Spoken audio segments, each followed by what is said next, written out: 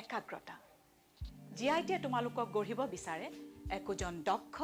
পেছাদাৰী ব্যক্তি হিচাপে ইলেক্ট্ৰনিক্স কম্পিউটাৰ অটোমোবাইল মেকানিকেল আৰু সিভিল ইঞ্জিনিয়াৰিং আৰু 3 বছৰীয়া ডিপ্লোমা পাঠ্যক্ৰম জিআইটি বামনি মৈদাম গুৱাহাটী 21 মোবাইল নম্বৰ 9954532009 জিআইটিক সহযোগিতা কৰিছে ভাৰতৰ বহু অনুষ্ঠানে জিআইটি অসমৰ অনুষ্ঠান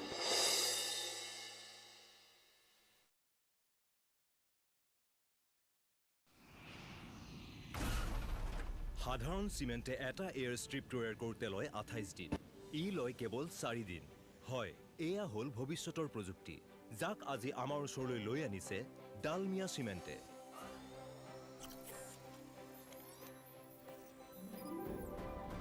আৰু মই মোৰ ঘৰ বনাই আছো এই সিমেন্টেৰে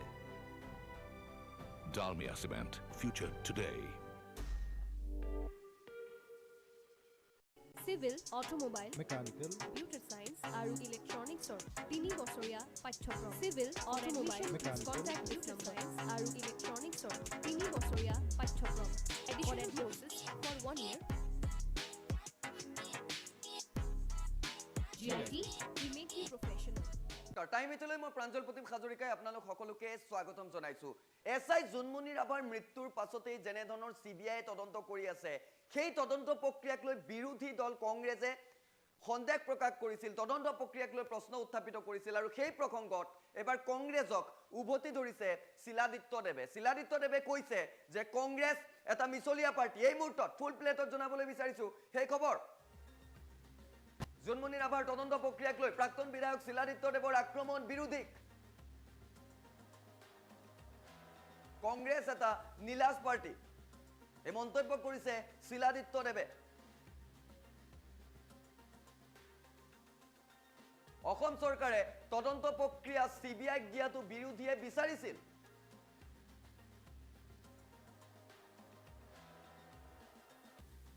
অসম চৰকাৰে বিষয়টো গুৰুত্ব সহকাৰে লৈছে তেওঁ কৈছিল যেনে ধৰণৰ বিৰোধী বা ৰাইজে সিবিআইক দিয়াটো বিচাৰিছিল সেই মৰ্মে অসম চৰকাৰে সকলো বিষয় গুৰুত্ব সহকাৰে লৈছিল আৰু তাৰ বাবেই সিআইডিয়ে পাইছে কিন্তু সিবিআই তদন্তত যদি সন্দেহ আছে বিৰোধীৰ তেন্তে কি আমেৰিকান এজেন্সিয়ে তদন্ত কৰিব লাগে বুলিও প্ৰশ্ন কৰিলে বিৰোধী বিশেষকৈ কংগ্ৰেছক এনে ধৰণৰ আক্ৰমণ কৰি লোৱা দেখিবলৈ পোৱা গ'ল শিলাদিত্য দেৱৰ জুনমনিৰ তদন্ত সঠিকভাৱেই চলিছে ডক্টৰ হিমন্ত বিশ্ব শৰ্মাৰ নেতৃত্বত অপৰাধীৰ ক্ষেত্ৰত কতো কম্প্ৰমাইজ কৰা নাই চৰকাৰে এনে মন্তব্য কৰিছে খুজাইৰ প্ৰাক্তন বিধায়ক গৰাকীয়ে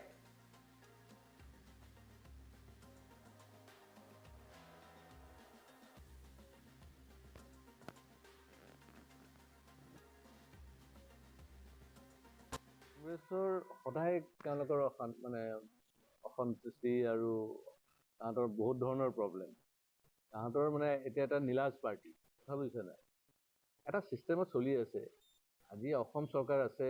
অসম চৰকাৰে সিআইডিৰ পৰা সিবিআইক দিছে তো নিশ্চয় তেওঁলোকে দেখোন বিচাৰিছিলে যে সিবিআইক দিব লাগে এতিয়া কি আমেৰিকান ইণ্টেলিজেন্সক দিব লাগে নেকি নে ইটালিয়ান এম্বেচি মানে ইটালিয়ান ইণ্টেলিজেন্স দিব লাগে তেওঁলোকে যদি কয় যে আমাৰ ভাৰতবৰ্ষৰ কোনো ধৰণৰ আইনী ব্যৱস্থাত আমাৰ ভৰসা নাই আমি সোনিয়া মাতাজীৰ ইটালীৰ যিটো ইণ্টেলিজেন্স ডিপাৰ্টমেণ্ট তেওঁলোকৰ বাহিৰে একো কৰিব নোৱাৰো এইটোৱে লাগিব তেতিয়া বেলেগ কথা এইকাৰণে কংগ্ৰেছ কি বিচাৰি আছে কংগ্ৰেছৰ 140 বছৰৰ এটা দল এটা পাৰ্টি হয়নে নাই আজি 140 বছৰৰ পাৰ্টি 40টা সাংসদত আহি পেলাই ৰখি গৈছে এইকাৰণে তেওঁলোকৰ কোনো ধৰণৰ মান্যতা ইহঁতে ভাবিছে কি কৰ্ণাটকাত কেইটামান চিট জিকি পেলাই চৰকাৰ বনালে আপোনালোকে এইটো ছ'চিয়েল মিডিয়া দেখিছে নাই ইহঁতে কংগ্ৰেছৰ অফিচৰ ভিতৰত কেনেকৈ মাৰপিট চলি আছে একদম কুস্তা কুস্তি একদম WWF চলি আছে এতিয়া এইকাৰণে ভাইৰেল হৈ গৈছে গোটেই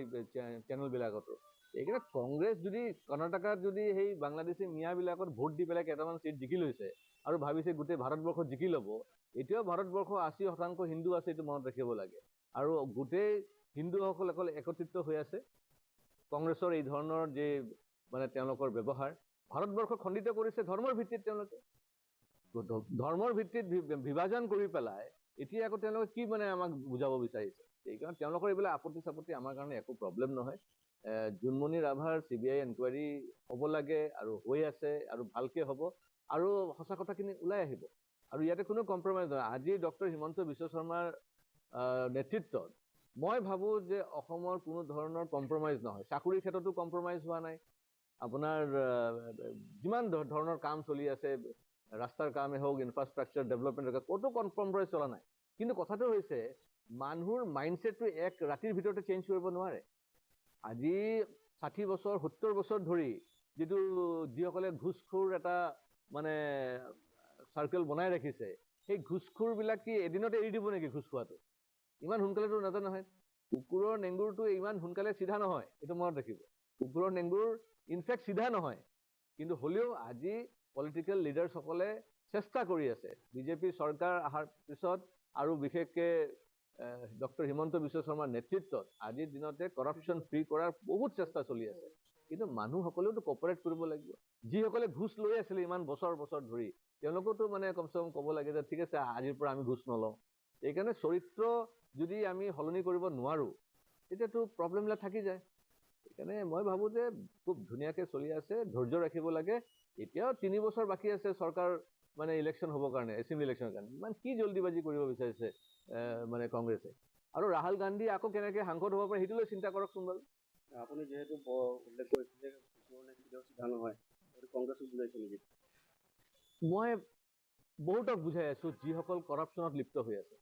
সেইটো কৰাপশ্যন যিসকলে কৰে তেওঁলোকৰ কোনো ধৰ্ম নহয়, কৰাপশ্যন যিসকল কৰে তেওঁলোকৰ কোনো ৰাজনৈতিক দল নহয়, কৰাপশ্যন যিসকলে কৰে তেওঁলোকৰ বেছিক নৈতিক চৰিত্ৰ বেয়া।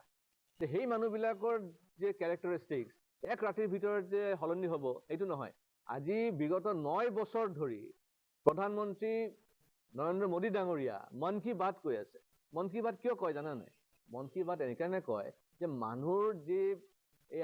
60 বছৰ 70 বছৰৰ যে কৰাপ্ট যিটো নেচাৰ, সেই নেচাৰটো যদি অলপ সলনি কৰিব পাৰে, খালি ৰাস্তা ডেভেলপমেণ্ট হ'ব, মেডিকেল কলেজ আহি যাব, এইমছ হৈ যাব, ল'ৰা ছোৱালী চাকৰি পাই যাব, সেইটো খালি উদ্দেশ্য নহয়তো। মানুহৰ চৰিত্ৰৰ পৰিৱৰ্তনো হ'ব লাগিব। আৰু সেই চৰিত্ৰৰ পৰিৱৰ্তনৰ বাবে আজি মন কী বাত প্ৰধানমন্ত্ৰী ডাঙৰীয়া বিগত 9 বছৰ ধৰি চলাই আছে। কিয়? যে মানুহৰ অলপ সলনি হৈছে। এইটো নহয় যে সলনি হোৱা নাই, কৰাপশ্যন বহুত লেভেল কমিছে, কিন্তু একদম জিৰ' লেভেলটো পাবৰ কাৰণে আৰু পৰিশ্ৰম কৰিব লাগিব। আৰু সেই পৰিশ্ৰম বিজেপি চৰকাৰে কৰি আছে। কংগ্ৰেছৰ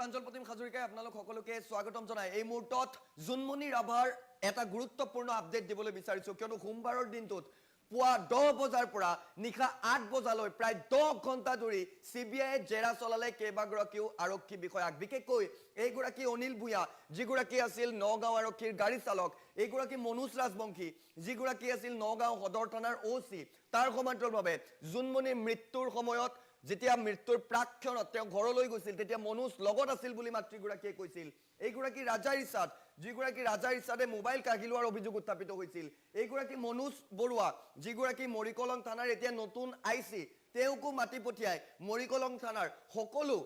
কম্পিউটাৰ এতিয়া CBI লৈ আহিছে। আৰু এইগৰাকী আভাজ্যোতি ৰাভা যিগৰাকী আভাজ্যোতি ৰাভা মৃত্যুৰ প্ৰাক্ষণত যেতিয়া জোনমণিৰ মাতৃয়ে ফোন কৰিছিল তেতিয়া তেওঁ একেলগে থকাৰ কথা জোনমণিয়ে মাতৃক কৈছিল। আৰু এই মুহূৰ্তত সেই কেইগৰাকী বিষয়াক 10 ঘণ্টা জেৰা চলাইছে। 10 ঘণ্টা ধৰি নগাঁও আৰক্ষীৰ বিষয়াক জেৰা চলালে CBI। জনাই গৈছো এই গুৰুত্বপূৰ্ণ খবৰ। আভাজ্যোতি ৰাভা, মনোজ ৰাজবংশী, মনোজ বৰুৱা,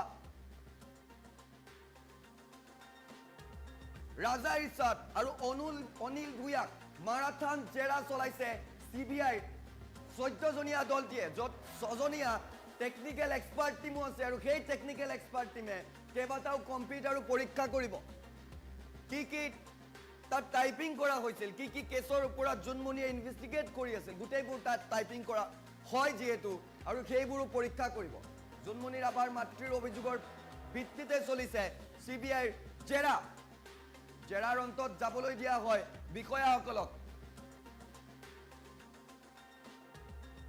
শীঘ্ৰেই এছপি লীনা দলেও জেৰা চলাব পাৰে CBI কিয়নো লীনা দলেৰ নামটো যথেষ্ট চৰ্চাত আছিল আৰু তেওঁ যিহেতু জোনমণিৰ মৃত্যুৰ সময়ছোৱাত নগাঁৱৰ SP হিচাপে কৰ্মৰত আছিল আৰু সেইবাবেই সেইগৰাকী লীনা দলেও তদন্তৰ আওতাত ৰাখিব পাৰে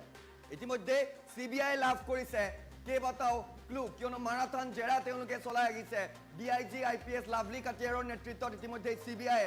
মিনি কাৰ্যালয়লৈ ৰূপান্তৰিত কৰিছে নগাঁও আৱৰ্ত ভৱন আৰু নগাঁও আৱৰ্ত ভৱনতেই কেইবাগৰাকী আৰক্ষী বিষয়াক ইতিমধ্যে জেৰা চলাইছে CBI ভিজুৱেলছ দেখুৱাবলৈ চেষ্টা চলাইছো এই মুহূৰ্তত এনেধৰণৰ নিশাৰ ভাগত ওলাই গৈছে বিষয়াসকল 10 বজাতে সকলোকে মাতি পঠিওৱা হৈছিল এগৰাকী মনোজ ৰাজবংশী মই আগফালৰ চিত্ৰত দেখিছো এনেধৰণৰ সকলো বিষয়া যি কেইগৰাকী জেৰা চলাই আছিল আভাজ্যোতি ৰাভা যিগৰাকী মৃত্যুৰ প্ৰাক্ষণত মাতৃগৰাকীয়ে কৈছিল যেতিয়া মই জোনমণি ৰাভাক ফোন কৰিছিলোঁ তেতিয়া মোৰ কন্যাই কৈছিল মই আভাদাৰ লগত আছো ঠিক একেধৰণৰ মনোজ বৰুৱা যিগৰাকী মনোজ বৰুৱা শেহতীয়াকৈ জোনমণিয়ে কৰ্মৰত অৱস্থাত থকা যিখন থানা আছিল মৰিকলং থানা সেইখন থানাৰ IC আৰু সেইখন থানাৰ কম্পিউটাৰ ইতিমধ্যে আৰক্ষীয়ে লৈ আহিছে বুলি জানিব পৰা গৈছে কম্পিউটাৰৰ পৰাও টেকনিক্যাল এক্সপাৰ্ট যেটো CBI সজনীয়া টেকনিক্যাল এক্সপাৰ্টৰ দলটি আছে সেই দলটিয়ে তন্নতন্নকৈ সকলোবোৰ পৰীক্ষা কৰিব ঠিক একেধৰণৰ ৰাজা ইৰছাদ যিগৰাকী ৰাজা ইৰছাদ আছিল ধিং থানাৰ OC তেওঁ মোবাইল কাকিলোৱাৰ যেতিয়া অভিযান চলাবলৈ আহিছিল তেতিয়া ৰাজা ইৰছাদে মোবাইল কাকিলোৱাৰ অভিযোগ উত্থাপিত কৰিছিল জোনমণিৰ মাতৃয়ে ঠিক একেধৰণৰ মনোজ ৰাজবংশী যিগৰাকী আছিল নগাঁও সদৰ থানাৰ OC আৰু তেওঁৰ আণ্ডাৰতে যেহেতু 5খন থানা পৰে তাৰে এখন আছিল মৰিকলং থানা তেওঁকো জেৰা চলোৱা হৈছে ঠিক একেধৰণৰ অনিল ভূঞা যিগৰাকী আছিল নগাঁও গাড়ী চালক নগাঁও আৰক্ষীৰ গাড়ী চালক গৰাকীৰ এটা অডিঅ' টেপ ভাইৰেল হৈ পৰিছিল যিটো অডিঅ' টেপত কেইবাটাও বিস্ফোৰক মন্তব্য দিছিল অনিল ভূঞাই সেই অনিল ভূঞাকো এতিয়া জেৰা চলাইছে CBI DIG তথা গোটেই কেছটোৰ IO IPS লাভলী কাটিয়াৰে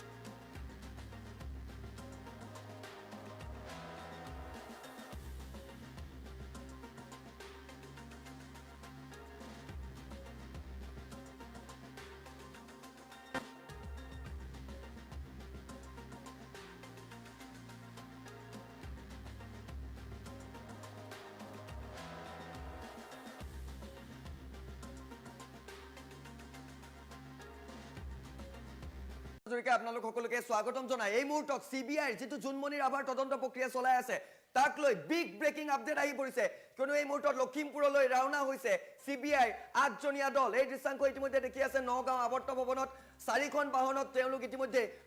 নগাঁওৰ পৰা লখিমপুৰলৈ ৰাওনা হৈছে বুলি জানিব পৰা গৈছে big breaking update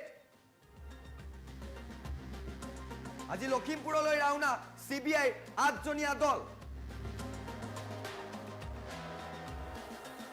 DIG Lovely কাটিয়াৰৰ নেতৃত্বত ৰাওনা হৈছে দলটো CBI 8জনীয়া দল এটি গৈছে IPS গৰাকী অৰ্থাৎ DIG গৰাকী আছে লিডত 4খন বাহনত গৈছে CBI দলটো IPS বিষয়া লাভলী কাটিয়াৰৰ নেতৃত্বত লখিমপুৰলৈ ৰাওনা হৈছে দলটি লখিমপুৰৰ কলা সাম্ৰাজ্যৰ তথ্য যুগুত কৰিব দলটোৱে ৰুনা নেউগ আৰু হাসিনা বেগমকো জেৰা চলাব পাৰে বা খুদা পুছা কৰিব পাৰে CBI দলটিয়ে জোনমণিৰ বিৰুদ্ধে লখিমপুৰত দুৰুযোগ হৈ আছে এটা গোচৰ সেই ক্ষেত্ৰতো তথ্য যুগুত কৰিব পাৰে CBI দলটোৱে আৰু আজি লখিমপুৰলৈ ৰাওনা হৈছে CBI 8জনীয়া দল ভিজুৱেলছ দেখুৱাইছো এক্সক্লুসিভ ভিজুৱেলছ আহি পৰিছে টাইম 8ৰ ঘাটত কিয়নো ইতিমধ্যে 8জনীয়া CBI দল ৰাওনা হৈছে লখিমপুৰলৈ IPS বিষয়া DIG লাভলী কাটিয়াৰৰ নেতৃত্বত সেই দলটি ইতিমধ্যে ৰাওনা হৈছে বুলি জানিব পৰা গৈছে আজিৰ দিনটোত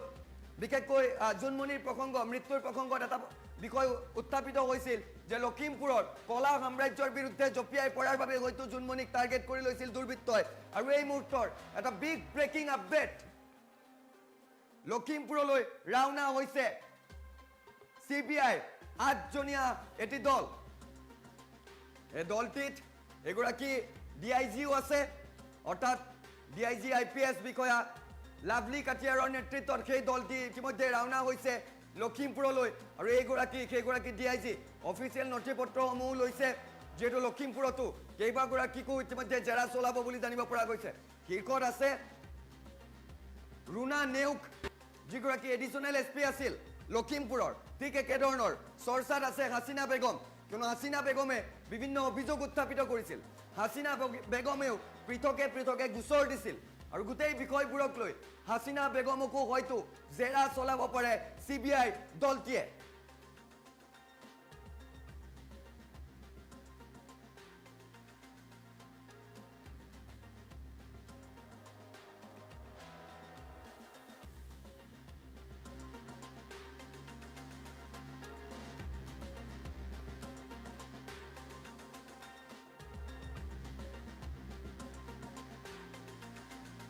আমি জনাই গৈছো এই এনেধৰণৰ ইতিমধ্যে লখিমপুৰলৈ ৰাওনা হৈছে সেই এক্সক্লুসিভ দৃশ্যাংক এই মুহূৰ্তত দেখি আছে আপোনালোকে বিভিন্ন তথ্য এতিয়া যুগুত কৰিব CBI লখিমপুৰলৈ সেইভাৱেই ৰাওনা হৈছে বিশেষকৈ DIG লাভলী কাটিয়াৰ নেতৃত্বত 8জনীয়া দল এটি ইতিমধ্যে ৰাওনা হৈছে লখিমপুৰলৈ নগাঁও আৱৰ্ত ভৱনত বিগত 3টা দিন ধৰি ধাৰাবাহিকভাৱে কেইবাগৰাকী বিষয়াক জেৰা চলাই আছিল আৰু এই মুহূৰ্তৰ এটা বিগ ব্ৰেকিং আপডেট যে লখিমপুৰলৈ ৰাওনা হৈছে CBI 8জনীয়া দল 4খনকৈ বাহনত ৰাওনা হৈছে দলটি নেতৃত্বত আছে DIG লাভলী কাটিয়াৰ লখিমপুৰৰ কলা সাম্ৰাজ্যই হওক বা ৰুণা নেউক বা হাসিনা বেগম সকলো ক্ষেত্ৰতে তথ্য যুগুত কৰিব CBI দলটিয়ে শেহতীয়াকৈ দেখিবলৈ পোৱা গৈছিল নগাঁৱতো আভাজ্যোতি ৰাভা মনোজ ৰাজবংশী বা যিগৰাকী গাড়ী চালক আছিল অনিল ভূঞা সকলোকে জেৰা চলাইছে আনকি ধিং আৰক্ষী থানাৰ যিগৰাকী OC আছিল যিয়ে মোবাইল কাঢ়ি লৈ গোৱাৰ অভিযোগ উত্থাপিত কৰিছিল সেইগৰাকী ৰাজা ৰিচাৰ্ডকো ইতিমধ্যে আৰক্ষীয়ে জেৰা চলাইছিল আৰু এই মুহূৰ্তৰ আপডেট লখিমপুৰলৈ ৰাওনা হৈছে CBI 8জনীয়া দল টেকনিক্যাল এক্সপাৰ্টো হয়তো সেই দলটোত আছে কিয়নো টেকনিক্যাল এক্সপাৰ্টেও যথেষ্টখিনি সহায় কৰিছে CBI তদন্ত প্ৰক্ৰিয়াত ইমাৰ্জেন্সি টেকনিক্যাল এক্সপাৰ্ট ছগৰাকীক মাতি পঠিয়াইছিল CBI কিয়নো বিভিন্ন ক্ষেত্ৰত টেকনিক্যাল এক্সপাৰ্টৰো সহায় ল'বলগীয়া আছিল কম্পিউটাৰৰ পৰা বিশেষকৈ কিবা ডিলেট কৰিছে নেকি সেইসমূহ ৰিকভাৰী কৰিবৰ বাবেও বা ৰিকভাৰ কৰিবৰ বাবেও ইতিমধ্যে CBI টেকনিক্যাল এক্সপাৰ্টে মৰি কলমৰ কম্পিউটাৰসমূহ লৈ গৈছে বুলি জানিব পৰা গৈছে ঠিক একেধৰণৰ এই মুহূৰ্তৰ বিগ ব্ৰেকিং আপডেট লখিমপুৰলৈ ৰাওনা হৈছে CBI 8জনীয়া দল য'ত নেতৃত্বত আছে DIG IPS লাভলী কাটিয়াৰ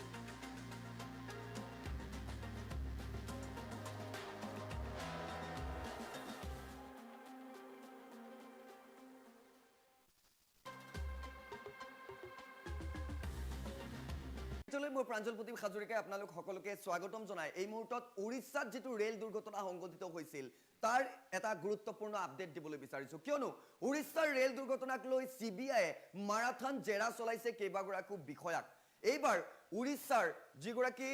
ৰেলৱেৰ সিগনেল জেই আছিল অৰ্থাৎ কনিষ্ঠ অভিযন্তাৰ অভিযান চলাবলৈ গৈছিল জেৰা চলাবলৈ গৈছিল কিন্তু তেওঁ পলাতক অৱস্থাত আছিল আৰু যাৰ বাবে উৰিষ্যাৰ ৰেল দুৰ্ঘটনাৰ পাছতে সেইগৰাকী জেইৰ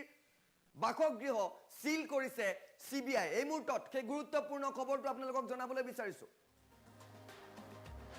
উৰিষ্যাৰ ৰেল দুৰ্ঘটনাক লৈ এটা ডাঙৰ খবৰ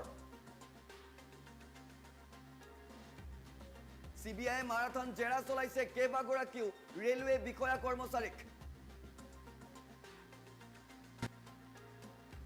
ৰেলৱে সিগনেল জেই আমিৰ খানৰ বাসগৃহত গৈছিল সিবিআই দল কিন্তু উপস্থিত নাছিল সেই বিষয়াগৰাকী আৰু যাৰ বাবে সিল কৰি থৈ আহে বাসগৃহটো সিবিআই তদন্তৰ আৰম্ভণিতে জেৰা চলাইছিল আমিৰ খানক জেৰাৰ পাছৰে পৰা সন্ধানহীন হৈ আছিল জেই গৰাকী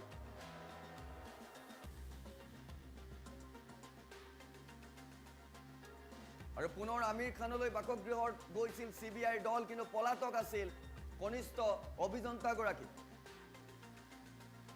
আৰু লগে লগে সিবিআইৰ একচন সিল কৰা হল জেই আমিৰ খানৰ বাসগৃহ এই মুহূৰ্তত বিগ ব্ৰেকিং নিউজ কিয়নো সিবিআই এতিয়া উৰিষ্যাৰ ৰেল দুৰ্ঘটনাক লৈ মাৰাথন জেৰা চলাইছে 2 জুনত উৰিষ্যাত সংঘটিত হৈছিল ভয়াবহ ৰেল দুৰ্ঘটনা যেটো ৰেল দুৰ্ঘটনাত 3 শতাধিক লোকৰ মৃত্যু হৈছিল সহস্ৰাধিক লোক আহত হ'বলগীয়া হৈছিল আৰু সেই ৰেল দুৰ্ঘটনাক লৈ এই মুহূৰ্তৰ আপডেট যে সিবিআই তদন্ত ধাৰাবাহিকভাৱে চলাই আছে সিবিআই ইতিমধ্যে এই ৰেল দুৰ্ঘটনাৰ কেইবাগৰাকীও বিষয়াক বিশেষকৈ ৰেলৱে কৰ্মচাৰী বিষয়াক এতিয়া মাৰাথন জেৰা চলাইছে তাৰ ভিতৰতে যিগৰাকী সিগনেলৰ অৰ্থাৎ ৰেলৱে সিগনেলৰ যিগৰাকী জেই আমিৰ খান তেওঁকো প্ৰথম অৱস্থাৰ পৰাই সোধা পোছা কৰিছিল বিভিন্ন সময়ত তেওঁ মাতি পঠিয়াইছিল কিন্তু প্ৰথমবাৰ যেতিয়া তেওঁ সিবিআইৰ জেৰাৰ সন্মুখীন হৈছিল তাৰ পাছতে তেওঁক যাবলৈ দিয়া হৈছিল কিন্তু তাৰ পাছৰে পৰা বৰ্তমানলৈকে সন্ধানহীন হৈ আছে সেইগৰাকী জেই পৰিয়ালৰ সৈতে সন্ধানহীন হৈ আছে জেই গৰাকী আৰু যাৰ বাবে শেহতীয়াকৈ পুনৰ গৈছিল জেইৰ দল জেইৰ বাসগৃহত গৈছিল সিবিআই দল কিন্তু জেই গৰাকী নাছিল বাসগৃহত আৰু যাৰ বাবে জেইৰ যিটো ঘৰ বা যিটো কোৱাৰ্টাৰ সেয়া এই মুহূৰ্তত সিল কৰি থৈ আহিছে সিবিআইৰ দলটিয়ে অৰ্থাৎ জেইৰ বাসগৃহ সিল কৰিছে সিবিআই ৰেলৱে সিগনেল জেই আমিৰ খানৰ বাসগৃহ সিল কৰিলে সিবিআই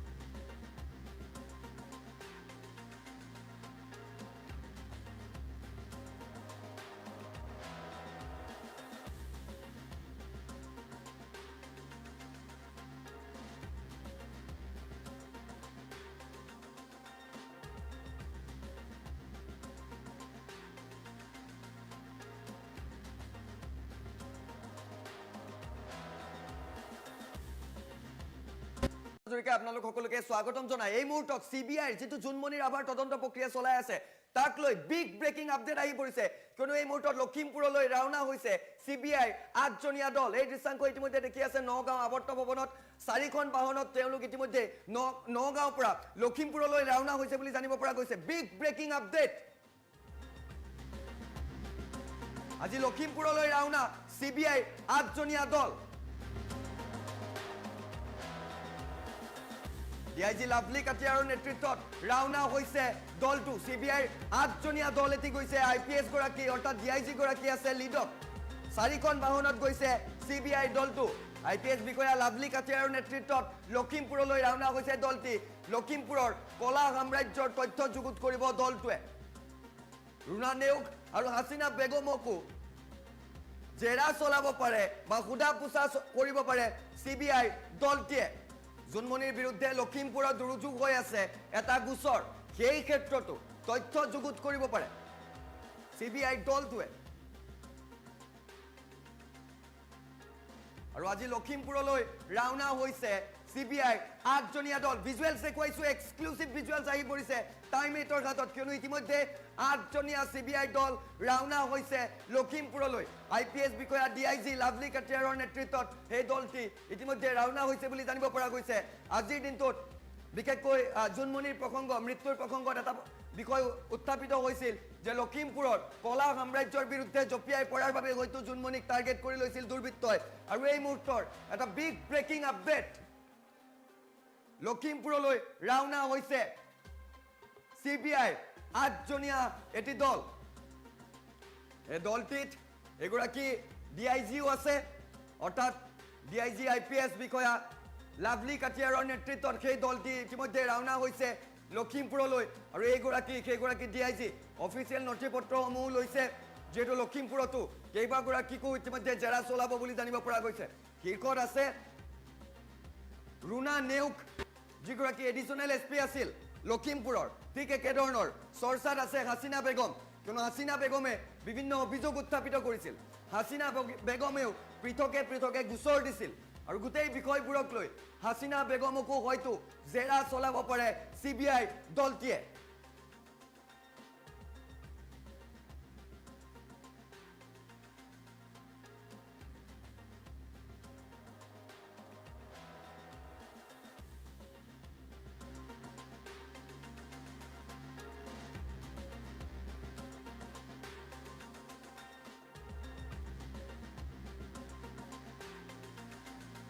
আমি জনাই গৈছো এই এনেধৰণৰ ইতিমধ্যে লখিমপুৰলৈ ৰাওনা হৈছে সেই এক্সক্লুসিভ দৃশ্যাংশ এই মুহূৰ্তত দেখি আছে আপোনালোকে বিভিন্ন তথ্য এতিয়া যুগুত কৰিব CBI লখিমপুৰলৈ সেইভাৱেই ৰাওনা হৈছে বিশেষকৈ DIG লাভলী কাটিয়াৰ নেতৃত্বত 8জনীয়া দল এটি ইতিমধ্যে ৰাওনা হৈছে লখিমপুৰলৈ নগাঁও আৱৰ্ত ভৱনত বিগত 3টা দিন ধৰি ধাৰাবাহিকভাৱে কেইবাগৰাকী বিষয়াক জেৰা চলাই আছিল আৰু এই মুহূৰ্তৰ এটা বিগ ব্ৰেকিং আপডেট যে লখিমপুৰলৈ ৰাওনা হৈছে CBI 8জনীয়া দল 4খনকৈ বাহনত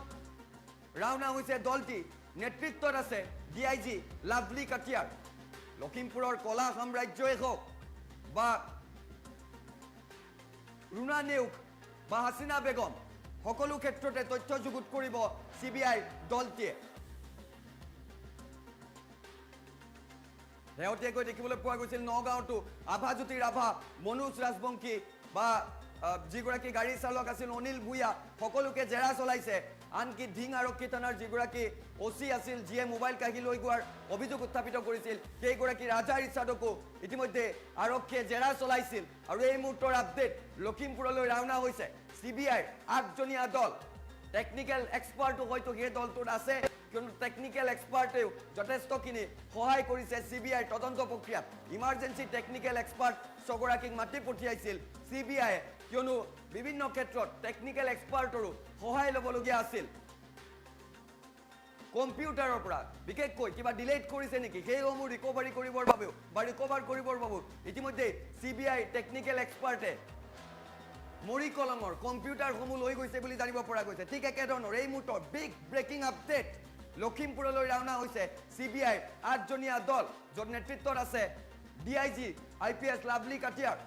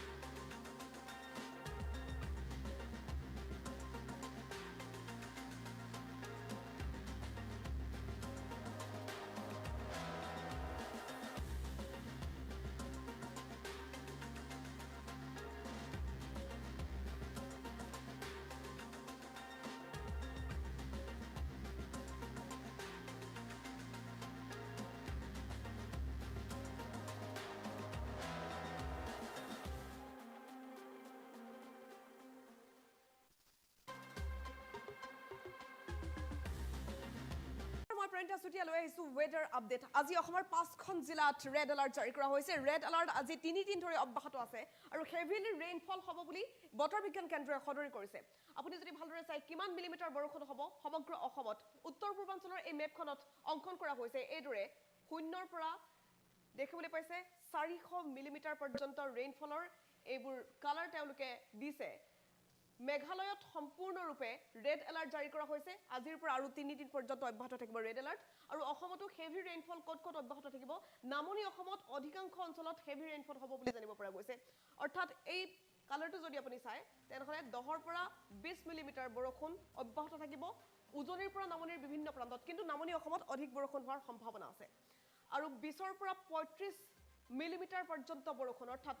অতি তীব্ৰ বৰষুণ হ'ব পাৰে এইবোৰ অঞ্চলত কোন কোন প্ৰান্তত কেনে ধৰণৰ বৰষুণ হ'ব আমি মেপখন যদি ভালদৰে চাই কোকৰাঝাৰত হেভি ৰেইনফল হ'ব লগতে বজ্ৰপাত আহিব চিৰাঙত হ'ব বাক্সাত হ'ব আৰু সমান্তৰালকৈ বঙাইগাঁও আৰু বৰপেটা এই 5খন জিলাত অধিক ভয়াৱহ পৰিস্থিতিৰ সৃষ্টি হ'ব বুলি জানিব পৰা গৈছে এবাৰ বানপানীৰ প্ৰলয়ৰ সৃষ্টি হ'ব নামনি অসমৰ 5খন জিলাৰ ৰেড এলাৰ্ট আজি 3 দিন ধৰি অব্যাহত আছে আৰু আজিৰ দিনটোতো ৰেড এলাৰ্ট জাৰি কৰা হৈছে কোকৰাঝাৰ চিৰাং বাক্সা বঙাইগাঁও বৰপেটা এই 5খন জিলাত আৰু বিভিন্ন প্ৰান্তত অৰেঞ্জ এলাৰ্ট জাৰি কৰা হৈছে গ্ৰীণ জোনত কেৱল 2খন জিলাহে থকা দেখিবলৈ পোৱা গৈছে বাকি অংশবোৰ দেখিবলৈ পাইছে অৰেঞ্জ আৰু য়েলো এলাৰ্ট জাৰি কৰা হৈছে সমগ্ৰ অসমত এতিয়া বিভীষিকাময় পৰিৱেশৰ সৃষ্টি হৈছে বানপানীৰ কেনে ধৰণৰ পৰিৱেশ আমি দেখুৱাইছো আৰু বানপানীৰ কবলত পৰিছে উজনিৰ পৰা নামনিৰ বিভিন্ন প্ৰান্ত ফেৰী সেৱা বাতিল কৰিবলগীয়া হৈছে বৰ্তমান মাজুলীত যিটো খবৰ আমি লাভ কৰিছো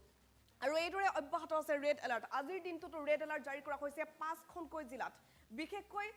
সমগ্ৰ উত্তৰ পূৰ্বাঞ্চলৰ বাবে আঞ্চলিক বতৰ বিজ্ঞান কেন্দ্ৰই সদৰি কৰিছে সতৰ্কবাণী আৰু সেই সতৰ্কবাণীৰ পাছত কোৱা হৈছে যে মেঘালয়ৰ সমান্তৰালকৈ অসমৰ নামনি অংশত যথেষ্ট ভয়াৱহ পৰিস্থিতিৰ সৃষ্টি হ'ব আৰু জলপ্ৰলয়ৰ সৃষ্টি হ'ব পাৰে নামনি অংশত শেহতীয়া আপডেট এই মুহূৰ্তত আমি লৈ আহিছো ৱেডাৰ আপডেট আঞ্চলিক বতৰ বিজ্ঞান কেন্দ্ৰৰ বিশেষ সতৰ্কতা জাৰি কৰা হৈছে অসমৰ 5খন জিলাত ৰেড এলাৰ্ট অব্যাহত আছে আজিৰ দিনটোতো ৰেড এলাৰ্ট জাৰি কৰিছে সেই 5খন জিলাত জলপ্ৰলয়ৰ সৃষ্টি হোৱাৰ সম্ভাৱনা আছে আৰু বতৰে অধিক কালৰূপ ধাৰণ কৰিছে উজনি নামনি বিভিন্ন প্ৰান্তত অসম উত্তৰ পূৰ্বাঞ্চলত প্ৰবল ধুমুহা বৰষুণৰ সতৰ্কবাণী কৰা হৈছে আগন্তুক 15 দিন পৰ্যন্ত ধুমুহা বৰষুণ অব্যাহত থাকিব বুলি উল্লেখ কৰিছে সম্পূৰ্ণৰূপে নিম্নগামী হ'ব পাৰে পাৰাস্তম্ভ বজ্ৰ পৰিব বৃষ্টিপাতৰ সৈতে পাৰাস্তম্ভ আৰু নিম্নগামী হ'ব বুলি জানিব পৰা গৈছে 18 ডিগ্ৰী চেলছিয়াছ পৰ্যন্ত পাৰাস্তম্ভ নিম্নগামী হোৱাৰ সম্ভাৱনা ব্যক্ত কৰিছে আঞ্চলিক বতৰ বিজ্ঞান কেন্দ্ৰ আৰু উজনিৰ পৰা নামনিলৈকে বিশেষ সতৰ্কতা জাৰি কৰা হৈছে বতৰ বিজ্ঞান কেন্দ্ৰৰ তৰফৰ পৰা এবাৰ বানপানীয়ে বিভীষিকাময় পৰিৱেশৰ সৃষ্টি কৰিছে নামনিৰ কোকৰাঝাৰ চিৰাং বঙাইগাঁও বৰপেটাত ৰেড এলাৰ্ট অব্যাহত আছে আজি 3 দিন পৰ্যন্ত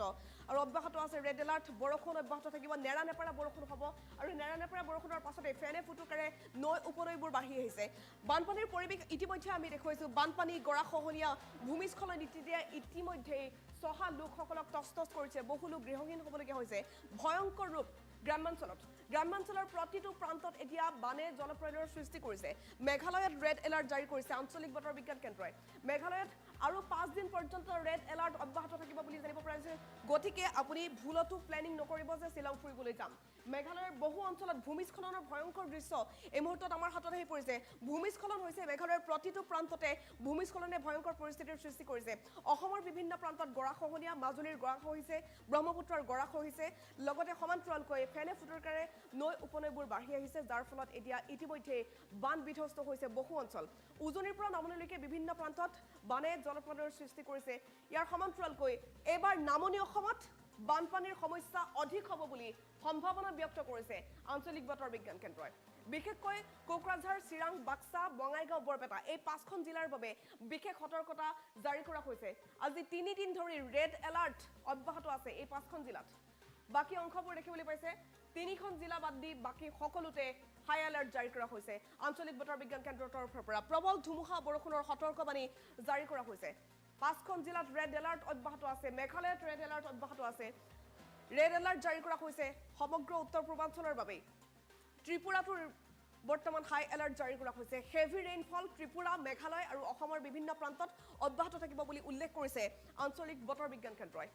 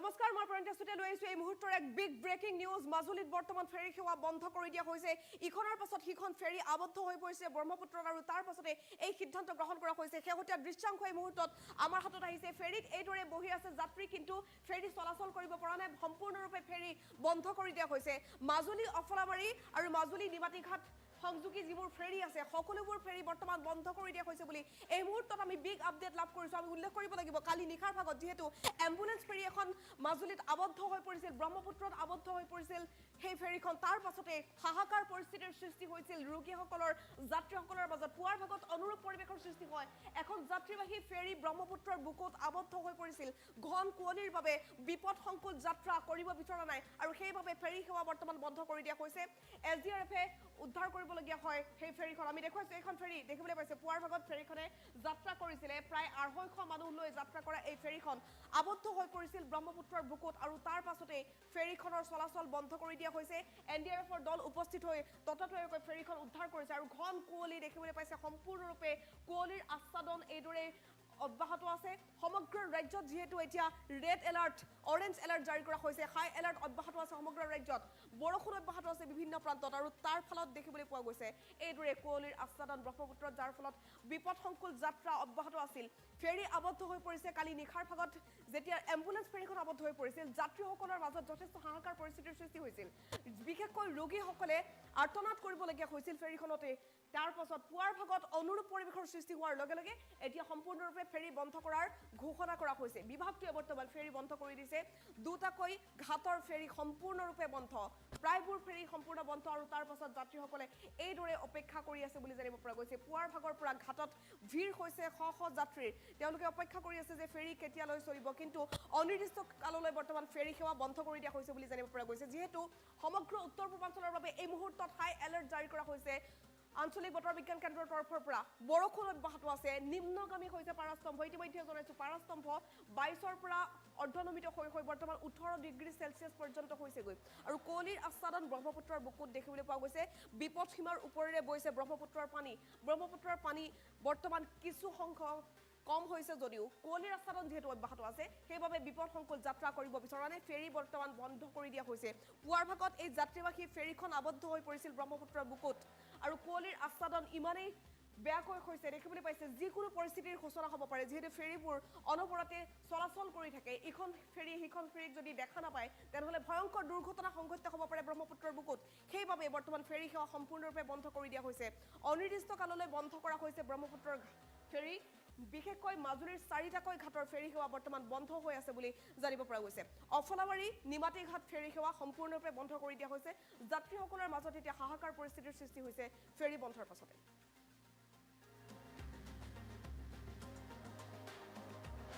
এই মুহূৰ্তত আমি কৰ্মস্থানত উপস্থিত আছোঁ আমাৰ নাও জাহাজৰ ওপৰতে আছোঁ আৰু যাত্ৰীসকলো পাৰ হ'ম বুলি আহিছে কিন্তু বতৰ পৰিৱেশটো খুব ভাল নহয় আৰু বৰ্তমান নদীত গধুৰ কুঁৱলী নিয়ৰ পৰিছে কুঁৱলী পৰিছে তাৰ পৰিপ্ৰেক্ষিতত আমি সময়ৰ মতে আমাৰ ফেৰী সেৱা চলাচলৰ ব্যৱস্থা কৰিব পৰা নাই যদি বতৰ পৰিষ্কাৰ হয় ফৰকাৰ হয় পৰৱৰ্তী আমি নাও চলাবৰ কাৰণে আমি সাজু আছোঁ বৰ্তমানলৈকে আমাৰ নাও এখনো মাজুলী কমলাবাৰী ঘাটৰ পৰা নিমাতী অভিমুখে যাত্ৰা আৰম্ভ কৰা নাই আৰু পৰৱৰ্তী যদি আমাৰ ওপৰৰ পৰা কিবা নিৰ্দেশ আহে বতৰ চাফা চিকুণ হয় কুঁৱলীটো ভাগে তেতিয়াহ'লে আমি নাও চলোৱাৰ কাৰণে আমি সাজু আছোঁ আমাৰ ইতিমধ্যে টিকেটখিনি বৰ্তমানলৈকে বন্ধ কৰি ৰখা হৈছে পৰৱৰ্তী যাবলগীয়া হ'লে আমি তাৎক্ষণিকভাৱে টিকেট আমাৰ কাউণ্টাৰত দিব পৰা ব্যৱস্থা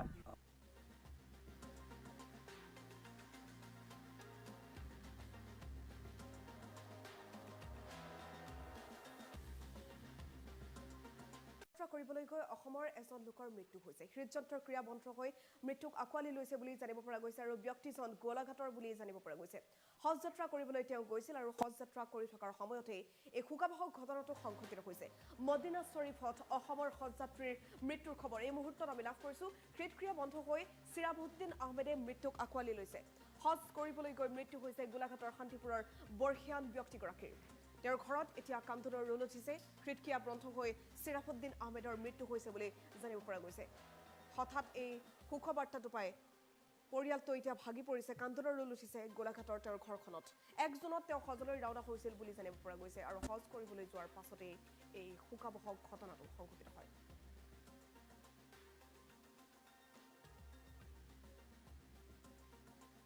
এগৰাকী চিৰাফুদ্দিন আহমেদ তেওঁ 1 জুনত হজ যাত্ৰা কৰিবলৈ গৈছিল আৰু তাৰ পাছতেই হজ যাত্ৰা কৰি থকাৰ সময়ছোৱাতে সংঘটিত হয় এই শোকাবহ ঘটনা হৃদযন্ত্ৰৰ ক্ৰিয়া বন্ধ হৈ হঠাৎ মৃত্যুক আঁকোৱালি ল'লে গোলাঘাটৰ বৰখ্যান ব্যক্তিগৰাকীয়ে 1 জুনত হজ যাত্ৰা কৰিবলৈ তেওঁ গৈছিল বুলি জানিব পৰা গৈছে অসমৰ হাজাৰ হাজাৰ হজযাত্ৰী বৰ্তমান মদিনা শ্বৰীফত গৈছে আল্লাহৰ ওচৰলৈ গৈছে আৰু অসমৰ এইগৰাকী হজযাত্ৰীৰ মৃত্যুৰ খবৰ এই মুহূৰ্তত আমি লাভ কৰিছোঁ হজ কৰিবলৈ গৈ গোলাঘাটৰ শান্তিপুৰৰ বৰখ্যান ব্যক্তিগৰাকীৰ মৃত্যু হৈছে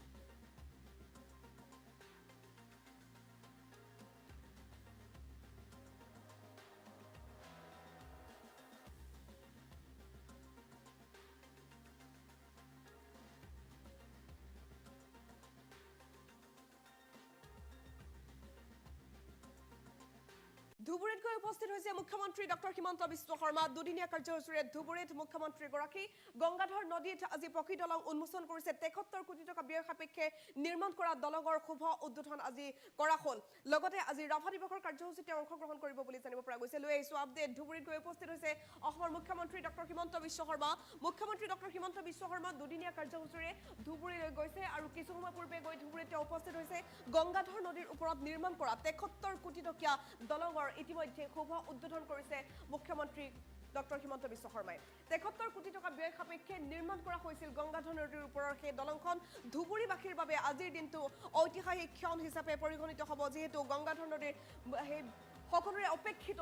সেই বিশেষ দলংখন আজি উদ্বোধন কৰা হৈছে লগতে আজি যেহেতু ৰাভা দিৱসৰ এক বিশেষ কাৰ্যসূচীত মুখ্যমন্ত্ৰী ডক্টৰ হিমন্ত বিশ্ব শৰ্মাই ধুবুৰীত আজি অংশগ্ৰহণ কৰিব বুলি জানিব পৰা গৈছে লগতে কাইলৈও তেওঁ বিশেষ কেইটামান কাৰ্যসূচীত অংশগ্ৰহণ কৰিব ধুবুৰীত দুদিনীয়া কাৰ্যসূচীৰে মুখ্যমন্ত্ৰী ডক্টৰ হিমন্ত বিশ্ব শৰ্মা কিছু সময় পূৰ্বে গৈ তেওঁ ধুবুৰীত উপস্থিত হয় গংগাধৰ নদীৰ ওপৰত নিৰ্মাণ কৰা দলং শুভ উদ্বোধন কৰিলে মুখ্যমন্ত্ৰীগৰাকী এয়া শেহতীয়া ভিজুৱেল এই মুহূৰ্তত আমাৰ হাতত আহি পৰিছে দেখুৱাইছো এয়া ধুবুৰীৰ পৰিৱেশ এই মুহূৰ্তত দেখিবলৈ পাইছে গংগাধৰ নদীৰ ওপৰত নিৰ্মাণ কৰা দলঙৰ শুভ উদ্বোধন কৰিলে মুখ্যমন্ত্ৰীগৰাকীয়ে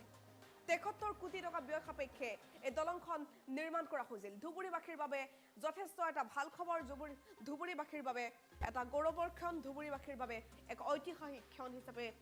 পৰিগণিত হ'ব আজিৰ দিনটো ৰাভা দিৱসৰ দিনটোতেই গংগাধৰ নদীৰ ওপৰত নিৰ্মাণ কৰা এই দলংখনৰ শুভ উদ্বোধন কৰিলে মুখ্যমন্ত্ৰীগৰাকীয়ে ব্যাপক আয়োজন কৰা হৈছিল মুখ্যমন্ত্ৰীগৰাকীৰ আগমনক লৈ আজিৰ এই কাৰ্যসূচীক লৈ ব্যাপক আয়োজন ব্যাপক প্ৰস্তুতি ধুবুৰীত দেখিবলৈ পোৱা গৈছিল ব্যাপক নিৰাপত্তা বেষ্টনীৰ মাজেৰে কটকটীয়া নিৰাপত্তা বেষ্টনীৰ মাজত উপস্থিত হয় মুখ্যমন্ত্ৰীগৰাকী মুখ্যমন্ত্ৰী ডক্টৰ হিমন্ত বিশ্ব শৰ্মাই কিছু সময় পূৰ্বে এইদৰে শুভ উদ্বোধন কৰিলে গংগাধৰ নদীৰ ওপৰত নিৰ্মাণ কৰা দলংখনৰ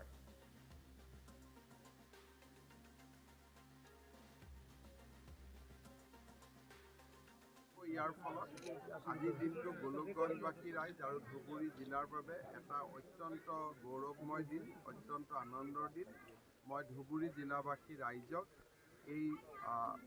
আজিৰ এই সুন্দৰ দিনটোত অভিনন্দন জনাইছোঁ। ছুটি হৈ যাব ইয়াৰ ফলত আজিৰ দিনটো গোলকগঞ্জবাসী ৰাইজ আৰু ধুবুৰী জিলাৰ বাবে এটা অত্যন্ত গৌৰৱময় দিন, অত্যন্ত আনন্দৰ দিন। মই ধুবুৰী জিলাবাসী ৰাইজক এই আজিৰ এই সুন্দৰ দিনটোত অভিনন্দন জনাইছোঁ। ছুটি হৈ যাব ইয়াৰ ফলত আজিৰ দিনটো গোলকগঞ্জবাসী ৰাইজ আৰু ধুবুৰী জিলাৰ বাবে এটা অত্যন্ত গৌৰৱময় দিন, অত্যন্ত আনন্দৰ দিন। মই ধুবুৰী জিলাবাসী ৰাইজক এই আজিৰ এই সুন্দৰ দিনটোত অভিনন্দন জনাইছোঁ। ছুটি হৈ যাব ইয়াৰ ফলত আজিৰ দিন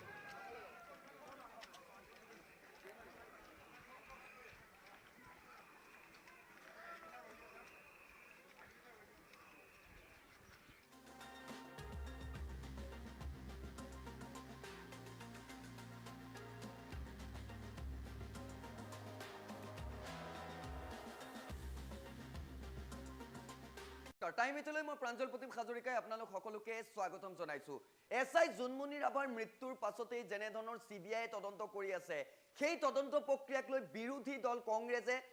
সন্দেহ প্ৰকাশ কৰিছিল, তদন্ত প্ৰক্ৰিয়াক লৈ প্ৰশ্ন উত্থাপিত কৰিছিল আৰু সেই প্ৰসংগত এবাৰ কংগ্ৰেছক উভতি ধৰিছে শিলাদিত্যদেৱে। শিলাদিত্যদেৱে কৈছে যে কংগ্ৰেছ এটা মিছলীয়া পাৰ্টি। এই মুহূৰ্তত ফুল প্লেটত জনাবলৈ বিচাৰিছো সেই খবৰ। জোনমণি ৰাভাৰ তদন্ত প্ৰক্ৰিয়াক লৈ প্ৰাক্তন বিধায়ক শিলাদিত্যদেৱৰ আক্ৰমণ বিৰোধী। কংগ্ৰেছ এটা নীলাজ পাৰ্টি, এই মন্তব্য কৰিছে শিলাদিত্যদেৱে। অসম চৰকাৰে তদন্ত প্ৰক্ৰিয়া CBIক দিয়াটো বিৰোধীয়ে বিচাৰিছিল।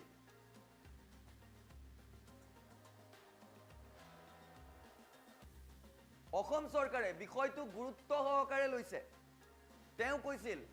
যেনে ধৰণৰ বিৰোধী বা ৰাইজে CBIক দিয়াটো বিচাৰিছিল, সেই মৰ্মে অসম চৰকাৰে সকলো বিষয় গুৰুত্ব সহকাৰে লৈছিল আৰু তাৰ বাবেই CIDয়ে পাইছে। কিন্তু CBIৰ তদন্তত যদি সন্দেহ আছে বিৰোধীৰ, তেন্তে কি আমেৰিকান এজেন্সিয়ে তদন্ত কৰিব লাগে বুলিও প্ৰশ্ন কৰিলে বিৰোধী। বিশেষকৈ কংগ্ৰেছক এনেধৰণৰ আক্ৰমণ কৰি লোৱা দেখিবলৈ পোৱা গ'ল শিলাদিত্যদেৱৰ। জোনমণিৰ তদন্ত সঠিকভাৱেই চলিছে। ডক্টৰ হিমন্ত বিশ্ব শৰ্মাৰ নেতৃত্বত অপৰাধীৰ ক্ষেত্ৰত কতো কম্প্ৰমাইজ কৰা নাই চৰকাৰে, এনে মন্তব্য কৰিছে খুজাইৰ প্ৰাক্তন বিধায়কগৰাকীয়ে।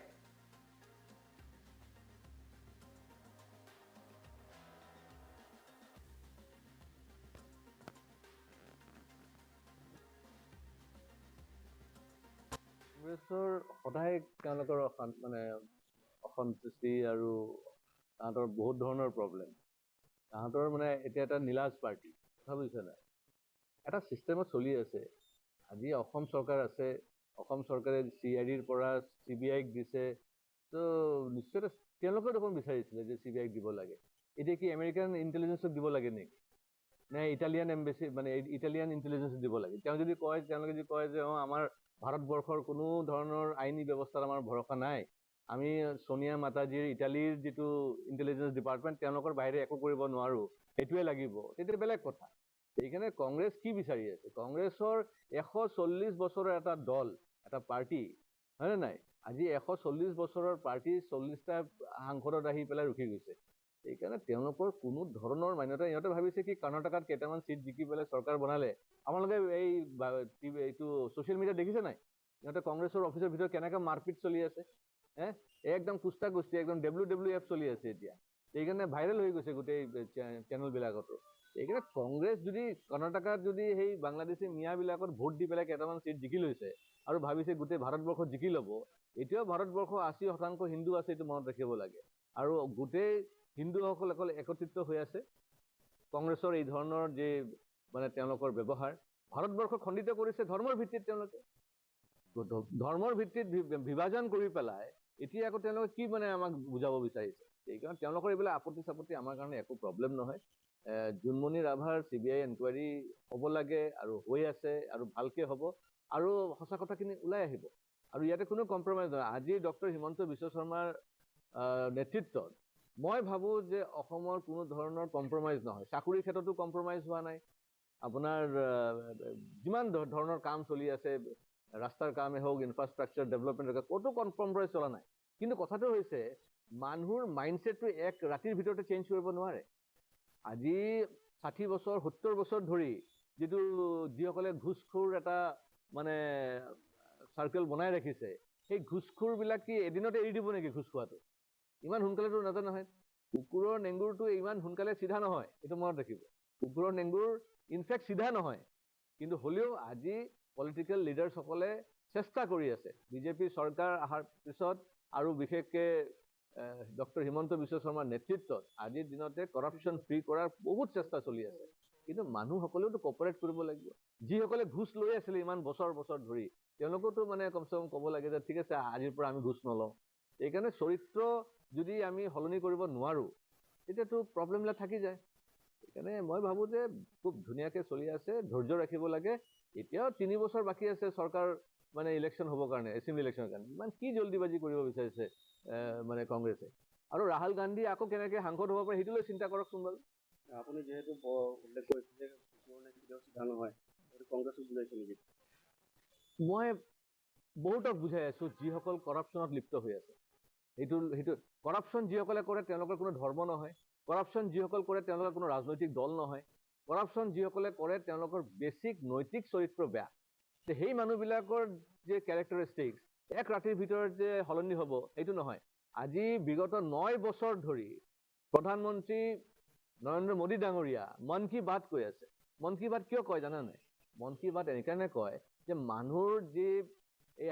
60 বছৰ 70 বছৰৰ যে কৰাপ্ট যিটো নেচাৰ, সেই নেচাৰটো যদি অলপ সলনি কৰিব পাৰে। খালি ৰাস্তা ডেভেলপমেণ্ট হ'ব, মেডিকেল কলেজ আহি যাব, এইমছ হৈ যাব, ল'ৰা ছোৱালী চাকৰি পাই যাব, সেইটো খালি উদ্দেশ্য নহয়তো। মানুহৰ চৰিত্ৰৰ পৰিৱৰ্তনো হ'ব লাগিব। আৰু সেই চৰিত্ৰৰ পৰিৱৰ্তনৰ বাবে আজি মন কী বাত প্ৰধানমন্ত্ৰী ডাঙৰীয়া বিগত 9 বছৰ ধৰি চলাই আছে। কিয়? যে মানুহৰ অলপ সলনি হৈছে। এইটো নহয় যে সলনি হোৱা নাই। কৰাপশ্যন বহুত লেভেল কমিছে, কিন্তু একদম 0 লেভেলটো পাবৰ কাৰণে আৰু পৰিশ্ৰম কৰিব লাগিব। আৰু সেই পৰিশ্ৰম বিজেপি চৰকাৰে কৰি আছে। কংগ্ৰেছৰ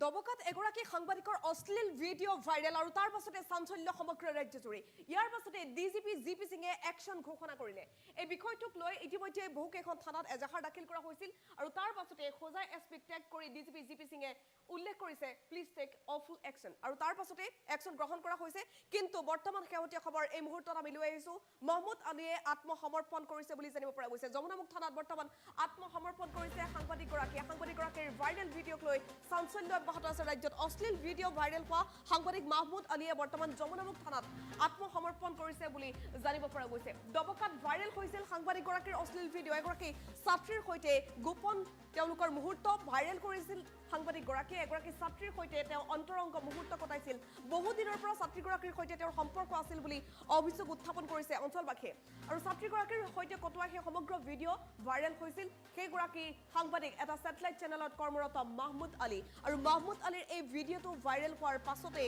চাঞ্চল্য অব্যাহত আছিল সমগ্ৰ দবকাত চাঞ্চল্য আৰম্ভ হৈছে সমগ্ৰ অসমত সমগ্ৰ ছ'চিয়েল মিডিয়াত ভিডিঅ'টো ভাইৰেল হৈ পৰিছে তাৰ পাছতে ডিজিপি জিপি সিঙে প্ৰতিক্ৰিয়া প্ৰকাশ কৰিছে এই সমগ্ৰ ঘটনা সংক্ৰান্তত লফুল একশ্যনৰ বাবে তেওঁ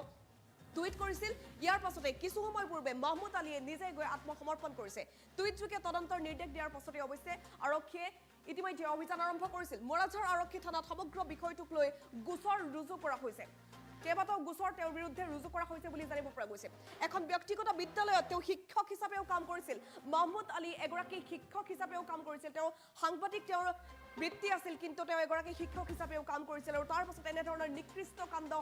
সংঘটিত কৰাৰ পাছত সমগ্ৰ দবকাত প্ৰতিক্ৰিয়া অব্যাহত আছে বিদ্যালয় কৰ্তৃপক্ষই তাৎক্ষণিকভাৱে তেওঁক নিলম্বন কৰিছে বুলি জানিব পৰা গৈছে এই মুহূৰ্তত আমি খবৰ লাভ কৰিছোঁ মাহমুদ আলীক বৰ্তমান বিদ্যালয়খনৰ পৰা নিলম্বন কৰিছে বিদ্যালয় কৰ্তৃপক্ষই প্ৰতিক্ৰিয়া ব্যক্ত কৰিছে এই ঘটনাক কেন্দ্ৰ কৰি ডিজিপিগৰাকীয়ে প্ৰতিক্ৰিয়া ব্যক্ত কৰিছে এগৰাকী ছাত্ৰীৰ সৈতে কটোৱা সেই অন্তৰংগ মুহূৰ্তৰ ভিডিঅ' তেওঁ মোবাইলত আবদ্ধ কৰিছিল নিজেই সংগ্ৰহ কৰিছিল সেই ভিডিঅ'টো আৰু তাৰ পাছতে সেই ভিডিঅ'টো তেওঁ ভাইৰেল কৰিছিল ছ'চিয়েল মিডিয়াত এই ভিডিঅ' ভাইৰেলৰ পাছতে ইতিমধ্যে ডিজিপিগৰাকীয়ে প্ৰতিক্ৰিয়া প্ৰকাশ কৰিছে এই সংক্ৰান্তত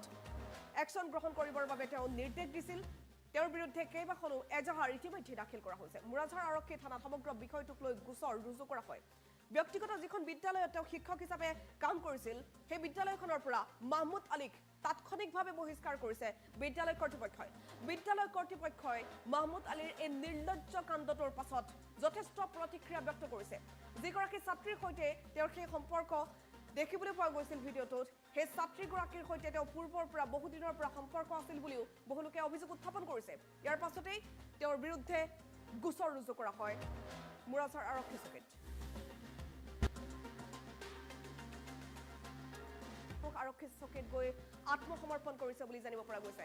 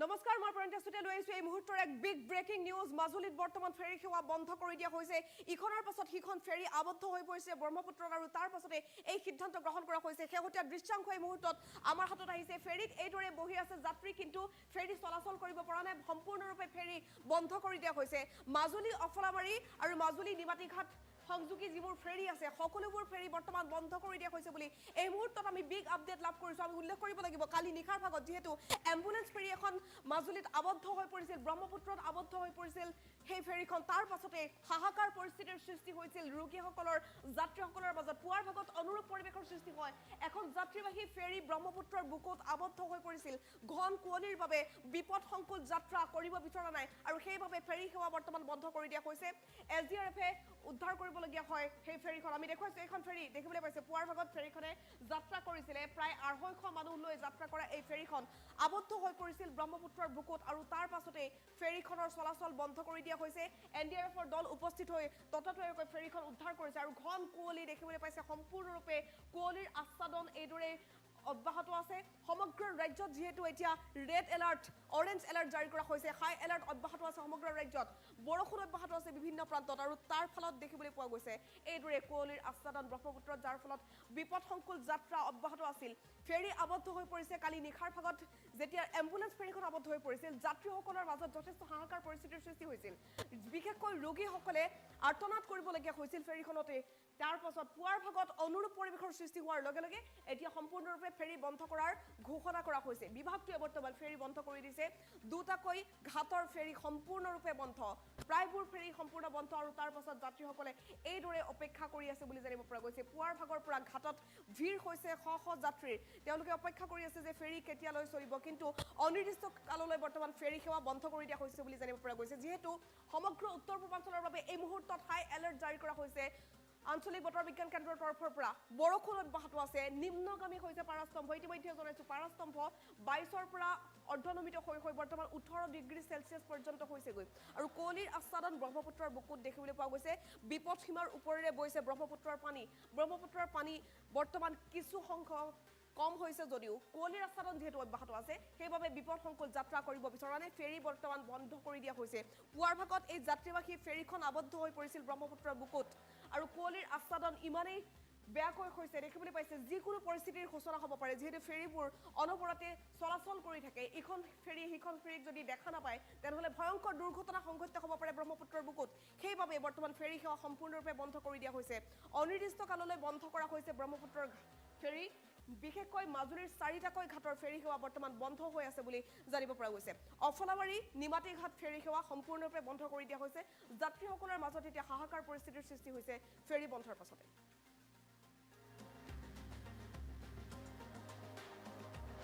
এই মুহূৰ্তত আমি কৰ্মস্থানত উপস্থিত আছোঁ আমাৰ নাও জাহাজৰ ওপৰতে আছোঁ আৰু যাত্ৰীসকলো পাৰ হ'ম বুলি আহিছে কিন্তু বতৰ পৰিৱেশটো খুব ভাল নহয় আৰু বৰ্তমান নদীত গধুৰ কুঁৱলী নিয়ৰ পৰিছে কুঁৱলী পৰিছে তাৰ পৰিপ্ৰেক্ষিতত আমি সময়ৰ মতে আমাৰ ফেৰী সেৱা চলাচলৰ ব্যৱস্থা কৰিব পৰা নাই যদি বতৰ পৰিষ্কাৰ হয় ফৰকাল হয় পৰৱৰ্তী আমি নাও চলাবৰ কাৰণে আমি সাজু আছোঁ বৰ্তমানলৈকে আমাৰ নাও এখনো মাজুলী কমলাবাৰী ঘাটৰ পৰা নিমাতী অভিমুখে যাত্ৰা আৰম্ভ কৰা নাই আৰু পৰৱৰ্তী যদি আমাৰ ওপৰৰ পৰা কিবা নিৰ্দেশ আহে বতৰ চাফা চিকুণ হয় কুঁৱলীটো ভাগে তেতিয়াহ'লে আমি নাও চলোৱাৰ কাৰণে আমি সাজু আছোঁ আমাৰ ইতিমধ্যে টিকেটখিনি বৰ্তমানলৈকে বন্ধ কৰি ৰখা হৈছে পৰৱৰ্তী যাবলগীয়া হ'লে আমি তাৎক্ষণিকভাৱে টিকেট আমাৰ কাউণ্টাৰত দিব পৰা ব্যৱস্থা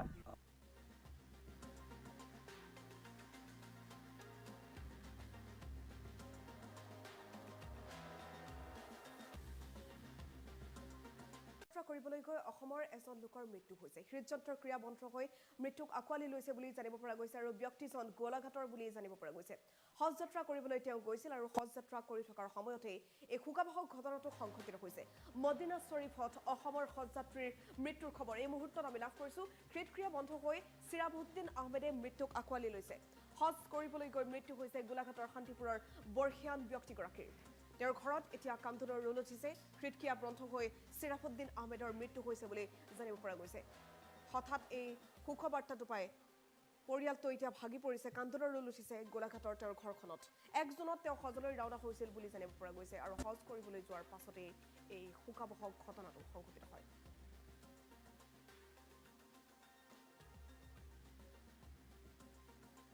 এগৰাকী চিৰাফুদ্দিন আহমেদ তেওঁ 1 জুনত হজ যাত্ৰা কৰিবলৈ গৈছিল আৰু তাৰ পাছতে হজ যাত্ৰা কৰি থকাৰ সময়ছোৱাতে সংঘটিত হয় এই শোকাবহ ঘটনা হৃদযন্ত্ৰৰ ক্ৰিয়া বন্ধ হৈ হঠাৎ মৃত্যুক আঁকোৱালি ল'লে গোলাঘাটৰ বৰখ্যান ব্যক্তিগৰাকীয়ে 1 জুনত হজ যাত্ৰা কৰিবলৈ তেওঁ গৈছিল বুলি জানিব পৰা গৈছে অসমৰ হাজাৰ হাজাৰ হজযাত্ৰী বৰ্তমান মদিনা শৰীফত গৈছে আল্লাহৰ ওচৰলৈ গৈছে আৰু অসমৰ এইগৰাকী হজযাত্ৰীৰ মৃত্যুৰ খবৰ এই মুহূৰ্তত আমি লাভ কৰিছোঁ হজ কৰিবলৈ গৈ গোলাঘাটৰ শান্তিপুৰৰ বৰখ্যান ব্যক্তিগৰাকীৰ মৃত্যু হৈছে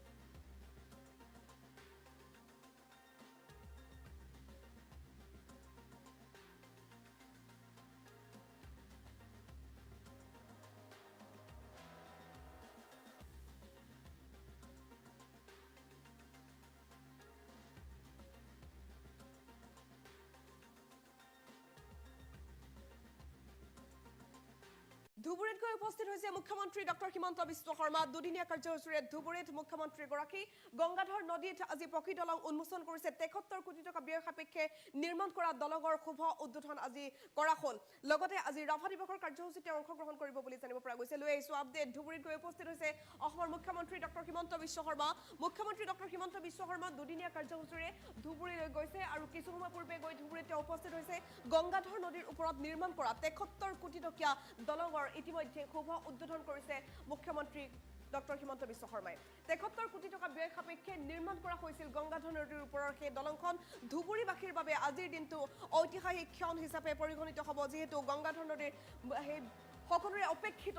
সেই বিশেষ দলংখন আজি উদ্বোধন কৰা হৈছে লগতে আজি যেহেতু ৰাভা দিৱসৰ এক বিশেষ কাৰ্যসূচীত মুখ্যমন্ত্ৰী ডক্টৰ হিমন্ত বিশ্ব শৰ্মাই ধুবুৰীত আজি অংশগ্ৰহণ কৰিব বুলি জানিব পৰা গৈছে লগতে কাইলৈও তেওঁ বিশেষ কেইটামান কাৰ্যসূচীত অংশগ্ৰহণ কৰিব ধুবুৰীত দুদিনীয়া কাৰ্যসূচীৰে মুখ্যমন্ত্ৰী ডক্টৰ হিমন্ত বিশ্ব শৰ্মা কিছু সময় পূৰ্বে গৈ তেওঁ ধুবুৰীত উপস্থিত হয় গংগাধৰ নদীৰ ওপৰত নিৰ্মাণ কৰা দলং শুভ উদ্বোধন কৰিলে মুখ্যমন্ত্ৰীগৰাকী এয়া শেহতীয়া ভিজুৱেল এই মুহূৰ্তত আমাৰ হাতত আহি পৰিছে দেখুৱাইছো এয়া ধুবুৰীৰ পৰিৱেশ এই মুহূৰ্তত দেখিবলৈ পাইছে গংগাধৰ নদীৰ ওপৰত নিৰ্মাণ কৰা দলঙৰ শুভ উদ্বোধন কৰিলে মুখ্যমন্ত্ৰীগৰাকীয়ে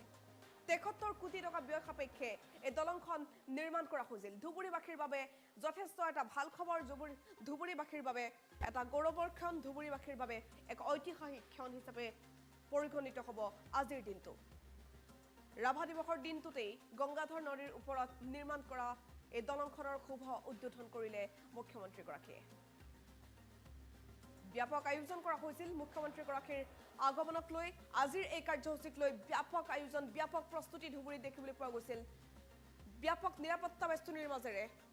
কটকটীয়া নিৰাপত্তা বেষ্টনীৰ মাজত উপস্থিত হয় মুখ্যমন্ত্ৰী ডক্টৰ হিমন্ত বিশ্ব শৰ্মাই কিছু সময় পূৰ্বে এইদৰে শুভ উদ্বোধন কৰিলে গংগাধৰ নদীৰ ওপৰত নিৰ্মাণ কৰা দলংখনৰ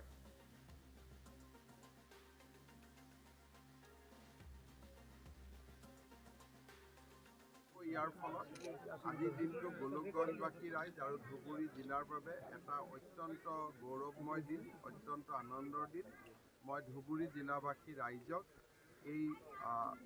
আজিৰ এই সুন্দৰ দিনটোত অভিনন্দন জনাইছোঁ। ছুটি হৈ যাব ইয়াৰ ফলত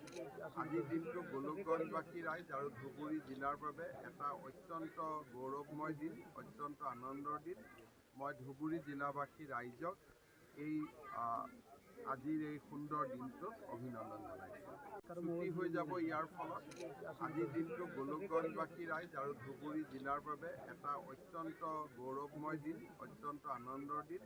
মই ধুবুৰী জিলাবাসী ৰাইজক এই আজিৰ এই সুন্দৰ দিনটোত অভিনন্দন জনাইছোঁ। ছুটি হৈ যাব ইয়াৰ ফলত আজিৰ দিন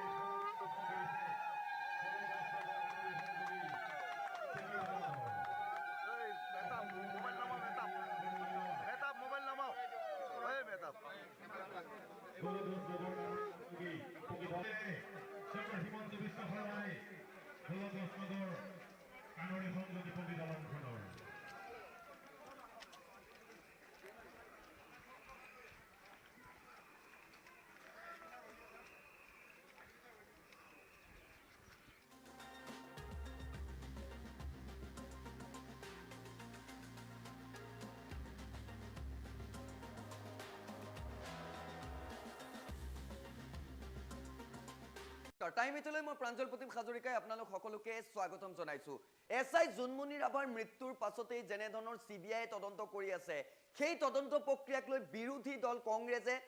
সন্দেহ প্ৰকাশ কৰিছিল, তদন্ত প্ৰক্ৰিয়াক লৈ প্ৰশ্ন উত্থাপিত কৰিছিল। আৰু সেই প্ৰসংগত এবাৰ কংগ্ৰেছক উভতি ধৰিছে শিলাদিত্যদেৱে। শিলাদিত্যদেৱে কৈছে যে কংগ্ৰেছ এটা মিছলীয়া পাৰ্টি। এই মুহূৰ্তত ফুল প্লেটত জনাবলৈ বিচাৰিছোঁ সেই খবৰ। জোনমণি ৰাভাৰ তদন্ত প্ৰক্ৰিয়াক লৈ প্ৰাক্তন বিধায়ক শিলাদিত্যদেৱৰ আক্ৰমণ বিৰোধী। কংগ্ৰেছ এটা নীলাজ পাৰ্টি, এই মন্তব্য কৰিছে শিলাদিত্যদেৱে। অসম চৰকাৰে তদন্ত প্ৰক্ৰিয়া CBIক দিয়াটো বিৰোধীয়ে বিচাৰিছিল।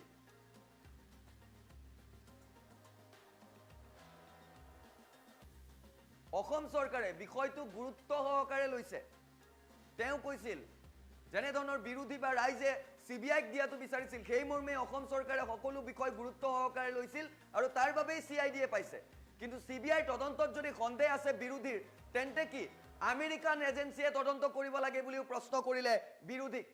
বিশেষকৈ কংগ্ৰেছক এনেধৰণৰ আক্ৰমণ কৰি লোৱা দেখিবলৈ পোৱা গ'ল শিলাদিত্যদেৱৰ। জোনমণিৰ তদন্ত সঠিকভাৱেই চলিছে। ডক্টৰ হিমন্ত বিশ্ব শৰ্মাৰ নেতৃত্বত অপৰাধীৰ ক্ষেত্ৰত কতো কম্প্ৰমাইজ কৰা নাই চৰকাৰে, এনে মন্তব্য কৰিছে হোজাইৰ প্ৰাক্তন বিধায়কগৰাকীয়ে।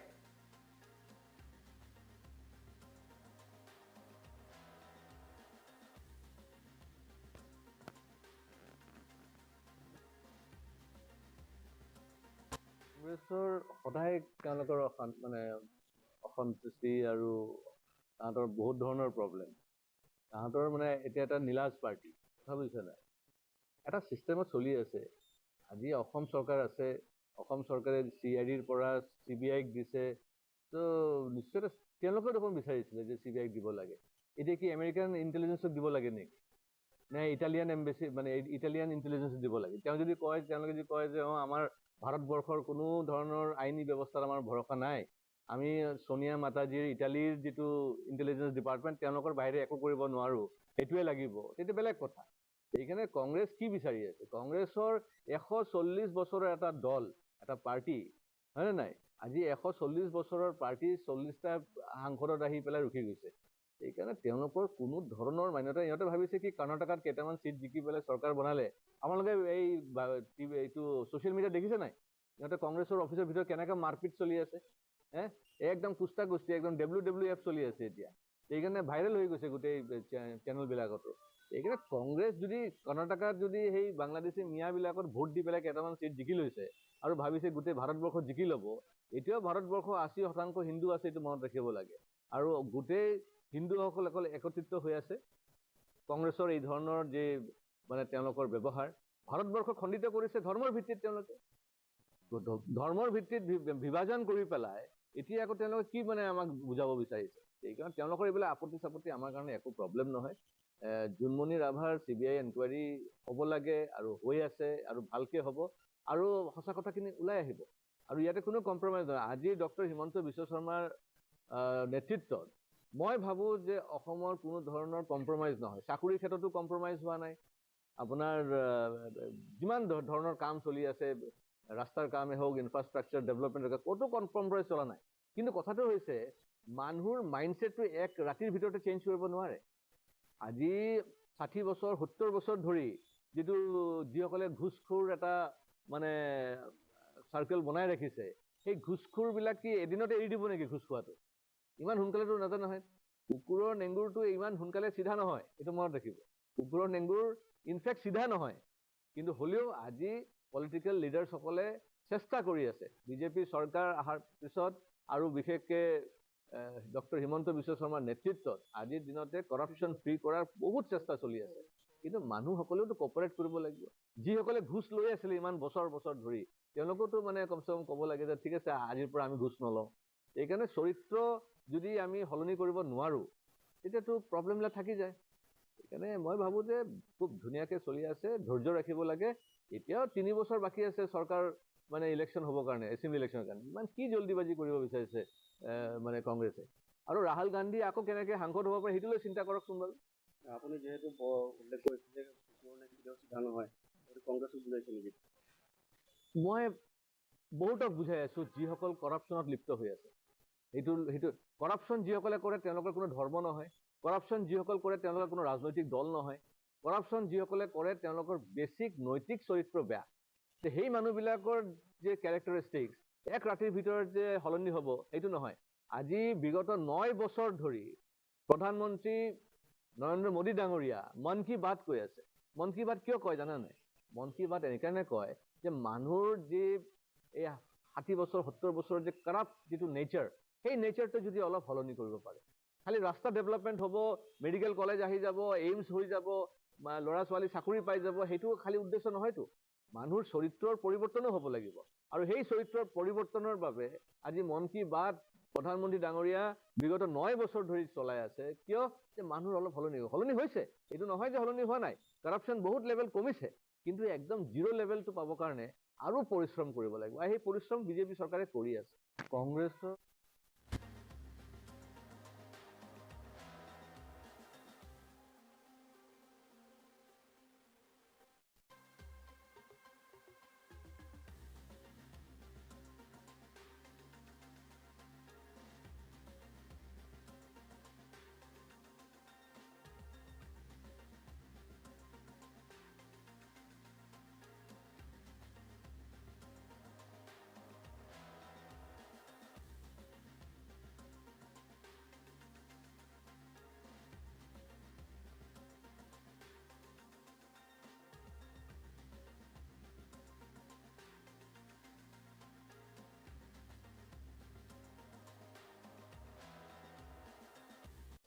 দবকাত এগৰাকী সাংবাদিকৰ অশ্লীল ভিডিঅ' ভাইৰেল আৰু তাৰ পাছতে চাঞ্চল্য সমগ্ৰ ৰাজ্যজুৰি ইয়াৰ পাছতে ডিজিপি জিপি সিঙে একশ্যন ঘোষণা কৰিলে এই বিষয়টোক লৈ ইতিমধ্যে বহুকেইখন থানাত এজাহাৰ দাখিল কৰা হৈছিল আৰু তাৰ পাছতে খোজাই এছপিক টেগ কৰি ডিজিপি জিপি সিঙে উল্লেখ কৰিছে প্লিজ টেক অফুল একশ্যন আৰু তাৰ পাছতে একশ্যন গ্ৰহণ কৰা হৈছে কিন্তু বৰ্তমান শেহতীয়া খবৰ এই মুহূৰ্তত আমি লৈ আহিছো মহম্মদ আলীয়ে আত্মসমৰ্পণ কৰিছে বুলি জানিব পৰা গৈছে যমুনামুখ থানাত বৰ্তমান আত্মসমৰ্পণ কৰিছে সাংবাদিকগৰাকীৰ ভাইৰেল ভিডিঅ'ক লৈ চাঞ্চল্য অব্যাহত আছে ৰাজ্যত অশ্লীল ভিডিঅ' ভাইৰেল হোৱা সাংবাদিক মাহমুদ আলীয়ে বৰ্তমান যমুনামুখ থানাত আত্মসমৰ্পণ কৰিছে বুলি জানিব পৰা গৈছে দবকাত ভাইৰেল হৈছিল সাংবাদিকগৰাকীৰ অশ্লীল ভিডিঅ' এগৰাকী ছাত্ৰীৰ সৈতে গোপন তেওঁলোকৰ মুহূৰ্ত ভাইৰেল কৰিছিল সাংবাদিকগৰাকীয়ে এগৰাকী ছাত্ৰীৰ সৈতে তেওঁ অন্তৰংগ মুহূৰ্ত কটাইছিল বহুদিনৰ পৰা ছাত্ৰীগৰাকীৰ সৈতে তেওঁৰ সম্পৰ্ক আছিল বুলি অভিযোগ উত্থাপন কৰিছে অঞ্চলবাসীয়ে আৰু ছাত্ৰীগৰাকীৰ সৈতে কটোৱা সেই সমগ্ৰ ভিডিঅ' ভাইৰেল হৈছিল সেইগৰাকী সাংবাদিক এটা ছেটেলাইট চেনেলত কৰ্মৰত মাহমুদ আলী আৰু মাহমুদ আলীৰ এই ভিডিঅ'টো ভাইৰেল হোৱাৰ পাছতে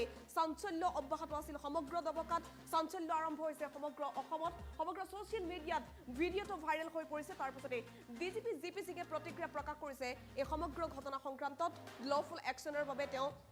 টুইট কৰিছিল ইয়াৰ পাছতে কিছু সময় পূৰ্বে মাহমুদ আলীয়ে নিজে গৈ আত্মসমৰ্পণ কৰিছে টুইটযোগে তদন্তৰ নিৰ্দেশ দিয়াৰ পাছতে অৱশ্যে আৰক্ষীয়ে ইতিমধ্যে অভিযান আৰম্ভ কৰিছিল মোৰাঝাৰ আৰক্ষী থানাত সমগ্ৰ বিষয়টোক লৈ গোচৰ ৰুজু কৰা হৈছে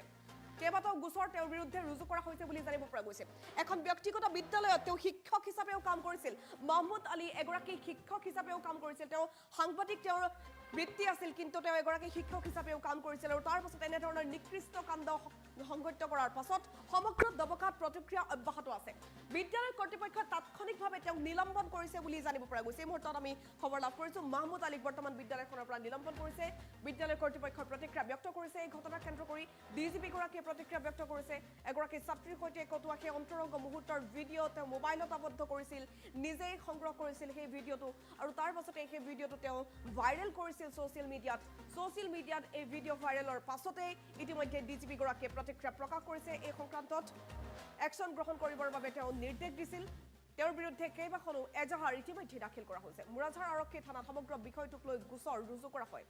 ব্যক্তিগত যিখন বিদ্যালয়ত তেওঁ শিক্ষক হিচাপে কাম কৰিছিল সেই বিদ্যালয়খনৰ পৰা মাহমুদ আলীক তাৎক্ষণিকভাৱে বহিষ্কাৰ কৰিছে বিদ্যালয় কৰ্তৃপক্ষই মাহমুদ আলীৰ এই নিৰ্লজ্জ কাণ্ডটোৰ পাছত যথেষ্ট প্ৰতিক্ৰিয়া ব্যক্ত কৰিছে যিগৰাকী ছাত্ৰীৰ সৈতে তেওঁৰ সেই সম্পৰ্ক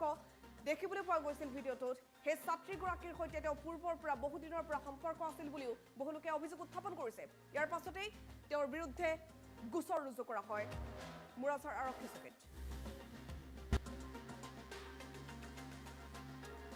আৰক্ষী চকীত গৈ আত্মসমৰ্পণ কৰিছে বুলি জানিব পৰা গৈছে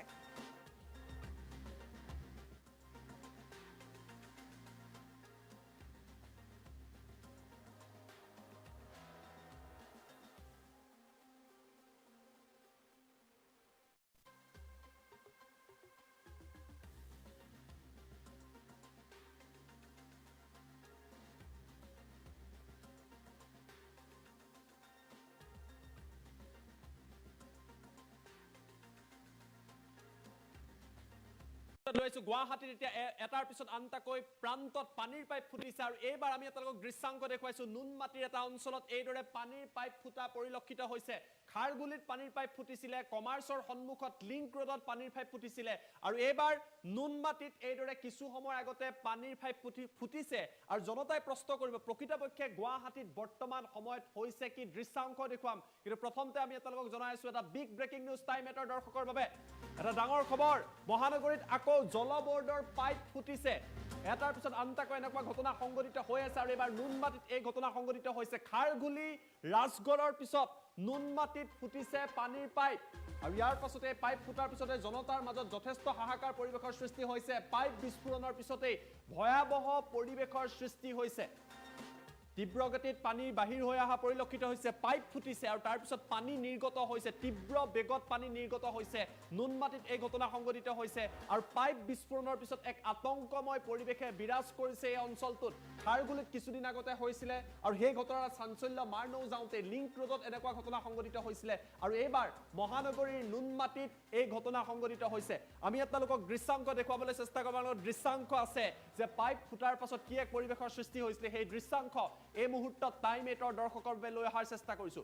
আমাৰ হাতত দৃশ্যাংক আছে সম্ভৱ হলে আমি দৃশ্যাংক দেখুৱাবলৈ প্ৰচেষ্টা অব্যাহত ৰাখিছো এই দৃশ্য চাওক প্ৰথমটো দৃশ্যাংক একমাত্ৰ টাইম এটা আপোনালোকক দেখুৱাইছে পানীৰ পাইপ ফুটিছে নুন মাটিত আৰু তাৰ পাছৰ পৰিৱেশ চাওক এই পথছোৱাত সমগ্ৰৰূপে জলমগ্ন হৈ পৰিছে মানুহ আগবাঢ়ি যাব পৰা নাই পানীৰ পাইপ ফুটাৰ ফলত কি এক আতংকময় পৰিৱেশৰ সৃষ্টি হৈছে এনেকুৱা দৃশ্যাংক আমি কমাৰ্চ কলেজৰ সন্মুখত দেখা পাইছিলো খাৰগুলিত দেখা পাইছিলো আৰু এইবাৰ নুন মাটিত এইদৰে ৰাজপথৰ মাজত পানীৰ নিৰ্গত হৈছে পানীৰ পাইপ ফুটিছে আৰু ইয়াৰ ফলত এক আতংকময় পৰিৱেশৰ সৃষ্টি হৈছে ডাঙৰ প্ৰশ্নটো হৈছে গুৱাহাটীত হৈছে কি এটাৰ পিছত আনটাকৈ অনুৰূপ ঘটনা সংঘটিত হৈছে দৃশ্যাংক আমি আপোনালোকক দেখুৱাইছো বাইকেৰে লোকসকল অহা যোৱা কৰি আছে ৰখাই দিবলগীয়া হৈছে বাহনসমূহ কিয়নো পাইপ ফুটাৰ ফলত এই অঞ্চলটো তীব্ৰ গতিৰে পানী ওলাইছে অন স্ক্ৰীন এই দৃশ্যাংক এই মুহূৰ্তত টাইম 8 ৰ দৰ্শকৰ বাবে লৈ অহাৰ চেষ্টা কৰিছো এই দৃশ্য চাওক ইয়াৰ দৃশ্যাংক আমি আপোনালোকক দেখুৱাইছো নুনমাটিৰ ঘটনা গুৱাহাটীৰ এটাৰ পিছত আনটাকৈ প্ৰান্তত এনেকুৱা ঘটনা সংঘটিত হৈছে এয়া নুনমাটিৰ দৃশ্যাংক কিছু সময় আগতে নুনমাটিত পানীৰ পাইপ ফুটিছে আৰু তাৰ পাছত তীব্ৰ বেগেৰে এইদৰে পাইপ ফুটাৰ ফলতেই পানী নিৰ্গত হোৱা পৰিলক্ষিত হৈছে জলমগ্ন হৈ পৰিছে সেই অঞ্চলটো লাহে লাহে পানী জমা হৈছে আৰু এয়া এনেকুৱা ঘটনা প্ৰায়ে সংঘটিত হৈ থাকে মাত্ৰ কেইটামান দিন আগতে কমাৰ্চ কলেজৰ সন্মুখত লিংক ৰোডত হৈছিলে তাৰ পূৰ্বে খাৰগুলিত হৈছিলে আৰু আজি নুনমাটিত মাত্ৰ কেইটামান মুহূৰ্তৰ আগতে এইদৰে পানীৰ পাইপ ফুটিছে আৰু একমাত্ৰ টাইম এতিয়া আপোনালোকক এই দৃশ্যাংক দেখুৱাইছে অৱস্থা চাওক পানীৰ পাইপ ফুটাৰ পাছত এই বিস্ফোৰণৰ পাছত সমগ্ৰ অঞ্চলটো জলমগ্ন হৈ পৰিছে লোকসকল আবদ্ধ হৈ পৰিছে নিয়ন্ত্ৰণ কৰিবলৈ সক্ষম হোৱা নাই আৰু এই দৃশ্য দেখিবলৈ পোৱা গৈছে স্বাভাৱিকতে প্ৰশ্ন উত্থাপিত হ'ব যে কি কাৰণত বাৰে বাৰে গুৱাহাটীত এনেকুৱা ঘটনা সংঘটিত হৈ আছে এই অঞ্চলটো জলমগ্ন হৈ পৰা পৰিলক্ষিত হৈছে যিসকল পথচাৰী আছে তেওঁলোক সমস্যাত পৰা পৰিলক্ষিত হৈছে এই দৃশ্যাংক হৈছে নুনমাটিৰ পথৰ কাষত এই পানীৰ পাইপডাল আছিলে বিস্ফোৰণ হ'ল কি কাৰণত বিস্ফোৰণ হ'ল এয়া এতিয়ালৈকে জানিব পৰা নাই আৰু তাৰ পাছত এইদৰে পাইপডালৰ পৰা তীব্ৰ গতিত এইদৰে পানী ওলোৱা পৰিলক্ষিত হৈছে লোকসকল যথেষ্ট সমস্যাত পৰিছে আৰু কেমেৰাত এই সমগ্ৰ দৃশ্যাংক বন্দী হৈছে একমাত্ৰ টাইম 8 ঘটনাস্থলীৰ পৰা আপোনালোকক পোনপটীয়া দৃশ্যাংক এই মুহূৰ্তত দেখুৱাই আছে নুনমাটিৰ দৃশ্যাংক য'ত পানীৰ পাইপ বিস্ফোৰণ হৈছে জলমগ্ন হৈ পৰিছে কিছুদিন পূৰ্বে খাৰগুলিত যেতিয়া এনেকুৱা ঘটনা সংঘটিত হৈছিলে লোকৰ মৃত্যু হৈছিলে প্ৰশাসনৰ তৰফৰ পৰা গুৱাহাটী প্ৰশাসনৰ তৰফৰ পৰা বহু কথা কোৱা হৈছিল তাৰ মাত্ৰ কেইটামান দিনৰ পাছতে কমাৰ্চত সংঘটিত হ'ল লিংক ৰোডত সংঘটিত হ'ল ৰাজগড়ত এনেকুৱা ঘটনা সংঘটিত হৈছিলে যথেষ্ট ক্ষতিৰ সন্মুখীন হৈছে আৰু এইবাৰ নুনমাটিত পানীৰ পাইপ ফুটিছে আৰু তাৰ পাছত এইদৰে পাইপৰ পৰা এইদৰে পানী নিৰ্গত হোৱা পৰিলক্ষিত হৈছে স্বাভাৱিকতে জনতাই প্ৰশ্ন কৰিব গুৱাহাটী উন্নয়ন বিভাগক বা যিসকলে এই পানীৰ যোগান ধৰে তেওঁলোকক প্ৰশ্ন কৰিব যে কিয় বাৰে বাৰে এনেকুৱা ঘটনা গুৱাহাটীত সংঘটিত হৈ আছে ইয়াৰ বাবে দায়ী কোন এই পাইপসমূহ পুৰণি হৈ গৈছে নেকি ইয়াৰ ওপৰত কিয় ব্যৱস্থা লোৱা নাই কোনোবাৰ ঘটনাত যদি কোনো লোক যদি এই সমগ্ৰ ঘটনাত আহত হয় ইয়াৰ বাবে দায়িত্ব কোনে ল'ব এনেকুৱা বহু প্ৰশ্ন জনতাৰ মনত আছে কিন্তু দৃশ্যাংক চাওক নুনমাটিৰ দৃশ্যাংক দেখুৱাইছো পানীৰ পাইপ ফুটিছে বিস্ফোৰণ হৈছে আৰু তাৰ পাছত নুনমাটিত আতংকময় পৰিৱেশে বিৰাজ কৰিছে দৃশ্য চাওক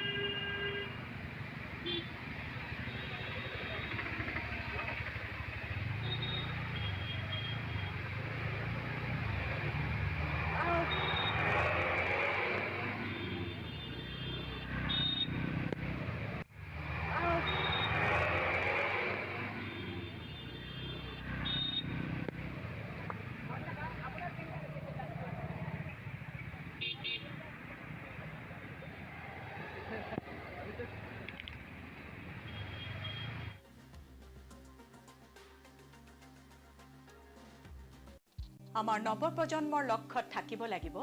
দৃঢ়তা আৰু একাগ্ৰতা GITয়ে তোমালোকক গঢ়িব বিচাৰে একোজন দক্ষ পেছাদাৰী ব্যক্তি হিচাপে ইলেক্ট্ৰনিক্স কম্পিউটাৰ অটোমোবাইল মেকানিকেল আৰু সিভিল ইঞ্জিনিয়াৰিং 3 বছৰীয়া ডিপ্লোমা পাঠ্যক্ৰম GIT বামুনি মৈদাম গুৱাহাটী 21 মোবাইল নম্বৰ 9954532009 GITক সহযোগিতা কৰিছে ভাৰতৰ বহু অনুষ্ঠানে GIT অসমৰ অনুষ্ঠান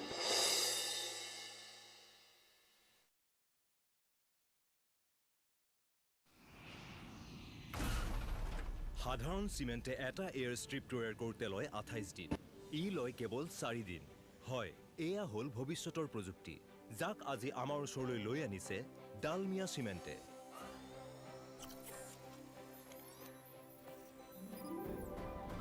আৰু মই মোৰ ঘৰ বনাই আছো এই চিমেণ্টেৰে Dalmia Cement. Future today. Civil, Automobile, Mechanical, Computer Science আৰু Electronics 3 বছৰীয়া পাঠ্যক্ৰম Civil, Automobile, Contact System Science আৰু Electronics 3 বছৰীয়া পাঠ্যক্ৰম Additional courses for 1 year GIT, we make you professional.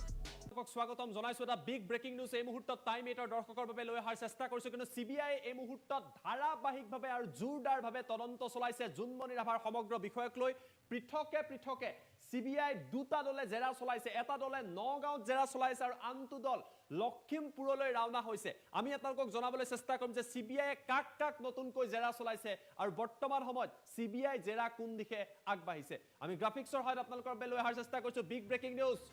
Junmoni ৰাভাৰ মৃত্যুক লৈ পৃথকে CBI তৰফৰ পৰা জেৰা চলোৱা আৰম্ভ কৰিছে সময় যিমানে গৈছে জুনমণি ৰাভাক লৈ CBI তদন্ত সিমানেই আগবাঢ়িছে নগাঁৱৰ আৱৰ্ত ভৱনত জখলা বন্ধাৰ OC পৱন কলিতাক তলব কৰা হৈছে জেৰা কৰা হৈছে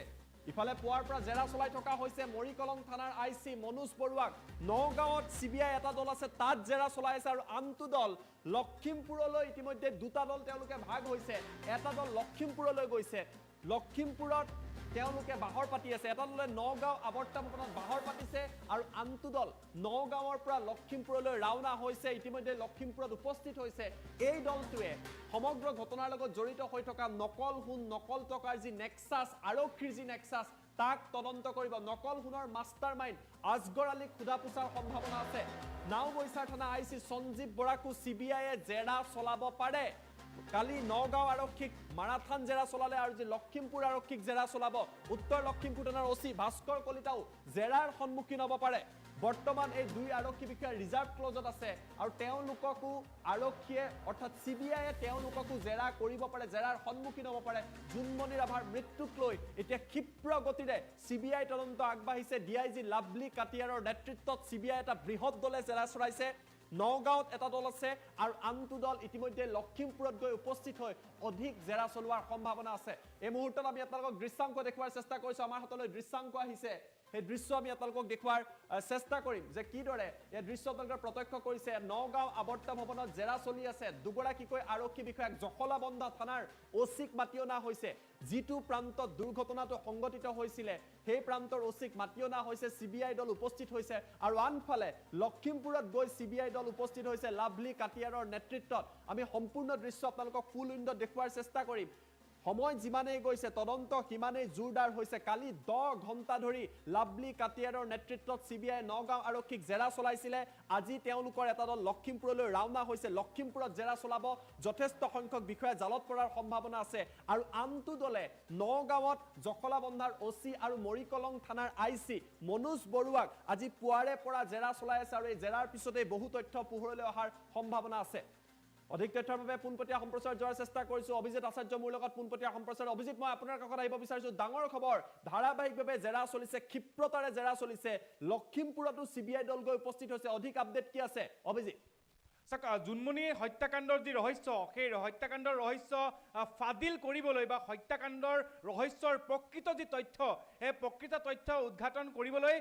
CBI দলটোৱে যিকেইদিন তেওঁলোকে যেতিয়া অসমলৈ আহিছে অসমলৈ অহাৰ পিছত তেওঁলোকে তন্নকৈ পৰীক্ষা কৰিছে কোনো এটা ঘটনাৰ ক্লু তেওঁলোকে এৰি দিব খোজা নাই প্ৰথম দিনা তেওঁলোকে জখলাবান্ধাত গৈছে জখলাবান্ধাত গৈ গাড়ীৰ যি বেগ টেকনিক্যাল টিমে সেই গাড়ীৰ বেগত তেওঁলোকে কিছু ক্লু লাভ কৰিছে ইয়াৰ পাছতে নগাঁও আবদ্ধ ভৱনত নগাঁৱৰ কেইবাগৰাকী তদানীন্তন আৰক্ষী বিষয়া দুই এজন নিলম্বিত আৰক্ষী বিষয়াক CBI দলে জেৰা চলাইছে CBI দলে জেৰা চলোৱাৰ সময়ত তেওঁলোকে বিশেষকৈ আৰক্ষী বিষয়াসকলৰ পৰা 1-to-1 কথা পাতিছে এজন আৰক্ষী বিষয়াৰ লগত 1-to-1 তেওঁলোকে কথা পাতিছে কথা পাতাৰ যি তথ্য সেই কথা পাতাৰ তথ্যত তেওঁলোকে কিছুমান ক্লু লাভ কৰিছে যাৰ পৰিপ্ৰেক্ষিতত জুনমণি ৰাভা কৰ্মৰত নগাঁৱৰ মৰিখালং আৰক্ষী চকীৰ যি কম্পিউটাৰ CPU গোটেইখিনি তেওঁলোকে উঠাই আনিছে আনি তেওঁলোকে ৰিকভাৰ কৰিব বুলি কৈছে কাৰণ বহুতো তথ্য সেই কম্পিউটাৰৰ CPUৰ পৰা ৰিমুভ কৰি দিয়া হৈছে যাৰ তথ্য CBIৰ হাতত আছে আৰু CBI সেই গোটেইখিনি যিখিনি তথ্য ৰিমুভ কৰি দিয়া হৈছে এইখিনি তথ্য তেওঁলোকে ৰিকভাৰ কৰিব আৰু ৰিকভাৰ কৰিবৰ কাৰণে অহৰহ লাগিছে আৰু মৰিকলং আৰক্ষী চকীৰ বৰ্তমানৰ ভাৰপ্ৰাপ্ত বিষয়াগৰাকীৰ পৰা গোটেইখিনি বস্তু তেওঁলোকে সিজ কৰিছে ইয়াৰ লগতে ৰাজা ইচ্ছাত যিগৰাকী ৰাজা ইচ্ছাতে জুনমণি ৰাভা মৃত্যুৰ দিনত তেওঁ চৰকাৰী যি আৱাসগৃহ তাত গৈছিলে তাত গৈ মোবাইলৰ পৰা নম্বৰ ডিলিট কৰি দিছে কিন্তু আজিলৈকে জুনমণি ৰাভাৰ যি মোবাইল ফোন সেই মোবাইল ফোন উদ্ধাৰ হোৱা নাই যাৰ কাৰণে CBI আৰু অধিক তেওঁলোকে সন্দেহ প্ৰকাশ কৰিছে কিছুমান ক্লু তেওঁলোকে লাভ কৰিছে আভাজ্যোতি ৰাভা জুনমণিৰ মৃত্যুৰ পূৰ্বে তেওঁ লগত থকা বুলি তাৰ মাতৃয়ে দাবী কৰিছিলে জুনমণি ৰাভা যেতিয়া তাৰ মাতৃক নিশা 10:11-12 ফোন কৰিছিল সেই সময়ত মাতৃক জুনমণিয়ে কৈছিল যে মোৰ লগত আভাজ্যোতি ৰাভা অৰ্থাৎ হৈবৰগাঁও আৰক্ষী চকীৰ ভাৰপ্ৰাপ্ত বিষয়াগৰাকী মোৰ লগত আছে গতিকে আভাজ্যোতি ৰাভা ৰাজা ইচ্ছাত আদি কৰি নগৰ সদৰ আৰক্ষী চকীৰ ভাৰপ্ৰাপ্ত বিষয়া যিগৰাকী বৰ্তমান নিলম্বিত সেইগৰাকী ভাৰপ্ৰাপ্ত বিষয়াৰ পৰা কিছুমান ক্লু লাভ কৰিছে আৰু নকল খুনৰ যিটো নেক্সাছ নকল খুনৰ যিটো সিন্ডিকেট সেই নকল খুনৰ সিন্ডিকেটটো লখিমপুৰৰ পৰা নগাঁওলৈকে শিপা বিলাই দিছিল অভিজিত মই আপোনাৰ পৰা এটা কথা জানিব বিচাৰিছো আপুনি বহু কথা উল্লেখ কৰিছে CBI এটা দুটা দলত জেৰা চলাইছে এটা দল বৰ্তমান সময়ত নগাঁৱত আছে জখলাবন্ধা যিগৰাকী থানাৰ OC আছে তেখেতক জেৰা চলাই আছে মৰিকলঙৰ I6 চলাই আছে আৰু আনটো দল তেওঁলোক লখিমপুৰলৈ গৈ আছে এতিয়া ডাঙৰ প্ৰশ্নটো হৈছে SP লীনা দলেৰ প্ৰসংগটো বহুতৰে মনত আছে তদন্ত যিমানেই আগবাঢ়িছে পৰৱৰ্তী পৰ্যায়ত কিন্তু SP লীনা দলে যিকোনো মুহূৰ্তত CBI কিন্তু জেৰা চলাব পাৰে প্ৰথমতে নগাঁও আৰক্ষী লখিমপুৰত হয়তো জেৰা চলাব তাৰ পিছত লীনা দলক তলব কৰাৰ সম্ভাৱনা আছে অভিজিত CBI মুঠ তেওঁলোকৰ যি অনুসন্ধান খুব তেওঁলোকে তলৰ পৰ্যায়ৰ পৰা অনুসন্ধান তেওঁলোকে আৰম্ভ কৰে শূন্যৰ পৰা আৰম্ভ কৰে গতিকে শূন্যৰ পৰা যেটো আৰম্ভ কৰিছে গতিকে তলৰ পৰ্যায়ৰ যিসকল বিষয়া SI পৰ্যায়ৰ কনিষ্টবল পৰ্যায়ৰ বা জুনমণিৰ লগত থকা অহৰহ লগত থকা যিসকল গাড়ীৰ চালক বা যিসকল জুনমণিক সদায় সহায় কৰিছিল কামত কনিষ্টবলসকল সেইসকলৰ পৰা তেওঁলোকে নিজৰ যিখিনি তথ্য তেওঁলোকে গোটাই লৈছে ইয়াৰ পাছত তেওঁলোকৰ ভাষ্য CBI গ্ৰহণ কৰিছে আৰু তেওঁলোকৰ ভাষ্যৰ পৰা কিছু ক্লু যে লাভ কৰিছে সেয়া আমি এক প্ৰকাৰ নিশ্চিত কাৰণ সেই ক্লুসমূহ লৈ ইয়াৰ পাছতে তেওঁলোকে আন এটা পৰ্যায়ত শীৰ্ষ বিষয়া কাৰণ APS লেভেলৰ যিসকল বিষয়া বা SP পৰ্যায়ৰ যিসকল বিষয়া সেইসকল বিষয়াৰ কাৰণে তেওঁলোকে আন এটা স্থান ৰাখিব আৰু সেই স্থানত তেওঁলোকক জেৰা চলোৱা হ'ব তেওঁলোকক মাতি পঠোৱা হ'ব বিশেষকৈ মই ক'ব খুজিছোঁ যে লখিমপুৰৰ প্ৰাক্তন তদানীন্তন যিগৰাকী আৰক্ষী অধীক্ষক বেদান্ত মাধৱ ৰাজখোৱা সেইগৰাকী আৰক্ষী অধীক্ষক ইতিমধ্যে বদলি কৰা হৈছে ঠিক একেদৰে নগাঁৱৰ আৰক্ষী অধীক্ষক লীনা দলে হাইলাকান্দিত বৰ্তমান লীনা দলে আছে আৰু দুয়োগৰাকী আৰক্ষী বিষয়াক অচিৰেই লখিমপুৰৰ যি তদন্ত প্ৰক্ৰিয়া নকল খুনৰ নেক্সাছৰ যি তদন্ত প্ৰক্ৰিয়া সেই তদন্ত প্ৰক্ৰিয়াৰ খন্তেকীয়া বা কিছু তেওঁলোকে কৰি পুনৰ তেওঁলোকে শীৰ্ষ পৰ্যায়ৰ বিষয়াসকলক মাতিব এতিয়া জ্যোতিদীপ মেইন যিটো কথা সেই মূল যিটো বিষয় সেই মূল বিষয়টো হৈছে যে নকল খুনৰ যি সিন্ডিকেট লখিমপুৰৰ পৰা আৰম্ভ হৈছিল যে নকল খুনৰ কাৰণেই এগৰাকী আৰক্ষী বিষয়াৰ মৃত্যু হ'ল নে হত্যা হ'ল কাৰণ গোটেই যিটো খেল সেই খেলটো সোমাই আছে নকল খুনৰ কাৰণে ৰুণানেওক কিদৰে 7 বছৰ ধৰি তেওঁ লখিমপুৰত তেওঁ কৰ্মৰত আছিলে ঠিক একেদৰে বেদান্ত মাধৱ ৰাজখোৱা নাওবৈচা থানা আৰক্ষী বিষয়া সঞ্জীৱ বৰা নগাঁৱৰ আৰক্ষী অধীক্ষক লীনা দলে ঠিক একেদৰে নগাঁৱৰ আন এগৰাকী খকুৱা আৰক্ষী বিষয়া ৰূপজ্যোতি কলিতা এই কেইগৰাকী আৰক্ষী বিষয়াক একেলগে তলব কৰা হ'ব আৰু CBI তেওঁলোকে জেৰা চলাব অভিজিত আপুনি কেইবাটাও কথা উল্লেখ কৰিছে আপুনি লাইনত থাকক কিন্তু এই মুহূৰ্তত আমাৰ হাতত আন এটা ব্ৰেকিং নিউজ আহি পৰিছে আমি ভিডিঅ' ৱালত সেই ব্ৰেকিং নিউজটো লৈ অহাৰ চেষ্টা কৰিম দ্বিতীয়টো আপডেট লখিমপুৰলৈ ৰাওনা হোৱাৰ মাজতে এই মুহূৰ্তত জনাই আছো আন এটা ডাঙৰ খবৰ CBI দল আগবাঢ়ি গৈছে লখিমপুৰলৈ আৰু গহপুৰৰ ডুবিয়াত গৈ CBI দল উপস্থিত হৈছে বাতৰি দি থকাৰ মাজতে টাইম 8 হাতত এই আপডেট আহি পৰিছে CBI দল গৈ আছে ডুবিয়াৰ এখন হোটেলত জুনমণি ৰাভাই ভাত খাইছিলে সেই হোটেলখনত এই মুহূৰ্তত গৈ উপস্থিত হৈছে কেইবাজনো দোকানীৰ সৈতে CBI দলটোৱে কথা পাতিছে কল্পনা কৰক জুনমণি ৰাভা কোনটো প্ৰান্তলৈ গৈছিলে কোনখন হোটেললৈ গৈছিলে তন্নকৈ CBI পৰীক্ষা কৰিছে আৰু গহপুৰৰ দুবিয়াত গৈ CBI দল উপস্থিত হৈছে জুনমণি ৰাভাই এখন হোটেলত গৈ ভাত খাইছিলে এই সমগ্ৰ বিষয়ক লৈ এই মুহূৰ্তত CBI তৰফৰ পৰা তদন্ত অব্যাহত ৰখা হৈছে আমি দৃশ্যাংক দেখুৱাৰ চেষ্টা কৰিম আপোনালোকক CBI দলে বৰ্তমান সময়ত কিদৰে জেৰা চলাই আছে গহপুৰৰ পৰা সেই দৃশ্যাংক আমাৰ হাতত আহি পৰিছে আমি দৃশ্যাংক আপোনালোকক কেইটামান মুহূৰ্তৰ পিছতে দেখুৱাম গহপুৰৰ এটা প্ৰান্তত গৈ CBI দল উপস্থিত হৈছে দুবিয়াত উপস্থিত হৈছে আৰু CBI এইদৰে তদন্ত চলাই আছে আমি দৃশ্যাংক কিছু সময়ৰ পিছত দেখুৱাম আমি এই মুহূৰ্তত যোৱাৰ চেষ্টা কৰিছো পোনপটীয়া সম্প্ৰচাৰত অভিজিতৰ কাখলৈ অভিজিত বয় আপোনাৰ কাখলৈ আহিব বিচাৰিছো CBI তদন্ত অব্যাহত ৰাখিছে গহপুৰৰ এখন হোটেলত গৈ CBI দল পাইছে গৈ এই হোটেলখনতো কিন্তু জুনমণি ৰাভা গৈছিল অৰ্থাৎ CBI হাতত স্পষ্ট তথ্য আছে স্পষ্ট ব্লুপ্ৰিন্ট আছে সমগ্ৰ ঘটনা কিদৰে সংঘটিত হৈছিল অভিজিত সাকা নকল খুনৰ বেপাৰী যেতিয়া নগদ গ্ৰেপ্তাৰ কৰা হৈছিল আৰু সেইগৰাকী নকল খুনৰ আসামিক লগত লৈ লখিমপুৰত তদন্তৰ বাবে গৈছিল জুনমণি ৰাভা আৰু য'ত নেকি লখিমপুৰৰ আৰক্ষী বিষয়াসকলক কোনো ধৰণৰ তেওঁ ইনফৰমেশ্যন দিয়া নাছিলে যাৰ কাৰণে দুয়োখন জিলাৰ আৰক্ষীৰ মাজত সংঘাতৰ সৃষ্টি হৈছিলে নকল খুনৰ বেপাৰী নকল খুনৰ কাণ্ডক লৈ আৰু ইয়াৰ পাছতে লখিমপুৰৰ যোৱা পথত তেওঁ গহপুৰৰ এখন দোকানত তেওঁ চাহ খাইছিলে ভাত খাইছিলে সেই যিখন বিপণী সেই বিপণীত CBI দলে প্ৰৱেশ কৰিছে প্ৰৱেশ কৰি খুদপুজ কৰিছে জুনমণি ৰাভাৰ সেইদিনা যি মুভমেণ্ট সেই মুভমেণ্ট কেনেকুৱা আছিল সেয়া দোকানৰ হোটেলৰ ৰান্ধনি খুলিছে দোকানৰ যিগৰাকী স্বত্বাধিকাৰী তেওঁ খুলিছে গহপুৰত সেয়া ইয়াৰ পাছতে নকল খুনৰ যিসকল ব্যৱসায়ী সেই নকল খুনৰ ব্যৱসায়ীসকলৰ মাজত এক খোৱা দোৱা পৰিৱেশৰ সৃষ্টি হৈছিলে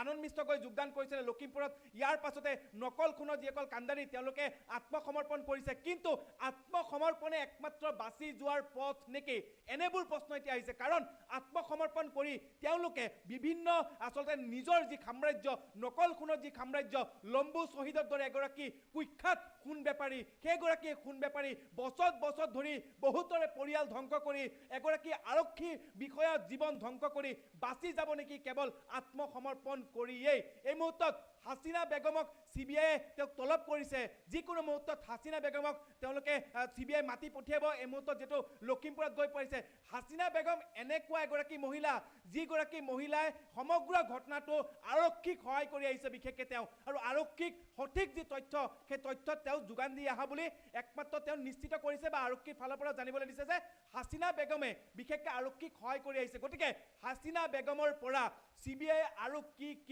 দিক উলিয়াব পাৰে বা CBI আৰু কি দিক ল'ব পাৰে হয় অভিজিত মই আপোনাৰ পৰা এটা কথা জানিব বিচাৰিছো আপুনি হাসিনা বেগমৰ কথা উল্লেখ কৰিছে এইগৰাকী হাসিনা বেগমে ৰুনা নেওগৰ নামটো বাৰে বাৰে উত্থাপন কৰিছিলে CBI দল যিহেতু লখিমপুৰলৈ গৈছিলে ৰুনা নেওগৰ নাম উত্থাপন হৈছিলে লখিমপুৰৰ আন একাংশ আৰক্ষীৰ নাম উত্থাপন হৈছিলে সেই সকলোকো কিন্তু হাসিনা বেগমৰ ভাষ্য লোৱাৰ পাছত CBI কিন্তু ৰুনা নেওগৰ লগতে আন সকলোকো কিন্তু তদন্তৰ আওতালৈ আনিব পাৰে এইটো এটা ডাঙৰ প্ৰসংগ অভিজিত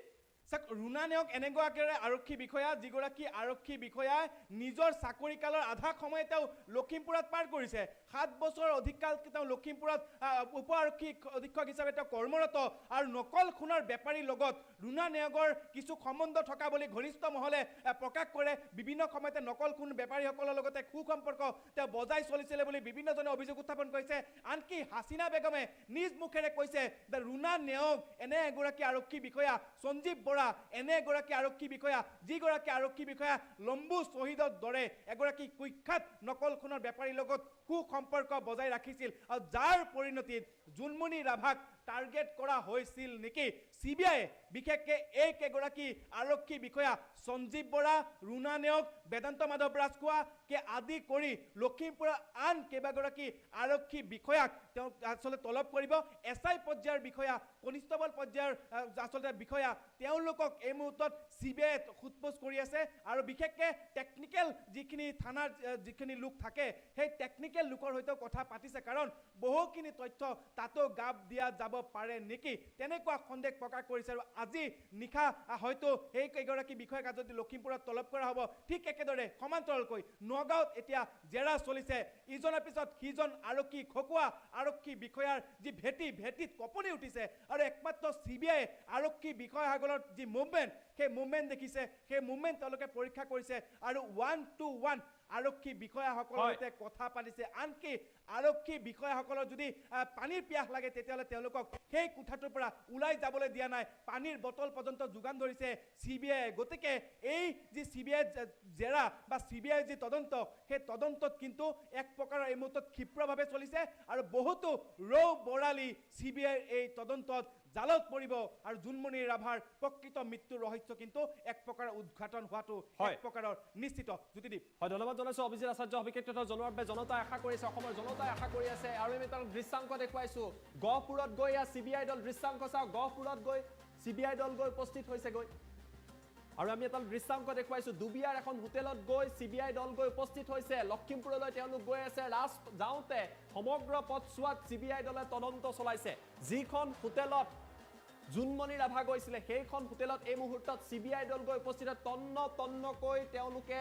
অভিযান চলাইছে ডাঙৰ প্ৰশ্নটো হৈছে নকল সোণ নকল টকাৰ লগত যিসকল আৰক্ষীৰ ঘনিষ্ঠ লখিমপুৰৰ বা নাওবৈচাৰ তেওঁলোকো এতিয়া বিপদত পৰাৰ সম্ভাৱনা আছে কিন্তু CBI সকলো তথ্য লাভ কৰিছে আৰু সময় যিমানেই গৈছে সিমানেই জুনমণি ৰাভাৰ এই তদন্তৰ ক্ষেত্ৰত CBI নতুন ক্লু পাইছে আৰু আৰক্ষীৰ মাজত থকা নেক্সাছ অতি শীঘ্ৰেই হয়তো পোহৰলৈ অহাৰ সম্ভাৱনা আছে আমাৰ লগত মন্তব্য আছে মন্তব্য টাইম8ৰ দৰ্শকক দেখুৱাই দিছো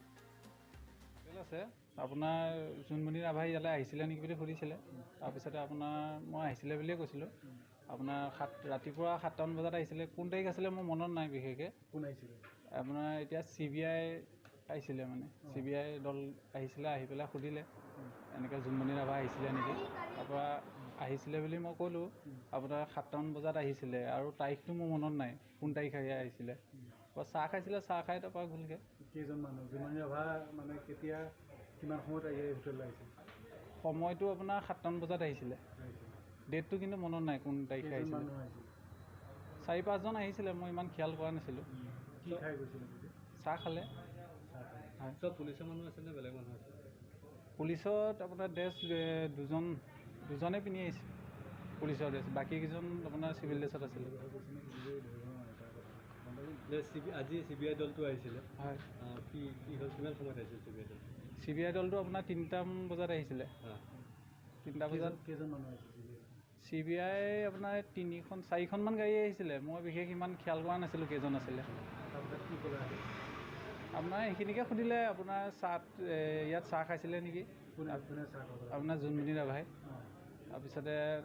কিমান টাইম বহিছে কেইখন গাড়ী লৈ আহিছিলে সেইখিনিকে সুধিছিলে CBI বাইদেউ এজনী আহিছিলে বাইদেউ এজনীয়ে সুধিছে তাৰপিছত আৰু 2-3জন মানে সুধিছিলে জুনমণি ৰাভা ইয়াতে চাহ খাবলৈ ইয়ালৈ আহিছিলে নেকি চাহ খাবলৈ অহাটো হয় আপোনাৰ কোন তাৰিখ আছিলে সেইটো মোৰ মনত নাই কিমান সময়ত আহিছিল আপোনাৰ 7টামান বজাত আহিছিলে ৰাতিপুৱা কিমান মানুহ লৈ আহিছিল জুনমণি ৰাভাই কেইজন আনিছে মানে মই এনেই 4-5জন দেখিছোঁ কিন্তু বাকী খিয়াল কৰা নাই গাড়ীত আছে তুমি তেতিয়া চিনি পাইছিলা নেকি মই চিনি নাপাওঁ পিছতহে গম পাইছোঁ হয় কি খাইছিল চাহ খালে চাহ লাল চাহ খাই পেলাই তাৰপৰা গ'লগৈ আধা ঘণ্টামান লাগিছে আৰু কি খাইছিল চাহৰ লগত আপোনাৰ খালী চাহ খাইছে তাৰপৰা মিঠাই খাইছিলে এতিয়া আকৌ মাতিম বুলি কিবা কৈছে নেকি CBI নাই কোৱা নাই বাৰু তেনেকৈ কেইজনক সুধিছে ইয়াত মোক সুধিছিলে তাৰপৰা এইফালে আমাৰ এই সন্মুখৰ যিখন দোকান আছে সেইজনক সুধিছিলে সেইদিনাখন জুনমণি ৰাভা আহিছিলে তোমালোকৰ সন্মুখত এটা জিৰণি চোৱা আছিল জিৰণি চোৱালৈ কামত মাতি লৈ গৈছিল নেকি নিয়া নাই নিয়া নাই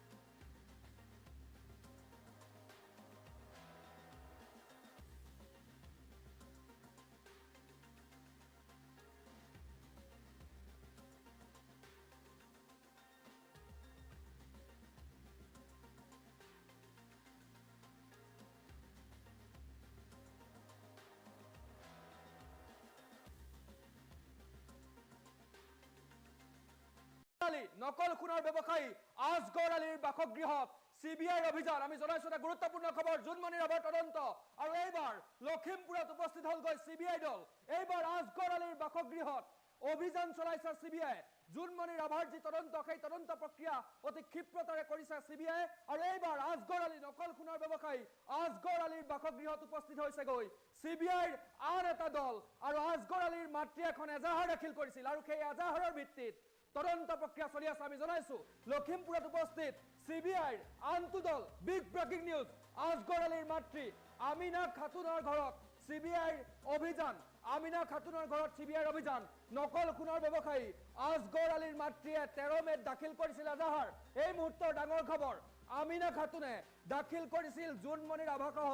কেইবাজনৰ বিৰুদ্ধে এজাহাৰ সেই এজাহাৰত জোনমণি ৰাভাৰ নাম আছিল অভিযোগ আছিল 6 মেৰ নিশা আজগৰ আলীক ঘৰৰ পৰা উঠাই নি গহপুৰত এৰি দিছিল এটা ভয়ংকৰ অভিযোগ জোনমণি ৰাভাৰ বিৰুদ্ধে আছিল 6 লাখ টকাৰ বিনিময়ত আজগৰ আলীক এৰি দিয়াৰ অভিযোগ আনিছিল আমিনা খাতুন হৈছে আজগৰৰ মাতৃ জোনমণিৰ মাতৃৰ এজাহাৰৰ ভিত্তিত তন্নকৈ অভিযান চলাইছে CBI এই মুহূৰ্তৰ বিগ ব্ৰেকিং নিউজ আজগৰৰ বাসগৃহত CBI দল সেই দৃশ্যাংক আহি পৰিছে আমি সেই দৃশ্যাংক দেখুৱাম কিন্তু তাৰ পূৰ্বে পুনৰ কৈছো যে আজগৰ আলীৰ মাতৃয়ে আমিনা খাতুনে এখন এজাহাৰ দাখিল কৰিছিল আৰু সেই এজাহাৰখনৰ আছিল জোনমণি ৰাভাৰ নাম নকল খুনৰ ব্যৱসায়ী আজগৰ আলীৰ মাতৃয়ে 13 মেত দাখিল কৰিছিল এজাহাৰ আমিনা খাতুনে দাখিল কৰিছিল জোনমণি ৰাভাসহ কেইবাজনৰ বিৰুদ্ধে এজাহাৰ অভিযোগ আছিল 6 মেৰ নিশা আজগৰ আলীক ঘৰৰ পৰা উঠাই নি গহপুৰত এৰি দিছিল এটা ভয়ংকৰ অভিযোগ এটা বিস্ফোৰক অভিযোগ আৰু লখিমপুৰৰ যি নকল খুনৰ সাম্ৰাজ্য লখিমপুৰৰ যি নকল খুনৰ ৰমৰমীয়া বেহা এই বেহাৰ বিষয়ে জোনমণি ৰাভাৰ মৃত্যুৰ পাছত পোহৰলৈ আহিল আৰু তাৰ পাছত নতুন কথা নতুন তথ্য পোহৰলৈ আহিছে বিস্ফোৰণ ঘটিছে এক প্ৰকাৰৰ এইবাৰ আজগৰ আলীৰ বাসগৃহ টাইম 8 এক্সক্লুসিভ আমি দৃশ্যাংক দেখুৱাইছো আমি ফুল স্ক্ৰিনৰ জৰিয়তে দেখুৱাম সেই দৃশ্যাংক টাইম 8 এক্সক্লুসিভ আমি দৃশ্যাংক দেখুৱাইছো আজগৰ আলীৰ বাসগৃহত CBIৰ আন এটা দল আমি দৃশ্যাংক দেখুৱাইছো টাইম 8ৰ হাতত আহি পৰিছে দৃশ্যাংক টাইম 8 এক্সক্লুসিভ এইবাৰ লখিমপুৰত CBIৰ আন এটা দল আজগৰ আলীৰ বাসগৃহ এই আজগৰ আলীৰ বাসগৃহৰ বাহিৰৰ দৃশ্যাংক আৰু CBI দলটোৱে তন্নকৈ অভিযান চলাইছে আজগৰ আলীৰ বাসগৃহত পুনৰ কৈছো আজগৰ আলীৰ বাসগৃহত এইবাৰ CBI অধিক খৰতকীয়া কৰিছে তদন্ত প্ৰক্ৰিয়া জালত পৰিব নে ৰৌ বৰালি আজিৰ তাৰিখৰ ডাঙৰ প্ৰশ্ন নে পুথিখলিহনা জালত পৰিয়ে গোটেই বিষয়টো সামৰণি মাৰিব নে জালত পৰিব ৰৌ বৰালি ডাঙৰ প্ৰশ্ন কিন্তু আমি জনাইছো যে এইবাৰ আজগৰ আলী নকল খুনৰ ব্যৱসায়ী জোনমণি ৰাভাৰ গোটেই ঘটনাটোৰ আঁৰত নকল খুনৰ কথা স্পষ্ট হৈছিল নকল খুনৰ ব্যৱসায়ৰ কথা স্পষ্ট হৈ পৰিছিল জোনমণি ৰাভাৰ মৃত্যুৰ পাছত আৰু এই গোটেই ঘটনাটোৰ আঁৰত নকল খুনৰ ঘাটি বা নকল খুনৰ সাম্ৰাজ্য নকল খুনৰ বেপাৰী জড়িত হৈ আছে বুলি হাসিনা বেগমে বিস্ফোৰণ ঘটাইছিল হাসিনা বেগম হৈছে জোনমণি ৰাভাৰ ঘনিষ্ঠ হাসিনা বেগমে বিস্ফোৰণ ঘটাইছিল তেওঁ কৈছিল যে নকল খুনৰ বেপাৰীৰ বাবে মৃত্যু হ'ল জোনমণি ৰাভাৰ সেই বিস্ফোৰণ ঘটাইছিল জোনমণি ৰাভাৰ ঘনিষ্ঠ হাসিনা বেগমে আৰু এটা কৈ তথ্য বিস্ফোৰক তথ্য পোহৰলৈ আহিছিল আৰু অৱশেষত CBI কাকু যেন এৰি দিয়া নাই সকলোতেই চলাইছে অভিযান সকলোকে কৰিছে জেৰা আমি দৃশ্যাংক দেখুৱাইছো আজগৰ আলীৰ বাসগৃহৰ বাহিৰতে CBI দল আমি বাহনসমূহ দেখিছো আমি দেখুৱাইছো এই কেইখন বাহনতে CBIৰ আন এটা দল লখিমপুৰত উপস্থিত হৈছিল আৰু এই আজগৰ আলীৰ বাসগৃহৰ বাহিৰৰ দৃশ্যাংক আমি দেখুৱাইছো টাইম 8 এক্সক্লুসিভ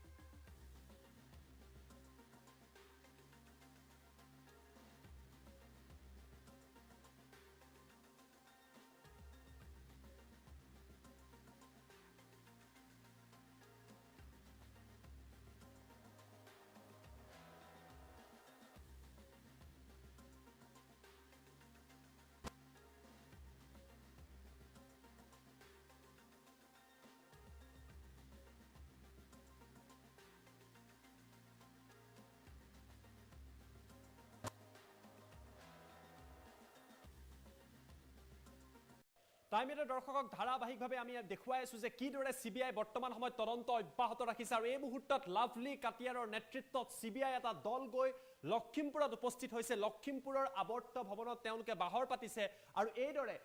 লাভলি কাটিয়াৰৰ নেতৃত্বত সৰ্বমুঠ 8 গৰাকীকৈ CBI বিষয়া এয়া লখিমপুৰৰ আৱৰ্ত ভৱনত গৈছে তেওঁলোকে বাহৰ পাতিছে আৰু তাতে জুনমণি ৰাভাৰ মৃত্যুৰ সম্পৰ্কত CBI তদন্ত চলাব কিয়নো CBI এটাৰ পিছত আনটাকৈ বিস্ফোৰক ক্লু লাভ কৰিবলৈ সক্ষম হৈছে সমগ্ৰ ঘটনা কি এই মুহূৰ্তত গ্ৰাফিক্সৰ সহায়ত লৈ অহাৰ চেষ্টা কৰিছো টাইম8 বিগ ব্ৰেকিং লাভলি কাটিয়াৰৰ নেতৃত্বত লখিমপুৰত উপস্থিত হৈছে CBI দলে নগাঁৱত চলোৱা মাৰাথন জেৰাৰ পিছত এবাৰ লখিমপুৰত উপস্থিত হৈছে গৈ জুনমণি ৰাভাৰ মৃত্যুৰ সন্দৰ্ভত CBI লখিমপুৰত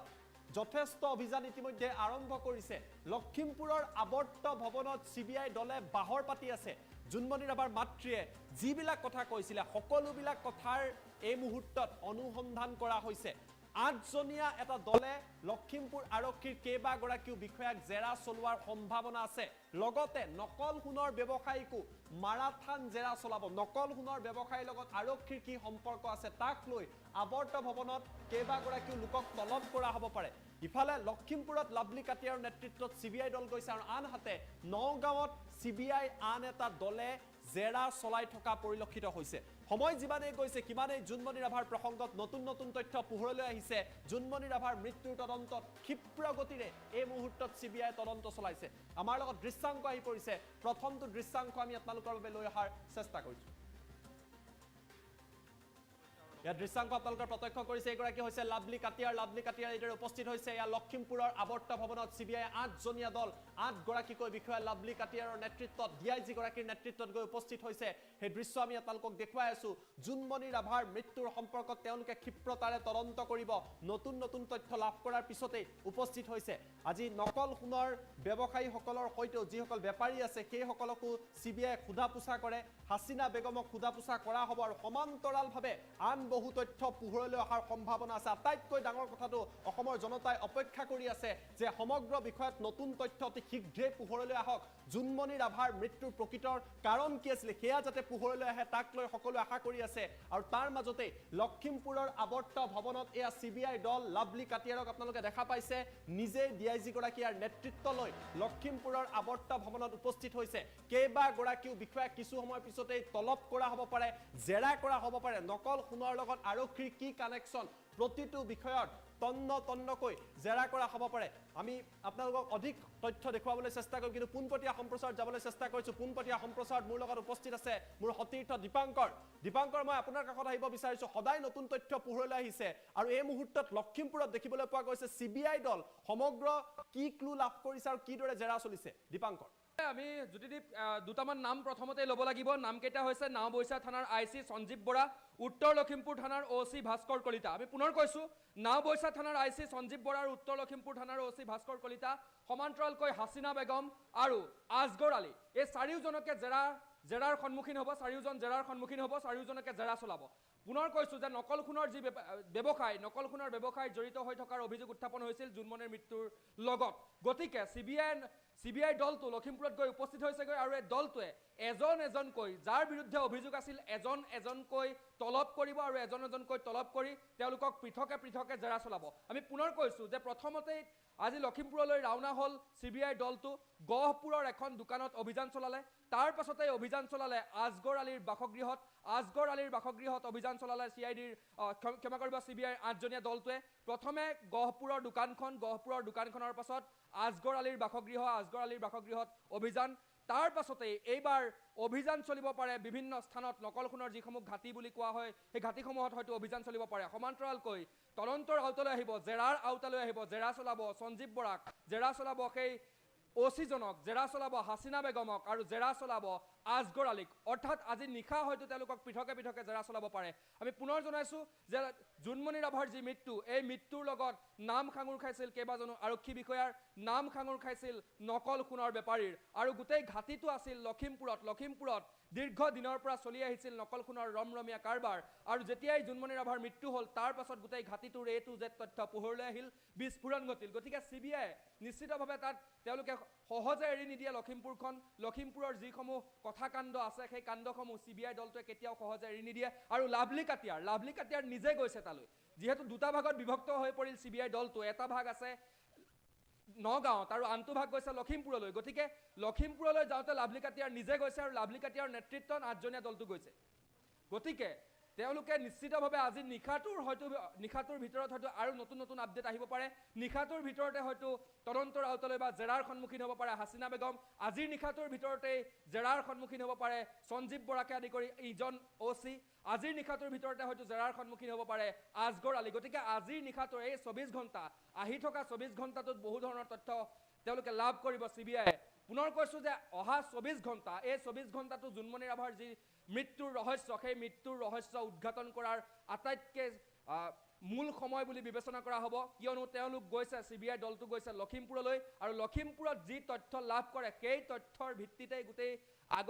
আগন্তুক কেনেধৰণে কথাবোৰ আগবাঢ়িব হয় দীপাংকৰ মই আপোনাৰ পৰা আন এটা কথা জানিব বিচাৰিছো সমগ্ৰ বিষয়টো যদি চাই আজি CBI দলটো যেতিয়া নগাঁৱৰ পৰা লখিমপুৰলৈ গৈছিলে তেওঁলোকে এখন হোটেলত প্ৰৱেশ কৰিছিলে গহপুৰৰ আৰু সেই হোটেলখনত জুনমণি ৰাভাও গৈছিলে অৰ্থাৎ CBI নিশ্চিতভাৱে কিছু ক্লু লাভ কৰিছে আৰু এটা কানেকশ্যন যে আছে আৰক্ষী নকল সোণৰ বেপাৰী আৰু জুনমণি ৰাভাৰ মৃত্যুক লৈ এটা যে বৃহৎ কানেকশ্যন নেক্সাছ আছে তাৰ কিন্তু তথ্য হয়তো CBI লাভ কৰিবলৈ সক্ষম হৈছে আৰু সেইবাবেই জুনমণি ৰাভাৰ মাতৃয়ে যিদৰে কৈছিল তাৰ ওপৰত ভিত্তি কৰি কিন্তু লাভলি কাটিয়াৰে এই মুহূৰ্তত তদন্ত প্ৰক্ৰিয়া আগবঢ়াই দিছে দীপাংকৰ নিশ্চয় কৈছাওক আজি CBIৰ মূল সমল আমি কৈছো যে CBI যেটো তদন্ত প্ৰক্ৰিয়া আগবঢ়াইছে তাৰ মূল সমলটো হৈছে জুনমণি ৰাভাৰ মাতৃৰ যিখন এজাহাৰ সেই এজাহাৰখন প্ৰথম কথা সেই এজাহাৰখনৰ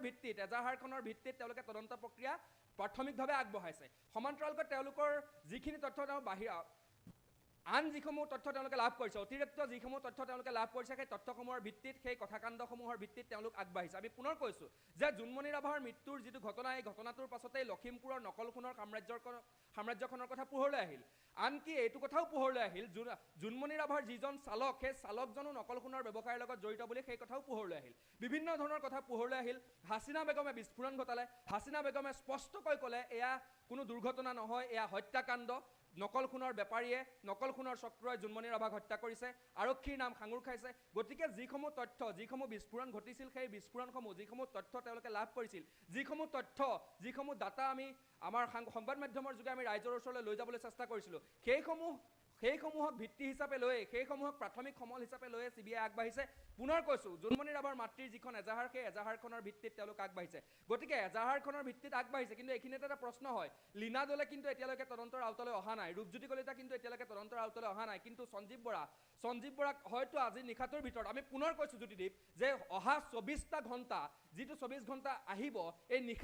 নিশাটোৱে হৈ পৰিব জুনমণি ৰাভাৰ মৃত্যুৰ ৰহস্য ফাদিলৰ আটাইতকৈ শ্ৰেষ্ঠ নিশা আৰু এই নিশাটোৰ ভিতৰতে যিখিনি তথ্য লাভ কৰে সেই তথ্যৰ ভিত্তিতে কিন্তু গোটেই তদন্ত প্ৰক্ৰিয়াটো আন এফালে গতি কৰিব বা এটা দিশ ল'ব আমি পুনৰ কৈছো যে আজি নিশাটোত আজগৰ আলী হয়তো জেৰাৰ সন্মুখীন হ'ব আজগৰ আলীৰ ইতিমধ্যে বাসগৃহত জেৰা চলিলে আজগৰ আলীৰ মাতৃয়ে এজাহাৰ দিছিল মাতৃয়ে যিখন এজাহাৰ দিছিল আজগৰ আলীৰ তাত জুনমণি ৰাভাৰ নামটো উল্লেখ আছিল গতিকে আজগৰ আলীৰ ঘৰত গৈ তন্নকৈ জেৰা চলিল এতিয়া আজগৰ আলীক হয়তো যিকোনো মুহূৰ্ততে লৈ আনিব পাৰে যিকোনো মুহূৰ্ততে তলব কৰিব পাৰে সঞ্জীৱ বৰাৰ নামটো ওলাইছে সঞ্জীৱ বৰাক যিকোনো মুহূৰ্ততে তলব কৰিব পাৰে হাসিনা বেগম যিহেতু ঘনিষ্ঠ আছিল হাসিনা বেগমে লখিমপুৰৰ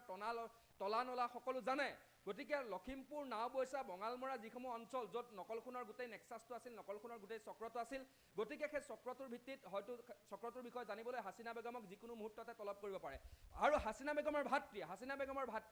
ভাতৃৰ নামটো সাঙুৰ খাই পৰিছিল এটা ভাতৃও গোটেই বিষয়টোত জড়িত হৈ আছিল যিহেতু নকল সোণৰ ব্যৱসায়ীয়ে হাসিনা বেগমৰ ভায়েকক অপহৰণ কৰিছিল বুলি হাসিনা বেগমে অভিযোগ উত্থাপন কৰিছিল গতিকে ভাতৃকো হয়তো হাসিনা বেগমৰ ভায়েককো হয়তো যিকোনো মুহূৰ্ততে জেৰাৰ সন্মুখীন হ'ব হয় দীপাংকৰ এই মুহূৰ্তত আপোনাক ধন্যবাদ জনাইছো অবিশেষ তথ্য জনোৱাৰ বাবে কিন্তু পুনৰবাৰ আমি আপোনালোকক জনাইছো এটা ডাঙৰ খবৰ বিগ ব্ৰেকিং নিউজ CBI ইতিমধ্যে তদন্ত আৰম্ভ কৰিছে আজি এখন হোটেলতো CBI দল উপস্থিত হৈছিলে কিন্তু লখিমপুৰ আৱৰ্ত ভৱনৰ আমি আপোনালোকক দৃশ্যাংশ দেখুৱাম য'ত এই মুহূৰ্তত লাভলি কাটিয়াৰৰ নেতৃত্বত 8গৰাকীকৈ CBI বিষয়াগৈ উপস্থিত হৈছে তেওঁলোকে তাত যথেষ্ট জেৰা চলাব মাৰাথান জেৰা চলোৱা হ'ব এই কথা স্পষ্ট হৈ পৰিছে আৰু এক্সক্লুসিভ দৃশ্যাংশ আমি আপোনালোকক দেখুৱাইছো যথেষ্টভাৱে এফালে গহপুৰৰ দুবিয়াত থকা এখন হোটেলত আজি CBI দল গৈছিলে য'ত এই আলোচনা হৈছিল আৰু আনফালে লাভলি কাটিয়াৰৰ নেতৃত্বত এই দল গৈ উপস্থিত হৈছে গৈ তেওঁলোকে জেৰা চলাব এই দৃশ্যাংশ আমি আপোনালোকক দেখুৱাইছো আৰু এইদৰে জুনমণি ৰাভাৰ মৃত্যুৰ প্ৰকৃত কাৰণ কি এতিয়া CBI ক্ষিপ্ৰতাৰে তদন্ত চলাইছে কালি নগাঁৱত মাৰাথন জেৰা চলাইছিলে 10 ঘণ্টা ধৰি আৰু এবাৰ লখিমপুৰত গৈ উপস্থিত হৈছে লখিমপুৰ আৰক্ষীৰ একাংশ বিষয়া বিপদত পৰাৰ সম্ভাৱনা আছে তেওঁলোককো জেৰাৰ বাবে CBI তলব কৰিব মাৰাথন গতিৰে ক্ষিপ্ৰ গতিৰে লাভলি কাটিয়াৰে জুনমণি ৰাভাৰ সমগ্ৰ ঘটনাৰ এতিয়া তদন্ত অব্যাহত ৰাখিছে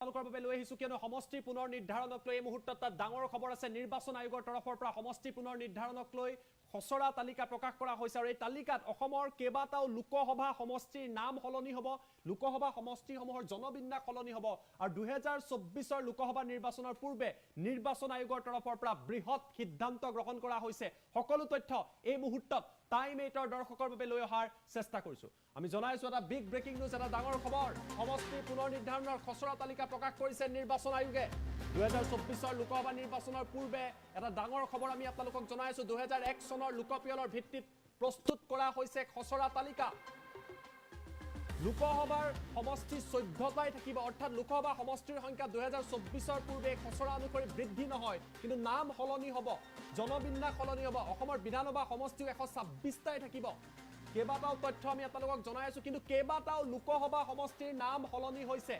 এই খসৰা তালিকাত কেইবাটাও লোকসভা সমষ্টিৰ নাম সলনি হৈছে মঙ্গলদৈ সমষ্টিৰ নাম সলনি কৰা হৈছে আমি প্ৰথমটো বিগ ব্ৰেকিং আপোনালোকক জনাই আছো মঙ্গলদৈ সমষ্টিৰ নাম সলনি হৈছে মঙ্গলদৈ সমষ্টিৰ নতুন নাম হ'ব দৰং মঙ্গলদৈ লোকসভা সমষ্টিৰ নতুন নাম হ'ব দৰং তাত কোন কোন অঞ্চল আহিব জনাম কলিয়াবৰ লোকসভা সমষ্টিৰ নাম সলনি হৈছে কলিয়াবৰৰ ঠাইত কাজিৰঙা হ'ব লোকসভা সমষ্টি কাজিৰঙা হ'ব নতুন লোকসভা সমষ্টি তেজপুৰ লোকসভা সমষ্টিৰ নাম সলনি হৈছে শোণিতপুৰ হ'ব তেজপুৰ লোকসভা সমষ্টি 2024 পূৰ্বে এটা ডাঙৰ খবৰ 11 জুলাইৰ ভিতৰত সমষ্টিৰ পুনৰ নিৰ্ধাৰণক লৈ এই খসৰাক লৈ আপোনালোকে উজৰ আপত্তি থাকিলে দিব পাৰিব নিৰ্বাচন আয়োগে তালিকা প্ৰকাশ কৰিছে 24 প্ৰাক্ষণত যথেষ্ট সংখ্যক সমষ্টিৰ সলনি হ'ব বিধানসভাত 9টা এসচিৰ বাবে আৰু 19টা এসটিৰ বাবে সমষ্টি সংৰক্ষণ কৰা হৈছে আমি জনাইছো এটা ডাঙৰ খবৰ অভিষেক তথ্য আমি আপোনালোকক জনাবলৈ চেষ্টা কৰিম এই মুহূৰ্তত এটা ডাঙৰ খবৰ কিয়নো সমষ্টি পুনৰ নিৰ্ধাৰণৰ খসৰা তালিকা প্ৰকাশ কৰা হৈছে নিৰ্বাচন আয়োগে তালিকা প্ৰকাশ কৰিছে 2001 চনৰ লোকপিয়লৰ ভিত্তিত এই খসৰা প্ৰস্তুত কৰা হৈছে লোকসভা সমষ্টি 14টাই থাকিব বিধানসভা সমষ্টি 126টাই থাকিব কিন্তু এই সমষ্টিসমূহৰ নাম সলনি হৈছে সমষ্টিসমূহৰ যি জনগাঁথনি বা সমষ্টিসমূহত কি সমষ্টি আহিব তাত যথেষ্ট হাল সলনি কৰা হৈছে 11 জুলাইৰ ভিতৰত আপোনালোকে সমগ্ৰ বিষয়ক লৈ আপোনালোকে অভাৱ অভিযোগ দিব লাগিব কেইবাটাও সমষ্টিৰ নাম সলনি হৈছে মঙ্গলদৈ লোকসভা সমষ্টিৰ নাম সলনি কৰা হৈছে মঙ্গলদৈ লোকসভা সমষ্টি হ'ব দৰং লোকসভা সমষ্টি ঠিক একেদৰে কলিয়াবৰ লোকসভা সমষ্টিৰ নাম সলনি কৰা হৈছে মঙ্গলদৈ সমষ্টিৰ নতুন নাম হৈছে দৰং লোকসভা সমষ্টি এক খসৰা অনুসৰি কলিয়াবৰ সমষ্টিৰ নাম সলনি হৈছে কলিয়াবৰ সমষ্টিৰ নাম কাজিৰঙা সমষ্টি হিচাপে নিৰ্ধাৰণ কৰা হৈছে কাজিৰঙা লোকসভা সমষ্টিত কি আহিব তাৰ তথ্য জনাম তেজপুৰ লোকসভা সমষ্টিৰ নাম সলনি হৈছে তেজপুৰ লোকসভা সমষ্টিৰ নাম সলনি কৰা হৈছে শোণিতপুৰ কৰা হৈছে 11 জুলাইৰ ভিতৰত এই খচৰা তালিকাৰ ওপৰত উজৰ আপত্তি দিব পাৰিব নিৰ্বাচন আয়োগৰ তৰফৰ পৰা 2024ৰ লোকসভা নিৰ্বাচনৰ পূৰ্বে বৃহৎ সিদ্ধান্ত গ্ৰহণ কৰা হৈছে এই মুহূৰ্তত আমি আপোনালোকক অসমৰ নতুন লোকসভা সমষ্টিসমূহৰ তথ্য দিবলৈ চেষ্টা কৰিছো আমি নিউজ ডেস্কলৈ আহিম আৰু আপোনালোকক অধিক তথ্য দিয়াৰ চেষ্টা কৰিছো এই মুহূৰ্তত আমি নিউজ ডেস্কলৈ আহিছো আমি আপোনালোকক দেখুৱাম আমাৰ লগত সেই তালিকা আহি পৰিছে টাইম 8ৰ দৰ্শকক দেখুৱাবলৈ চেষ্টা কৰিছে তালিকাত চাওক কোকৰাঝাৰ সমষ্টি এছটিৰ বাবে ৰিজাৰ্ভ হৈছে ইয়াত কি সমষ্টি আহিব কোকৰাঝাৰ লোকসভাত গুসাইগাঁও দতমা কোকৰাঝাৰ সমান্তৰালভাৱে বাউখুংগুৰি পৰ্বতজোৰা সিডলি চিৰাং বিজনী গোবৰ্ধন আৰু বাক্সা কোকৰাঝাৰ লোকসভা সমষ্টিত এইসমূহ নতুন সমষ্টি অন্তৰ্ভুক্ত হ'ব আমি আপোনালোকক সেই ড্ৰাফটখন দেখুৱাই আছো ধুবুৰী লোকসভা সমষ্টি চাওক ধুবুৰী লোকসভা সমষ্টিৰ ভিতৰত আহিব গোলকগঞ্জ গৌৰীপুৰ ধুবুৰী মানকাছাৰ বিলাসীপাৰা দক্ষিণ হালমৰা জলেশ্বৰ গোৱালপাৰা ইষ্ট মানিকপুৰ মন্দিয়া আৰু চেঙা এইকেইটা সমষ্টি আহিব ধুবুৰীৰ ভিতৰত বৰপেটা লোকসভা সমষ্টিত আহিব অভয়াপুৰী বঙাইগাঁও ভৱানীপুৰ বৰপেটা ৰূপসী বজালী হাজু বৰক্ষেত্ৰী নলবাৰী আৰু তিহু এইকেইটা সমষ্টি বৰপেটাৰ ভিতৰত আহিব চতুৰ্থটো সমষ্টি দৰং এটা নতুন সমষ্টি ইয়াৰ পূৰ্বে সমষ্টিটোৰ নাম আছিল মঙ্গলদৈ ৰিনেম কৰা হৈছে দৰং বুলি আৰু ইয়াৰ ভিতৰত চাওক তামুলপুৰ গুৰেশ্বৰ ৰঙিয়া কমলপুৰ ভেড়াগাঁও উদালগুৰি মাছবাট টংলা সিপাজাৰ মঙ্গলদৈ আৰু দলগাঁও এইকেইটা সমষ্টি দৰঙৰ ভিতৰত আহিব সেই তথ্য আমি আপোনালোকক জনাই আছো গুৱাহাটী লোকসভা সমষ্টিত কি আহিব গুৱাহাটীৰ ভিতৰত গোৱালপাৰা ৱেষ্ট দুধনৈ সমান্তৰালভাৱে সমৰীয়া বকো পলাশবাৰী দিছপুৰ ডিমৰীয়া নিউ গুৱাহাটী গুৱাহাটী চেন্ট্ৰেল আৰু জালুকবাৰী এয়া গুৱাহাটী লোকসভা সমষ্টিৰ ভিতৰত অন্তৰ্ভুক্ত কৰা হৈছে ডিফুৰ ভিতৰত এই খচৰাত কি কোৱা হৈছে ডিফু এছটিৰ বাবে ৰিজাৰ্ভ হৈ থাকিব বুকাজান হাওড়াঘাট ডিফু ৰংখাং আমৰি আৰু হাফলং এইকেইটা সমষ্টি ডিফু লোকসভা সমষ্টিৰ ভিতৰত আহিব কৰিমগঞ্জৰ ভিতৰত কি আহিব কৰিমগঞ্জ লোকসভা সমষ্টি দেখুৱাইছো হাইলাকান্দি আলগাপুৰ বদৰপুৰ নৰ্থ কৰিমগঞ্জ সাউথ কৰিমগঞ্জ আৰু ৰাতাবাৰী এইকেইটা সমষ্টি কৰিমগঞ্জৰ ভিতৰত আহিব শিলচৰ এছচিৰ বাবে ৰিজাৰ্ভ কৰা হৈছে শিলচৰ লোকসভা সমষ্টি এই খচৰা অনুসৰি তাত আহিব লক্ষীপুৰ উদাৰবন কাটিগড়া বৰখলা শিলচৰ সোণাই আৰু নৰসিংপুৰ এইকেইটা সমষ্টি শিলচৰ লোকসভা সমষ্টিত আহিব ঠিক একেদৰে নগাঁও লোকসভা সমষ্টিত চাওক নগাঁও লোকসভা সমষ্টিৰ ভিতৰত জাগিৰোড লাহৰীঘাট মৰিগাঁও বটদ্ৰুৱা ৰূপহীহাট সামুগুৰি নগাঁও আৰু ৰহা এইকেইটা নগাঁও লোকসভা সমষ্টিৰ ভিতৰত আহিব কাজিৰঙাৰ ভিতৰত কি আহিব কাজিৰঙা আমি আপোনালোকক দেখুৱাই আছো কাজিৰঙা নতুন সমষ্টি এই সমষ্টিটো আছিল কলিয়াবৰ গৌৰৱ গগৈ বৰ্তমান তাৰ সাংসদ কলিয়াবৰ সমষ্টি ৰিনেম কৰা হৈছে পুনৰ নামাকৰণ কৰা হৈছে কাজিৰঙা নামেৰে কাজিৰঙাৰ ভিতৰত আহিব কলিয়াবৰ বহমপুৰ বিন্নাকান্দি হুজাই লামডিং গোলাঘাট দেৰগাঁও বোকাখাট খুমটাই আৰু সৰুপথাৰ কেইবাটাও মুছলমান অধ্যুষিত সমষ্টি যি কলিয়াবৰত আছিলে সেয়া কাজিৰঙা সমষ্টিত বৰ্তমান সময়ত নাই অৰ্থাৎ তাৰ পৰা বাদ দিয়া হৈছে শোণিতপুৰ এটা নতুন সমষ্টি আগতে তেজপুৰ লোকসভা সমষ্টি আছিলে নতুন খচৰা অনুসৰি 2001 চনৰ লোকপিয়ল অনুসৰি শোণিতপুৰ এতিয়া নতুন লোকসভা সমষ্টি হ'ব ডিলিমিটেশ্যনৰ মতে ঢেকিয়াজুলি বৰচলা তেজপুৰ ৰঙাপাৰা চতিয়া বিশ্বনাথ বিহালী গহপুৰ আৰু বিহপুৰীয়া শোণিতপুৰ লোকসভা সমষ্টিৰ ভিতৰত আহিব ইয়াৰ পূৰ্বে এই তেজপুৰ আছিলে লখিমপুৰ লোকসভা সমষ্টিত কি আহিব ৰঙানদী নাওবৈছা লখিমপুৰ ঢকুৱাখানা ধেমাজি চিচিবৰগাঁও জুনাই হদিয়া আৰু দুমদুমা লখিমপুৰ লোকসভা সমষ্টিৰ ভিতৰত অন্তৰ্ভুক্ত হ'ব ডিব্ৰুগড় লোকসভা সমষ্টিৰ ভিতৰত কি আহিব মাৰ্ঘেৰিটা ডিগবৈ মাকুম তিনিচুকীয়া চাবুৱা ডিব্ৰুগড় মৰাণ দুলিয়াজান টিংখং আৰু নাহৰকটীয়া ডিব্ৰুগড় লোকসভা সমষ্টিৰ ভিতৰত অন্তৰ্ভুক্ত হ'ব যোৰহাট লোকসভা সমষ্টিৰ ভিতৰত সোণাৰী মাহমৰা ডিমৌ শিৱসাগৰ নাজিৰা মাজুলী যোৰহাটৰ লগত আহিব টিয়ক যোৰহাট মৰিয়নি আৰু তিতাবৰ অৰ্থাৎ সমষ্টি 14টা আছে আমি 14টা এই খচৰা তালিকা মতে দিয়া আমি আপোনালোকক তথ্য জনালো 14টা সমষ্টিৰ 3টা সমষ্টিৰ নাম সলনি হৈছে এই সমষ্টি কেইটা আমি পুনৰবাৰ আপোনালোকক দেখুৱাই দিব বিচাৰিছো সমষ্টি কেইটাৰ নাম সলনি হৈছে সেই তথ্য আমি আপোনালোকক জনাই আছো আপোনালোকে যদি চাই নাম সলনি কৰা হৈছে দৰঙত মঙ্গলদৈ সমষ্টিৰ নাম সলনি কৰা হৈছে দৰং কৰা হৈছে কাজিৰঙা কৰা হৈছে কলিয়াবৰৰ এই নামটো সলনি হৈছে কলিয়াবৰ সমষ্টি এতিয়া কাজিৰঙা হ'ব সমান্তৰালভাৱে আপুনি যদি চাই কোকৰাঝাৰ একেই নাম আছে ধুবুৰী একেই আছে বৰপেটা একেই আছে দৰং মঙ্গলদৈ এতিয়া দৰং হ'ব গুৱাহাটী ভাগে আছে ডিফু ভাগে আছে কৰিমগঞ্জ আছে শিলচৰ আছে নগাঁও আছে কাজিৰঙা কলিয়াবৰ কাজিৰঙা হৈছে তেজপুৰ শোণিতপুৰ হৈছে সমান্তৰালভাৱে লখিমপুৰ ভাবে আছে ডিব্ৰুগড় ভাবে আছে আৰু যোৰহাট ভাবে আছে এই সমগ্ৰ যি খচৰাত যথেষ্ট কথা উল্লেখ 126টা সমষ্টি আছে 126টা কি সমষ্টি আমি দেখুৱাব বিচাৰিছো ৰাতাবাৰী সাউথ কৰিমগঞ্জ নৰ্থ কৰিমগঞ্জ বদৰপুৰ আলগাপুৰ হাইলাকান্দি নৰসিংপুৰ বুলি এটা সমষ্টি আমি দেখিছো নতুনকৈ নাম দেখিছো নৰসিংপুৰ সোনাই শিলচৰ বৰখলা কাটিগড়া উদাৰবন লক্ষীপুৰ ডিমা হাছাও সমান্তৰালভাৱে আমৰি এটা আমি নতুনকৈ হয়তো সমষ্টি এই মুহূৰ্তত নতুন নাম দেখা পাইছো সমান্তৰালভাৱে ৰংখাং আমি দেখা পাইছো ৰংখাং বুলি এটা সমষ্টিৰ নাম এই মুহূৰ্তত কাৰ্বি আংলঙত দেখিবলৈ পোৱা গৈছে ৱেষ্ট কাৰ্বি আংলঙত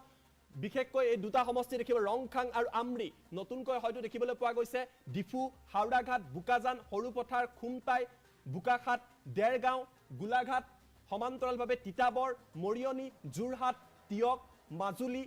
নাজিৰা শিৱসাগৰ ডিমৌ মাহমৰা সোণাৰী নাহৰকটীয়া টিংখং দুলিয়াজান মৰাণ ডিব্ৰুগড় চাবুৱা তিনিচুকীয়া মাকুম ডিগবৈ মাৰ্ঘেৰিটা এইসমূহ নতুন বিধানসভা সমষ্টি যিসমূহ খচৰাত প্ৰকাশ কৰা হৈছে ডুমডুমা শদিয়া জোনাই চিচিবৰগাঁও সমান্তৰালভাৱে ধেমাজি ঢকুৱাখানা লখিমপুৰ এই তালিকা অনুসৰি নাওবৈচা ৰঙানদী বিহপুৰীয়া গহপুৰ বিহালী বিশ্বনাথ চতিয়া ৰঙাপাৰা তেজপুৰ বৰচলা ঢেকিয়াজুলি লামডিং হুজাই বিন্নাকান্দি ৰহা নগাঁও বহমপুৰ চামুগুৰি কলিয়াবৰ ৰূপহীহাট বটদ্ৰৱা মৰিগাঁও লাহৰীঘাট জাগিৰোড দলগাঁও মঙ্গলদৈ চিপাজাৰ টংলা মাছবাট উদালগুৰি ভেৰগাঁও গুৰেশ্বৰ তামুলপুৰ বাক্সা গোবৰ্ধন আন এটা নতুন নাম আমি দেখা পাইছো টিহু নলবাৰী বৰক্ষেত্ৰী জালুকবাৰী গুৱাহাটী চেন্ট্ৰেল নিউ গুৱাহাটী এটা নতুন সমষ্টি এই মুহূৰ্তত দেখিবলৈ পাইছো নিউ গুৱাহাটী বুলি এটা নতুন নাম আমি দেখিবলৈ পাইছো ডিমৰিয়া দিছপুৰ কমলপুৰ ৰঙিয়া হাজু পলাশবাৰী বকু সমৰিয়া Bajali Rupsi Barpeta Chenga Mandia Bhabanipur Bijni Sidli Bongaigaon Manikpur Abhayapuri Dudhnai Goalpara east Goalpara west Jaleswar south Salmara Bilasipara Mankachar Dhubri Gauripur Golakganj Parbatjhora Baokhungri আন এটা সমষ্টি নতুন নাম আমি দেখিব পাইছো বাওখাংগুৰি এই মুহূৰ্তত কোকৰাঝাৰ সমান্তৰালভাৱে দতমা গুসাইগাঁও 126টা সমষ্টি আছে তথ্য আমি আপোনালোকক দেখুৱাইছো ইলেকশ্যন কমিছনৰ তৰফৰ পৰা প্ৰেছ নোটটো দিয়া হৈছে কি কোৱা হৈছে দেখুৱাম in pursuance of section 85A of the representative people act 1950 read with সকলো কথা উল্লেখ কৰিছে ইয়াত লিখা হৈছে স্পষ্টভাৱে তেওঁলোকে উল্লেখ কৰিছে কেইবাটাও দিক উল্লেখ কৰা হৈছে যে কিদৰে সমগ্ৰ তথ্য তেওঁলোকে প্ৰকাশ কৰিছে এইসমূহ 126টা সমষ্টিৰ পুংখানুপুংখ তথ্য দিয়া হৈছে নিৰ্বাচন আয়োগৰ তৰফৰ পৰা এই যিখন খচৰা তাত এইবিলাক কথা উল্লেখ কৰা হৈছে আৰু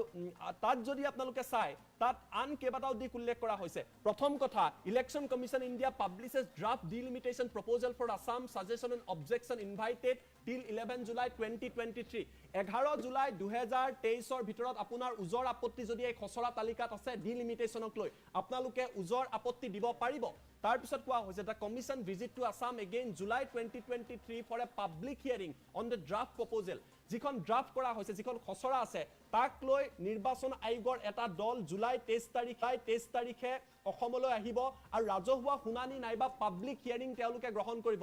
ৰাজহুৱা শুনানি লবলৈ এই মুহূৰ্তত নিৰ্বাচন আয়োগৰ এটা দল জুলাই 2023 অৰ্থাৎ অহা মাহত আহিব number of assembly seats have been retained 126 126টাই আছে যে 126টা বিধানসভা সমষ্টি আছে 126 আছে অৰ্থাৎ বিধানসভা সমষ্টিৰ সংখ্যা বৃদ্ধি পোৱা নাই the number of Lok Sabha seats at 14 Lok Sabha সমষ্টিৰ যি আসনৰ সংখ্যা 14টাই আছে সমষ্টি 14টাই আছে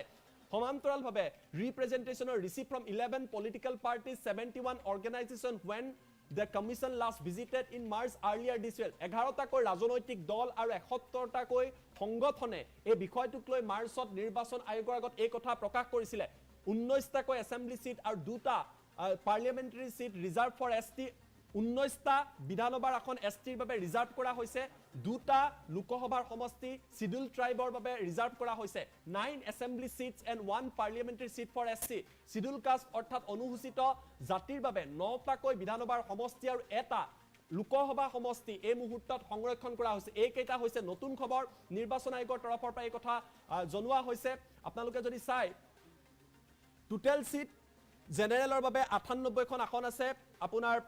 বিধানসভাত 9খন এছচিৰ বাবে 19খন এছটিৰ বাবে অৰ্থাৎ সৰ্বমুঠ 126খন আসন 126টা সমষ্টি বিধানসভাত আছে লোকসভাত যদি চাই 11খন আসন জেনেৰেলৰ বাবে ওপেন কেটেগৰী এখন এছচিৰ বাবে দুখন এছটিৰ বাবে টোটাল 14খন অৰ্থাৎ সমষ্টিৰ সংখ্যা হাল হলনি হোৱা নাই এই প্ৰপ'জাল অনুসৰি সমষ্টি একেই থাকিব কিন্তু কি হলনি হৈছে তাৰ তথ্য আমি পুনৰবাৰ আপোনালোকক জনোৱাৰ চেষ্টা কৰিম ফুল প্লেট ব্ৰেকিংৰ হয় পুনৰবাৰ টাইম 8ৰ দৰ্শকক জনাবলৈ চেষ্টা কৰিছে ডাঙৰ খবৰ সমষ্টি পুনৰ নিৰ্ধাৰণ খচৰা তালিকা প্ৰকাশ কৰা হৈছে যিসকলে টাইম 8ৰ লগত সংযোগ স্থাপন কৰিছে তেওঁলোকক জনাই আছো আজিৰ দিনটোৰ আটাইতকৈ ডাঙৰ খবৰটো 2001 চনৰ লোকপিয়লৰ ভিত্তিত খচৰা তালিকা প্ৰকাশ কৰা হৈছে এই তালিকাত কি হলনি হৈছে সেই কথা আমি আপোনালোকক জনাম লোকসভাৰ সমষ্টি 14টাই থাকিব অৰ্থাৎ লোকসভাৰ আসনৰ সংখ্যা বৃদ্ধি পোৱা নাই বিধানসভা সমষ্টিৰ সংখ্যা 126টাই থাকিব নাম হলনি হৈছে জনগাঁথনি হলনি হৈছে অঞ্চল হলনি হৈছে কেবাটাও লোকসভা সমষ্টিৰ নাম হলনি কৰা হৈছে কেবাটাও লোকসভা সমষ্টিৰ নাম হলনি কৰা হৈছে মঙ্গলদৈ সমষ্টিৰ নাম হলনি হৈছে মঙ্গলদৈ লোকসভা সমষ্টি এই ড্ৰাফট অনুসৰি খচৰা অনুসৰি এতিয়াৰ পৰা দৰং লোকসভা সমষ্টি হিচাপে নামাকৰণ কৰা হৈছে মঙ্গলদৈ লোকসভা সমষ্টি দৰং লোকসভা সমষ্টি হিচাপে কৰা হৈছে কলিয়াবৰ সমষ্টিৰ নতুন নাম কাজিৰঙা লোকসভা সমষ্টি কলিয়াবৰৰ নাম হলনি হৈছে কাজিৰঙা লোকসভা সমষ্টি তেজপুৰ লোকসভা সমষ্টিৰ নাম হলনি হৈছে শোণিতপুৰ লোকসভা সমষ্টি বুলি দিয়া হৈছে তেজপুৰ লোকসভা সমষ্টি 11 জুলাইৰ ভিতৰত এই খচৰাক লৈ উজৰ আপত্তি থাকিলে আপোনালোকে দিব পাৰিব নিৰ্বাচন আয়োগে এই তালিকা প্ৰকাশ কৰিছে কেবাটাও সমষ্টিৰ খচৰা তালিকা প্ৰকাশ কৰা হৈছে সকলো তথ্য আমি আপোনালোকক জনাইছো নিৰ্বাচন আয়োগৰ তৰফৰ পৰা এই কথা প্ৰকাশ কৰা হৈছে বিধানসভাত 9খন আসন এছচিৰ বাবে আৰু 19খন এছটিৰ বাবে সংৰক্ষণ কৰা হৈছে এই মুহূৰ্তত টাইম 8ত জনাই আছো 2024ৰ লোকসভাৰ নিৰ্বাচনৰ পূৰ্বে আটাইতকৈ ডাঙৰ খবৰটো কিয়নো সমষ্টি পুনৰ নিৰ্ধাৰণৰ খচৰা তালিকা প্ৰকাশ কৰা হৈছে তালিকাত কি আছে A to Z তথ্য আমি আপোনালোকক জনাম 2001 চনৰ লোকপিয়লৰ পৰা ভিত্তি কৰি এই কথা প্ৰকাশ কৰা হৈছে লোকসভা সমষ্টিৰ যি আসনৰ সংখ্যা 14খনেই থাকিব বিধানসভা 126টাই থাকিব এই তথ্য আমি আপোনালোকক জনাই আছো কেবাটাও লোকসভা সমষ্টিৰ নাম হলনি কৰা হৈছে কেবাটাও লোকসভা সমষ্টিৰ নাম হলনি হৈছে কি হলনি হৈছে মঙ্গলদৈ লোকসভা সমষ্টিৰ নাম হলনি কৰা হৈছে মঙ্গলদৈ লোকসভা সমষ্টিৰ নতুন নাম মঙ্গলদৈ লোকসভা সমষ্টিক এই খচৰা অনুসৰি দৰং লোকসভা সমষ্টি বুলি জানিব পৰা যাব আমি প্ৰতিটো সমষ্টিৰ তথ্য লৈ আহিম ঠিক একেদৰে কলিয়াবৰ লোকসভা সমষ্টিৰ নাম হলনি কৰা হৈছে কাজিৰঙা লোকসভা সমষ্টি হিচাপে কলিয়াবৰৰ নাম নামাকৰণ কৰা হৈছে তেজপুৰ লোকসভা সমষ্টিৰ নাম হলনি কৰা হৈছে শোণিতপুৰ হিচাপে তেজপুৰ লোকসভা সমষ্টিৰ নাম হলনি কৰা হৈছে 11 জুলাইৰ ভিতৰত আপোনালোকে উজৰ আপত্তি কৰিব পাৰিব আমি পুনৰবাৰ আপোনালোকক তথ্য দিয়াৰ চেষ্টা কৰিছো লোকসভা সমষ্টি কেইটাৰ যে কিদৰে হাল হলনি হৈছে 14টা লোকসভা সমষ্টিত কোন অঞ্চল নতুনকৈ অন্তৰ্ভুক্ত হৈছে তাৰ তথ্য লৈ অহাৰ চেষ্টা কৰিম আমি জনাইছো আপোনালোকক কেবাটাও ডাঙৰ খবৰ লোকসভা সমষ্টিৰ যথেষ্ট তথ্য হলনি হৈছে নতুন খচৰাত কেবাটাও তথ্য আছে আমি সেই তথ্য আপোনালোকক জনাবলৈ চেষ্টা কৰিছো ইতিমধ্যে জনাইছো 14টা লোকসভা সমষ্টি আছে 126টা বিধানসভা সমষ্টি আছে এই 14টা লোকসভা সমষ্টিত কি হলনি হৈছে তাৰ তথ্য আমি আপোনালোকক দেখুৱাৰ চেষ্টা কৰিছো 14টা লোকসভা সমষ্টিত চাওক আমি আপোনালোকক তথ্য জনাইছো কোকৰাঝাৰ প্ৰথমটো সমষ্টি এছটিৰ বাবে ৰিজাৰ্ভ কৰা হৈছে কোকৰাঝাৰত কি আহিব গুসাইগাঁও দতমা কোকৰাঝাৰ বংখাংগুৰি পৰ্বতজোৰা সিডলি চিৰাং বিজনি সমান্তৰালভাৱে গোবৰ্ধন আৰু বাক্সা এইকেইটা সমষ্টি কোকৰাঝাৰৰ ভিতৰত আহিব এছটিৰ বাবে ৰিজাৰ্ভ কৰা হৈছে ধুবুৰীৰ তথ্য আমি আপোনালোকক জনাইছো গোলকগঞ্জ গৌৰীপুৰ ধুবুৰী মানকাছাৰ বিলাসীপাৰা সাউথ সালমৰা জলেশ্বৰ গোৱালপাৰা ইষ্ট মানিকপুৰ মন্দিয়া আৰু চেঙা এই অন্তৰ্ভুক্ত হৈছে ধুবুৰীৰ ভিতৰত বৰপেটাৰ আমি তথ্য দিছো অভয়াপুৰী বঙাইগাঁও ভৱানীপুৰ বৰপেটা ৰূপসী বজালি হাজু বৰক্ষেত্ৰী নলবাৰী আৰু তিহু দৰং যেটো নতুন সমষ্টি আগতে মঙ্গলদৈ আছিল নাম দৰং হৈছে অভয়াপুৰী বঙাইগাঁও ভৱানীপুৰ বৰপেটা ৰূপসী বজালি হাজু বৰক্ষেত্ৰী নলবাৰী আৰু তিহু দৰঙৰ আমি তথ্য দিছোঁ এয়া বৰপেটাৰ তথ্য আছিলে দৰঙৰ নাম হৈছে তামুলপুৰ গুৰেশ্বৰ ৰঙিয়া কমলপুৰ ভেৰগাঁও ওদালগুৰি মাজবাট টংলা চিপাজাৰ মঙলদৈ আৰু দলগাঁও আগতে মঙলদৈ সমষ্টি আছিলে সেয়া এতিয়া দৰং সমষ্টি হ'ব 4 নম্বৰ সমষ্টিটো গুৱাহাটী লোকসভা সমষ্টিৰ ভিতৰত Goalpara west Dudhnai Chamaria Boko Palasbari Dispur Dimoria new Guwahati central আৰু জালুকবাৰী ডিফু এছটিৰ বাবে ৰিজাৰ্ভ কৰা হৈছে বুকাজান হাওৰাঘাট ডিফু ৰংখাং আমৰি হাফলং কৰিমগঞ্জ 7 নম্বৰ সমষ্টি কৰিমগঞ্জত হাইলাকান্দি আলগাপুৰ বদৰপুৰ নৰ্থ কৰিমগঞ্জ সাউথ কৰিমগঞ্জ আৰু ৰাতাবাৰী এয়া কৰিমগঞ্জৰ ভিতৰত অন্তৰ্ভুক্ত হৈছে শিলচৰ এছচিৰ বাবে সংৰক্ষিত লক্ষীপুৰ উদাৰবন কাটিগড়া বৰখলা শিলচৰ সোনাই আৰু নৰসিংপুৰ শিলচৰৰ ভিতৰত অন্তৰ্ভুক্ত কৰা হৈছে ইয়াত কেইবাটাও নতুন সমষ্টিৰ আপোনালোকে বিধানসভা সমষ্টিৰ নাম দেখা পাব নগাঁৱৰ ভিতৰত থাকিব জাগিৰোড লাহৰীঘাট মৰিগাঁও বটদ্ৰুৱা ৰূপহীহাট সামুগুৰি নগাঁও ৰহা সমান্তৰালভাৱে কাজিৰঙা নতুন সমষ্টি ইয়াৰ আগতে নাম আছিলে কলিয়াবৰ গৌৰৱ গগৈ তাৰ সাংসদ হৈ আছে কাজিৰঙাৰ এতিয়া থাকিব কলিয়াবৰ বহমপুৰ বিন্নাকান্দি হুজাই লামডিং গোলাঘাট দেৰগাঁও বোকাখাট খুমটাই আৰু সৰুপথাৰ শোণিতপুৰ নতুন সমষ্টি আগতে তেজপুৰ আছিলে নাম দিয়া হৈছে শোণিতপুৰৰ ভিতৰত কি থাকিব ঢেকিয়াজুলি বৰচলা তেজপুৰ ৰঙাপাৰা চতিয়া বিশ্বনাথ বিহালী গহপুৰ আৰু বিহপুৰীয়া লক্ষীমপুৰ আন এক সমষ্টি লক্ষীমপুৰৰ ভিতৰত ৰঙানদী নাওবৈচা লক্ষীমপুৰ ঢকুৱাখানা সমান্তৰালভাৱে ধেমাজি চিচিবৰগাঁও জোনাই হদিয়া আৰু ডুমডুমা লক্ষীমপুৰৰ ভিতৰত এই সমষ্টি কেইটা থাকিব লোকসভা সমষ্টিৰ ভিতৰত ডিব্ৰুগড় লোকসভা সমষ্টিৰ ভিতৰত কি থাকিব ডিব্ৰুগড়ৰ ভিতৰত মাৰ্ঘেৰিটা ডিগবৈ মাকুম তিনিচুকীয়া চাবুৱা ডিব্ৰুগড় মৰাণ দুলিয়াজান টিংখং আৰু নাহৰকটীয়া যোৰহাট লোকসভা সমষ্টিৰ ভিতৰত কি থাকিব সোণাৰী মাহমৰা ডিমৌ শিৱসাগৰ নাজিৰা মাজুলী টিয়ক যোৰহাট মৰিয়নি আৰু তিতাবৰ এই 14টা হৈছে লোকসভা সমষ্টি ইয়াৰে 3টা লোকসভা সমষ্টিৰ নাম সলনি হৈছে আৰু 126টা বিধানসভা সমষ্টিত কেইবাটাও নতুন সমষ্টিৰ নাম আমি দেখিবলৈ পাইছো পুনৰ নামাকৰণ কৰা হৈছে এয়া এখন দীঘলীয়া তালিকা এই তালিকাত বহু কথা উল্লেখ কৰা হৈছে সকলো কথা আমি এই মুহূৰ্তত আপোনালোকক কৈ দিব নোৱাৰো কিন্তু পুনৰবাৰ আমি আপোনালোকক জনাই আছো এই সমগ্ৰ তথ্য কোকৰাঝাৰ ধুবুৰী বৰপেটা দৰং গুৱাহাটী ডিফু কৰিমগঞ্জ শিলচৰ নগাঁও কাজিৰঙা শোণিতপুৰ লক্ষীমপুৰ ডিব্ৰুগড় যোৰহাট এইকেইটা হৈছে সমষ্টি পুনৰবাৰ যিসকলে সংযোগ স্থাপন কৰিছে তেওঁলোকক জনাই দিব বিচাৰিছো যে 14টা লোকসভা সমষ্টিত কি আছে এই তথ্য আপোনালোকে জানি লওক যিহেতু এয়া খচৰা কোকৰাঝাৰৰ ভিতৰত আপুনি গুসাইগাঁও দেখা পাব দতমা দেখা পাব কোকৰাঝাৰ বংখুংগুৰি পৰ্বতজোৰা সিডলি চিৰাং বিজদি গড়বান্ধা আৰু বাক্সা এইকেইটা গোবৰ্ধনা আৰু বাক্সা এইকেইটা হৈছে কোকৰাঝাৰৰ ভিতৰত কোকৰাঝাৰটো এই মুহূৰ্তত ৰিজাৰ্ভ কৰা হৈছে এছটিৰ বাবে ইতিমধ্যে এইটো ৰিজাৰ্ভ আছিলে ধুবুৰীত গোলকগঞ্জ গৌৰীপুৰ ধুবুৰী মানকাছাৰ বিলাসীপাৰা সাউথ চালমাৰা জলেশ্বৰ গোৱালপাৰা ইষ্ট মানিকপুৰ মন্দিয়া চেঙা এয়া হৈছে ধুবুৰীৰ ভিতৰত বৰপেটা অভয়াপুৰী বঙাইগাঁও ভৱানীপুৰ বৰপেটা ৰূপসী বজালী হাজু বৰক্ষেত্ৰী নলবাৰী টিহু দৰঙত চাওক দৰং এটা নতুন সমষ্টি মঙলদৈৰ পৰা দৰং কৰা হৈছে তামুলপুৰ গুৰেশ্বৰ ৰঙিয়া কমলপুৰ ভেৰগাঁও ওদালগুৰি মাজবাট টংলা চিপাজাৰ মঙলদৈ দলগাঁও গুৱাহাটীৰ ভিতৰত Goalpara west Dudhnai Chamaria Boko Palasbari Dispur Dimoria new Guwahati central আৰু জালুকবাৰী ডিফুৰ ভিতৰত বুকাজান হাওৰাঘাট ডিফু ৰংখাং আমৰি হাফলং কৰিমগঞ্জৰ ভিতৰত হাইলাকান্দি আলগাপুৰ বদৰপুৰ নৰ্থ কৰিমগঞ্জ সাউথ কৰিমগঞ্জ আৰু ৰাতাবাৰী শিলচৰৰ ভিতৰত লক্ষীপুৰ উদাৰবন কাটিগড়া বৰখলা শিলচৰ সোনাই আৰু নৰসিংপুৰ নগাঁৱৰ ভিতৰত জাগিৰোড লাহৰীঘাট মৰিগাঁও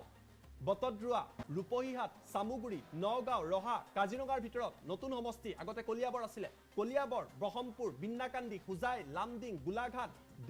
দেৰগাঁও বোকাখাট খুমটাই আৰু সৰুপথাৰ শোণিতপুৰৰ ভিতৰত ঢেকিয়াজুলি বৰচলা তেজপুৰ ৰঙাপাৰা চতিয়া বিশ্বনাথ বিহালী গহপুৰ বিহপুৰীয়া লক্ষীমপুৰৰ ভিতৰত ৰঙানদী নাওবৈচা লক্ষীমপুৰ ঢকুৱাখানা ধেমাজি চিচিবৰগাঁও জোনাই হদিয়া ডুমডুমা ডিব্ৰুগড়ৰ ভিতৰত মাৰ্ঘেৰিটা ডিগবৈ মাকুম তিনিচুকীয়া চাবুৱা ডিব্ৰুগড় মৰাণ দুলিয়াজান টিংখং নাহৰকটীয়া যোৰহাটৰ ভিতৰত সোণাৰী মাহমৰা ডিমৌ শিৱসাগৰ নাজিৰা মাজুলী টিয়ক যোৰহাট মৰিয়নি আৰু তিতাবৰ আমি ফুল প্লেটৰ সহায়ত নতুন যদি আপডেট আহিছে ফুল প্লেটৰ সহায়ত আমি আপোনালোকক দিবলৈ চেষ্টা কৰিছো আমি জনাই আছো বিগ ব্ৰেকিং নিউজ সমষ্টি পুনৰ নিৰ্ধাৰণক লৈ 22টা সমষ্টিৰ নতুন নামাকৰণ কৰা হৈছে নতুন আপডেট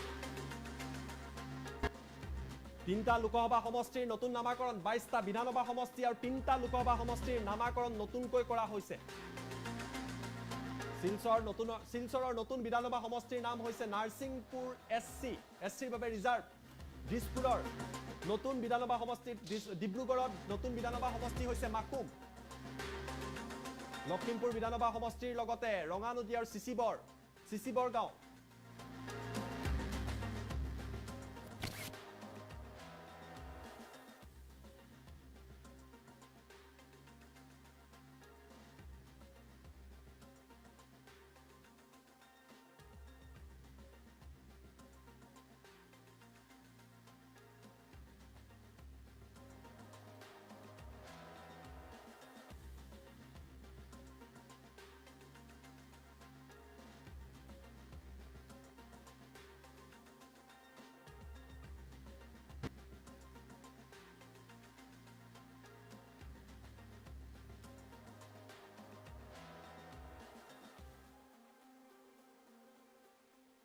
মই প্ৰাঞ্জল প্ৰদীপ হাজৰিকাই আপোনালোক সকলোকে স্বাগতম জনাই এই মুহূৰ্তত উৰিষ্যাত যেটো ৰেল দুৰ্ঘটনা সংঘটিত হৈছিল তাৰ এটা গুৰুত্বপূৰ্ণ আপডেট দিবলৈ বিচাৰিছো কিয়নো উৰিষ্যাৰ ৰেল দুৰ্ঘটনাক লৈ সিবিআই মাৰাথন জেৰা চলাইছে কেইবাগৰাকী বিষয়াক এইবাৰ উৰিষ্যাৰ যিগৰাকী ৰেলৱেৰ সিগনেল জেই আছিল অৰ্থাৎ কনিষ্ঠ অভিযন্তাৰ অভিযান চলাবলৈ গৈছিল জেৰা চলাবলৈ গৈছিল কিন্তু তেওঁ পলাতক অৱস্থাত আছিল আৰু যাৰ বাবে উৰিষ্যাৰ ৰেল দুৰ্ঘটনাৰ পাছতে সেইগৰাকী জেইৰ বাসগৃহ সিল কৰিছে সিবিআই এই মুহূৰ্তত সেই গুৰুত্বপূৰ্ণ খবৰটো আপোনালোকক জনাবলৈ বিচাৰিছো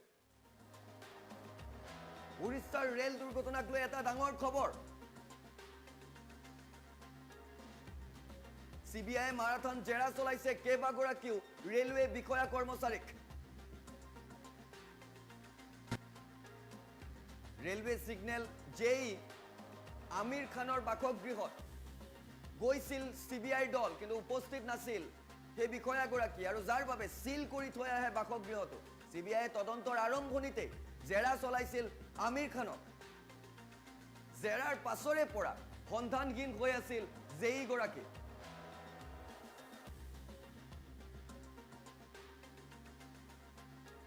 আৰু পুনৰ আমিৰ খানলৈ বাসগৃহত গৈছিল সিবিআইৰ দল কিন্তু পলাতক আছিল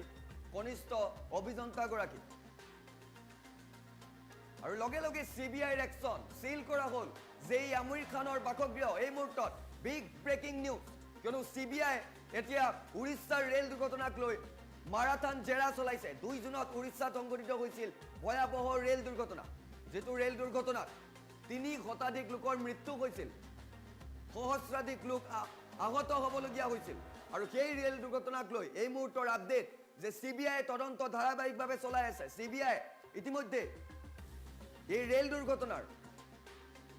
কেইবাগৰাকীও বিষয়াক বিশেষকৈ ৰেলৱে কৰ্মচাৰী বিষয়াক এতিয়া মাৰাথন জেৰা চলাইছে তাৰ ভিতৰতে যিগৰাকী সিগনেলৰ অৰ্থাৎ ৰেলৱে সিগনেলৰ যিগৰাকী জেই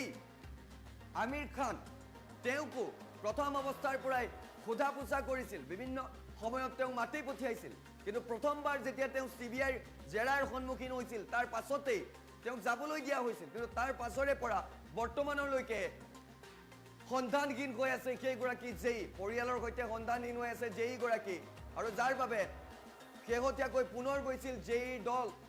জেইৰ বাসগৃহত গৈছিল সিবিআই দল কিন্তু জেই গৰাকী নাছিল বাসগৃহত আৰু যাৰ বাবে জেইৰ যিটো ঘৰ বা যিটো কোৱাৰ্টাৰ সেয়া এই মুহূৰ্তত সিল কৰি থৈ আহিছে সিবিআইৰ দলটিয়ে অৰ্থাৎ জেইৰ বাসগৃহ সিল কৰিছে সিবিআই ৰেলৱে সিগনেল জেই আমিৰ খানৰ বাসগৃহ সিল কৰিলে সিবিআই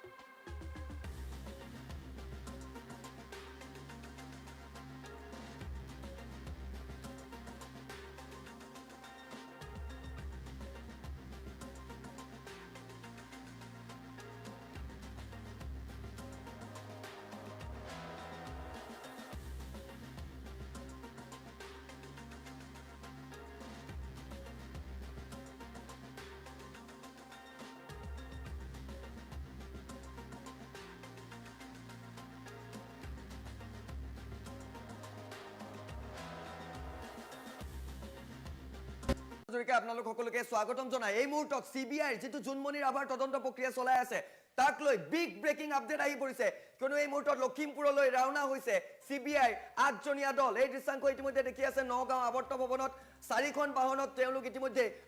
নগাঁওৰ পৰা লখিমপুৰলৈ ৰাওনা হৈছে বুলি জানিব পৰা গৈছে বিগ ব্ৰেকিং আপডেট আজি লখিমপুৰলৈ ৰাওনা CBI 8জনীয়া দল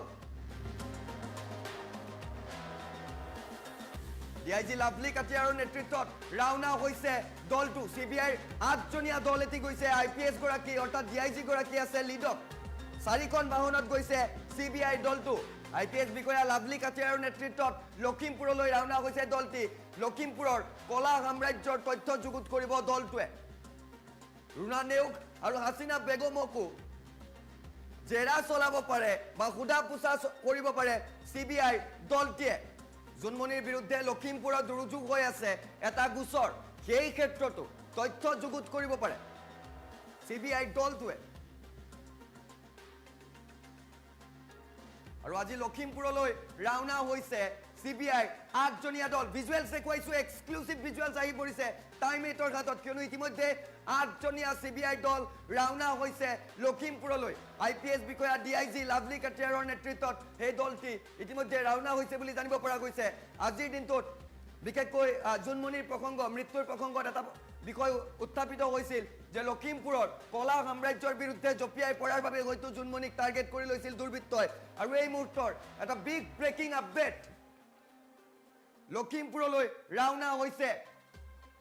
CBI 8জনীয়া এটি দল এই দলটিত এগৰাকী DIGও আছে অৰ্থাৎ DIG IPS বিষয়া লাভলি কাটিয়াৰৰ নেতৃত্বত সেই দলটি ইতিমধ্যে ৰাওনা হৈছে লখিমপুৰলৈ আৰু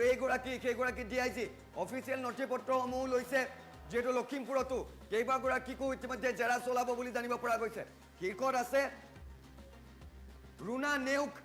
যিগৰাকী এডিশনেল SP আছিল লখিমপুৰৰ ঠিক একেধৰণৰ চৰ্চাত আছে হাসিনা বেগম কিয়নো হাসিনা বেগমে বিভিন্ন অভিযোগ উত্থাপিত কৰিছিল হাসিনা বেগমেও পৃথকে গোচৰ দিছিল আৰু গোটেই বিষয়বোৰক লৈ হাসিনা বেগমকো হয়তো জেৰা চলাব পাৰে CBI দলটিয়ে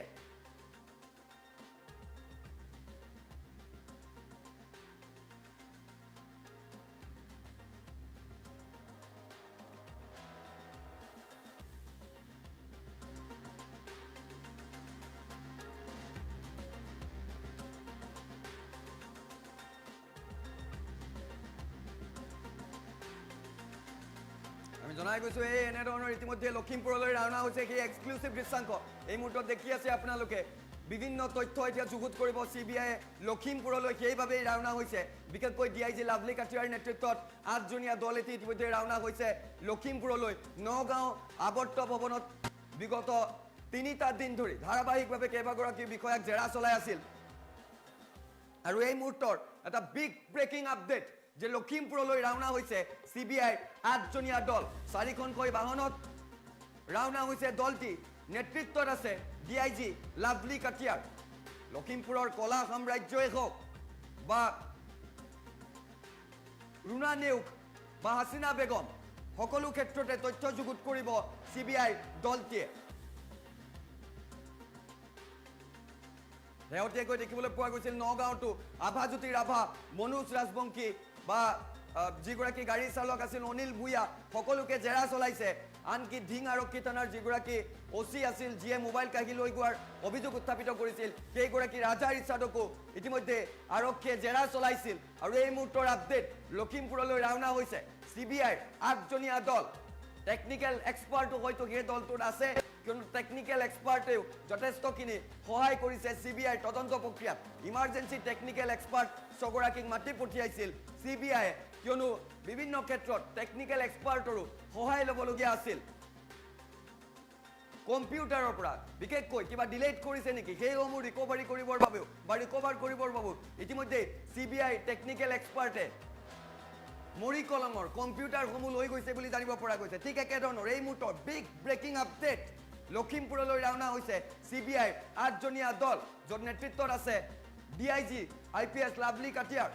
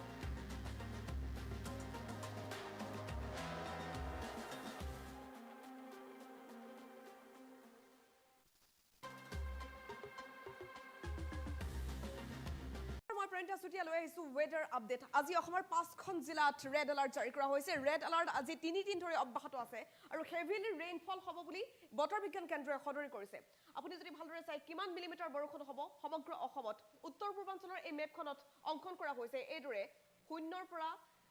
দেখিবলৈ পাইছে 400 মিলিমিটাৰ পৰ্যন্ত ৰেইনফলৰ এইবোৰ কালাৰ তেওঁলোকে দিছে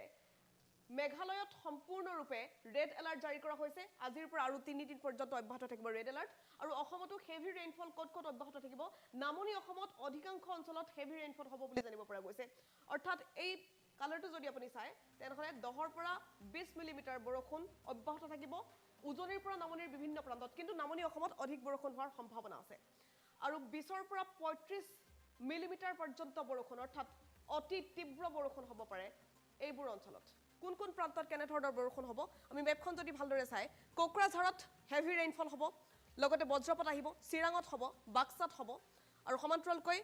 বঙাইগাঁও আৰু বৰপেটা এই 5খন জিলাত অধিক ভয়াবহ পৰিস্থিতিৰ সৃষ্টি হ'ব বুলি জানিব পৰা গৈছে এবাৰ বানপানীৰ প্ৰলয়ৰ সৃষ্টি হ'ব নামনি অসমত নামনি অসমৰ 5খন জিলাৰ ৰেড এলাৰ্ট আজি 3 দিন ধৰি অব্যাহত আছে আৰু আজিৰ দিনটোতো ৰেড এলাৰ্ট জাৰি কৰা হৈছে কোকৰাঝাৰ চিৰাং বাক্সা বঙাইগাঁও বৰপেটা এই 5খন জিলাত আৰু বিভিন্ন প্ৰান্তত অৰেঞ্জ এলাৰ্ট জাৰি কৰা হৈছে গ্ৰীণ জোনত কেৱল 2খন জিলাহে থকা দেখিবলৈ পোৱা গৈছে বাকি অংশবোৰ দেখিবলৈ পাইছে অৰেঞ্জ আৰু য়েলো এলাৰ্ট জাৰি কৰা হৈছে সমগ্ৰ অসমত এতিয়া বিভীষিকাময় পৰিৱেশৰ সৃষ্টি হৈছে বানপানীৰ কেনে ধৰণৰ পৰিৱেশ আমি দেখুৱাইছো আৰু বানপানীৰ কবলত পৰিছে উজনিৰ পৰা নামনিৰ বিভিন্ন প্ৰান্ত ফেৰী সেৱা বাতিল কৰিবলগীয়া হৈছে বৰ্তমান মাজুলীত যিটো খবৰ আমি লাভ কৰিছো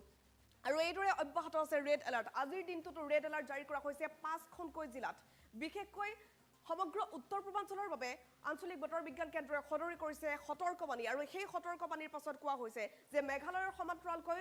অসমৰ নামনি অংশত যথেষ্ট ভয়াবহ পৰিস্থিতিৰ সৃষ্টি হ'ব আৰু জলপ্ৰলয়ৰ সৃষ্টি হ'ব পাৰে নামনি অংশত শেহতীয়া আপডেট এই মুহূৰ্তত আমি লৈ আহিছো ওয়েদাৰ আপডেট আঞ্চলিক বতৰ বিজ্ঞান কেন্দ্ৰৰ বিশেষ সতৰ্কতা জাৰি কৰা হৈছে অসমৰ 5খন জিলাত ৰেড এলাৰ্ট অব্যাহত আছে আজিৰ দিনটোতো ৰেড এলাৰ্ট জাৰি কৰিছে সেই 5খন জিলাত জলপ্ৰলয়ৰ সৃষ্টি হোৱাৰ সম্ভাৱনা আছে আৰু বতৰে অধিক কালৰূপ ধাৰণ কৰিছে উজনি নামনি বিভিন্ন প্ৰান্তত অসম উত্তৰ পূৰ্বাঞ্চলত প্ৰবল ধুমুহা বৰষুণৰ সতৰ্কবাণী কৰা হৈছে আগন্তুক 15 দিন পৰ্যন্ত ধুমুহা বৰষুণ অব্যাহত থাকিব বুলি উল্লেখ কৰিছে সম্পূৰ্ণৰূপে নিম্নগামী হ'ব পাৰে পাৰাস্তম্ভ বজ্ৰ পৰিব বৃষ্টিপাতৰ সৈতে পাৰাস্তম্ভ আৰু নিম্নগামী হ'ব বুলি জানিব পৰা গৈছে 18 ডিগ্ৰী চেলছিয়াছ পৰ্যন্ত পাৰাস্তম্ভ নিম্নগামী হোৱাৰ সম্ভাৱনা ব্যক্ত কৰিছে আঞ্চলিক বতৰ বিজ্ঞান কেন্দ্ৰ আৰু উজনিৰ পৰা নামনিলৈকে বিশেষ সতৰ্কতা জাৰি কৰা হৈছে বতৰ বিজ্ঞান কেন্দ্ৰৰ তৰফৰ পৰা এবাৰ বানপানীয়ে বিভীষিকাময় পৰিৱেশৰ সৃষ্টি কৰিছে নামনিৰ কোকৰাঝাৰ চিৰাং বাক্সা বঙাইগাঁও বৰপেটাত ৰেড এলাৰ্ট অব্যাহত আছে আজি 3 দিন পৰ্যন্ত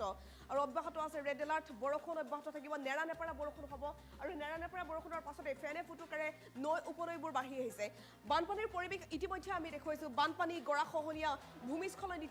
ইতিমধ্যে সহা লোকসকলক তস্তছ কৰিছে বহু লোক গৃহহীন হ'বলগীয়া হৈছে ভয়ংকৰ ৰূপ গ্ৰামাঞ্চলৰ প্ৰতিটো প্ৰান্তত এতিয়া বানে জলপ্ৰলয়ৰ সৃষ্টি কৰিছে মেঘালয়ত ৰেড এলাৰ্ট জাৰি কৰিছে আঞ্চলিক বতৰ বিজ্ঞান কেন্দ্ৰই মেঘালয়ত আৰু 5 দিন পৰ্যন্ত ৰেড এলাৰ্ট অব্যাহত থাকিব বুলি জানিব পৰা হৈছে গতিকে আপুনি ভুলতো প্লেনিং নকৰিব যে শ্বিলং ফুৰিবলৈ যাম মেঘালয়ৰ বহু অঞ্চলত ভূমিস্খলনৰ ভয়ংকৰ দৃশ্য এই মুহূৰ্তত আমাৰ হাতত আহি পৰিছে ভূমিস্খলন হৈছে মেঘালয়ৰ প্ৰতিটো প্ৰান্ততে ভূমিস্খলনে ভয়ংকৰ পৰিস্থিতিৰ সৃষ্টি কৰিছে অসমৰ বিভিন্ন প্ৰান্তত গৰাখহনীয়া মাজুলীৰ গৰাখহিছে ব্ৰহ্মপুত্ৰৰ গৰাখহিছে লগতে সমান্তৰালকৈ ফেনে ফুটুকাৰে নৈ উপনৈবোৰ বাঢ়ি আহিছে যাৰ ফলত এতিয়া ইতিমধ্যে বান বিধ্বস্ত হৈছে বহু অঞ্চল উজনিৰ পৰা নামনিলৈকে বিভিন্ন প্ৰান্তত বানে জলপ্ৰলয়ৰ সৃষ্টি কৰিছে ইয়াৰ সমান্তৰালকৈ এবাৰ নামনি অসমত বানপানীৰ সমস্যা অধিক হ'ব বুলি সম্ভাৱনা ব্যক্ত কৰিছে আঞ্চলিক বতৰ বিজ্ঞান কেন্দ্ৰই বিশেষকৈ কোকৰাঝাৰ চিৰাং বাক্সা বঙাইগাঁও বৰপেটা এই 5খন জিলাৰ বাবে বিশেষ সতৰ্কতা জাৰি কৰা হৈছে আজি 3 দিন ধৰি ৰেড এলাৰ্ট অব্যাহত আছে এই 5খন জিলাত বাকি অংশবোৰ দেখিবলৈ পাইছে 3খন জিলা বাদ দি বাকি সকলোতে হাই এলাৰ্ট জাৰি কৰা হৈছে আঞ্চলিক বতৰ বিজ্ঞান কেন্দ্ৰৰ তৰফৰ পৰা প্ৰবল ধুমুহা বৰষুণৰ সতৰ্কবাণী জাৰি কৰা হৈছে 5খন জিলাত ৰেড এলাৰ্ট অব্যাহত আছে মেঘালয়ত ৰেড এলাৰ্ট অব্যাহত আছে ৰেড এলাৰ্ট জাৰি কৰা হৈছে সমগ্ৰ উত্তৰ পূৰ্বাঞ্চলৰ বাবে ত্ৰিপুৰাটো বৰ্তমান হাই এলাৰ্ট জাৰি কৰা হৈছে হেভি ৰেইনফল ত্ৰিপুৰা মেঘালয় আৰু অসমৰ বিভিন্ন প্ৰান্তত অব্যাহত থাকিব বুলি উল্লেখ কৰিছে আঞ্চলিক বতৰ বিজ্ঞান কেন্দ্ৰই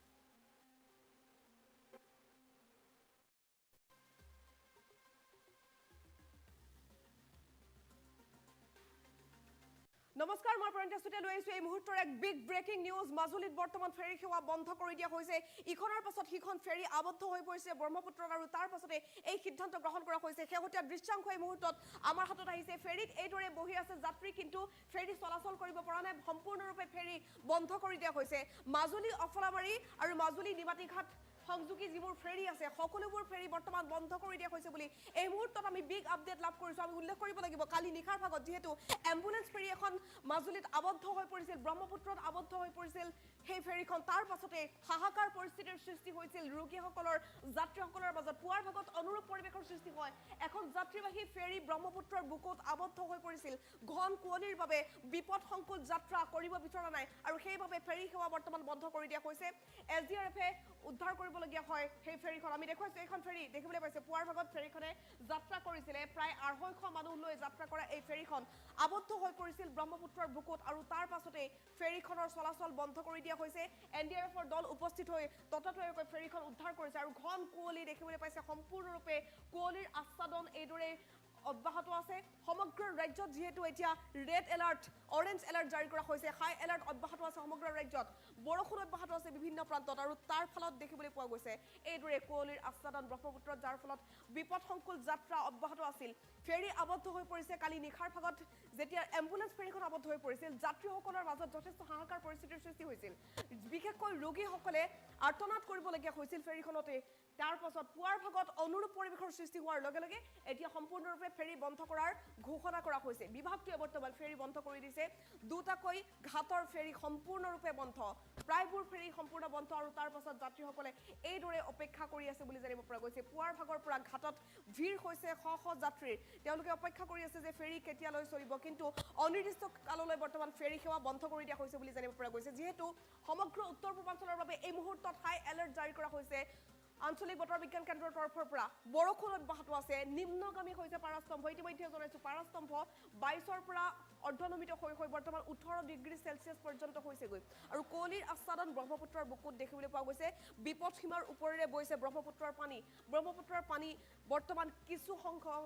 কম হৈছে যদিও কুঁৱলীৰ আচ্ছাদন যেহেতু অব্যাহত আছে সেইবাবে বিপদসংকুল যাত্ৰা কৰিব বিচৰা নাই ফেৰী বৰ্তমান বন্ধ কৰি দিয়া হৈছে পুৱাৰ ভাগত এই যাত্ৰীবাহী ফেৰীখন আবদ্ধ হৈ পৰিছিল ব্ৰহ্মপুত্ৰৰ বুকুত আৰু কুঁৱলীৰ আচ্ছাদন ইমানেই বেয়াকৈ হৈছে দেখিবলৈ পাইছে যিকোনো পৰিস্থিতিৰ সূচনা হ'ব পাৰে যেহেতু ফেৰীবোৰ অনবৰতে চলাচল কৰি থাকে ইখন ফেৰী সিখন ফেৰীক যদি দেখা নাপায় তেনেহ'লে ভয়ংকৰ দুৰ্ঘটনা সংঘটিত হ'ব পাৰে ব্ৰহ্মপুত্ৰৰ বুকুত সেইবাবে বৰ্তমান ফেৰী সেৱা সম্পূৰ্ণৰূপে বন্ধ কৰি দিয়া হৈছে অনিৰ্দিষ্ট কাললৈ বন্ধ কৰা হৈছে ব্ৰহ্মপুত্ৰৰ ফেৰী বিশেষকৈ মাজুলীৰ 4টাকৈ ঘাটৰ ফেৰী সেৱা বৰ্তমান বন্ধ হৈ আছে বুলি জানিব পৰা গৈছে অফলাবাৰী নিমাতীঘাট ফেৰী সেৱা সম্পূৰ্ণৰূপে বন্ধ কৰি দিয়া হৈছে যাত্ৰীসকলৰ মাজত এতিয়া হাহাকাৰ পৰিস্থিতিৰ সৃষ্টি হৈছে ফেৰী বন্ধৰ পাছতে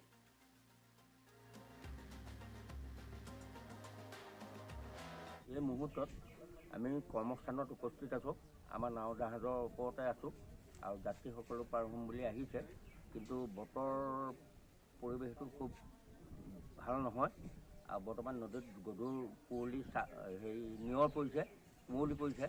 তাৰ পৰিপ্ৰেক্ষিতত আমি সময়ৰ মতে আমাৰ ফেৰী সেৱা চলাচলৰ ব্যৱস্থা কৰিব পৰা নাই যদি বতৰ পৰিষ্কাৰ হয় ফৰকাল হয় পৰৱৰ্তী আমি নাও চলাবৰ কাৰণে আমি সাজু আছোঁ বৰ্তমানলৈকে আমাৰ নাও এখনো মাজুলী কমলাবাৰী ঘাটৰ পৰা নিমাতী অভিমুখে যাত্ৰা আৰম্ভ কৰা নাই আৰু পৰৱৰ্তী যদি আমাৰ ওপৰৰ পৰা কিবা নিৰ্দেশ আহে বতৰ চাফা চিকুণ হয় কুঁৱলীটো ভাগে তেতিয়াহ'লে আমি নাও চলোৱাৰ কাৰণে আমি সাজু আছোঁ আমাৰ ইতিমধ্যে টিকেটখিনি বৰ্তমানলৈকে বন্ধ কৰি ৰখা হৈছে পৰৱৰ্তী যাবলগীয়া হ'লে আমি তাৎক্ষণিকভাৱে টিকেট আমাৰ কাউণ্টাৰত দিব পৰা ব্যৱস্থা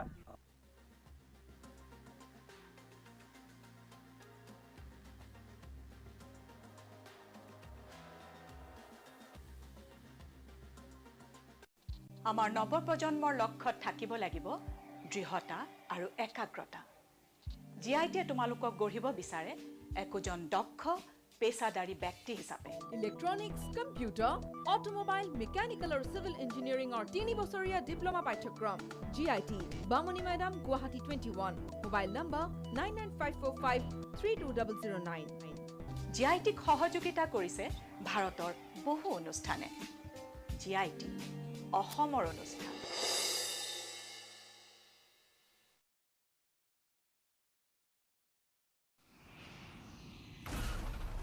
সাধাৰণ চিমেণ্টে এটা এয়াৰ ষ্ট্ৰিপ তৈয়াৰ কৰোঁতে লয় 28 দিন ই লয় কেৱল 4 দিন হয় এয়া হ'ল ভৱিষ্যতৰ প্ৰযুক্তি যাক আজি আমাৰ ওচৰলৈ লৈ আনিছে ডালমিয়া চিমেণ্টে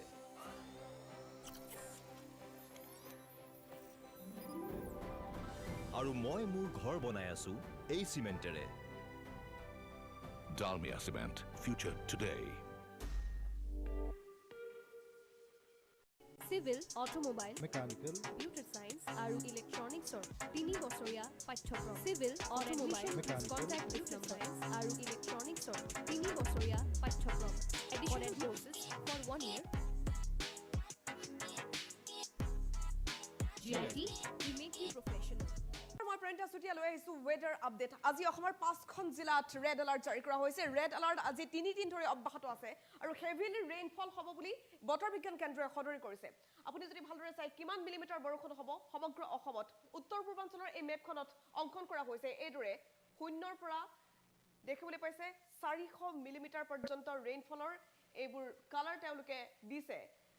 মেঘালয়ত সম্পূৰ্ণৰূপে ৰেড এলাৰ্ট জাৰি কৰা হৈছে আজিৰ পৰা আৰু 3 দিন পৰ্যন্ত অব্যাহত থাকিব ৰেড এলাৰ্ট আৰু অসমতো হেভি ৰেইনফল ক'ত অব্যাহত থাকিব নামনি অসমত অধিকাংশ অঞ্চলত হেভি ৰেইনফল হ'ব বুলি জানিব পৰা গৈছে অৰ্থাৎ এই কালাৰটো যদি আপুনি চাই তেনেহ'লে 10ৰ পৰা 20 মিলিমিটাৰ বৰষুণ অব্যাহত থাকিব উজনিৰ পৰা নামনিৰ বিভিন্ন প্ৰান্তত কিন্তু নামনি অসমত অধিক বৰষুণ হোৱাৰ সম্ভাৱনা আছে আৰু 20ৰ পৰা 35 মিলিমিটাৰ পৰ্যন্ত বৰষুণ অৰ্থাৎ অতি তীব্ৰ বৰষুণ হ'ব পাৰে এইবোৰ অঞ্চলত কোন প্ৰান্তত কেনে ধৰণৰ বৰষুণ হ'ব আমি মেপখন যদি ভালদৰে চাই কোকৰাঝাৰত হেভি ৰেইনফল হ'ব লগতে বজ্ৰপাত আহিব চিৰাঙত হ'ব বাক্সাত হ'ব আৰু সমান্তৰালকৈ বঙাইগাঁও আৰু বৰপেটা এই 5খন জিলাত অধিক ভয়াৱহ পৰিস্থিতিৰ সৃষ্টি হ'ব বুলি জানিব পৰা গৈছে এবাৰ বানপানীৰ প্ৰলয়ৰ সৃষ্টি হ'ব নামনি অসমৰ 5খন জিলাৰ ৰেড এলাৰ্ট আজি 3 দিন ধৰি অব্যাহত আছে আৰু আজিৰ দিনটোতো ৰেড এলাৰ্ট জাৰি কৰা হৈছে কোকৰাঝাৰ চিৰাং বাক্সা বঙাইগাঁও বৰপেটা এই 5খন জিলাত আৰু বিভিন্ন প্ৰান্তত অৰেঞ্জ এলাৰ্ট জাৰি কৰা হৈছে গ্ৰীণ জোনত কেৱল 2খন জিলাহে থকা দেখিবলৈ পোৱা গৈছে বাকি অংশবোৰ দেখিবলৈ পাইছে অৰেঞ্জ আৰু য়েলো এলাৰ্ট জাৰি কৰা হৈছে সমগ্ৰ অসমত এতিয়া বিভীষিকাময় পৰিৱেশৰ সৃষ্টি হৈছে বানপানীৰ কেনে ধৰণৰ পৰিৱেশ আমি দেখুৱাইছো আৰু বানপানীৰ কবলত পৰিছে উজনিৰ পৰা নামনিৰ বিভিন্ন প্ৰান্ত ফেৰী সেৱা বাতিল কৰিবলগীয়া হৈছে বৰ্তমান মাজুলীত যিটো খবৰ আমি লাভ কৰিছো আৰু এইদৰে অব্যাহত আছে ৰেড এলাৰ্ট আজিৰ দিনটোতো ৰেড এলাৰ্ট জাৰি কৰা হৈছে 5খনকৈ জিলাত বিশেষকৈ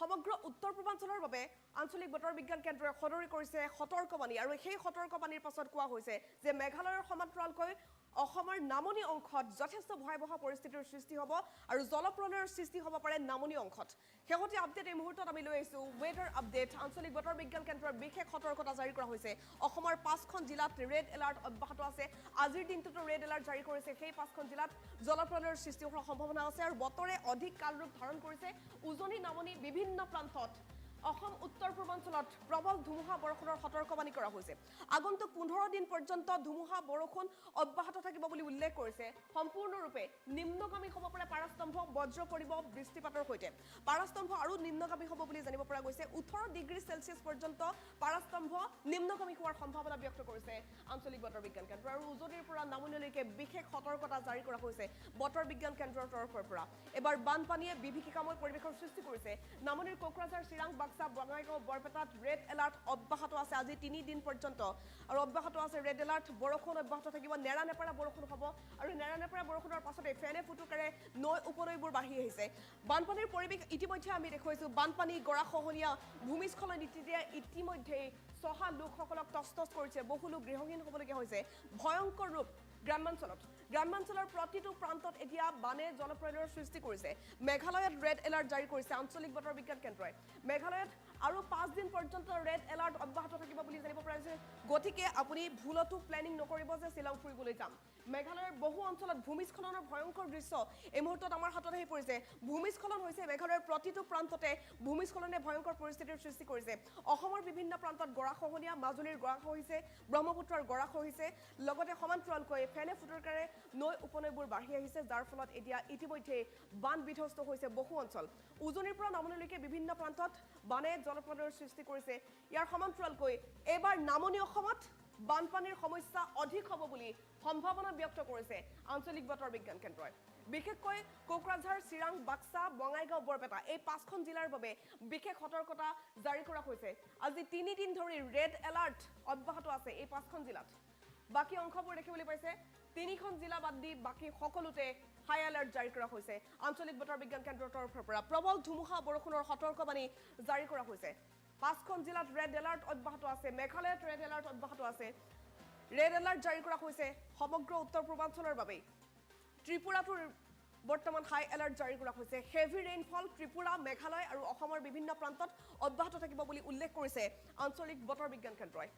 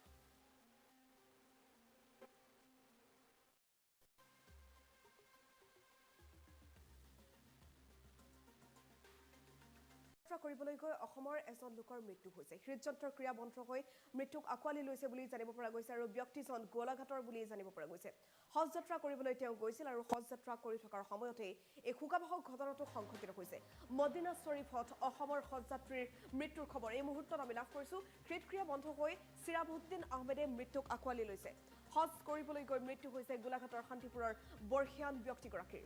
তেওঁৰ ঘৰত এতিয়া কান্দোনৰ ৰোল উঠিছে হৃদক্ৰিয়া বন্ধ হৈ চিৰাফুদ্দিন আহমেদৰ মৃত্যু হৈছে বুলি জানিব পৰা গৈছে হঠাৎ এই সুখবাৰ্তাটো পাই পৰিয়ালটো এতিয়া ভাগি পৰিছে কান্দোনৰ ৰোল উঠিছে গোলাঘাটৰ তেওঁৰ ঘৰখনত 1 জুনত তেওঁ হজলৈ ৰাওনা হৈছিল বুলি জানিব পৰা গৈছে আৰু হজ কৰিবলৈ যোৱাৰ পাছতে এই সুখবহ ঘটনাটো সংঘটিত হয়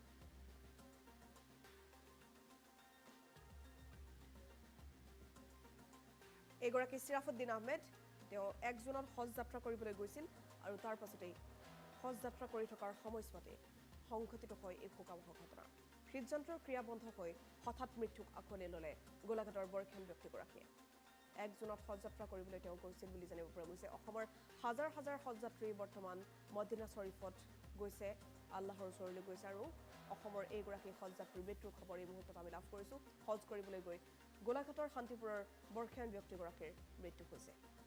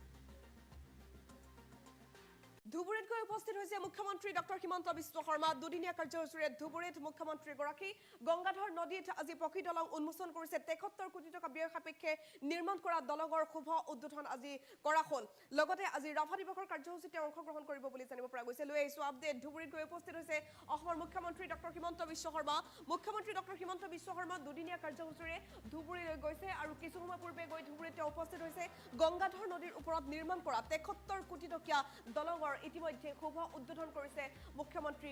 ডক্টৰ হিমন্ত বিশ্ব শৰ্মাই ৭৩ কোটি টকা ব্যয় সাপেক্ষে নিৰ্মাণ কৰা হৈছিল গংগাধৰ নদীৰ ওপৰৰ সেই দলংখন ধুবুৰীবাসীৰ বাবে আজিৰ দিনটো ঐতিহাসিক ক্ষণ হিচাপে পৰিগণিত হ'ব যিহেতু গংগাধৰ নদীৰ সেই সকলোৰে অপেক্ষিত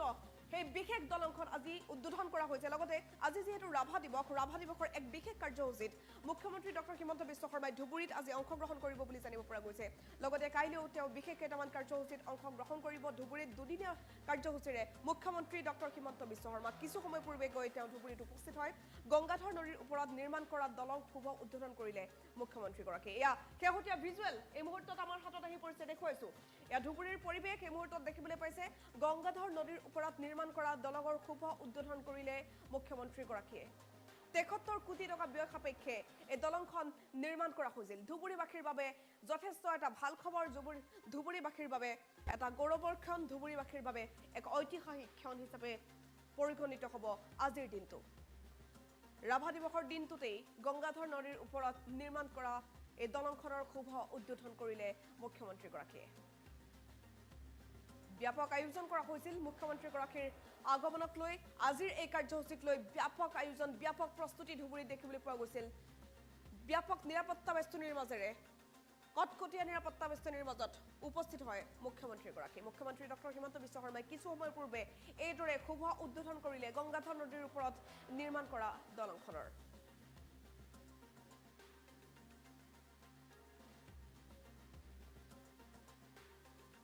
ইয়াৰ ফলত আজিৰ দিনটো গোলকগঞ্জবাসী ৰাইজ আৰু ধুবুৰী জিলাৰ বাবে এটা অত্যন্ত গৌৰৱময় দিন অত্যন্ত আনন্দৰ দিন মই ধুবুৰী জিলাবাসী ৰাইজক এই আজিৰ এই সুন্দৰ দিনটোত অভিনন্দন জনাইছোঁ ছুটি হৈ যাব ইয়াৰ ফলত আজিৰ দিনটো গোলকগঞ্জবাসী ৰাইজ আৰু ধুবুৰী জিলাৰ বাবে এটা অত্যন্ত গৌৰৱময় দিন অত্যন্ত আনন্দৰ দিন মই ধুবুৰী জিলাবাসী ৰাইজক এই আজিৰ এই সুন্দৰ দিনটোত অভিনন্দন জনাইছোঁ ছুটি হৈ যাব ইয়াৰ ফলত আজিৰ দিনটো গোলকগঞ্জবাসী ৰাইজ আৰু ধুবুৰী জিলাৰ বাবে এটা অত্যন্ত গৌৰৱময় দিন অত্যন্ত আনন্দৰ দিন মই ধুবুৰী জিলাবাসী ৰাইজক এই আজিৰ এই সুন্দৰ দিনটোত অভিনন্দন জনাইছোঁ ছুটি হৈ যাব ইয়াৰ ফলত আজিৰ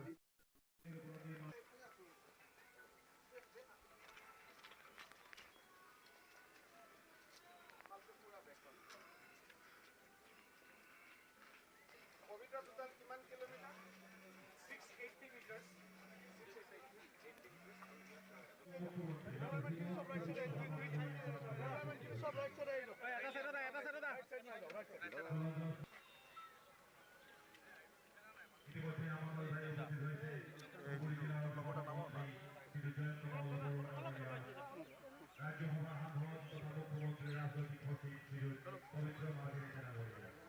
Okay. Santos, live gaya sa? Santos live gaya sa camera angle lotion ko. Live gaya sa? Ho gaya.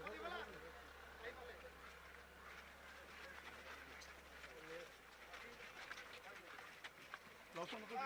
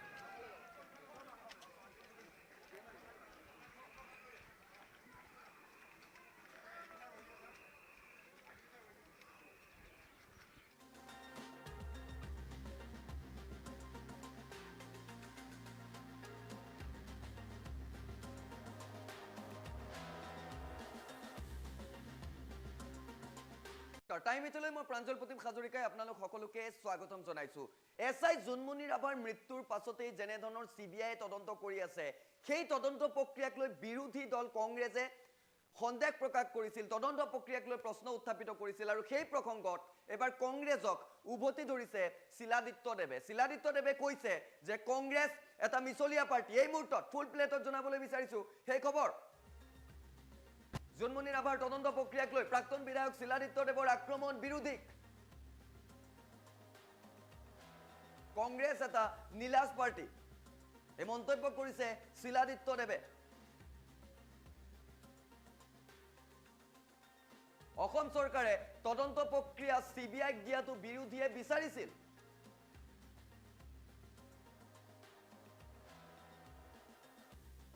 Assam চৰকাৰে বিষয়টো গুৰুত্ব সহকাৰে লৈছে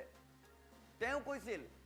যেনে ধৰণৰ বিৰোধী বা ৰাইজে সিবিআইক দিয়াটো বিচাৰিছিল সেই মৰ্মে অসম চৰকাৰে সকলো বিষয় গুৰুত্ব সহকাৰে লৈছিল আৰু তাৰ বাবেই সিআইডিয়ে পাইছে কিন্তু সিবিআই তদন্তত যদি সন্দেহ আছে বিৰোধীৰ তেন্তে কি আমেৰিকান এজেন্সিয়ে তদন্ত কৰিব লাগে বুলিও প্ৰশ্ন কৰিলে বিৰোধী বিশেষকৈ কংগ্ৰেছক এনে ধৰণৰ আক্ৰমণ কৰি লোৱা দেখিবলৈ পোৱা গ'ল শিলাদিত্য দেৱৰ জুনমণিৰ তদন্ত সঠিকভাৱেই চলিছে ডক্টৰ হিমন্ত বিশ্ব শৰ্মাৰ নেতৃত্বত অপৰাধীৰ ক্ষেত্ৰত কতো কম্প্ৰমাইজ কৰা নাই চৰকাৰে এনে মন্তব্য কৰিছে খুজাইৰ প্ৰাক্তন বিধায়কগৰাকীয়ে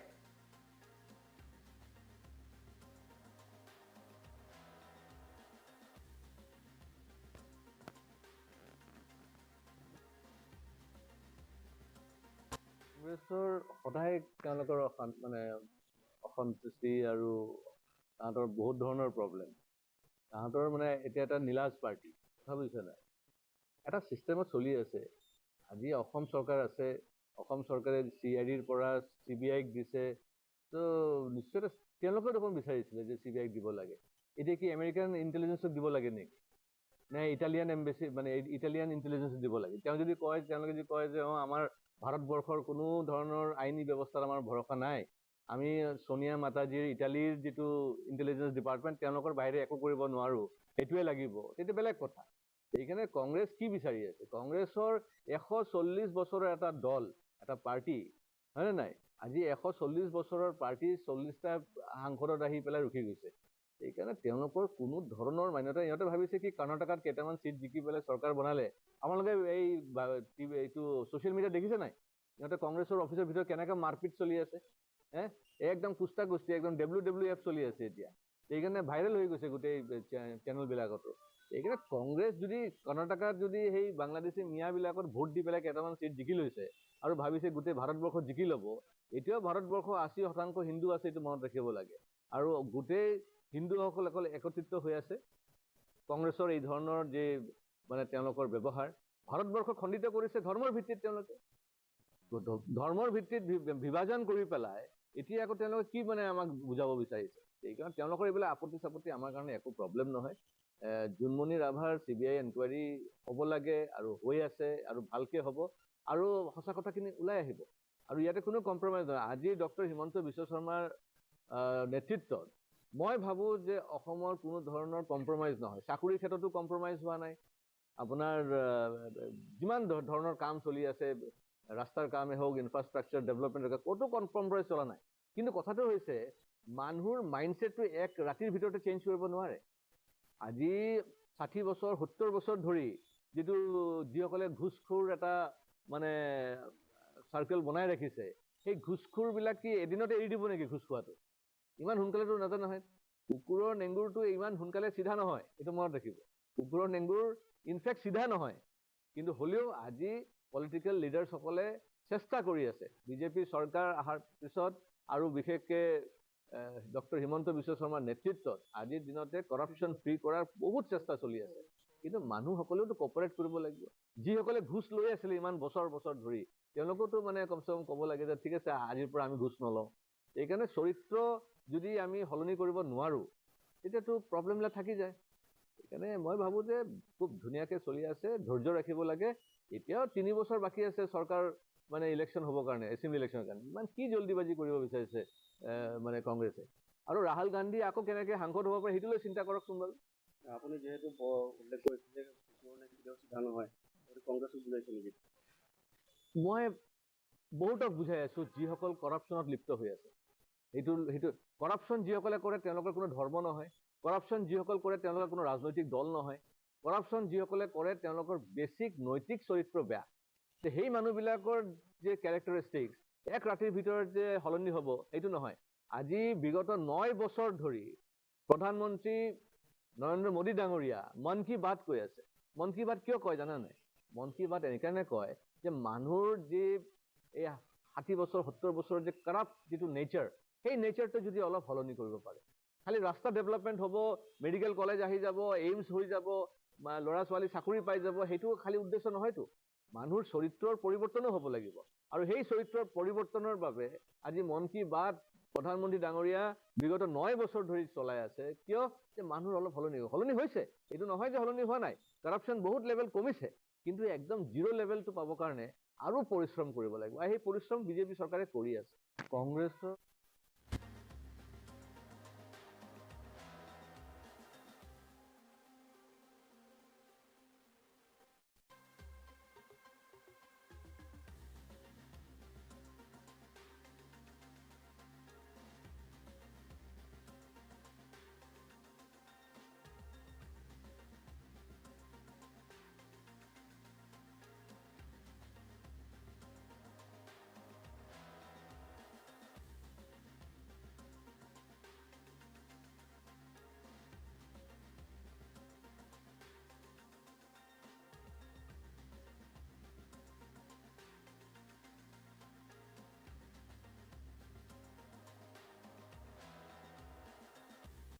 দবকাত এগৰাকী সাংবাদিকৰ অশ্লীল ভিডিঅ' ভাইৰেল আৰু তাৰ পাছতে চাঞ্চল্য সমগ্ৰ ৰাজ্যজুৰি ইয়াৰ পাছতে ডিজিপি জিপি সিঙে একশ্যন ঘোষণা কৰিলে এই বিষয়টোক লৈ ইতিমধ্যে বহুকেইখন থানাত এজাহাৰ দাখিল কৰা হৈছিল আৰু তাৰ পাছতে খোজাই এছপিক টেগ কৰি ডিজিপি জিপি সিঙে উল্লেখ কৰিছে প্লিজ টেক অফুল একশ্যন আৰু তাৰ পাছতে একশ্যন গ্ৰহণ কৰা হৈছে কিন্তু বৰ্তমান শেহতীয়া খবৰ এই মুহূৰ্তত আমি লৈ আহিছো মহম্মদ আলীয়ে আত্মসমৰ্পণ কৰিছে বুলি জানিব পৰা গৈছে যমুনামুখ থানাত বৰ্তমান আত্মসমৰ্পণ কৰিছে সাংবাদিকগৰাকীয়ে ভাইৰেল ভিডিঅ'ক লৈ চাঞ্চল্য অব্যাহত আছে ৰাজ্যত অশ্লীল ভিডিঅ' ভাইৰেল হোৱা সাংবাদিক মাহমুদ আলীয়ে বৰ্তমান যমুনামুখ থানাত আত্মসমৰ্পণ কৰিছে বুলি জানিব পৰা গৈছে দবকাত ভাইৰেল হৈছিল সাংবাদিকগৰাকীৰ অশ্লীল ভিডিঅ' এগৰাকী ছাত্ৰীৰ সৈতে গোপন তেওঁলোকৰ মুহূৰ্ত ভাইৰেল কৰিছিল সাংবাদিকগৰাকীয়ে এগৰাকী ছাত্ৰীৰ সৈতে তেওঁ অন্তৰংগ মুহূৰ্ত কটাইছিল বহু দিনৰ পৰা ছাত্ৰীগৰাকীৰ সৈতে তেওঁৰ সম্পৰ্ক আছিল বুলি অভিযোগ উত্থাপন কৰিছে অঞ্চলবাসীয়ে আৰু ছাত্ৰীগৰাকীৰ সৈতে কটোৱা সেই সমগ্ৰ ভিডিঅ' ভাইৰেল হৈছিল সেইগৰাকী সাংবাদিক এটা স্যাটেলাইট চেনেলত কৰ্মৰত মাহমুদ আলী আৰু মাহমুদ আলীৰ এই ভিডিঅ'টো ভাইৰেল হোৱাৰ পাছতে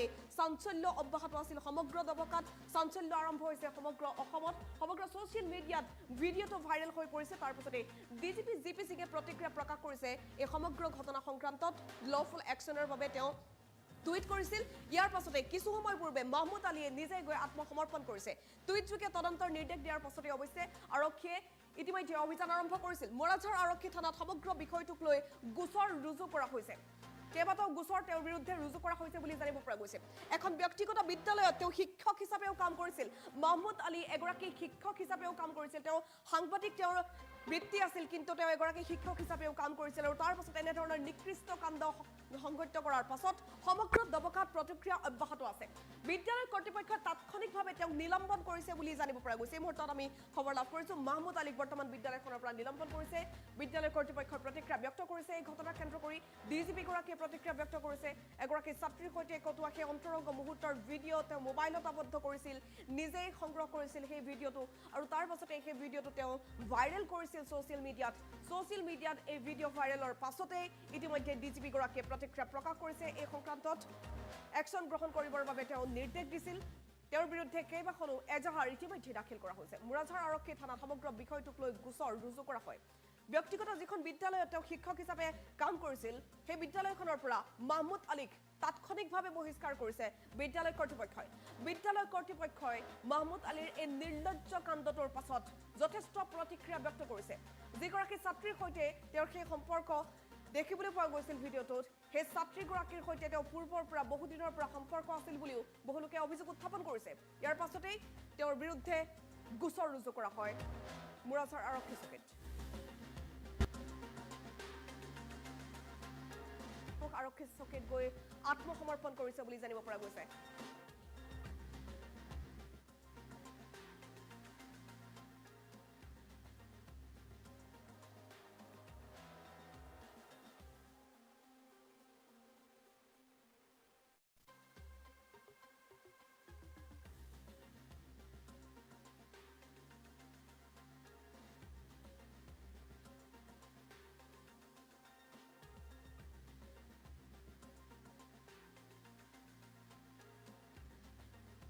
লৈছো গুৱাহাটীত এতিয়া এটাৰ পিছত আনটাকৈ প্ৰান্তত পানীৰ পাইপ ফুটিছে আৰু এইবাৰ আমি আপোনালোকক দৃশ্যাংক দেখুৱাইছো নুনমাটিৰ এটা অঞ্চলত এইদৰে পানীৰ পাইপ ফুটা পৰিলক্ষিত হৈছে খাৰগুলিত পানীৰ পাইপ ফুটিছিলে কমাৰ্চৰ সন্মুখত লিংক ৰোডত পানীৰ পাইপ ফুটিছিলে আৰু এইবাৰ নুনমাটিত এইদৰে কিছু সময়ৰ আগতে পানীৰ পাইপ ফুটিছে আৰু জনতাই প্ৰশ্ন কৰিব প্ৰকৃতপক্ষে গুৱাহাটীত বৰ্তমান সময়ত হৈছে কি দৃশ্যাংক দেখুৱাম কিন্তু প্ৰথমতে আমি আপোনালোকক জনাইছো এটা বিগ ব্ৰেকিং নিউজ টাইম 8 ৰ দৰ্শকৰ বাবে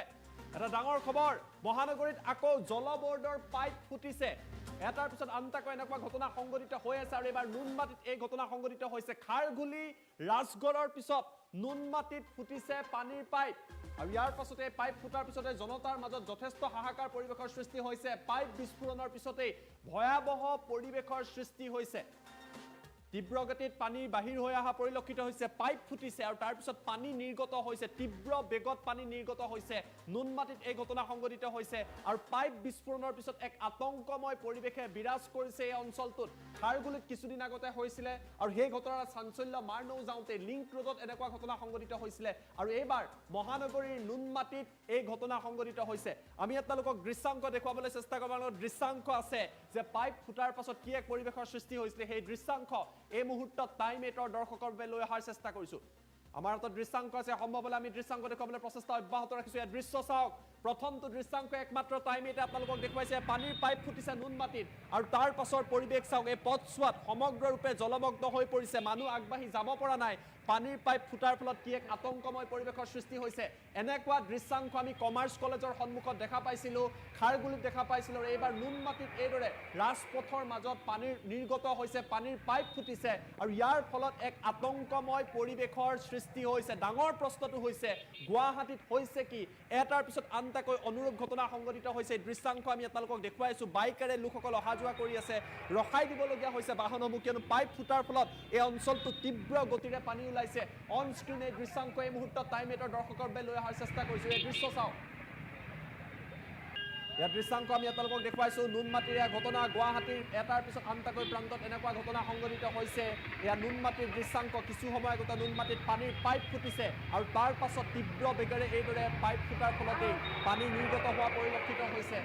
জলমগ্ন হৈ পৰিছে সেই অঞ্চলটো লাহে লাহে পানী জমা হৈছে আৰু এয়া এনেকুৱা ঘটনা প্ৰায়ে সংঘটিত হৈ থাকে মাত্ৰ কেইটামান দিন আগতে কমাৰ্চ কলেজৰ সন্মুখত লিংক ৰোডত হৈছিলে তাৰ পূৰ্বে খাৰগুলিত হৈছিলে আৰু আজি নুনমাটিত মাত্ৰ কেইটামান মুহূৰ্তৰ আগতে এইদৰে পানীৰ পাইপ ফুটিছে আৰু একমাত্ৰ টাইম 8 আপোনালোকক এই দৃশ্যাংক দেখুৱাইছে অৱস্থা চাওক পানীৰ পাইপ ফুটাৰ পাছত এই বিস্ফোৰণৰ পিছত সমগ্ৰ অঞ্চলটো জলমগ্ন হৈ পৰিছে লোকসকল আবদ্ধ হৈ পৰিছে নিয়ন্ত্ৰণ কৰিবলৈ সক্ষম হোৱা নাই আৰু এই দৃশ্য দেখিবলৈ পোৱা গৈছে স্বাভাৱিকতে প্ৰশ্ন উত্থাপিত হ'ব যে কি কাৰণত বাৰে বাৰে গুৱাহাটীত এনেকুৱা ঘটনা সংঘটিত হৈ আছে এই অঞ্চলটো জলমগ্ন হৈ পৰা পৰিলক্ষিত হৈছে যিসকল পথচাৰী আছে তেওঁলোক সমস্যাত পৰা পৰিলক্ষিত হৈছে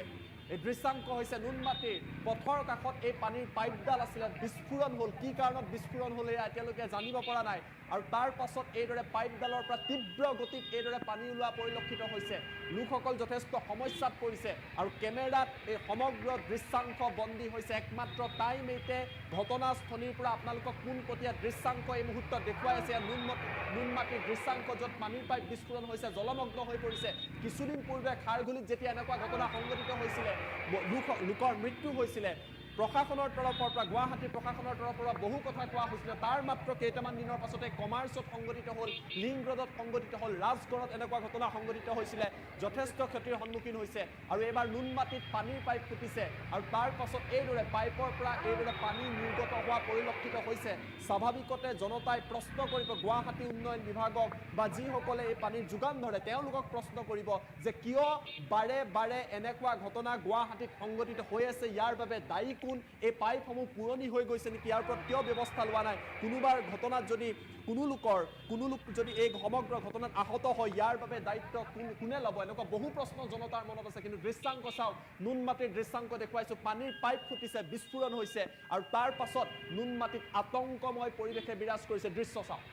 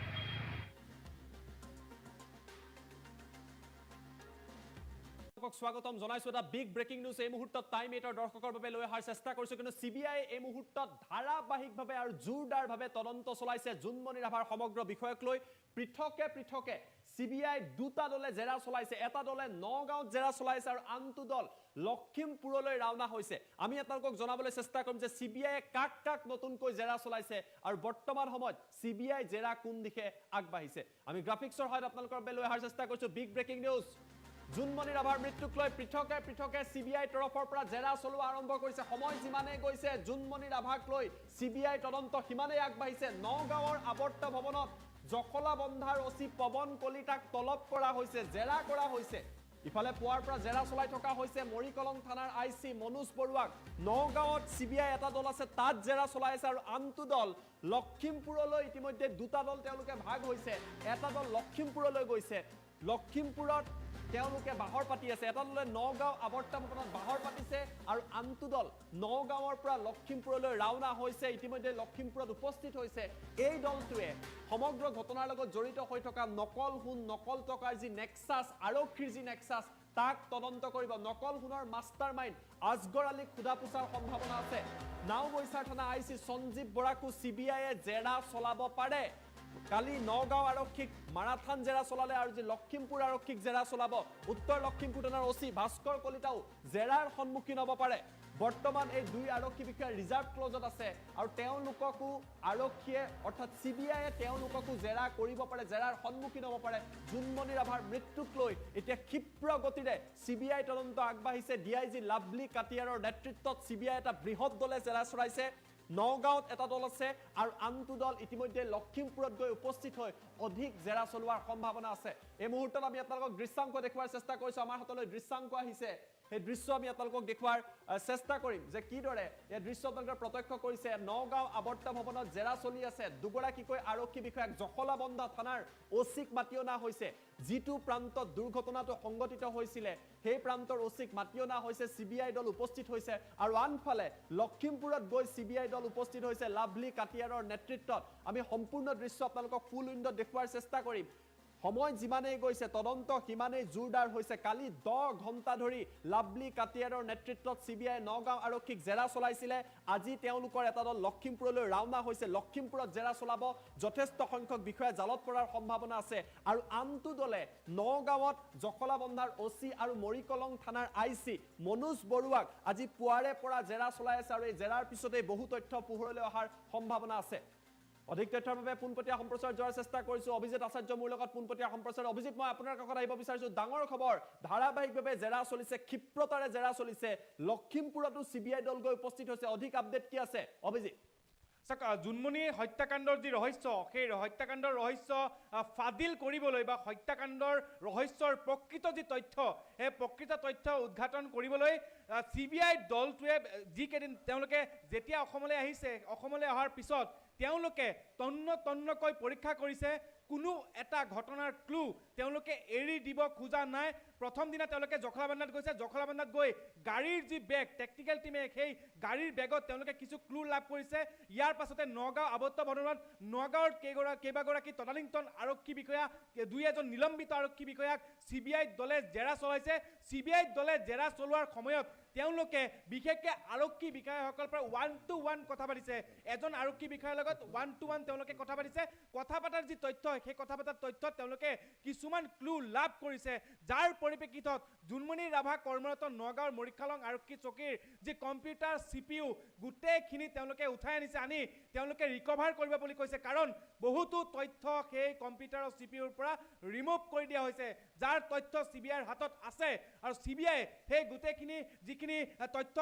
ৰিমুভ কৰি দিয়া হৈছে এইখিনি তথ্য তেওঁলোকে ৰিকভাৰ কৰিব আৰু ৰিকভাৰ কৰিবৰ কাৰণে অহৰহ লাগিছে আৰু মৰিকলং আৰক্ষী চকীৰ বৰ্তমানৰ ভাৰপ্ৰাপ্ত বিষয়াগৰাকীৰ পৰা গোটেইখিনি বস্তু তেওঁলোকে সিজ কৰিছে ইয়াৰ লগতে ৰাজা ইচ্ছাত যিগৰাকী ৰাজা ইচ্ছাতে জুনমণি ৰাভা মৃত্যুৰ দিনত তেওঁ চৰকাৰী যি আৱাসগৃহ তাত গৈছিলে তাত গৈ মোবাইলৰ পৰা নম্বৰ ডিলিট কৰি দিছে কিন্তু আজিলৈকে জুনমণি ৰাভাৰ যি মোবাইল ফোন সেই মোবাইল ফোন উদ্ধাৰ হোৱা নাই যাৰ কাৰণে সিবিআই আৰু অধিক তেওঁলোকে সন্দেহ প্ৰকাশ কৰিছে কিছুমান ক্লু তেওঁলোকে ৰাপ কৰিছে আভাজ্যোতি ৰাভা জুনমণিৰ মৃত্যুৰ পূৰ্বে তেওঁ লগত থকা বুলি তাৰ মাতৃয়ে দাবী কৰিছিলে জুনমণি ৰাভা যেতিয়া তেওঁৰ মাতৃক নিশা 10:11-12 ফোন কৰিছিল সেই সময়ত মাতৃক জুনমণিয়ে কৈছিল যে মোৰ লগত আভাজ্যোতি ৰাভা অৰ্থাৎ হৈবৰগাঁও আৰক্ষী চকীৰ ভাৰপ্ৰাপ্ত বিষয়াগৰাকী মোৰ লগত আছে গতিকে আভাজ্যোতি ৰাভা ৰাজা ইচ্ছাত আদি কৰি নগাঁৱৰ সদৰ আৰক্ষী চকীৰ ভাৰপ্ৰাপ্ত বিষয়া যিগৰাকী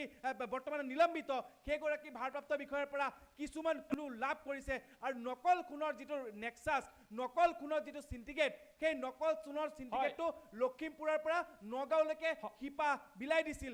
অভিজিত মই আপোনাৰ পৰা এটা কথা জানিব বিচাৰিছো আপুনি বহু কথা উল্লেখ কৰিছে সিবিআই এতিয়া দুটা দলত জেৰা চলাইছে এটা দল বৰ্তমান সময়ত নগাঁৱত আছে জখলাবন্ধা যিগৰাকী থানাৰ ওচি আছে তেখেতক জেৰা চলাই আছে মৰিকলঙৰ I6 চলাই আছে আৰু আনটো দল তেওঁলোক লখিমপুৰলৈ গৈ আছে এতিয়া ডাঙৰ প্ৰশ্নটো হৈছে SP লীনা দলৰ প্ৰসংগটো বহুতৰে মনত আছে তদন্ত যিমানেই আগবাঢ়িছে পৰৱৰ্তী পৰ্যায়ত কিন্তু SP লীনা দলে যিকোনো মুহূৰ্তত সিবিআই কিন্তু জেৰা চলাব পাৰে প্ৰথমতে নগাঁও আৰক্ষী লখিমপুৰত হয়তো জেৰা চলাব তাৰ পিছত লীনা দলক তলব কৰাৰ সম্ভাৱনা আছে অভিজিত সিবিআই মুঠ তেওঁলোকৰ যি অনুসন্ধান খুব তেওঁলোকে তলৰ পৰ্যায়ৰ পৰা অনুসন্ধান তেওঁলোকে আৰম্ভ কৰে শূন্যৰ পৰা আৰম্ভ কৰে গতিকে শূন্যৰ পৰা যেহেতু আৰম্ভ কৰিছে গতিকে তলৰ পৰ্যায়ৰ যিসকল বিষয়া SI পৰ্যায়ৰ কনিষ্টবল পৰ্যায়ৰ বা জুনমণিৰ লগত থকা অহৰহ লগত থকা যিসকল গাড়ীৰ চালক বা যিসকল জুনমণিক সদায় সহায় কৰিছিল কামত কনিষ্টবলসকল সেইসকলৰ পৰা তেওঁলোকে নিজৰ যিখিনি তথ্য তেওঁলোকে গোটাই লৈছে ইয়াৰ পাছত তেওঁলোকৰ ভাষ্য সিবিআই গ্ৰহণ কৰিছে আৰু তেওঁলোকৰ ভাষ্যৰ পৰা কিছু ক্লু লাভ কৰিছে সেয়া আমি এক প্ৰকাৰ নিশ্চিত কাৰণ সেই ক্লুসমূহ লৈ ইয়াৰ পাছতে তেওঁলোকে আন এটা পৰ্যায়ত শীৰ্ষ বিষয়া কাৰণ APS লেভেলৰ যিসকল বিষয়া বা SP পৰ্যায়ৰ যিসকল বিষয়া সেইসকল বিষয়াৰ কাৰণে তেওঁলোকে আন এটা স্থান ৰাখিব আৰু সেই স্থানত তেওঁলোকক জেৰা চলোৱা হ'ব তেওঁলোকক মাতি পঠোৱা হ'ব বিশেষকৈ মই ক'ব খুজিছোঁ যে লখিমপুৰৰ প্ৰাক্তন তদানীন্তন যিগৰাকী আৰক্ষী অধীক্ষক বেদান্ত মাধৱ ৰাজখোৱা সেইগৰাকী আৰক্ষী অধীক্ষক ইতিমধ্যে বদলি কৰা হৈছে ঠিক একেদৰে নগাঁৱৰ আৰক্ষী অধীক্ষক লীনা দলে হাইলাকান্দিত বৰ্তমান লীনা দলে আছে আৰু দুয়োগৰাকী আৰক্ষী বিষয়াক অচিৰেই লখিমপুৰৰ যি তদন্ত প্ৰক্ৰিয়া নকল খুনৰ নেক্সাছৰ যি তদন্ত প্ৰক্ৰিয়া সেই তদন্ত প্ৰক্ৰিয়াৰ খন্তেকীয়া বা কিছু তেওঁলোকে কৰি পুনৰ তেওঁলোকে শীৰ্ষ পৰ্যায়ৰ বিষয়াসকলক মাতিব এতিয়া জ্যোতিদীপ মেইন যিটো কথা সেই মূল যিটো বিষয় সেই মূল বিষয়টো হৈছে যে নকল খুনৰ যি সিন্ডিকেট লখিমপুৰৰ পৰা আৰম্ভ হৈছিল যে নকল খুনৰ কাৰণেই এগৰাকী আৰক্ষী বিষয়াৰ মৃত্যু হ'ল নে হত্যা হ'ল কাৰণ গোটেই যিটো খেল সেই খেলটো সোমাই আছে নকল খুনৰ কাৰণে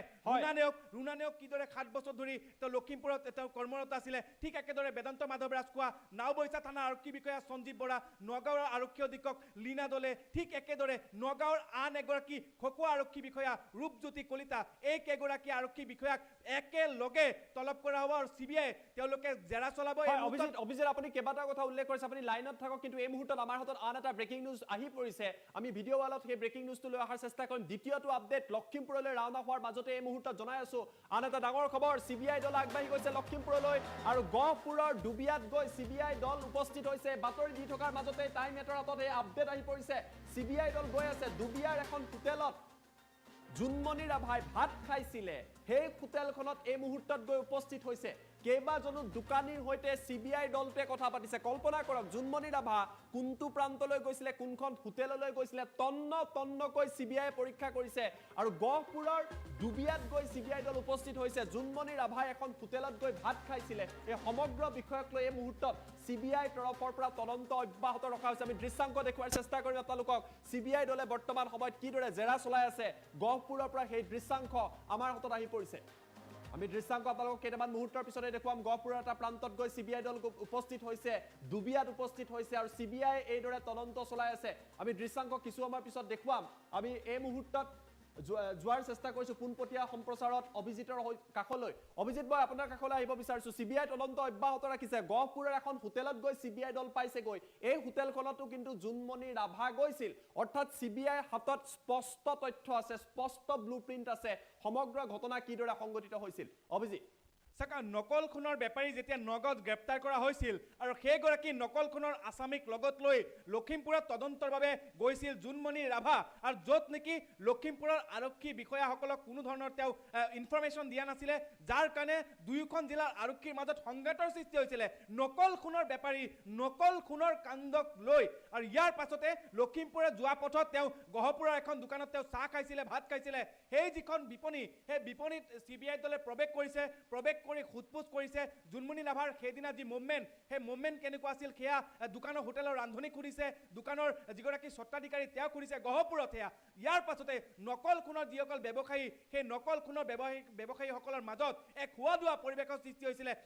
আনন্দ মিশ্ৰকৈ যোগদান কৰিছিলে লখিমপুৰত ইয়াৰ পাছতে নকল খুনৰ যিসকল কাণ্ডাৰী তেওঁলোকে আত্মসমৰ্পণ কৰিছে কিন্তু আত্মসমৰ্পণে একমাত্ৰ বাছি যোৱাৰ পথ নেকি এনেবোৰ প্ৰশ্ন এতিয়া আহিছে কাৰণ আত্মসমৰ্পণ কৰি তেওঁলোকে বিভিন্ন আসলতে নিজৰ যি সাম্ৰাজ্য নকল খুনৰ যি সাম্ৰাজ্য লম্বু শহীদৰ দৰে এগৰাকী কুখ্যাত খুন বেপাৰী সেইগৰাকী খুন বেপাৰী বছৰ ধৰি বহুতৰে পৰিয়াল ধ্বংস কৰি এগৰাকী আৰক্ষী বিষয়াৰ জীৱন ধ্বংস কৰি বাছি যাব নেকি কেৱল আত্মসমৰ্পণ কৰিয়েই এই মুহূৰ্তত হাসিনা বেগমক CBI তেওঁক তলব কৰিছে যিকোনো মুহূৰ্তত হাসিনা বেগমক তেওঁলোকে CBI মাতি পঠিয়াব এই মুহূৰ্তত যেটো লখিমপুৰত গৈ পৰিছে হাসিনা বেগম এনেকুৱা এগৰাকী মহিলা যিগৰাকী মহিলাই সমগ্ৰ ঘটনাটো আৰক্ষীক সহায় কৰি আহিছে বিশেষকৈ তেওঁ আৰু আৰক্ষীক সঠিক যি তথ্য সেই তথ্য তেওঁ যোগান দি আহা বুলি একমাত্ৰ তেওঁ নিশ্চিত কৰিছে বা আৰক্ষীৰ ফালৰ পৰা জানিবলৈ দিছে যে হাসিনা বেগমে বিশেষকৈ আৰক্ষীক সহায় কৰি আহিছে গতিকে হাসিনা বেগমৰ পৰা CBI আৰু কি দিক উলিয়াব পাৰে বা CBI আৰু কি দিক ল'ব পাৰে হয় অভিজিত মই আপোনাৰ পৰা এটা কথা জানিব বিচাৰিছো আপুনি হাসিনা বেগমৰ কথা উল্লেখ কৰিছে এইগৰাকী হাসিনা বেগমে ৰুনা নেওগৰ নামটো বাৰে উত্থাপন কৰিছিলে CBI দল যিহেতু লখিমপুৰলৈ গৈছিলে ৰুনা নেওগৰ নাম উত্থাপন হৈছিলে লখিমপুৰৰ আন একাংশ আৰক্ষীৰ নাম উত্থাপন হৈছিলে সেই সকলোকো কিন্তু হাসিনা বেগমৰ ভাষ্য লোৱাৰ পাছত CBI কিন্তু ৰুনা নেওগৰ লগতে আন সকলোকো কিন্তু তদন্তৰ আওতালৈ আনিব পাৰে এইটো এটা ডাঙৰ প্ৰসংগ অভিজিত ৰুনা নেওগ এনেগৰাকীৰে আৰক্ষী বিষয়া যিগৰাকী আৰক্ষী বিষয়াই নিজৰ চাকৰি কালৰ আধা সময় তেওঁ লখিমপুৰত পাৰ কৰিছে 7 বছৰ অধিককাল তেওঁ লখিমপুৰত উপ আৰক্ষী অধীক্ষক হিচাপে তেওঁ কৰ্মৰত আৰু নকল খুনৰ বেপাৰীৰ লগত ৰুনা নেওগৰ কিছু সম্বন্ধ থকা বুলি ঘনিষ্ঠ মহলে প্ৰকাশ কৰে বিভিন্ন সময়তে নকল খুন বেপাৰীসকলৰ লগতে সুসম্পৰ্ক তেওঁ বজাই চলিছিলে বুলি বিভিন্নজনে অভিযোগ উত্থাপন কৰিছে আনকি হাসিনা বেগমে নিজ মুখেৰে কৈছে যে ৰুনা নেওগ এনে এগৰাকী আৰক্ষী বিষয়া সঞ্জীৱ বৰা এনে এগৰাকী আৰক্ষী বিষয়া যিগৰাকী আৰক্ষী বিষয়া লম্বু শহীদৰ দৰে এগৰাকী কুখ্যাত নকল খুনৰ বেপাৰীৰ লগত সুসম্পৰ্ক বজাই ৰাখিছিল আৰু যাৰ পৰিণতিত জুনমণি ৰাভাক টাৰ্গেট কৰা হৈছিল নেকি CBI বিশেষকৈ এক এগৰাকী আৰক্ষী বিষয়া সঞ্জীৱ বৰা ৰুনা নেওগ বেদান্ত মাধৱ ৰাজখোৱা কে আদি কৰি লখিমপুৰৰ আন কেইবাগৰাকী আৰক্ষী বিষয়াক তেওঁ আসলে তলব কৰিব SI পৰ্যায়ৰ বিষয়া কনিষ্টবল পৰ্যায়ৰ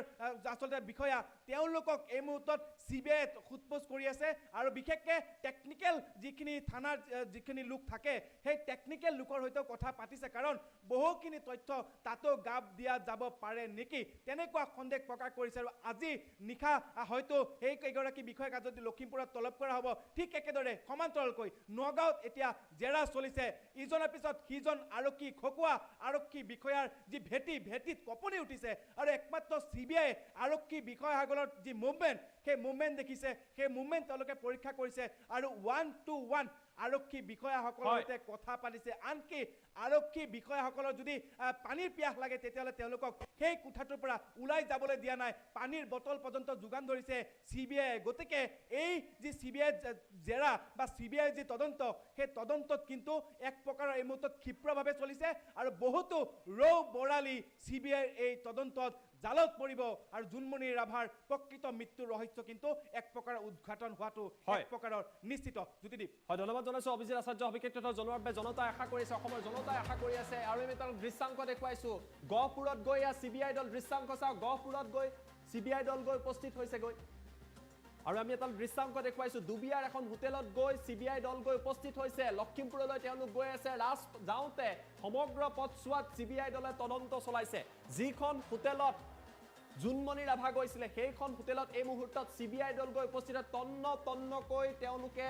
অভিযান চলাইছে ডাঙৰ প্ৰশ্নটো হৈছে নকল সোণ নকল টকাৰ লগত যিসকল আৰক্ষীৰ ঘনিষ্ঠ লখিমপুৰৰ বা নাওবৈচাৰ তেওঁলোকো এতিয়া বিপদত পৰাৰ সম্ভাৱনা আছে কিন্তু CBI সকলো তথ্য লাভ কৰিছে আৰু সময় যিমানেই গৈছে সিমানেই জুনমণি ৰাভাৰ এই তদন্তৰ ক্ষেত্ৰত CBI নতুন ক্লু পাইছে আৰু আৰক্ষীৰ মাজত থকা নেক্সাছ অতি শীঘ্ৰেই হয়তো পোহৰলৈ অহাৰ সম্ভাৱনা আছে আমাৰ লগত মন্তব্য আছে মন্তব্য টাইম 8ৰ দৰ্শকক দেখুৱাই দিছো আছে আপোনাৰ জুনমণি ৰাভাই ইয়ালৈ আহিছিলে নেকি বুলি সুধিছিলে তাৰপিছতে আপোনাৰ মই আহিছিলে বুলিয়ে কৈছিলোঁ আপোনাৰ ৰাতিপুৱা 7টামান বজাত আহিছিলে কোন তাৰিখ আছিলে মোৰ মনত নাই বিশেষকৈ কোন আহিছিলে আপোনাৰ এতিয়া CBI আহিছিলে মানে CBI দল আহিছিলে আহি পেলাই সুধিলে এনেকৈ জুনমণি ৰাভা আহিছিলে নেকি তাৰপৰা আহিছিলে বুলি মই ক'লোঁ আপোনাৰ 7টামান বজাত আহিছিলে আৰু তাৰিখটো মোৰ মনত নাই কোন তাৰিখে আহিছিলে চাহ খাইছিলে চাহ খাই তাৰপৰা গ'লগৈ কেইজন মানুহ জুনমণি ৰাভা মানে কেতিয়া কিমান সময়ত এই হোটেললৈ আহিছিল সময়টো আপোনাৰ 7টামান বজাত আহিছিলে ডেটটো কিন্তু মনত নাই কোন তাৰিখে আহিছিলে 4-5জন আহিছিলে মই ইমান খিয়াল কৰা নাছিলোঁ কি খাই গৈছিলে চাহ খালে হয় চব পুলিচৰ মানুহ আছিলে নে বেলেগ মানুহ আছিলে পুলিচত আপোনাৰ ড্ৰেছ দুজনে পিন্ধি আহিছে পুলিচৰ ড্ৰেছ বাকীকেইজন আপোনাৰ চিভিল ড্ৰেছত আছিলে আজি CBI দলটো আহিছিলে হয় কি হ'ল কিমান সময়ত আহিছিল CBI দলটো আপোনাৰ 3টামান বজাত আহিছিলে 3টা বজাত কেইজন মানুহ আহিছিল CBI আপোনাৰ 4খনমান গাড়ী আহিছিলে মই বিশেষ ইমান খিয়াল কৰা নাছিলোঁ কেইজন আছিলে তাৰপিছত কি ক'লে আপোনাৰ এইখিনিকে সুধিলে আপোনাৰ ইয়াত চাহ খাইছিলে নেকি আপোনাৰ জুনমণি ৰাভাই তাৰপিছতে কিমান টাইম বহিছে কেইখন গাড়ী লৈ আহিছিলে সেইখিনিকে সুধিছিলে মাইকী মানুহে সুধিছিল নে CBI বাইদেউ এজনী আহিছিলে বাইদেউ এজনীয়ে সুধিছে তাৰপিছত আৰু 2-3জন মানে সুধিছিলে জুনমণি ৰাভা ইয়াতে চাহ খাবলৈ ইয়ালৈ আহিছিলে নাই চাহ খাবলৈ অহাটো হয় আপোনাৰ কোন তাৰিখ আছিলে সেইটো মোৰ মনত নাই কিমান সময়ত আহিছিল আপোনাৰ 7টামান বজাত আহিছিলে ৰাতিপুৱা কিমান মানুহ লৈ আহিছিল জুনমণি ৰাভাই কেইজন আনিছে মানে মই এনেই 4-5জন দেখিছোঁ কিন্তু বাকী খিয়াল কৰা নাই গাড়ীত আছে তুমি তেতিয়া চিনি পাইছিলা নেকি মই চিনি নাপাওঁ পিছতহে গম পাইছোঁ হয় কি কি খাইছিল চাহ খালে চাহ লাল চাহ খাই পেলাই তাৰপৰা গ'লগৈ আধা ঘণ্টামান লাগিছে আৰু কি কি খাইছিল চাহৰ লগত চাহৰ লগত আপোনাৰ খালী চাহ খাইছে তাৰপৰা মিঠাই খাইছিলে এতিয়া আকৌ মাতিম বুলি কিবা কৈছে নেকি CBI নাই কোৱা নাই বাৰু তেনেকৈ কেইজনক সুধিছে ইয়াত মোক সুধিছিলে তাৰপৰা এইফালে আমাৰ এই সন্মুখৰ যিখন দোকান আছে সেইজনক সুধিছিলে সেইদিনাখন যে জুনমণি ৰাভা আহিছিলে তোমালোকৰ সন্মুখত এটা জিৰণি চোৱা আছিল জিৰণি চোৱালে কামত মাতি লৈ গৈছিল নেকি নিয়া নাই নিয়া নাই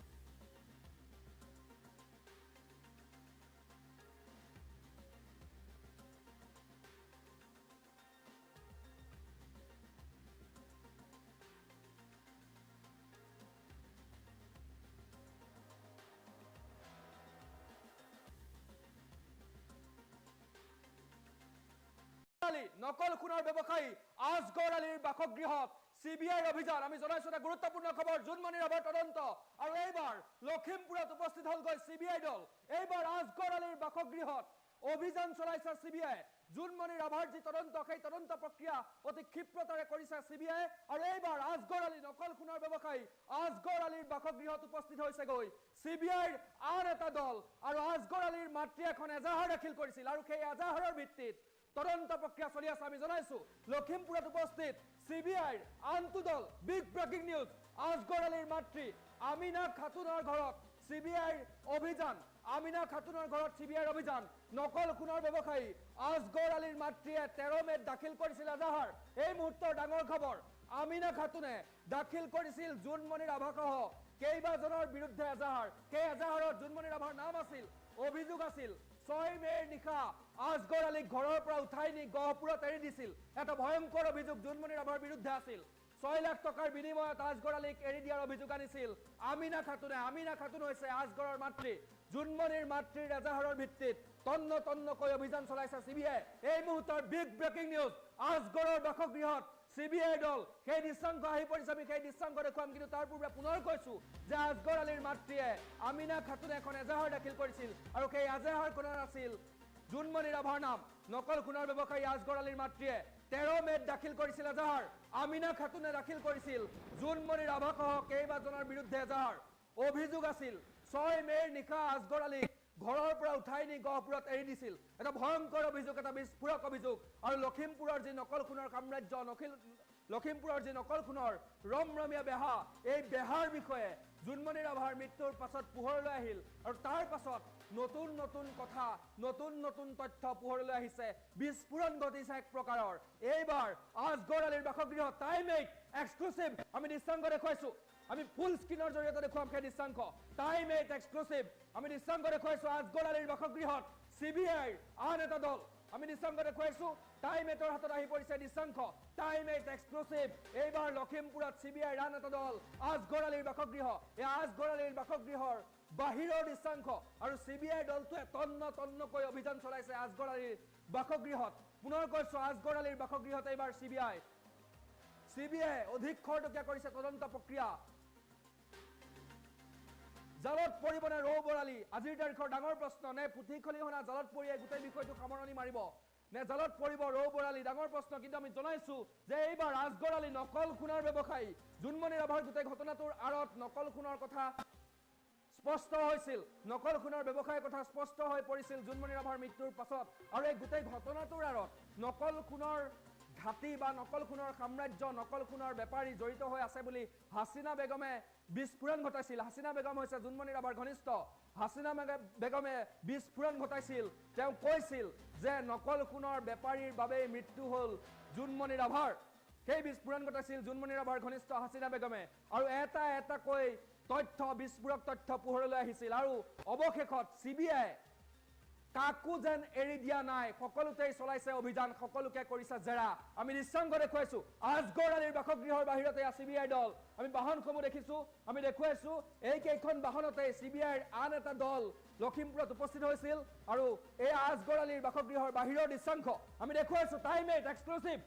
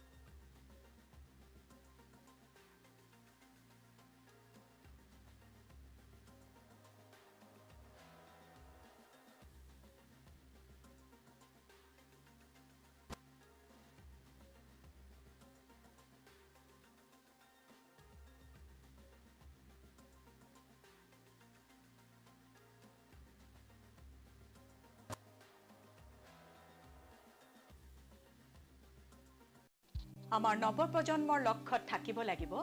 দৃঢ়তা আৰু একাগ্ৰতা জিআইটিয়ে তোমালোকক গঢ়িব বিচাৰে একোজন দক্ষ পেছাদাৰী ব্যক্তি হিচাপে ইলেক্ট্ৰনিক্স কম্পিউটাৰ অটোমোবাইল মেকানিকেল আৰু সিভিল ইঞ্জিনিয়াৰিঙৰ 3 বছৰীয়া ডিপ্লোমা পাঠ্যক্ৰম জিআইটি বামনি মৈদাম গুৱাহাটী 21 মোবাইল নম্বৰ 9954532009 জিআইটিক সহযোগিতা কৰিছে ভাৰতৰ বহু অনুষ্ঠানে জিআইটি অসমৰ অনুষ্ঠান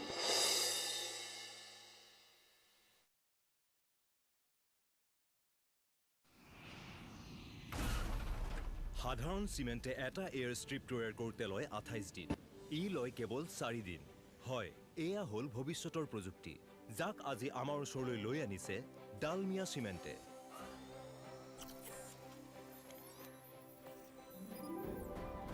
আৰু মই মোৰ ঘৰ বনাই আছো এই চিমেণ্টেৰে।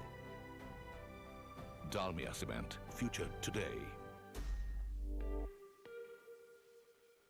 Civil, automobile, mechanical, computer science আৰু ইলেক্ট্ৰনিক্সৰ 3 বছৰীয়া পাঠ্যক্ৰম। চিভিল, অটোমোবাইল, কন্ট্ৰাক্ট ডিপ্ল'মা আৰু ইলেক্ট্ৰনিক্সৰ 3 বছৰীয়া পাঠ্যক্ৰম। Additional courses for 1 year.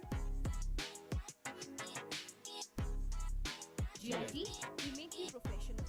মই প্ৰিয়ংকা চুটিয়া লৈ আহিছো ৱেডাৰ আপডেট। আজি অসমৰ 5খন জিলাত ৰেড এলাৰ্ট জাৰি কৰা হৈছে। ৰেড এলাৰ্ট আজি 3 দিন ধৰি অব্যাহত আছে আৰু হেভিলি ৰেইনফল হ'ব বুলি বতৰ বিজ্ঞান কেন্দ্ৰই সদৰি কৰিছে। আপুনি যদি ভালদৰে চাই কিমান মিলিমিটাৰ বৰষুণ হ'ব সমগ্ৰ অসমত, উত্তৰ পূৰ্বাঞ্চলৰ এই মেপখনত অংকন কৰা হৈছে এইদৰে 0ৰ পৰা দেখিবলৈ পাইছে 400 মিলিমিটাৰ পৰ্যন্ত ৰেইনফলৰ এইবোৰ কালাৰ তেওঁলোকে দিছে। মেঘালয়ত সম্পূৰ্ণৰূপে ৰেড এলাৰ্ট জাৰি কৰা হৈছে। আজিৰ পৰা আৰু 3 দিন পৰ্যন্ত অব্যাহত থাকিব ৰেড এলাৰ্ট আৰু অসমতো হেভি ৰেইনফল ক'ত অব্যাহত থাকিব। নামনি অসমত অধিকাংশ অঞ্চলত হেভি ৰেইনফল হ'ব বুলি জানিব পৰা গৈছে। অৰ্থাৎ এই কালাৰটো যদি আপুনি চাই তেনেহ'লে 10ৰ পৰা 20 মিলিমিটাৰ বৰষুণ অব্যাহত থাকিব উজনিৰ পৰা নামনিৰ বিভিন্ন প্ৰান্তত, কিন্তু নামনি অসমত অধিক বৰষুণ হোৱাৰ সম্ভাৱনা আছে। আৰু 20ৰ পৰা 35 মিলিমিটাৰ পৰ্যন্ত বৰষুণ অৰ্থাৎ অতি তীব্ৰ বৰষুণ হ'ব পাৰে এইবোৰ অঞ্চলত। কোন কোন প্ৰান্তত কেনেধৰণৰ বৰষুণ হ'ব আমি মেপখন যদি ভালদৰে চাই, কোকৰাঝাৰত হেভি ৰেইনফল হ'ব, লগতে বজ্ৰপাত আহিব, চিৰাঙত হ'ব, বাক্সাত হ'ব আৰু সমান্তৰালকৈ বঙাইগাঁও আৰু বৰপেটা এই 5খন জিলাত অধিক ভয়াৱহ পৰিস্থিতিৰ সৃষ্টি হ'ব বুলি জানিব পৰা গৈছে। এবাৰ বানপানীৰ প্ৰলয়ৰ সৃষ্টি হ'ব নামনি অসমত। নামনি অসমৰ 5খন জিলাৰ ৰেড এলাৰ্ট আজি 3 দিন ধৰি অব্যাহত আছে আৰু আজিৰ দিনটোতো ৰেড এলাৰ্ট জাৰি কৰা হৈছে কোকৰাঝাৰ, চিৰাং, বাক্সা, বঙাইগাঁও, বৰপেটা এই 5খন জিলাত আৰু বিভিন্ন প্ৰান্তত অৰেঞ্জ এলাৰ্ট জাৰি কৰা হৈছে। গ্ৰীণ জোনত কেৱল 2খন জিলাহে থকা দেখিবলৈ পোৱা গৈছে, বাকী অংশবোৰ দেখিবলৈ পাইছে অৰেঞ্জ আৰু য়েল্লো এলাৰ্ট জাৰি কৰা হৈছে। সমগ্ৰ অসমত এতিয়া বিভীষিকাময় পৰিৱেশৰ সৃষ্টি হৈছে। বানপানীৰ কেনেধৰণৰ পৰিৱেশ আমি দেখুৱাইছো আৰু বানপানীৰ কবলত পৰিছে উজনিৰ পৰা নামনিৰ বিভিন্ন প্ৰান্ত। ফেৰী সেৱা বাতিল কৰিবলগীয়া হৈছে বৰ্তমান মাজুলীত, যিটো খবৰ আমি লাভ কৰিছো। আৰু এইদৰে অব্যাহত আছে ৰেড এলাৰ্ট। আজিৰ দিনটোতো ৰেড এলাৰ্ট জাৰি কৰা হৈছে 5খনকৈ জিলাত, বিশেষকৈ সমগ্ৰ উত্তৰ পূৰ্বাঞ্চলৰ বাবে আঞ্চলিক বতৰ বিজ্ঞান কেন্দ্ৰই সদৰি কৰিছে সতৰ্কবাণী আৰু সেই সতৰ্কবাণীৰ পাছত কোৱা হৈছে যে মেঘালয়ৰ সমান্তৰালকৈ অসমৰ নামনি অংশত যথেষ্ট ভয়াৱহ পৰিস্থিতিৰ সৃষ্টি হ'ব আৰু জলপ্ৰলয়ৰ সৃষ্টি হ'ব পাৰে নামনি অংশত। শেহতীয়া আপডেট এই মুহূৰ্তত আমি লৈ আহিছোঁ ৱেডাৰ আপডেট। আঞ্চলিক বতৰ বিজ্ঞান কেন্দ্ৰৰ বিশেষ সতৰ্কতা জাৰি কৰা হৈছে। অসমৰ 5খন জিলাত ৰেড এলাৰ্ট অব্যাহত আছে। আজিৰ দিনটোতো ৰেড এলাৰ্ট জাৰি কৰিছে সেই 5খন জিলাত জলপ্ৰলয়ৰ সৃষ্টি হোৱাৰ সম্ভাৱনা আছে আৰু বতৰে অধিক কালৰূপ ধাৰণ কৰিছে উজনি নামনি বিভিন্ন প্ৰান্তত। অসম উত্তৰ পূৰ্বাঞ্চলত প্ৰবল ধুমুহা বৰষুণৰ সতৰ্কবাণী কৰা হৈছে। আগন্তুক 15 দিন পৰ্যন্ত ধুমুহা বৰষুণ অব্যাহত থাকিব বুলি উল্লেখ কৰিছে। সম্পূৰ্ণৰূপে নিম্নগামী হ'ব পাৰে পাৰাস্তম্ভ, বজ্ৰ পৰিব বৃষ্টিপাতৰ সৈতে। পাৰাস্তম্ভ আৰু নিম্নগামী হ'ব বুলি জানিব পৰা গৈছে। 18 ডিগ্ৰী চেলছিয়াছ পৰ্যন্ত পাৰাস্তম্ভ নিম্নগামী হোৱাৰ সম্ভাৱনা ব্যক্ত কৰিছে আঞ্চলিক বতৰ বিজ্ঞান কেন্দ্ৰ আৰু উজনিৰ পৰা নামনিলৈকে বিশেষ সতৰ্কতা জাৰি কৰা হৈছে বতৰ বিজ্ঞান কেন্দ্ৰৰ তৰফৰ পৰা। এবাৰ বানপানীয়ে বিভীষিকাময় পৰিৱেশৰ সৃষ্টি কৰিছে। নামনিৰ কোকৰাঝাৰ, চিৰাং, বাক্সা, বঙাইগাঁও, বৰপেটাত ৰেড এলাৰ্ট অব্যাহত আছে আজি 3 দিন পৰ্যন্ত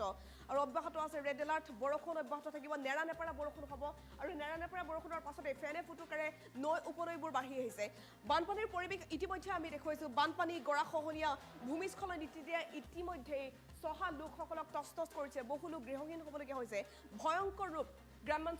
গ্ৰাম্যাঞ্চলৰ প্ৰতিটো প্ৰান্তত এতিয়া বানে জলপ্ৰলয়ৰ সৃষ্টি কৰিছে। মেঘালয়ত ৰেড এলাৰ্ট জাৰি কৰিছে আঞ্চলিক বতৰ বিজ্ঞান কেন্দ্ৰই। মেঘালয়ত আৰু 5 দিন পৰ্যন্ত ৰেড এলাৰ্ট অব্যাহত থাকিব বুলি জানিব পৰা গৈছে। গতিকে আপুনি ভুলতো প্লেনিং নকৰিব যে শ্বিলং ফুৰিবলৈ যাম। মেঘালয়ৰ বহু অঞ্চলত ভূমিস্খলনৰ ভয়ংকৰ দৃশ্য এই মুহূৰ্তত আমাৰ হাতত আহি পৰিছে। ভূমিস্খলন হৈছে মেঘালয়ৰ প্ৰতিটো প্ৰান্ততে ভূমিস্খলনে ভয়ংকৰ পৰিস্থিতিৰ সৃষ্টি কৰিছে। অসমৰ বিভিন্ন প্ৰান্তত গৰাখহনীয়া, মাজুলীৰ গৰাখহিছে, ব্ৰহ্মপুত্ৰৰ গৰাখহিছে, লগতে সমান্তৰালকৈ ফেনে ফুটুকাৰে নৈ উপনৈবোৰ বাঢ়ি আহিছে, যাৰ ফলত এতিয়া ইতিমধ্যে বান বিধ্বস্ত হৈছে বহু অঞ্চল। উজনিৰ পৰা নামনিলৈকে বিভিন্ন প্ৰান্তত বানে জলপ্ৰলয়ৰ সৃষ্টি কৰিছে। ইয়াৰ সমান্তৰালকৈ এইবাৰ নামনি অসমত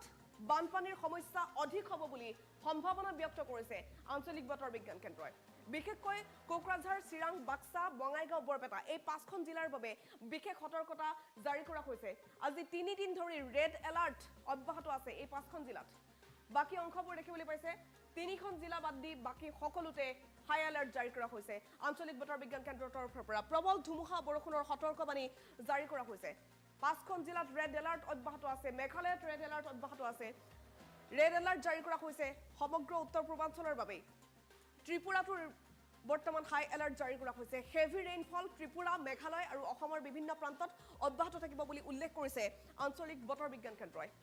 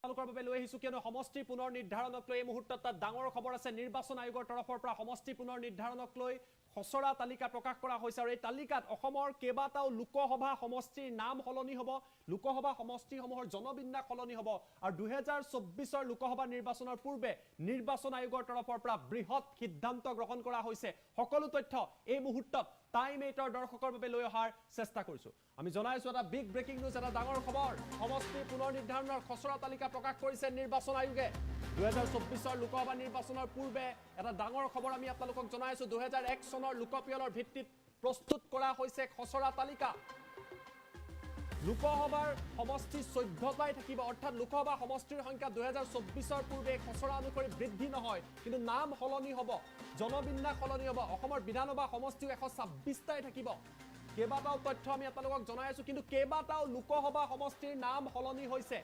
এই খচৰা তালিকাত কেইবাটাও লোকসভা সমষ্টিৰ নাম সলনি হৈছে মঙ্গলদৈ সমষ্টিৰ নাম সলনি কৰা হৈছে আমি প্ৰথমটো বিগ ব্ৰেকিং আপোনালোকক জনাই আছো মঙ্গলদৈ সমষ্টিৰ নাম সলনি হৈছে মঙ্গলদৈ সমষ্টিৰ নতুন নাম হ'ব দৰং মঙ্গলদৈ লোকসভা সমষ্টিৰ নতুন নাম হ'ব দৰং তাত কোন কোন অঞ্চল আহিব জনাম কলিয়াবৰ লোকসভা সমষ্টিৰ নাম সলনি হৈছে কলিয়াবৰৰ ঠাইত কাজিৰঙা হ'ব লোকসভা সমষ্টি কাজিৰঙা হ'ব নতুন লোকসভা সমষ্টি তেজপুৰ লোকসভা সমষ্টিৰ নাম সলনি হৈছে শোণিতপুৰ হ'ব তেজপুৰ লোকসভা সমষ্টি 2024ৰ পূৰ্বে এটা ডাঙৰ খবৰ 11 জুলাইৰ ভিতৰত সমষ্টি পুনৰ নিৰ্ধাৰণক লৈ এই খচৰাক লৈ আপোনালোকে উজৰ আপত্তি থাকিলে দিব পাৰিব নিৰ্বাচন আয়োগে তালিকা প্ৰকাশ কৰিছে 24ৰ প্ৰাক্ষণত যথেষ্ট সংখ্যক সমষ্টিৰ সলনি হ'ব বিধানসভাত 9টা এছচিৰ বাবে আৰু 19টা এছটিৰ বাবে সমষ্টি সংৰক্ষণ কৰা হৈছে আমি জনাইছো এটা ডাঙৰ খবৰ অভিষেক তথ্য আমি আপোনালোকক জনাবলৈ চেষ্টা কৰিম এই মুহূৰ্তত এটা ডাঙৰ খবৰ কিয়নো সমষ্টি পুনৰ নিৰ্ধাৰণৰ খচৰা তালিকা প্ৰকাশ কৰা হৈছে নিৰ্বাচন আয়োগে তালিকা প্ৰকাশ কৰিছে 2001 চনৰ লোকপিয়লৰ ভিত্তিত এই খচৰা প্ৰস্তুত কৰা হৈছে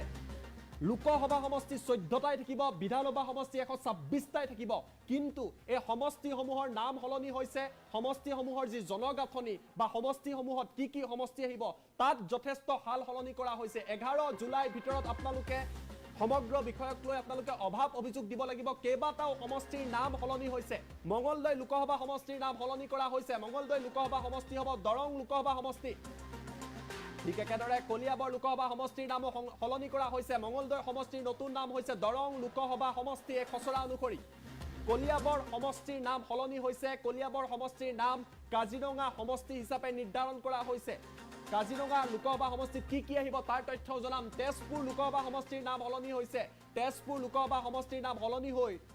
সলনি কৰা হৈছে শোণিতপুৰ কৰা হৈছে 11 জুলাইৰ ভিতৰত এই খচৰা তালিকাৰ ওপৰত উজৰ আপত্তি দিব পাৰিব নিৰ্বাচন আয়োগৰ তৰফৰ পৰা 2024ৰ লোকসভা নিৰ্বাচনৰ পূৰ্বে বৃহৎ সিদ্ধান্ত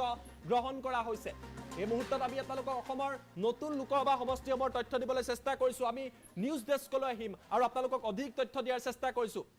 এই মুহূৰ্তত আমি নিউজ ডেস্কলৈ আহিছো আমি আপোনালোকক দেখুৱাম আমাৰ লগত সেই তালিকা আহি পৰিছে TIME8 দৰ্শকক দেখুৱাবলৈ চেষ্টা কৰিছে তালিকাত চাওক কোকৰাঝাৰ সমষ্টি এছটিৰ বাবে ৰিজাৰ্ভ হৈছে ইয়াত কি সমষ্টি আহিব কোকৰাঝাৰ লোকসভাত গুসাইগাঁও দতমা কোকৰাঝাৰ সমান্তৰালভাৱে বাউখুংগুৰি পৰ্বতজোৰা চিডলি চিৰাং বিজনী গোবৰ্ধন আৰু বাক্সা কোকৰাঝাৰ লোকসভা সমষ্টিত এইসমূহ নতুন সমষ্টি অন্তৰ্ভুক্ত হ'ব আমি আপোনালোকক সেই ড্ৰাফটখন দেখুৱাই আছো ধুবুৰী লোকসভা সমষ্টি চাওক ধুবুৰী লোকসভা সমষ্টিৰ ভিতৰত আহিব গোলকগঞ্জ গৌৰীপুৰ ধুবুৰী মানকাছাৰ বিলাসীপাৰা দক্ষিণ হালমৰা জলেশ্বৰ গোৱালপাৰা ইষ্ট মানিকপুৰ মন্দিয়া আৰু চেঙা এইকেইটা সমষ্টি আহিব ধুবুৰীৰ ভিতৰত বৰপেটা লোকসভা সমষ্টিত আহিব অভয়াপুৰী বঙাইগাঁও ভৱানীপুৰ বৰপেটা ৰূপসী বজালী হাজু বৰক্ষেত্ৰী নলবাৰী আৰু টিহু এইকেইটা সমষ্টি বৰপেটাৰ ভিতৰত আহিব চতুৰ্থটো সমষ্টি দৰং এটা নতুন সমষ্টি ইয়াৰ পূৰ্বে সমষ্টিটোৰ নাম আছিল মঙ্গলদৈ ৰিনেম কৰা হৈছে দৰং বুলি আৰু ইয়াৰ ভিতৰত চাওক তামুলপুৰ গুৰেশ্বৰ ৰঙিয়া কমলপুৰ ভেড়াগাঁও উদালগুৰি মাছবাট টংলা সিপাজাৰ মঙ্গলদৈ আৰু দলগাঁও এইকেইটা সমষ্টি দৰঙৰ ভিতৰত আহিব সেই তথ্য আমি আপোনালোকক জনাই আছো গুৱাহাটী লোকসভা সমষ্টিত কি আহিব গুৱাহাটীৰ ভিতৰত গোৱালপাৰা ৱেষ্ট দুধনৈ সমান্তৰালভাৱে চমৰীয়া বকো পলাশবাৰী দিছপুৰ ডিমৰীয়া নিউ গুৱাহাটী গুৱাহাটী চেণ্ট্ৰেল আৰু জালুকবাৰী এয়া গুৱাহাটী লোকসভা সমষ্টিৰ ভিতৰত অন্তৰ্ভুক্ত কৰা হৈছে ডিফুৰ ভিতৰত এই খচৰাত কি কোৱা হৈছে ডিফু এছটিৰ বাবে ৰিজাৰ্ভ হৈ থাকিব বুকাজান হাওড়াঘাট ডিফু ৰংখাং আমৰি আৰু হাফলং এইকেইটা সমষ্টি ডিফু লোকসভা সমষ্টিৰ ভিতৰত আহিব কৰিমগঞ্জৰ ভিতৰত কি আহিব কৰিমগঞ্জ লোকসভা সমষ্টি দেখুৱাইছো হাইলাকান্দি আলগাপুৰ বদৰপুৰ নৰ্থ কৰিমগঞ্জ সাউথ কৰিমগঞ্জ আৰু ৰাতাবাৰী এইকেইটা সমষ্টি কৰিমগঞ্জৰ ভিতৰত আহিব শিলচৰ এছচিৰ বাবে ৰিজাৰ্ভ কৰা হৈছে শিলচৰ লোকসভা সমষ্টি এই খচৰা অনুসৰি তাত আহিব লক্ষীপুৰ উদাৰবন কাটিগড়া বৰখলা শিলচৰ হুনাই আৰু নৰসিংপুৰ এইকেইটা সমষ্টি শিলচৰ লোকসভা সমষ্টিত আহিব ঠিক একেদৰে নগাঁও লোকসভা সমষ্টিত চাওক নগাঁও লোকসভা সমষ্টিৰ ভিতৰত জাগিৰোড লাহৰীঘাট মৰিগাঁও বটদ্ৰুৱা ৰূপহীহাট সামুগুৰি নগাঁও আৰু ৰহা এইকেইটা নগাঁও লোকসভা সমষ্টিৰ ভিতৰত আহিব কাজিৰঙাৰ ভিতৰত কি আহিব কাজিৰঙা আমি আপোনালোকক দেখুৱাই আছো কাজিৰঙা নতুন সমষ্টি এই সমষ্টিটো আছিল কলিয়াবৰ গৌৰৱ গগৈ বৰ্তমান তাৰ সাংসদ কলিয়াবৰ সমষ্টি ৰিনেম কৰা হৈছে পুনৰ নামাকৰণ কৰা হৈছে কাজিৰঙা নামেৰে কাজিৰঙাৰ ভিতৰত আহিব কলিয়াবৰ বহমপুৰ বিন্নাকান্দি হুজাই লামডিং গোলাঘাট দেৰগাঁও বোকাখাট খুমটাই আৰু সৰুপথাৰ কেইবাটাও মুছলমান অধ্যুষিত সমষ্টি যি কলিয়াবৰত আছিল সেয়া কাজিৰঙা সমষ্টিত বৰ্তমান সময়ত নাই অৰ্থাৎ তাৰ পৰা বাদ দিয়া হৈছে শোণিতপুৰ এটা নতুন সমষ্টি আগতে তেজপুৰ লোকসভা সমষ্টি আছিল নতুন খচৰা অনুসৰি 2001 চনৰ লোকপিয়ল অনুসৰি শোণিতপুৰ এতিয়া নতুন লোকসভা সমষ্টি হ'ব ডিলিমিটেশনৰ মতে ঢেকিয়াজুলি বৰছলা তেজপুৰ ৰঙাপৰা চতিয়া বিশ্বনাথ বিহালী গহপুৰ আৰু বিহপুৰীয়া শোণিতপুৰ লোকসভা সমষ্টিৰ ভিতৰত আহিব ইয়াৰ পূৰ্বে এই তেজপুৰ আছিল লক্ষীমপুৰ লোকসভা সমষ্টিত কি আহিব ৰঙানদী নাওবৈছা লক্ষীমপুৰ ঢকুৱাখানা ধেমাজি চিচিবৰগাঁও জুনাই হদিয়া আৰু দুমদুমা লক্ষীমপুৰ লোকসভা সমষ্টিৰ ভিতৰত অন্তৰ্ভুক্ত হ'ব ডিব্ৰুগড় লোকসভা সমষ্টিৰ ভিতৰত কি আহিব মাৰ্ঘেৰিটা ডিগবৈ মাকুম তিনিচুকীয়া চাবুৱা ডিব্ৰুগড় মৰাণ দুলিয়াজান টিংখং আৰু নাহৰকটীয়া ডিব্ৰুগড় লোকসভা সমষ্টিৰ ভিতৰত অন্তৰ্ভুক্ত হ'ব যোৰহাট লোকসভা সমষ্টিৰ ভিতৰত সোণাৰী মাহমৰা ডিমৌ শিৱসাগৰ নাজিৰা মাজুলী যোৰহাটৰ লগত আহিব টিয়ক যোৰহাট মৰিয়নি আৰু তিতাবৰ অৰ্থাৎ সমষ্টি 14টা আছে আমি 14টা এই খচৰা তালিকা মতে দিয়া আমি আপোনালোকক তথ্য জনালো 14টা সমষ্টিৰ 3টা সমষ্টিৰ নাম সলনি হৈছে এই সমষ্টি কেইটা আমি পুনৰবাৰ আপোনালোকক দেখুৱাই দিব বিচাৰিছো সমষ্টি কেইটাৰ নাম সলনি হৈছে সেই তথ্য আমি আপোনালোকক জনাই আছো আপোনালোকে যদি চাই নাম সলনি কৰা হৈছে দৰঙত মঙ্গলদৈ সমষ্টিৰ নাম সলনি কৰা হৈছে দৰং কৰা হৈছে কাজিৰঙা কৰা হৈছে কলিয়াবৰৰ এই নামটো সলনি হৈছে কলিয়াবৰ সমষ্টি এতিয়া কাজিৰঙা হ'ব সমান্তৰালভাৱে আপুনি যদি চাই কোকৰাঝাৰ একে নাম আছে ধুবুৰী একে আছে বৰপেটা একে আছে দৰং মঙ্গলদৈ এতিয়া দৰং হ'ব গুৱাহাটী ভাগে আছে ডিফু ভাগে আছে কৰিমগঞ্জ আছে শিলচৰ আছে নগাঁও আছে কাজিৰঙা কলিয়াবৰ কাজিৰঙা হৈছে তেজপুৰ শোণিতপুৰ হৈছে সমান্তৰালভাৱে লক্ষীমপুৰ ভাবে আছে ডিব্ৰুগড় ভাবে আছে আৰু যোৰহাট ভাবে আছে এই সমগ্ৰ যি খচৰাত যথেষ্ট কথা উল্লেখ 126টা সমষ্টি আছে 126টা কি সমষ্টি আমি দেখুৱাব বিচাৰিছো ৰাতাবাৰী সাউথ কৰিমগঞ্জ নৰ্থ কৰিমগঞ্জ বদৰপুৰ আলগাপুৰ হাইলাকান্দি নৰসিংপুৰ বুলি এটা সমষ্টি আমি দেখিছো নতুনকৈ নাম দেখিছো নৰসিংপুৰ সোনাই শিলচৰ বৰখলা কাটিগড়া উদাৰবন লক্ষীপুৰ ডিমা হাছাও সমান্তৰালভাৱে আমৰি এটা আমি নতুনকৈ হয়তো সমষ্টি এই মুহূৰ্তত নতুন নাম দেখা পাইছো সমান্তৰালভাৱে ৰংখাং আমি দেখা পাইছো ৰংখাং বুলি এটা সমষ্টিৰ নাম এই মুহূৰ্তত কাৰ্বি আংলঙত দেখিবলৈ পোৱা গৈছে ৱেষ্ট কাৰ্বি আংলঙত বিশেষকৈ এই দুটা সমষ্টি দেখিব ৰংখাং আৰু আমৰি নতুনকৈ হয়তো দেখিবলৈ পোৱা গৈছে ডিফু হাওড়াঘাট বুকাজান সৰুপথাৰ খুমটাই বুকাখাট দেৰগাঁও গোলাঘাট সমান্তৰালভাৱে তিতাবৰ মৰিয়নি যোৰহাট তিয়ক মাজুলী নাজিৰা শিৱসাগৰ ডিমৌ মাহমৰা সোণাৰী নাহৰকটীয়া টিংখং দুলিয়াজান মৰাণ ডিব্ৰুগড় চাবুৱা তিনিচুকীয়া মাকুম ডিগবৈ মাৰ্ঘেৰিটা এইসমূহ নতুন বিধানসভা সমষ্টি যিসমূহ খচৰাত প্ৰকাশ কৰা হৈছে ডুমডুমা শদিয়া জোনাই চিচিবৰগাঁও সমান্তৰালভাৱে ধেমাজি ঢকুৱাখানা লখিমপুৰ এই তালিকা অনুসৰি নাওবৈচা ৰঙানদী বিহপুৰীয়া গহপুৰ বিহালী বিশ্বনাথ চতিয়া ৰঙাপাৰা তেজপুৰ বৰচলা ঢেকিয়াজুলি লামডিং হুজাই বিন্নাকান্দি ৰহা নগাঁও বহমপুৰ চামুগুৰি কলিয়াবৰ ৰূপহীহাট বটদ্ৰৱা মৰিগাঁও লাহৰীঘাট জাগিৰোড দলগাঁও মঙলদৈ চিপাজাৰ টংলা মাছবাট উদালগুৰি ভেৰগাঁও গুৰেশ্বৰ তামুলপুৰ বাক্সা গোবৰ্ধন আন এটা নতুন নাম আমি দেখা পাইছো টিহু নলবাৰী বৰক্ষেত্ৰী জালুকবাৰী গুৱাহাটী চেণ্ট্ৰেল নিউ গুৱাহাটী এটা নতুন সমষ্টি এই মুহূৰ্তত দেখিবলৈ পাইছো নিউ গুৱাহাটী বুলি এটা নতুন নাম আমি দেখিবলৈ পাইছো ডিমৰিয়া দিছপুৰ কমলপুৰ ৰঙিয়া হাজু পলাশবাৰী বকু সমৰিয়া বজালি ৰূপসী বৰপেটা চেঙা মান্দিয়া ভবানীপুৰ বিজনী সিডলি বঙাইগাঁও মানিকপুৰ অভয়াপুৰী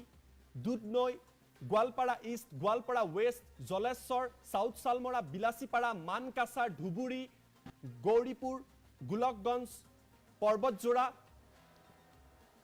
বাওখাংগুৰি আন এটা সমষ্টি নতুন নাম আমি দেখিব পাইছো বাওখাংগুৰি এই মুহূৰ্তত কোকৰাঝাৰ সমান্তৰালভাৱে দতমা গুসাইগাঁও 126টা সমষ্টি আছে তথ্য আমি আপোনালোকক দেখুৱাইছো ইলেকশ্যন কমিছনৰ তৰফৰ পৰা প্ৰেছ নোটটো দিয়া হৈছে কি কোৱা হৈছে দেখুৱাম in pursuance of section 85A of the representative people act 1950 read with সকলো কথা উল্লেখ কৰিছে ইয়াত লিখা হৈছে স্পষ্টভাৱে তেওঁলোকে উল্লেখ কৰিছে কেইবাটাও দিক উল্লেখ কৰা হৈছে যে কিদৰে সমগ্ৰ তথ্য তেওঁলোকে প্ৰকাশ কৰিছে এইসমূহ 126টা সমষ্টিৰ পুংখানুপুংখ তথ্য দিয়া হৈছে নিৰ্বাচন আয়োগৰ তৰফৰ পৰা এই যিখন খচৰা তাত এইবিলাক কথা উল্লেখ কৰা হৈছে আৰু তাত যদি আপোনালোকে চাই তাত আন কেইবাটাও দিক উল্লেখ কৰা হৈছে প্ৰথম কথা election commission India publishes draft delimitation proposal for Assam suggestion and objection invited till 11 July 2023 11 July 2023 ভিতৰত আপোনাৰ উজৰ আপত্তি যদি এই খচৰা তালিকাত আছে ডিলিমিটেশ্যনক লৈ আপোনালোকে উজৰ আপত্তি দিব পাৰিব তাৰ পিছত কোৱা হৈছে the commission visit to Assam again July 2023 for a public hearing on the draft proposal যিখন ড্ৰাফট কৰা হৈছে যিখন খচৰা আছে তাক লৈ নিৰ্বাচন আয়োগৰ এটা দল জুলাই 23 তাৰিখে অসমলৈ আহিব আৰু ৰাজহুৱা শুনানি নাইবা পাব্লিক হিয়াৰিং তেওঁলোকে গ্ৰহণ কৰিব ৰাজহুৱা শুনানি লবলৈ এই মুহূৰ্তত নিৰ্বাচন আয়োগৰ এটা দল জুলাই 2023 অৰ্থাৎ অহা মাহত আহিব number of assembly seats have been retained 126 126টাই আছে যি 126টা বিধানসভা সমষ্টি আছে 126 আছে অৰ্থাৎ বিধানসভা সমষ্টিৰ সংখ্যা বৃদ্ধি পোৱা নাই the number of lok sabha seats at 14 Lok Sabha সমষ্টিৰ যি আসনৰ সংখ্যা 14টাই আছে সমষ্টি 14টাই আছে সমান্তৰালভাৱে ৰিপ্ৰেজেন্টেশ্যনৰ receive from 11 political parties 71 organization when the commission last visited in March earlier this year 11টাকৈ ৰাজনৈতিক দল আৰু 71টাকৈ সংগঠনে এই বিষয়টোক লৈ মাৰ্চত নিৰ্বাচন আয়োগৰ আগত এই কথা প্ৰকাশ কৰিছিল 19টাকৈ এছেম্বলি সিট আৰু দুটা পাৰ্লিয়ামেন্টাৰী সিট ৰিজাৰ্ভ ফৰ এছটি 19টা বিধানসভাৰ এখন এছটিৰ বাবে ৰিজাৰ্ভ কৰা হৈছে দুটা লোকসভাৰ সমষ্টি শিডিউল ট্ৰাইবৰ বাবে ৰিজাৰ্ভ কৰা হৈছে 9 assembly seats and 1 parliamentary seat for ST schedule caste অৰ্থাৎ অনুসূচিত জাতিৰ বাবে 9টাকৈ বিধানসভাৰ সমষ্টি আৰু এটা লোকসভা সমষ্টি এই মুহূৰ্তত সংৰক্ষণ কৰা হৈছে এইকেইটা হৈছে নতুন খবৰ নিৰ্বাচন আয়োগৰ তৰফৰ পৰা এই কথা জনোৱা হৈছে আপোনালোকে যদি চাই টোটেল সিট জেনেৰেলৰ বাবে 98খন আসন আছে আপোনাৰ বিধানসভাত 9খন এছটিৰ বাবে 19খন এছটিৰ বাবে অৰ্থাৎ সৰ্বমুঠ 126খন আসন 126টা সমষ্টি বিধানসভাত আছে লোকসভাত যদি চাই 11খন আসন জেনেৰেলৰ বাবে ওপেন ক্যাটেগৰী এখন এছটিৰ বাবে দুখন এছটিৰ বাবে টোটাল 14খন অৰ্থাৎ সমষ্টিৰ সংখ্যা হাল হলনি হোৱা নাই এই প্ৰপ'জেল অনুসৰি সমষ্টি একেই থাকিব কিন্তু কি হলনি হৈছে তাৰ তথ্য আমি পুনৰবাৰ আপোনালোকক জনোৱাৰ চেষ্টা কৰিম ফুল প্লেট ব্ৰেকিংৰ হয় পুনৰবাৰ টাইম 8ৰ দৰ্শকক জনাবলৈ চেষ্টা কৰিছে ডাঙৰ খবৰ সমষ্টি পুনৰ নিৰ্ধাৰণ খচৰা তালিকা প্ৰকাশ কৰা হৈছে যিসকলে টাইম 8ৰ লগত সংযোগ স্থাপন কৰিছে তেওঁলোকক জনাই আছো আজিৰ দিনটোৰ আটাইতকৈ ডাঙৰ খবৰটো 2001 চনৰ লোকপিয়লৰ ভিত্তিত খচৰা তালিকা প্ৰকাশ কৰা হৈছে এই তালিকাত কি সলনি হৈছে সেই কথা আমি আপোনালোকক জনাম লোকসভাৰ সমষ্টি 14টাই থাকিব অৰ্থাৎ লোকসভাৰ আসনৰ সংখ্যা বৃদ্ধি পোৱা নাই বিধানসভা সমষ্টিৰ সংখ্যা 126টাই থাকিব নাম সলনি হৈছে জনগাঁথনি সলনি হৈছে অঞ্চল সলনি হৈছে কেইবাটাও লোকসভা সমষ্টিৰ নাম সলনি কৰা হৈছে কেইবাটাও লোকসভা সমষ্টিৰ নাম সলনি কৰা হৈছে মঙ্গলদৈ সমষ্টিৰ নাম সলনি হৈছে মঙ্গলদৈ লোকসভা সমষ্টি এই ড্ৰাফ্ট অনুসৰি খচৰা অনুসৰি এতিয়াৰ পৰা দৰং লোকসভা সমষ্টি হিচাপে নামাকৰণ কৰা হৈছে মঙ্গলদৈ লোকসভা সমষ্টি দৰং লোকসভা সমষ্টি হিচাপে কৰা হৈছে কলিয়াবৰ সমষ্টিৰ নতুন নাম কাজিৰঙা লোকসভা সমষ্টি কলিয়াবৰৰ নাম সলনি হৈছে কাজিৰঙা লোকসভা সমষ্টি তেজপুৰ লোকসভা সমষ্টিৰ নাম সলনি হৈছে শোণিতপুৰ লোকসভা সমষ্টি বুলি দিয়া হৈছে তেজপুৰ লোকসভা সমষ্টিক 11 জুলাই ভিতৰত এই খচৰাক লৈ উজৰ আপত্তি থাকিলে আপোনালোকে দিব পাৰিব নিৰ্বাচন আয়োগে এই তালিকা প্ৰকাশ কৰিছে কেইবাটাও সমষ্টিৰ খচৰা তালিকা প্ৰকাশ কৰা হৈছে সকলো তথ্য আমি আপোনালোকক জনাইছো নিৰ্বাচন আয়োগৰ তৰফৰ পৰা এই কথা প্ৰকাশ কৰা হৈছে বিধানসভাত 9খন আসন এছটিৰ বাবে আৰু 19খন এছটিৰ বাবে সংৰক্ষণ কৰা হৈছে এই মুহূৰ্তত টাইম 8ত জনাই আছো 2024ৰ লোকসভাৰ নিৰ্বাচনৰ পূৰ্বে আটাইতকৈ ডাঙৰ খবৰটো কিয়নো সমষ্টি পুনৰ নিৰ্ধাৰণৰ খচৰা তালিকা প্ৰকাশ কৰা হৈছে তালিকাত কি আছে A to Z তথ্য আমি আপোনালোকক জনাম 2001 চনৰ লোকপিয়লৰ পৰা ভিত্তি কৰি এই কথা প্ৰকাশ কৰা হৈছে লোকসভা সমষ্টিৰ যি আসনৰ সংখ্যা 14খনেই থাকিব বিধানসভা 126টাই থাকিব এই তথ্য আমি আপোনালোকক জনাই আছো কেইবাটাও লোকসভা সমষ্টিৰ নাম সলনি কৰা হৈছে কেইবাটাও লোকসভা সমষ্টিৰ নাম সলনি হৈছে কি সলনি হৈছে মঙ্গলদৈ লোকসভা সমষ্টিৰ নাম সলনি কৰা হৈছে মঙ্গলদৈ লোকসভা সমষ্টিৰ নতুন নাম মঙ্গলদৈ লোকসভা সমষ্টিক এই খচৰা অনুসৰি দৰং লোকসভা সমষ্টি বুলি জানিব পৰা যাব আমি প্ৰতিটো সমষ্টিৰ তথ্য লৈ আহিম ঠিক একেদৰে কলিয়াবৰ লোকসভা সমষ্টিৰ নাম সলনি কৰা হৈছে কাজিৰঙা লোকসভা সমষ্টি হিচাপে কলিয়াবৰৰ নাম নামাকৰণ কৰা হৈছে তেজপুৰ লোকসভা সমষ্টিৰ নাম সলনি কৰা হৈছে শোণিতপুৰ হিচাপে তেজপুৰ লোকসভা সমষ্টিৰ নাম সলনি কৰা হৈছে 11 জুলাই ভিতৰত আপোনালোকে উজৰ আপত্তি কৰিব পাৰিব আমি পুনৰবাৰ আপোনালোকক তথ্য দিয়াৰ চেষ্টা কৰিছো লোকসভা সমষ্টি কেইটাৰ যে কিদৰে হাল সলনি হৈছে 14টা লোকসভা সমষ্টিত কোন কোন অঞ্চল নতুনকৈ অন্তৰ্ভুক্ত হৈছে তাৰ তথ্য লৈ অহাৰ চেষ্টা কৰিম আমি জনাইছো আপোনালোকক কেইবাটাও ডাঙৰ খবৰ লোকসভা সমষ্টিৰ যথেষ্ট তথ্য সলনি হৈছে নতুন খচৰাত কেইবাটাও তথ্য আছে আমি সেই তথ্য আপোনালোকক জনাবলৈ চেষ্টা কৰিছো ইতিমধ্যে জনাইছো 14টা লোকসভা সমষ্টি আছে 126টা বিধানসভা সমষ্টি আছে এই 14টা লোকসভা সমষ্টিত কি সলনি হৈছে তাৰ তথ্য আমি আপোনালোকক দেখুৱাৰ চেষ্টা কৰিছো 14টা লোকসভা সমষ্টিত চাওক আমি আপোনালোকক তথ্য জনাইছো কোকৰাঝাৰ প্ৰথমটো সমষ্টি এছটিৰ বাবে ৰিজাৰ্ভ কৰা হৈছে কোকৰাঝাৰত কি আহিব গুসাইগাঁও দতমা কোকৰাঝাৰ বংখাংগুৰি পৰ্বতজোৰা সিডলি চিৰাং বিজনি সমান্তৰালভাৱে গোবৰ্ধন আৰু বাক্সা এইকেইটা সমষ্টি কোকৰাঝাৰৰ ভিতৰত আহিব এছটিৰ বাবে ৰিজাৰ্ভ কৰা হৈছে ধুবুৰীৰ তথ্য আমি আপোনালোকক জনাইছো গোলকগঞ্জ গৌৰীপুৰ ধুবুৰী মানকাছাৰ বিলাসীপাৰা সাউথ সালমৰা জলেশ্বৰ গোৱালপাৰা ইষ্ট মানিকপুৰ মন্দিয়া আৰু চেঙা এয়া অন্তৰ্ভুক্ত হৈছে ধুবুৰীৰ ভিতৰত বৰপেটা আমি তথ্য দিছো অভয়াপুৰী বঙাইগাঁও ভৱানীপুৰ বৰপেটা ৰূপসী বজালি হাজু বৰক্ষেত্ৰী নলবাৰী আৰু তিহু দৰং যেটো নতুন সমষ্টি আগতে মঙ্গলদৈ আছিল নাম দৰং হৈছে অভয়াপুৰী বঙাইগাঁও ভৱানীপুৰ বৰপেটা ৰূপসী বজালি হাজু বৰক্ষেত্ৰী নলবাৰী আৰু তিহু দৰঙৰ আমি তথ্য দিছো ইয়া বৰপেটাৰ তথ্য আছিল দৰঙৰ নাম হৈছে তামুলপুৰ গুৰেশ্বৰ ৰঙিয়া কমলপুৰ ভেৰগাঁও উদালগুৰি মাছবাট টংলা সিপাজাৰ মঙ্গলদৈ আৰু দলগাঁও আগতে মঙ্গলদৈ সমষ্টি আছিল এতিয়া দৰং সমষ্টি হ'ব 4 নম্বৰ সমষ্টিটো গুৱাহাটী লোকসভা সমষ্টিৰ ভিতৰত Goalpara west Dudhnai Chamaria Boko Palasbari Dispur Dimoria new Guwahati central আৰু জালুকবাৰী ডিফু এছটিৰ বাবে ৰিজাৰ্ভ কৰা হৈছে বুকাজান হাওৰাঘাট ডিফু ৰংখাং আমৰি হাফলং কৰিমগঞ্জ 7 নম্বৰ সমষ্টি কৰিমগঞ্জত হাইলাকান্দি আলগাপুৰ বদৰপুৰ নৰ্থ কৰিমগঞ্জ সাউথ কৰিমগঞ্জ আৰু ৰাতাবাৰী ইয়া কৰিমগঞ্জৰ ভিতৰত অন্তৰ্ভুক্ত হৈছে শিলচৰ এছচিৰ বাবে সংৰক্ষিত লক্ষীপুৰ উদাৰবন কাটিগড়া বৰখলা শিলচৰ হুনাই আৰু নৰসিংপুৰ শিলচৰৰ ভিতৰত অন্তৰ্ভুক্ত কৰা হৈছে ইয়াত কেইবাটাও নতুন সমষ্টিৰ আপোনালোকে বিধানসভা সমষ্টিৰ নাম দেখা পাব নগাঁৱৰ ভিতৰত থাকিব জাগিৰোড লাহৰীঘাট মৰিগাঁও বটদ্ৰুৱা ৰূপহীহাট সামুগুৰি নগাঁও ৰহা সমান্তৰালভাৱে কাজিৰঙা নতুন সমষ্টি ইয়াৰ আগতে নাম আছিলে কলিয়াবৰ গৌৰৱ গগৈ তাৰ সাংসদ হৈ আছে কাজিৰঙাৰ এতিয়া থাকিব কলিয়াবৰ বহমপুৰ বিন্নাকান্দি হুজাই লামডিং গোলাঘাট দেৰগাঁও বোকাখাট খুমটাই আৰু সৰুপথাৰ শোণিতপুৰ নতুন সমষ্টি আগতে তেজপুৰ আছিলে নাম দিয়া হৈছে শোণিতপুৰৰ ভিতৰত কি থাকিব ঢেকিয়াজুলি বৰচলা তেজপুৰ ৰঙাপাৰা চতিয়া বিশ্বনাথ বিহালী গহপুৰ আৰু বিহপুৰীয়া লখিমপুৰ আন এক সমষ্টি লখিমপুৰৰ ভিতৰত ৰঙানদী নাওবৈচা লখিমপুৰ ঢকুৱাখানা সমান্তৰালভাৱে ধেমাজি চিচিবৰগাঁও জোনাই হদিয়া আৰু ডুমডুমা লখিমপুৰৰ ভিতৰত এই সমষ্টি কেইটা থাকিব লোকসভা সমষ্টিৰ ভিতৰত ডিব্ৰুগড় লোকসভা সমষ্টিৰ ভিতৰত কি থাকিব ডিব্ৰুগড়ৰ ভিতৰত মাৰ্ঘেৰিটা ডিগবৈ মাকুম তিনিচুকীয়া চাবুৱা ডিব্ৰুগড় মৰাণ দুলিয়াজান টিংখং আৰু নাহৰকটীয়া যোৰহাট লোকসভা সমষ্টিৰ ভিতৰত কি থাকিব সোণাৰী মাহমৰা ডিমৌ শিৱসাগৰ নাজিৰা মাজুলী তিয়ক যোৰহাট মৰিয়নি আৰু তিতাবৰ এই 14টা হৈছে লোকসভা সমষ্টি ইয়াৰে 3টা লোকসভা সমষ্টিৰ নাম সলনি হৈছে আৰু 126টা বিধানসভা সমষ্টিত কেইবাটাও নতুন সমষ্টিৰ নাম আমি দেখিবলৈ পাইছো পুনৰ নামাকৰণ কৰা হৈছে এয়া এখন দীঘলীয়া তালিকা এই তালিকাত বহু কথা উল্লেখ কৰা হৈছে সকলো কথা আমি এই মুহূৰ্তত আপোনালোকক কৈ দিব নোৱাৰো কিন্তু পুনৰবাৰ আমি আপোনালোকক জনাই আছো এই সমগ্ৰ তথ্য কোকৰাঝাৰ ধুবুৰী বৰপেটা দৰং গুৱাহাটী ডিফু কৰিমগঞ্জ শিলচৰ নগাঁও কাজিৰঙা শোণিতপুৰ লখিমপুৰ ডিব্ৰুগড় যোৰহাট এইকেইটা হৈছে সমষ্টি পুনৰবাৰ যিসকলে সংযোগ স্থাপন কৰিছে তেওঁলোকক জনাই দিব বিচাৰিছো যে 14টা লোকসভা সমষ্টিত কি আছে এই তথ্য আপোনালোকে জানি লওক যিহেতু এয়া খচৰা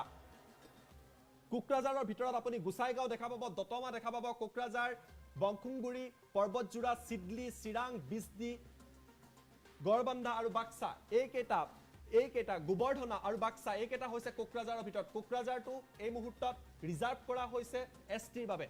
ইতিমধ্যে এইটো ৰিজাৰ্ভ আছিলে ধুবুৰীত গোলকগঞ্জ গৌৰীপুৰ ধুবুৰী মানকাছাৰ বিলাসীপাৰা সাউথ চালমাৰা জলেশ্বৰ গোৱালপাৰা ইষ্ট মানিকপুৰ মন্দিয়া চেঙা এয়া হৈছে ধুবুৰীৰ ভিতৰত বৰপেটা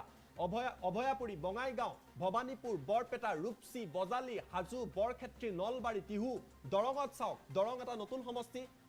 মঙ্গলদৈৰ পৰা দৰং কৰা হৈছে তামুলপুৰ গুৰেশ্বৰ ৰঙিয়া কমলপুৰ ভেৰগাঁও উদালগুৰি মাছবাট টংলা চিপাজাৰ মঙ্গলদৈ দলগাঁও গুৱাহাটীৰ ভিতৰত Goalpara west Dudhnai Chamaria Boko Palasbari Dispur Dimoria new Guwahati central আৰু জালুকবাৰী ডিফুৰ ভিতৰত বোকাজান হাওৰাঘাট ডিফু ৰংখাং আমৰি হাফলং কৰিমগঞ্জৰ ভিতৰত হাইলাকান্দি আলগাপুৰ বদৰপুৰ নৰ্থ কৰিমগঞ্জ সাউথ কৰিমগঞ্জ আৰু ৰাতাবাৰী শিলচৰৰ ভিতৰত লক্ষীপুৰ উদাৰবন কাটিগড়া বৰখলা শিলচৰ সোনাই আৰু নৰসিংপুৰ নগাঁৱৰ ভিতৰত জাগিৰোড লাহৰীঘাট মৰিগাঁও বটদ্ৰুৱা ৰূপহীহাট চামুগুৰি নগাঁও ৰহা কাজিৰঙাৰ ভিতৰত নতুন সমষ্টি আগতে কলিয়াবৰ আছিলে কলিয়াবৰ ব্ৰহ্মপুৰ বিন্নাকান্দি হুজাই লামডিং গোলাঘাট দেৰগাঁও বোকাখাট খুমটাই আৰু সৰুপথাৰ শোণিতপুৰৰ ভিতৰত ঢেকিয়াজুলি বৰচলা তেজপুৰ ৰঙাপাৰা চতিয়া বিশ্বনাথ বিহালী গহপুৰ বিহপুৰীয়া লখিমপুৰৰ ভিতৰত ৰঙানদী নাওবৈচা লখিমপুৰ ঢকুৱাখানা ধেমাজি চিচিবৰগাঁও জোনাই হদিয়া ডুমডুমা ডিব্ৰুগড়ৰ ভিতৰত মাৰ্ঘেৰিটা ডিগবৈ মাকুম তিনিচুকীয়া চাবুৱা ডিব্ৰুগড় মৰাণ দুলিয়াজান টিংখং নাহৰকটীয়া যোৰহাটৰ ভিতৰত সোণাৰী মাহমৰা ডিমৌ শিৱসাগৰ নাজিৰা মাজুলী তিয়ক যোৰহাট মৰিয়নি আৰু তিতাবৰ আমি ফুল প্লেটৰ সহায়ত নতুন যদি আপডেট আহিছে ফুল প্লেটৰ সহায়ত আমি আপোনালোকক দিবলৈ চেষ্টা কৰিছো আমি জনাই আছো বিগ ব্ৰেকিং নিউজ সমষ্টি পুনৰ নিৰ্ধাৰণক লৈ 22টা সমষ্টিৰ নতুন নামাকৰণ কৰা হৈছে নতুন আপডেট 3টা লোকসভা সমষ্টিৰ নতুন নামাকৰণ 22টা বিধানসভা সমষ্টি আৰু 3টা লোকসভা সমষ্টিৰ নামাকৰণ নতুনকৈ কৰা হৈছে শিলচৰৰ নতুন বিধানসভা সমষ্টিৰ নাম হৈছে নাৰসিংপুৰ এছচিৰ বাবে ৰিজাৰ্ভ দিছপুৰৰ নতুন বিধানসভা সমষ্টি ডিব্ৰুগড়ত নতুন বিধানসভা সমষ্টি হৈছে মাকুম লখিমপুৰ বিধানসভা সমষ্টিৰ লগতে ৰঙানদী আৰু চিচিবৰগাঁও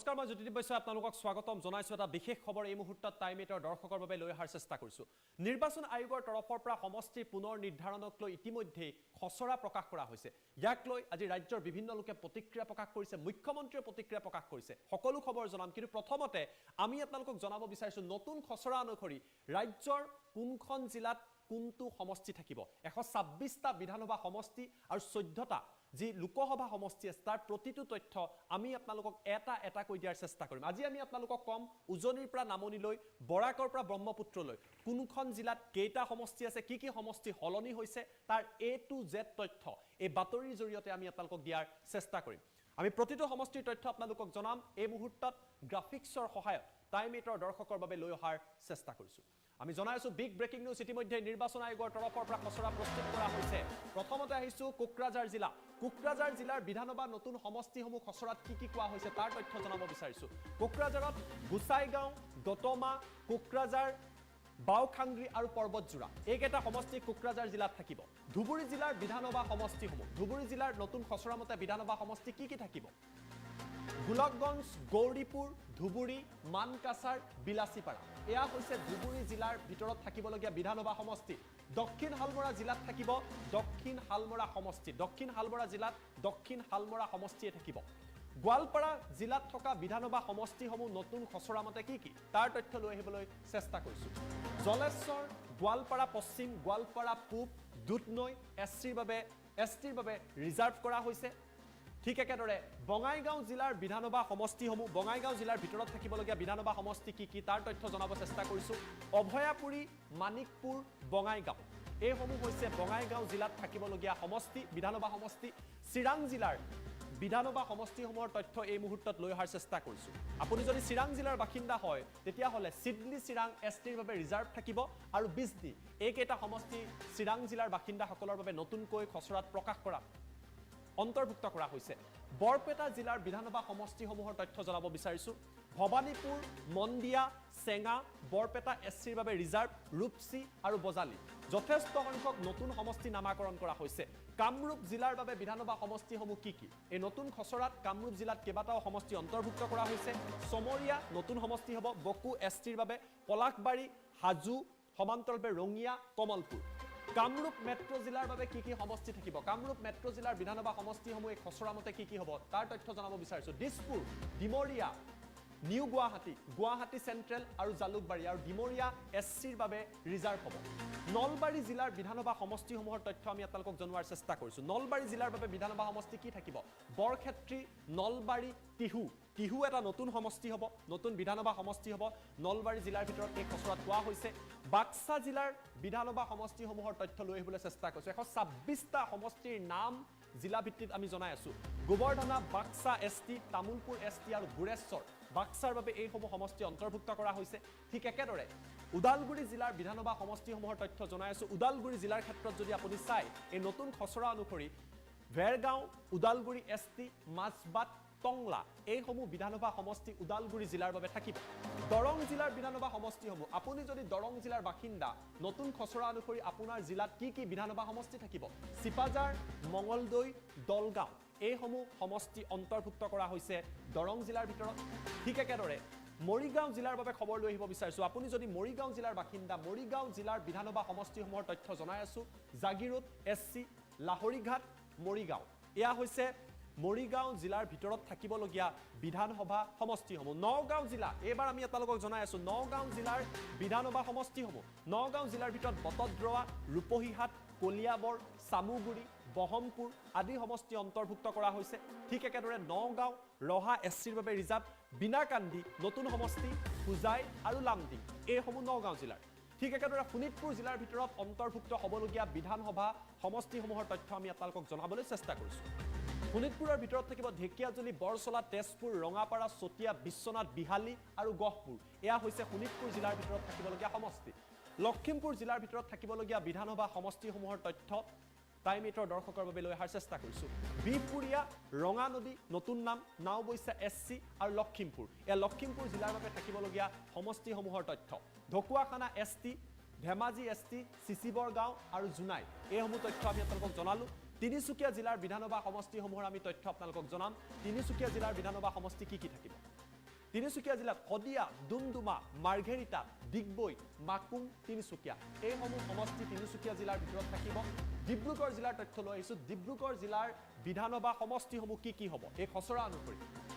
ডিব্ৰুগড়ত থাকিব চাবুৱা, ডিব্ৰুগড়, মৰাণ, দুলীয়াজান, টিংখং, নাহৰকটীয়া এইসমূহ ডিব্ৰুগড় জিলাৰ ভিতৰত থাকিবলগীয়া সমষ্টিৰ তথ্য। চৰাইদেউ জিলাৰ বিধানসভা সমষ্টি হ'ব সোণাৰী আৰু মাহমৰা। দুটাকৈ সমষ্টি চৰাইদেউ জিলাৰ ভিতৰত থাকিব, সোণাৰী আৰু মাহমৰা। শিৱসাগৰ জিলাৰ ভিতৰত থাকিবলগীয়া বিধানসভা সমষ্টিসমূহ নতুন খচৰা মতে কি? শিৱসাগৰ জিলাৰ ভিতৰত থাকিব ডিমৌ, শিৱসাগৰ, নাজিৰা তিনিটাকৈ সমষ্টি থাকিব। ডিমৌ এটা নতুন সমষ্টি হ'ব শিৱসাগৰ জিলাৰ ভিতৰত। ঠিক একেদৰে মাজুলী জিলাৰ সমষ্টি মাজুলীয়ে যিটো বৰ্তমান সময়ত আছে অৰ্থাৎ মাজুলী বাহাল থাকিব।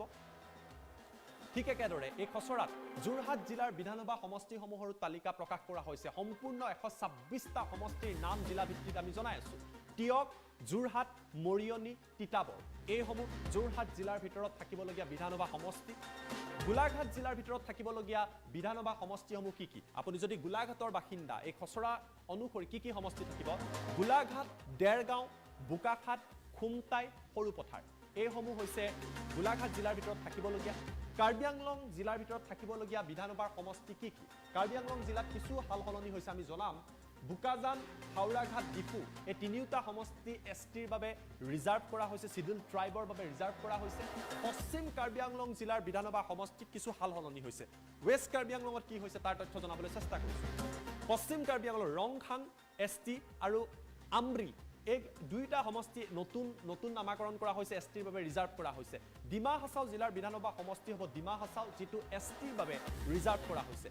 ঠিক একেদৰে কাছাৰ জিলাৰ বিধানসভা সমষ্টিসমূহ এই মুহূৰ্তত তথ্য সহকাৰে লৈ অহাৰ চেষ্টা কৰিছোঁ। কাছাৰ জিলাত কি? লক্ষীপুৰ, উদাৰবন, কাটিগড়া, বৰখলা, শিলচৰ, সোণাই, নৰসিংপুৰ এছটিৰ বাবে ৰিজাৰ্ভ। নৰসিংপুৰ এটা নতুন সমষ্টি হ'ব। হাইলাকান্দি জিলাৰ বিধানসভা সমষ্টিসমূহে খচৰা অনুসৰি তাৰ তথ্য আমি আপোনালোকক জনোৱাৰ চেষ্টা কৰিছোঁ। হাইলাকান্দি জিলাৰ তথ্য হাইলাকান্দি আৰু আলগাপুৰ এই দুইটা সমষ্টি হাইলাকান্দি জিলাৰ ভিতৰত বিধানসভা সমষ্টি হিচাপে নতুন খচৰাত অন্তৰ্ভুক্ত কৰা হৈছে। কৰিমগঞ্জ জিলাৰ বিধানসভা সমষ্টিসমূহ আপুনি যদি কৰিমগঞ্জৰ বাসিন্দা আপোনাৰ জিলাত কি বিধানসভা সমষ্টি থাকিব তাৰ তথ্য লৈ অহাৰ চেষ্টা কৰিছোঁ। বদৰপুৰ, উত্তৰ কৰিমগঞ্জ, দক্ষিণ কৰিমগঞ্জ, ৰাতাবাৰী এইকেইটা সমষ্টি কৰিমগঞ্জৰ ভিতৰত থাকিব। কোকৰাঝাৰ জিলাৰ বিধানসভা সমষ্টিসমূহ কোকৰাঝাৰ জিলাৰ ভিতৰত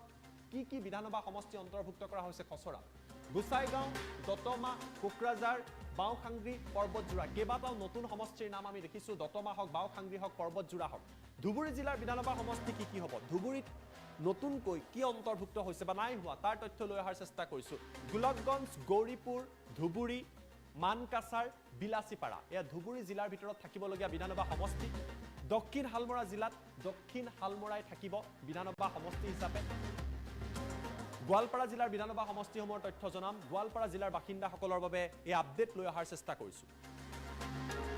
জলেশ্বৰ, গোৱালপাৰা পশ্চিম, গোৱালপাৰা পূব, দুধনৈ এছটিৰ বাবে ৰিজাৰ্ভ এইকেইটা সমষ্টি নতুন যি ড্ৰাফ্ট তাত কোৱা হৈছে। বঙাইগাঁও জিলাৰ যদি আপুনি বাসিন্দা বঙাইগাঁও জিলাৰ বাবেও বিধানসভা সমষ্টি অন্তৰ্ভুক্ত কৰা হৈছে। বঙাইগাঁও জিলাৰ তথ্য আমি জনাইছোঁ। অভয়াপুৰী, মানিকপুৰ আৰু বঙাইগাঁও এয়া বঙাইগাঁও জিলাৰ বাবে নতুনকৈ অন্তৰ্ভুক্ত কৰা খচৰাত অন্তৰ্ভুক্ত কৰা আমি সমষ্টিৰ তথ্য জনাইছোঁ। চিৰাং জিলাৰ বাবে আমি আপোনালোকক তথ্য দিয়াৰ চেষ্টা কৰিছোঁ। চিৰাং জিলাৰ সমষ্টি কি? চিডলি চিৰাং এছটিৰ বাবে ৰিজাৰ্ভ আৰু বিজনী এয়া চিৰাং জিলাৰ বাবে নতুন ড্ৰাফ্টত প্ৰকাশ কৰা সমষ্টিৰ তালিকা। প্ৰতিটো সমষ্টিৰ তথ্য জনাইছোঁ। আপুনি যদি বৰপেটা জিলাৰ বাসিন্দাসকলৰ বাবে এই ড্ৰাফ্টত কি আছে, ডিলিমিটেশ্যনত কি আছে? ভৱানীপুৰ, মন্দিয়া, চেঙা, বৰপেটা এছচিৰ বাবে ৰিজাৰ্ভ, ৰূপসী আৰু বজালী অৰ্থাৎ বৰপেটা জিলাৰ বাবে এই তথ্য জনালোঁ। কামৰূপ জিলাৰ বিধানসভা সমষ্টিসমূহৰ তথ্য আমি আপোনালোকক জনোৱাৰ চেষ্টা কৰিছোঁ। কামৰূপ জিলাত কি হৈছে? চমৰীয়া নতুন সমষ্টি, বকো এছটিৰ বাবে ৰিজাৰ্ভ, পলাশবাৰী, হাজো এছচিৰ বাবে হাজো ৰিজাৰ্ভ, ৰঙিয়া, কমলপুৰ। কামৰূপ মেট্ৰ' জিলাৰ বাবে কি বিধানসভা সমষ্টি অন্তৰ্ভুক্ত হৈছে তাৰ তথ্য লৈ অহাৰ চেষ্টা কৰিছোঁ। কামৰূপ মেট্ৰ' জিলাৰ তথ্য জনাই আছোঁ। দিছপুৰ, ডিমৰীয়া এছচিৰ বাবে ৰিজাৰ্ভ নতুন সমষ্টি, নিউ গুৱাহাটী, গুৱাহাটী চেণ্ট্ৰেল, জালুকবাৰী কেইবাটাও সমষ্টিৰ নাম সলনি হৈছে। ইষ্ট গুৱাহাটী, ৱেষ্ট গুৱাহাটী নাইকিয়া হৈছে। নলবাৰী জিলা এবাৰ লৈ আহিছোঁ। নলবাৰী জিলাৰ সমষ্টিৰ তথ্য নতুন খচৰা অনুসৰি বৰক্ষেত্ৰী, নলবাৰী, টিহু এয়া নলবাৰী জিলাৰ বাবে আমি আপোনালোকক খবৰ দিছোঁ। টিহু যথেষ্ট ইণ্টাৰেষ্টিং হ'ব। বাক্সা জিলাৰ বাবে বিধানসভা সমষ্টিসমূহ বাক্সা জিলাৰ তথ্য আমি আপোনালোকক জনোৱাৰ চেষ্টা কৰিছোঁ। বাক্সা জিলাৰ ভিতৰত গোবৰ্ধনা নতুন সমষ্টি, বাক্সা এছটিৰ বাবে, তামুলপুৰ এছটিৰ বাবে আৰু গুৰেশ্বৰ এইকেইটা সমষ্টি নতুনকৈ ড্ৰাফটত ডিলিমিটেশ্যনৰ ড্ৰাফটত বা খচৰাত অন্তৰ্ভুক্ত কৰা হৈছে ওদালগুৰি জিলাৰ তথ্য লৈ আহিছোঁ আপুনি যদি ওদালগুৰি জিলাৰ বাসিন্দা সমষ্টিকেইটাৰ নাম জানি লওক ভেৰগাঁও ওদালগুৰি এছটিৰ বাবে ৰিজাৰ্ভ মাছবাট আৰু টংলা এইদৰে সমষ্টি পুনৰ নিৰ্ধাৰণৰ খচৰাত বহু কথাই উল্লেখ কৰা হৈছে দৰং জিলাৰ বিধানসভাৰ সমষ্টিৰ কথা আমি ইতিমধ্যে আপোনালোকক জনাইছোঁ দৰং জিলাৰ বিধানসভাৰ সমষ্টিসমূহ কোৱা হৈছে চিপাজাৰ মঙলদৈ দলগাঁও এয়া দৰং জিলাৰ ভিতৰত হ'বলগীয়া বিধানসভাৰ যি সমষ্টি আছে সেয়া আমি আপোনালোকক জনাই আছোঁ মৰিগাঁও জিলাৰ বিধানসভা সমষ্টিসমূহ আমি আপোনালোকক জনোৱাৰ চেষ্টা কৰিম মৰিগাঁও জিলাত জাগিৰোড এছচিৰ বাবে লাহৰীঘাট আৰু মৰিগাঁও এইকেইটা সমষ্টি অন্তৰ্ভুক্ত কৰা হৈছে এই নতুন খচৰা তালিকাত 126টা সমষ্টিৰ আমি তথ্য আপোনালোকক জনালোঁ এই 126টা সমষ্টিৰ লগতে দ্বিতীয়টো ব্ৰেকিং নিউজ লৈ আহিব চেষ্টা কৰিছোঁ 126টা সমষ্টিৰ লগতে 14টাকৈ লোকসভা সমষ্টিৰ ক্ষেত্ৰত আপডেট আছে আমি দ্বিতীয়টো আপডেট লোকসভা সমষ্টিসমূহ খচৰা অনুসৰি কি হৈছে কি কাৰ নাম সলনি হৈছে কেইটা আছে 14টাই আছে অৰ্থাৎ সংখ্যা সাল সলনি হোৱা নাই কোকৰাঝাৰ লোকসভা সমষ্টি ধুবুৰী বৰপেটা দৰং মঙলদৈ নাম এতিয়া দৰং হ'ব লোকসভা সমষ্টিৰ ক্ষেত্ৰত গুৱাহাটী ডিফু কৰিমগঞ্জ শিলচৰ এছচিৰ বাবে ৰিজাৰ্ভ লোকসভা সমষ্টি 14টাই আছে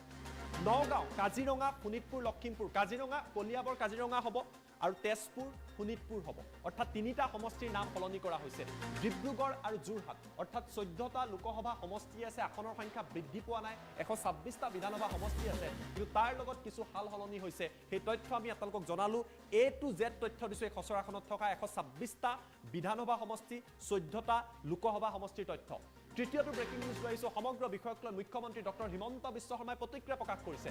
সমষ্টিৰ পুনৰ নিৰ্ধাৰণৰ খচৰাক লৈ মুখ্যমন্ত্ৰী ডক্টৰ হিমন্ত বিশ্ব শৰ্মাৰ ফাৰ্ষ্ট ৰিয়েকশ্যন এই মুহূৰ্তত টাইম 8ত মুখ্যমন্ত্ৰীয়ে কি কৈছে জালুকবাৰী সমষ্টিৰ তিনিটাকৈ ভাগ হোৱাত মুখ্যমন্ত্ৰীয়ে দুখ প্ৰকাশ কৰিছে এই নতুন খচৰা অনুসৰি জালুকবাৰী তিনিটা ভাগত ডিভাইড হ'ব সমষ্টিৰ কিন্তু সমষ্টি পুনৰ নিৰ্ধাৰণৰ খচৰাখনক তেওঁ আদৰণি জনাইছে জালুকবাৰীৰ বাবে তেওঁ দুখ পাইছে মুখ্যমন্ত্ৰীয়ে কিন্তু কৈছে এই খচৰাই অসমৰ জনতাৰ আবেগ আৰু অনুভূতিৰ প্ৰতিফলন ঘটাইছে অৰ্থাৎ লাৰ্জাৰ কনটেক্সটত ডক্টৰ হিমন্ত বিশ্ব শৰ্মাৰ তৰফৰ পৰা কোৱা হৈছে যদিও জালুকবাৰী তিনিটা খণ্ড হোৱাত তেওঁ দুখ পাইছে কিন্তু অসম আৰু জাতিৰ স্বাৰ্থত অসমীয়া আবেগৰ স্বাৰ্থত চেণ্টিমেণ্টৰ বাবে এই খচৰাক তেওঁ আদৰণি জনোৱা পৰিলক্ষিত হৈছে মুখ্যমন্ত্ৰীগৰাকী টুইট আমাৰ লগত আছে আমি টুইট এই মুহূৰ্তত দেখুৱাৰ চেষ্টা কৰিম ডক্টৰ হিমন্ত বিশ্ব শৰ্মাৰ টুইট আমি আপোনালোকক দেখুৱাইছোঁ য'ত মুখ্যমন্ত্ৰীয়ে কিছু সময়ৰ আগতে সমগ্ৰ বিষয়টোক লৈ ৰিয়েকশ্যন কৰিছে আৰু তেওঁ লিখিছে আমি যদি জুম কৰি ভালকৈ দেখুৱাব পাৰোঁ এয়া মুখ্যমন্ত্ৰীৰ টুইট জননী জন্মভূমি স্বৰ্গদপি গৰি আছে এয়া মুখ্যমন্ত্ৰীয়ে প্ৰথমতে এটা কবিতাৰ এটা পংক্তিৰে তেওঁ আৰম্ভ কৰিছে আৰু তাৰপিছত লিখিছে the draft delimitation published by election commission today stipulate date the current Jalukbari constituency which I have represented since 2001 will no longer exist as it has been divided into 3 parts. মুখ্যমন্ত্ৰীয়ে কৈছে যে বৰ্তমান যিখন ড্ৰাফট প্ৰকাশ কৰা হৈছে খচৰা ইলেকশ্যন কমিশ্যনে প্ৰকাশ কৰিছে নিৰ্বাচন আয়োগে প্ৰকাশ কৰিছে ইয়াৰ ফলত জালুকবাৰী সমষ্টিটোৰ তিনিটাকৈ ভাগ হৈছে 2001 চনৰ পৰা সম্পূৰ্ণকৈ যদি অলপ জুম আউট কৰি দেখুৱাই জুম ইন নহয় জুম আউট কৰিব অনুৰোধ কৰিছোঁ ইমান জুম আউটো নালাগে এই পৰ্চনটো যদি আমি কেমেৰাৰ ফ্ৰেমত পাওঁ লিখিছে 2001 চনৰ পৰা মই যিটো সমষ্টি প্ৰতিনিধিত্ব কৰিছোঁ তাৰ তিনিটাকৈ ভাগ হোৱাৰ বাবে মই কিছু পৰিমাণে দুখিত হৈছোঁ বুলি উল্লেখ কৰিছে I am feeling very saddened by the news এই খবৰে তেখেতক দুখ দিয়া বুলি কৈছে কিন্তু তাৰপিছত মুখ্যমন্ত্ৰীয়ে এটা ইণ্টাৰেষ্টিং কথা উল্লেখ কৰিছে তেওঁ লিখিছে however I welcome the draft paper as it accurately reflects the sentiments of Assam তেওঁ কৈছে যে খচৰাক তেওঁ আদৰণি জনাইছে অলপ জুম ইন কৰক ভিডিঅ' জানিছোঁ অনুৰোধ কৰিম জুম ইন কৰিব দিছোঁ হয় তেওঁ কৈছে আই ৱেলকাম দ্য ড্ৰাফট পেপাৰ তেওঁ কৈছে মই এই যি খচৰাক মই আদৰণি জনাইছোঁ কিয়নো অসমৰ লোকৰ যি চেণ্টিমেণ্ট অৰ্থাৎ আবেগ অনুভূতিক এই খচৰাই প্ৰকাশ কৰিছে বা প্ৰতিফলন কৰিছে বুলি ডক্টৰ হিমন্ত বিশ্ব শৰ্মাৰ তৰফৰ পৰা টুইট কৰা হৈছে অৰ্থাৎ মুখ্যমন্ত্ৰীৰ তৰফৰ পৰা ৰিয়েকশ্যন দিয়া হৈছে মুখ্যমন্ত্ৰীয়ে এই বিষয়টোক লৈ প্ৰতিক্ৰিয়া প্ৰকাশ কৰিছে কিছু পিছলৈ যাবলৈ মই অনুৰোধ কৰিছোঁ ভিডিঅ' জাৰ্নেলিষ্টক আৰু ইতিমধ্যে আমি জনাইছোঁ পুনৰবাৰ আমি আপোনালোকক জনাইছোঁ সমষ্টি পুনৰ নিৰ্ধাৰণ কোনখন জিলাত কোন সমষ্টি থাকিব আপোনাৰ সমষ্টি কোনখন জিলাত পৰিব সমষ্টি আছে নে নাই নে নতুন নামাকৰণ হ'ব সকলো তথ্য পুনৰবাৰ ফুল প্লেট গ্ৰাফিক্সৰ সহায়ত আমি আপোনালোকৰ বাবে লৈ অহাৰ চেষ্টা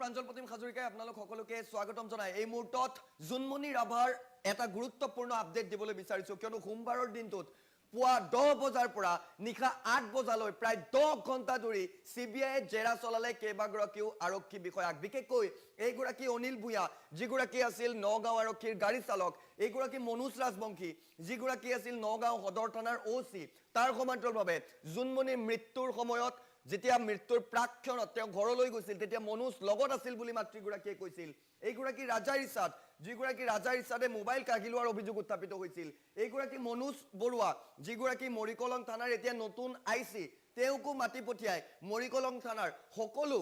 কম্পিউটাৰ এতিয়া সিবিআই লৈ আহিছে আৰু এইগৰাকী আভাজ্যোতি ৰাভা যিগৰাকী আভাজ্যোতি ৰাভা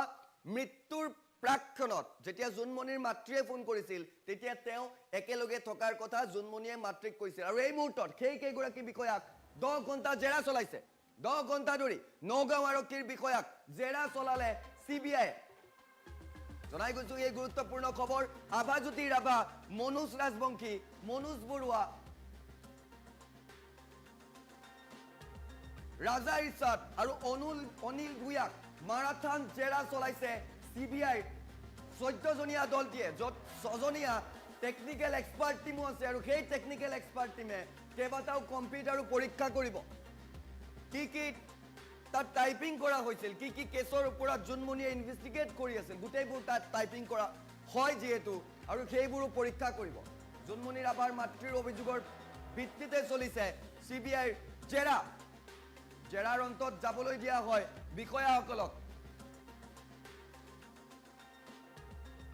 শীঘ্ৰে এসপি লীনা দলেও জেৰা চলাব পাৰে সিবিআই কিয়নো লীনা দলেৰ নামটো যথেষ্ট চৰ্চাত আছিল আৰু তেওঁ যেহেতু জুনমণিৰ মৃত্যুৰ সময়ছোৱাত নগাঁৱৰ এসপি হিচাপে কৰ্মৰত আছিল আৰু সেইবাবেই সেইগৰাকী লীনা দলেও তদন্তৰ আওতাত ৰাখিব পাৰে ইতিমধ্যে সিবিআই লাভ কৰিছে কেইবাটাও ক্লু কিয়নো মাৰাথান জেৰা তেওঁলোকে চলাই আহিছে ডিআইজি আইপিএছ লাভলী কাটিয়াৰৰ নেতৃত্বত ইতিমধ্যে সিবিআই মিনি কাৰ্যালয়লৈ ৰূপান্তৰিত কৰিছে নগাঁও আৱৰ্ত ভৱন আৰু নগাঁও আৱৰ্ত ভৱনতেই কেইবাগৰাকী আৰক্ষী বিষয়াক ইতিমধ্যে জেৰা চলাইছে সিবিআই ভিজুৱেলছ দেখুৱাবলৈ চেষ্টা চলাইছো এই মুহূৰ্তত এনেধৰণৰ নিশাৰ ভাগত ওলাই গৈছে বিষয়াসকল 10 বজাতে সকলোকে মাতি পঠিওৱা হৈছিল এগৰাকী মনোজ ৰাজবংশী মই আগফালৰ চিত্ৰত দেখিছো এনেধৰণৰ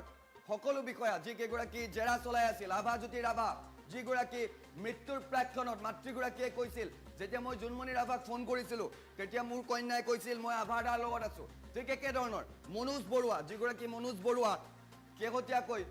জুনমণিয়ে কৰ্মৰত অৱস্থাত থকা যিখন থানা আছিল মৰিকলং থানা সেইখন থানাৰ আইসি আৰু সেইখন থানাৰ কম্পিউটাৰ ইতিমধ্যে আৰক্ষীয়ে লৈ আহিছে বুলি জানিব পৰা গৈছে কম্পিউটাৰৰ পৰাও টেকনিক্যাল এক্সপাৰ্ট যেটো সিবিআই 6 জনীয়া টেকনিক্যাল এক্সপাৰ্টৰ দলটি আছে সেই দলটিয়ে তন্নকৈ সকলোবোৰ পৰীক্ষা কৰিব ঠিক একেধৰণৰ ৰাজা ইছাদ যিগৰাকী ৰাজা ইছাদ আছিল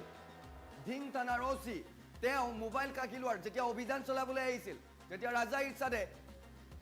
মোবাইল কাঢ়ি লোৱাৰ অভিযোগ উত্থাপিত কৰিছিল জুনমণিৰ মাতৃয়ে ঠিক একেধৰণৰ মনোজ ৰাজবংশী যিগৰাকী আছিল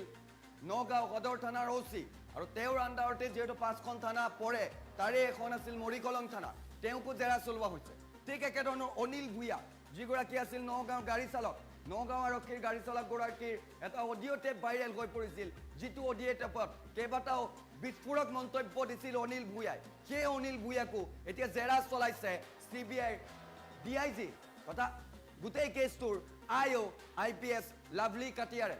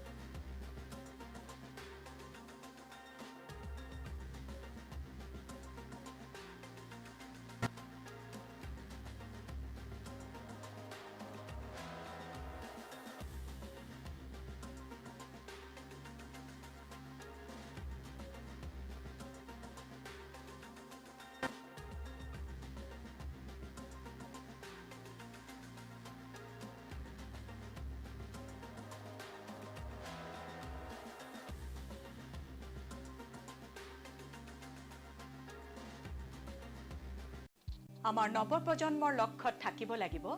দৃঢ়তা আৰু একাগ্ৰতা জিআইটিয়ে তোমালোকক গঢ়িব বিচাৰে একোজন দক্ষ পেছাদাৰী ব্যক্তি হিচাপে ইলেক্ট্ৰনিক্স কম্পিউটাৰ অটোমোবাইল মেকানিকেল আৰু সিভিল ইঞ্জিনিয়াৰিঙৰ 3 বছৰীয়া ডিপ্ল'মা পাঠ্যক্ৰম GIT বামনি মৈদাম গুৱাহাটী 21 মোবাইল নম্বৰ 9954532009 জিআইটিক সহযোগিতা কৰিছে ভাৰতৰ বহু অনুষ্ঠানে জিআইটি অসমৰ অনুষ্ঠান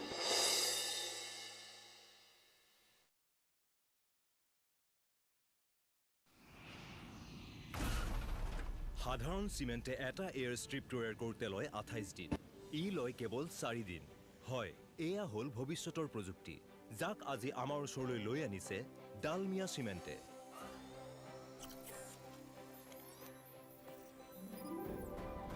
আৰু মই মোৰ ঘৰ বনাই আছো এই চিমেণ্টেৰে Dalmia Cement. Future today. Civil, Automobile, Mechanical, Computer Science আৰু Electronicsৰ 3 বছৰীয়া পাঠ্যক্ৰম Civil, Automobile, Contact System Science আৰু Electronicsৰ 3 বছৰীয়া পাঠ্যক্ৰম Additional courses for 1 year GIT, we make you professional. পালে সমষ্টি পুনৰ নিৰ্ধাৰণৰ প্ৰথমখন খচৰা আৰু এই খচৰাখন প্ৰকাশ পোৱাৰ লগে লগে তোলপাৰ লাগিছে ৰাজ্যৰ ৰাজনীতিত বিভিন্ন ধৰণৰ প্ৰশ্নৰ উত্থাপন হৈছে সলনি হ'বলৈ ধৰিছে নিমিষতেই যেন সলনি হৈ পৰিল ৰাজনৈতিক সমীকৰণ সমষ্টি পুনৰ নিৰ্ধাৰণৰ যিখন খচৰা এই খচৰাখনে কাৰ লাভ কৰিলে কাৰ লোকচান কৰিলে খচৰাখন প্ৰকাশ পোৱাৰ পাছত কাৰ ফুলিল ভাগ্য আৰু কোনে হেৰুৱালে ভৰিৰ তলৰ মাটি অৰ্থাৎ কাৰ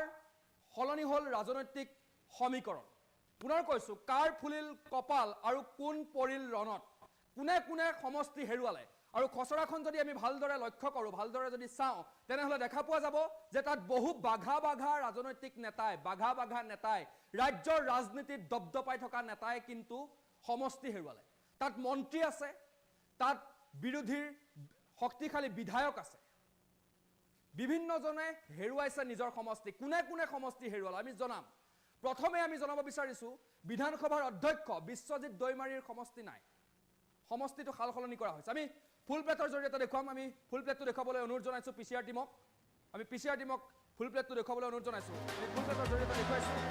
প্ৰকাশ পালে সমষ্টি পুনৰ নিৰ্ধাৰণৰ প্ৰথমখন খচৰা খচৰা মতে কাৰ ফুলিব কপাল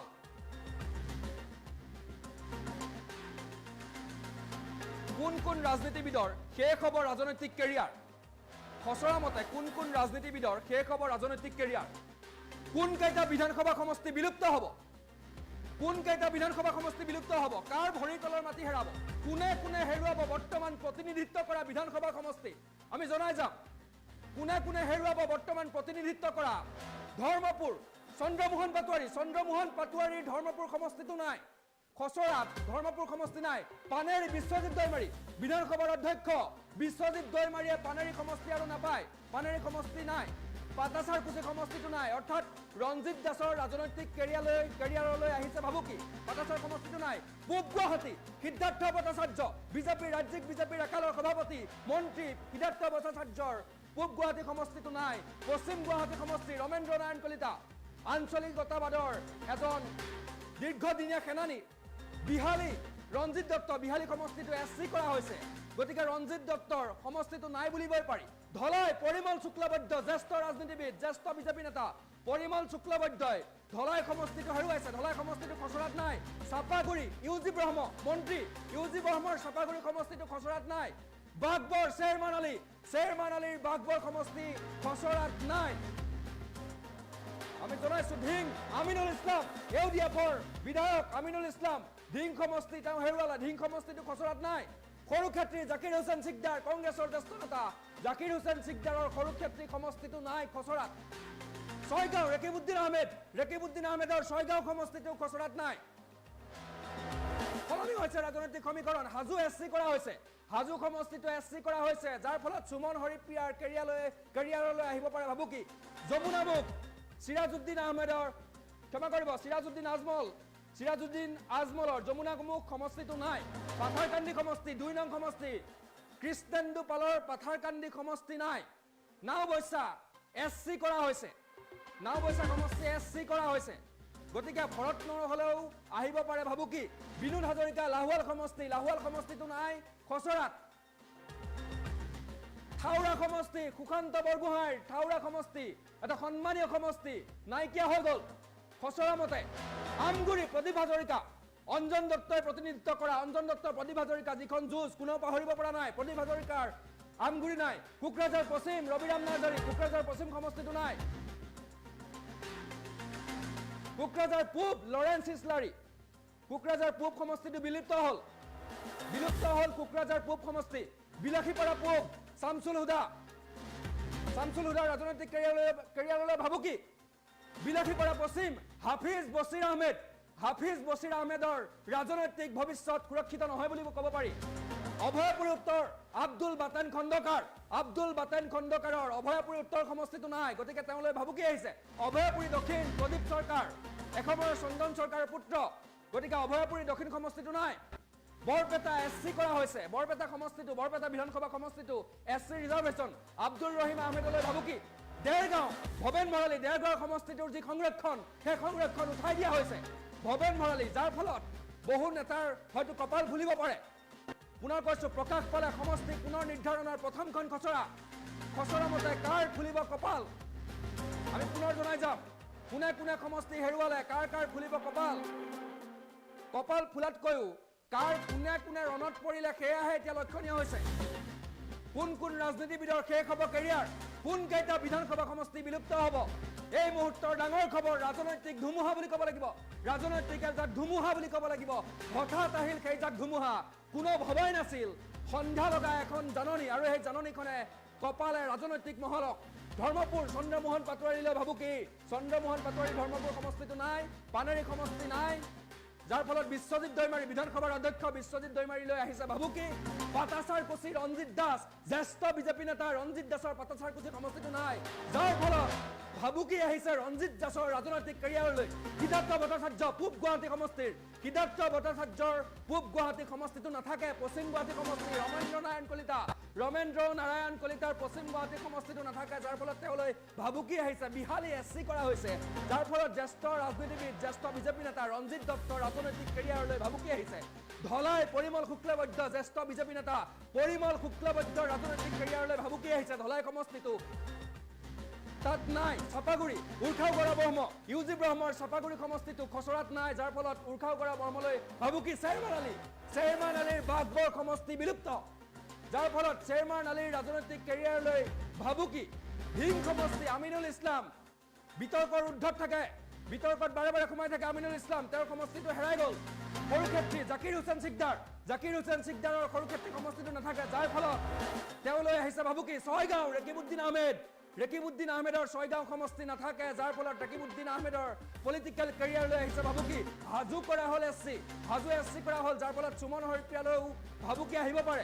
যমুনামুখ সিৰাজউদ্দিন আজমলৰ যমুনামুখ সমষ্টি নাথাকে যাৰ ফলত সিৰাজউদ্দিন আজমল পৰিয়াললৈ ভাবুকি আহিছে পাথাৰকান্দি জ্যেষ্ঠ বিজেপি নেতা কৃষ্ণেন্দু পালৰ পাথাৰকান্দি সমষ্টি নাই গতিকে তেওঁৰ ৰাজনৈতিক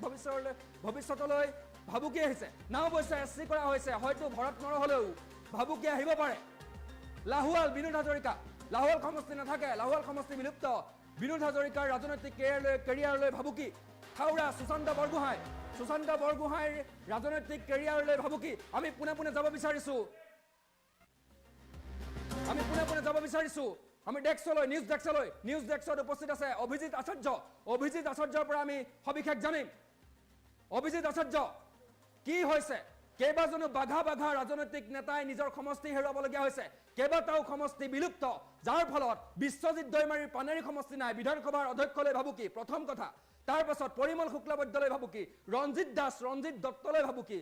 সমান্তৰালকৈ সিদ্ধাৰ্থ ভট্টাচাৰ্যৰ পূব গুৱাহাটী সমষ্টি নাথাকে তেওঁ জ্যেষ্ঠ বিজেপি নেতা তেওঁলৈ ভাবুকি ৰমেন্দ্ৰ নাৰায়ণ কলিতালৈ ভাবুকি প্ৰদীপ হাজৰিকা আমগুৰি তেওঁলৈ ভাবুকি দেৰগাঁও সমষ্টিৰ সংৰক্ষণ উঠাই দিয়া হৈছে ভৱেন ভৰালীলৈ ভাবুকি বিভিন্ন থাউৰা সমষ্টি সুশান্ত বৰগোহাঁই তেওঁ ৰাজনৈতিক কেৰিয়াৰৰ যুৱ নেতা তেওঁ আৰম্ভণিতে যেন কেনে লাগিছে উজুতি খাইছে বিজেপিলৈ যোৱা বেছি দিন হোৱা নাই তেওঁ যেন আৰম্ভণিতে উজুতি খালে গতিকে কি জনাব সবিশেষ আপোনাৰ ওচৰত কি আছে অভিজিত আচাৰ্য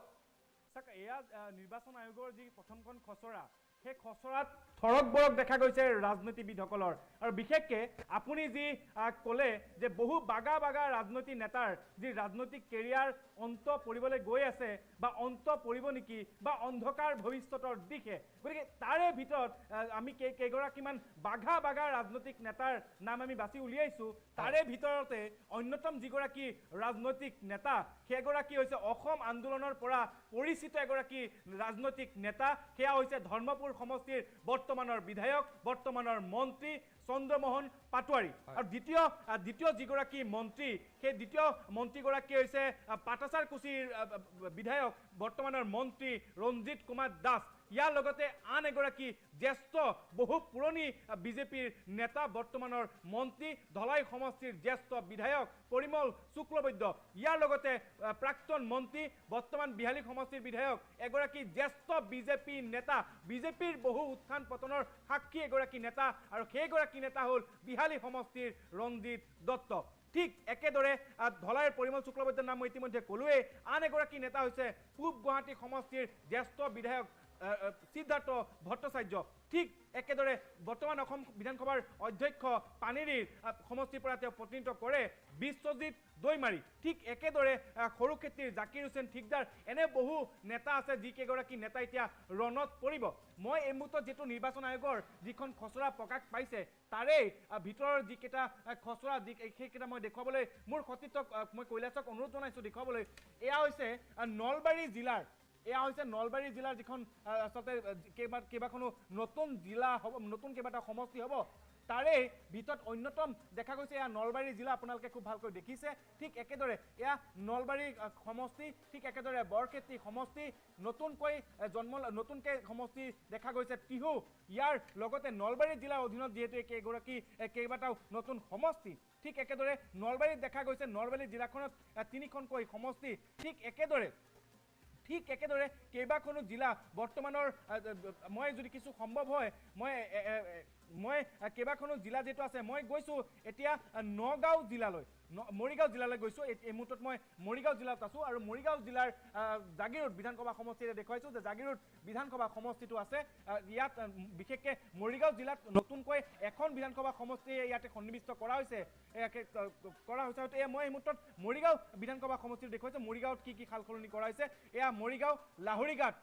মৰিগাঁও বিধানসভা সমষ্টি বটদবা 3খনকৈ বিধানসভা সমষ্টি মৰিগাঁও লাহৰিঘাট আৰু জাগিৰোড এয়া হৈছে মৰিগাঁও বিধানসভা সমষ্টিৰ অন্তৰ্গত কেইবাখনো সমষ্টি ঠিক একেদৰে মই আহিছোঁ নগাঁও বিধানসভা সমষ্টিত ইয়াত দেখা গৈছে বটদবা বিধানসভা সমষ্টি ৰূপহী বিধানসভা সমষ্টি কলিয়াবৰ বিধানসভা সমষ্টি চামগুৰি বিধানসভা সমষ্টি বৰহমপুৰ বিধানসভা সমষ্টি নগাঁও ৰহা আৰু বিনাকান্দি সমষ্টিটো হ'ব যমুনামুখ বিধানসভা সমষ্টিৰ যিটো বিলুপ্তি ঘটোৱা হৈছে ঠিক একেদৰে এতিয়া নতুনকৈ জন্ম লাভ কৰা সমষ্টিটো হৈছে বিনাকান্দি বিধানসভা সমষ্টি ঠিক একেদৰে নগাঁও বিধানসভা সমষ্টি বা নগাঁৱৰ পৰা আচলতে এতিয়া বিলুপ্ত কৰা হৈছে ঢিং নাইকিয়া হৈছে যাৰ কাৰণে আমিনুল ইছলাম জ্যেষ্ঠ বিধায়ক আমিনুল ইছলামৰ ৰাজনৈতিক জীৱনলৈ এই মুহূৰ্তত সংকট অহা পৰিলক্ষিত হৈছে ঠিক একেদৰে বহু কেইগৰাকী জ্যেষ্ঠ বিধায়ক বহু কেইগৰাকী জ্যেষ্ঠ নেতাৰ এই মুহূৰ্তত ৰাজনৈতিক জীৱন বিলুপ্তি ঘটোৱা হৈছে মই এই মুহূৰ্তত দেখুৱাইছোঁ এয়া কেইবাখনো জিলাৰ ড্ৰাফ্ট এই মুহূৰ্তত মই দেখুৱাইছোঁ ঠিক একেদৰে মই এই মুহূৰ্তত আপোনাক দীপাংকৰ মই আপোনাৰ জৰিয়তে ষ্টুডিঅ'ত গৈ মই ষ্টুডিঅ'ৰ পৰা মই ক'ব বিচাৰিছোঁ যে আপুনি যিহেতু এই মুহূৰ্তত বিশ্লেষণ কৰিছে যে কেইবাগৰাকী ৰাজনীতিবিদৰ জীৱন যিহেতু এই মুহূৰ্তত অন্ধকাৰৰ দিশে গতি কৰিছে ঠিক একেদৰে আপুনি যিকেইটা নাম উল্লেখ কৰিছে উৰ্খাও গৌৰা ব্ৰহ্ম তেওঁ এই মুহূৰ্তত চাপাগুৰিৰ পৰা তেওঁ প্ৰতিনিধিত্ব কৰি আছে ঠিক একেদৰে সৰুক্ষেত্ৰী বিধায়ক জাকিৰ হুছেইন ঠিকদাৰ ড্ৰাফ্ট ওলোৱাৰ লগে লগে জাকিৰ হুছেইন ঠিকদাৰে টুইট যোগে ইতিমধ্যে জনাইছে যে তেওঁ এই যি খচৰা যি সমষ্টি বিলুপ্তিকৰণ তেওঁ কোনো পৰ্যায়ে মানি নলয় প্ৰয়োজন সাপেক্ষে তেওঁ গণতান্ত্ৰিক আন্দোলন কৰিব ঠিক একেদৰে লাহোৱালৰ বিনোদ হাজৰিকা হাওৰা সমষ্টি সুশান্ত বৰগোহাঁই আমগুৰি প্ৰদীপ হাজৰিকা কোকৰাঝাৰ পশ্চিম ৰবিৰাম ৰাজদাৰী ঠিক একেদৰে কোকৰাঝাৰ পূব লৰেন্স ইছলাৰী বিলাসীপাৰা পূব শামছুল হুদাকে আদি কৰি বহু কেইগৰাকী ৰাজনৈতিক নেতাৰ ৰাজনৈতিক কেৰিয়াৰলৈ এই মুহূৰ্তত অন্ধকাৰ আৰু ধুমুহা নামি আহিছে দীপাংকৰ চাওক এইখিনিতে এটা প্ৰশ্ন আছিল অভিজিত আচাৰ্য চাওক তেওঁলোকক হয়তো আশ্বাস দিয়া হ'ব তেওঁলোকক হয়তো কোৱা হ'ব যে আপোনালোকক বেলেগ সমষ্টিত সংস্থাপিত কৰা হ'ব কিন্তু যি ৰাজনৈতিক যিটো সমীকৰণ ভোটৰ যিটো অংকটোত তেওঁলোক হয়তো বেলেগ এটা সমষ্টিত সংস্থাপিত হ'লে সেই হাঁহি মাৰিবলৈ তেওঁলোকৰ অলপ অসুবিধা হ'ব যদি আমি উদাহৰণস্বৰূপে থাউৰা সমষ্টিৰ আমি উদাহৰণ লৈছোঁ থাউৰা সমষ্টিৰ সুশান্ত বৰগোহাঁইক এটা বেলেগ সমষ্টিলৈ লৈ যোৱা হ'ল ডিমৌ সমষ্টি মোৰ যদি ভুল হোৱা নাই ডিমৌ বুলি নতুনকৈ সমষ্টি এটা জন্ম হৈছে সুশান্ত বৰগোহাঁইক যদি ডিমৌ সমষ্টিলৈ লৈ যোৱা হয় ডিমৌ সমষ্টিৰ যিটো জনগাঁথনি ডিমৌ সমষ্টিটোৰ যিটো ইতিহাস হ'ব ডিমৌ সমষ্টিটোৰ যদি ভোটৰ অংক সেই অংকটোৱে হয়তো সুশান্ত বৰগোহাঁইক সহায় নকৰিবও পাৰে মই উদাহৰণ দিছোঁ মই প্ৰশ্নটো কৰিছোঁ গতিকে ভোটৰ অংকত ক'ৰবাত আউল লাগিব গতিকে সংস্থাপন কৰাটো অসুবিধা নহ'ব জানো সংখ্যাৰ খেল আৰু সংখ্যা দিশৰ পৰা ক'ব গ'লে বহুকেইখন পঞ্চায়ত বহুকেইখন ৱাৰ্ড কাটি আনটা বিধানসভা সমষ্টিত সন্নিৱিষ্ট কৰা হৈছে গতিকে এই সংখ্যাৰ যিটো কেলকুলেশ্যন সেই সংখ্যাৰ কেলকুলেশ্যন কৰিবলৈ ইতিমধ্যে বহুত সময়ৰ প্ৰয়োজন হ'ব হাতত তেওঁলোকৰ এই মুহূৰ্তত যিটো 3টা বছৰ সময় আছে ঠিক একেদৰে আহি আছে লোকসভা নিৰ্বাচন গতিকে এই মুহূৰ্তত আজি যিহেতু এই খচৰাখন প্ৰকাশ কৰা হৈছে খচৰা প্ৰকাশৰ লগে লগে তেওঁলোকৰ ৰাজনৈতিক জীৱনত যে আউল নালাগিব বহুতৰে হয়তো সমষ্টিতে পৰিৱৰ্তন হ'ব বহুতৰে সমষ্টিৰ জনগাঁথনিৰ পৰিৱৰ্তন হ'ব গতিকে এইখিনি এই মুহূৰ্তত কোন ৰাজনৈতিক নেতাৰ নিজৰ যি সমষ্টি এই মুহূৰ্তলৈকে তেওঁলোকে প্ৰতিনিধিত্ব কৰি আছে তেওঁলোকে সেই সমষ্টিটোৰ পৰা প্ৰতিনিধিত্ব কৰি তেওঁলোকে মন্ত্ৰী হিচাপে কাৰ্যনিৰ্বাহ কৰি আছে কিন্তু তেওঁলোকৰ যি পৰিচয় যেনেকৈ ৰঞ্জিত দাস পাঠাচাৰকুচিৰ পৰা তেওঁ প্ৰতিনিধিত্ব কৰি আজি তেওঁ মন্ত্ৰী ঠিক একেদৰে উৰ্খা বৰা ব্ৰহ্ম চাপাগুৰিৰ পৰা তেওঁ প্ৰতিনিধিত্ব কৰিছে ধলাই পৰা পৰিমল শুক্লবৈদ্য এনেদৰে ঠিক এনেদৰে আৰু বহু কেইগৰাকী ৰাজনৈতিক নেতা নিশ্চয় ৰাজনীতিলৈ ৰাজনৈতিক কেৰিয়াৰলৈ ভাবুকি আহিব নিশ্চয় এই মুহূৰ্তত আপোনাক ধন্যবাদ জ্ঞাপন কৰিছোঁ পৰৱৰ্তী সময়ত আপোনাৰ সৈতে পুনৰবাৰ সংযোগ স্থাপন কৰিবলৈ চেষ্টা কৰিম আমি ফুল প্লেটৰ জৰিয়তে পুনৰবাৰ দেখুৱাইছোঁ কোন সমষ্টিৰ বিলুপ্তি হ'ল আৰু কাৰ ৰাজনৈতিক জীৱনলৈ ৰাজনৈতিক কেৰিয়াৰলৈ ভাবুকি আহিছে আমি দেখুৱাই আছোঁ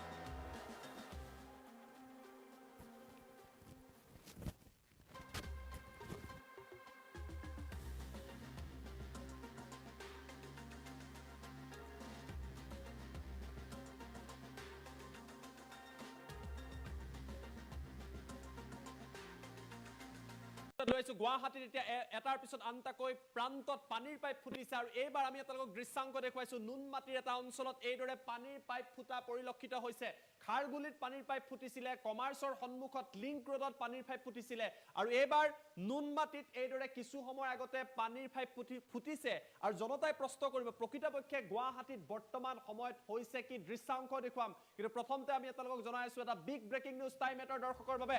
এটা ডাঙৰ খবৰ মহানগৰীত আকৌ জল বোৰ্ডৰ পাইপ ফুটিছে এটাৰ পিছত আনটাকৈ এনেকুৱা ঘটনা সংঘটিত হৈ আছে আৰু এবাৰ নুনমাটিত এই ঘটনা সংঘটিত হৈছে খাৰগুলি ৰাজগড়ৰ পিছত নুনমাটিত ফুটিছে পানীৰ পাইপ আৰু ইয়াৰ পাছতে পাইপ ফুটাৰ পিছতে জনতাৰ মাজত যথেষ্ট হাহাকাৰ পৰিৱেশৰ সৃষ্টি হৈছে পাইপ বিস্ফোৰণৰ পিছতে ভয়াবহ পৰিৱেশৰ সৃষ্টি হৈছে তীব্ৰ গতিত পানী বাহিৰ হৈ অহা পৰিলক্ষিত হৈছে পাইপ ফুটিছে আৰু তাৰ পিছত পানী নিৰ্গত হৈছে তীব্ৰ বেগত পানী নিৰ্গত হৈছে নুনমাটিত এই ঘটনা সংঘটিত হৈছে আৰু পাইপ বিস্ফোৰণৰ পিছত এক আতংকময় পৰিৱেশে বিৰাজ কৰিছে এই অঞ্চলটোত খাৰগুলিত কিছুদিন আগতে হৈছিলে আৰু সেই ঘটনাৰ চাঞ্চল্য মাৰ নৌ যাওঁতে লিংক ৰোডত এনেকুৱা ঘটনা সংঘটিত হৈছিলে আৰু এইবাৰ মহানগৰীৰ নুনমাটিত এই ঘটনা সংঘটিত হৈছে আমি আপোনালোকক দৃশ্যাংক দেখুৱাবলৈ চেষ্টা কৰিম আৰু দৃশ্যাংক আছে যে পাইপ ফুটাৰ পাছত কি এক পৰিৱেশৰ সৃষ্টি হৈছিলে সেই দৃশ্যাংক এই মুহূৰ্তত টাইম 8 দৰ্শকৰ বাবে লৈ অহাৰ চেষ্টা কৰিছোঁ আমাৰ হাতত দৃশ্যাংক আছে সম্ভৱ হ'লে আমি দৃশ্যাংক দেখুৱাবলৈ প্ৰচেষ্টা অব্যাহত ৰাখিছোঁ এই দৃশ্য চাওক প্ৰথমটো দৃশ্যাংক একমাত্ৰ টাইম 8 আপোনালোকক দেখুৱাইছে পানীৰ পাইপ ফুটিছে নুনমাটিত আৰু তাৰ পাছৰ পৰিৱেশ চাওক এই পথছোৱাত সমগ্ৰৰূপে জলমগ্ন হৈ পৰিছে মানুহ আগবাঢ়ি যাব পৰা নাই পানীৰ পাইপ ফুটাৰ ফলত কি এক আতংকময় পৰিৱেশৰ সৃষ্টি হৈছে এনেকুৱা দৃশ্যাংক আমি কমাৰ্চ কলেজৰ সন্মুখত দেখা পাইছিলোঁ খাৰগুলিত দেখা পাইছিলোঁ আৰু এইবাৰ নুনমাটিত এইদৰে ৰাজপথৰ মাজত পানীৰ নিৰ্গত হৈছে পানীৰ পাইপ ফুটিছে আৰু ইয়াৰ ফলত এক আতংকময় পৰিৱেশৰ সৃষ্টি হৈছে ডাঙৰ প্ৰশ্নটো হৈছে গুৱাহাটীত হৈছে কি এটাৰ পিছত আনটাকৈ অনুৰূপ ঘটনা সংঘটিত হৈছে দৃশ্যাংক আমি আপোনালোকক দেখুৱাইছোঁ বাইকেৰে লোকসকল অহা যোৱা কৰি আছে ৰখাই দিবলগীয়া হৈছে বাহনসমূহ কিয়নো পাইপ ফুটাৰ ফলত এই অঞ্চলটো তীব্ৰ গতিৰে পানী ওলাইছে অন স্ক্ৰীন এই দৃশ্যাংক এই মুহূৰ্তত টাইম 8 দৰ্শকৰ বাবে লৈ অহাৰ চেষ্টা কৰিছোঁ এই দৃশ্য চাওক ইয়াৰ দৃশ্যাংক আমি আপোনালোকক দেখুৱাইছোঁ নুনমাটিৰ ঘটনা গুৱাহাটীৰ এটাৰ পিছত আনটাকৈ প্ৰান্তত এনেকুৱা ঘটনা সংঘটিত হৈছে এয়া নুনমাটিৰ দৃশ্যাংক কিছু সময় আগতে নুনমাটিত পানীৰ পাইপ ফুটিছে আৰু তাৰ পাছত তীব্ৰ বেগেৰে এইদৰে পাইপ ফুটাৰ ফলতেই পানী নিৰ্গত হোৱা পৰিলক্ষিত হৈছে জলমগ্ন হৈ পৰিছে সেই অঞ্চলটো লাহে লাহে পানী জমা হৈছে আৰু এয়া এনেকুৱা ঘটনা প্ৰায়ে সংঘটিত হৈ থাকে মাত্ৰ কেইটামান দিন আগতে কমাৰ্চ কলেজৰ সন্মুখত লিংক ৰোডত হৈছিলে তাৰ পূৰ্বে খাৰগুলিত হৈছিলে আৰু আজি নুনমাটিত মাত্ৰ কেইটামান মুহূৰ্তৰ আগতে এইদৰে পানীৰ পাইপ ফুটিছে আৰু একমাত্ৰ টাইম 8 আপোনালোকক এই দৃশ্যাংক দেখুৱাইছে অৱস্থা চাওক পানীৰ পাইপ ফুটাৰ পাছত এই বিস্ফোৰণৰ পাছত সমগ্ৰ অঞ্চলটো জলমগ্ন হৈ পৰিছে লোকসকল আবদ্ধ হৈ পৰিছে নিয়ন্ত্ৰণ কৰিবলৈ সক্ষম হোৱা নাই আৰু এই দৃশ্য দেখিবলৈ পোৱা গৈছে স্বাভাৱিকতে প্ৰশ্ন উত্থাপিত হ'ব যে কি কাৰণত বাৰে বাৰে গুৱাহাটীত এনেকুৱা ঘটনা সংঘটিত হৈ আছে এই অঞ্চলটো জলমগ্ন হৈ পৰা পৰিলক্ষিত হৈছে যিসকল পথচাৰী আছে তেওঁলোক সমস্যাত পৰা পৰিলক্ষিত হৈছে এই দৃশ্যাংক হৈছে নুনমাটিৰ পথৰ কাষত এই পানীৰ পাইপডাল আছিলে বিস্ফোৰণ হ'ল কি কাৰণত বিস্ফোৰণ হ'ল এয়া এতিয়ালৈকে জানিব পৰা নাই আৰু তাৰ পাছত এইদৰে পাইপডালৰ পৰা তীব্ৰ গতিত এইদৰে পানী ওলোৱা পৰিলক্ষিত হৈছে লোকসকল যথেষ্ট সমস্যাত পৰিছে আৰু কেমেৰাত এই সমগ্ৰ দৃশ্যাংক বন্দী হৈছে একমাত্ৰ টাইম 8 ঘটনাস্থলীৰ পৰা আপোনালোকক পোনপটীয়া দৃশ্যাংক এই মুহূৰ্তত দেখুৱাই আছে নুনমাটিৰ দৃশ্যাংক য'ত পানীৰ পাইপ বিস্ফোৰণ হৈছে জলমগ্ন হৈ পৰিছে কিছুদিন পূৰ্বে খাৰঘুলিত যেতিয়া এনেকুৱা ঘটনা সংঘটিত হৈছিলে লোকৰ মৃত্যু হৈছিলে প্ৰশাসনৰ তৰফৰ পৰা গুৱাহাটী প্ৰশাসনৰ তৰফৰ পৰা বহু কথা কোৱা হৈছিল তাৰ মাত্ৰ কেইটামান দিনৰ পাছতে কমাৰ্চত সংঘটিত হ'ল লিংক ৰোডত সংঘটিত হ'ল ৰাজগড়ত এনেকুৱা ঘটনা সংঘটিত হৈছিলে যথেষ্ট ক্ষতিৰ সন্মুখীন হৈছে আৰু এবাৰ নুনমাটিত পানীৰ পাইপ ফুটিছে আৰু তাৰ পাছত এইদৰে পাইপৰ পৰা এইদৰে পানী নিৰ্গত হোৱা পৰিলক্ষিত হৈছে স্বাভাৱিকতে জনতাই প্ৰশ্ন কৰিব গুৱাহাটী উন্নয়ন বিভাগক বা যিসকলে এই পানীৰ যোগান ধৰে তেওঁলোকক প্ৰশ্ন কৰিব যে কিয় বাৰে বাৰে এনেকুৱা ঘটনা গুৱাহাটীত সংঘটিত হৈ আছে ইয়াৰ বাবে দায়ী এই পাইপসমূহ পুৰণি হৈ গৈছে নেকি ইয়াৰ ওপৰত কিয় ব্যৱস্থা লোৱা নাই কোনোবাৰ ঘটনাত যদি কোনো লোক যদি এই সমগ্ৰ ঘটনাত আহত হয় ইয়াৰ বাবে দায়িত্ব কোনে ল'ব এনেকুৱা বহু প্ৰশ্ন জনতাৰ মনত আছে কিন্তু দৃশ্যাংক চাওক নুনমাটিৰ দৃশ্যাংক দেখুৱাইছো পানীৰ পাইপ ফুটিছে বিস্ফোৰণ হৈছে আৰু তাৰ পাছত নুনমাটিত আতংকময় পৰিৱেশে বিৰাজ কৰিছে দৃশ্য চাওক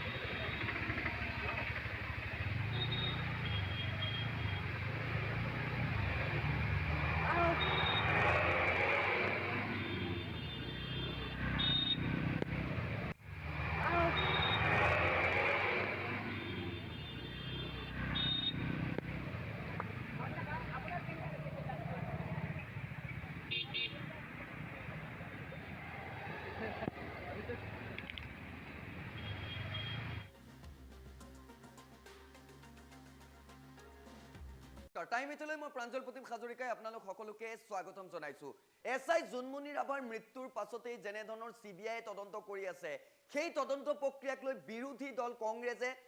সন্দেহ প্ৰকাশ কৰিছিল তদন্ত প্ৰক্ৰিয়াক লৈ প্ৰশ্ন উত্থাপিত কৰিছিল আৰু সেই প্ৰসংগত এবাৰ কংগ্ৰেছক উভতি ধৰিছে শিলাদিত্য দেৱে কৈছে যে কংগ্ৰেছ এটা মিছলীয়া পাৰ্টি এই মুহূৰ্তত ফুল প্লেটত জনাবলৈ বিচাৰিছো সেই খবৰ জুনমণি ৰাভাৰ তদন্ত প্ৰক্ৰিয়াক লৈ প্ৰাক্তন বিধায়ক শিলাদিত্য দেৱৰ আক্ৰমণ বিৰোধী কংগ্ৰেছ এটা নীলাজ পাৰ্টি এই মন্তব্য কৰিছে শিলাদিত্য দেৱে অসম চৰকাৰে তদন্ত প্ৰক্ৰিয়া সিবিআইক দিয়াটো বিৰোধীয়ে বিচাৰিছিল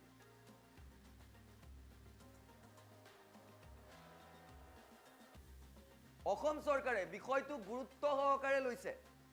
তেওঁ কৈছিল যেনে ধৰণৰ বিৰোধী বা ৰাইজে সিবিআইক দিয়াটো বিচাৰিছিল সেই মৰ্মে অসম চৰকাৰে সকলো বিষয় গুৰুত্ব সহকাৰে লৈছিল আৰু তাৰ বাবেই সিআইডিয়ে পাইছে কিন্তু সিবিআই তদন্তত যদি সন্দেহ আছে বিৰোধীৰ তেন্তে কি আমেৰিকান এজেন্সিয়ে তদন্ত কৰিব লাগে বুলিও প্ৰশ্ন কৰিলে বিৰোধী বিশেষকৈ কংগ্ৰেছক এনে ধৰণৰ আক্ৰমণ কৰি লোৱা দেখিবলৈ পোৱা গ'ল শিলাদিত্য দেৱৰ জুনমণিৰ তদন্ত সঠিকভাৱেই চলিছে ডক্টৰ হিমন্ত বিশ্ব শৰ্মাৰ নেতৃত্বত অপৰাধীৰ ক্ষেত্ৰত কতো কম্প্ৰমাইজ কৰা নাই চৰকাৰে এনে মন্তব্য কৰিছে খুজাইৰ প্ৰাক্তন বিধায়কগৰাকীয়ে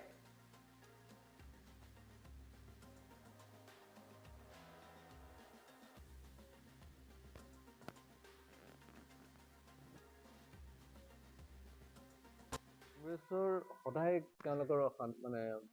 অসন্তুষ্টি আৰু তাহাঁতৰ বহুত ধৰণৰ প্ৰব্লেম। তাহাঁতৰ মানে এতিয়া এটা নীলাজ পাৰ্টি, কথা বুজিছে নাই? এটা ছিষ্টেমত চলি আছে। আজি অসম চৰকাৰ আছে, অসম চৰকাৰে CIDৰ পৰা CBIক দিছে, তো নিশ্চয় তেওঁলোকে দেখোন বিচাৰিছিলে যে CBIক দিব লাগে। এতিয়া কি আমেৰিকান ইণ্টেলিজেন্সক দিব লাগে নেকি?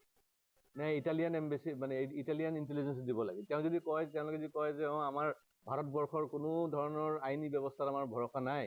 আমি সোনিয়া মাতাজীৰ ইটালীৰ যিটো ইণ্টেলিজেন্স ডিপাৰ্টমেণ্ট তেওঁলোকৰ বাহিৰে একো কৰিব নোৱাৰোঁ, সেইটোৱে লাগিব, তেতিয়া বেলেগ কথা। সেইকাৰণে কংগ্ৰেছ কি বিচাৰি আছে? কংগ্ৰেছৰ 140 বছৰৰ এটা দল, এটা পাৰ্টি, হয়নে নাই? আজি 140 বছৰৰ পাৰ্টি 40টা সাংসদত আহি পেলাই ৰখি গৈছে। সেইকাৰণে তেওঁলোকৰ কোনো ধৰণৰ মান্যতা, ইহঁতে ভাবিছে কি কৰ্ণাটকাত কেইটামান চিট জিকি পেলাই চৰকাৰ বনালে। আপোনালোকে এইটো ছ'চিয়েল মিডিয়াত দেখিছে নাই? ইহঁতে কংগ্ৰেছৰ অফিচৰ ভিতৰত কেনেকৈ মাৰপিট চলি আছে, একদম কুস্তা কুস্তি, একদম WWF চলি আছে এতিয়া। সেইকাৰণে ভাইৰেল হৈ গৈছে গোটেই চেনেলবিলাকতো। সেইকাৰণে কংগ্ৰেছ যদি কৰ্ণাটকাত যদি সেই বাংলাদেশী মিয়াবিলাকত ভোট দি পেলাই কেইটামান চিট জিকি লৈছে আৰু ভাবিছে গোটেই ভাৰতবৰ্ষত জিকি ল'ব, এতিয়াও ভাৰতবৰ্ষ 80% হিন্দু আছে, এইটো মনত ৰাখিব লাগে। আৰু গোটেই হিন্দুসকল অকল একত্ৰিত হৈ আছে। কংগ্ৰেছৰ এই ধৰণৰ যে মানে তেওঁলোকৰ ব্যৱহাৰ ভাৰতবৰ্ষক খণ্ডিত কৰিছে ধৰ্মৰ ভিত্তিত। তেওঁলোকে ধৰ্মৰ ভিত্তিত বিভাজন কৰি পেলাই এতিয়া আকৌ তেওঁলোকে কি মানে আমাক বুজাব বিচাৰিছে। সেইকাৰণে তেওঁলোকৰ এইবিলাক আপত্তি চাপত্তি আমাৰ কাৰণে একো প্ৰব্লেম নহয়। জোনমণি ৰাভাৰ CBI এনকুৱাৰী হ'ব লাগে আৰু হৈ আছে আৰু ভালকৈ হ'ব আৰু সঁচা কথাখিনি ওলাই আহিব আৰু ইয়াতে কোনো কম্প্ৰমাইজ নহয়। আজি ডক্টৰ হিমন্ত বিশ্ব শৰ্মাৰ নেতৃত্বত মই ভাবোঁ যে অসমৰ কোনো ধৰণৰ কম্প্ৰমাইজ নহয়। চাকৰিৰ ক্ষেত্ৰতো কম্প্ৰমাইজ হোৱা নাই। আপোনাৰ যিমান ধৰণৰ কাম চলি আছে, ৰাস্তাৰ কামেই হওক, ইনফ্ৰাষ্ট্ৰাকচাৰ ডেভেলপমেণ্ট, ক'তো কম্প্ৰমাইজ চলা নাই। কিন্তু কথাটো হৈছে মানুহৰ মাইণ্ডছেটটো এক ৰাতিৰ ভিতৰতে চেঞ্জ কৰিব নোৱাৰে। আজি 60 বছৰ 70 বছৰ ধৰি যিসকলে ঘুচখোৰ এটা মানে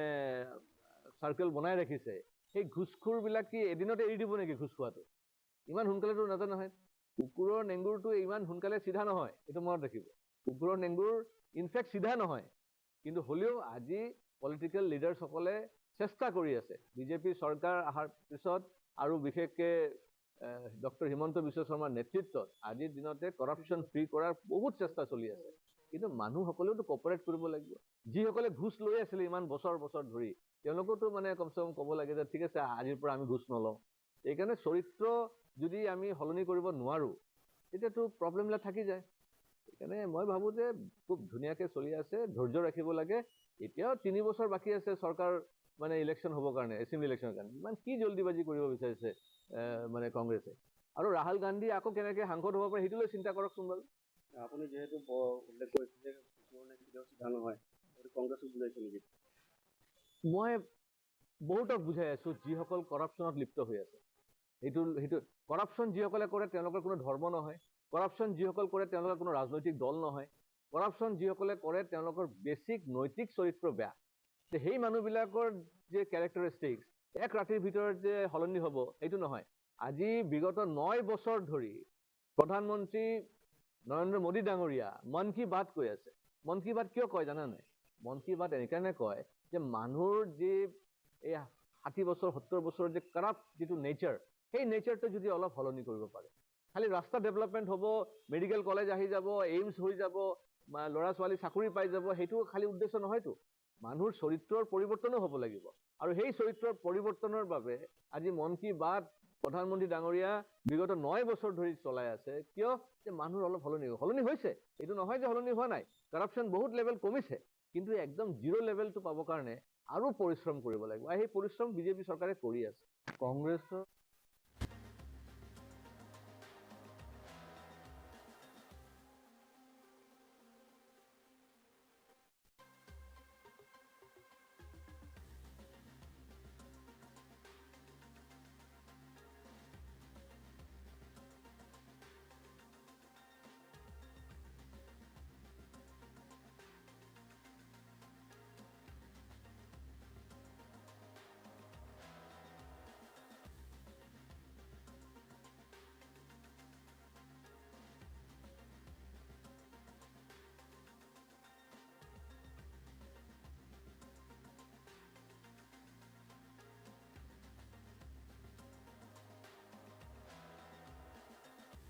পালে সমষ্টি পুনৰ নিৰ্ধাৰণৰ প্ৰথমখন খচৰা আৰু এই খচৰাখন প্ৰকাশ পোৱাৰ লগে লগেই তোলপাৰ লাগিছে ৰাজ্যৰ ৰাজনীতিত বিভিন্ন ধৰণৰ প্ৰশ্নৰ উত্থাপন হৈছে সলনি হ'বলৈ ধৰিছে নিমিষতেই যেন সলনি হৈ পৰিল ৰাজনৈতিক সমীকৰণ সমষ্টি পুনৰ নিৰ্ধাৰণৰ যিখন খচৰা এই খচৰাখনে কাৰ লাভ কৰিলে কাৰ লোকচান কৰিলে খচৰাখন প্ৰকাশ পোৱাৰ পাছত কাৰ ফুলিল ভাগ্য আৰু কোনে হেৰুৱালে ভৰিৰ তলৰ মাটি অৰ্থাৎ কাৰ সলনি হ'ল ৰাজনৈতিক সমীকৰণ পুনৰ কৈছো কাৰ ফুলিল কপাল আৰু কোন পৰিল ৰণত কোনে কোনে সমষ্টি হেৰুৱালে আৰু খচৰাখন যদি আমি ভালদৰে লক্ষ্য কৰোঁ ভালদৰে যদি চাওঁ তেনেহ'লে দেখা পোৱা যাব যে তাত বহু বাঘা ৰাজনৈতিক নেতাই বাঘা নেতাই ৰাজ্যৰ ৰাজনীতিত দবদপাই থকা নেতাই কিন্তু সমষ্টি হেৰুৱালে তাত মন্ত্ৰী আছে তাত বিৰোধীৰ শক্তিশালী বিধায়ক আছে বিভিন্নজনে হেৰুৱাইছে নিজৰ সমষ্টি কোনে কোনে সমষ্টি হেৰুৱালে আমি জনাম প্ৰথমে আমি জনাব বিচাৰিছো বিধানসভাৰ অধ্যক্ষ বিশ্বজিৎ দৈমাৰীৰ সমষ্টি নাই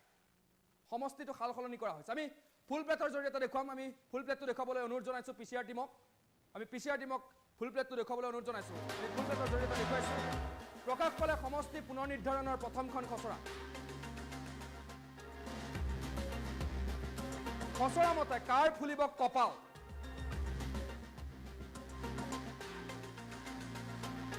কোন ৰাজনীতিবিদৰ শেষ হ'ব ৰাজনৈতিক কেৰিয়াৰ খচৰা মতে কোন ৰাজনীতিবিদৰ শেষ হ'ব ৰাজনৈতিক কেৰিয়াৰ কোন কেইটা বিধানসভা সমষ্টি বিলুপ্ত হ'ব কোন কেইটা বিধানসভা সমষ্টি বিলুপ্ত হ'ব কাৰ ভৰিৰ তলৰ মাটি হেৰাব কোনে কোনে হেৰুৱাব বৰ্তমান প্ৰতিনিধিত্ব কৰা বিধানসভা সমষ্টি আমি জনাই যাম কোনে হেৰুৱাব বৰ্তমান প্ৰতিনিধিত্ব কৰা ধৰ্মপুৰ চন্দ্ৰমোহন পাটোৱাৰীৰ ধৰ্মপুৰ সমষ্টিটো নাই খচৰাত ধৰ্মপুৰ সমষ্টি নাই পানেৰী বিশ্বজিৎ দৈমাৰী বিধানসভাৰ অধ্যক্ষ বিশ্বজিৎ দৈমাৰীয়ে পানেৰী সমষ্টি আৰু নাপায় পানেৰী সমষ্টি নাই পাটাছাৰ কুচি সমষ্টিটো নাই অৰ্থাৎ ৰঞ্জিত দাসৰ ৰাজনৈতিক কেৰিয়াৰলৈ আহিছে ভাবুকি পাটাছাৰ সমষ্টিটো নাই পূব গুৱাহাটী সিদ্ধাৰ্থ ভট্টাচাৰ্য বিজেপিৰ ৰাজ্যিক বিজেপিৰ একালৰ সভাপতি মন্ত্ৰী সিদ্ধাৰ্থ ভট্টাচাৰ্যৰ পূব গুৱাহাটী সমষ্টিটো নাই পশ্চিম গুৱাহাটী সমষ্টি ৰমেন্দ্ৰ নাৰায়ণ কলিতা আঞ্চলিকতাবাদৰ এজন দীৰ্ঘদিনীয়া সেনানী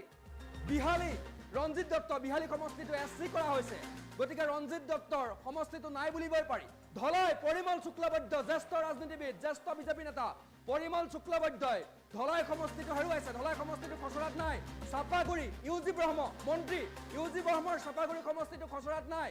বাঘবৰ শ্বেৰমান আলীৰ বাঘবৰ সমষ্টি খচৰাত নাই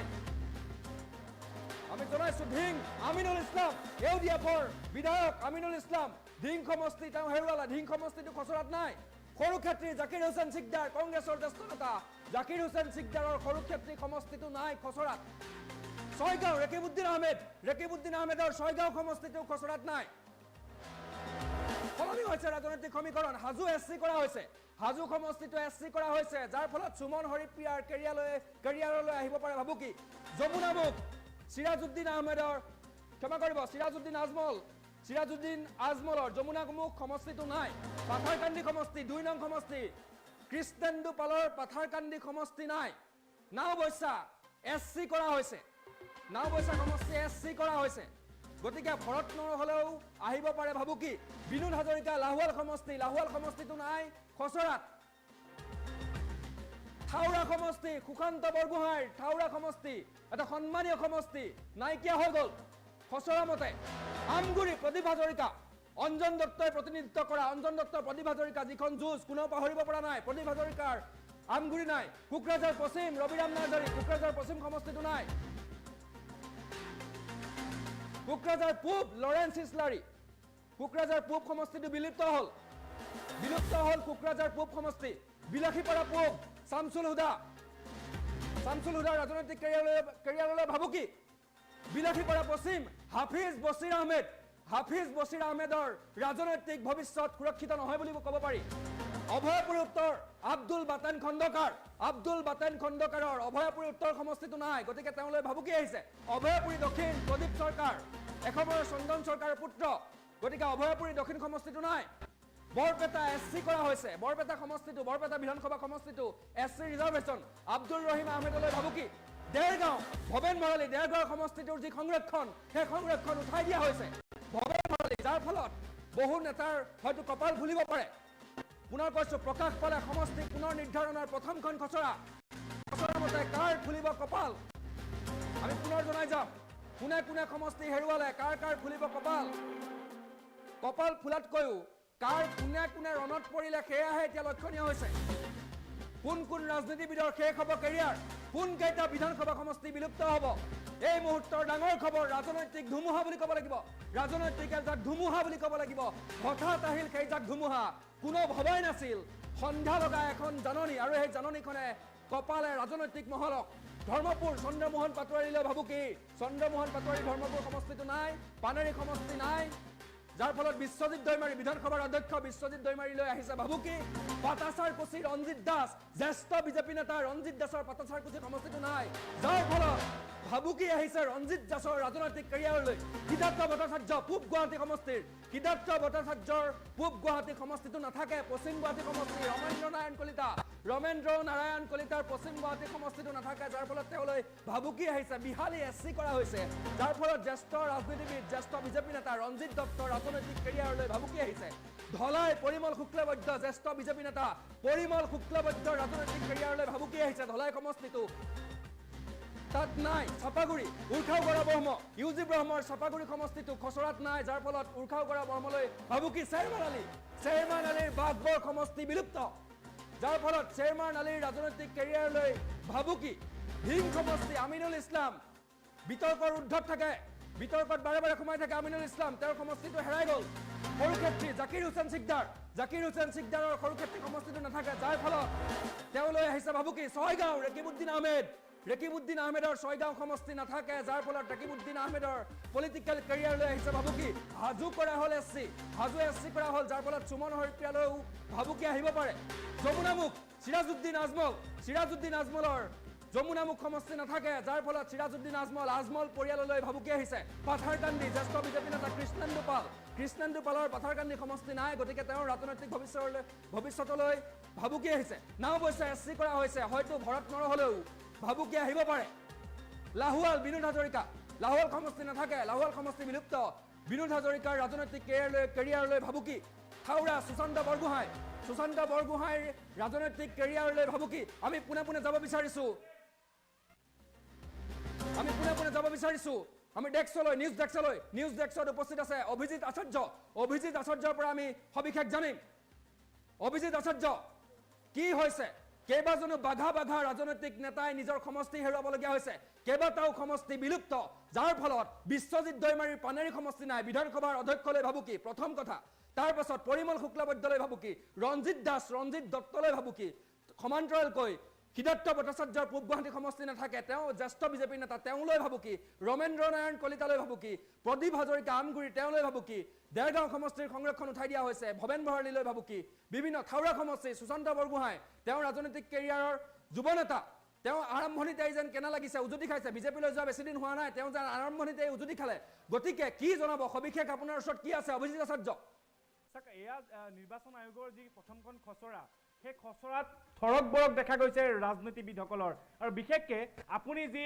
ক'লে যে বহু বাগা ৰাজনৈতিক নেতাৰ যি ৰাজনৈতিক কেৰিয়াৰ অন্ত পৰিবলৈ গৈ আছে বা অন্ত পৰিব নেকি বা অন্ধকাৰ ভৱিষ্যতৰ দিশে গতিকে তাৰে ভিতৰত আমি কেইগৰাকীমান বাঘা ৰাজনৈতিক নেতাৰ নাম আমি বাছি উলিয়াইছোঁ তাৰে ভিতৰতে অন্যতম যিগৰাকী ৰাজনৈতিক নেতা সেইগৰাকী হৈছে অসম আন্দোলনৰ পৰা পৰিচিত এগৰাকী ৰাজনৈতিক নেতা সেয়া হৈছে ধৰ্মপুৰ সমষ্টিৰ বৰ্তমানৰ বিধায়ক বৰ্তমানৰ মন্ত্ৰী চন্দ্ৰমোহন পাটোৱাৰী আৰু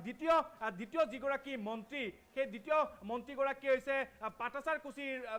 বিধায়ক বৰ্তমানৰ মন্ত্ৰী ৰঞ্জিত কুমাৰ দাস ইয়াৰ লগতে আন এগৰাকী জ্যেষ্ঠ বহু পুৰণি বিজেপিৰ নেতা বৰ্তমানৰ মন্ত্ৰী ধলাই সমষ্টিৰ জ্যেষ্ঠ বিধায়ক পৰিমল শুক্লবৈদ্য ইয়াৰ লগতে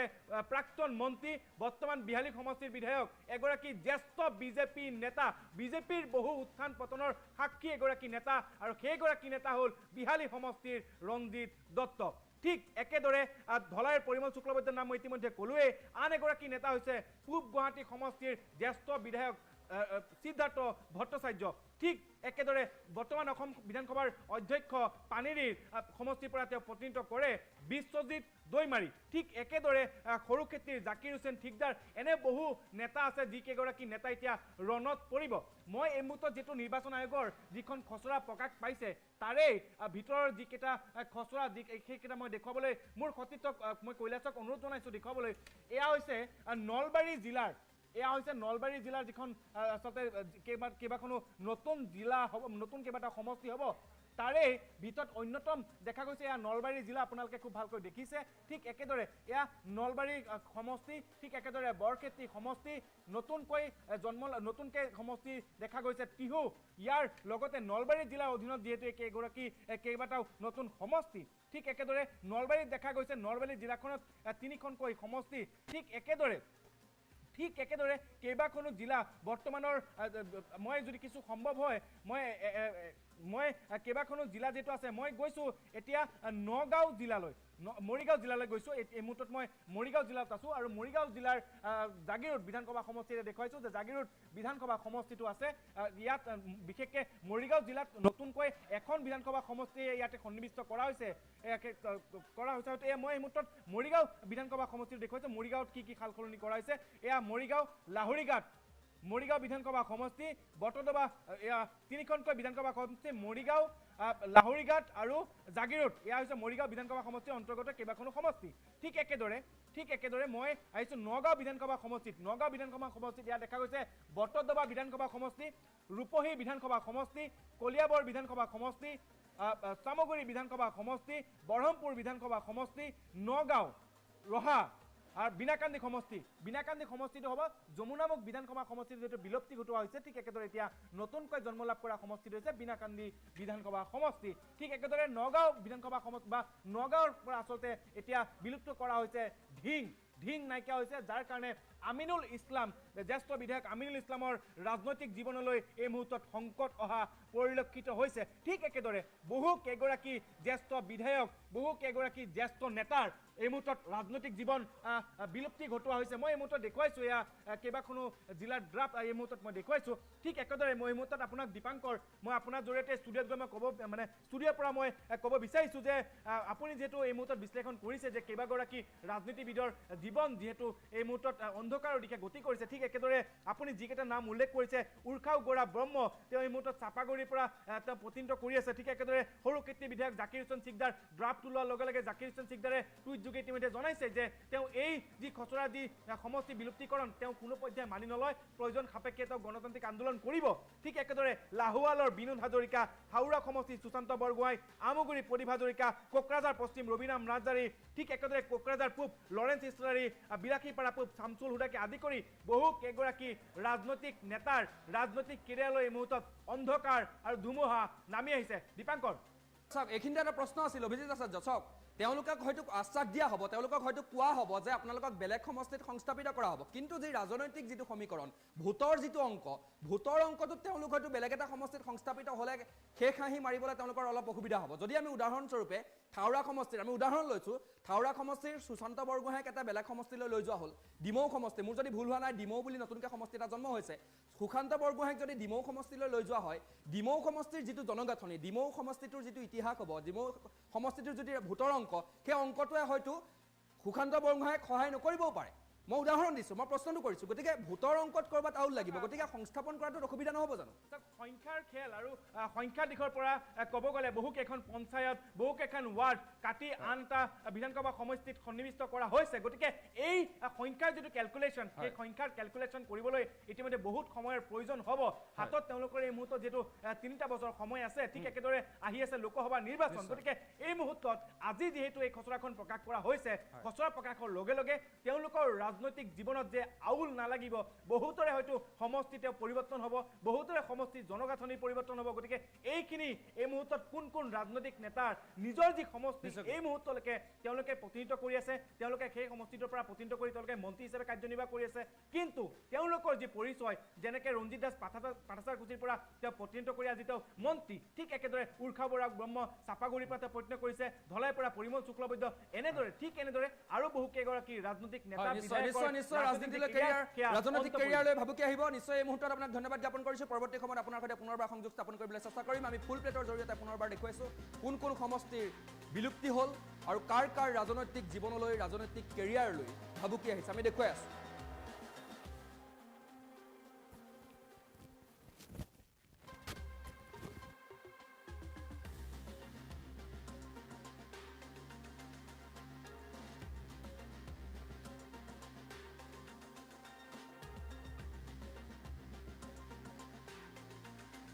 জ্যোতিপ্ৰসাদ আপোনালোকক স্বাগতম জনাইছোঁ এটা ডাঙৰ খবৰ টাইম 8ৰ দৰ্শকৰ বাবে লৈ অহাৰ চেষ্টা কৰিছোঁ মুখ্যমন্ত্ৰী ডক্টৰ হিমন্ত বিশ্ব শৰ্মাৰ তৰফৰ পৰা এই মুহূৰ্তত ৰাজ্যৰ মুছলমান সমাজলৈ এটা বিশেষ আহ্বান জনোৱা হৈছে মুখ্যমন্ত্ৰীয়ে আহ্বান জনাই কৈছে যে বাল্য বিবাহ অসমৰ মুছলমান সমাজে তেওঁলোকৰ স্বাৰ্থত ভৱিষ্যতৰ স্বাৰ্থত বন্ধ কৰিব লাগে আৰু যেতিয়া তেওঁলোকে নামাজ আদা কৰে সেই সময়ত নামাজ আদা কৰাৰ সময়ত শিক্ষা আৰু উন্নয়নৰ কথা তেওঁলোকে ভাবিব লাগে আজি মুখ্যমন্ত্ৰীৰ তৰফৰ পৰা ধুবুৰীৰ এক জনসভাত অসমৰ মুছলমান সমাজলৈ ডক্টৰ হিমন্ত বিশ্ব শৰ্মাই কেইবাটাও আহ্বান জনোৱা পৰিলক্ষিত হয় মুখ্যমন্ত্ৰীয়ে আন কি আহ্বান কৰিছে গ্ৰাফিক্সৰ সহায়ত আপোনালোকৰ বাবে লৈ অহাৰ চেষ্টা কৰিছোঁ আমি জনাইছোঁ টাইম 8 বিগ ব্ৰেকিং নিউজ এই মুহূৰ্তত অসমৰ মুছলমান সমাজলৈ মুখ্যমন্ত্ৰীয়ে কেইবাটাও বিশেষ আহ্বান কৰিছে ডক্টৰ হিমন্ত বিশ্ব শৰ্মাৰ তৰফৰ পৰা কি আহ্বান কৰা হৈছে 18 বছৰৰ তলত কোনো কিশোৰীক যাতে বিয়া নিদিয়ে বা বিয়া দিব নোৱাৰিব তাৰ বাবে তেওঁ আহ্বান কৰিছে কোনো কাৰণতে যাতে বাল্য বিবাহ নহয় কোনোবাই যদি বাল্য বিবাহ কৰে তেওঁলোক জেলত যাব লাগিব মুখ্যমন্ত্ৰীয়ে এই কথা স্পষ্ট কৰি দিছে বাল্য বিবাহ বন্ধ কৰি ছোৱালীক উচ্চ শিক্ষা দিয়াৰ ব্যৱস্থা কৰক ডক্টৰ হিমন্ত বিশ্বই আহ্বান কৰিছে যে আপোনালোকে বাল্য বিবাহ বন্ধ কৰক তাৰ পৰিৱৰ্তে কিশোৰীসকলক উচ্চ শিক্ষা দিয়ক বাল্য বিবাহ বন্ধ হ'লেই অসমখন স্বৰ্গ সদৃশ হৈ পৰিব এয়া ডক্টৰ হিমন্ত বিশ্ব শৰ্মাৰ মন্তব্য মুছলমান সমাজে নামাজ পঢ়োতে শিক্ষাৰ বাবে সংকল্প লওক এয়া ডক্টৰ হিমন্ত বিশ্ব শৰ্মাই প্ৰতিগৰাকী ইছলাম ধৰ্মাৱলম্বী লোকলৈ এই আহ্বান জনাইছে তেওঁ কৈছে তেতিয়াহে মুছলমান সমাজ আগুৱাই যাব শিক্ষাৰ কথা ভাবক তেওঁলোকে সমাজখন নিজে নিজে আগুৱাই যাব যেতিয়ালৈকে অসমৰ মুছলমানে আজমলক পুহিব তেতিয়ালৈকে অসমৰ মুছলমান সমাজৰ ভাল দিন নাহে বুলি তেওঁ উল্লেখ কৰিছে কংগ্ৰেছ আৰু আজমলক যেতিয়ালৈকে পুহিব মুছলমান সমাজ আগুৱাই যাব নোৱাৰে বুলি মুখ্যমন্ত্ৰীয়ে উল্লেখ কৰিছে একাংশই কয় মুছলমানে বিজেপিক ভোট দিব নালাগে কিন্তু নৰেন্দ্ৰ মোদীয়ে হিন্দু মুছলমান সকলোৰে বাবেই কাম কৰিছে যিসমূহ আঁচনি আছে সেয়া হিন্দুও পাইছে মুছলমানেও পাইছে ৰেচন কাৰ্ড দিয়াৰ সময়ত হিন্দু মুছলমান আদি ভেদভাৱ বা বিচাৰ চৰকাৰে নকৰে সকলোকে ৰেচন কাৰ্ড দিয়ে অৰুণোদয় আঁচনিৰ ক্ষেত্ৰতো একেই পদক্ষেপ লয় জন্ম নিয়ন্ত্ৰণৰ বাবেও সচেতন হ'বলৈ অসমৰ মুছলমান সমাজলৈ ডক্টৰ হিমন্ত বিশ্ব শৰ্মাৰ তৰফৰ পৰা ধুবুৰীত আহ্বান কৰা পৰিলক্ষিত হৈছে মুখ্যমন্ত্ৰী এইদৰে অসমৰ মুছলমান সমাজলৈ কেইবাটাও বিশেষ আহ্বান কৰিছে আমাৰ লগত ডক্টৰ হিমন্ত বিশ্ব শৰ্মাৰ মন্তব্য আছে মন্তব্য এই মুহূৰ্তত টাইম 8ৰ দৰ্শকক দেখুৱাই লোৱাৰ চেষ্টা কৰিছোঁ আজি ধুবুৰীত মেডিকেল কলেজ হৈছে আৰু ভৱিষ্যতৰ দিনত ধুবুৰীত উচ্চ শিক্ষাৰ কাৰণে এখন ইউনিভাৰ্চিটি স্থাপন কৰাৰো মোৰ মনত ইচ্ছা আছে আমি লাহে লাহে আগুৱাই গৈ থাকিম আপোনালোকে মাত্ৰ আমাক সহযোগিতা কৰিব কোনোবাই ক'ব পাৰে যে মুছলমান মানুহ হলে বিজেপিক ভোট দিব নালাগে আজি হিন্দু মুছলমান নহয় নৰেন্দ্ৰ মোদীয়ে সকলো দুখীয়া মানুহৰ কাৰণে ঘৰ বনাইছে আমি যেতিয়া ৰেচন কাৰ্ড দিওঁ আমি হিন্দু মুছলমান নাচাওঁ অৰুণোদয় আঁচনি হিন্দুৱেও পাইছে মুছলমানেও পাইছে কিন্তু কিছুমান আমাৰ মোল্লা আছে আজমল টাইপ মাৰ্কা মাৰা মানুহ আছে তেওঁলোকে আমাৰ দুখীয়া মানুহক বিপথে পৰিচালিত কৰে আজি যেতিয়ালৈকে অসমৰ মুছলমান মানুহে আজমলক পুহিব কংগ্ৰেছক পুহিব তেতিয়ালৈকে মুছলমান সমাজখন কেতিয়াও আগুৱাই যাব নোৱাৰে কিন্তু যিদিনাখনে আমাৰ মুছলমান মানুহে শিক্ষা দীক্ষাক ঘৰত পূজা কৰিব সেইদিনাখনে নামাজ কৰিব নামাজত যেতিয়া শিক্ষাৰ কাৰণে সংকল্প ল'ব তেতিয়াই আমাৰ মুছলমান সমাজখনো আগুৱাই যাব আমাৰ ঘৰত আজি ঘৰত যদি আমি 10টা বাচ্চা জন্ম দিওঁ আৰু কাকো যদি খুৱাব নোৱাৰো সেইটো আল্লাহৰ চকুত গুনাহ হয় 2টা বাচ্চা জন্ম দি যদি ইউনিভাৰ্চিটিলৈকে পঢ়াব পাৰো সেইটো আল্লাহ তেনেকুৱা মানুহকে দোয়া কৰে কিন্তু আমি ঘৰত 8টা বাচ্চা জন্ম দিলো 10টা বাচ্চা জন্ম দিলো কাকো খুৱাব পৰা নাই কাকো পঢ়াব পৰা নাই কাকো ভাল ৰাস্তা দেখুৱাব পৰা নাই তেনেকুৱা কামে আমাৰ সমাজখন আগুৱাই লৈ নাযায় সেইবাবে মই আজমল চাহাবক কওঁ, কংগ্ৰেছক কওঁ যে আপোনালোকে কেতিয়াও সংখ্যালঘু মানুহৰ উন্নতি নিবিচাৰে। আপোনালোকৰ দিনত এখন কলেজ নহল,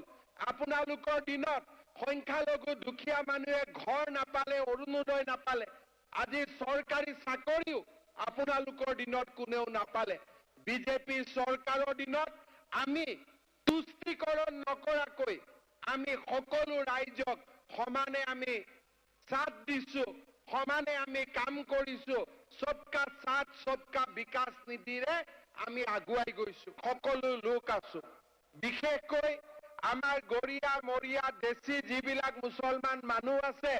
আমি তেওঁলোকক ইতিমধ্যে খিলঞ্জীয়া বুলি আমি ডিক্লেয়াৰ কৰিছো যে আপোনালোক আমাৰ লগত থাকক, আমাৰ কোনো আপত্তি নাই, আমি একেলগে লগত থাকিম।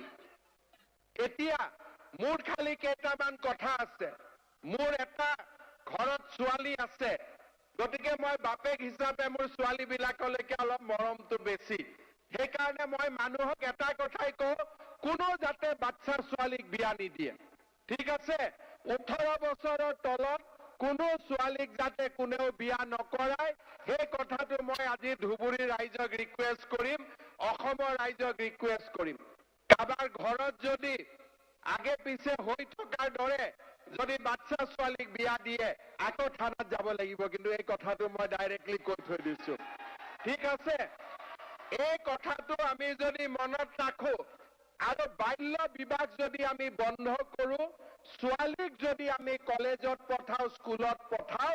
আমাৰ অসমখন স্বৰ্গ হৈ যাব। আমাৰ কথাটো হ'ল ছোৱালীক আমি শিক্ষা নিদিও,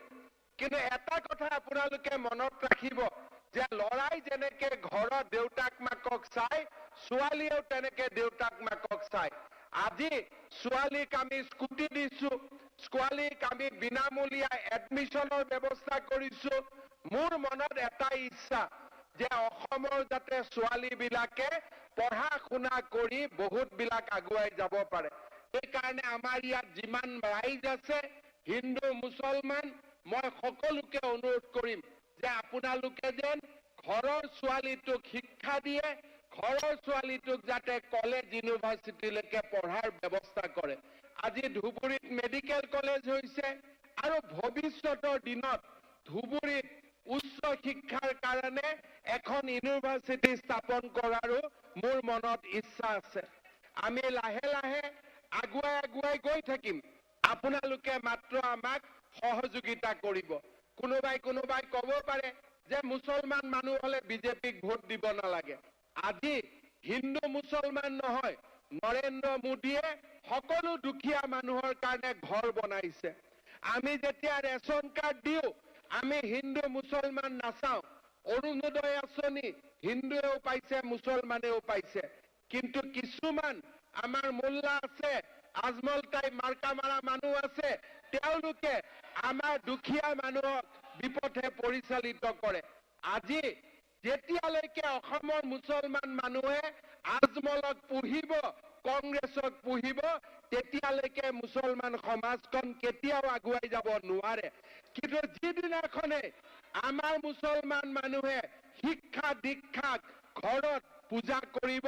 সেইদিনাখনে নামাজ কৰিব, নামাজত যেতিয়া শিক্ষাৰ কাৰণে সংকল্প ল'ব, তেতিয়াই আমাৰ মুছলমান সমাজখনো আগুৱাই যাব। আমাৰ ঘৰত আজি ঘৰত যদি আমি 10টা বাচ্চা জন্ম দিওঁ আৰু কাকো যদি খুৱাব নোৱাৰো, সেইটো আল্লাহৰ চকুত গুনাহ হয়। 2টা বাচ্চা জন্ম দি যদি ইউনিভাৰ্চিটিলৈকে পঢ়াব পাৰো, সেইটো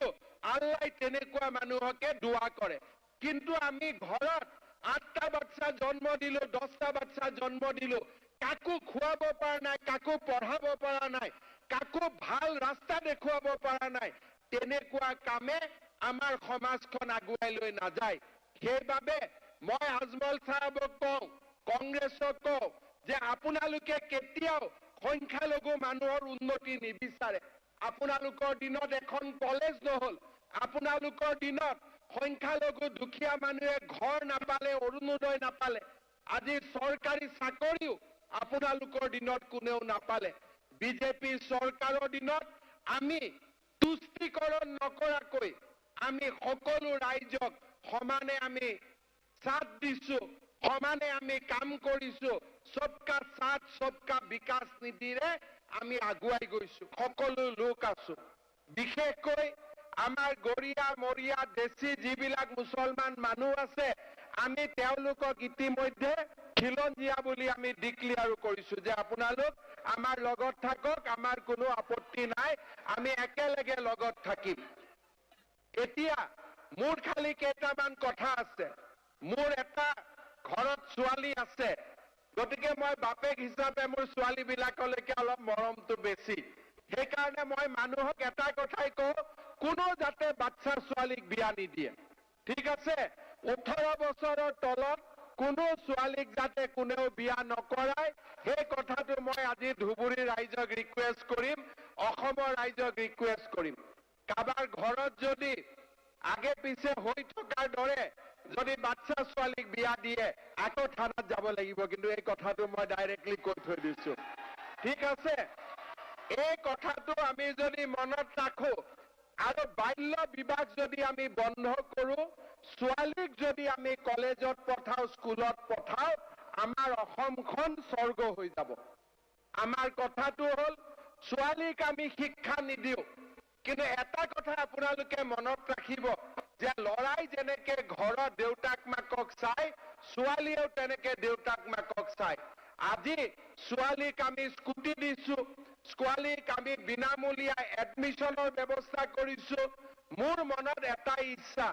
যে অসমৰ যাতে ছোৱালীবিলাকে পঢ়া শুনা কৰি বহুত বিলাক আগুৱাই যাব পাৰে সেইকাৰণে আমাৰ ইয়াত যিমান ৰাইজ আছে হিন্দু মুছলমান মই সকলোকে অনুৰোধ কৰিম যে আপোনালোকে যেন ঘৰৰ ছোৱালীটোক শিক্ষা দিয়ে ঘৰৰ ছোৱালীটোক যাতে কলেজ ইউনিভাৰ্চিটিলৈকে পঢ়াৰ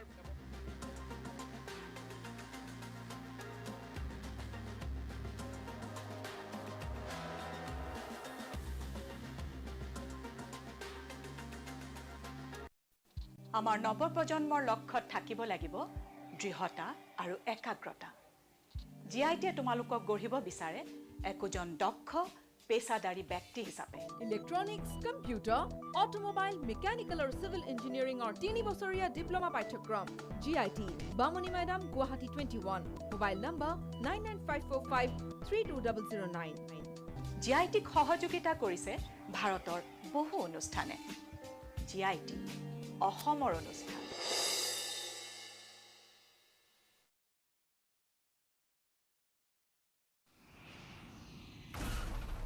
সাধাৰণ চিমেণ্টে এটা এয়াৰ ষ্ট্ৰিপ তৈয়াৰ কৰোঁতে লয় 28 দিন ই লয় কেৱল 4 দিন হয় এয়া হ'ল ভৱিষ্যতৰ প্ৰযুক্তি যাক আজি আমাৰ ওচৰলৈ লৈ আনিছে ডালমিয়া চিমেণ্টে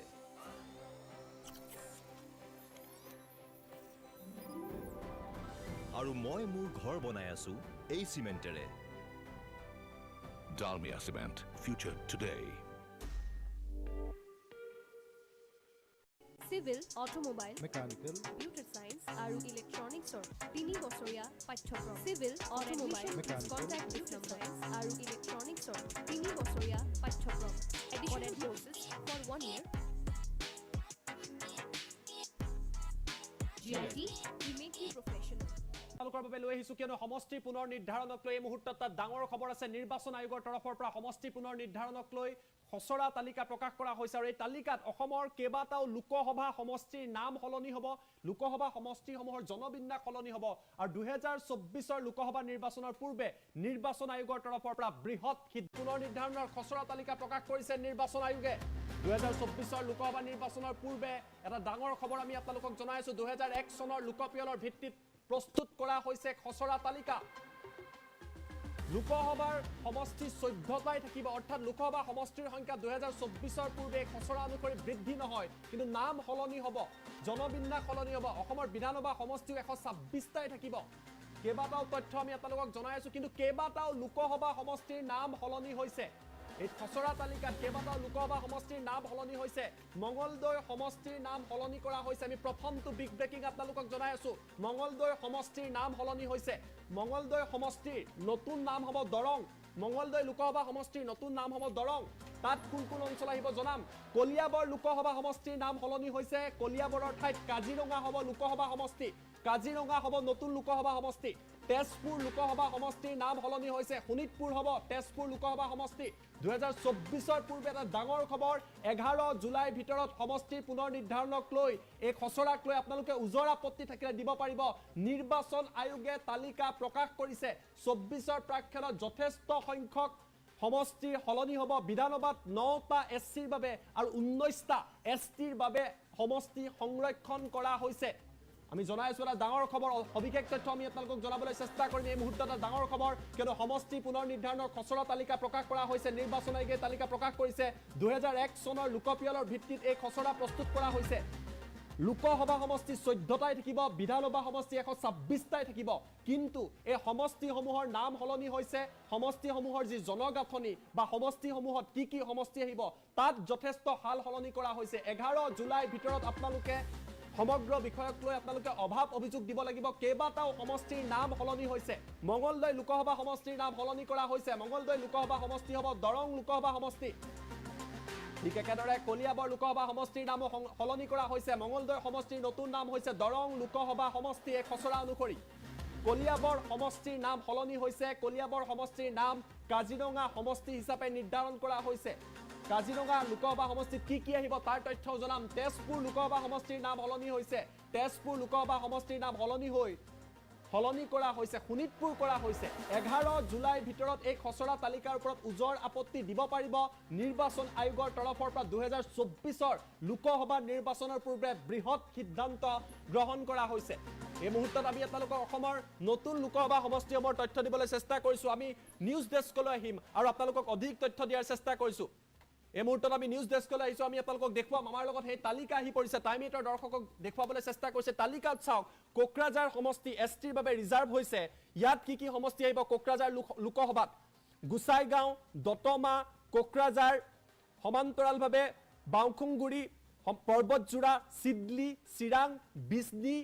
গোবৰ্ধন আৰু বাক্সা কোকৰাঝাৰ লোকসভা সমষ্টিত এইসমূহ নতুন সমষ্টি অন্তৰ্ভুক্ত হ'ব আমি আপোনালোকক সেই ড্ৰাফটখন দেখুৱাই আছো ধুবুৰী লোকসভা সমষ্টি চাওক ধুবুৰী লোকসভা সমষ্টিৰ ভিতৰত আহিব গোলকগঞ্জ গৌৰীপুৰ ধুবুৰী মানকাছাৰ বিলাসীপাৰা দক্ষিণ হালমৰা জলেশ্বৰ গোৱালপাৰা ইষ্ট মানিকপুৰ মন্দিয়া আৰু চেঙা এইকেইটা সমষ্টি আহিব ধুবুৰীৰ ভিতৰত বৰপেটা লোকসভা সমষ্টিত আহিব অভয়াপুৰী বঙাইগাঁও ভৱানীপুৰ বৰপেটা ৰূপসী বজালী হাজু বৰক্ষেত্ৰী নলবাৰী আৰু তিহু এইকেইটা সমষ্টি বৰপেটাৰ ভিতৰত আহিব চতুৰ্থটো সমষ্টি দৰং এটা নতুন সমষ্টি ইয়াৰ পূৰ্বে সমষ্টিটোৰ নাম আছিল মঙ্গলদৈ ৰিনেম কৰা হৈছে দৰং বুলি আৰু ইয়াৰ ভিতৰত চাওক তামুলপুৰ গুৰেশ্বৰ ৰঙিয়া কমলপুৰ ভেড়াগাঁও উদালগুৰি মাছবাট টংলা সিপাজাৰ মঙ্গলদৈ আৰু দলগাঁও এইকেইটা সমষ্টি দৰঙৰ ভিতৰত আহিব সেই তথ্য আমি আপোনালোকক জনাই আছো গুৱাহাটী লোকসভা সমষ্টিত কি আহিব গুৱাহাটীৰ ভিতৰত গোৱালপাৰা ৱেষ্ট দুধনৈ সমান্তৰালভাৱে চমৰীয়া বকো পলাশবাৰী দিছপুৰ ডিমৰীয়া নিউ গুৱাহাটী গুৱাহাটী চেন্ট্ৰেল আৰু জালুকবাৰী এয়া গুৱাহাটী লোকসভা সমষ্টিৰ ভিতৰত অন্তৰ্ভুক্ত কৰা হৈছে ডিফুৰ ভিতৰত এই খচৰাত কি কোৱা হৈছে ডিফু এছটিৰ বাবে ৰিজাৰ্ভ হৈ থাকিব বুকাজান হাওড়াঘাট ডিফু ৰংখাং আমৰি আৰু হাফলং এইকেইটা সমষ্টি ডিফু লোকসভা সমষ্টিৰ ভিতৰত আহিব কৰিমগঞ্জৰ ভিতৰত কি আহিব কৰিমগঞ্জ লোকসভা সমষ্টি দেখুৱাইছো হাইলাকান্দি আলগাপুৰ বদৰপুৰ নৰ্থ কৰিমগঞ্জ সাউথ কৰিমগঞ্জ আৰু ৰাতাবাৰী এইকেইটা সমষ্টি কৰিমগঞ্জৰ ভিতৰত আহিব শিলচৰ এছচিৰ বাবে ৰিজাৰ্ভ কৰা হৈছে শিলচৰ লোকসভা সমষ্টি এই খচৰা অনুসৰি তাত আহিব লক্ষীপুৰ উদাৰবন কাটিগড়া বৰখলা শিলচৰ সোণাই আৰু নৰসিংপুৰ এইকেইটা সমষ্টি শিলচৰ লোকসভা সমষ্টিত আহিব ঠিক একেদৰে নগাঁও লোকসভা সমষ্টিত চাওক নগাঁও লোকসভা সমষ্টিৰ ভিতৰত জাগিৰোড লাহৰীঘাট মৰিগাঁও বটদ্ৰুৱা ৰূপহীহাট চামুগুৰি নগাঁও আৰু ৰহা এইকেইটা নগাঁও লোকসভা সমষ্টিৰ ভিতৰত আহিব কাজিৰঙাৰ ভিতৰত কি আহিব কাজিৰঙা আমি আপোনালোকক দেখুৱাই আছো কাজিৰঙা নতুন সমষ্টি এই সমষ্টিটো আছিল কলিয়াবৰ গৌৰৱ গগৈ বৰ্তমান তাৰ সাংসদ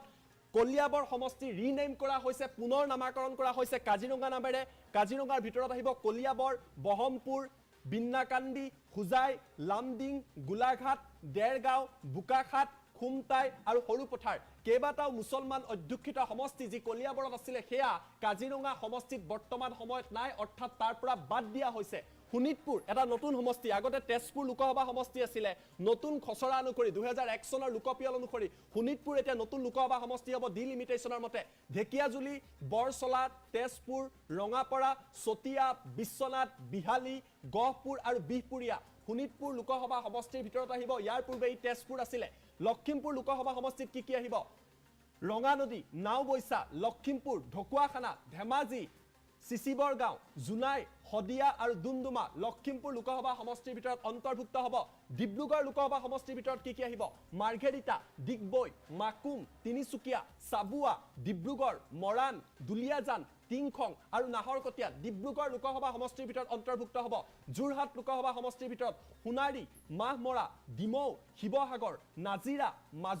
মাজুলী যোৰহাটৰ লগত আহিব তিয়ক যোৰহাট মৰিয়নি আৰু তিতাবৰ অৰ্থাৎ সমষ্টি 14টা আছে আমি 14টা এই খচৰা তালিকা মতে দিয়া আমি আপোনালোকক তথ্য জনালো 14টা সমষ্টিৰ 3টা সমষ্টিৰ নাম সলনি হৈছে এই সমষ্টি কেইটা আমি পুনৰবাৰ আপোনালোকক দেখুৱাই দিব বিচাৰিছো সমষ্টি কেইটাৰ নাম সলনি হৈছে সেই তথ্য আমি আপোনালোকক জনাই আছো আপোনালোকে যদি চাই নাম সলনি কৰা হৈছে দৰঙত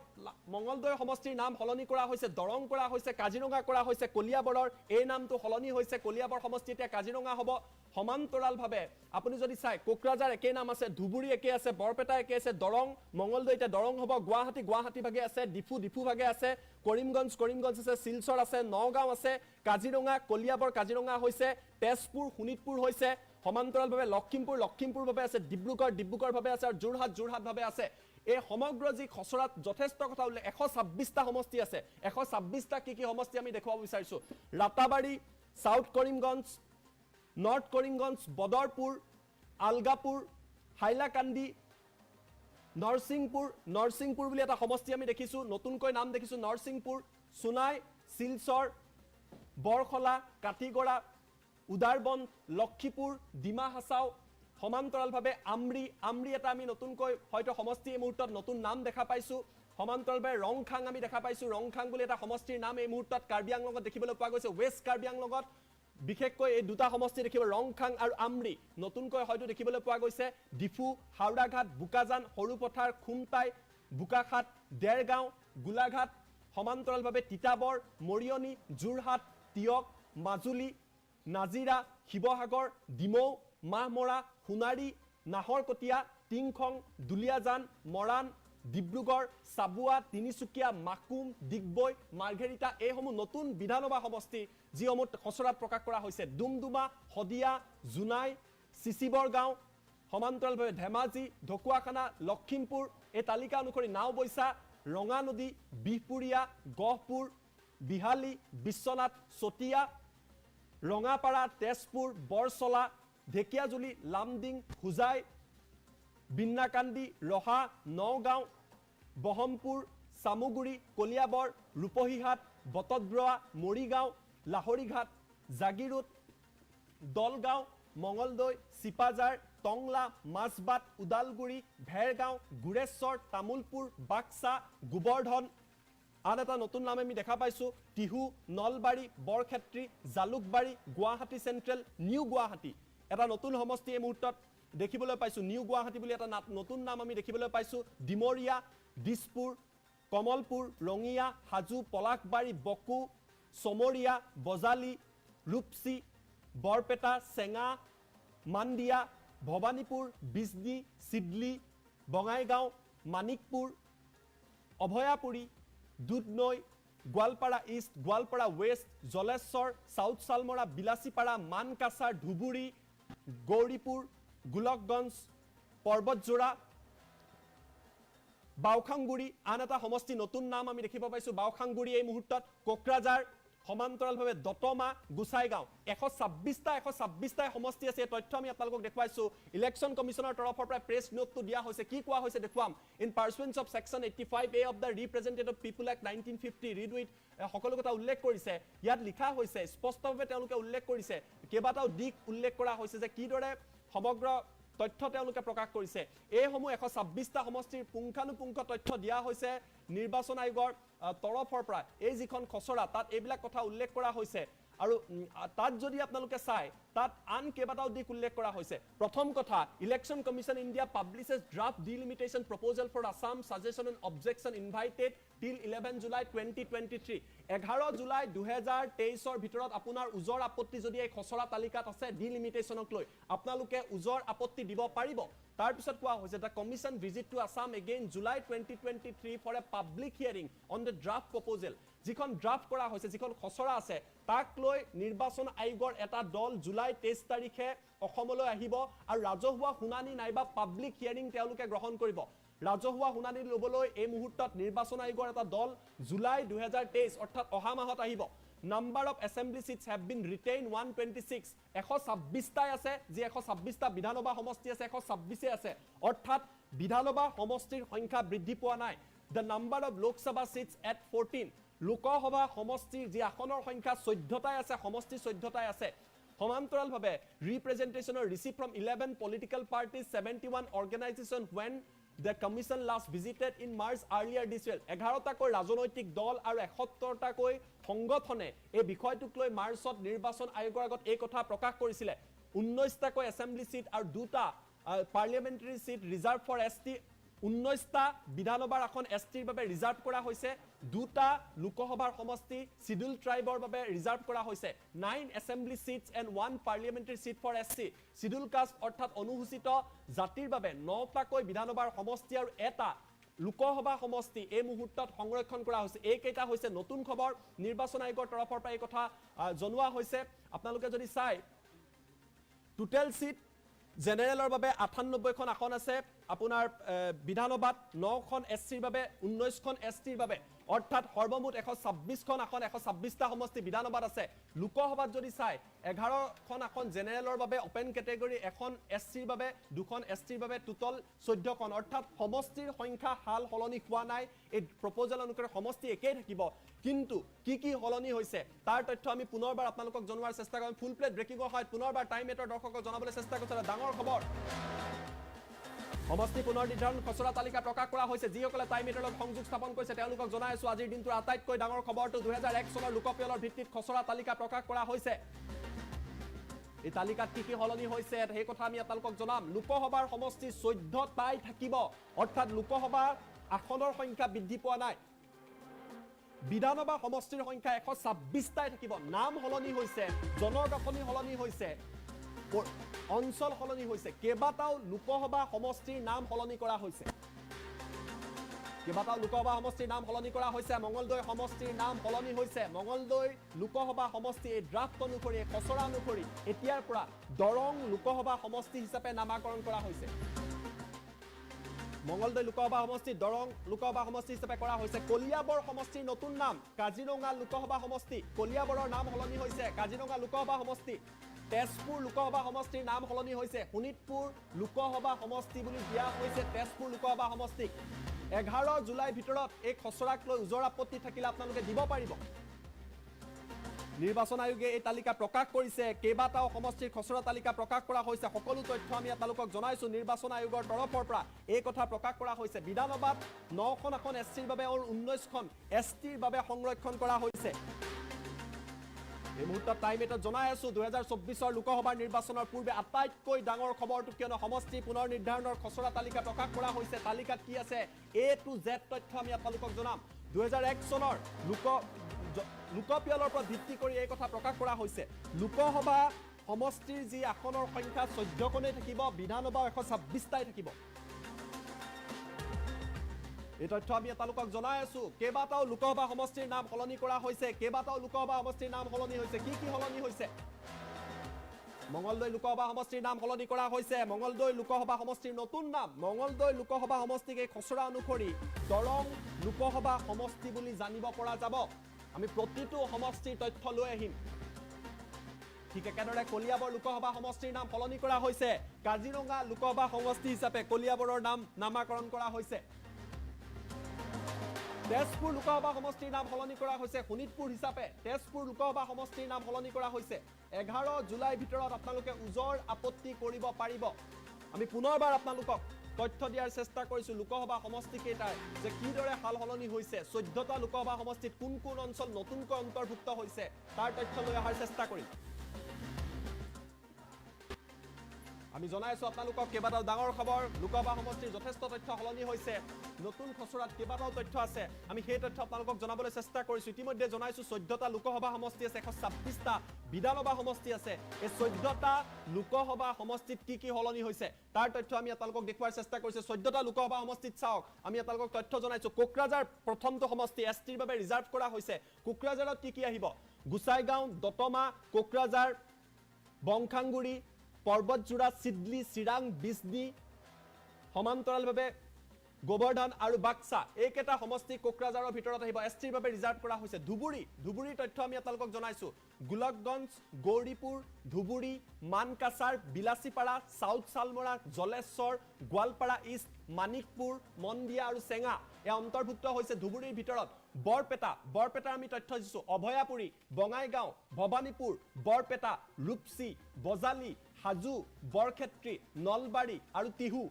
দৰং যেটো নতুন সমষ্টি আগতে মঙ্গলদৈ আছিল নাম দৰং হৈছে অভয়াপুৰী বঙাইগাঁও ভৱানীপুৰ বৰপেটা ৰূপসী বজালি হাজু বৰক্ষেত্ৰী নলবাৰী আৰু তিহু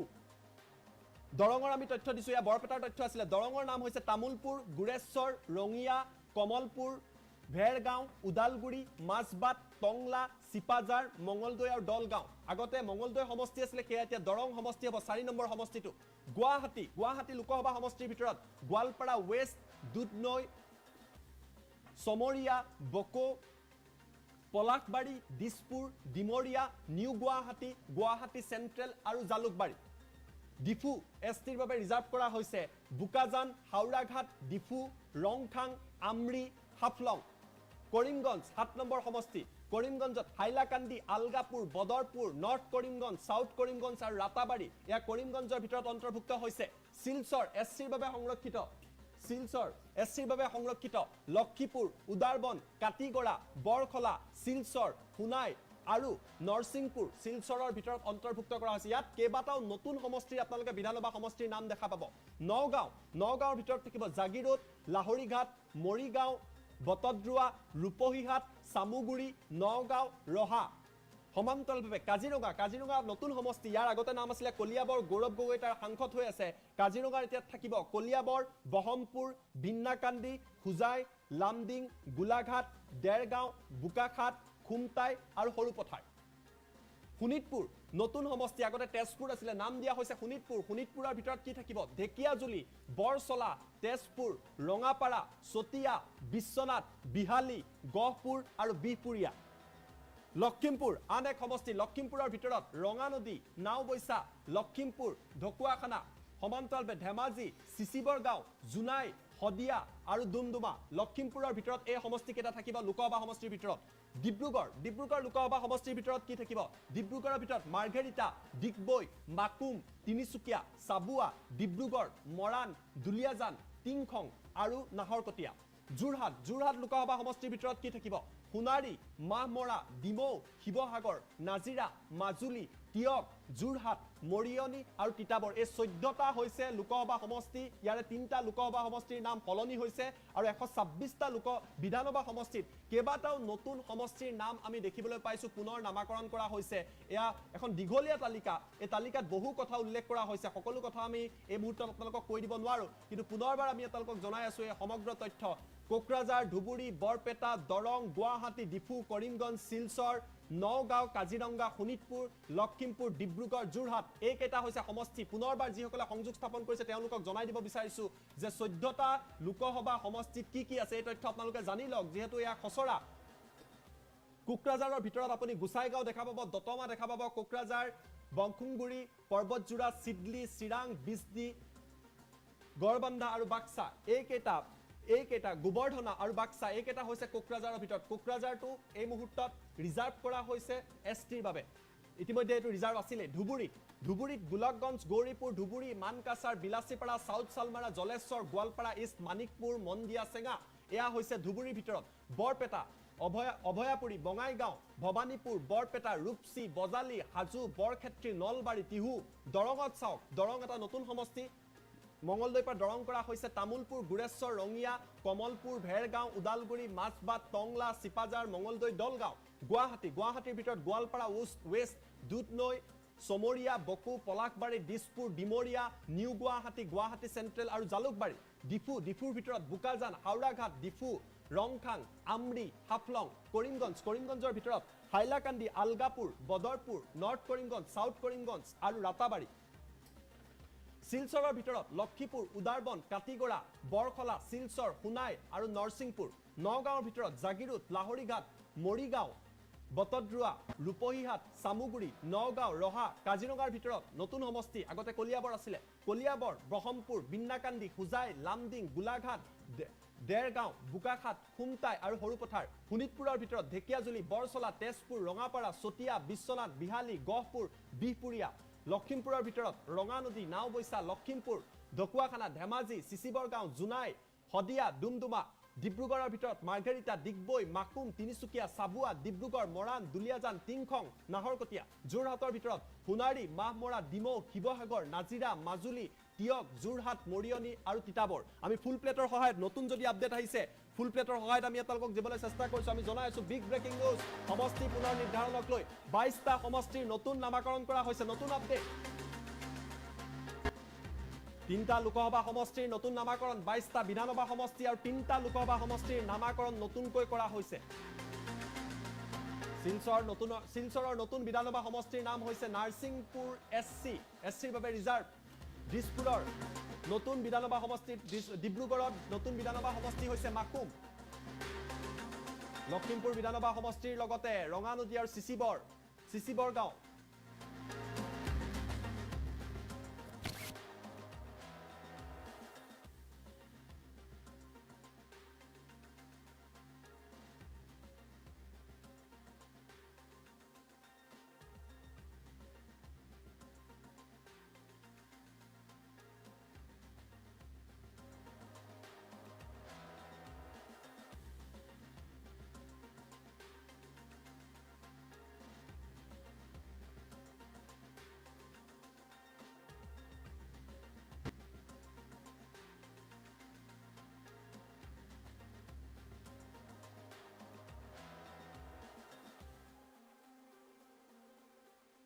সমষ্টি পুনৰ নিৰ্ধাৰণৰ খচৰা প্ৰকাশ পালে তাৰ পাছতে এইবাৰ প্ৰতিক্ৰিয়া আগবঢ়াইছে মুখ্যমন্ত্ৰী ডক্টৰ হিমন্ত বিশ্ব শৰ্মাই মুখ্যমন্ত্ৰী ডক্টৰ হিমন্ত বিশ্ব শৰ্মাৰ প্ৰথমটো প্ৰতিক্ৰিয়া কি ক'লে মুখ্যমন্ত্ৰী ডক্টৰ হিমন্ত বিশ্ব শৰ্মাই আৰু টুইট যোগে মনৰ কথা ব্যক্ত কৰিলে মুখ্যমন্ত্ৰীগৰাকীয়ে আৰু জালুকবাৰী সমষ্টি 3টা ভাগত বিভক্ত হোৱাক লৈ তেওঁ দুখ প্ৰকাশ কৰিছে আৰু কেতবোৰ মন্তব্য আগবঢ়াইছে টুইট যোগে সকলো কথা উল্লেখ কৰিলে মুখ্যমন্ত্ৰীগৰাকীয়ে আমি জনাইছো এই মুহূৰ্তৰ ডাঙৰ খবৰ সমষ্টি পুনৰ নিৰ্ধাৰণক লৈ মুখ্যমন্ত্ৰীৰ প্ৰথমটো প্ৰতিক্ৰিয়া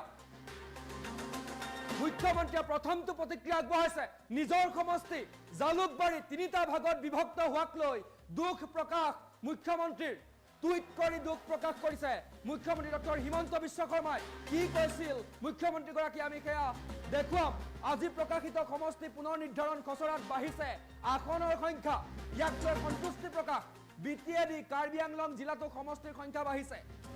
মুখ্যমন্ত্ৰীয়ে লিখিছে বিটিএডি কাৰ্বি আংলং জিলাতো সমষ্টিৰ সংখ্যা বাঢ়িছে পুনৰ নিৰ্ধাৰণ খচৰাত জাতিটোৰ আবেগ অনুভূতি প্ৰতিফলিত হৈছে এয়া মুখ্যমন্ত্ৰীৰ মত লখিমপুৰ ধেমাজিত আসন বৃদ্ধি হোৱাটো জাতিটোৰ বাবে শুভ লক্ষণ সমষ্টি পুনৰ নিৰ্ধাৰণক লৈ মুখ্যমন্ত্ৰীৰ প্ৰথমটো প্ৰতিক্ৰিয়া আগবঢ়াইছে নিজৰ সমষ্টি জালুকবাৰী 3টা ভাগত বিভক্ত হোৱাক লৈ দুখ প্ৰকাশ মুখ্যমন্ত্ৰীৰ টুইট কৰি দুখ প্ৰকাশ কৰিছে মুখ্যমন্ত্ৰী ডক্টৰ হিমন্ত বিশ্ব শৰ্মাই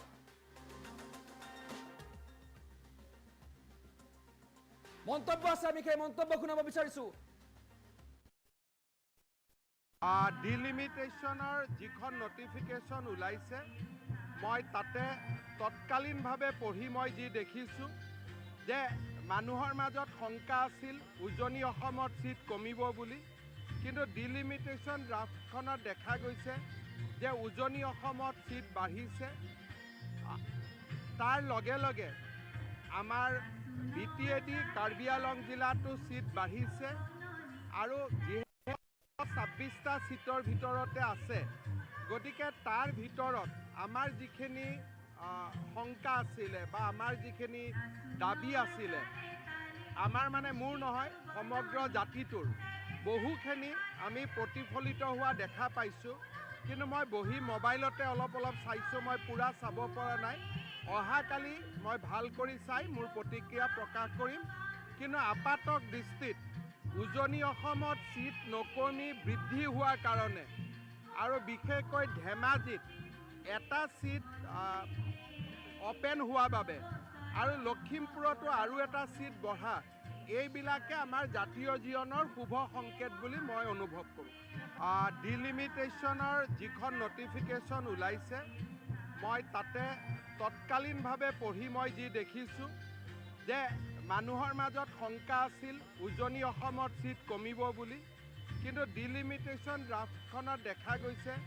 যে উজনি অসমত চিট বাঢ়িছে তাৰ লগে লগে আমাৰ BTAD কাৰ্বি আলং জিলাতো চিট বাঢ়িছে আৰু যিহেতু 26টা চিটৰ ভিতৰতে আছে গতিকে তাৰ ভিতৰত আমাৰ যিখিনি শংকা আছিলে বা আমাৰ যিখিনি দাবী আছিলে আমাৰ মানে মোৰ নহয় সমগ্ৰ জাতিটোৰ বহুখিনি আমি প্ৰতিফলিত হোৱা দেখা পাইছোঁ কিন্তু মই বহি মোবাইলতে অলপ চাইছোঁ মই পূৰা চাব পৰা নাই অহাকালি মই ভাল কৰি চাই মোৰ প্ৰতিক্ৰিয়া প্ৰকাশ কৰিম কিন্তু আপাতক দৃষ্টিত উজনি অসমত চিট নকমি বৃদ্ধি হোৱাৰ কাৰণে আৰু বিশেষকৈ ধেমাজিত এটা চিট অপেন হোৱা বাবে আৰু লখিমপুৰতো আৰু এটা চিট বঢ়া এইবিলাকে আমাৰ জাতীয় জীৱনৰ শুভ সংকেত বুলি মই অনুভৱ কৰোঁ ডিলিমিটেশ্যন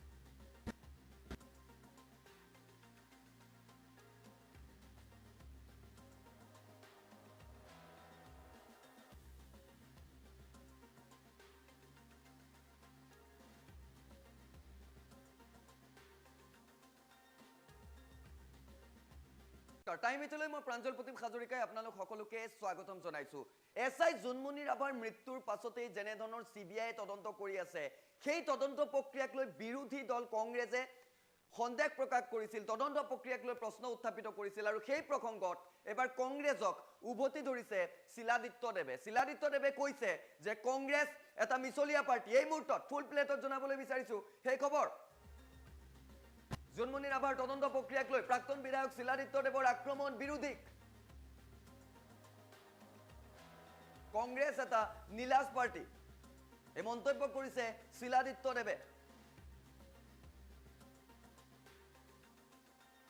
অসম চৰকাৰে তদন্ত প্ৰক্ৰিয়া CBIক দিয়াটো বিৰোধীয়ে বিচাৰিছিল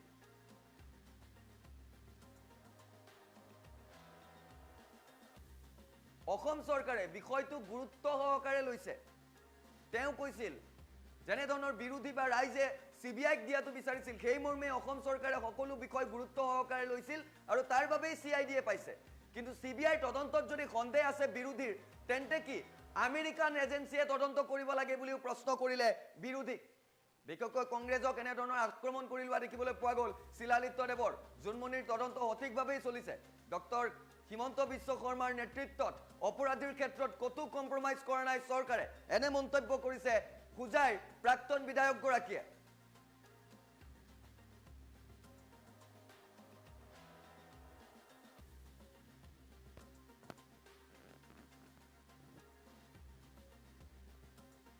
কংগ্ৰেছৰ সদায় তেওঁলোকৰ মানে অসন্তুষ্টি আৰু তাহাঁতৰ বহুত ধৰণৰ প্ৰব্লেম তাহাঁতৰ মানে এতিয়া এটা নীলাজ পাৰ্টি কথা বুজিছে নাই এটা ছিষ্টেমত চলি আছে আজি অসম চৰকাৰ আছে অসম চৰকাৰে CIDৰ পৰা CBIক দিছে তো নিশ্চয় তেওঁলোকেও দেখোন বিচাৰিছিলে যে CBIক দিব লাগে এতিয়া কি আমেৰিকান ইণ্টেলিজেন্সক দিব লাগে নেকি নে ইটালিয়ান এম্বেচি মানে ইটালিয়ান ইণ্টেলিজেঞ্চ দিব লাগে। তেওঁলোকে যদি কয় যে আমাৰ ভাৰতবৰ্ষৰ কোনো ধৰণৰ আইনী ব্যৱস্থাত আমাৰ ভৰসা নাই, আমি সোনিয়া মাতাজীৰ ইটালীৰ যিটো ইণ্টেলিজেঞ্চ ডিপাৰ্টমেণ্ট তেওঁলোকৰ বাহিৰে একো কৰিব নোৱাৰোঁ, সেইটোৱে লাগিব, সেইটো বেলেগ কথা। সেইকাৰণে কংগ্ৰেছ কি বিচাৰি আছে? কংগ্ৰেছৰ 140 বছৰৰ এটা দল, এটা পাৰ্টি, হয়নে নাই? আজি 140 বছৰৰ পাৰ্টি 40টা সাংসদত আহি পেলাই ৰখি গৈছে। সেইকাৰণে তেওঁলোকৰ কোনো ধৰণৰ মান্যতা, ইহঁতে ভাবিছে কি কৰ্ণাটকাত কেইটামান চিট জিকি পেলাই চৰকাৰ বনালে। আপোনালোকে এইটো ছ'চিয়েল মিডিয়াত দেখিছে নাই? ইহঁতে কংগ্ৰেছৰ অফিচৰ ভিতৰত কেনেকৈ মাৰপিট চলি আছে, একদম কুস্তা কুস্তি, একদম WWF চলি আছে এতিয়া। সেইকাৰণে ভাইৰেল হৈ গৈছে গোটেই চেনেলবিলাকতো। সেইকাৰণে কংগ্ৰেছ যদি কৰ্ণাটকাত যদি সেই বাংলাদেশী মিয়াবিলাকত ভোট দি পেলাই কেইটামান চিট জিকি লৈছে আৰু ভাবিছে গোটেই ভাৰতবৰ্ষত জিকি ল'ব, এতিয়াও ভাৰতবৰ্ষ 80% হিন্দু আছে, এইটো মনত ৰাখিব লাগে। আৰু গোটেই হিন্দুসকল অকল একত্ৰিত হৈ আছে কংগ্ৰেছৰ এই ধৰণৰ যে মানে তেওঁলোকৰ ব্যৱহাৰ। ভাৰতবৰ্ষ খণ্ডিত কৰিছে ধৰ্মৰ ভিত্তিত, তেওঁলোকে ধৰ্মৰ ভিত্তিত বিভাজন কৰি পেলাই এতিয়া আকৌ তেওঁলোকে কি মানে আমাক বুজাব বিচাৰিছে। সেইকাৰণে তেওঁলোকৰ এইবিলাক আপত্তি চাপত্তি আমাৰ কাৰণে একো প্ৰব্লেম নহয়। জোনমণি ৰাভাৰ CBI এনকুৱাৰী হ'ব লাগে আৰু হৈ আছে আৰু ভালকে হ'ব আৰু সঁচা কথাখিনি ওলাই আহিব আৰু ইয়াতে কোনো কম্প্ৰমাইজ নহয়। আজি ডক্টৰ হিমন্ত বিশ্ব শৰ্মাৰ নেতৃত্বত মই ভাবোঁ যে অসমৰ কোনো ধৰণৰ কম্প্ৰমাইজ নহয়। চাকৰিৰ ক্ষেত্ৰতো কম্প্ৰমাইজ হোৱা নাই। আপোনাৰ যিমান ধৰণৰ কাম চলি আছে, ৰাস্তাৰ কামেই হওক, ইনফ্ৰাষ্ট্ৰাকচাৰ ডেভেলপমেণ্ট, ক'তো কম্প্ৰমাইজ চলা নাই। কিন্তু কথাটো হৈছে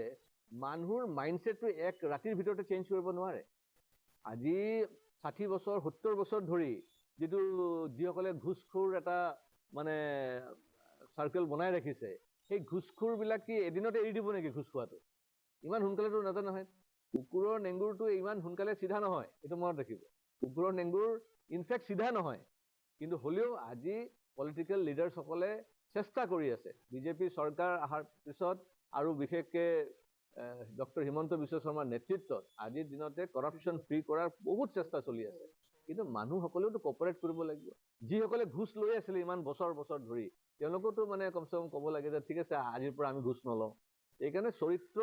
যদি আমি সলনি কৰিব নোৱাৰোঁ, তেতিয়াতো প্ৰব্লেমবিলাক থাকি যায়। সেইকাৰণে মই ভাবোঁ যে খুব ধুনীয়াকৈ চলি আছে, ধৈৰ্য ৰাখিব লাগে। এতিয়াও 3 বছৰ বাকী আছে চৰকাৰ মানে ইলেকশ্যন হ'বৰ কাৰণে, এছেম্বলি ইলেকশ্যনৰ কাৰণে। ইমান কি জল্দিবাজি কৰিব বিচাৰিছে মানে কংগ্ৰেছে? আৰু ৰাহুল গান্ধী আকৌ কেনেকৈ সাংসদ হ'ব পাৰে সেইটোলৈ চিন্তা কৰকচোন বাৰু। আপুনি যিহেতু উল্লেখ কৰিছে যে কিছুমানে কেতিয়াও চিধা নহয়, কংগ্ৰেছক বুজাইছে নেকি? মই বহুতক বুজাই আছোঁ যিসকল কৰাপশ্যনত লিপ্ত হৈ আছে। সেইটো কৰাপশ্যন যিসকলে কৰে তেওঁলোকৰ কোনো ধৰ্ম নহয়। কৰাপশ্যন যিসকল কৰে তেওঁলোকৰ কোনো ৰাজনৈতিক দল নহয়। কৰাপশ্যন যিসকলে কৰে তেওঁলোকৰ বেছিক নৈতিক চৰিত্ৰ বেয়া। সেই মানুহবিলাকৰ যে কেৰেক্টাৰিষ্টিক্স এক ৰাতিৰ ভিতৰত যে সলনি হ'ব এইটো নহয়। আজি বিগত 9 বছৰ ধৰি প্ৰধানমন্ত্ৰী নৰেন্দ্ৰ মোদী ডাঙৰীয়া মন কী বাত কৈ আছে। মন কী বাত কিয় কয় জানা নাই? মন কী বাত এনেকাৰণে কয় যে মানুহৰ যি এই 60 বছৰ 70 বছৰৰ যে কৰাপ্ট যিটো নেচাৰ, সেই নেচাৰটো যদি অলপ সলনি কৰিব পাৰে, খালি ৰাস্তা ডেভেলপমেণ্ট হ'ব, মেডিকেল কলেজ আহি যাব, এইমছ হৈ যাব, ল'ৰা ছোৱালী চাকৰি পাই যাব, সেইটো খালি উদ্দেশ্য নহয়তো। মানুহৰ চৰিত্ৰৰ পৰিৱৰ্তনো হ'ব লাগিব। আৰু সেই চৰিত্ৰৰ পৰিৱৰ্তনৰ বাবে আজি মন কী বাত প্ৰধানমন্ত্ৰী ডাঙৰীয়া বিগত 9 বছৰ ধৰি চলাই আছে। কিয়? যে মানুহৰ অলপ সলনি হৈছে। এইটো নহয় যে সলনি হোৱা নাই। কৰাপশ্যন বহুত লেভেল কমিছে, কিন্তু একদম 0 লেভেলটো পাবৰ কাৰণে আৰু পৰিশ্ৰম কৰিব লাগিব। আৰু সেই পৰিশ্ৰম বিজেপি চৰকাৰে কৰি আছে। কংগ্ৰেছৰ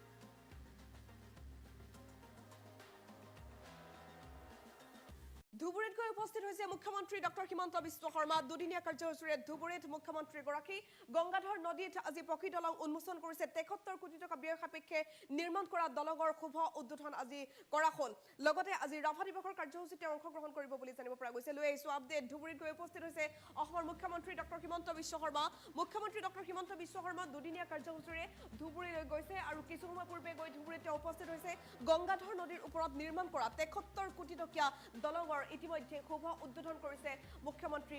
ডক্টৰ হিমন্ত বিশ্ব শৰ্মাই ৭৩ কোটি টকা ব্যয় সাপেক্ষে নিৰ্মাণ কৰা হৈছিল গংগাধৰ নদীৰ ওপৰৰ সেই দলংখন ধুবুৰীবাসীৰ বাবে আজিৰ দিনটো ঐতিহাসিক ক্ষণ হিচাপে পৰিগণিত হ'ব যিহেতু গংগাধৰ নদীৰ সেই সকলোৰে অপেক্ষিত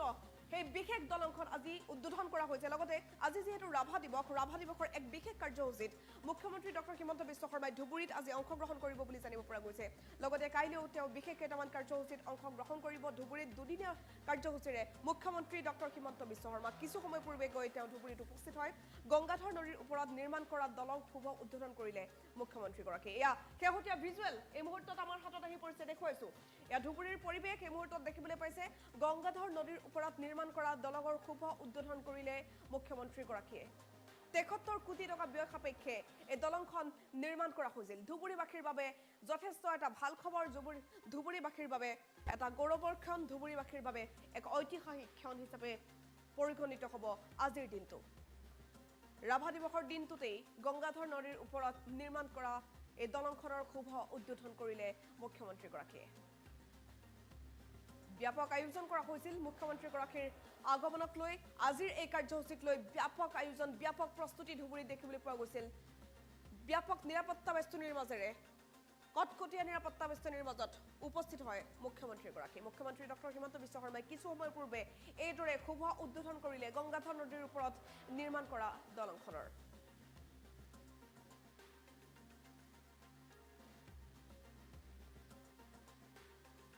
ইয়াৰ ফলত আজিৰ দিনটো গোলকগঞ্জবাসী ৰাইজ আৰু ধুবুৰী জিলাৰ বাবে এটা অত্যন্ত গৌৰৱময় দিন অত্যন্ত আনন্দৰ দিন মই ধুবুৰী জিলাবাসী ৰাইজক এই আজিৰ এই সুন্দৰ দিনটোত অভিনন্দন জনাইছোঁ ছুটি হৈ যাব ইয়াৰ ফলত আজিৰ দিনটো গোলকগঞ্জবাসী ৰাইজ আৰু ধুবুৰী জিলাৰ বাবে এটা অত্যন্ত গৌৰৱময় দিন অত্যন্ত আনন্দৰ দিন মই ধুবুৰী জিলাবাসী ৰাইজক এই আজিৰ এই সুন্দৰ দিনটোত অভিনন্দন জনাইছোঁ ছুটি হৈ যাব ইয়াৰ ফলত আজিৰ দিনটো গোলকগঞ্জবাসী ৰাইজ আৰু ধুবুৰী জিলাৰ বাবে এটা অত্যন্ত গৌৰৱময় দিন অত্যন্ত আনন্দৰ দিন মই ধুবুৰী জিলাবাসী ৰাইজক এই আজিৰ এই সুন্দৰ দিনটোত অভিনন্দন জনাইছোঁ ছুটি হৈ যাব ইয়াৰ ফলত আজিৰ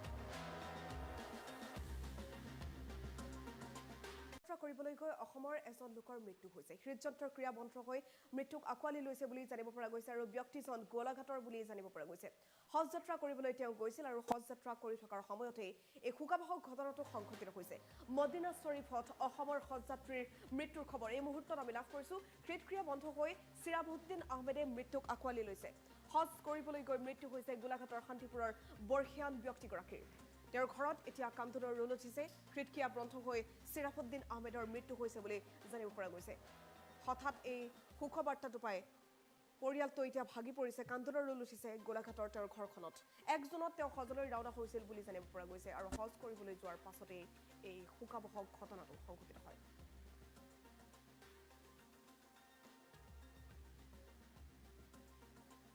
এগৰাকী চিৰাফুদ্দিন আহমেদ তেওঁ 1 জুনত হজ যাত্ৰা কৰিবলৈ গৈছিল আৰু তাৰ পাছতে হজ যাত্ৰা কৰি থকাৰ সময়ছোৱাতে সংঘটিত হয় এই শোকাবহ ঘটনা হৃদযন্ত্ৰৰ ক্ৰিয়া বন্ধ হৈ হঠাৎ মৃত্যুক আঁকোৱালি ল'লে গোলাঘাটৰ বৰ্ষিয়ান ব্যক্তিগৰাকীয়ে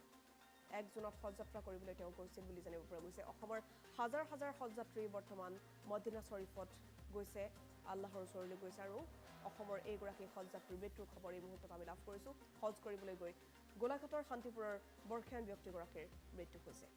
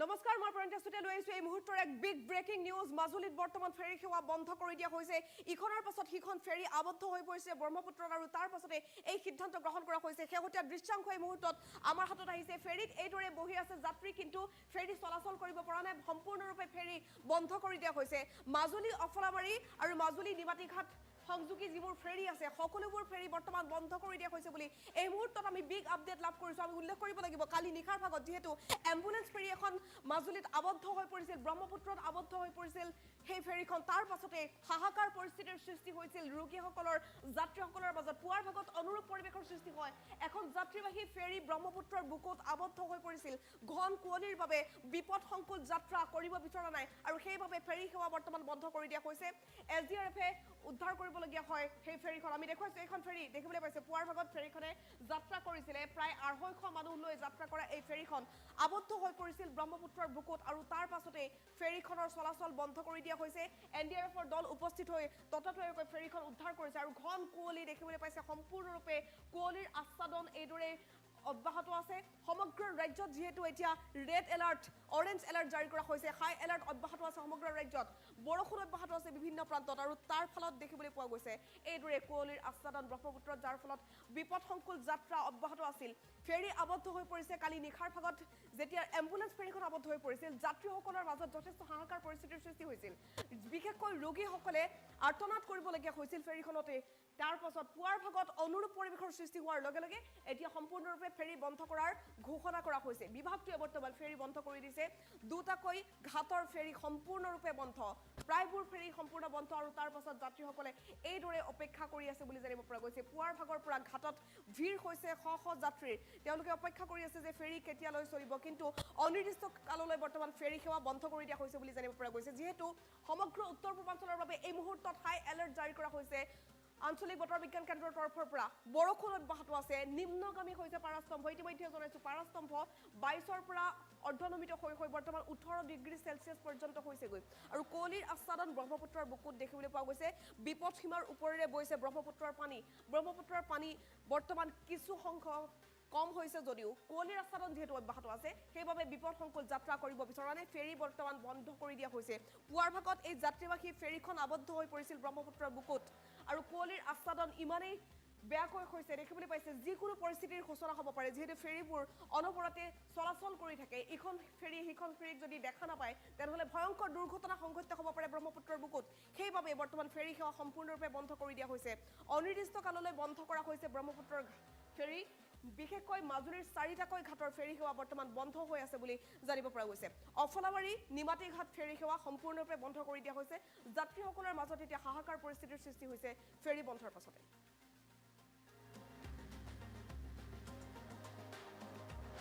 এই মুহূৰ্তত আমি কৰ্মস্থানত উপস্থিত আছোঁ আমাৰ নাও জাহাজৰ ওপৰতে আছোঁ আৰু যাত্ৰীসকলো পাৰ হ'ম বুলি আহিছে কিন্তু বতৰ পৰিৱেশটো খুব ভাল নহয় আৰু বৰ্তমান নদীত গধুৰ কুঁৱলী নিয়ৰ পৰিছে কুঁৱলী পৰিছে তাৰ পৰিপ্ৰেক্ষিতত আমি সময়ৰ মতে আমাৰ ফেৰী সেৱা চলাচলৰ ব্যৱস্থা কৰিব পৰা নাই যদি বতৰ পৰিষ্কাৰ হয় ফৰকাল হয় পৰৱৰ্তী আমি নাও চলাবৰ কাৰণে আমি সাজু আছোঁ বৰ্তমানলৈকে আমাৰ নাও এখনো মাজুলী কমলাবাৰী ঘাটৰ পৰা নিমাতী অভিমুখে যাত্ৰা আৰম্ভ কৰা নাই আৰু পৰৱৰ্তীত যদি আমাৰ ওপৰৰ পৰা কিবা নিৰ্দেশ আহে বতৰ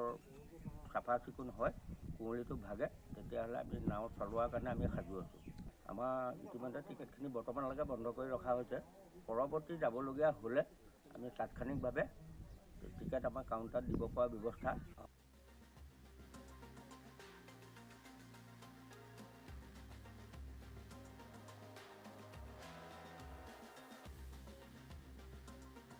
মই প্ৰিয়ংকা চুটিয়া লৈ আহিছো ৱেডাৰ আপডেট আজি অসমৰ 5খন জিলাত ৰেড এলাৰ্ট জাৰি কৰা হৈছে ৰেড এলাৰ্ট আজি 3 দিন ধৰি অব্যাহত আছে আৰু হেভিলি ৰেইনফল হ'ব বুলি বতৰ বিজ্ঞান কেন্দ্ৰই সদৰি কৰিছে আপুনি যদি ভালদৰে চাই কিমান মিলিমিটাৰ বৰষুণ হ'ব সমগ্ৰ অসমত উত্তৰ পূৰ্বাঞ্চলৰ এই মেপখনত অংকন কৰা হৈছে এইদৰে 0ৰ পৰা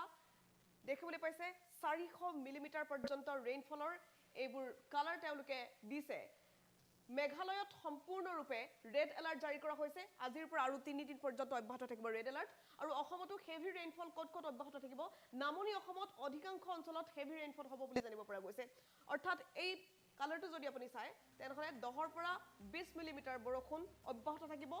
উজনিৰ পৰা নামনিৰ বিভিন্ন প্ৰান্তত কিন্তু নামনি অসমত অধিক বৰষুণ হোৱাৰ সম্ভাৱনা আছে আৰু 20ৰ পৰা 35 মিলিমিটাৰ পৰ্যন্ত বৰষুণ অৰ্থাৎ অতি তীব্ৰ বৰষুণ হ'ব পাৰে এইবোৰ অঞ্চলত কোন কোন প্ৰান্তত কেনে ধৰণৰ বৰষুণ হ'ব আমি মেপখন যদি ভালদৰে চাই কোকৰাঝাৰত হেভি ৰেইনফল হ'ব লগতে বজ্ৰপাত আহিব চিৰাঙত হ'ব বাক্সাত হ'ব আৰু সমান্তৰালকৈ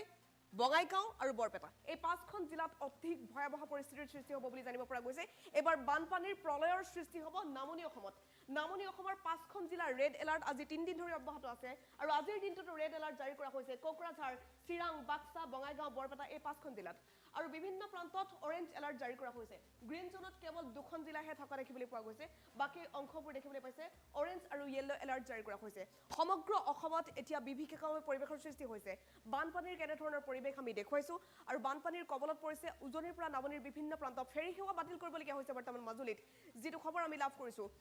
আৰু এইদৰে অব্যাহত আছে ৰেড এলাৰ্ট আজিৰ দিনটোতো ৰেড এলাৰ্ট জাৰি কৰা হৈছে 5খনকৈ জিলাত বিশেষকৈ সমগ্ৰ উত্তৰ পূৰ্বাঞ্চলৰ বাবে আঞ্চলিক বতৰ বিজ্ঞান কেন্দ্ৰই সদৰি কৰিছে সতৰ্কবাণী আৰু সেই সতৰ্কবাণীৰ পাছত কোৱা হৈছে যে মেঘালয়ৰ সমান্তৰালকৈ অসমৰ নামনি অংশত যথেষ্ট ভয়াৱহ পৰিস্থিতিৰ সৃষ্টি হ'ব আৰু জলপ্ৰলয়ৰ সৃষ্টি হ'ব পাৰে নামনি অংশত শেহতীয়া আপডেট এই মুহূৰ্তত আমি লৈ আহিছোঁ ৱেডাৰ আপডেট আঞ্চলিক বতৰ বিজ্ঞান কেন্দ্ৰৰ বিশেষ সতৰ্কতা জাৰি কৰা হৈছে অসমৰ 5খন জিলাত ৰেড এলাৰ্ট অব্যাহত আছে আজিৰ দিনটোতো ৰেড এলাৰ্ট জাৰি কৰিছে সেই 5খন জিলাত জলপ্ৰলয়ৰ সৃষ্টি হোৱাৰ সম্ভাৱনা আছে আৰু বতৰে অধিক কালৰূপ ধাৰণ কৰিছে উজনি নামনি বিভিন্ন প্ৰান্তত অসম উত্তৰ পূৰ্বাঞ্চলত প্ৰবল ধুমুহা বৰষুণৰ সতৰ্কবাণী কৰা হৈছে আগন্তুক 15 দিন পৰ্যন্ত ধুমুহা বৰষুণ অব্যাহত থাকিব বুলি উল্লেখ কৰিছে সম্পূৰ্ণৰূপে নিম্নগামী হ'ব পাৰে পাৰাস্তম্ভ বজ্ৰ পৰিব বৃষ্টিপাতৰ সৈতে পাৰাস্তম্ভ আৰু নিম্নগামী হ'ব বুলি জানিব পৰা গৈছে 18 ডিগ্ৰী সেলচিয়াছ পৰ্যন্ত পাৰাস্তম্ভ নিম্নগামী হোৱাৰ সম্ভাৱনা ব্যক্ত কৰিছে আঞ্চলিক বতৰ বিজ্ঞান কেন্দ্ৰ আৰু উজনিৰ পৰা নামনিলৈকে বিশেষ সতৰ্কতা জাৰি কৰা হৈছে বতৰ বিজ্ঞান কেন্দ্ৰৰ তৰফৰ পৰা এবাৰ বানপানীয়ে বিভীষিকাময় পৰিৱেশৰ সৃষ্টি কৰিছে নামনিৰ কোকৰাঝাৰ চিৰাং বঙাইগাঁও বৰপেটাত ৰেড এলাৰ্ট অব্যাহত আছে আজি 3 দিন পৰ্যন্ত আৰু অব্যাহত আছে ৰেড এলাৰ্ট বৰষুণ অব্যাহত থাকিব নেৰানেপেৰা বৰষুণ হ'ব আৰু নেৰানেপেৰা বৰষুণৰ পাছতে ফেনে ফুটুকাৰে নৈ উপনৈবোৰ বাঢ়ি আহিছে বানপানীৰ পৰিৱেশ ইতিমধ্যে আমি দেখুৱাইছোঁ বানপানী গৰাখহনীয়া ভূমিস্খলন ইতিমধ্যে সহা লোকসকলক তছতছ কৰিছে বহু লোক গৃহহীন হ'বলগীয়া হৈছে ভয়ংকৰ ৰূপ গ্ৰাম্যাঞ্চলৰ প্ৰতিটো প্ৰান্তত এতিয়া বানে জলপ্ৰলয়ৰ সৃষ্টি কৰিছে মেঘালয়ত ৰেড এলাৰ্ট জাৰি কৰিছে আঞ্চলিক বতৰ বিজ্ঞান কেন্দ্ৰই মেঘালয়ত আৰু 5 দিন পৰ্যন্ত ৰেড এলাৰ্ট অব্যাহত থাকিব বুলি জানিব পৰা গৈছে গতিকে আপুনি ভুলতো প্লেনিং নকৰিব যে শিলং ফুৰিবলৈ যাম মেঘালয়ৰ বহু অঞ্চলত ভূমিস্খলনৰ ভয়ংকৰ দৃশ্য এই মুহূৰ্তত আমাৰ হাতত আহি পৰিছে ভূমিস্খলন হৈছে মেঘালয়ৰ প্ৰতিটো প্ৰান্ততে ভূমিস্খলনে ভয়ংকৰ পৰিস্থিতিৰ সৃষ্টি কৰিছে অসমৰ বিভিন্ন প্ৰান্তত গৰাখহনীয়া মাজুলীৰ গৰাখহিছে ব্ৰহ্মপুত্ৰৰ গৰাখহিছে লগতে সমান্তৰালকৈ ফেনে ফুটুকাৰে নৈ উপনৈবোৰ বাঢ়ি আহিছে যাৰ ফলত এতিয়া ইতিমধ্যে বান বিধ্বস্ত হৈছে বহু অঞ্চল উজনিৰ পৰা নামনিলৈকে বিভিন্ন প্ৰান্তত বানে জলপ্ৰলয়ৰ সৃষ্টি কৰিছে ইয়াৰ সমান্তৰালকৈ এবাৰ নামনি অসমত বানপানীৰ সমস্যা অধিক হ'ব বুলি সম্ভাৱনা ব্যক্ত কৰিছে আঞ্চলিক বতৰ বিজ্ঞান কেন্দ্ৰই বিশেষকৈ কোকৰাঝাৰ চিৰাং বাক্সা বঙাইগাঁও বৰপেটা এই 5খন জিলাৰ বাবে বিশেষ সতৰ্কতা জাৰি কৰা হৈছে আজি 3 দিন ধৰি ৰেড এলাৰ্ট অব্যাহত আছে এই 5খন জিলাত বাকি অংশবোৰ দেখিবলৈ পাইছে 3খন জিলা বাদ দি বাকি সকলোতে হাই এলাৰ্ট জাৰি কৰা হৈছে আঞ্চলিক বতৰ বিজ্ঞান কেন্দ্ৰৰ তৰফৰ পৰা প্ৰবল ধুমুহা বৰষুণৰ সতৰ্কবাণী জাৰি কৰা হৈছে 5খন জিলাত ৰেড এলাৰ্ট অব্যাহত আছে মেঘালয়ত ৰেড এলাৰ্ট অব্যাহত আছে ৰেড এলাৰ্ট জাৰি কৰা হৈছে সমগ্ৰ উত্তৰ পূৰ্বাঞ্চলৰ বাবে ত্ৰিপুৰাটো বৰ্তমান হাই এলাৰ্ট জাৰি কৰা হৈছে হেভি ৰেইনফল ত্ৰিপুৰা মেঘালয় আৰু অসমৰ বিভিন্ন প্ৰান্তত অব্যাহত থাকিব বুলি উল্লেখ কৰিছে আঞ্চলিক বতৰ বিজ্ঞান কেন্দ্ৰই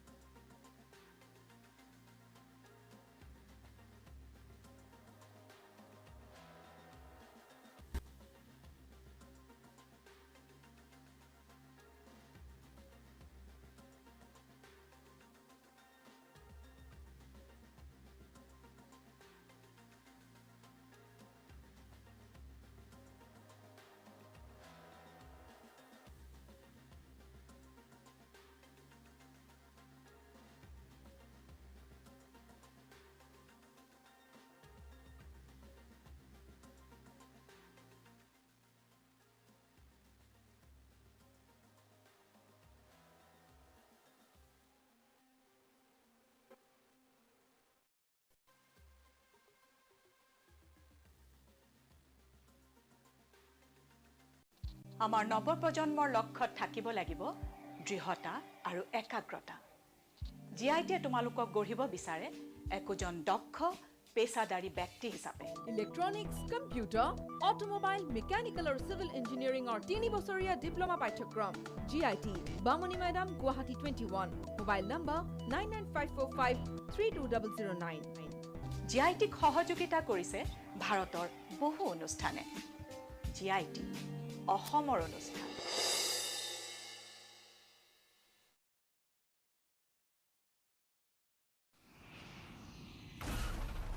সাধাৰণ চিমেণ্টে এটা এয়াৰ ষ্ট্ৰিপ তৈয়াৰ কৰোঁতে লয় 28 দিন ই লয় কেৱল 4 দিন হয় এয়া হ'ল ভৱিষ্যতৰ প্ৰযুক্তি যাক আজি আমাৰ ওচৰলৈ লৈ আনিছে ডালমিয়া চিমেণ্টে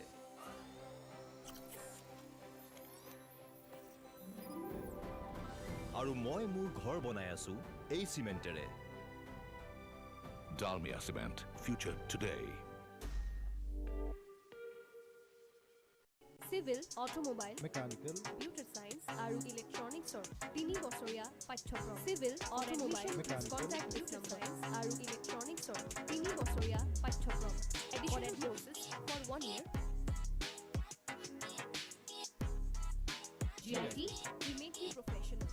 নমস্কাৰ, মই জ্যোতিদীপ বৈশ্য আপোনালোকক স্বাগতম জনাইছোঁ। এটা বিশেষ খবৰ এই মুহূৰ্তত টাইম 8ৰ দৰ্শকৰ বাবে লৈ অহাৰ চেষ্টা কৰিছোঁ। নিৰ্বাচন আয়োগৰ তৰফৰ পৰা সমষ্টিৰ পুনৰ নিৰ্ধাৰণক লৈ ইতিমধ্যে খচৰা প্ৰকাশ কৰা হৈছে। ইয়াক লৈ আজি ৰাজ্যৰ বিভিন্ন লোকে প্ৰতিক্ৰিয়া প্ৰকাশ কৰিছে, মুখ্যমন্ত্ৰীয়ে প্ৰতিক্ৰিয়া প্ৰকাশ কৰিছে। সকলো খবৰ জনাম, কিন্তু প্ৰথমতে আমি আপোনালোকক জনাব বিচাৰিছোঁ নতুন খচৰা অনুসৰি ৰাজ্যৰ কোনখন জিলাত কোনটো সমষ্টি থাকিব। 126টা বিধানসভা সমষ্টি আৰু 14টা যি লোকসভা সমষ্টি আছে তাৰ প্ৰতিটো তথ্য আমি আপোনালোকক এটা এটাকৈ দিয়াৰ চেষ্টা কৰিম। আজি আমি আপোনালোকক কম উজনিৰ পৰা নামনিলৈ, বৰাকৰ পৰা ব্ৰহ্মপুত্ৰলৈ কোনখন জিলাত কেইটা সমষ্টি আছে, কি কি সমষ্টি সলনি হৈছে, তাৰ A to Z তথ্য এই বাতৰিৰ জৰিয়তে আমি আপোনালোকক দিয়াৰ চেষ্টা কৰিম। আমি প্ৰতিটো সমষ্টিৰ তথ্য আপোনালোকক জনাম। এই মুহূৰ্তত গ্ৰাফিক্সৰ সহায়ত টাইম 8ৰ দৰ্শকৰ বাবে লৈ অহাৰ চেষ্টা কৰিছোঁ। আমি জনাইছোঁ বিগ ব্ৰেকিং নিউজ ইতিমধ্যে নিৰ্বাচন আয়োগৰ তৰফৰ পৰা খচৰা প্ৰস্তুত কৰা হৈছে। প্ৰথমতে আহিছোঁ কোকৰাঝাৰ জিলা। কোকৰাঝাৰ জিলাৰ বিধানসভা নতুন সমষ্টিসমূহ খচৰাত কি কি কোৱা হৈছে তাৰ তথ্য জনাব বিচাৰিছোঁ। কোকৰাঝাৰত গোসাইগাঁও, দতমা, কোকৰাঝাৰ, বাওখাংগ্ৰি আৰু পৰ্বতজোৰা এইকেইটা সমষ্টি কোকৰাঝাৰ জিলাত থাকিব। ধুবুৰী জিলাৰ বিধানসভা সমষ্টিসমূহ, ধুবুৰী জিলাৰ নতুন খচৰা মতে বিধানসভা সমষ্টি কি কি থাকিব?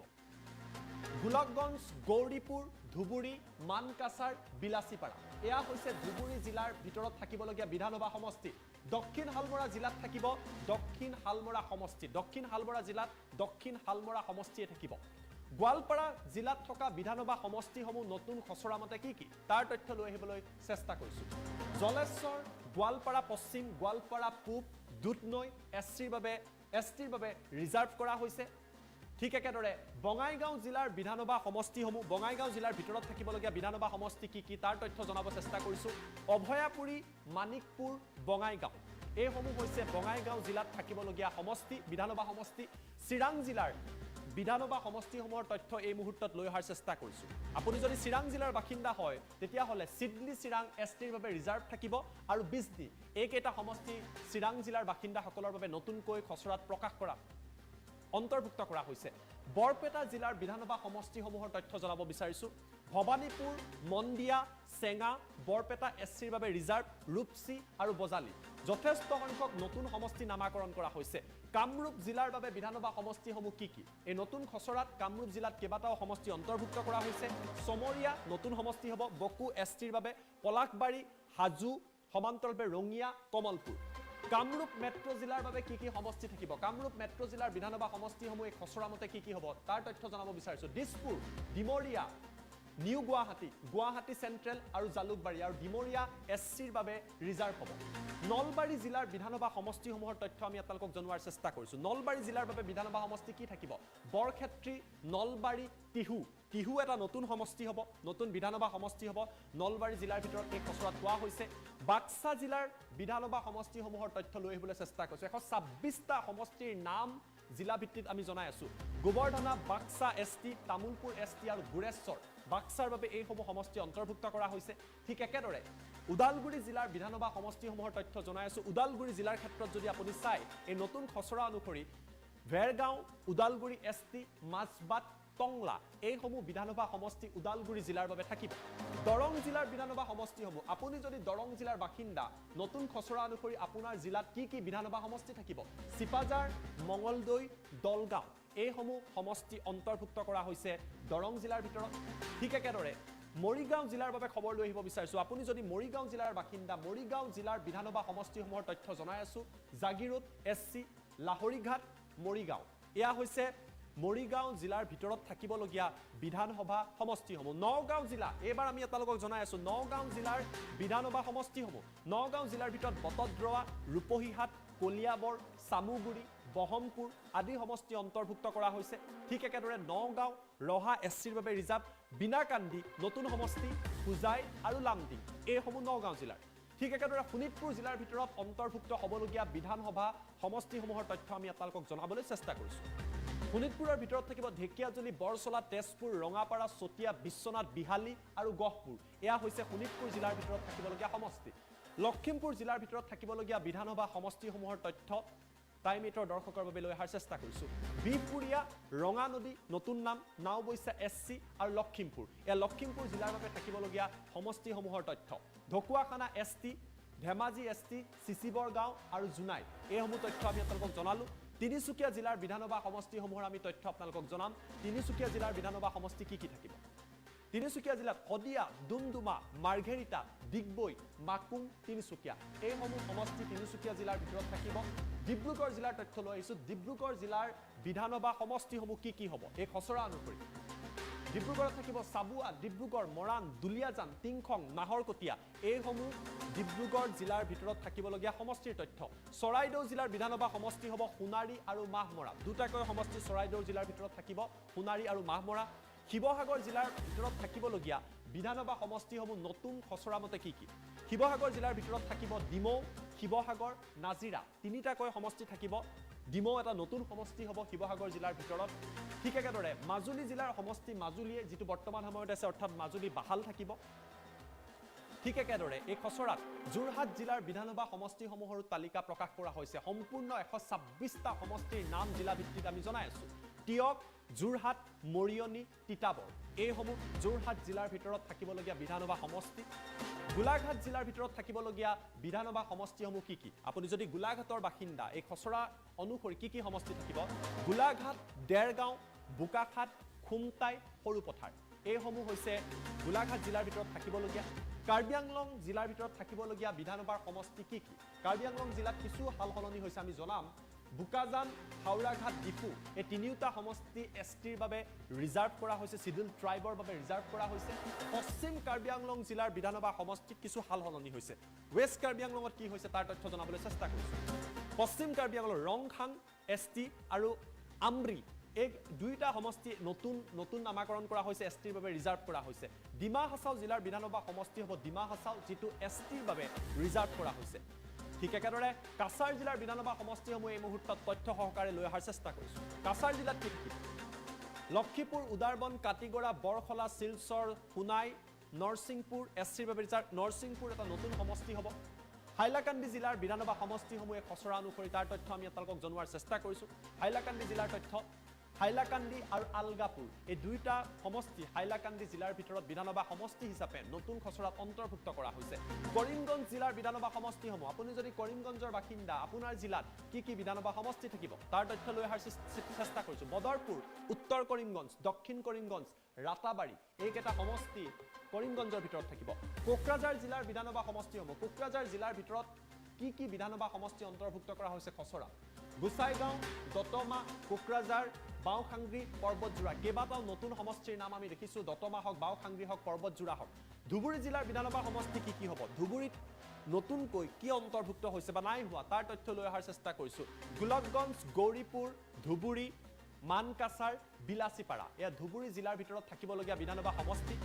দক্ষিণ হালমৰা জিলাত দক্ষিণ হালমৰাই থাকিব বিধানসভা সমষ্টি হিচাপে। গোৱালপাৰা জিলাৰ বিধানসভা সমষ্টিসমূহৰ তথ্য জনাম। গোৱালপাৰা জিলাৰ বাসিন্দাসকলৰ বাবে এই আপডেট লৈ অহাৰ চেষ্টা কৰিছোঁ।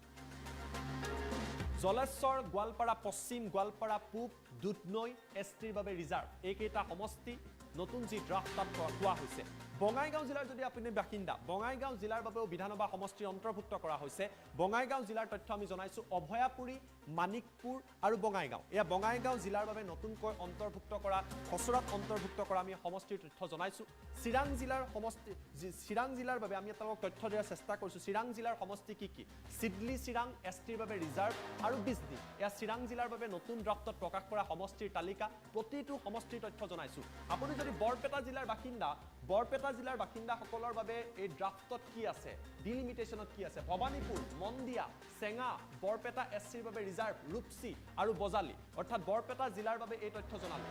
কামৰূপ জিলাৰ বিধানসভা সমষ্টিসমূহৰ তথ্য আমি আপোনালোকক জনোৱাৰ চেষ্টা কৰিছোঁ। কামৰূপ জিলাত কি হৈছে? চমৰীয়া নতুন সমষ্টি, বকো STৰ বাবে ৰিজাৰ্ভ, পলাশবাৰী, হাজো SCৰ বাবে হাজো ৰিজাৰ্ভ, ৰঙিয়া, কমলপুৰ।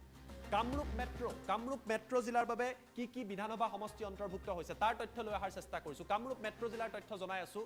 দিছপুৰ, ডিমৰীয়া, এছচিৰ বাবে ৰিজাৰ্ভ নতুন সমষ্টি নিউ গুৱাহাটী গুৱাহাটী চেণ্ট্ৰেল জালুকবাৰী কেইবাটাও সমষ্টিৰ নাম সলনি হৈছে ইষ্ট গুৱাহাটী ৱেষ্ট গুৱাহাটী নাইকিয়া হৈছে নলবাৰী জিলা এবাৰ লৈ আহিছোঁ নলবাৰী জিলাৰ সমষ্টিৰ তথ্য নতুন খচৰা অনুসৰি বৰক্ষেত্ৰী নলবাৰী টিহু এয়া নলবাৰী জিলাৰ বাবে আমি আপোনালোকক খবৰ লৈছোঁ টিহু যথেষ্ট ইণ্টাৰেষ্টিং হ'ব বাক্সা জিলাৰ বাবে বিধানসভা সমষ্টিসমূহ বাক্সা জিলাৰ তথ্য আমি আপোনালোকক জনোৱাৰ চেষ্টা কৰিছোঁ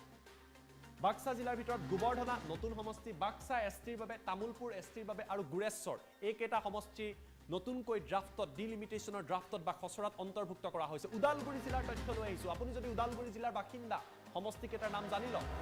ভেৰগাঁও ওদালগুৰি এছটিৰ বাবে ৰিজাৰ্ভ মাছবাট আৰু টংলা এইদৰে সমষ্টি পুনৰ নিৰ্ধাৰণৰ খচৰাত বহু কথা উল্লেখ কৰা হৈছে দৰং জিলাৰ বিধানসভাৰ সমষ্টিৰ কথা আমি ইতিমধ্যে আপোনালোকক জনাইছোঁ দৰং জিলাৰ বিধানসভাৰ সমষ্টিসমূহ কোৱা হৈছে চিপাজাৰ মঙলদৈ দলগাঁও এয়া দৰং জিলাৰ ভিতৰত হ'বলগীয়া বিধানসভাৰ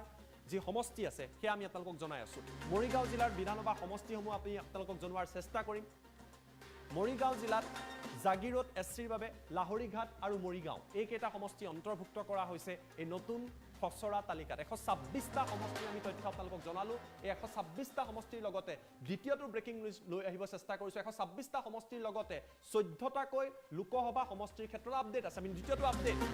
লোকসভা সমষ্টিসমূহ খচৰা অনুসৰি কি হৈছে কি কাৰ নাম সলনি হৈছে কেইটা আছে 14টাই আছে অৰ্থাৎ সংখ্যা সাল সলনি হোৱা নাই কোকৰাঝাৰ লোকসভা সমষ্টি ধুবুৰী বৰপেটা দৰং মঙলদৈ নাম এতিয়া দৰং হ'ব লোকসভা সমষ্টিৰ ক্ষেত্ৰত গুৱাহাটী ডিফু কৰিমগঞ্জ শিলচৰ এছচিৰ বাবে ৰিজাৰ্ভ লোকসভা সমষ্টি 14টাই আছে নগাঁও কাজিৰঙা শোণিতপুৰ লখিমপুৰ কাজিৰঙা কলিয়াবৰ কাজিৰঙা হ'ব আৰু তেজপুৰ শোণিতপুৰ হ'ব অৰ্থাৎ তিনিটা সমষ্টিৰ নাম সলনি কৰা হৈছে ডিব্ৰুগড় আৰু যোৰহাট অৰ্থাৎ 14টা লোকসভা সমষ্টি আছে আসনৰ সংখ্যা বৃদ্ধি পোৱা নাই 126টা বিধানসভা সমষ্টি আছে কিন্তু তাৰ লগত কিছু সাল সলনি হৈছে সেই তথ্য আমি আপোনালোকক জনালোঁ A to Z তথ্য দিছোঁ এই খচৰাখনত থকা 126টা বিধানসভা সমষ্টি 14টা লোকসভা সমষ্টিৰ তথ্য তৃতীয়টো ব্ৰেকিং নিউজ লৈ আহিছোঁ সমগ্ৰ বিষয়ক লৈ মুখ্যমন্ত্ৰী ডক্টৰ হিমন্ত বিশ্ব শৰ্মাই প্ৰতিক্ৰিয়া প্ৰকাশ কৰিছে সমষ্টিৰ পুনৰ নিৰ্ধাৰণৰ খচৰাক লৈ মুখ্যমন্ত্ৰী ডক্টৰ হিমন্ত বিশ্ব শৰ্মাৰ ফাৰ্ষ্ট ৰিয়েকশ্যন এই মুহূৰ্তত টাইম 8ত মুখ্যমন্ত্ৰীয়ে কি কৈছে জালুকবাৰী সমষ্টিৰ তিনিটাকৈ ভাগ হোৱাত মুখ্যমন্ত্ৰীয়ে দুখ প্ৰকাশ কৰিছে এই নতুন খচৰা অনুসৰি জালুকবাৰী তিনিটা ভাগত ডিভাইড হ'ব সমষ্টিৰ পুনৰ নিৰ্ধাৰণৰ খচৰাখনক তেওঁ আদৰণি জনাইছে জালুকবাৰীৰ বাবে তেওঁ দুখ পাইছে মুখ্যমন্ত্ৰীয়ে কিন্তু কৈছে এই খচৰাই অসমৰ জনতাৰ আবেগ আৰু অনুভূতিৰ প্ৰতিফলন ঘটাইছে অৰ্থাৎ larger context doctor Himanta Biswa শৰ্মাৰ তৰফৰ পৰা কোৱা হৈছে যদিও জালুকবাৰী তিনিটা খণ্ড হোৱাত তেওঁ দুখ পাইছে কিন্তু অসম আৰু জাতিৰ স্বাৰ্থত অসমীয়া আবেগৰ স্বাৰ্থত চেণ্টিমেণ্টৰ বাবে এই খচৰাক তেওঁ আদৰণি জনোৱা পৰিলক্ষিত হৈছে মুখ্যমন্ত্ৰীগৰাকী টুইট আমাৰ লগত আছে আমি টুইট এই মুহূৰ্তত দেখুৱাৰ চেষ্টা কৰিম ডক্টৰ হিমন্ত বিশ্ব শৰ্মাৰ টুইট আমি আপোনালোকক দেখুৱাইছোঁ য'ত মুখ্যমন্ত্ৰীয়ে কিছু সময়ৰ আগতে সমগ্ৰ বিষয়টোক লৈ ৰিয়েকশ্যন কৰিছে আৰু তেওঁ লিখিছে আমি যদি জুম কৰি ভালকৈ দেখুৱাব পাৰোঁ এয়া মুখ্যমন্ত্ৰীৰ টুইট জননী জন্মভূমি স্বৰ্গদপি গৰি আছে এয়া মুখ্যমন্ত্ৰীয়ে প্ৰথমতে এটা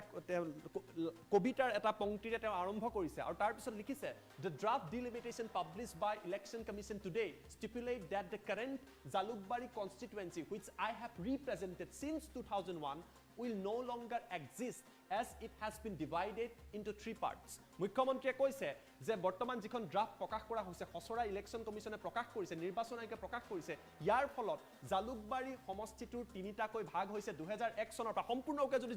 অলপ জুম আউট কৰি দেখুৱাই জুম ইন নহয় জুম আউট কৰিব অনুৰোধ কৰিছোঁ ইমান জুম আউটো নালাগে এই পৰ্চনটো যদি আমি কেমেৰাৰ ফ্ৰেমত পাওঁ লিখিছে 2001 চনৰ পৰা মই যিটো সমষ্টি প্ৰতিনিধিত্ব কৰিছোঁ তাৰ তিনিটাকৈ ভাগ হোৱাৰ বাবে মই কিছু পৰিমাণে দুখিত হৈছোঁ বুলি উল্লেখ কৰিছে I am feeling very saddened by the news এই খবৰে তেখেতক দুখ দিয়া বুলি কৈছে কিন্তু তাৰপিছত মুখ্যমন্ত্ৰীয়ে এটা ইণ্টাৰেষ্টিং কথা উল্লেখ কৰিছে তেওঁ লিখিছে however I welcome the draft paper as it accurately reflects the sentiments of Assam তেওঁ কৈছে যে খচৰাক তেওঁ আদৰণি জনাইছে অলপ জুম ইন কৰক ভিডিঅ' জানিছোঁ অনুৰোধ কৰিম জুম ইন কৰিব দিছোঁ হয় তেওঁ কৈছে আই ৱেলকাম দ্য ড্ৰাফট পেপাৰ তেওঁ কৈছে মই এই যি খচৰাক মই আদৰণি জনাইছোঁ কিয়নো অসমৰ লোকৰ যি চেণ্টিমেণ্ট অৰ্থাৎ আবেগ অনুভূতিক এই খচৰাই প্ৰকাশ কৰিছে বা প্ৰতিফলন কৰিছে বুলি ডক্টৰ হিমন্ত বিশ্ব শৰ্মাৰ তৰফৰ পৰা টুইট কৰা হৈছে অৰ্থাৎ মুখ্যমন্ত্ৰীৰ তৰফৰ পৰা ৰিয়েকশ্যন দিয়া হৈছে মুখ্যমন্ত্ৰীয়ে এই বিষয়টোক লৈ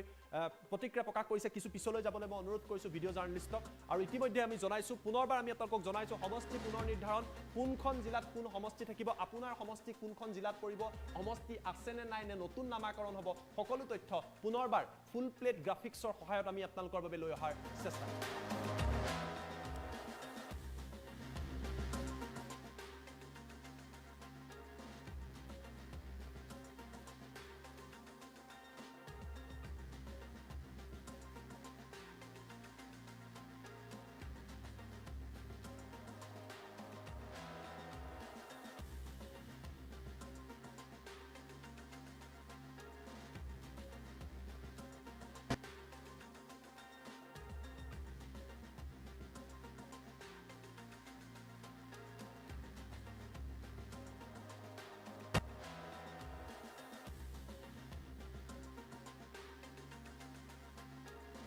জ্যোতিদীপ বৈশ্যই আপোনালোকক স্বাগতম জনাইছোঁ। এটা ডাঙৰ খবৰ টাইম 8ৰ দৰ্শকৰ বাবে লৈ অহাৰ চেষ্টা কৰিছোঁ। মুখ্যমন্ত্ৰী ডক্টৰ হিমন্ত বিশ্ব শৰ্মাৰ তৰফৰ পৰা এই মুহূৰ্তত ৰাজ্যৰ মুছলমান সমাজলৈ এটা বিশেষ আহ্বান জনোৱা হৈছে। মুখ্যমন্ত্ৰীয়ে আহ্বান জনাই কৈছে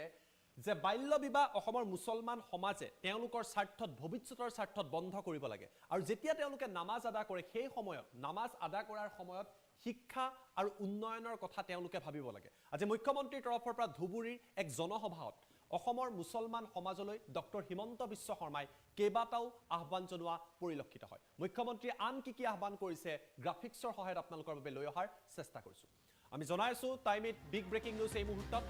অসমৰ মুছলমান সমাজলৈ মুখ্যমন্ত্ৰীয়ে কেইবাটাও বিশেষ আহ্বান কৰিছে। ডক্টৰ হিমন্ত বিশ্ব শৰ্মাৰ তৰফৰ পৰা কি আহ্বান কৰা হৈছে 18 বছৰৰ তলত কোনো কিশোৰীক যাতে বিয়া নিদিয়ে বা বিয়া দিব নোৱাৰিব তাৰ বাবে তেওঁ আহ্বান কৰিছে। কোনো কাৰণতে যাতে বাল্য বিবাহ নহয়, কোনোবাই যদি বাল্য বিবাহ কৰে তেওঁলোক জেলত যাব লাগিব। মুখ্যমন্ত্ৰীয়ে এই কথা স্পষ্ট কৰি দিছে। বাল্য বিবাহ বন্ধ কৰি ছোৱালীক উচ্চ শিক্ষা দিয়াৰ ব্যৱস্থা কৰক। ডক্টৰ হিমন্ত বিশ্বই আহ্বান কৰিছে যে আপোনালোকে বাল্য বিবাহ বন্ধ কৰক, তাৰ পৰিৱৰ্তে কিশোৰীসকলক উচ্চ শিক্ষা দিয়ক। বাল্য বিবাহ বন্ধ হ'লেই অসমখন স্বৰ্গ সদৃশ হৈ পৰিব। এয়া ডক্টৰ হিমন্ত বিশ্ব শৰ্মাৰ মন্তব্য। মুছলমান সমাজে নামাজ পঢ়োঁতে শিক্ষাৰ বাবে সংকল্প লওক। এয়া ডক্টৰ হিমন্ত বিশ্ব শৰ্মাই প্ৰতিগৰাকী ইছলাম ধৰ্মাৱলম্বী লোকলৈ এই আহ্বান জনাইছে। তেওঁ কৈছে তেতিয়াহে মুছলমান সমাজ আগুৱাই যাব। শিক্ষাৰ কথা ভাবক তেওঁলোকে, সমাজখন নিজে নিজে আগুৱাই যাব। যেতিয়ালৈকে অসমৰ মুছলমানে আজমলক পুহিব তেতিয়ালৈকে অসমৰ মুছলমান সমাজৰ ভাল দিন নাহে বুলি তেওঁ উল্লেখ কৰিছে। কংগ্ৰেছ আৰু আজমলক যেতিয়ালৈকে পুহিব মুছলমান সমাজ আগুৱাই যাব নোৱাৰে বুলি মুখ্যমন্ত্ৰীয়ে উল্লেখ কৰিছে। একাংশই কয় মুছলমানে বিজেপিক ভোট দিব নালাগে, কিন্তু নৰেন্দ্ৰ মোদীয়ে হিন্দু মুছলমান সকলোৰে বাবেই কাম কৰিছে। যিসমূহ আঁচনি আছে সেয়া হিন্দুও পাইছে মুছলমানেও পাইছে। ৰেচন কাৰ্ড দিয়াৰ সময়ত হিন্দু মুছলমান আদি ভেদভাৱ বা বিচাৰ চৰকাৰে নকৰে, সকলোকে ৰেচন কাৰ্ড দিয়ে। অৰুণোদয় আঁচনিৰ ক্ষেত্ৰতো একেই পদক্ষেপ লয়। জন্ম নিয়ন্ত্ৰণৰ বাবেও সচেতন হ'বলৈ অসমৰ মুছলমান সমাজলৈ ডক্টৰ হিমন্ত বিশ্ব শৰ্মাৰ তৰফৰ পৰা যি ধুবুৰীত আহ্বান কৰা পৰিলক্ষিত হৈছে। মুখ্যমন্ত্ৰীয়ে এইদৰে অসমৰ মুছলমান সমাজলৈ কেইবাটাও বিশেষ আহ্বান কৰিছে। আমাৰ লগত ডক্টৰ হিমন্ত বিশ্ব শৰ্মাৰ মন্তব্য আছে। মন্তব্য এই মুহূৰ্তত টাইম 8ৰ দৰ্শকক দেখুৱাই লোৱাৰ চেষ্টা কৰিছোঁ। আজি ধুবুৰীত মেডিকেল কলেজ হৈছে আৰু ভৱিষ্যতৰ দিনত ধুবুৰীত উচ্চ শিক্ষাৰ কাৰণে এখন ইউনিভাৰ্চিটি স্থাপন কৰাৰো মোৰ মনত ইচ্ছা আছে। আমি লাহে লাহে আগুৱাই গৈ থাকিম। আপোনালোকে মাত্ৰ আমাক সহযোগিতা কৰিব। কোনোবাই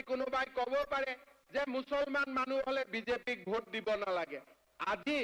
হিন্দু মুছলমান নহয়, নৰেন্দ্ৰ মোদীয়ে সকলো দুখীয়া মানুহৰ কাৰণে ঘৰ বনাইছে। আমি যেতিয়া ৰেচন কাৰ্ড দিওঁ আমি হিন্দু মুছলমান নাচাওঁ। অৰুণোদয় আঁচনি হিন্দুৱেও পাইছে মুছলমানেও পাইছে, কিন্তু কিছুমান আমাৰ মোল্লা আছে, আজমল টাইপ মাৰ্কা মাৰা মানুহ আছে, তেওঁলোকে আমাৰ দুখীয়া মানুহক বিপথে পৰিচালিত কৰে। আজি যেতিয়ালৈকে অসমৰ মুছলমান মানুহে আজমলক পুহিব কংগ্ৰেছক পুহিব তেতিয়ালৈকে মুছলমান সমাজখন কেতিয়াও আগুৱাই যাব নোৱাৰে। কিন্তু যিদিনাখনে আমাৰ মুছলমান মানুহে শিক্ষা দীক্ষাক ঘৰত পূজা কৰিব সেইদিনাখনে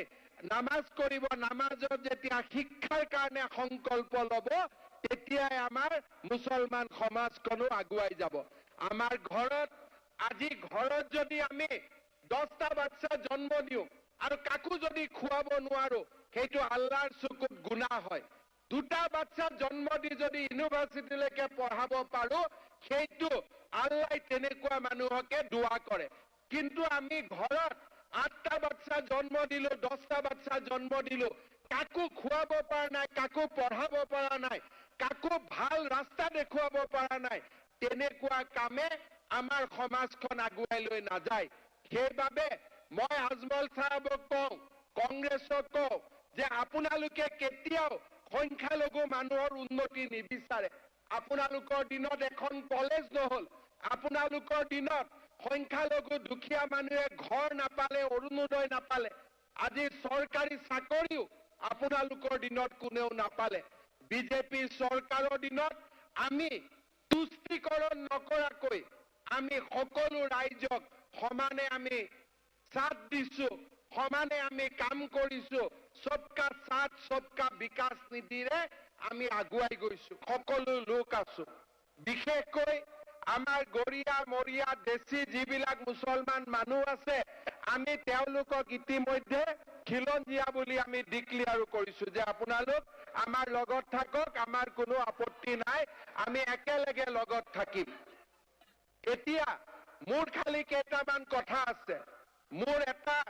ঘৰত ছোৱালী আছে গতিকে মই বাপেক হিচাপে মোৰ ছোৱালীবিলাকলৈকে অলপ মৰমটো বেছি সেইকাৰণে মই মানুহক এটা কথাই কওঁ কোনো যাতে বাচ্চা ছোৱালীক বিয়া নিদিয়ে ঠিক আছে 18 বছৰৰ তলত কোনো ছোৱালীক যাতে কোনেও বিয়া নকৰায় সেই কথাটো মই আজি ধুবুৰী ৰাইজক ৰিকুৱেষ্ট কৰিম অসমৰ ৰাইজক ৰিকুৱেষ্ট কৰিম কাবাৰ ঘৰত যদি আগে পিছে হৈ থকাৰ দৰে যদি বাচ্চা ছোৱালীক বিয়া দিয়ে আকৌ থানাত যাব লাগিব কিন্তু এই কথাটো মই ডাইৰেক্টলি কৈ থৈ দিছো ঠিক আছে এই কথাটো আমি যদি মনত ৰাখো আৰু বাল্য বিবাহ যদি আমি বন্ধ কৰো ছোৱালীক যদি আমি কলেজত পঠাও স্কুলত পঠাও আমাৰ অসমখন স্বৰ্গ হৈ যাব আমাৰ কথাটো হল ছোৱালীক আমি শিক্ষা নিদিও কিন্তু এটা কথা আপোনালোকে মনত ৰাখিব যে লৰাই যেনেকে ঘৰৰ দেউতাক মাকক চাই ছোৱালীয়েও তেনেকে দেউতাক মাকক চাই আজি ছোৱালীক আমি স্কুটি দিছো ছোৱালীক আমি বিনামূলীয়া এডমিশনৰ ব্যৱস্থা কৰিছো মোৰ মনত এটা ইচ্ছা যে অসমৰ যাতে ছোৱালীবিলাকে পঢ়া শুনা কৰি বহুত বিলাক আগুৱাই যাব পাৰে সেইকাৰণে আমাৰ ইয়াত যিমান ৰাইজ আছে হিন্দু মুছলমান মই সকলোকে অনুৰোধ কৰিম যে আপোনালোকে যেন ঘৰৰ ছোৱালীটোক শিক্ষা দিয়ে ঘৰৰ ছোৱালীটোক যাতে কলেজ ইউনিভাৰ্চিটিলৈকে পঢ়াৰ ব্যৱস্থা কৰে আজি ধুবুৰীত মেডিকেল কলেজ হৈছে আৰু ভৱিষ্যতৰ দিনত ধুবুৰীত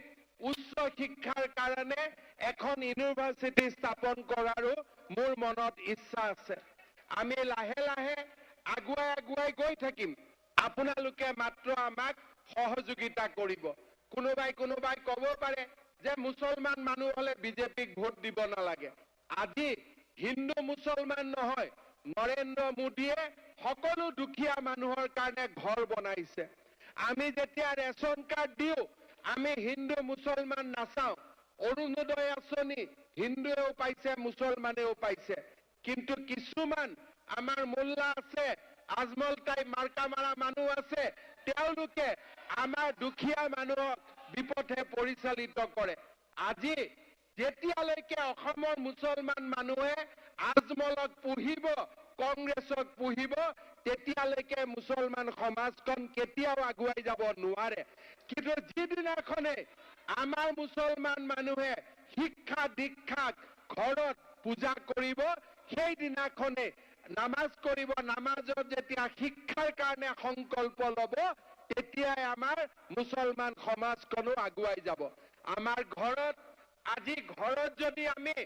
10টা বাচ্চা জন্ম দিওঁ আৰু কাকো যদি খুৱাব নোৱাৰো সেইটো আল্লাহৰ চকুত গুনাহ হয় 2টা বাচ্চা জন্ম দি যদি ইউনিভাৰ্চিটিলৈকে পঢ়াব পাৰো সেইটো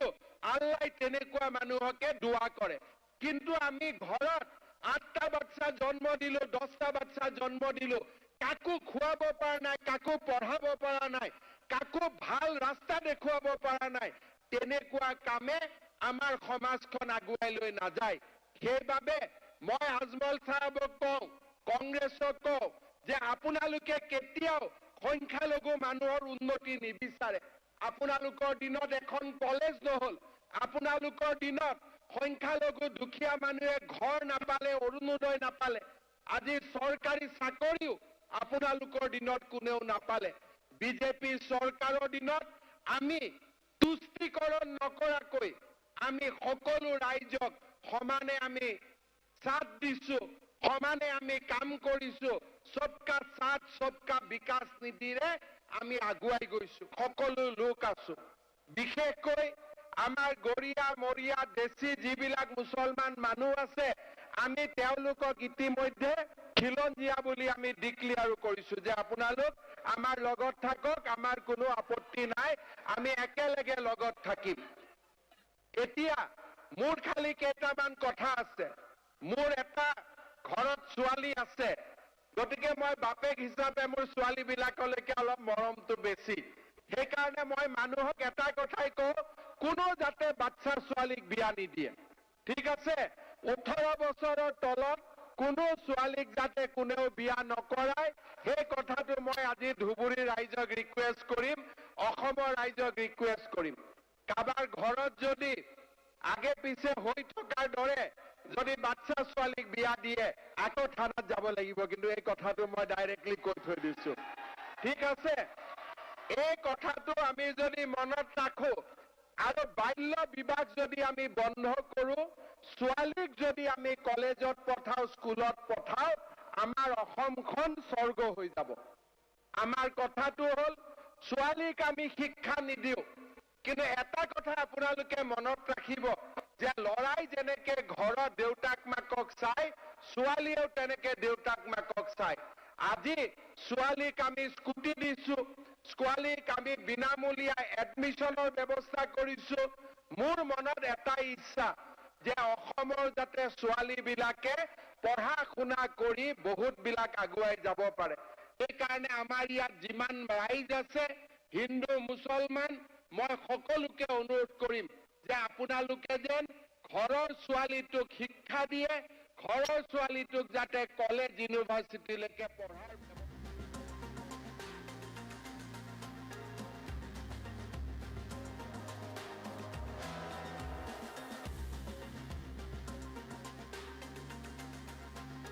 বাবে লৈ আহিছো কিয়নো সমষ্টি পুনৰ নিৰ্ধাৰণক লৈ এই মুহূৰ্তত তাত ডাঙৰ খবৰ আছে নিৰ্বাচন আয়োগৰ তৰফৰ পৰা সমষ্টি পুনৰ নিৰ্ধাৰণক লৈ খচৰা তালিকা প্ৰকাশ কৰা হৈছে আৰু এই তালিকাত অসমৰ কেইবাটাও লোকসভা সমষ্টিৰ নাম সলনি হ'ব লোকসভা সমষ্টিসমূহৰ জনবিন্যাস সলনি হ'ব আৰু 2024ৰ লোকসভা নিৰ্বাচনৰ পূৰ্বে নিৰ্বাচন আয়োগৰ তৰফৰ পৰা বৃহৎ সিদ্ধান্ত গ্ৰহণ কৰা হৈছে সকলো তথ্য এই মুহূৰ্তত টাইম 8ৰ দৰ্শকৰ বাবে লৈ অহাৰ চেষ্টা কৰিছো আমি জনাইছো এটা বিগ ব্ৰেকিং নিউজ এটা ডাঙৰ খবৰ সমষ্টি পুনৰ নিৰ্ধাৰণৰ খচৰা তালিকা প্ৰকাশ কৰিছে নিৰ্বাচন আয়োগে 2024ৰ লোকসভা নিৰ্বাচনৰ পূৰ্বে এটা ডাঙৰ খবৰ আমি আপোনালোকক জনাইছো 2001 চনৰ লোকপিয়লৰ ভিত্তিত প্ৰস্তুত কৰা হৈছে খচৰা তালিকা লোকসভাৰ সমষ্টি 14টাই থাকিব অৰ্থাৎ লোকসভা সমষ্টিৰ সংখ্যা 2024ৰ পূৰ্বে খচৰা অনুসৰি বৃদ্ধি নহয় কিন্তু নাম সলনি হ'ব জনবিন্যাস সলনি হ'ব অসমৰ বিধানসভা সমষ্টি 126টাই থাকিব কেইবাটাও তথ্য আমি আপোনালোকক জনাইছো কিন্তু কেইবাটাও লোকসভা সমষ্টিৰ নাম সলনি হৈছে এই খচৰা তালিকাত কেইবাটাও লোকসভা সমষ্টিৰ নাম সলনি হৈছে মঙ্গলদৈ সমষ্টিৰ নাম সলনি কৰা হৈছে আমি প্ৰথমটো বিগ ব্ৰেকিং আপোনালোকক জনাই আছো মঙ্গলদৈ সমষ্টিৰ নাম সলনি হৈছে মঙ্গলদৈ সমষ্টিৰ নতুন নাম হ'ব দৰং মঙ্গলদৈ লোকসভা সমষ্টিৰ নতুন নাম হ'ব দৰং তাত কোন কোন অঞ্চল আহিব জনাম কলিয়াবৰ লোকসভা সমষ্টিৰ নাম সলনি হৈছে কলিয়াবৰৰ ঠাইত কাজিৰঙা হ'ব লোকসভা সমষ্টি কাজিৰঙা হ'ব নতুন লোকসভা সমষ্টি তেজপুৰ লোকসভা সমষ্টিৰ নাম সলনি হৈছে শোণিতপুৰ হ'ব তেজপুৰ লোকসভা সমষ্টি 2024ৰ পূৰ্বে এটা ডাঙৰ খবৰ 11 জুলাইৰ ভিতৰত সমষ্টি পুনৰ নিৰ্ধাৰণক লৈ এই খচৰাক লৈ আপোনালোকে উজৰ আপত্তি থাকিলে দিব পাৰিব নিৰ্বাচন আয়োগে তালিকা প্ৰকাশ কৰিছে 24ৰ প্ৰাক্ষণত যথেষ্ট সংখ্যক সমষ্টিৰ সলনি হ'ব বিধানসভাত 9টা এছচিৰ বাবে আৰু 19টা এছটিৰ বাবে সমষ্টি সংৰক্ষণ কৰা হৈছে আমি জনাইছো এটা ডাঙৰ খবৰ অভিষেক তথ্য আমি আপোনালোকক জনাবলৈ চেষ্টা কৰিম এই মুহূৰ্তত এটা ডাঙৰ খবৰ কিয়নো সমষ্টি পুনৰ নিৰ্ধাৰণৰ খচৰা তালিকা প্ৰকাশ কৰা হৈছে নিৰ্বাচন আয়োগে তালিকা প্ৰকাশ কৰিছে 2001 চনৰ লোকপিয়লৰ ভিত্তিত এই খচৰা প্ৰস্তুত কৰা হৈছে লোকসভা সমষ্টি 14টাই থাকিব বিধানসভা সমষ্টি 126টাই থাকিব কিন্তু এই সমষ্টিসমূহৰ নাম সলনি হৈছে সমষ্টিসমূহৰ যি জনগাঁথনি বা সমষ্টিসমূহত কি সমষ্টি আহিব তাত যথেষ্ট হাল সলনি কৰা হৈছে 11 জুলাইৰ ভিতৰত আপোনালোকে সমগ্ৰ বিষয়ক লৈ আপোনালোকে অভাৱ অভিযোগ দিব লাগিব কেইবাটাও সমষ্টিৰ নাম সলনি হৈছে মঙ্গলদৈ লোকসভা সমষ্টিৰ নাম সলনি কৰা হৈছে মঙ্গলদৈ লোকসভা সমষ্টি হ'ব দৰং লোকসভা সমষ্টি ঠিক একেদৰে কলিয়াবৰ লোকসভা সমষ্টিৰ নাম সলনি কৰা হৈছে মঙ্গলদৈ সমষ্টিৰ নতুন নাম হৈছে দৰং লোকসভা সমষ্টি এক খচৰা অনুসৰি কলিয়াবৰ সমষ্টিৰ নাম সলনি হৈছে কলিয়াবৰ সমষ্টিৰ নাম কাজিৰঙা সমষ্টি হিচাপে নিৰ্ধাৰণ কৰা হৈছে কাজিৰঙা লোকসভা সমষ্টিত কি আহিব তাৰ তথ্য জনাম তেজপুৰ লোকসভা সমষ্টিৰ নাম সলনি হৈছে তেজপুৰ লোকসভা সমষ্টিৰ নাম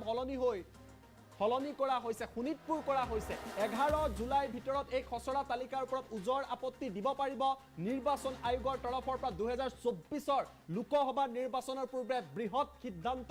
গ্ৰহণ কৰা হৈছে এই মুহূৰ্তত আমি আপোনালোকক অসমৰ নতুন লোকসভা সমষ্টিসমূহৰ তথ্য দিবলৈ চেষ্টা কৰিছোঁ আমি নিউজ ডেস্কলৈ আহিম আৰু আপোনালোকক অধিক তথ্য দিয়াৰ চেষ্টা কৰিছোঁ এই মুহূৰ্তত আমি নিউজ ডেস্কলৈ আহিছোঁ আমি আপোনালোকক দেখুৱাম আমাৰ লগত সেই তালিকা আহি পৰিছে টাইম 8ৰ দৰ্শকক দেখুৱাবলৈ চেষ্টা কৰিছে তালিকাত চাওক কোকৰাঝাৰ সমষ্টি এছটিৰ বাবে ৰিজাৰ্ভ হৈছে ইয়াত কি কি সমষ্টি আহিব কোকৰাঝাৰ লোকসভাত গুসাইগাঁও দতমা কোকৰাঝাৰ সমান্তৰালভাৱে বাউখুংগুৰি পৰ্বতজোৰা সিডলি চিৰাং বিজনী গোবৰ্ধন আৰু বাক্সা কোকৰাঝাৰ লোকসভা সমষ্টিত এইসমূহ নতুন সমষ্টি অন্তৰ্ভুক্ত হ'ব আমি আপোনালোকক সেই ড্ৰাফটখন দেখুৱাই আছো ধুবুৰী লোকসভা সমষ্টি চাওক ধুবুৰী লোকসভা সমষ্টিৰ ভিতৰত আহিব গোলকগঞ্জ গৌৰীপুৰ ধুবুৰী মানকাছাৰ বিলাসীপাৰা দক্ষিণ হালমৰা জলেশ্বৰ গোৱালপাৰা ইষ্ট মানিকপুৰ মন্দিয়া আৰু চেঙা এইকেইটা সমষ্টি আহিব ধুবুৰীৰ ভিতৰত বৰপেটা লোকসভা সমষ্টিত আহিব অভয়াপুৰী বঙাইগাঁও ভৱানীপুৰ বৰপেটা ৰূপসী বজালী হাজু বৰক্ষেত্ৰী নলবাৰী আৰু তিহু এইকেইটা সমষ্টি বৰপেটাৰ ভিতৰত আহিব চতুৰ্থটো সমষ্টি দৰং এটা নতুন সমষ্টি ইয়াৰ পূৰ্বে সমষ্টিটোৰ নাম আছিল মঙ্গলদৈ ৰিনেম কৰা হৈছে দৰং বুলি আৰু ইয়াৰ ভিতৰত চাওক তামুলপুৰ গুৰেশ্বৰ ৰঙিয়া কমলপুৰ ভেড়াগাঁও উদালগুৰি মাছবাট টংলা সিপাজাৰ মঙ্গলদৈ আৰু দলগাঁও এইকেইটা সমষ্টি দৰঙৰ ভিতৰত আহিব সেই তথ্য আমি আপোনালোকক জনাই আছো গুৱাহাটী লোকসভা সমষ্টিত কি আহিব গুৱাহাটীৰ ভিতৰত গোৱালপাৰা ৱেষ্ট দুধনৈ সমান্তৰালভাৱে সমৰিয়া বকো পলাশবাৰী দিছপুৰ ডিমৰিয়া নিউ গুৱাহাটী গুৱাহাটী চেন্ট্ৰেল আৰু জালুকবাৰী এয়া গুৱাহাটী লোকসভা সমষ্টিৰ ভিতৰত অন্তৰ্ভুক্ত কৰা হৈছে ডিফুৰ ভিতৰত এই খচৰাত কি কোৱা হৈছে ডিফু এছটিৰ বাবে ৰিজাৰ্ভ হৈ থাকিব বুকাজান হাওড়াঘাট ডিফু ৰংখাং আমৰি আৰু হাফলং এইকেইটা সমষ্টি ডিফু লোকসভা সমষ্টিৰ ভিতৰত আহিব কৰিমগঞ্জৰ ভিতৰত কি আহিব কৰিমগঞ্জ লোকসভা সমষ্টি দেখুৱাইছো হাইলাকান্দি আলগাপুৰ বদৰপুৰ নৰ্থ কৰিমগঞ্জ সাউথ কৰিমগঞ্জ আৰু ৰাতাবাৰী এইকেইটা সমষ্টি কৰিমগঞ্জৰ ভিতৰত আহিব শিলচৰ এছচিৰ বাবে ৰিজাৰ্ভ কৰা হৈছে শিলচৰ লোকসভা সমষ্টি এই খচৰা অনুসৰি তাত আহিব লক্ষীপুৰ উদাৰবন কাটিগড়া বৰখলা শিলচৰ সোণাই আৰু নৰসিংপুৰ এইকেইটা সমষ্টি শিলচৰ লোকসভা সমষ্টিত আহিব ঠিক একেদৰে নগাঁও লোকসভা সমষ্টিত চাওক নগাঁও লোকসভা সমষ্টিৰ ভিতৰত জাগিৰোড লাহৰীঘাট মৰিগাঁও বটদ্ৰুৱা ৰূপহীহাট সামুগুৰি নগাঁও আৰু ৰহা এইকেইটা নগাঁও লোকসভা সমষ্টিৰ ভিতৰত আহিব কাজিৰঙাৰ ভিতৰত কি আহিব কাজিৰঙা আমি আপোনালোকক দেখুৱাই আছো কাজিৰঙা নতুন সমষ্টি এই সমষ্টিটো আছিল কলিয়াবৰ গৌৰৱ গগৈ বৰ্তমান তাৰ সাংসদ কলিয়াবৰ সমষ্টি ৰিনেম কৰা হৈছে পুনৰ নামাকৰণ কৰা হৈছে কাজিৰঙা নামেৰে কাজিৰঙাৰ ভিতৰত আহিব কলিয়াবৰ বহমপুৰ বিন্নাকান্দি হুজাই লামডিং গোলাঘাট দেৰগাঁও বোকাখাট খুমটাই আৰু সৰুপথাৰ কেইবাটাও মুছলমান অধ্যুষিত সমষ্টি যি কলিয়াবৰত আছিল সেয়া কাজিৰঙা সমষ্টিত বৰ্তমান সময়ত নাই অৰ্থাৎ তাৰ পৰা বাদ দিয়া হৈছে শোণিতপুৰ এটা নতুন সমষ্টি আগতে তেজপুৰ লোকসভা সমষ্টি আছিল নতুন খচৰা অনুসৰি 2001 চনৰ লোকপিয়ল অনুসৰি শোণিতপুৰ এটা নতুন লোকসভা সমষ্টি হ'ব ডি লিমিটেশনৰ মতে ঢেকিয়াজুলি বৰছলা তেজপুৰ ৰঙাপৰা চতিয়া বিশ্বনাথ বিহালী গহপুৰ আৰু বিহপুৰীয়া শোণিতপুৰ লোকসভা সমষ্টিৰ ভিতৰত আহিব ইয়াৰ পূৰ্বে এই তেজপুৰ আছিল লক্ষীমপুৰ লোকসভা সমষ্টিত কি আহিব ৰঙানদী নাওবৈছা লক্ষীমপুৰ ঢকুৱাখানা ধেমাজি চিচিবৰগাঁও জুনাই হদিয়া আৰু দুমডুমা লক্ষীমপুৰ লোকসভা সমষ্টিৰ ভিতৰত অন্তৰ্ভুক্ত হ'ব ডিব্ৰুগড় লোকসভা সমষ্টিৰ ভিতৰত কি আহিব মাৰ্ঘেৰিটা ডিগবৈ মাকুম তিনিচুকীয়া চাবুৱা ডিব্ৰুগড় মৰাণ দুলিয়াজান টিংখং আৰু নাহৰকটীয়া ডিব্ৰুগড় লোকসভা সমষ্টিৰ ভিতৰত অন্তৰ্ভুক্ত হ'ব যোৰহাট লোকসভা সমষ্টিৰ ভিতৰত সোণাৰী মাহমৰা ডিমৌ শিৱসাগৰ নাজিৰা মাজুলী যোৰহাটৰ লগত আহিব তিয়ক যোৰহাট মৰিয়নি আৰু তিতাবৰ অৰ্থাৎ সমষ্টি 14টা আছে আমি 14টা এই খচৰা তালিকা মতে দিয়া আমি আপোনালোকক তথ্য জনালো 14টা সমষ্টিৰ 3টা সমষ্টিৰ নাম সলনি হৈছে এই সমষ্টি কেইটা আমি পুনৰবাৰ আপোনালোকক দেখুৱাই দিব বিচাৰিছো সমষ্টি কেইটাৰ নাম সলনি হৈছে সেই তথ্য আমি আপোনালোকক জনাই আছো আপোনালোকে যদি চাই নাম সলনি কৰা হৈছে দৰঙত মঙ্গলদৈ সমষ্টিৰ নাম সলনি কৰা হৈছে দৰং কৰা হৈছে কাজিৰঙা কৰা হৈছে কলিয়াবৰৰ এই নামটো সলনি হৈছে কলিয়াবৰ সমষ্টি এতিয়া কাজিৰঙা হ'ব সমান্তৰালভাৱে আপুনি যদি চাই কোকৰাঝাৰ একে নাম আছে ধুবুৰী একে আছে বৰপেটা একে আছে দৰং মঙ্গলদৈ এতিয়া দৰং হ'ব গুৱাহাটী ভাগে আছে ডিফু ভাগে আছে কৰিমগঞ্জ আছে শিলচৰ আছে নগাঁও আছে কাজিৰঙা কলিয়াবৰ কাজিৰঙা হৈছে তেজপুৰ শোণিতপুৰ হৈছে সমান্তৰালভাৱে লক্ষীমপুৰ ভাবে আছে ডিব্ৰুগড় ভাবে আছে আৰু যোৰহাট ভাবে আছে এই সমগ্ৰ যি খচৰাত যথেষ্ট কথা উল্লেখ 126টা সমষ্টি আছে 126টা কি সমষ্টি আমি দেখুৱাব বিচাৰিছো ৰাতাবাৰী সাউথ কৰিমগঞ্জ নৰ্থ কৰিমগঞ্জ বদৰপুৰ আলগাপুৰ হাইলাকান্দি নৰসিংপুৰ বুলি এটা সমষ্টি আমি দেখিছোঁ নতুনকৈ নাম দেখিছোঁ নৰসিংপুৰ সোনাই শিলচৰ বৰখলা কাটিগড়া উদাৰবন লক্ষীপুৰ ডিমা হাছাও সমান্তৰালভাৱে আমৰি এটা আমি নতুনকৈ হয়তো সমষ্টি এই মুহূৰ্তত নতুন নাম দেখা পাইছোঁ সমান্তৰালভাৱে ৰংখাং আমি দেখা পাইছোঁ ৰংখাং বুলি এটা সমষ্টিৰ নাম এই মুহূৰ্তত কাৰ্বি আংলঙত দেখিবলৈ পোৱা গৈছে ৱেষ্ট কাৰ্বি আংলঙত বিশেষকৈ এই দুটা সমষ্টি দেখিব ৰংখাং আৰু আমৰি নতুনকৈ হয়তো দেখিবলৈ পোৱা গৈছে ডিফু হাওড়াঘাট বোকাজান সৰুপথাৰ খুমটাই বোকাখাট দেৰগাঁও গোলাঘাট সমান্তৰালভাৱে তিতাবৰ মৰিয়নি যোৰহাট তিয়ক মাজুলী নাজিৰা শিৱসাগৰ ডিমৌ মাহমৰা সোণাৰী নাহৰকটীয়া টিংখং দুলীয়াজান মৰাণ ডিব্ৰুগড় চাবুৱা তিনিচুকীয়া মাকুম ডিগবৈ মাৰ্ঘেৰিটা এইসমূহ নতুন বিধানসভা সমষ্টি যিসমূহ খচৰাত প্ৰকাশ কৰা হৈছে ডুমডুমা শদিয়া জোনাই চিচিবৰগাঁও সমান্তৰালভাৱে ধেমাজি ঢকুৱাখানা লখিমপুৰ এই তালিকা অনুসৰি নাওবৈচা ৰঙানদী বিহপুৰীয়া গহপুৰ বিহালী বিশ্বনাথ চতিয়া ৰঙাপাৰা তেজপুৰ বৰচলা ঢেকিয়াজুলি লামডিং হোজাই বিন্নাকান্দি ৰহা নগাঁও বহমপুৰ চামুগুৰি কলিয়াবৰ ৰূপহীহাট বটদ্ৰৱা মৰিগাঁও লাহৰীঘাট জাগিৰোড দলগাঁও মঙলদৈ চিপাজাৰ টংলা মাছবাট ওদালগুৰি ভেৰগাঁও গুৰেশ্বৰ তামুলপুৰ বাক্সা গোবৰ্ধন আন এটা নতুন নাম আমি দেখা পাইছোঁ টিহু নলবাৰী বৰক্ষেত্ৰী জালুকবাৰী গুৱাহাটী চেণ্ট্ৰেল নিউ গুৱাহাটী এটা নতুন সমষ্টি এই মুহূৰ্তত দেখিবলৈ পাইছোঁ নিউ গুৱাহাটী বুলি এটা নতুন নাম আমি দেখিবলৈ পাইছোঁ ডিমৰীয়া দিছপুৰ কমলপুৰ ৰঙিয়া হাজো পলাশবাৰী বকু Chamaria Bajali Rupsi Barpeta Chenga Mandia Bhabanipur Bijni Sidli Bongaigaon Manikpur Abhayapuri Dudhnai Goalpara east Goalpara west Jaleswar south Salmara Bilasipara Mankachar Dhubri Gauripur Golakganj Parbatjhora Baokhungri আন এটা সমষ্টি নতুন নাম আমি দেখিব পাইছোঁ বাওখাংগুৰি এই মুহূৰ্তত কোকৰাঝাৰ সমান্তৰালভাৱে দতমা গোসাইগাঁও 126টা সমষ্টি আছে এই তথ্য আমি আপোনালোকক দেখুৱাইছোঁ ইলেকশ্যন কমিশ্যনৰ তৰফৰ পৰা প্ৰেছ নোটটো দিয়া হৈছে কি কোৱা হৈছে দেখুৱাম in pursuance of section 85A of the representative people act 1950 read with সকলো কথা উল্লেখ কৰিছে ইয়াত লিখা হৈছে স্পষ্টভাৱে তেওঁলোকে উল্লেখ কৰিছে কেইবাটাও দিশ উল্লেখ কৰা হৈছে যে কিদৰে সমগ্ৰ তথ্য তেওঁলোকে প্ৰকাশ কৰিছে এইসমূহ 126টা সমষ্টিৰ পুংখানুপুংখ তথ্য দিয়া হৈছে নিৰ্বাচন আয়োগৰ তৰফৰ পৰা এই যিখন খচৰা তাত এইবিলাক কথা উল্লেখ কৰা হৈছে আৰু তাত যদি আপোনালোকে চাই তাত আন কেইবাটাও দিশ উল্লেখ কৰা হৈছে প্ৰথম কথা election commission India publishes draft delimitation proposal for Assam suggestion and objection invited till 11 July 2023 11 July 2023 ভিতৰত আপোনাৰ উজৰ আপত্তি যদি এই খচৰা তালিকাত আছে ডিলিমিটেশ্যনক লৈ আপোনালোকে উজৰ আপত্তি দিব পাৰিব তাৰ পিছত কোৱা হৈছে the commission visit to Assam again July 2023 for a public hearing on the draft proposal যিখন ড্ৰাফ্ট কৰা হৈছে যিখন খচৰা আছে তাক লৈ নিৰ্বাচন আয়োগৰ এটা দল জুলাই 23 তাৰিখে অসমলৈ আহিব আৰু ৰাজহুৱা শুনানি নাইবা পাব্লিক হিয়াৰিং তেওঁলোকে গ্ৰহণ কৰিব ৰাজহুৱা শুনানি ল'বলৈ এই মুহূৰ্তত নিৰ্বাচন আয়োগৰ এটা দল জুলাই 2023 অৰ্থাৎ অহা মাহত আহিব number of assembly seats have been retain 126 126টাই আছে যি 126টা বিধানসভা সমষ্টি আছে 126 আছে অৰ্থাৎ বিধানসভা সমষ্টিৰ সংখ্যা বৃদ্ধি পোৱা নাই the number of Lok Sabha seats at 14 Lok Sabha সমষ্টিৰ যি আসনৰ সংখ্যা 14টাই আছে সমষ্টি 14টাই আছে সমান্তৰালভাৱে ৰিপ্ৰেজেন্টেশ্যনৰ receive from 11 political parties 71 organisation when the commission last visited in March earlier this year 11টাকৈ ৰাজনৈতিক দল আৰু 71টাকৈ সংগঠনে এই বিষয়টোক লৈ মাৰ্চত নিৰ্বাচন আয়োগৰ আগত এই কথা প্ৰকাশ কৰিছিলে 19টাকৈ এছেম্বলি সিট আৰু 2টা parliamentary seat reserve for ST 19টা বিধানসভাৰ আসন এছটিৰ বাবে ৰিজাৰ্ভ কৰা হৈছে 2টা লোকসভাৰ সমষ্টি শিডিউল ট্ৰাইবৰ বাবে ৰিজাৰ্ভ কৰা হৈছে 9 assembly seats and 1 parliamentary seat for ST schedule caste অৰ্থাৎ অনুসূচিত জাতিৰ বাবে 9টাকৈ বিধানসভাৰ সমষ্টি আৰু এটা লোকসভা সমষ্টি এই মুহূৰ্তত সংৰক্ষণ কৰা হৈছে এইকেইটা হৈছে নতুন খবৰ নিৰ্বাচন আয়োগৰ তৰফৰ পৰা এই কথা জনোৱা হৈছে আপোনালোকে যদি চাই টোটেল সিট জেনেৰেলৰ বাবে 98খন আসন আছে আপোনাৰ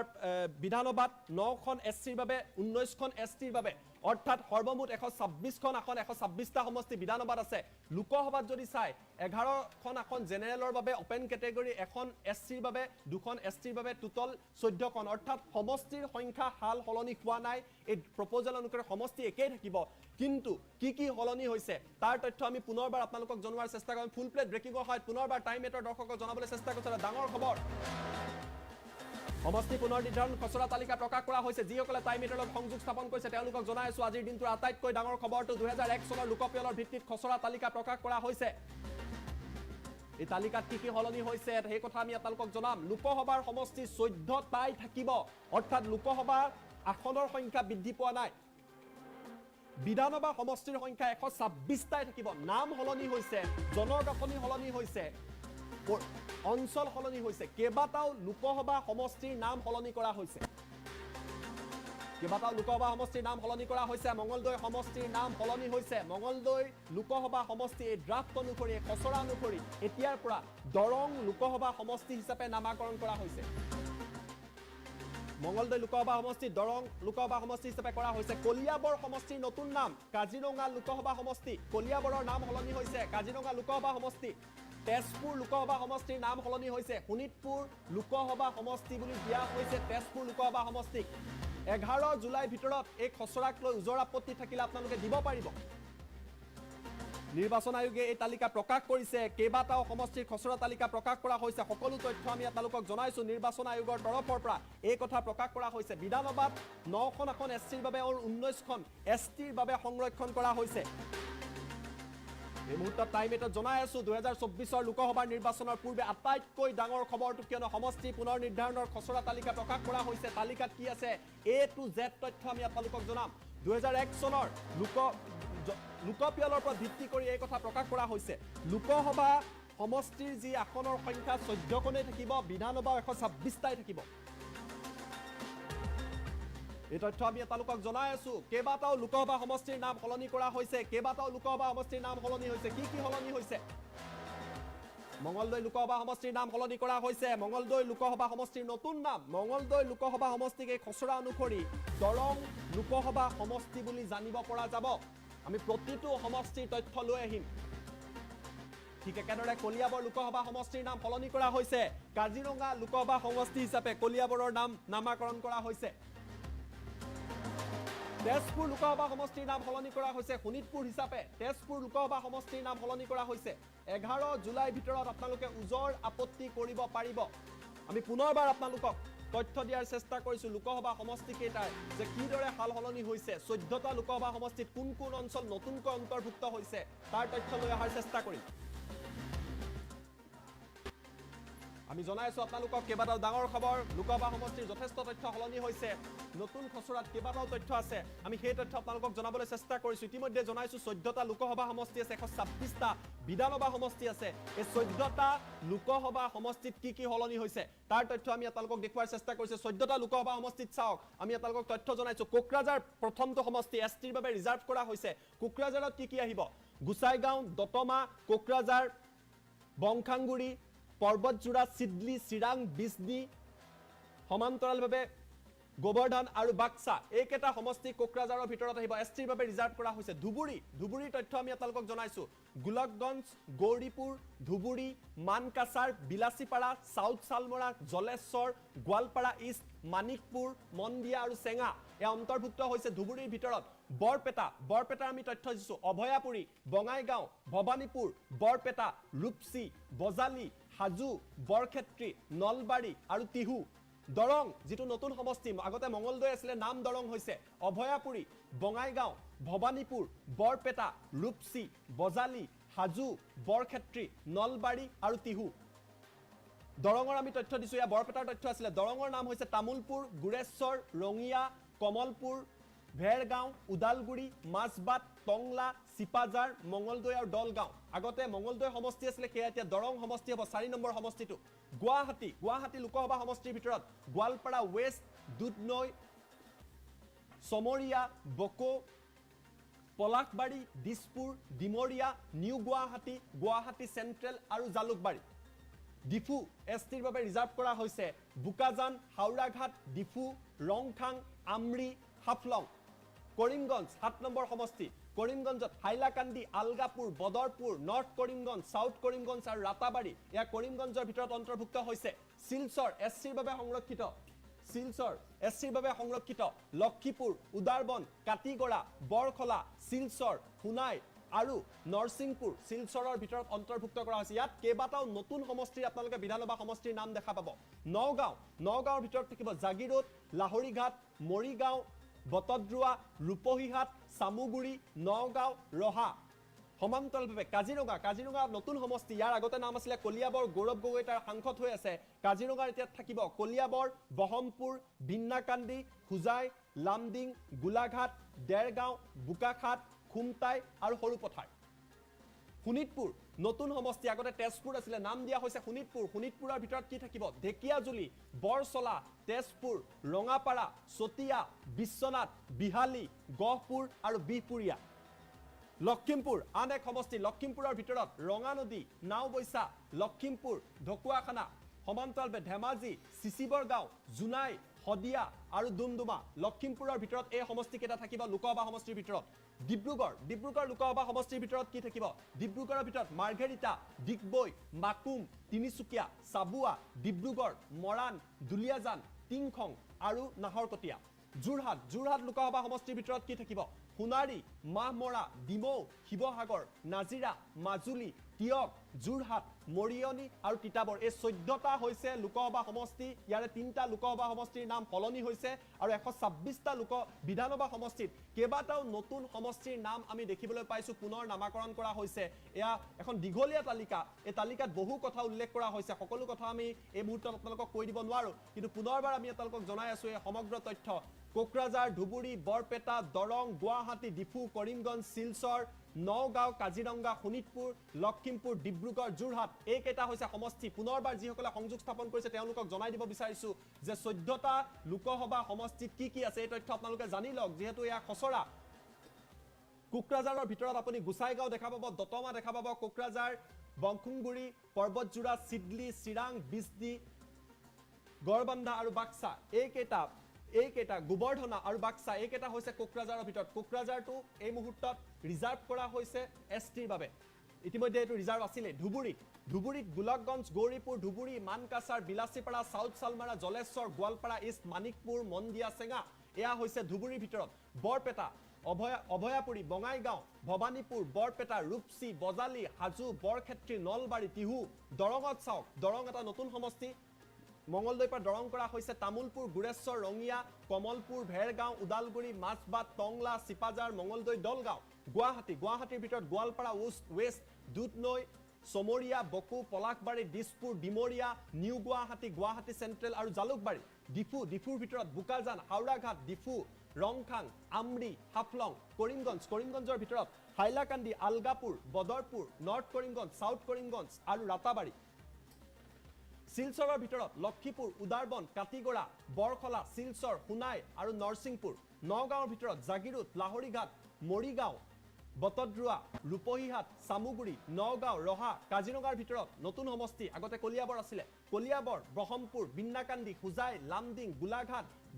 দেৰগাঁও বোকাখাট খুমটাই আৰু সৰুপথাৰ শোণিতপুৰৰ ভিতৰত ঢেকিয়াজুলি বৰচলা তেজপুৰ ৰঙাপাৰা চতিয়া বিশ্বনাথ বিহালী গহপুৰ বিহপুৰীয়া লক্ষীমপুৰৰ ভিতৰত ৰঙানদী নাওবৈচা লক্ষীমপুৰ ঢকুৱাখানা ধেমাজি চিচিবৰগাঁও জোনাই হদিয়া ডুমডুমা ডিব্ৰুগড়ৰ ভিতৰত মাৰ্ঘেৰিটা ডিগবৈ মাকুম তিনিচুকীয়া চাবুৱা ডিব্ৰুগড় মৰাণ দুলিয়াজান টিংখং নাহৰকটীয়া যোৰহাটৰ ভিতৰত সোণাৰী মাহমৰা ডিমৌ শিৱসাগৰ নাজিৰা মাজুলী টিয়ক যোৰহাট মৰিয়নি আৰু তিতাবৰ আমি ফুল প্লেটৰ সহায়ত নতুন যদি আপডেট আহিছে ফুল প্লেটৰ সহায়ত আমি আপোনালোকক দিবলৈ চেষ্টা কৰিছো আমি জনাই আছো বিগ ব্ৰেকিং নিউজ সমষ্টি পুনৰ নিৰ্ধাৰণক লৈ 22টা সমষ্টিৰ নতুন নামাকৰণ কৰা হৈছে নতুন আপডেট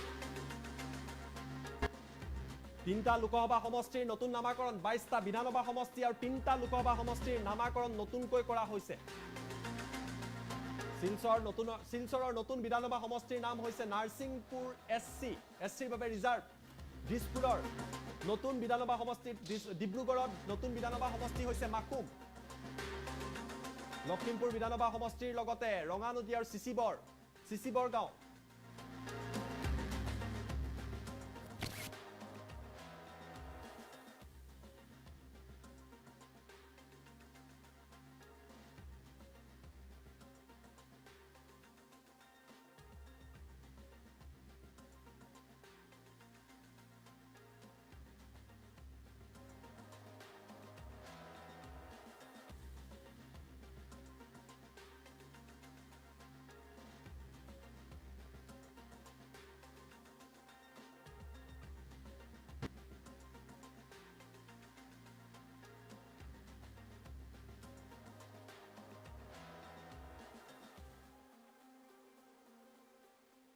পিছত লৈ আছো গুৱাহাটীত এতিয়া এটাৰ পিছত আনটাকৈ প্ৰান্তত পানীৰ পাইপ ফুটিছে আৰু এইবাৰ আমি আপোনালোকক দৃশ্যাংক দেখুৱাইছো নুনমাটিৰ এটা অঞ্চলত এইদৰে পানীৰ পাইপ ফুটা পৰিলক্ষিত হৈছে খাৰগুলিত পানীৰ পাইপ ফুটিছিলে কমাৰ্চৰ সন্মুখত লিংক ৰোডত পানীৰ পাইপ ফুটিছিলে আৰু এইবাৰ নুনমাটিত এইদৰে কিছু সময় আগতে পানীৰ পাইপ ফুটিছে আৰু জনতাই প্ৰশ্ন কৰিব প্ৰকৃতপক্ষে গুৱাহাটীত বৰ্তমান সময়ত হৈছে কি দৃশ্যাংক দেখুৱাম কিন্তু প্ৰথমতে আমি আপোনালোকক জনাইছো এটা বিগ ব্ৰেকিং নিউজ টাইম 8 দৰ্শকৰ বাবে এটা ডাঙৰ খবৰ মহানগৰীত আকৌ জল বোৰ্ডৰ পাইপ ফুটিছে এটাৰ পিছত আনটাকৈ এনেকুৱা ঘটনা সংঘটিত হৈ আছে আৰু এবাৰ নুনমাটিত এই ঘটনা সংঘটিত হৈছে খাৰগুলি ৰাজগড়ৰ পিছত নুনমাটিত ফুটিছে পানীৰ পাইপ আৰু ইয়াৰ পাছতে পাইপ ফুটাৰ পিছতে জনতাৰ মাজত যথেষ্ট হাহাকাৰ পৰিৱেশৰ সৃষ্টি হৈছে পাইপ বিস্ফোৰণৰ পিছতে ভয়াবহ পৰিৱেশৰ সৃষ্টি হৈছে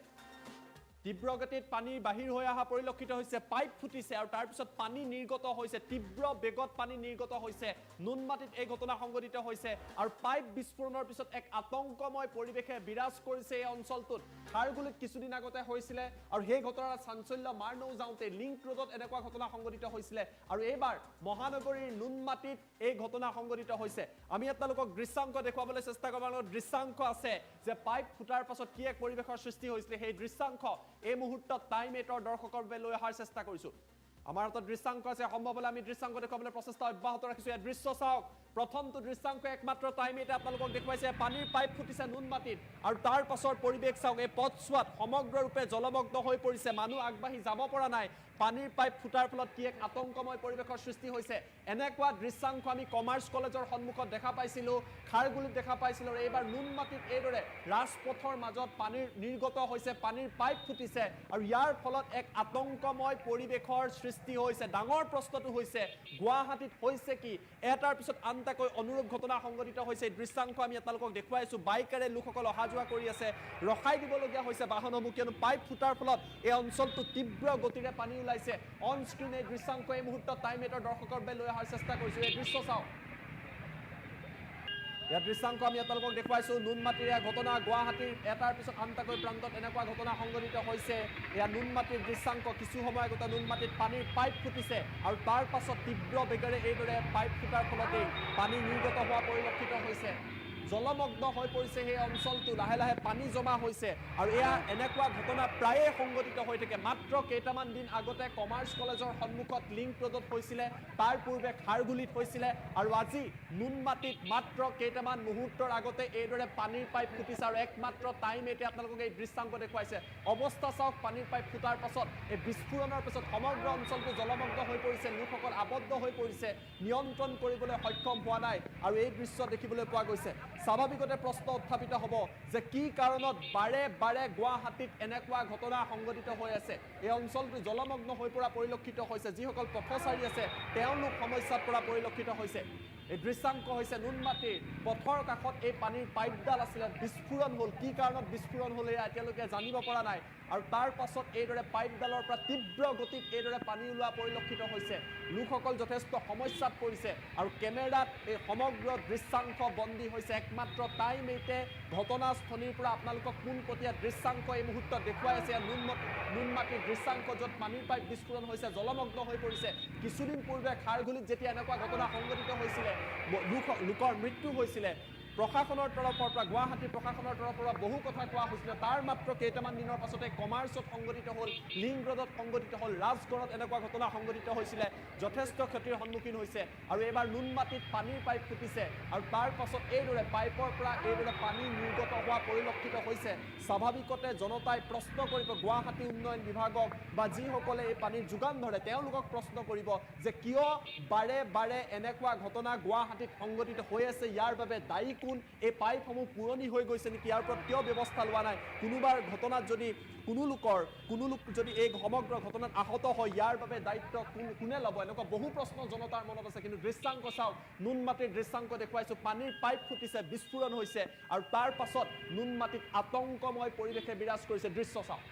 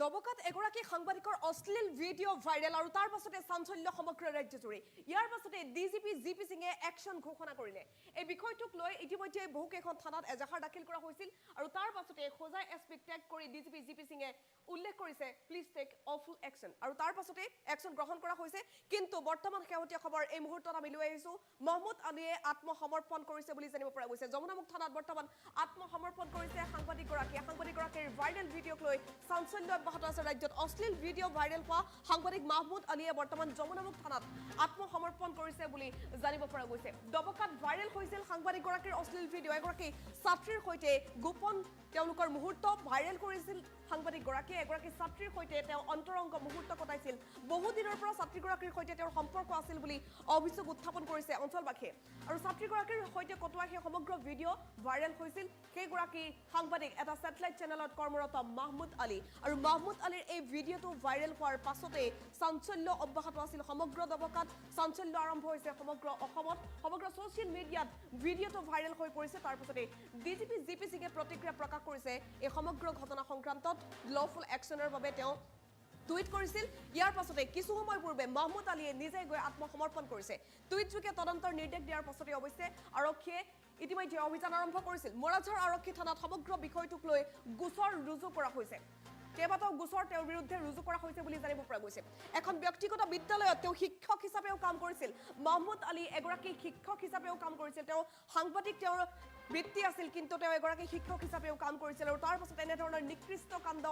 সংঘটিত কৰাৰ পাছত সমগ্ৰ দবকাত প্ৰতিক্ৰিয়া অব্যাহত আছে বিদ্যালয় কৰ্তৃপক্ষই তাৎক্ষণিকভাৱে তেওঁক নিলম্বন কৰিছে বুলি জানিব পৰা গৈছে এই মুহূৰ্তত আমি খবৰ লাভ কৰিছো মাহমুদ আলীক বৰ্তমান বিদ্যালয়খনৰ পৰা নিলম্বন কৰিছে বিদ্যালয় কৰ্তৃপক্ষই প্ৰতিক্ৰিয়া ব্যক্ত কৰিছে এই ঘটনাক কেন্দ্ৰ কৰি ডিজিপি গৰাকীয়ে প্ৰতিক্ৰিয়া ব্যক্ত কৰিছে এগৰাকী ছাত্ৰীৰ সৈতে কটোৱা সেই অন্তৰংগ মুহূৰ্তৰ ভিডিঅ' তেওঁ মোবাইলত আবদ্ধ কৰিছিল নিজেই সংগ্ৰহ কৰিছিল সেই ভিডিঅ'টো আৰু তাৰ পাছতে সেই ভিডিঅ'টো তেওঁ ভাইৰেল কৰিছিল ছ'চিয়েল মিডিয়াত এই ভিডিঅ' ভাইৰেলৰ পাছতে ইতিমধ্যে ডিজিপি গৰাকীয়ে প্ৰতিক্ৰিয়া প্ৰকাশ কৰিছে এই সংক্ৰান্তত একশ্যন গ্ৰহণ কৰিবৰ বাবে তেওঁ নিৰ্দেশ দিছিল তেওঁৰ বিৰুদ্ধে কেইবাখনো এজাহাৰ ইতিমধ্যে দাখিল কৰা হৈছে মুৰাঝৰ আৰক্ষী থানাত সমগ্ৰ বিষয়টোক লৈ গোচৰ ৰুজু কৰা হয় ব্যক্তিগত যিখন বিদ্যালয়ত তেওঁ শিক্ষক হিচাপে কাম কৰিছিল সেই বিদ্যালয়খনৰ পৰা মাহমুদ আলীক তাৎক্ষণিকভাৱে বহিষ্কাৰ কৰিছে বিদ্যালয় কৰ্তৃপক্ষই মাহমুদ আলীৰ এই নিৰ্লজ্জ কাণ্ডটোৰ পাছত যথেষ্ট প্ৰতিক্ৰিয়া ব্যক্ত কৰিছে যিগৰাকী ছাত্ৰীৰ সৈতে তেওঁৰ সেই সম্পৰ্ক দেখিবলৈ পোৱা গৈছিল ভিডিঅ'টোত সেই ছাত্ৰীগৰাকীৰ সৈতে তেওঁ পূৰ্বৰ পৰা বহুদিনৰ পৰা সম্পৰ্ক আছিল বুলিও বহুলোকে অভিযোগ উত্থাপন কৰিছে ইয়াৰ পাছতেই তেওঁৰ বিৰুদ্ধে গোচৰ ৰুজু কৰা হয় মুৰাঝৰ আৰক্ষী চকীত আৰক্ষী চকীত গৈ আত্মসমৰ্পণ কৰিছে বুলি জানিব পৰা গৈছে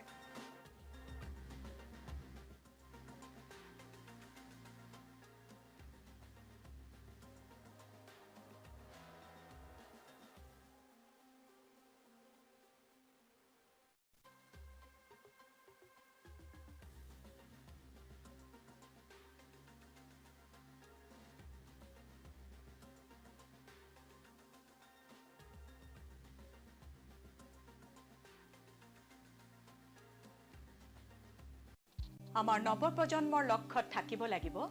দৃঢ়তা আৰু একাগ্ৰতা জিআইটিয়ে তোমালোকক গঢ়িব বিচাৰে একোজন দক্ষ পেছাদাৰী ব্যক্তি হিচাপে ইলেক্ট্ৰনিক্স কম্পিউটাৰ অটোমোবাইল মেকানিকেল আৰু সিভিল ইঞ্জিনিয়াৰিঙৰ 3 বছৰীয়া ডিপ্ল'মা পাঠ্যক্ৰম জিআইটি বামুনি মৈদাম গুৱাহাটী 21 মোবাইল নম্বৰ 9954532009 জিআইটিক সহযোগিতা কৰিছে ভাৰতৰ বহু অনুষ্ঠানে জিআইটি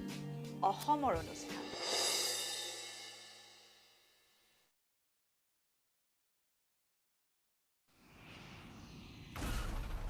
সাধাৰণ চিমেণ্টে এটা এয়াৰ ষ্ট্ৰিপ তৈয়াৰ কৰোঁতে লয় 28 দিন ই লয় কেৱল 4 দিন হয় এয়া হ'ল ভৱিষ্যতৰ প্ৰযুক্তি যাক আজি আমাৰ ওচৰলৈ লৈ আনিছে Dalmiya চিমেণ্টে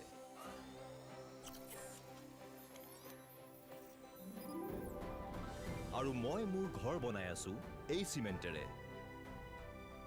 Dalmia Cement. Future today. Civil, Automobile, Mechanical, Computer Science আৰু ইলেক্ট্ৰনিক্সৰ 3 বছৰীয়া পাঠ্যক্ৰম Civil, Automobile, Contact Computer Science আৰু ইলেক্ট্ৰনিক্সৰ 3 বছৰীয়া পাঠ্যক্ৰম Additional courses for 1 year GIT, we make নমস্কাৰ টাইম এইটলৈ মই প্ৰাঞ্জল প্ৰতিম হাজৰিকাই আপোনালোক সকলোকে স্বাগতম জনাইছো এছআই জুনমণি ৰাভাৰ মৃত্যুৰ পাছতেই যেনে ধৰণৰ CBI তদন্ত কৰি আছে সেই তদন্ত প্ৰক্ৰিয়াক লৈ বিৰোধী দল কংগ্ৰেছে সন্দেহ প্ৰকাশ কৰিছিল তদন্ত প্ৰক্ৰিয়াক লৈ প্ৰশ্ন উত্থাপিত কৰিছিল আৰু সেই প্ৰসংগত এবাৰ কংগ্ৰেছক উভতি ধৰিছে শিলাদিত্য দেৱে কৈছে যে কংগ্ৰেছ এটা মিছলীয়া পাৰ্টি এই মুহূৰ্তত ফুল প্লেটত জনাবলৈ বিচাৰিছো সেই খবৰ জুনমণি ৰাভাৰ তদন্ত প্ৰক্ৰিয়াক লৈ প্ৰাক্তন বিধায়ক শিলাদিত্য দেৱৰ আক্ৰমণ বিৰোধী কংগ্ৰেছ এটা নীলাজ পাৰ্টি এই মন্তব্য কৰিছে শিলাদিত্য দেৱে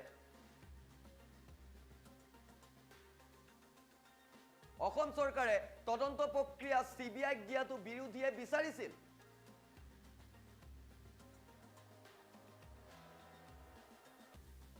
অসম চৰকাৰে বিষয়টো গুৰুত্ব সহকাৰে লৈছে তেওঁ কৈছিল যেনে ধৰণৰ বিৰোধী বা ৰাইজে CBI দিয়াটো বিচাৰিছিল সেই মৰ্মে অসম চৰকাৰে সকলো বিষয় গুৰুত্ব সহকাৰে লৈছিল আৰু তাৰ বাবেই CID পাইছে কিন্তু CBI তদন্তত যদি সন্দেহ আছে বিৰোধীৰ তেন্তে কি আমেৰিকান এজেন্সিয়ে তদন্ত কৰিব লাগে বুলিও প্ৰশ্ন কৰিলে বিৰোধী বিশেষকৈ কংগ্ৰেছক এনে ধৰণৰ আক্ৰমণ কৰি লোৱা দেখিবলৈ পোৱা গ'ল শিলাদিত্য দেৱৰ জুনমণিৰ তদন্ত সঠিকভাৱেই চলিছে ডক্টৰ হিমন্ত বিশ্ব শৰ্মাৰ নেতৃত্বত অপৰাধীৰ ক্ষেত্ৰত কতো কম্প্ৰমাইজ কৰা নাই চৰকাৰে এনে মন্তব্য কৰিছে খুজাইৰ প্ৰাক্তন বিধায়কগৰাকীয়ে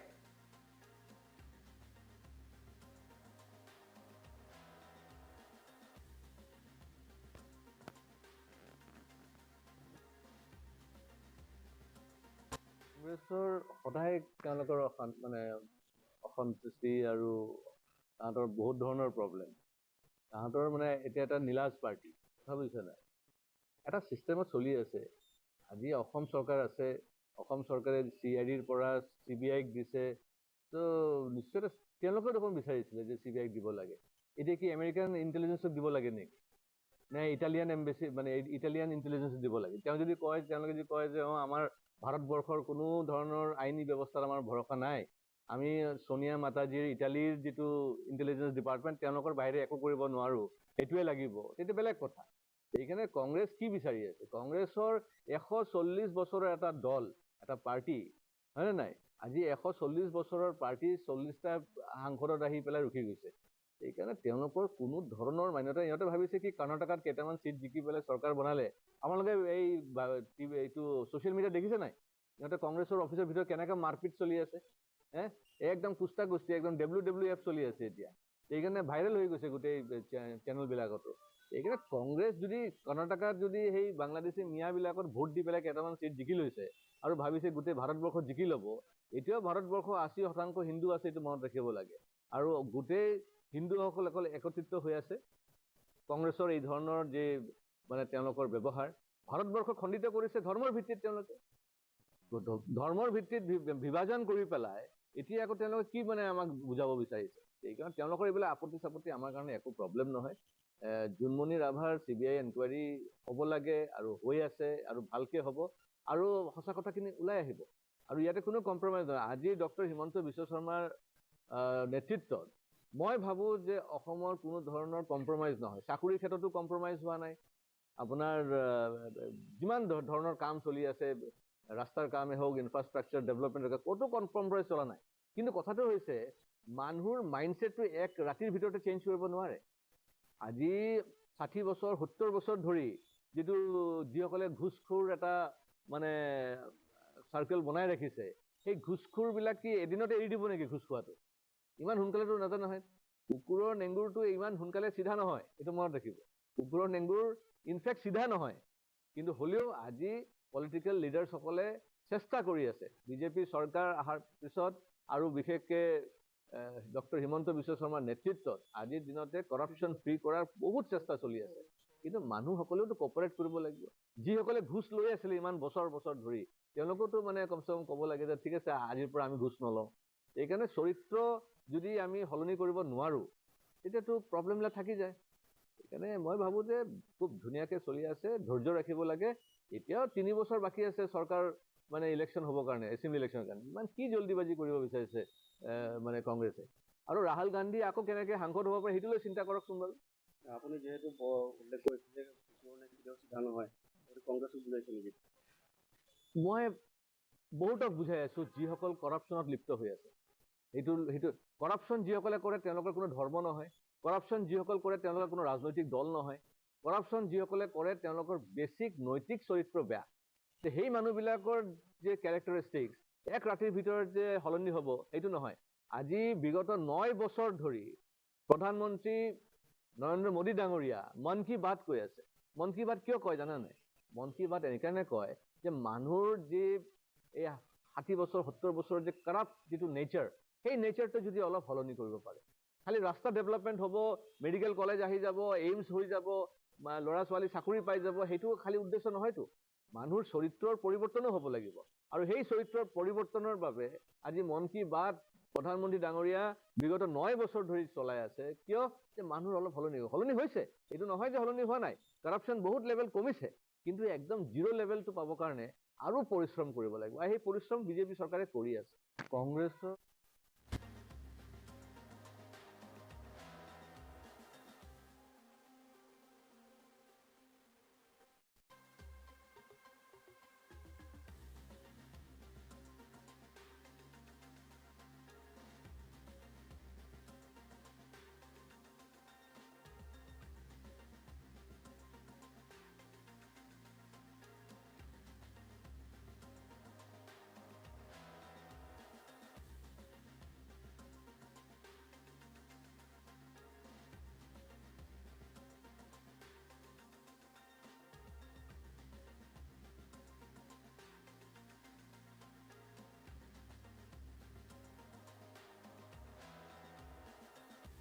টা ডাঙৰ ঘোষণা, এটা দুটা নহয় 21টা ডাঙৰ ঘোষণা কৰিছে মুখ্যমন্ত্ৰী ডক্টৰ হিমন্ত বিশ্ব শৰ্মাই।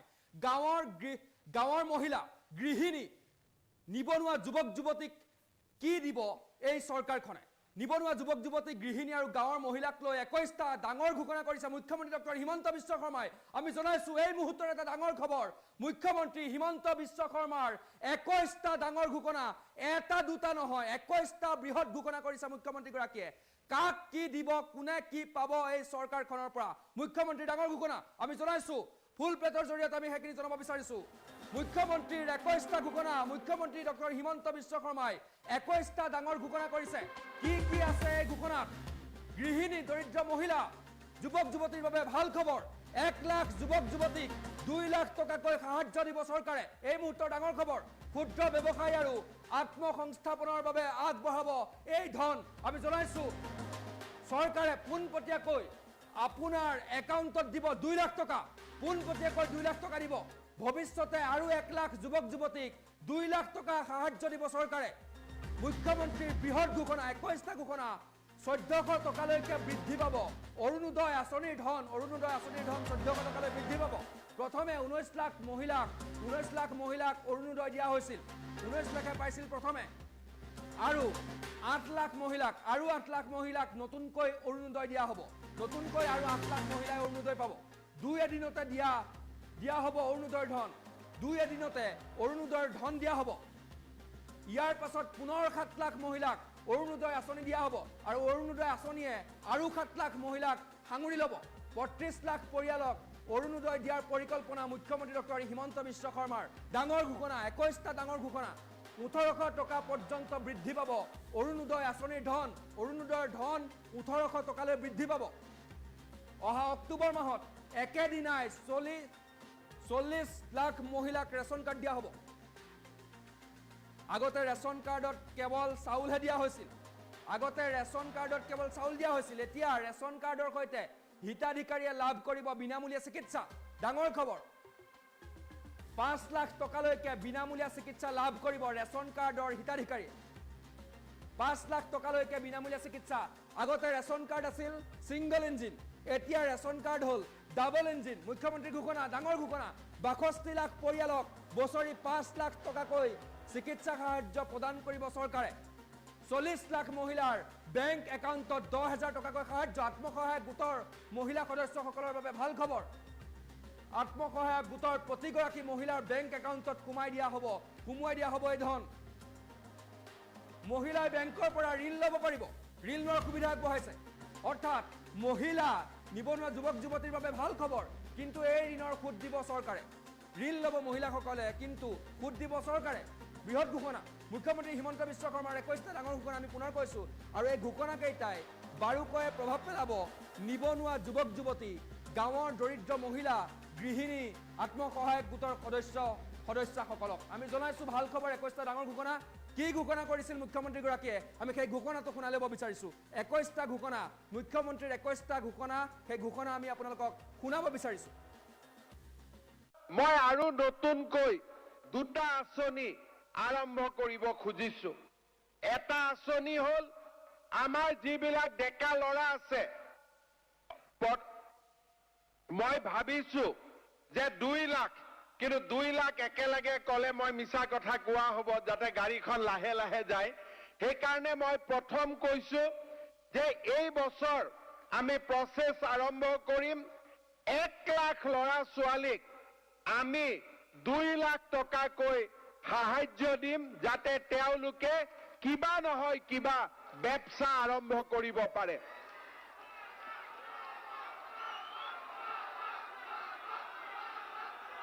এইটো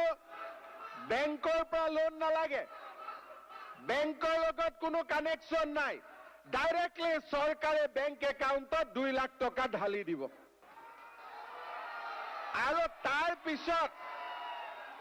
পিছত যেতিয়া আপোনালোকে ব্যৱসায় ভাল কৰিব তেতিয়া আপোনালোকে বেংকত যাব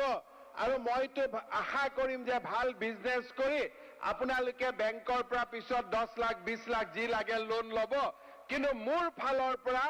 আমি 1 লাখ ল'ৰাক প্ৰথম বছৰ 2 লাখ আৰু ভগৱানে যদি শক্তি দিয়ে পিছত আৰু 1 লাখ ল'ৰাক আমি 2 লাখ টকাকৈ আমি সহায় কৰিম শ্ৰদ্ধাৰ ৰাইজ আপোনালোকে জানে যে আমাৰ গাঁৱত বহুত সেল্ফ হেল্প গ্ৰুপ আছে নে নাই মহিলাসকলৰ গ্ৰুপ আছে নে নাই ইমান দিনে মহিলাই গ্ৰুপত টকা পায় যে 25,000 টকা গ্ৰুপত দিলোঁ 50,000 টকা গ্ৰুপত দিলোঁ গ্ৰুপত দিলে 10টা মহিলাৰ মাজত ভাগ হয় 25,000 টকা কংগ্ৰেছেতো 5,000 দিছিলে 5,000 মানে গাই প্ৰতি 500 টকা যদি 25,000ও দিওঁ তেতিয়াহ'লে গাই প্ৰতি হয় 2,500 টকা গতিকে মই চিন্তা কৰি আছিলোঁ যে আমাৰ অসমত 40 লাখ মহিলা গ্ৰুপ আছে 4 লাখ মহিলা গ্ৰুপত 40 লাখ মহিলা আছে এই 40 লাখ মহিলাই যদি নিজাকৈ কিবা কাম আৰম্ভ কৰে আমাৰ অসমত কিমান কাম হ'ব কোনোবাই ধূপ বনাব কোনোবাই মৌ উৎপাদন কৰিব কোনোবাই মুৰ্গী পুহিব কোনোবাই গাহৰি পুহিব কোনোবাই গৰু ৰাখিব যদি এই মহিলাসকলৰ হাতত আমি যদি কিবা এটা টকা দিব পাৰোঁ তেতিয়াহ'লে এই মহিলাসকলে লাহে লাহে লাহে উৎপাদনমুখী হ'ব পাৰিব সেইবাবে মই এইবাৰ আমি সিদ্ধান্ত লৈছোঁ যে অসমৰ এই 4 লাখ আত্মসহায়ক গোটৰ যি মেম্বাৰ সেই 40 লাখ মহিলাৰ বেংক একাউণ্ট নম্বৰ আমি ল'ম আৰু বেংক একাউণ্টত আমি 10,000 টকাকৈ সব মহিলাক ব্যক্তিগতভাৱে আমি দি দিম গ্ৰুপত নহ'ব গ্ৰুপত আগতে আমি পাই থাকিম কিন্তু এইটো মোৰ ফালৰ পৰা ব্যক্তিগত একাউণ্টত দিম আৰু যি মহিলাই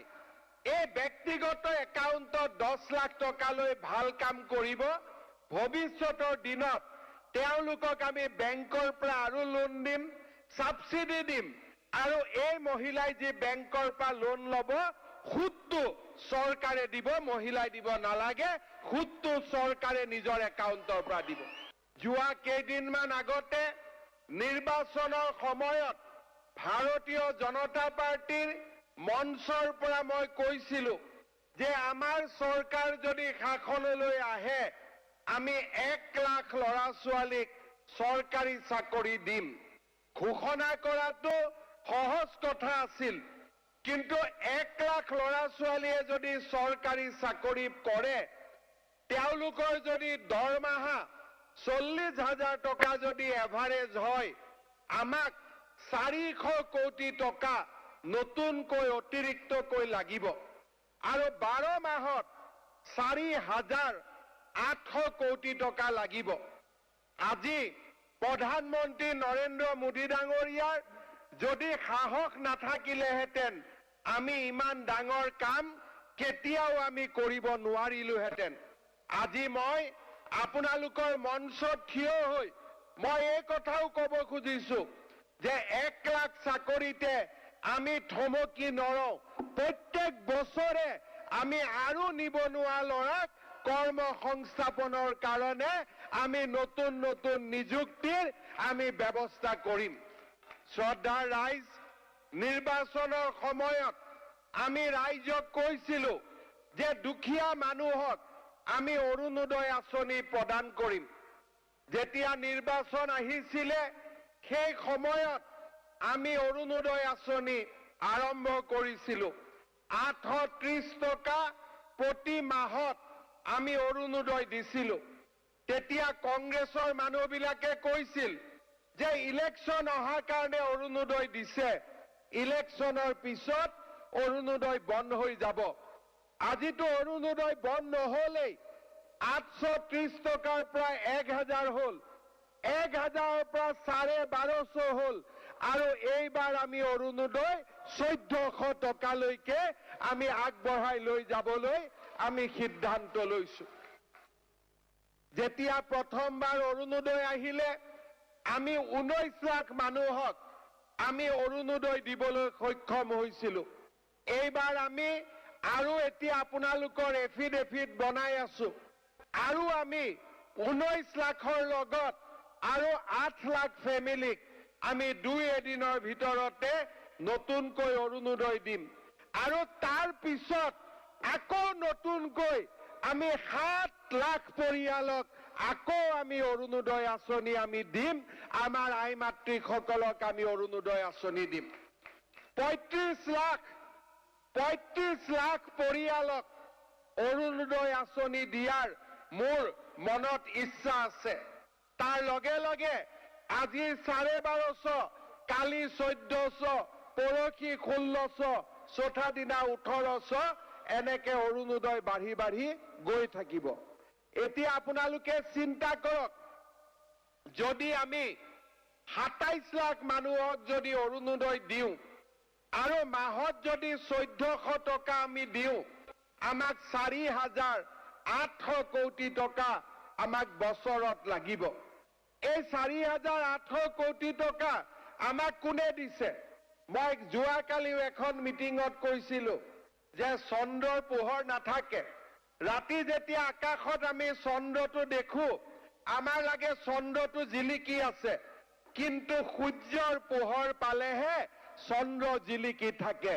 আজি নৰেন্দ্ৰ মোদী ডাঙৰীয়া দিল্লীত আছে কাৰণে আজি আমি ৰাইজৰ কামবিলাক কৰিব পাৰিছো যি ধৰণে আমি ইলেকশ্যনত প্ৰতিশ্ৰুতি দিছিলো সেই ধৰণে আজি আমি কামবিলাক আগুৱাই লৈ যাব পাৰিছো শ্ৰদ্ধাৰ ৰাইজ আমি 1 লাখ চাকৰি দিলো আমি অৰুণোদয় আঁচনি দিলো এইবাৰ আমি ঠিক কৰিলো যে আমাৰ গাঁৱত বহুত মানুহ আছে যাৰ হাতত ৰেচন কাৰ্ড নাই আৰু ৰেচন কাৰ্ড নাই কাৰণে মোদী ডাঙৰীয়াই যি আমাক মাহত 35 কেজি চাউল দিয়ে আমি তাক ল'ব নোৱাৰো এইবাৰ আমি সিদ্ধান্ত লৈছো যে অহা অক্টোবৰ মাহৰ ভিতৰত একেদিনাই একেলগে আমি অসমত আকৌ 40 লাখ মানুহক আমি ৰেচন কাৰ্ড আমি হাতত তুলি দিম এতিয়া যেতিয়া আমি ৰেচন কাৰ্ড দিওঁ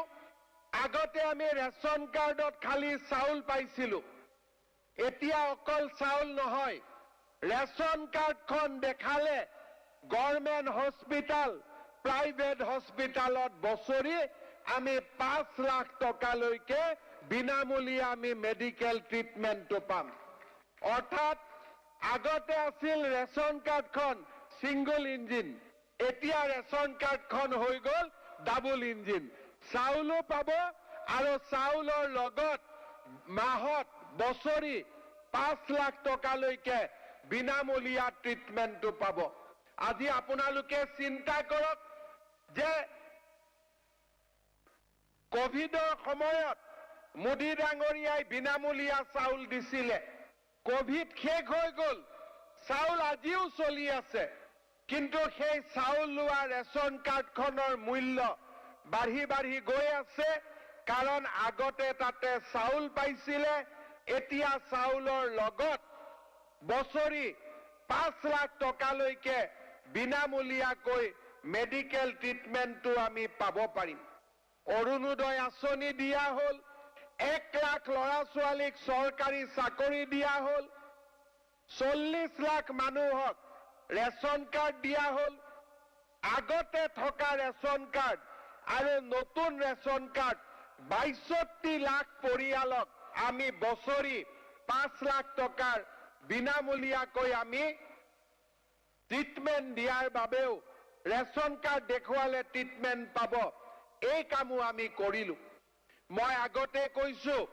যে 1 লাখ চাকৰি দিয়াৰ পিছতো আমি বছৰি নতুন নতুন চাকৰি আমি দি থাকিম পুলিচ বেটেলিয়ন ফৰেষ্ট বেটেলিয়ন আমাৰ কাম চলি থাকিব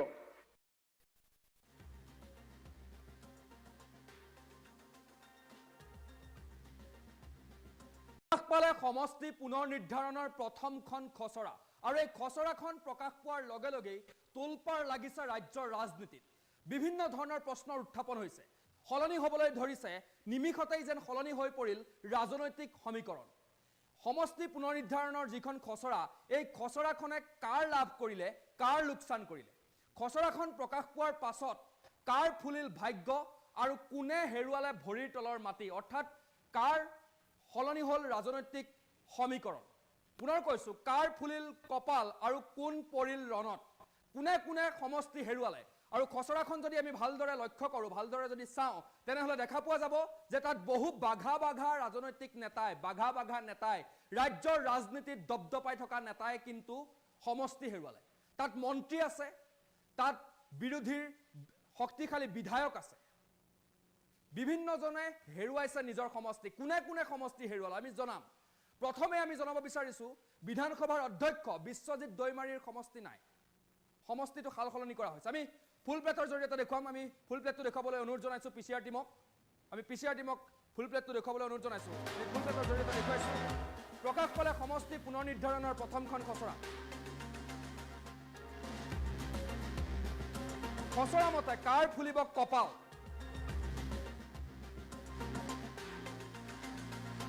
কোন কোন ৰাজনীতিবিদৰ শেষ হ'ব ৰাজনৈতিক কেৰিয়াৰ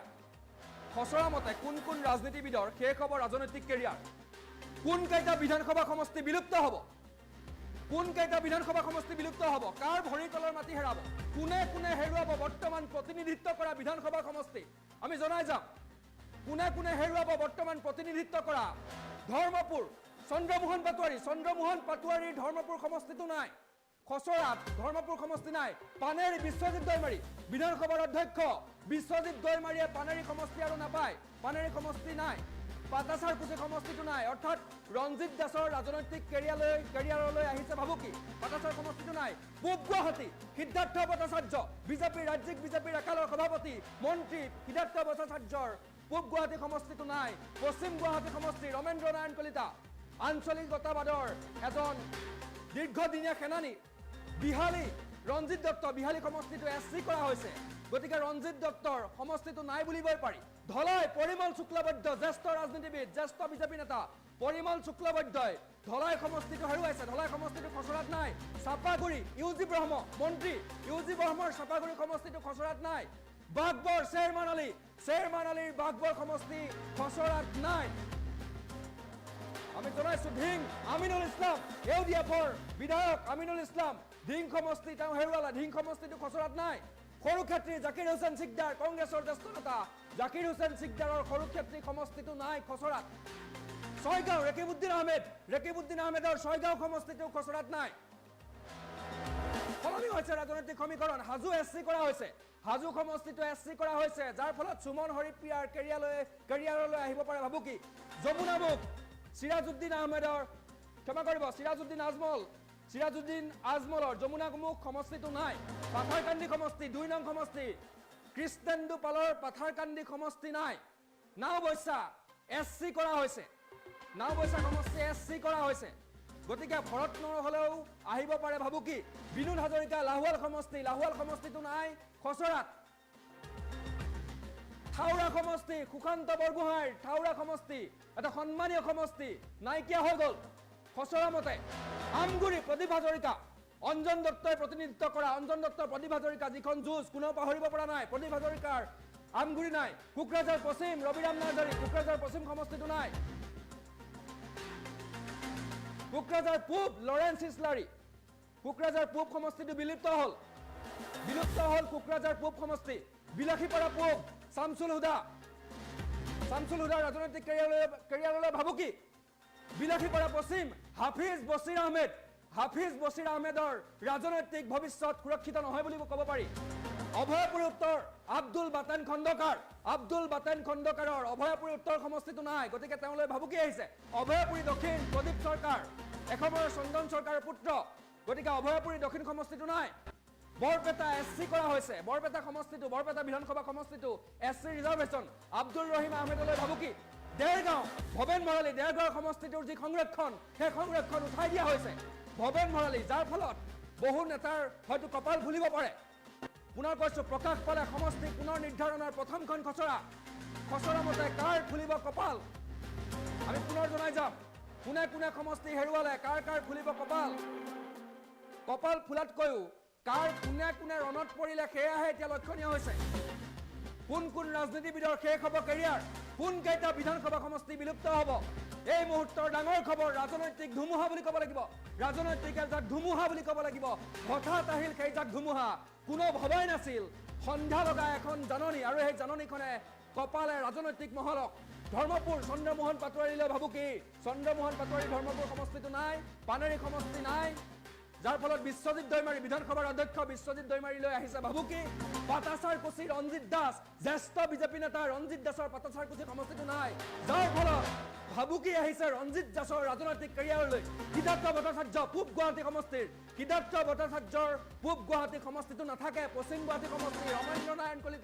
ৰমেন্দ্ৰ নাৰায়ণ কলিতাৰ পশ্চিম গুৱাহাটী সমষ্টিটো নাথাকে যাৰ ফলত তেওঁলৈ ভাবুকি আহিছে বিহালী SC কৰা হৈছে যাৰ ফলত জ্যেষ্ঠ ৰাজনীতিবিদ জ্যেষ্ঠ বিজেপি নেতা ৰঞ্জিত দত্তৰ ৰাজনৈতিক কেৰিয়াৰলৈ ভাবুকি আহিছে ধলাই পৰিমল শুক্লবৈদ্য জ্যেষ্ঠ বিজেপি নেতা পৰিমল শুক্লবৈদ্যৰ ৰাজনৈতিক কেৰিয়াৰলৈ ভাবুকি আহিছে ধলাই সমষ্টিটো তাত নাই চাপাগুৰি উৰ্খাওগড়া ব্ৰহ্ম ইউজি ব্ৰহ্মৰ চাপাগুৰি সমষ্টিটো খচৰাত নাই যাৰ ফলত উৰ্খাওগড়া ব্ৰহ্মলৈ ভাবুকি চেয়াৰমান আলীৰ বাঘবৰ সমষ্টি বিলুপ্ত যাৰ ফলত চেয়াৰমান আলীৰ ৰাজনৈতিক কেৰিয়াৰলৈ ভাবুকি ভীম সমষ্টি আমিনুল ইছলাম বিতৰ্কৰ ঊৰ্ধত থাকে বিতৰ্কত বাৰে সোমাই থাকে আমিনুল ইছলাম তেওঁৰ সমষ্টিটো হেৰাই গ'ল সৰুক্ষেত্ৰী জাকিৰ হুছেইন সিকদাৰৰ সৰুক্ষেত্ৰী সমষ্টিটো নাথাকে যাৰ ফলত তেওঁলৈ আহিছে ভাবুকি ছয়গাঁও ৰেকিবুদ্দিন আহমেদৰ ছয়গাঁও সমষ্টি নাথাকে যাৰ ফলত ৰেকিবুদ্দিন আহমেদৰ পলিটিকেল কেৰিয়াৰলৈ আহিছে ভাবুকি হাজু কৰা হ'ল SC কৰা হ'ল যাৰ ফলত সুমন হৰিপ্ৰিয়ালৈও ভাবুকি আহিব পাৰে যমুনামুখ সিৰাজউদ্দিন আজমলৰ যমুনামুখ সমষ্টি নাথাকে যাৰ ফলত সিৰাজউদ্দিন আজমল পৰিয়াললৈ ভাবুকি আহিছে পাথাৰকান্দি জ্যেষ্ঠ বিজেপি নেতা কৃষ্ণেন্দু পালৰ পাথাৰকান্দি সমষ্টি নাই গতিকে তেওঁৰ ৰাজনৈতিক ভৱিষ্যতলৈ ভাবুকি আহিছে নাওবৈচা SC কৰা হৈছে হয়তো ভৰত নৰহলেও ভাবুকি আহিব পাৰে লাহোৱাল বিনোদ হাজৰিকা লাহোৱাল সমষ্টি নাথাকে লাহোৱাল সমষ্টি বিলুপ্ত বিনোদ হাজৰিকাৰ ৰাজনৈতিক কেৰিয়াৰলৈ ভাবুকি থাউৰা সুশান্ত বৰগোহাঁইৰ ৰাজনৈতিক কেৰিয়াৰলৈ ভাবুকি আমি পোনে যাব বিচাৰিছো আমি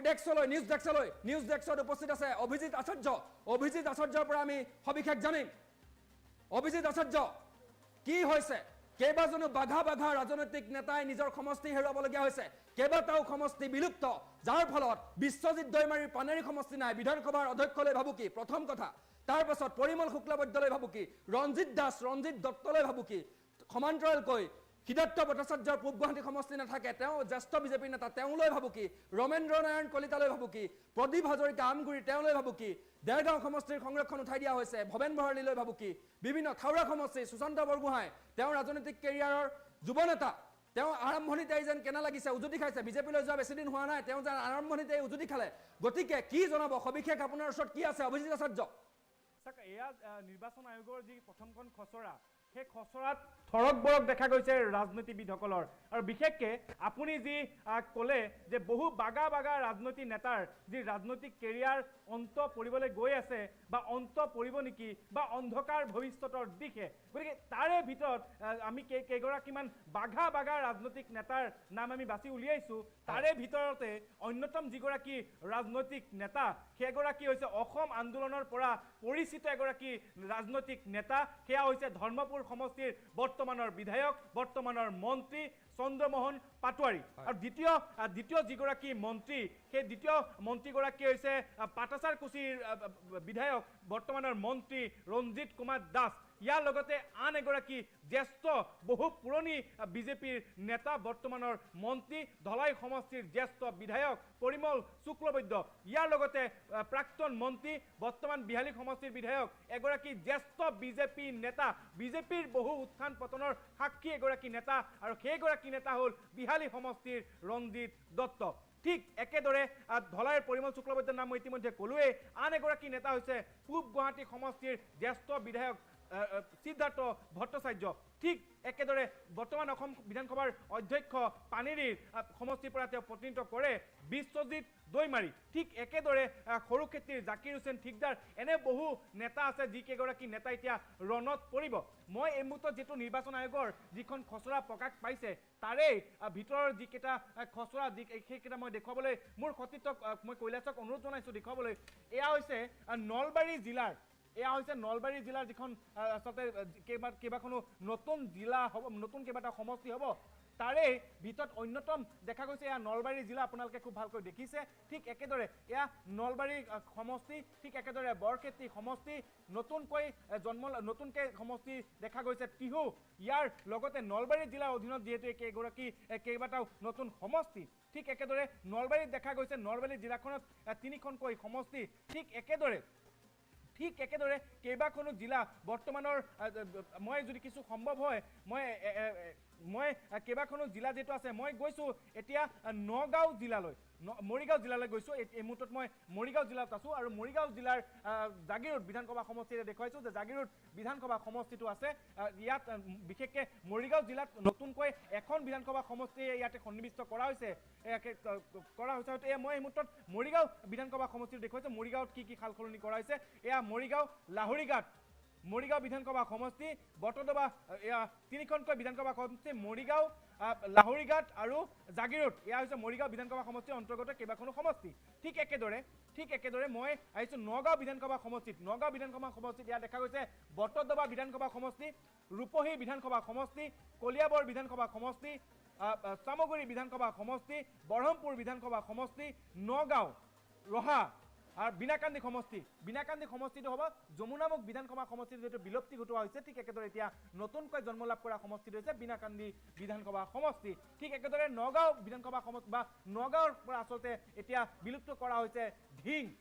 নাইকিয়া হৈছে যাৰ কাৰণে আমিনুল ইছলাম জ্যেষ্ঠ বিধায়ক আমিনুল ইছলামৰ ৰাজনৈতিক জীৱনলৈ এই মুহূৰ্তত সংকট অহা পৰিলক্ষিত হৈছে ঠিক একেদৰে বহু কেইগৰাকী জ্যেষ্ঠ বিধায়ক বহু কেইগৰাকী জ্যেষ্ঠ নেতাৰ এই মুহূৰ্তত ৰাজনৈতিক জীৱন বিলুপ্তি ঘটোৱা হৈছে মই এই মুহূৰ্তত দেখুৱাইছোঁ এয়া কেইবাখনো জিলাৰ ড্ৰাফ্ট এই মুহূৰ্তত মই দেখুৱাইছোঁ ঠিক একেদৰে মই এই মুহূৰ্তত আপোনাক দীপাংকৰ মই আপোনাৰ জৰিয়তে ষ্টুডিঅ'ত গৈ মই ষ্টুডিঅ'ৰ পৰা মই ক'ব বিচাৰিছোঁ যে আপুনি যিহেতু এই মুহূৰ্তত বিশ্লেষণ কৰিছে যে কেইবাগৰাকী ৰাজনীতিবিদৰ জীৱন যিহেতু এই মুহূৰ্তত অন্ধকাৰৰ দিশে গতি কৰিছে ঠিক একেদৰে আপুনি যিকেইটা নাম উল্লেখ কৰিছে উৰ্খাও গৌৰা ব্ৰহ্ম তেওঁ এই মুহূৰ্তত চাপাগুৰিৰ পৰা তেওঁ প্ৰতিনিধিত্ব কৰি আছে ঠিক একেদৰে সৰুক্ষেত্ৰী বিধায়ক জাকিৰ হুছেইন ঠিকদাৰ ড্ৰাফ্ট ওলোৱাৰ লগে লগে জাকিৰ হুছেইন ঠিকদাৰে টুইট যোগে ইতিমধ্যে জনাইছে যে তেওঁ এই যি খচৰা যি সমষ্টি বিলুপ্তিকৰণ তেওঁ কোনো পৰ্যায়ে মানি নলয় প্ৰয়োজন সাপেক্ষে তেওঁ গণতান্ত্ৰিক আন্দোলন কৰিব ঠিক একেদৰে লাহোৱালৰ বিনোদ হাজৰিকা হাওৰা সমষ্টি সুশান্ত বৰগোহাঁই আমগুৰি প্ৰদীপ হাজৰিকা কোকৰাঝাৰ পশ্চিম ৰবিৰাম ৰাজদাৰী ঠিক একেদৰে কোকৰাঝাৰ পূব লৰেন্স ইছলাৰী বিলাসীপাৰা পূব শামছুল হুদাকে আদি কৰি বহু কেইগৰাকী ৰাজনৈতিক নেতাৰ ৰাজনৈতিক কেৰিয়াৰলৈ এই মুহূৰ্তত অন্ধকাৰ আৰু ধুমুহা নামি আহিছে দীপাংকৰ চাওক এইখিনিতে এটা প্ৰশ্ন আছিল অভিজিত আচাৰ্য চাওক তেওঁলোকক হয়তো আশ্বাস দিয়া হ'ব তেওঁলোকক হয়তো কোৱা হ'ব যে আপোনালোকক বেলেগ সমষ্টিত সংস্থাপিত কৰা হ'ব কিন্তু যি ৰাজনৈতিক যিটো সমীকৰণ ভোটৰ যিটো ভোটৰ অংকটোত তেওঁলোক হয়তো বেলেগ এটা সমষ্টিত সংস্থাপিত হ'লে শেষ হাঁহি মাৰিবলৈ তেওঁলোকৰ অলপ অসুবিধা হ'ব যদি আমি উদাহৰণস্বৰূপে থাওৰা সমষ্টিৰ আমি উদাহৰণ লৈছোঁ থাওৰা সমষ্টিৰ সুশান্ত বৰগোহাঁইক এটা বেলেগ সমষ্টিলৈ লৈ যোৱা হ'ল ডিমৌ সমষ্টি মোৰ যদি ভুল হোৱা নাই ডিমৌ বুলি নতুনকৈ সমষ্টি এটা জন্ম হৈছে সুশান্ত বৰগোহাঁইক যদি ডিমৌ সমষ্টিলৈ লৈ যোৱা হয় ডিমৌ সমষ্টিৰ যিটো জনগাঁথনি ডিমৌ সমষ্টিটোৰ যিটো ইতিহাস হ'ব ডিমৌ সমষ্টিটোৰ যদি ভোটৰ অংক সেই অংকটোৱে হয়তো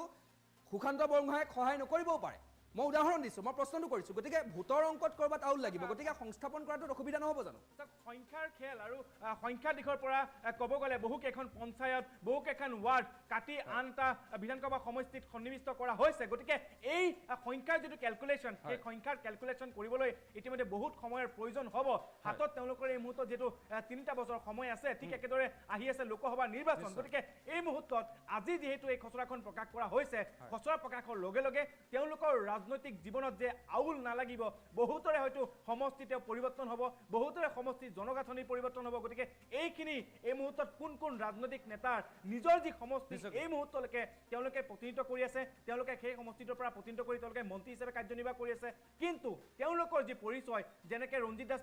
পাঠাচাৰকুচিৰ পৰা তেওঁ প্ৰতিনিধিত্ব কৰি আজি তেওঁ মন্ত্ৰী ঠিক একেদৰে উৰ্ষা বৰা ব্ৰহ্ম চাপাগুৰিৰ পৰা তেওঁ প্ৰতিনিধিত্ব কৰিছে ধলাইৰ পৰা পৰিমল শুক্লবৈদ্য এনেদৰে ঠিক এনেদৰে আৰু বহু কেইগৰাকী ৰাজনৈতিক নেতা নিশ্চয় ৰাজনীতিলৈ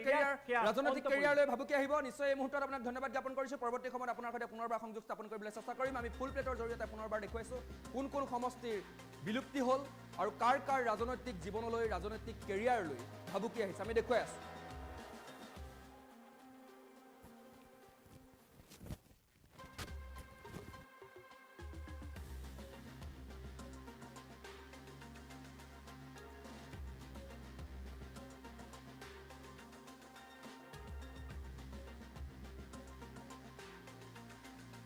প্ৰিয় নেতা চাবলৈ আহিল হিলদোল ভাঙি মানুহ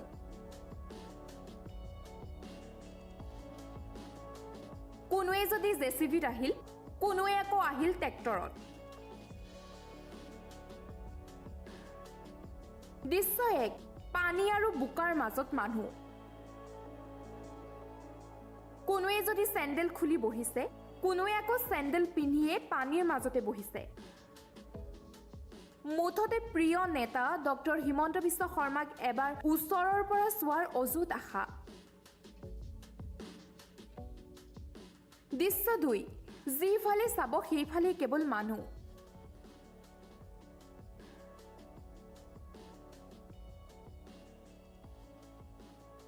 কোনফালে চাব যিফালে চাব আপুনি সেইফালে কেৱল মানুহেই দেখিব মৰমৰ নেতাগৰাকীক চাবৰ বাবেই প্ৰতিকূল বতৰকো নেওচি বিলাসীপাৰাত ডক্টৰ হিমন্ত বিশ্ব শৰ্মাৰ জনসভাত হাজাৰ হাজাৰ জনসাধাৰণ উপস্থিত হৈছে বিগত কেইবাদিনে ৰাজ্যত পৰা ধাৰাসাৰ বৰষুণৰ বাবে বিলাসীপাৰাৰ আইএনএ খেলপথাৰত এতিয়া একাঠুলৈকে পানী আৰু বোকা তথাপিও অসমৰ মুখ্যমন্ত্ৰীজনৰ সভাত ভাগ লৈ হাজাৰ হাজাৰ ৰাইজে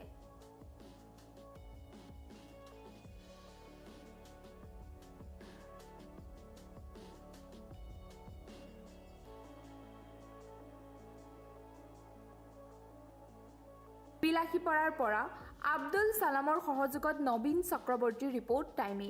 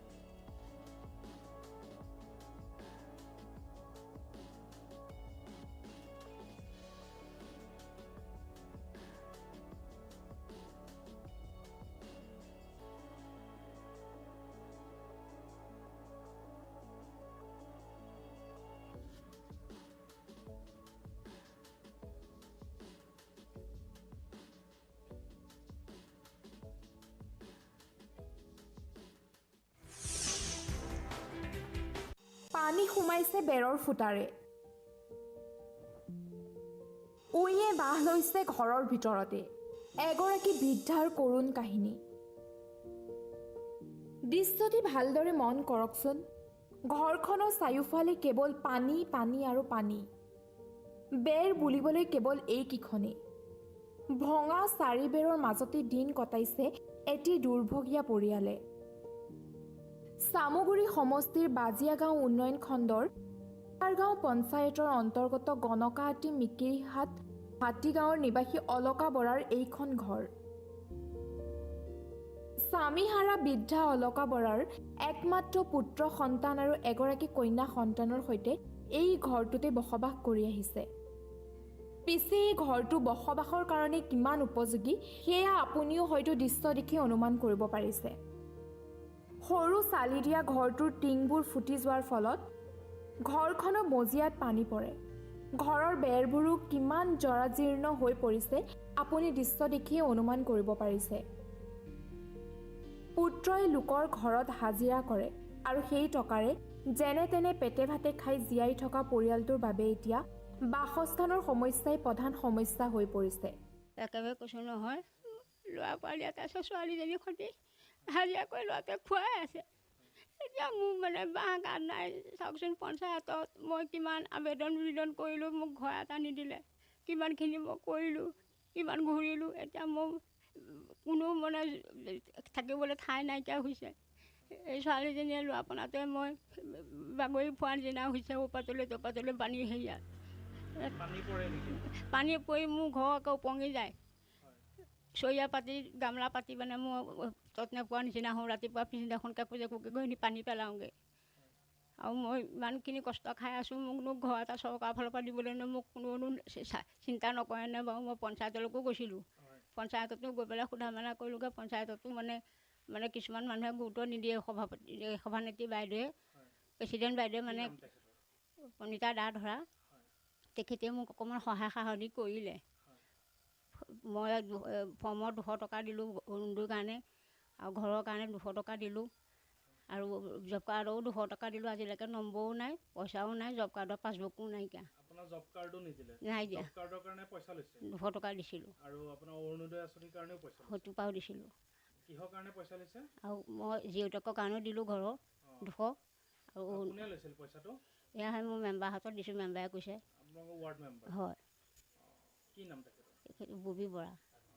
এতিয়া আপোনাৰ পৰা পইচা লৈও আজিলৈকে ঘৰ একো নাই এতিয়া খালি মানে কয় ছেকেণ্ড লিষ্টত আছে এতিয়া শুনিছোঁ নাম এতিয়া হয় নহয় আছেনে নাই তাকো নাজানো আৰু গতিকে মানে কি কিছুমান মানে ব্যক্তিগত কাজিয়া পেচাল লাগিলে কয় একো নিদিওঁ হয়তো ভয় খুৱাই থাকে নে কি এনে নাজানো কিন্তু আজিলৈকে একো অৰুণোদয়টো পোৱা বাহিৰে আঁচনি চাউল 5 কেজি পোৱা বাহিৰে মানে একো বাৰু বৰ্তমান পোৱা নাই আৰু অৰুণোদয় পাইছোঁ কেইটা কিস্তি পালে অৰুণোদয় পাইছোঁ এতিয়া কেইটামান সেয়াৰ পৰা এতিয়া লেখযোগ নাই আৰু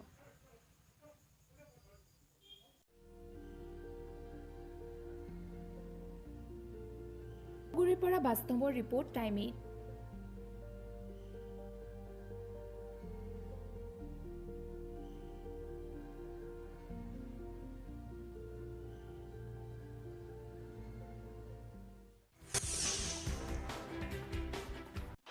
নাই ফোন নধৰে খবৰ নাই ইনষ্টাগ্ৰামেই হ'ল কাল বৰ ডাঙৰ ঘটনা এটা ঘটিল চিনাকি হ'ল ইনষ্টাগ্ৰামৰ জৰিয়তে তাৰ পাছতে আহিল হোৱাটছএপলৈ আৰু পাছত প্ৰেমিকৰ সৈতে সেলফি তুলি মাই কলিজা লিখি স্বামীলৈ বুলি থৈ গ'ল ঘৰতে প্ৰেম অন্ধ প্ৰেমে নামানে জাতি বৰ্ণ বয়স ভাষা একোকে কেৱলি বয়ে যায় তেনে এক ঘটনাই ঘটিল নগাঁৱৰ হাতীগড়ত সংসাৰ চলোৱাৰ স্বাৰ্থত কৰ্মসূত্ৰে স্বামী আহিছিল গুৱাহাটীলৈ তেতিয়াই মেনসিং হানছেৰ সুখৰ সংসাৰত লাগিল আউল পত্নীৰ দ্বিতীয় প্ৰেমে ধ্বংস কৰিলে মেনসিং হানছেৰ সুখৰ সংসাৰখন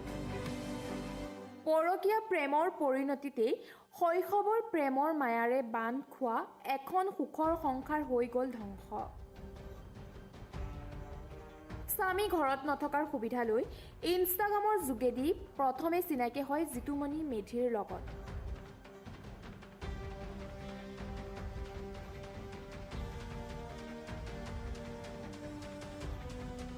ইয়াৰ পিছতে দুয়োৰে মাজত গঢ়ি উঠে গভীৰ প্ৰেমৰ সম্পৰ্ক। অৱশেষত স্বামীক এৰি 8 বছৰীয়া পুত্ৰক লৈ পত্নী পলাই গ'ল জিতুমণি মেধিৰ লগত।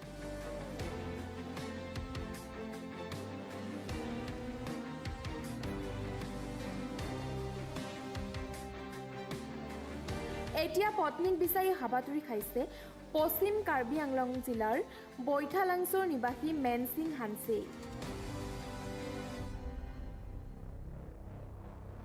স্বামীৰ আহ্বান, পত্নী পুত্ৰলৈ বৰকৈ মনত পৰিছে। য'তেই নাথাকক ঘৰলৈ ঘূৰি আহিবলৈ আহ্বান স্বামীৰ। মই গুৱাহাটীত আছিলোঁ, কৰ্মসূত্ৰে গুৱাহাটীতে কাম কৰি আছিলোঁ আৰু তাৰপিছত 3 মাহমান হৈছে আৰু ইনষ্টাগ্ৰামৰ জৰিয়তে চিনাকি হৈ লৈ পেলাই নিজ পুত্ৰহঁতে মানে প্ৰলোভন কৰি লৈ গৈছে এই ল'ৰাটোৱে। মোৰ ল'ৰাটো 8 বছৰ আছে, ল'ৰাটোকো লৈ গৈছে আৰু মই এতিয়া সংবাদ মাধ্যমৰ জৰিয়তে মই আহ্বান জনাইছোঁ যিহেতু য'তে নাথাকক কিয় গুচি আহিব লাগে আৰু ল'ৰাটো মোৰ মনত পৰি আছে বা সৰুৰ পৰা যিমানে নহয় নিজ পুত্ৰ যেতিয়া, সেইকাৰণে য'তে নাথাকক কিয় আহিব লাগে আৰু সিহঁতৰ মানে আপোনাৰ 3 মাহৰ ভিতৰতে এই ইনষ্টাগ্ৰামৰ জৰিয়তে চিনাকি হৈছে। এতিয়া মই মই অনুৰোধ কৰিছোঁ আৰু য'তে নাথাকক কিয় আহিব লাগে। মই সংবাদ মাধ্যমৰ জৰিয়তে মানে মই কাষ চাপিছোঁ আৰু। বৈঠালাংছৰ পৰা জ্যোতিপ্ৰসাদ হাজৰিকাৰ ৰিপৰ্ট টাইম 8।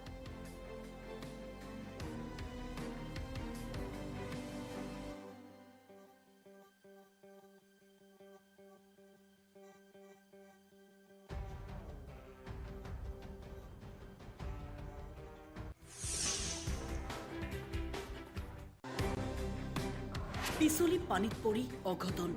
এটি শিশুৰ মৃত্যু। টুলুঙা নাৱত উঠি গৈ আছিল বিদ্যালয়লৈ। প্ৰতিকূল বতৰৰ মাজতে টুলুঙা নাৱত উঠি বিদ্যালয় অভিমুখে গৈ থাকোঁতে এটি শিশু কেনেবাকৈ পিছলি পানীত পৰে। বহু সময় ধৰি সন্ধানহীন হৈ থাকে শিশুটি। স্থানীয় ৰাইজৰ মাজত হোৱা দোৱা লাগে। শিশুটিৰ সন্ধানত নামি পৰে স্থানীয় ৰাইজ। ঘটনাস্থলীত উপস্থিত আৰক্ষীয়েও শিশুটিক বিচাৰি অভিযান চলায় আৰু অৱশেষত জালত উঠে এটি মৃতদেহ। গৈ আছোঁ, নাৱৰ পৰা বাগৰি পৰি গ'ল। যোৱাৰ পিছে আমি বিচাৰি আছোঁ, বিচাৰি থাকাতে আউটপোষ্টৰ পৰা চাৰে গ'ল। তাৰপিছত আমি আশ্ৰা জাল মাৰাৰ পিছত সেই আশ্ৰা জালত উঠি আহিল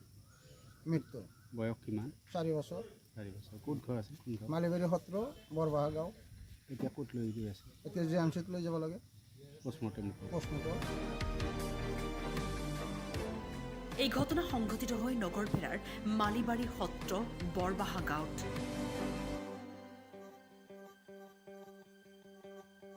বিদ্যালয় অভিমুখী পথত বানত ডুবি সলিল সমাধি ঘটে 4 বছৰীয়া শিশুটিৰ। পুলিচৰ ভিজুৱেল আছে যদি পাই আছে লগাই দিব। নগৰপেৰাৰ পৰা জাকিৰ হুছেইন মণ্ডলৰ ৰিপৰ্ট টাইম 8।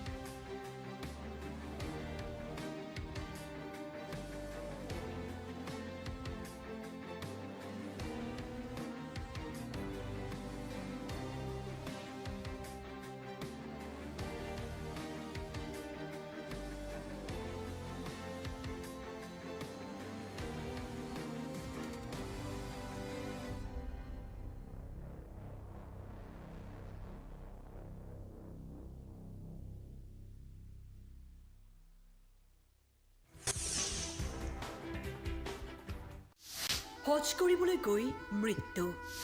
ছৌদি আৰবৰ মদিনা শ্বৰীফত জন্নত লাভ কৰিলে এজন হজ যাত্ৰীয়ে। যোৱা 1 জুন তাৰিখে হজ যাত্ৰালৈ ৰাওনা হোৱা ব্যক্তিগৰাকী আছিল গোলাঘাটৰ শান্তিপুৰৰ। নাম চিৰাফুদ্দিন আহমেদ। কিন্তু হঠাৎ হৃদযন্ত্ৰ ক্ৰিয়া বন্ধ হৈ মৃত্যুক সাৱটি লৈ চিৰাফুদ্দিন আহমেদে। ইছলামধৰ্মী লোকসকলে জীৱনকালত এবাৰ হ'লেও পবিত্ৰ তীৰ্থযাত্ৰাৰ সপোন দেখে।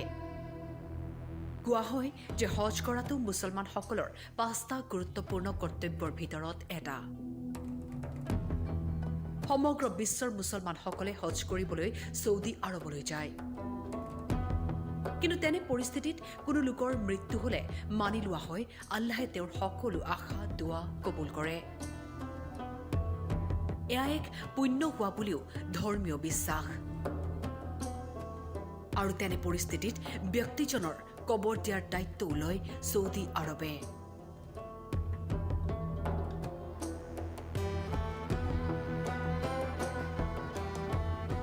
গোলাঘাটৰ পৰা ৰাজীৱ কৰ্মাকাৰৰ ৰিপৰ্ট, টাইম 8।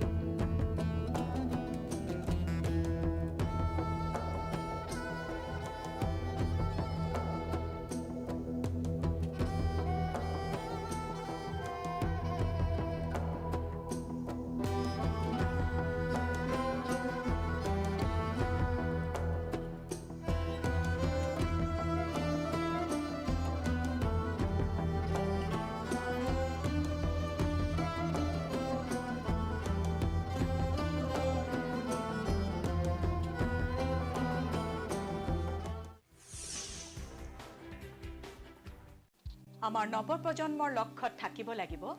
দৃঢ়তা আৰু একাগ্ৰতা। জিআইটিয়ে তোমালোকক গঢ়িব বিচাৰে একোজন দক্ষ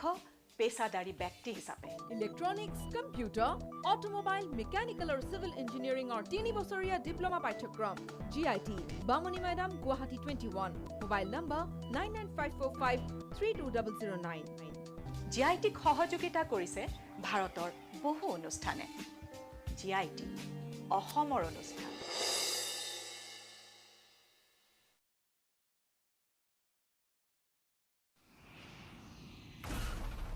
সাধাৰণ চিমেণ্টে এটা এয়াৰ ষ্ট্ৰিপ তৈয়াৰ কৰোঁতে লয় 28 দিন।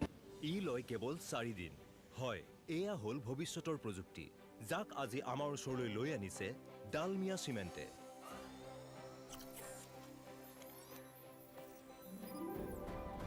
আৰু মই মোৰ ঘৰ বনাই আছো এই চিমেণ্টেৰে। Dalmia Cement, future today. Civil, automobile, mechanical, computer science আৰু ইলেক্ট্ৰনিক্সৰ 3 বছৰীয়া পাঠ্যক্ৰম। চিভিল, অটোমোবাইল, কন্ট্ৰাক্ট ডিপ্ল'মা আৰু ইলেক্ট্ৰনিক্সৰ 3 বছৰীয়া পাঠ্যক্ৰম। Additional courses for 1 year. GIT, we make you professional. নমস্কাৰ, মই জ্যোতিদীপ বৈশ্য আপোনালোকক স্বাগতম জনাইছোঁ। এটা বিশেষ খবৰ এই মুহূৰ্তত টাইম 8ৰ দৰ্শকৰ বাবে লৈ অহাৰ চেষ্টা কৰিছোঁ। নিৰ্বাচন আয়োগৰ তৰফৰ পৰা সমষ্টিৰ পুনৰ নিৰ্ধাৰণক লৈ ইতিমধ্যে খচৰা প্ৰকাশ কৰা হৈছে। ইয়াক লৈ আজি ৰাজ্যৰ বিভিন্ন লোকে প্ৰতিক্ৰিয়া প্ৰকাশ কৰিছে, মুখ্যমন্ত্ৰীয়ে প্ৰতিক্ৰিয়া প্ৰকাশ কৰিছে। সকলো খবৰ জনাম, কিন্তু প্ৰথমতে আমি আপোনালোকক জনাব বিচাৰিছোঁ নতুন খচৰা অনুসৰি ৰাজ্যৰ কোনখন জিলাত কোনটো সমষ্টি থাকিব 126টা বিধানসভা সমষ্টি আৰু 14টা যি লোকসভা সমষ্টি আছে তাৰ প্ৰতিটো তথ্য আমি আপোনালোকক এটা কৈ দিয়াৰ চেষ্টা কৰিম আজি আমি আপোনালোকক কম উজনিৰ পৰা নামনিলৈ বৰাকৰ পৰা ব্ৰহ্মপুত্ৰলৈ কোনখন জিলাত কেইটা সমষ্টি আছে কি সমষ্টি হলনি হৈছে তাৰ A to Z তথ্য এই বাতৰিৰ জৰিয়তে আমি আপোনালোকক দিয়াৰ চেষ্টা কৰিম আমি প্ৰতিটো সমষ্টিৰ তথ্য আপোনালোকক জনাম এই মুহূৰ্তত গ্ৰাফিক্সৰ সহায়ত টাইম 8ৰ দৰ্শকৰ বাবে লৈ অহাৰ চেষ্টা কৰিছো আমি জনাই আছো বিগ ব্ৰেকিং নিউজ ইতিমধ্যে নিৰ্বাচন আয়োগৰ তৰফৰ পৰা খচৰা প্ৰস্তুত কৰা হৈছে প্ৰথমতে আহিছো কোকৰাঝাৰ জিলাৰ বিধানসভা নতুন সমষ্টিসমূহ খচৰাত কি কোৱা হৈছে তাৰ তথ্য জনাব বিচাৰিছো কোকৰাঝাৰত গুসাইগাঁও দতমা কোকৰাঝাৰ বাওখাংগ্ৰি আৰু পৰ্বতজোৰা এইকেইটা সমষ্টি কোকৰাঝাৰ জিলাত থাকিব ধুবুৰী জিলাৰ বিধানসভা সমষ্টিসমূহ ধুবুৰী জিলাৰ নতুন খচৰা মতে বিধানসভা সমষ্টি কি থাকিব গোলকগঞ্জ গৌৰীপুৰ ধুবুৰী মানকাছাৰ বিলাসীপাৰা এয়া হৈছে ধুবুৰী জিলাৰ ভিতৰত থাকিবলগীয়া বিধানসভা সমষ্টি দক্ষিণ হালমৰা জিলাত থাকিব দক্ষিণ হালমৰা সমষ্টি দক্ষিণ হালমৰা জিলাত দক্ষিণ হালমৰা সমষ্টিয়ে থাকিব গোৱালপাৰা জিলাত থকা বিধানসভা সমষ্টিসমূহ নতুন খচৰা মতে কি তাৰ তথ্য লৈ আহিবলৈ চেষ্টা কৰিছো জলেশ্বৰ গোৱালপাৰা পশ্চিম গোৱালপাৰা পূব দুধনৈ এছটিৰ বাবে ৰিজাৰ্ভ কৰা হৈছে ঠিক একেদৰে বঙাইগাঁও জিলাৰ বিধানসভা সমষ্টিসমূহ বঙাইগাঁও জিলাৰ ভিতৰত থাকিবলগীয়া বিধানসভা সমষ্টি কি তাৰ তথ্য জনাব চেষ্টা কৰিছো অভয়াপুৰী মানিকপুৰ বঙাইগাঁও এইসমূহ হৈছে বঙাইগাঁও জিলাত থাকিবলগীয়া সমষ্টি বিধানসভা সমষ্টি চিৰাং জিলাৰ বিধানসভা সমষ্টিসমূহৰ তথ্য এই মুহূৰ্তত লৈ অহাৰ চেষ্টা কৰিছো আপুনি যদি চিৰাং জিলাৰ বাসিন্দা হয় তেতিয়াহ'লে সিডলি চিৰাং এছটিৰ বাবে ৰিজাৰ্ভ থাকিব আৰু বিজনি এইকেইটা সমষ্টি চিৰাং জিলাৰ বাসিন্দাসকলৰ বাবে নতুনকৈ খচৰাত প্ৰকাশ কৰা অন্তৰ্ভুক্ত কৰা হৈছে বৰপেটা জিলাৰ বিধানসভা সমষ্টিসমূহৰ তথ্য জনাব বিচাৰিছো ভবানীপুৰ মন্দিয়া চেঙা বৰপেটা এছচিৰ বাবে ৰিজাৰ্ভ ৰূপসী আৰু বজালি যথেষ্ট সংখ্যক নতুন সমষ্টি নামাকৰণ কৰা হৈছে কামৰূপ জিলাৰ বাবে বিধানসভা সমষ্টিসমূহ কি এই নতুন খচৰাত কামৰূপ জিলাত কেইবাটাও সমষ্টি অন্তৰ্ভুক্ত কৰা হৈছে সমৰীয়া নতুন সমষ্টি হ'ব বকু এছটিৰ বাবে পলাশবাৰী হাজু সমান্তৰালভাৱে ৰঙিয়া কমলপুৰ কামৰূপ মেট্ৰ জিলাৰ বাবে কি সমষ্টি থাকিব কামৰূপ মেট্ৰ জিলাৰ বিধানসভা সমষ্টিসমূহ এই খচৰা মতে কি হ'ব তাৰ তথ্য জনাব বিচাৰিছো দিছপুৰ ডিমৰীয়া নিউ গুৱাহাটী চেন্ট্ৰেল আৰু জালুকবাৰী আৰু ডিমৰীয়া এছচিৰ বাবে ৰিজাৰ্ভ হ'ব নলবাৰী জিলাৰ বিধানসভা সমষ্টিসমূহৰ তথ্য আমি আপোনালোকক জনোৱাৰ চেষ্টা কৰিছো নলবাৰী জিলাৰ বাবে বিধানসভা সমষ্টি কি থাকিব বৰক্ষেত্ৰী নলবাৰী টিহু এটা নতুন সমষ্টি হ'ব নতুন বিধানসভা সমষ্টি হ'ব নলবাৰী জিলাৰ ভিতৰত এই খচৰাত কোৱা হৈছে বাক্সা জিলাৰ বিধানসভা সমষ্টিসমূহৰ তথ্য লৈ আহিবলৈ চেষ্টা কৰিছো 126টা সমষ্টিৰ নাম জিলা ভিত্তিত আমি জনাই আছো গোবৰ্ধনা বাক্সা এছটি তামুলপুৰ এছটি আৰু গুৰেশ্বৰ বাক্সাৰ বাবে এইসমূহ সমষ্টি অন্তৰ্ভুক্ত কৰা হৈছে ঠিক একেদৰে উদালগুৰি জিলাৰ বিধানসভা সমষ্টিসমূহৰ তথ্য জনাই আছো উদালগুৰি জিলাৰ ক্ষেত্ৰত যদি আপুনি চাই এই নতুন খচৰা অনুসৰি ভেৰগাঁও উদালগুৰি এছটি মাছবাট টংলা এইসমূহ বিধানসভা সমষ্টি উদালগুৰি জিলাৰ বাবে থাকিব দৰং জিলাৰ বিধানসভা সমষ্টিসমূহ আপুনি যদি দৰং জিলাৰ বাসিন্দা নতুন খচৰা অনুসৰি আপোনাৰ জিলাত কি বিধানসভা সমষ্টি থাকিব চিপাজাৰ মঙলদৈ দলগাঁও এইসমূহ সমষ্টি অন্তৰ্ভুক্ত কৰা হৈছে দৰং জিলাৰ ভিতৰত ঠিক একেদৰে মৰিগাঁও জিলাৰ বাবে খবৰ লৈ আহিব বিচাৰিছো আপুনি যদি মৰিগাঁও জিলাৰ বাসিন্দা মৰিগাঁও জিলাৰ বিধানসভা সমষ্টিসমূহৰ তথ্য জনাই আছো জাগিৰোড এছচি লাহৰীঘাট মৰিগাঁও এয়া হৈছে মৰিগাঁও জিলাৰ ভিতৰত থাকিবলগীয়া বিধানসভা সমষ্টিসমূহ নগাঁও জিলা এবাৰ আমি আপোনালোকক জনাই আছো নগাঁও জিলাৰ বিধানসভা সমষ্টিসমূহ নগাঁও জিলাৰ ভিতৰত বটদ্ৰৱা ৰূপহীহাট কলিয়াবৰ চামুগুৰি বহমপুৰ আদি সমষ্টি অন্তৰ্ভুক্ত কৰা হৈছে ঠিক একেদৰে নগাঁও ৰহা এছচিৰ বাবে ৰিজাৰ্ভ বিনাকান্দি নতুন সমষ্টি পূজাই আৰু লামডিং এইসমূহ নগাঁও জিলাৰ ঠিক একেদৰে শোণিতপুৰ জিলাৰ ভিতৰত অন্তৰ্ভুক্ত হ'বলগীয়া বিধানসভা সমষ্টিসমূহৰ তথ্য আমি আপোনালোকক জনাবলৈ চেষ্টা কৰিছো শোণিতপুৰৰ ভিতৰত থাকিব ঢেকিয়াজুলি বৰচলা তেজপুৰ ৰঙাপাৰা চতিয়া বিশ্বনাথ বিহালী আৰু গহপুৰ এয়া হৈছে শোণিতপুৰ জিলাৰ ভিতৰত থাকিবলগীয়া সমষ্টি লখিমপুৰ জিলাৰ ভিতৰত থাকিবলগীয়া বিধানসভা সমষ্টিসমূহৰ তথ্য টাইম 8ৰ দৰ্শকৰ বাবে লৈ অহাৰ চেষ্টা কৰিছো বিপুৰীয়া ৰঙানদী নতুন নাম নাওবৈছা এছচি আৰু লখিমপুৰ এয়া লখিমপুৰ জিলাৰ বাবে থাকিবলগীয়া সমষ্টিসমূহৰ তথ্য ঢকুৱাখানা এছটি ধেমাজি এছটি চিচিবৰগাঁও আৰু জুনাই এইসমূহ তথ্য আমি আপোনালোকক জনালো তিনিচুকীয়া জিলাৰ বিধানসভা সমষ্টিসমূহৰ আমি তথ্য আপোনালোকক জনাম তিনিচুকীয়া জিলাৰ বিধানসভা সমষ্টি কি থাকিব তিনিচুকীয়া জিলাত শদিয়া ডুমডুমা মাৰ্ঘেৰিটা ডিগবৈ মাকুম তিনিচুকীয়া এইসমূহ সমষ্টি তিনিচুকীয়া জিলাৰ ভিতৰত থাকিব ডিব্ৰুগড় জিলাৰ তথ্য লৈ আহিছো ডিব্ৰুগড় জিলাৰ বিধানসভা সমষ্টিসমূহ কি হ'ব এই খচৰা অনুসৰি ডিব্ৰুগড়ত থাকিব চাবুৱা, ডিব্ৰুগড়, মৰাণ, দুলীয়াজান, টিংখং, নাহৰকটীয়া এইসমূহ ডিব্ৰুগড় জিলাৰ ভিতৰত থাকিবলগীয়া সমষ্টিৰ তথ্য। চৰাইদেউ জিলাৰ বিধানসভা সমষ্টি হ'ব সোণাৰী আৰু মাহমৰা, দুটাকৈ সমষ্টি চৰাইদেউ জিলাৰ ভিতৰত থাকিব সোণাৰী আৰু মাহমৰা। শিৱসাগৰ জিলাৰ ভিতৰত থাকিবলগীয়া বিধানসভা সমষ্টিসমূহ নতুন খচৰা মতে কি কি? শিৱসাগৰ জিলাৰ ভিতৰত থাকিব ডিমৌ, শিৱসাগৰ, নাজিৰা, তিনিটাকৈ সমষ্টি থাকিব। ডিমৌ এটা নতুন সমষ্টি হ'ব শিৱসাগৰ জিলাৰ ভিতৰত। ঠিক একেদৰে মাজুলী জিলাৰ সমষ্টি মাজুলীয়ে যিটো বৰ্তমান সময়ত আছে অৰ্থাৎ মাজুলী বাহাল থাকিব। ঠিক একেদৰে এই খচৰাত যোৰহাট জিলাৰ বিধানসভা সমষ্টিসমূহৰ তালিকা প্ৰকাশ কৰা হৈছে। সম্পূৰ্ণ 126টা সমষ্টিৰ নাম জিলা ভিত্তিত আমি জনাই আছো। টিয়ক, যোৰহাট, মৰিয়নি, তিতাবৰ এইসমূহ যোৰহাট জিলাৰ ভিতৰত থাকিবলগীয়া বিধানসভা সমষ্টি। গোলাঘাট জিলাৰ ভিতৰত থাকিবলগীয়া বিধানসভা সমষ্টিসমূহ কি কি? আপুনি যদি গোলাঘাটৰ বাসিন্দা এই খচৰা অনুসৰি কি কি সমষ্টি থাকিব? গোলাঘাট, দেৰগাঁও, বোকাখাট, খুমটাই, সৰুপথাৰ এইসমূহ হৈছে গোলাঘাট জিলাৰ ভিতৰত থাকিবলগীয়া। কাৰ্বি আংলং জিলাৰ ভিতৰত থাকিবলগীয়া বিধানসভাৰ সমষ্টি কি কি? কাৰ্বি আংলং জিলাত কিছু সাল সলনি হৈছে আমি জনাম। বোকাজান, হাওৰাঘাট, ডিফু এই তিনিওটা সমষ্টি এছটিৰ বাবে ৰিজাৰ্ভ কৰা হৈছে, চিডিউল ট্ৰাইবৰ বাবে ৰিজাৰ্ভ কৰা হৈছে। পশ্চিম কাৰ্বি আংলং জিলাৰ বিধানসভা সমষ্টিত কিছু সাল সলনি হৈছে। ৱেষ্ট কাৰ্বি আংলঙত কি হৈছে তাৰ তথ্য জনাবলৈ চেষ্টা কৰিছোঁ। পশ্চিম কাৰ্বি আংলং ৰংখাং এছটি আৰু আমৰি এই দুইটা সমষ্টি নতুন নামাকৰণ কৰা হৈছে, এছটিৰ বাবে ৰিজাৰ্ভ কৰা হৈছে। ডিমা হাছাও জিলাৰ বিধানসভা সমষ্টি হ'ব ডিমা হাছাও, যিটো এছটিৰ বাবে ৰিজাৰ্ভ কৰা হৈছে। ঠিক একেদৰে কাছাৰ জিলাৰ বিধানসভা সমষ্টিসমূহ এই মুহূৰ্তত তথ্য সহকাৰে লৈ অহাৰ চেষ্টা কৰিছোঁ। কাছাৰ জিলাত কি কি? লক্ষীপুৰ, উদাৰবন, কাটিগড়া, বৰখলা, শিলচৰ, সোণাই, নৰসিংপুৰ এছটিৰ বাবে ৰিজাৰ্ভ। নৰসিংপুৰ এটা নতুন সমষ্টি হ'ব। হাইলাকান্দি জিলাৰ বিধানসভা সমষ্টিসমূহে খচৰা অনুসৰি তাৰ তথ্য আমি আপোনালোকক জনোৱাৰ চেষ্টা কৰিছোঁ। হাইলাকান্দি জিলাৰ তথ্য হাইলাকান্দি আৰু আলগাপুৰ এই দুইটা সমষ্টি হাইলাকান্দি জিলাৰ ভিতৰত বিধানসভা সমষ্টি হিচাপে নতুন খচৰাত অন্তৰ্ভুক্ত কৰা হৈছে। কৰিমগঞ্জ জিলাৰ বিধানসভা সমষ্টিসমূহ আপুনি যদি কৰিমগঞ্জৰ বাসিন্দা আপোনাৰ জিলাত কি কি বিধানসভা সমষ্টি থাকিব তাৰ তথ্য লৈ অহাৰ চেষ্টা কৰিছোঁ। বদৰপুৰ, উত্তৰ কৰিমগঞ্জ, দক্ষিণ কৰিমগঞ্জ, ৰাতাবাৰী এইকেইটা সমষ্টি কৰিমগঞ্জৰ ভিতৰত থাকিব। কোকৰাঝাৰ জিলাৰ বিধানসভা সমষ্টিসমূহ কোকৰাঝাৰ জিলাৰ ভিতৰত কি কি বিধানসভা সমষ্টি অন্তৰ্ভুক্ত কৰা হৈছে খচৰা?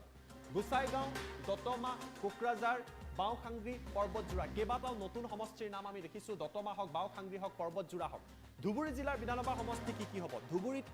নতুনকৈ কি অন্তৰ্ভুক্ত হৈছে বা নাই হোৱা তাৰ তথ্য লৈ অহাৰ চেষ্টা কৰিছোঁ। গোলকগঞ্জ, গৌৰীপুৰ, ধুবুৰী, মানকাছাৰ, বিলাচীপাৰা এয়া ধুবুৰী জিলাৰ ভিতৰত থাকিবলগীয়া বিধানসভা সমষ্টি। দক্ষিণ হালমৰা জিলাত দক্ষিণ হালমৰাই থাকিব বিধানসভা সমষ্টি হিচাপে। গোৱালপাৰা জিলাৰ বিধানসভা সমষ্টিসমূহৰ তথ্য জনাম। গোৱালপাৰা জিলাৰ বাসিন্দাসকলৰ বাবে এই আপডেট লৈ অহাৰ চেষ্টা কৰিছোঁ।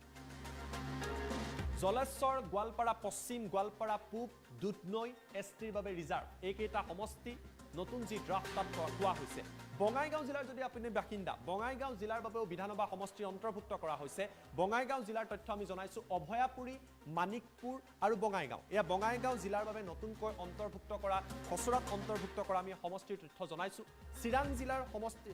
চিৰাং জিলাৰ বাবে আমি আপোনালোকক তথ্য দিয়াৰ চেষ্টা কৰিছোঁ। চিৰাং জিলাৰ সমষ্টি কি কি? চিডলি চিৰাং এছটিৰ বাবে ৰিজাৰ্ভ আৰু বিজনী এয়া চিৰাং জিলাৰ বাবে নতুন ড্ৰাফ্টত প্ৰকাশ কৰা সমষ্টিৰ তালিকা। প্ৰতিটো সমষ্টিৰ তথ্য জনাইছোঁ। আপুনি যদি বৰপেটা জিলাৰ বাসিন্দা বৰপেটা জিলাৰ বাসিন্দাসকলৰ বাবে এই ড্ৰাফ্টত কি আছে, ডিলিমিটেশ্যনত কি আছে? ভৱানীপুৰ, মন্দিয়া, চেঙা, বৰপেটা এছচিৰ বাবে ৰিজাৰ্ভ, ৰূপচি আৰু বজালি অৰ্থাৎ বৰপেটা জিলাৰ বাবে এই তথ্য জনালোঁ।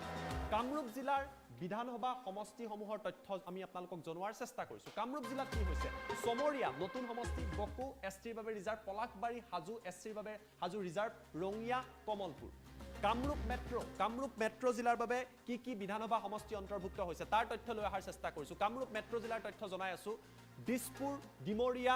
এছচিৰ বাবে ৰিজাৰ্ভ নতুন সমষ্টি, নিউ গুৱাহাটী, গুৱাহাটী চেণ্ট্ৰেল, জালুকবাৰী কেইবাটাও সমষ্টিৰ নাম সলনি হৈছে। ইষ্ট গুৱাহাটী, ৱেষ্ট গুৱাহাটী নাইকিয়া হৈছে। নলবাৰী জিলা এবাৰ লৈ আহিছোঁ। নলবাৰী জিলাৰ সমষ্টিৰ তথ্য নতুন খচৰা অনুসৰি বৰক্ষেত্ৰী, নলবাৰী, টিহু এয়া নলবাৰী জিলাৰ বাবে আমি আপোনালোকক খবৰ দিছোঁ। টিহু যথেষ্ট ইণ্টাৰেষ্টিং হ'ব। বাক্সা জিলাৰ বাবে বিধানসভা সমষ্টিসমূহ বাক্সা জিলাৰ তথ্য আমি আপোনালোকক জনোৱাৰ চেষ্টা কৰিছোঁ।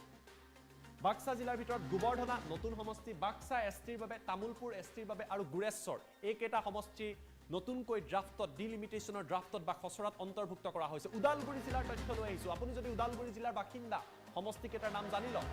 ভেৰগাঁও, ওদালগুৰি এছটিৰ বাবে ৰিজাৰ্ভ, মাছবাট আৰু টংলা এইদৰে সমষ্টি পুনৰ নিৰ্ধাৰণৰ খচৰাত বহু কথা উল্লেখ কৰা হৈছে দৰং জিলাৰ বিধানসভাৰ সমষ্টিৰ কথা আমি ইতিমধ্যে আপোনালোকক জনাইছোঁ দৰং জিলাৰ বিধানসভাৰ সমষ্টিসমূহ কোৱা হৈছে চিপাজাৰ মঙলদৈ দলগাঁও এয়া দৰং জিলাৰ ভিতৰত হ'বলগীয়া বিধানসভাৰ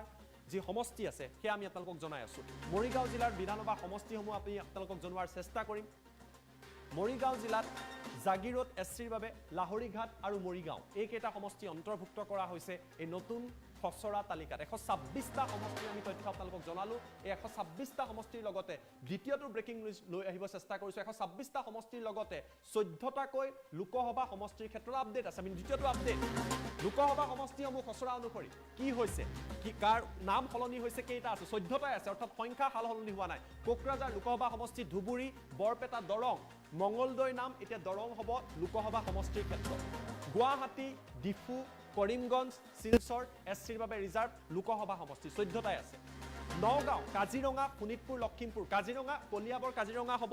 আৰু তেজপুৰ শোণিতপুৰ হ'ব অৰ্থাৎ তিনিটা সমষ্টিৰ নাম সলনি কৰা হৈছে ডিব্ৰুগড় আৰু যোৰহাট অৰ্থাৎ 14টা লোকসভা সমষ্টি আছে আসনৰ সংখ্যা বৃদ্ধি পোৱা নাই 126টা বিধানসভা সমষ্টি আছে কিন্তু তাৰ লগত কিছু হাল সলনি হৈছে সেই তথ্য আমি আপোনালোকক জনালোঁ A to Z তথ্য দিছোঁ এই খচৰাখনত থকা 126টা বিধানসভা সমষ্টি 14টা লোকসভা সমষ্টিৰ তথ্য তৃতীয়টো ব্ৰেকিং নিউজ লৈ আহিছোঁ সমগ্ৰ বিষয়ক লৈ মুখ্যমন্ত্ৰী ডক্টৰ হিমন্ত বিশ্ব শৰ্মাই প্ৰতিক্ৰিয়া প্ৰকাশ কৰিছে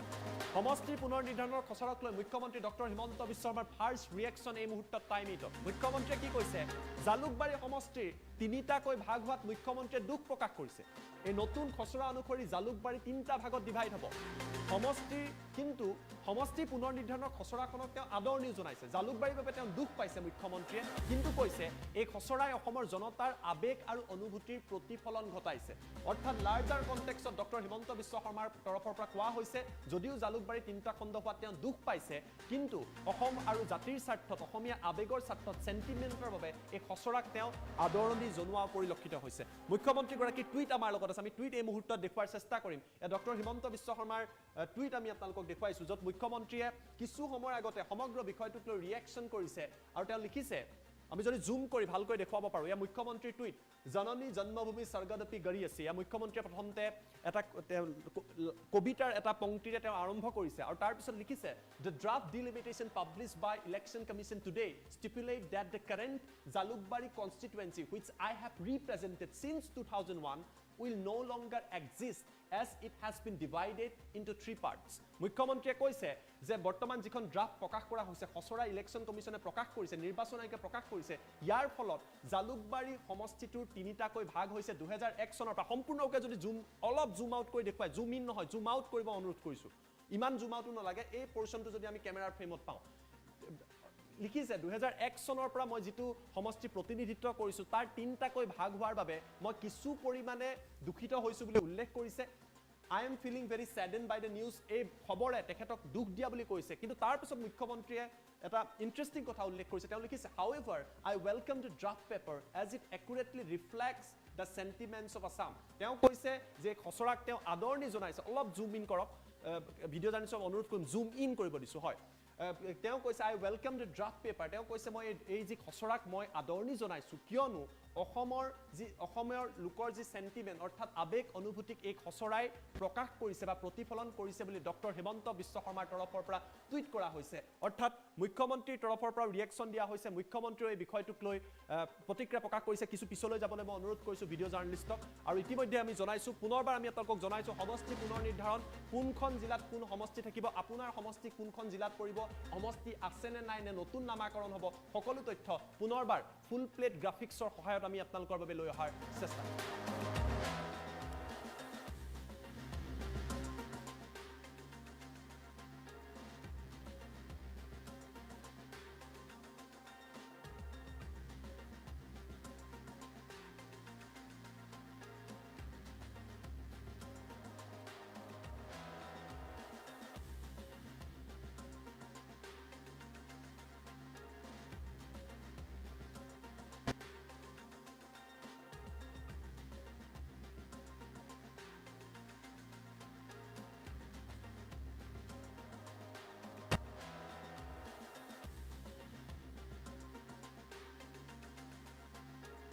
জ্যোতি বৈশ্যই আপোনালোকক স্বাগতম জনাইছো। এটা ডাঙৰ খবৰ টাইম8ৰ দৰ্শকৰ বাবে লৈ অহাৰ চেষ্টা কৰিছো। মুখ্যমন্ত্ৰী ডক্টৰ হিমন্ত বিশ্ব শৰ্মাৰ তৰফৰ পৰা এই মুহূৰ্তত ৰাজ্যৰ মুছলমান সমাজলৈ এটা বিশেষ আহ্বান জনোৱা হৈছে। মুখ্যমন্ত্ৰীয়ে আহ্বান জনাই কৈছে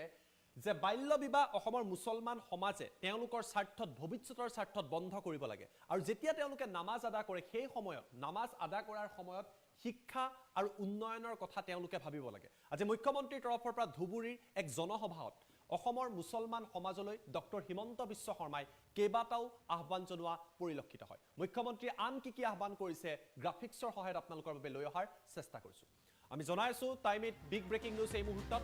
অসমৰ মুছলমান সমাজলৈ মুখ্যমন্ত্ৰীয়ে কেইবাটাও বিশেষ আহ্বান কৰিছে। ডক্টৰ হিমন্ত বিশ্ব শৰ্মাৰ তৰফৰ পৰা কি আহ্বান কৰা হৈছে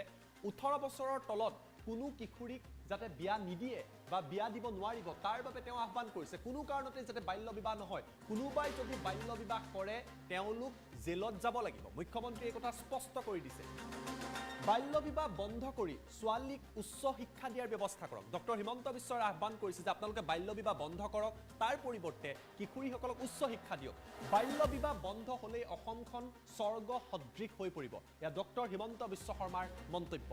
মুছলমান সমাজে নামাজ পঢ়োতে শিক্ষাৰ বাবে সংকল্প লওক। এয়া ডক্টৰ হিমন্ত বিশ্ব শৰ্মাই প্ৰতিগৰাকী ইছলাম ধৰ্মাৱলম্বী লোকলৈ এই আহ্বান জনাইছে। তেওঁ কৈছে তেতিয়াহে মুছলমান সমাজ আগুৱাই যাব। শিক্ষাৰ কথা ভাবক তেওঁলোকে, সমাজখন নিজে নিজে আগুৱাই যাব। যেতিয়ালৈকে অসমৰ মুছলমানে আজমলক পুহিব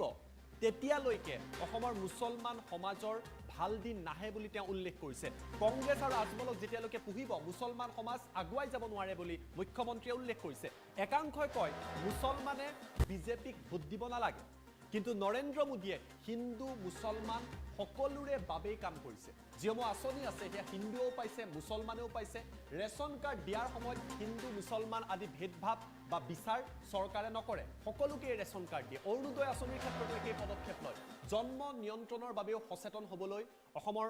মুছলমান সমাজলৈ ডক্টৰ হিমন্ত বিশ্ব শৰ্মাৰ তৰফৰ পৰা আজি ধুবুৰীত আহ্বান কৰা পৰিলক্ষিত হৈছে। মুখ্যমন্ত্ৰীয়ে এইদৰে অসমৰ মুছলমান সমাজলৈ কেইবাটাও বিশেষ আহ্বান কৰিছে। আমাৰ লগত ডক্টৰ হিমন্ত বিশ্ব শৰ্মাৰ মন্তব্য আছে। মন্তব্য এই মুহূৰ্তত টাইম8ৰ দৰ্শকক দেখুৱাই লোৱাৰ চেষ্টা কৰিছো।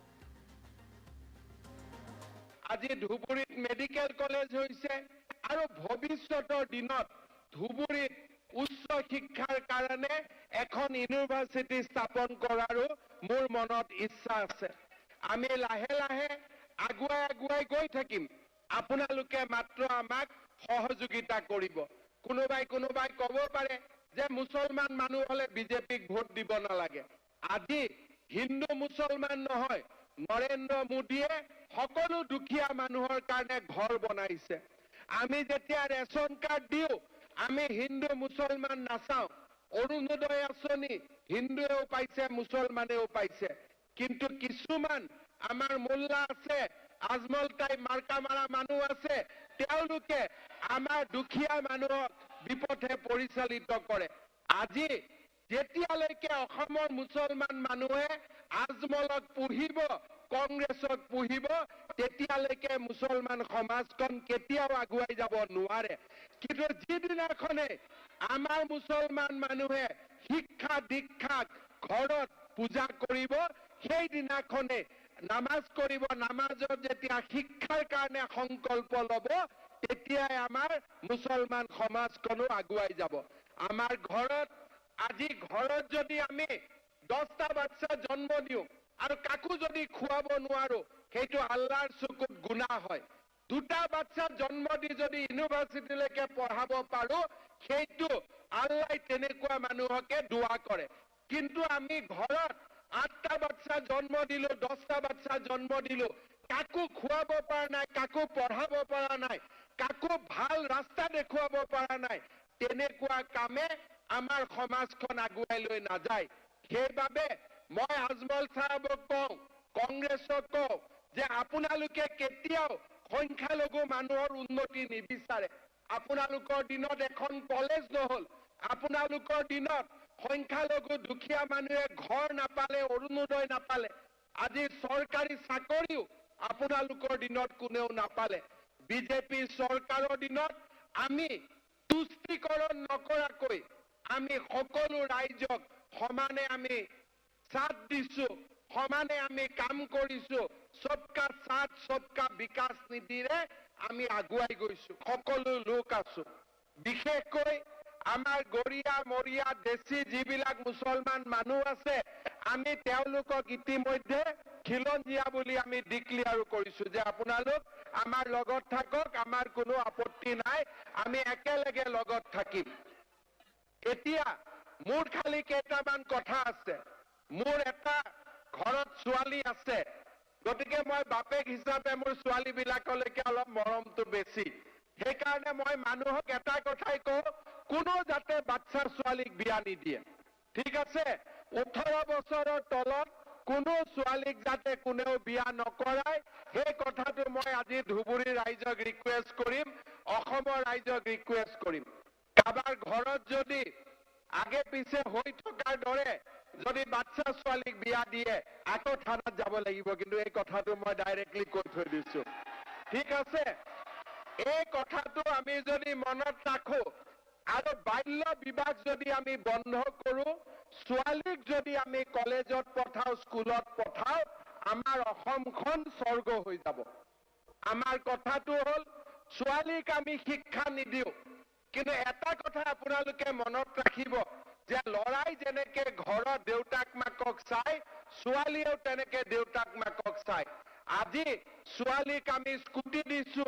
ছোৱালীক আমি বিনামূলীয়া এডমিশনৰ ব্যৱস্থা কৰিছো মোৰ মনত এটা ইচ্ছা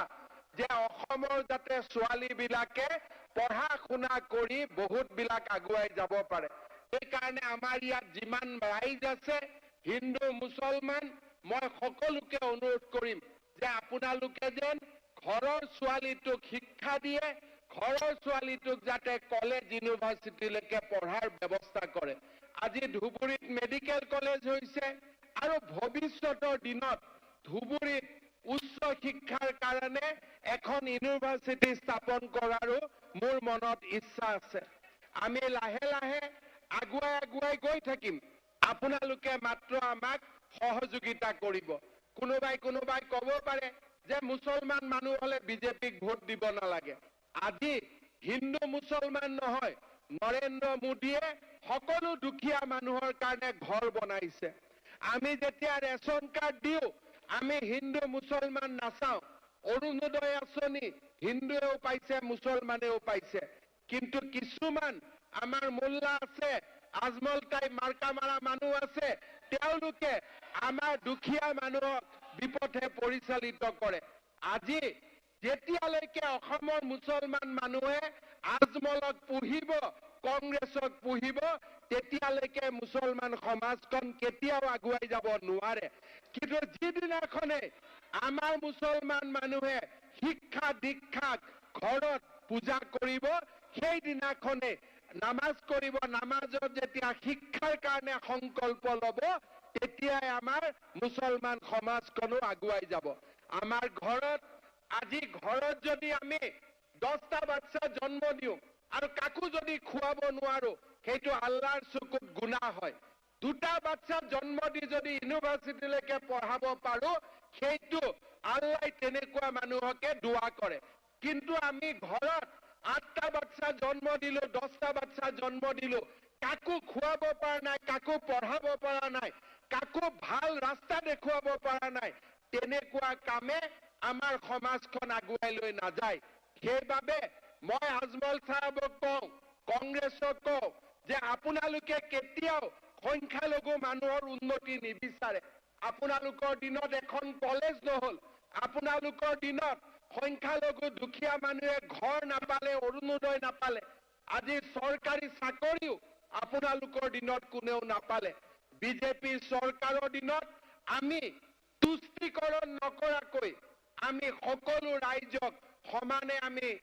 সাথ দিছো সমানে আমি কাম কৰিছো সবকা সাথ সবকা বিকাশ নীতিৰে আমি আগুৱাই গৈছো সকলো লোক আছো বিশেষকৈ আমাৰ গৰিয়া মৰিয়া দেশী যিবিলাক মুছলমান মানুহ আছে আমি তেওঁলোকক ইতিমধ্যে খিলঞ্জীয়া বুলি আমি ডিক্লেয়াৰ কৰিছো যে আপোনালোক আমাৰ লগত থাকক আমাৰ কোনো আপত্তি নাই আমি একেলগে লগত থাকিম এতিয়া মোৰ খালি কেইটামান কথা আছে মোৰ এটা ঘৰত ছোৱালী আছে গতিকে মই বাপেক হিচাপে মোৰ ছোৱালীবিলাকলৈকে অলপ মৰমটো বেছি সেইকাৰণে মই মানুহক এটা কথাই কওঁ কোনো যাতে বাচ্চা ছোৱালীক বিয়া নিদিয়ে ঠিক আছে 18 বছৰৰ তলত কোনো ছোৱালীক যাতে কোনেও বিয়া নকৰায় সেই কথাটো মই আজি ধুবুৰী ৰাইজক ৰিকুৱেষ্ট কৰিম অসমৰ ৰাইজক ৰিকুৱেষ্ট কৰিম কাবাৰ ঘৰত যদি আগে পিছে হৈ থকাৰ দৰে যদি বাচ্চা ছোৱালীক বিয়া দিয়ে আকৌ থানাত যাব লাগিব কিন্তু এই কথাটো মই ডাইৰেক্টলি কৈ থৈ দিছো ঠিক আছে এই কথাটো আমি যদি মনত ৰাখো আৰু বাল্য বিবাহ যদি আমি বন্ধ কৰো ছোৱালীক যদি আমি কলেজত পঠাও স্কুলত পঠাও আমাৰ অসমখন স্বৰ্গ হৈ যাব আমাৰ কথাটো হ'ল ছোৱালীক আমি শিক্ষা নিদিও কিন্তু এটা কথা আপোনালোকে মনত ৰাখিব যে লৰাই যেনেকে ঘৰৰ দেউতাক মাকক চাই ছোৱালীয়েও তেনেকে দেউতাক মাকক চাই আজি ছোৱালীক আমি স্কুটি দিছো ছোৱালীক আমি বিনামূলীয়া এডমিশনৰ ব্যৱস্থা কৰিছো মোৰ মনত এটাই ইচ্ছা যে অসমৰ যাতে ছোৱালীবিলাকে পঢ়া শুনা কৰি বহুত বিলাক আগুৱাই যাব পাৰে সেইকাৰণে আমাৰ ইয়াত যিমান ৰাইজ আছে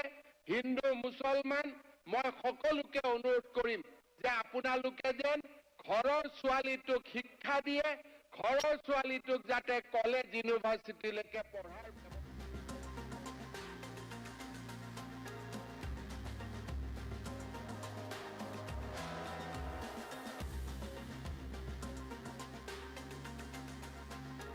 বাবে লৈ আহিছো কিয়নো সমষ্টি পুনৰ নিৰ্ধাৰণক লৈ এই মুহূৰ্তত তাত ডাঙৰ খবৰ আছে নিৰ্বাচন আয়োগৰ তৰফৰ পৰা সমষ্টি পুনৰ নিৰ্ধাৰণক লৈ খচৰা তালিকা প্ৰকাশ কৰা হৈছে আৰু এই তালিকাত অসমৰ কেইবাটাও লোকসভা সমষ্টিৰ নাম সলনি হ'ব লোকসভা সমষ্টিসমূহৰ জনবিন্যাস সলনি হ'ব আৰু 2024 লোকসভা নিৰ্বাচনৰ পূৰ্বে নিৰ্বাচন আয়োগৰ তৰফৰ পৰা বৃহৎ সিদ্ধান্ত গ্ৰহণ কৰা হৈছে সকলো তথ্য এই মুহূৰ্তত টাইম 8 দৰ্শকৰ বাবে লৈ অহাৰ চেষ্টা কৰিছো আমি জনাইছো এটা বিগ ব্ৰেকিং নিউজ এটা ডাঙৰ খবৰ সমষ্টি পুনৰ নিৰ্ধাৰণৰ খচৰা তালিকা প্ৰকাশ কৰিছে নিৰ্বাচন আয়োগে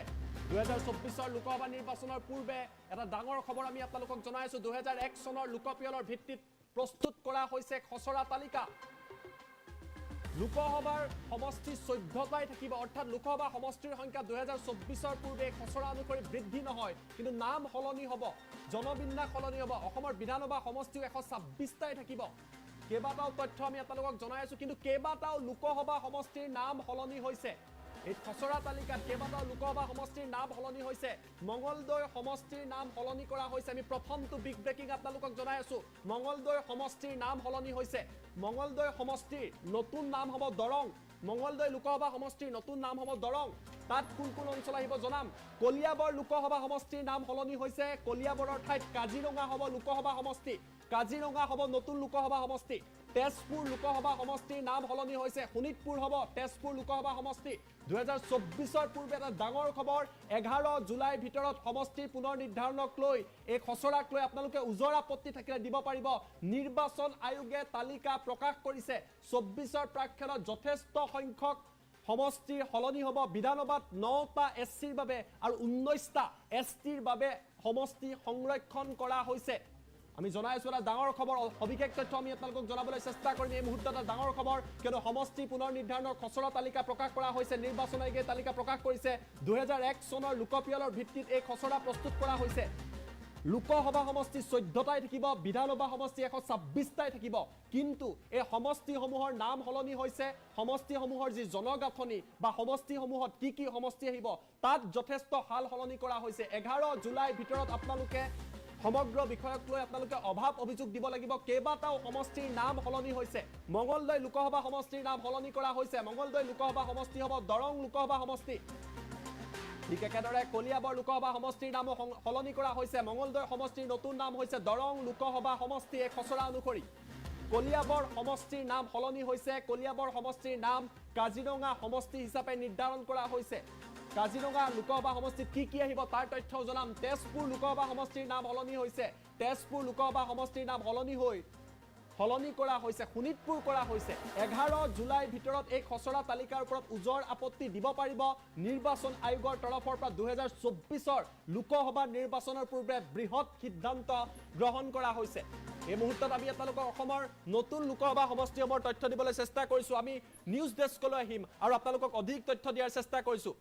এই মুহূৰ্তত আমি নিউজ ডেস্কলৈ আহিছোঁ আমি আপোনালোকক দেখুৱাম আমাৰ লগত সেই তালিকা আহি পৰিছে টাইম 8ৰ দৰ্শকক দেখুৱাবলৈ চেষ্টা কৰিছে তালিকাত চাওক কোকৰাঝাৰ সমষ্টি এছটিৰ বাবে ৰিজাৰ্ভ হৈছে ইয়াত কি সমষ্টি আহিব কোকৰাঝাৰ লোকসভাত গুসাইগাঁও দতমা কোকৰাঝাৰ সমান্তৰালভাৱে বাউখুংগুৰি পৰ্বতজোৰা সিডলি চিৰাং বিজনী গোবৰ্ধন আৰু বাক্সা কোকৰাঝাৰ লোকসভা সমষ্টিত এইসমূহ নতুন সমষ্টি অন্তৰ্ভুক্ত হ'ব আমি আপোনালোকক সেই ড্ৰাফটখন দেখুৱাই আছো ধুবুৰী লোকসভা সমষ্টি চাওক ধুবুৰী লোকসভা সমষ্টিৰ ভিতৰত আহিব গোলকগঞ্জ গৌৰীপুৰ ধুবুৰী মানকাছাৰ বিলাসীপাৰা দক্ষিণ হালমৰা জলেশ্বৰ গোৱালপাৰা ইষ্ট মানিকপুৰ মন্দিয়া আৰু চেঙা এইকেইটা সমষ্টি আহিব ধুবুৰীৰ ভিতৰত বৰপেটা লোকসভা সমষ্টিত আহিব অভয়াপুৰী বঙাইগাঁও ভৱানীপুৰ বৰপেটা ৰূপসী বজালি হাজু বৰক্ষেত্ৰী নলবাৰী আৰু তিহু এইকেইটা সমষ্টি বৰপেটাৰ ভিতৰত আহিব চতুৰ্থটো সমষ্টি দৰং এটা নতুন সমষ্টি ইয়াৰ পূৰ্বে সমষ্টিটোৰ নাম আছিল মঙ্গলদৈ ৰিনেম কৰা হৈছে দৰং বুলি আৰু ইয়াৰ ভিতৰত চাওক তামুলপুৰ গুৰেশ্বৰ ৰঙিয়া কমলপুৰ ভেড়াগাঁও উদালগুৰি মাছবাট টংলা সিপাজাৰ মঙ্গলদৈ আৰু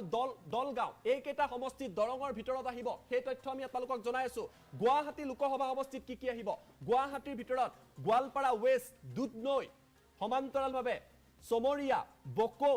পলাশবাৰী দিছপুৰ ডিমৰিয়া নিউ গুৱাহাটী গুৱাহাটী চেন্ট্ৰেল আৰু জালুকবাৰী এয়া গুৱাহাটী লোকসভা সমষ্টিৰ ভিতৰত অন্তৰ্ভুক্ত কৰা হৈছে ডিফুৰ ভিতৰত এই খচৰাত কি কোৱা হৈছে ডিফু এছটিৰ বাবে ৰিজাৰ্ভ হৈ থাকিব বুকাজান হাওড়াঘাট ডিফু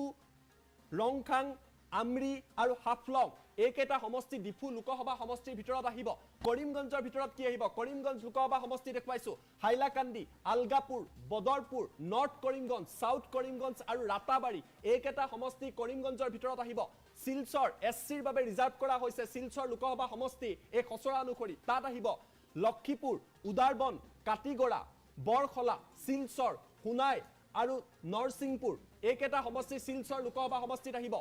ঠিক একেদৰে নগাঁও লোকসভা সমষ্টিত চাওক নগাঁও লোকসভা সমষ্টিৰ ভিতৰত জাগিৰোড লাহৰিঘাট মৰিগাঁও বটদ্ৰুৱা ৰূপহীহাট সামুগুৰি নগাঁও আৰু ৰহা এইকেইটা নগাঁও লোকসভা সমষ্টিৰ ভিতৰত আহিব কাজিৰঙাৰ ভিতৰত কি আহিব কাজিৰঙা আমি আপোনালোকক দেখুৱাই আছো কাজিৰঙা নতুন সমষ্টি এই সমষ্টিটো আছিল কলিয়াবৰ গৌৰৱ গগৈ বৰ্তমান তাৰ সাংসদ কলিয়াবৰ সমষ্টি ৰিনেম কৰা হৈছে পুনৰ নামাকৰণ কৰা হৈছে কাজিৰঙা নামেৰে কাজিৰঙাৰ ভিতৰত আহিব কলিয়াবৰ বহমপুৰ বিন্নাকান্দি হুজাই লামডিং গোলাঘাট দেৰগাঁও বোকাখাট খুমটাই আৰু সৰুপথাৰ কেইবাটাও মুছলমান অধ্যুষিত সমষ্টি যি কলিয়াবৰত আছিল সেয়া কাজিৰঙা সমষ্টিত বৰ্তমান সময়ত নাই অৰ্থাৎ তাৰ পৰা বাদ দিয়া হৈছে শোণিতপুৰ এটা নতুন সমষ্টি আগতে তেজপুৰ লোকসভা সমষ্টি আছিল নতুন খচৰা অনুসৰি 2001 চনৰ লোকপিয়ল অনুসৰি শোণিতপুৰ এতিয়া নতুন লোকসভা সমষ্টি হ'ব ডিলিমিটেশনৰ মতে ঢেকিয়াজুলি বৰছলা তেজপুৰ ৰঙাপৰা চতিয়া বিশ্বনাথ বিহালী গহপুৰ আৰু বিহপুৰীয়া শোণিতপুৰ লোকসভা সমষ্টিৰ ভিতৰত আহিব ইয়াৰ পূৰ্বে এই তেজপুৰ আছিল লক্ষীমপুৰ লোকসভা সমষ্টিত কি আহিব ৰঙানদী নাওবৈছা লক্ষীমপুৰ ঢকুৱাখানা ধেমাজি চিচিবৰগাঁও জুনাই হদিয়া আৰু দুমডুমা লক্ষীমপুৰ লোকসভা সমষ্টিৰ ভিতৰত অন্তৰ্ভুক্ত হ'ব ডিব্ৰুগড় লোকসভা সমষ্টিৰ ভিতৰত কি আহিব মাৰ্ঘেৰিটা ডিগবৈ মাকুম তিনিচুকীয়া চাবুৱা ডিব্ৰুগড় মৰাণ দুলিয়াজান টিংখং আৰু নাহৰকটীয়া ডিব্ৰুগড় লোকসভা সমষ্টিৰ ভিতৰত অন্তৰ্ভুক্ত হ'ব যোৰহাট লোকসভা সমষ্টিৰ ভিতৰত সোণাৰী মাহমৰা ডিমৌ শিৱসাগৰ নাজিৰা মাজুলী যোৰহাটৰ লগত আহিব তিয়ক যোৰহাট মৰিয়নি আৰু তিতাবৰ অৰ্থাৎ সমষ্টি 14টা আছে আমি 14টা এই খচৰা তালিকা মতে দিয়া আমি আপোনালোকক তথ্য জনালো 14টা সমষ্টিৰ 3টা সমষ্টিৰ নাম সলনি হৈছে এই সমষ্টি কেইটা আমি পুনৰবাৰ আপোনালোকক দেখুৱাই দিব বিচাৰিছো সমষ্টি কেইটাৰ নাম সলনি হৈছে সেই তথ্য আমি আপোনালোকক জনাই আছো আপোনালোকে যদি চাই নাম সলনি কৰা হৈছে দৰঙত মঙ্গলদৈ সমষ্টিৰ নাম সলনি কৰা হৈছে দৰং কৰা হৈছে কাজিৰঙা কৰা হৈছে কলিয়াবৰৰ এই নামটো সলনি হৈছে কলিয়াবৰ সমষ্টি এতিয়া কাজিৰঙা হ'ব সমান্তৰালভাৱে আপুনি যদি চাই কোকৰাঝাৰ একে নাম আছে ধুবুৰী একে আছে বৰপেটা একে আছে দৰং মঙ্গলদৈ এতিয়া দৰং হ'ব গুৱাহাটী ভাগে আছে ডিফু ভাগে আছে কৰিমগঞ্জ আছে শিলচৰ আছে নগাঁও আছে কাজিৰঙা কলিয়াবৰ কাজিৰঙা হৈছে তেজপুৰ শোণিতপুৰ হৈছে সমান্তৰালভাৱে লক্ষীমপুৰ ভাবে আছে ডিব্ৰুগড় ভাবে আছে আৰু যোৰহাট ভাবে আছে এই সমগ্ৰ যি খচৰাত যথেষ্ট কথা উল্লেখ 126টা সমষ্টি আছে 126টা কি সমষ্টি আমি দেখুৱাব বিচাৰিছো ৰাতাবাৰী সাউথ কৰিমগঞ্জ নৰ্থ কৰিমগঞ্জ বদৰপুৰ আলগাপুৰ হাইলাকান্দি নৰসিংপুৰ বুলি এটা সমষ্টি আমি দেখিছো নতুনকৈ নাম দেখিছো নৰসিংপুৰ সোণাই শিলচৰ বৰখলা কাটিগড়া উদাৰবন লক্ষীপুৰ ডিমা হাছাও সমান্তৰালভাৱে আমৰি এটা আমি নতুনকৈ হয়তো সমষ্টি এই মুহূৰ্তত নতুন নাম দেখা পাইছোঁ সমান্তৰালভাৱে ৰংখাং আমি দেখা পাইছোঁ ৰংখাং বুলি এটা সমষ্টিৰ নাম এই মুহূৰ্তত কাৰ্বি আংলঙত দেখিবলৈ পোৱা গৈছে ৱেষ্ট কাৰ্বি আংলঙত বিশেষকৈ এই দুটা সমষ্টি দেখিব ৰংখাং আৰু আমৰি নতুনকৈ হয়তো দেখিবলৈ পোৱা গৈছে ডিফু হাওড়াঘাট বোকাজান সৰুপথাৰ খুমটাই বোকাখাট দেৰগাঁও গোলাঘাট সমান্তৰালভাৱে তিতাবৰ মৰিয়নি যোৰহাট তিয়ক মাজুলী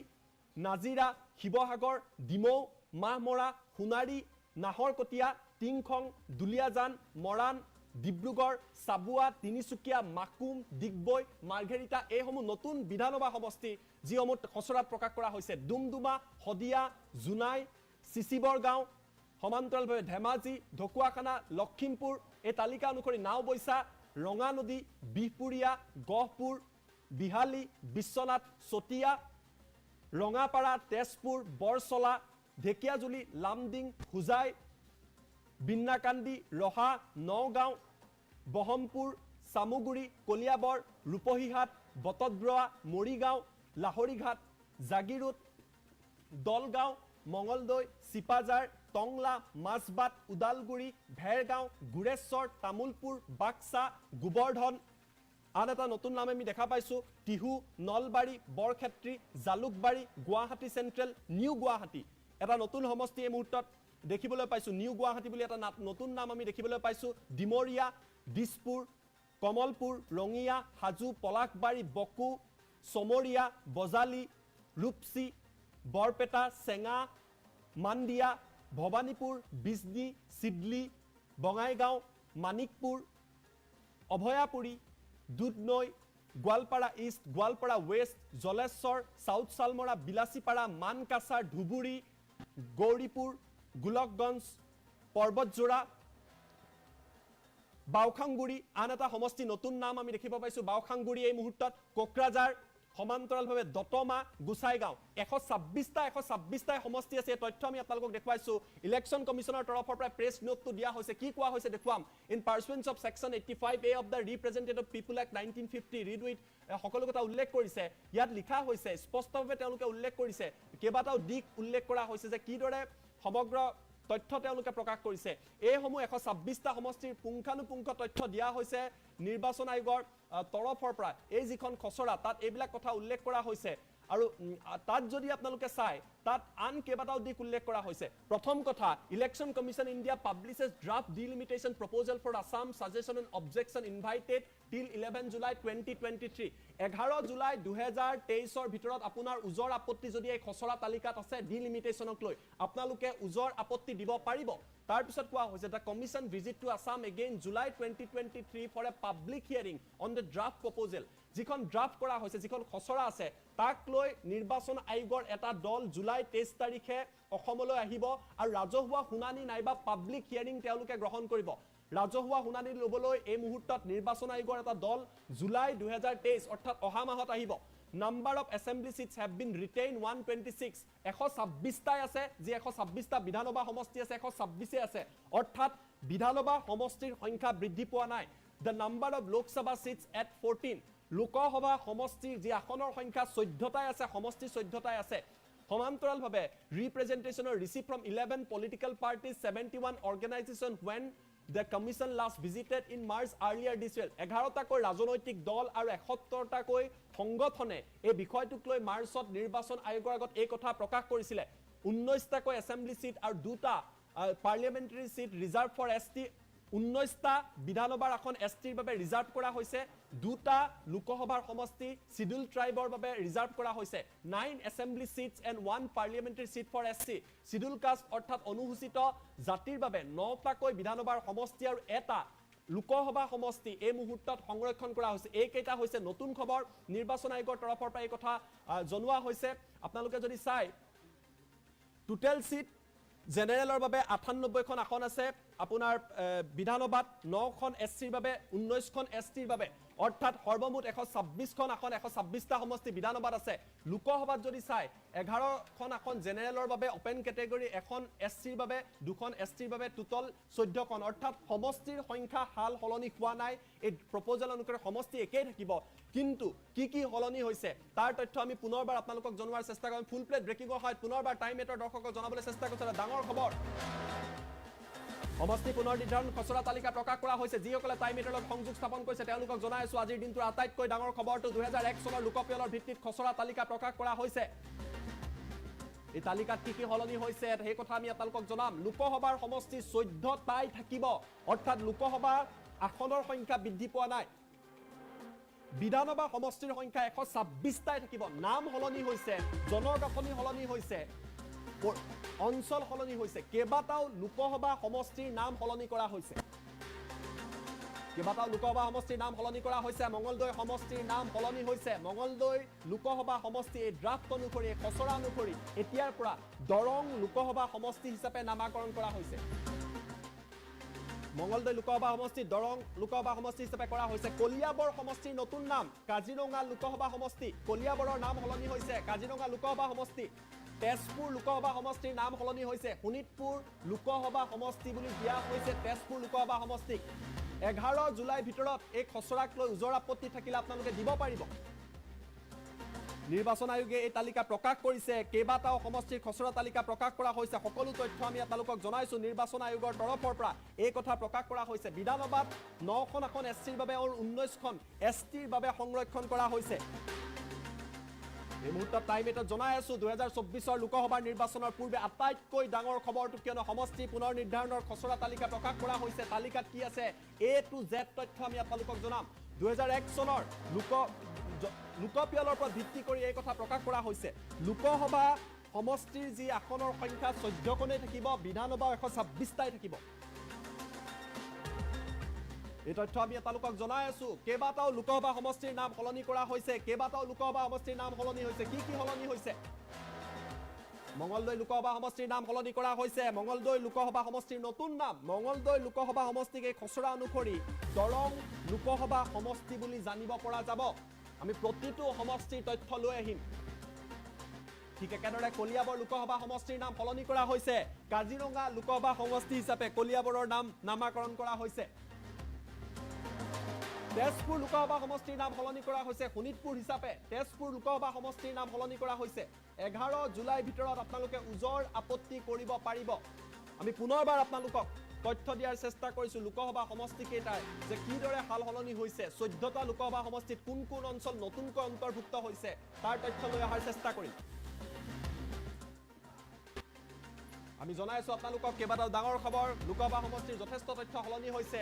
নতুন খচৰাত কেবাটাও তথ্য আছে আমি সেই তথ্য আপোনালোকক জনাবলৈ চেষ্টা কৰিছো ইতিমধ্যে জনাইছো 14টা লোকসভা সমষ্টি আছে 126টা বিধানসভা সমষ্টি আছে এই 14টা লোকসভা সমষ্টিত কি হলনি হৈছে তাৰ তথ্য আমি আপোনালোকক দেখুৱাৰ চেষ্টা কৰিছো 14টা লোকসভা সমষ্টিত চাওক আমি আপোনালোকক তথ্য জনাইছো কোকৰাঝাৰ প্ৰথমটো সমষ্টি এছটিৰ বাবে ৰিজাৰ্ভ কৰা হৈছে কোকৰাঝাৰত কি আহিব গুসাইগাঁও দতমা কোকৰাঝাৰ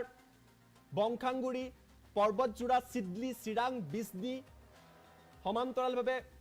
গোবৰ্ধন আৰু বাক্সা এইকেইটা সমষ্টি কোকৰাঝাৰৰ ভিতৰত আহিব এছটিৰ বাবে ৰিজাৰ্ভ কৰা হৈছে ধুবুৰীৰ তথ্য আমি আপোনালোকক জনাইছো গোলকগঞ্জ গৌৰীপুৰ ধুবুৰী মানকাছাৰ বিলাসীপাৰা সাউথ সালমৰা জলেশ্বৰ গোৱালপাৰা ইষ্ট মানিকপুৰ মন্দিয়া আৰু চেঙা এই অন্তৰ্ভুক্ত হৈছে ধুবুৰীৰ ভিতৰত বৰপেটাৰ আমি তথ্য দিছো অভয়াপুৰী বঙাইগাঁও ভৱানীপুৰ বৰপেটা ৰূপসী বজালি হাজু বৰক্ষেত্ৰী নলবাৰী আৰু তিহু দৰং যেটো নতুন সমষ্টি আগতে মঙ্গলদৈ আছিল নাম দৰং হৈছে অভয়াপুৰী বঙাইগাঁও ভৱানীপুৰ বৰপেটা ৰূপসী বজালি হাজু বৰক্ষেত্ৰী নলবাৰী আৰু তিহু দৰঙৰ আমি তথ্য দিছো ইয়া বৰপেটাৰ তথ্য আছিল দৰঙৰ নাম হৈছে তামুলপুৰ গুৰেশ্বৰ ৰঙিয়া কমলপুৰ ভেৰগাঁও উদালগুৰি মাছবাট টংলা সিপাজাৰ মঙ্গলদৈ আৰু দলগাঁও আগতে মঙ্গলদৈ সমষ্টি আছিল সেয়া এতিয়া দৰং সমষ্টি হ'ব 4 নম্বৰ সমষ্টিটো গুৱাহাটী লোকসভা সমষ্টিৰ ভিতৰত Goalpara west Dudhnai Chamaria Boko Palasbari Dispur Dimoria new Guwahati central আৰু জালুকবাৰী ডিফু এছটিৰ বাবে ৰিজাৰ্ভ কৰা হৈছে বুকাজান হাওৰাঘাট ডিফু ৰংখাং আমৰি হাফলং কৰিমগঞ্জ 7 নম্বৰ সমষ্টি কৰিমগঞ্জত হাইলাকান্দি আলগাপুৰ বদৰপুৰ নৰ্থ কৰিমগঞ্জ সাউথ কৰিমগঞ্জ আৰু ৰাতাবাৰী এয়া কৰিমগঞ্জৰ ভিতৰত অন্তৰ্ভুক্ত হৈছে শিলচৰ এছচিৰ বাবে সংৰক্ষিত শিলচৰ এছচিৰ বাবে সংৰক্ষিত লক্ষীপুৰ উদাৰবন কাটিগড়া বৰখলা শিলচৰ সোনাই আৰু নৰসিংপুৰ শিলচৰৰ ভিতৰত অন্তৰ্ভুক্ত কৰা হৈছে ইয়াত কেইবাটাও নতুন সমষ্টিৰ আপোনালোকে বিধানসভা সমষ্টিৰ নাম দেখা পাব নগাঁৱৰ ভিতৰত থাকিব জাগিৰোড লাহৰীঘাট মৰিগাঁও বটদ্ৰুৱা ৰূপহীহাট সামুগুৰি নগাঁও ৰহা সমান্তৰালভাৱে কাজিৰঙা নতুন সমষ্টি ইয়াৰ আগতে নাম আছিলে কলিয়াবৰ গৌৰৱ গগৈ তাৰ সাংসদ হৈ আছে কাজিৰঙাৰ এতিয়া থাকিব কলিয়াবৰ বহমপুৰ বিন্নাকান্দি খুজাই লামডিং গোলাঘাট দেৰগাঁও বোকাখাট খুমটাই আৰু সৰুপথাৰ শোণিতপুৰ নতুন সমষ্টি আগতে তেজপুৰ আছিলে নাম দিয়া হৈছে শোণিতপুৰৰ ভিতৰত কি থাকিব ঢেকিয়াজুলি বৰচলা তেজপুৰ ৰঙাপাৰা চতিয়া বিশ্বনাথ বিহালী গহপুৰ আৰু বিহপুৰীয়া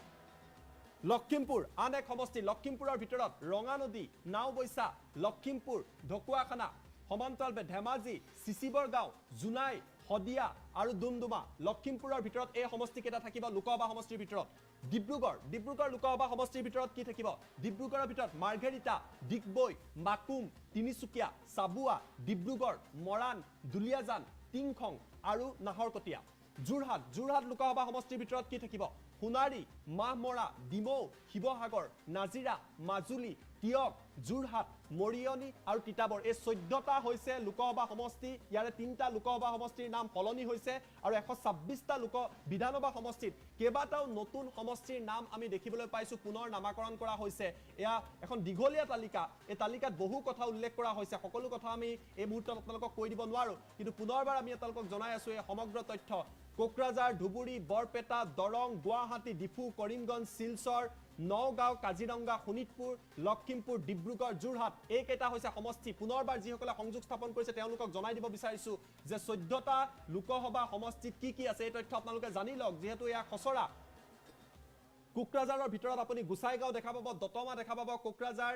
বংকুংগুৰি পৰ্বতজোৰা সিডলি চিৰাং বিজদি গড়বান্ধা আৰু বাক্সা এইকেইটা গোবৰ্ধনা আৰু বাক্সা এইকেইটা হৈছে কোকৰাঝাৰৰ ভিতৰত কোকৰাঝাৰটো এই মুহূৰ্তত ৰিজাৰ্ভ কৰা হৈছে এছটিৰ বাবে ইতিমধ্যে এইটো ৰিজাৰ্ভ আছিলে ধুবুৰীত গোলকগঞ্জ গৌৰীপুৰ ধুবুৰী মানকাছাৰ বিলাসীপাৰা সাউথ চালমাৰা জলেশ্বৰ গোৱালপাৰা ইষ্ট মানিকপুৰ মন্দিয়া চেঙা এয়া হৈছে ধুবুৰীৰ ভিতৰত বৰপেটা অভয়াপুৰী বঙাইগাঁও ভৱানীপুৰ বৰপেটা ৰূপসী বজালি হাজু বৰক্ষেত্ৰী নলবাৰী টিহু দৰঙত চাওক দৰং এটা নতুন সমষ্টি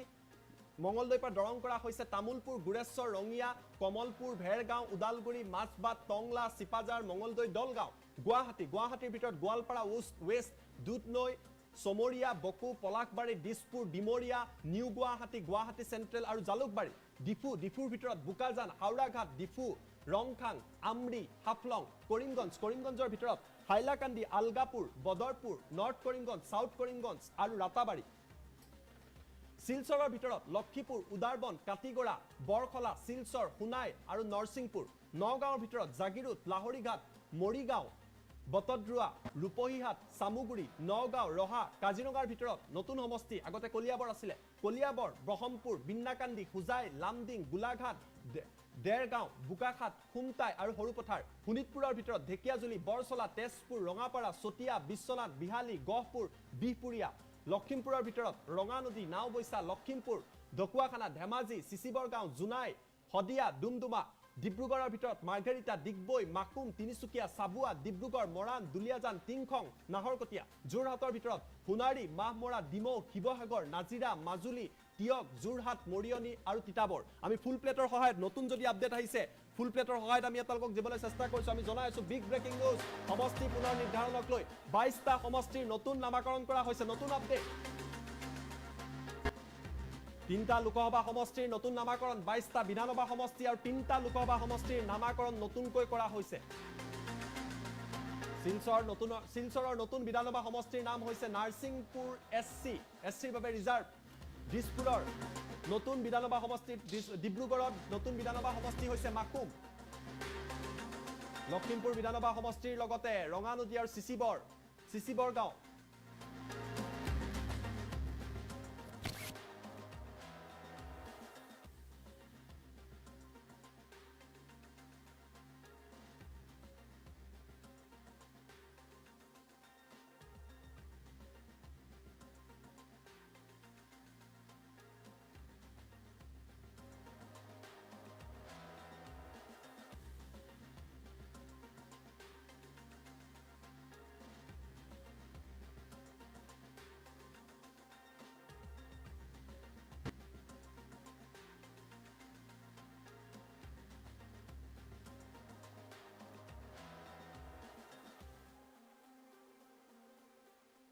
নমস্কাৰ টাইম8লৈ মই প্ৰাঞ্জল প্ৰতীম হাজৰিকাই আপোনালোক সকলোকে স্বাগতম জনাইছো এছআই জুনমণি ৰাভাৰ মৃত্যুৰ পাছতেই যেনে ধৰণৰ সিবিআই তদন্ত কৰি আছে সেই তদন্ত প্ৰক্ৰিয়াক লৈ বিৰোধী দল কংগ্ৰেছে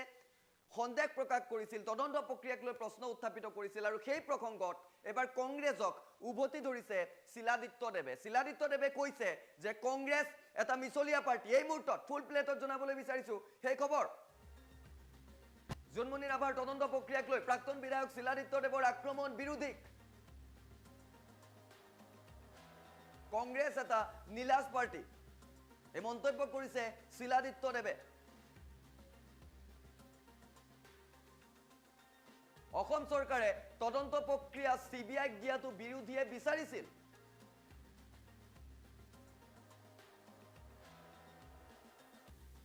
অসম চৰকাৰে বিষয়টো গুৰুত্ব সহকাৰে লৈছে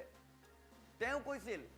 যেনে ধৰণৰ বিৰোধী বা ৰাইজে সিবিআইক দিয়াটো বিচাৰিছিল সেই মৰ্মে অসম চৰকাৰে সকলো বিষয় গুৰুত্ব সহকাৰে লৈছিল আৰু তাৰ বাবেই সিআইডিয়ে পাইছে কিন্তু সিবিআই তদন্তত যদি সন্দেহ আছে বিৰোধীৰ তেন্তে কি আমেৰিকান এজেন্সিয়ে তদন্ত কৰিব লাগে বুলিও প্ৰশ্ন কৰিলে বিৰোধী বিশেষকৈ কংগ্ৰেছক এনে ধৰণৰ আক্ৰমণ কৰি লোৱা দেখিবলৈ পোৱা গ'ল শিলাদিত্যদেৱৰ জুনমণিৰ তদন্ত সঠিকভাৱেই চলিছে ডক্টৰ হিমন্ত বিশ্ব শৰ্মাৰ নেতৃত্বত অপৰাধীৰ ক্ষেত্ৰত কতো কম্প্ৰমাইজ কৰা নাই চৰকাৰে এনে মন্তব্য কৰিছে খুজাইৰ প্ৰাক্তন বিধায়কগৰাকীয়ে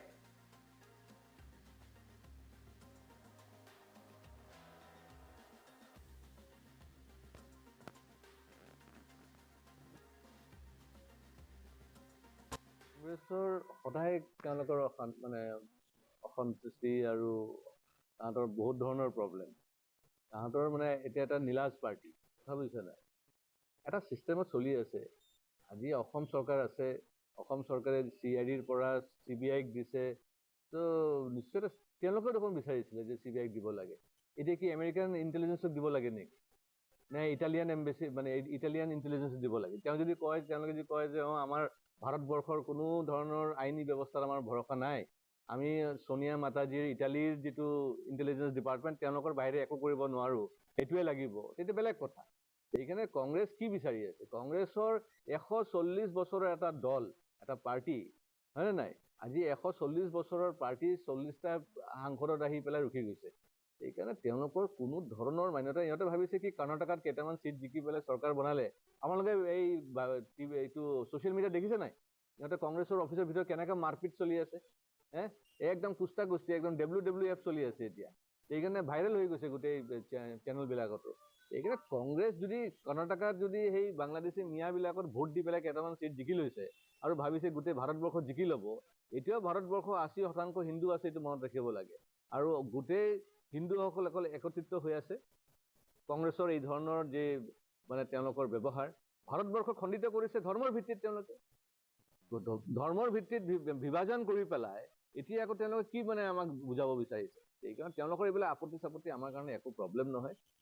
জুনমণি ৰাভাৰ সিবিআই এনকুৱাৰী হ'ব লাগে আৰু হৈ আছে আৰু ভালকে হ'ব আৰু সঁচা কথাখিনি ওলাই আহিব আৰু ইয়াতে কোনো কম্প্ৰমাইজ নহয় আজি ডক্টৰ হিমন্ত বিশ্ব শৰ্মাৰ নেতৃত্বত মই ভাবোঁ যে অসমৰ কোনো ধৰণৰ কম্প্ৰমাইজ নহয় চাকৰিৰ ক্ষেত্ৰতো কম্প্ৰমাইজ হোৱা নাই আপোনাৰ যিমান ধৰণৰ কাম চলি আছে ৰাস্তাৰ কামেই হওক ইনফ্ৰাষ্ট্ৰাকচাৰ ডেভেলপমেণ্ট ক'তো কম্প্ৰমাইজ চলা নাই কিন্তু কথাটো হৈছে মানুহৰ মাইণ্ডছেটটো এক ৰাতিৰ ভিতৰতে চেঞ্জ কৰিব নোৱাৰে আজি 60 বছৰ 70 বছৰ ধৰি যিসকলে ঘুষখোৰ এটা মানে চাৰ্কেল বনাই ৰাখিছে সেই ঘুষখোৰবিলাক কি এদিনতে এৰি দিব নেকি ঘুষ খোৱাটো ইমান সোনকালেতো নাজানে নহয় কুকুৰৰ নেংগুৰটো ইমান সোনকালে চিধা নহয় এইটো মনত ৰাখিব কুকুৰৰ নেংগুৰ ইনফেক্ট চিধা নহয় কিন্তু হ'লেও আজি পলিটিকেল লিডাৰ্ছসকলে চেষ্টা কৰি আছে বিজেপি চৰকাৰ অহাৰ পিছত আৰু বিশেষকৈ ডক্টৰ হিমন্ত বিশ্ব শৰ্মাৰ নেতৃত্বত আজিৰ দিনতে কৰাপশ্যন ফ্ৰী কৰাৰ বহুত চেষ্টা চলি আছে কিন্তু মানুহসকলেওতো কপাৰেট কৰিব লাগিব যিসকলে ঘুষ লৈ আছিলে ইমান বছৰ ধৰি তেওঁলোকেওতো মানে কমচে কম ক'ব লাগে যে ঠিক আছে আজিৰ পৰা আমি ঘুষ নলওঁ এইকাৰণে চৰিত্ৰ যদি আমি সলনি কৰিব নোৱাৰোঁ তেতিয়াতো প্ৰব্লেমবিলাক থাকি যায় সেইকাৰণে মই ভাবোঁ যে খুব ধুনীয়াকৈ চলি আছে ধৈৰ্য ৰাখিব লাগে এতিয়াও 3 বছৰ বাকী আছে চৰকাৰ মানে ইলেকশ্যন হ'বৰ কাৰণে এছেম্বলি ইলেকশ্যনৰ কাৰণে ইমান কি জলদিবাজি কৰিব বিচাৰিছে মানে কংগ্ৰেছে আৰু ৰাহুল গান্ধী আকৌ কেনেকৈ সাংসদ হ'ব পাৰে সেইটোলৈ চিন্তা কৰকচোন বাৰু আপুনি যিহেতু উল্লেখ কৰিছে যে কিছুমানে কেতিয়াও চিধা নহয় কংগ্ৰেছক বুজাইছে নেকি মই বহুতক বুজাই আছোঁ যিসকল কৰাপশ্যনত লিপ্ত হৈ আছে। সেইটো কৰাপশ্যন যিসকলে কৰে তেওঁলোকৰ কোনো ধৰ্ম নহয়, কৰাপশ্যন যিসকল কৰে তেওঁলোকৰ কোনো ৰাজনৈতিক দল নহয়, কৰাপশ্যন যিসকলে কৰে তেওঁলোকৰ বেছিক নৈতিক চৰিত্ৰ বেয়া। সেই মানুহবিলাকৰ যে কেৰেক্টাৰিষ্টিক্স এক ৰাতিৰ ভিতৰত যে সলনি হ'ব এইটো নহয়। আজি বিগত 9 বছৰ ধৰি প্ৰধানমন্ত্ৰী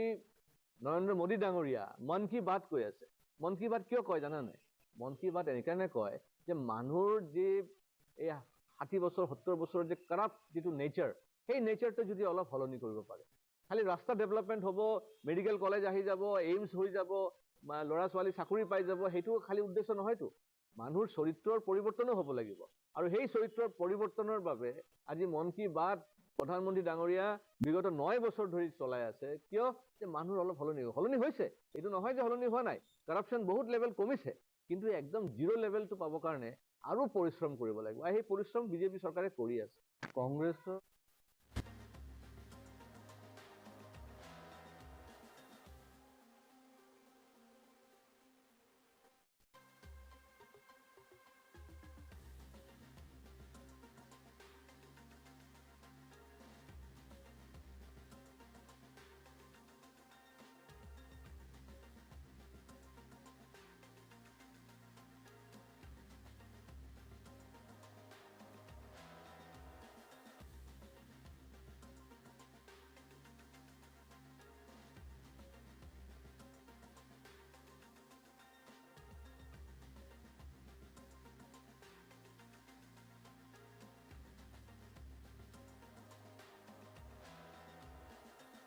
ধুবুৰীত গৈ উপস্থিত হৈছে মুখ্যমন্ত্ৰী ডক্টৰ হিমন্ত বিশ্ব শৰ্মা। দুদিনীয়া কাৰ্যসূচীৰে ধুবুৰীত মুখ্যমন্ত্ৰীগৰাকী গংগাধৰ নদীত আজি পকী দলং উন্মোচন কৰিছে। 73 কোটি টকা ব্যয় সাপেক্ষে নিৰ্মাণ কৰা দলঙৰ শুভ উদ্বোধন আজি কৰা হ'ল। লগতে আজি ৰাভা দিৱসৰ কাৰ্যসূচীতে অংশগ্ৰহণ কৰিব বুলি জানিব পৰা গৈছে। লৈ আহিছো আপডেট। ধুবুৰীত গৈ উপস্থিত হৈছে অসমৰ মুখ্যমন্ত্ৰী ডক্টৰ হিমন্ত বিশ্ব শৰ্মা। মুখ্যমন্ত্ৰী ডক্টৰ হিমন্ত বিশ্ব শৰ্মা দুদিনীয়া কাৰ্যসূচীৰে ধুবুৰীলৈ গৈছে আৰু কিছু সময় পূৰ্বে গৈ ধুবুৰীত তেওঁ উপস্থিত হৈছে গংগাধৰ নদীৰ ওপৰত নিৰ্মাণ কৰা 73 কোটি টকীয়া দলঙৰ ইতিমধ্যে শুভ উদ্বোধন কৰিছে মুখ্যমন্ত্ৰী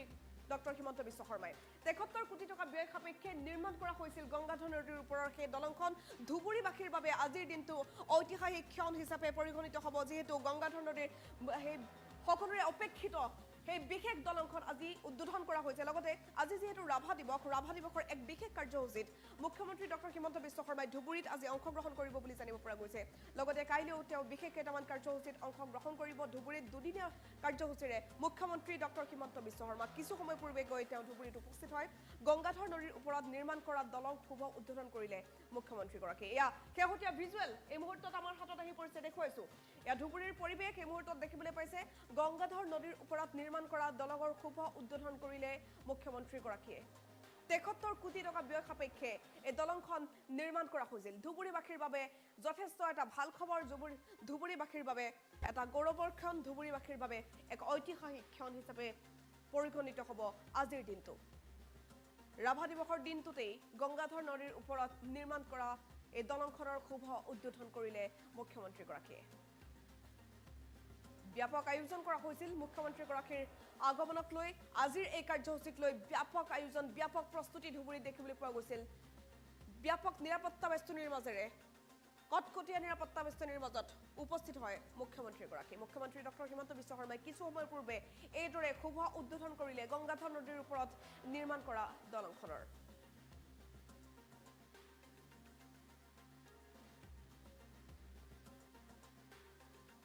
ইয়াৰ ফলত আজিৰ দিনটো গোলকগঞ্জবাসী ৰাইজ আৰু ধুবুৰী জিলাৰ বাবে এটা অত্যন্ত গৌৰৱময় দিন, অত্যন্ত আনন্দৰ দিন। মই ধুবুৰী জিলাবাসী ৰাইজক এই আজিৰ এই সুন্দৰ দিনটোত অভিনন্দন জনাইছোঁ। ছুটি হৈ যাব ইয়াৰ ফলত আজিৰ দিনটো গোলকগঞ্জবাসী ৰাইজ আৰু ধুবুৰী জিলাৰ বাবে এটা অত্যন্ত গৌৰৱময় দিন, অত্যন্ত আনন্দৰ দিন। মই ধুবুৰী জিলাবাসী ৰাইজক এই আজিৰ এই সুন্দৰ দিনটোত অভিনন্দন জনাইছোঁ। ছুটি হৈ যাব ইয়াৰ ফলত আজিৰ দিনটো গোলকগঞ্জবাসী ৰাইজ আৰু ধুবুৰী জিলাৰ বাবে এটা অত্যন্ত গৌৰৱময় দিন, অত্যন্ত আনন্দৰ দিন। মই ধুবুৰী জিলাবাসী ৰাইজক এই আজিৰ এই সুন্দৰ দিনটোত অভিনন্দন জনাইছোঁ। ছুটি হৈ যাব ইয়াৰ ফলত আজিৰ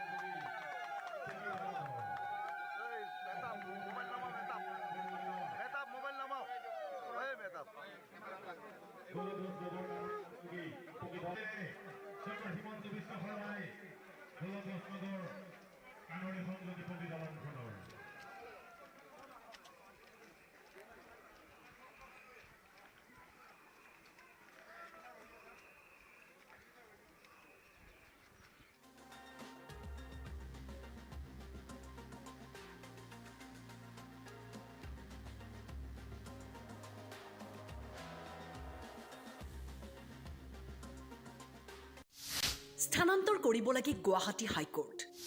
নগাঁও নহলে ৰূপহীলৈ আনিব লাগে মুখ্যমন্ত্ৰীক অনুৰোধ কণমানিৰ ভিডিঅ'ত কি ক'লে কণমানিজনীয়ে কিয় হিমন্ত মামাক অনুৰোধ কৰিলে শুনক আপুনিও হেল্ল' হিমন্ত মামা মোৰ নাম শাইলি হাছান মই ৰূপহী থাকোঁ আৰু মোৰ আব্বা গুৱাহাটী থাকে মোৰ ইয়াৰ 6 years হয় মোৰ আব্বাৰ নাম আশফাক হাছান আৰু মোৰ আম্মাৰ নাম শিবা আঞ্জুম চৌধুৰী মই ৰূপহী থাকোঁ মোৰ আব্বা গুৱাহাটী হাইকোৰ্টত কাম কৰে আৰু মই মোৰ আব্বাৰ লগত নহয় এদিনো থাকিব নোৱাৰোঁ প্লিজ মামা তুমি মোৰ উইচটো পূৰা কৰা কি মোৰ আব্বাৰ নহয় কলেজটো বন্ধ কৰি দিয়া আৰু নহ'লে তুমি নহয় এইটো কি কয় গুৱাহাটী হাইকোৰ্টটো নহয় তুমি ৰূপহী নহ'লে নগাঁৱলৈ আহি যোৱা পিছত মই মোৰ আব্বাৰ লগত থাকিব পাৰিম প্লিজ হিমন্ত মামা প্লিজ মোৰ উইচটো তুমি পূৰা কৰা তুমি চবৰে উইচ পূৰা কৰা প্লিজ বাই বাই হিমন্ত মামা মোৰ নাম শাইলি হাছান আচলতে শিশুটিৰ পিতৃ এগৰাকী উকিল কৰ্মসূত্ৰে থাকে গুৱাহাটীত পিতৃৰ সৈতে সময় কটাবলৈ নাপায় কণমানিজনীয়ে মাতৃও এগৰাকী শিক্ষয়িত্ৰী সেয়ে মুখ্যমন্ত্ৰীলৈ কণমানিৰ আবেদন মামাই সকলোৰে ইচ্ছা পূৰণ কৰে গতিকে গুৱাহাটী হাইকোৰ্টো লৈ যাব লাগে ৰূপহীলৈ মই মোৰ আব্বাৰ লগত নহয় এদিনো থাকিব নোৱাৰোঁ প্লিজ মামা তুমি মোৰ উইচটো পূৰা কৰা কি মোৰ আব্বাৰ নহয় কলেজটো বন্ধ কৰি দিয়া আৰু নহ'লে তুমি নহয় এইটো কি কয় গুৱাহাটী হাইকোৰ্টটো নহয় তুমি ৰূপহী নহ'লে নগাঁৱলৈ আহি যোৱা পিছত মই মোৰ আব্বাৰ লগত থাকিব পাৰিম প্লিজ হিমন্ত মামা প্লিজ মোৰ উইচটো তুমি পূৰা কৰা তুমি চবৰে উইচ পূৰা কৰা প্লিজ সঁচাকৈয়ে কোমল কোমল মনবোৰত কিমান যে কথা ডাঙৰ ডাঙৰ কথাবোৰ কিমান সহজে কৈ পেলাব পাৰে ব্যস্ততাপূৰ্ণ এই যুগত পিতৃ মাতৃৰ পৰাও যেন ক'ৰবাত সময় নোপোৱা হৈ পৰিছে শিশুসকল মইৰাবাৰীৰ পৰা মছাহিদুল ইছলামৰ ৰিপৰ্ট টাইম 8 হেল্ল' হিমন্ত মামা মোৰ নাম শাইলি হাছান মই ৰূপহী থাকোঁ আৰু মোৰ আব্বা গুৱাহাটী থাকে মোৰ ইয়াৰ 6 years হয় মোৰ আব্বাৰ নাম আশফাক হাছান আৰু মোৰ আম্মাৰ নাম শিবা আঞ্জুম চৌধুৰী মই ৰূপহী থাকোঁ মোৰ আব্বা গুৱাহাটী হাইকোৰ্টত কাম কৰে আৰু মই মোৰ আব্বাৰ লগত নহয় এদিনো থাকিব নোৱাৰোঁ প্লিজ মামা তুমি মোৰ উইচটো পূৰা কৰা কি মোৰ আব্বাৰ নহয় কলেজটো বন্ধ কৰি দিয়া আৰু নহ'লে আমাৰ নৱপ্ৰজন্মৰ লক্ষ্যত থাকিব লাগিব দৃঢ়তা আৰু একাগ্ৰতা জিআইটিয়ে তোমালোকক গঢ়িব বিচাৰে একোজন দক্ষ পেছাদাৰী ব্যক্তি হিচাপে ইলেক্ট্ৰনিক্স, কম্পিউটাৰ, অটোমোবাইল, মেকানিকেল আৰু চিভিল ইঞ্জিনিয়াৰিঙৰ 3 বছৰীয়া ডিপ্ল'মা পাঠ্যক্ৰম GIT বামনি মৈদাম গুৱাহাটী 21 মোবাইল নম্বৰ 9954532009 GITক সহযোগিতা কৰিছে ভাৰতৰ বহু অনুষ্ঠানে GIT অসমৰ অনুষ্ঠান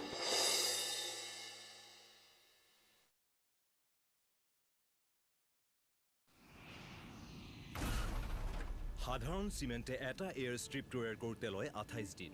ই লয় কেৱল 4 দিন হয় এয়া হ'ল ভৱিষ্যতৰ প্ৰযুক্তি যাক আজি আমাৰ ওচৰলৈ লৈ আনিছে Dalmiya চিমেণ্টে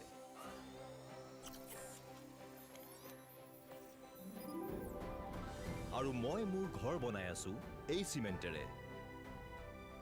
Dalmia Cement. Future today.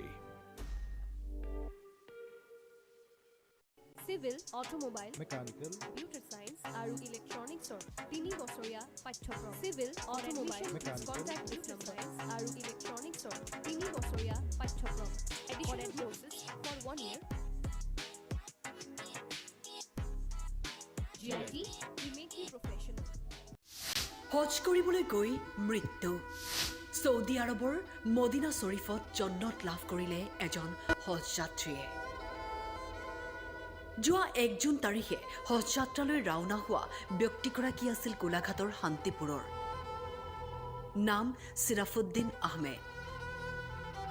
কিন্তু হঠাৎ হৃদযন্ত্ৰ ক্ৰিয়া বন্ধ হৈ মৃত্যুক সাৱটি লৈ চিৰাফুদ্দিন আহমেদে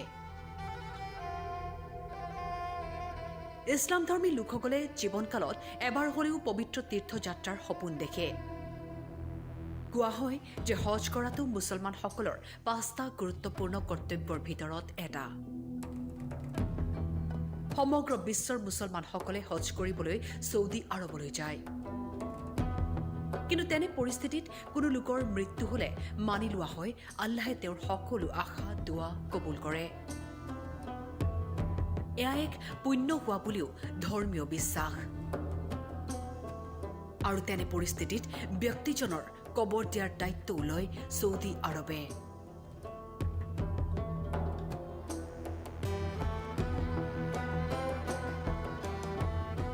গোলাঘাটৰ পৰা ৰাজীৱ কৰ্মাকাৰৰ ৰিপৰ্ট টাইম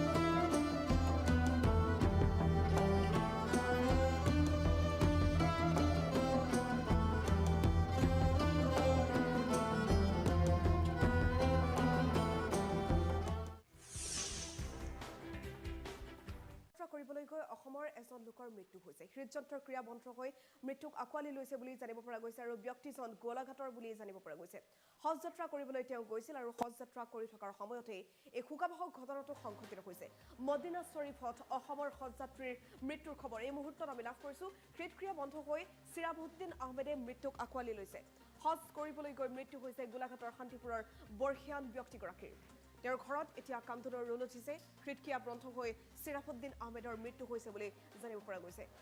হঠাৎ এই সুখবাৰ্তাটো পাই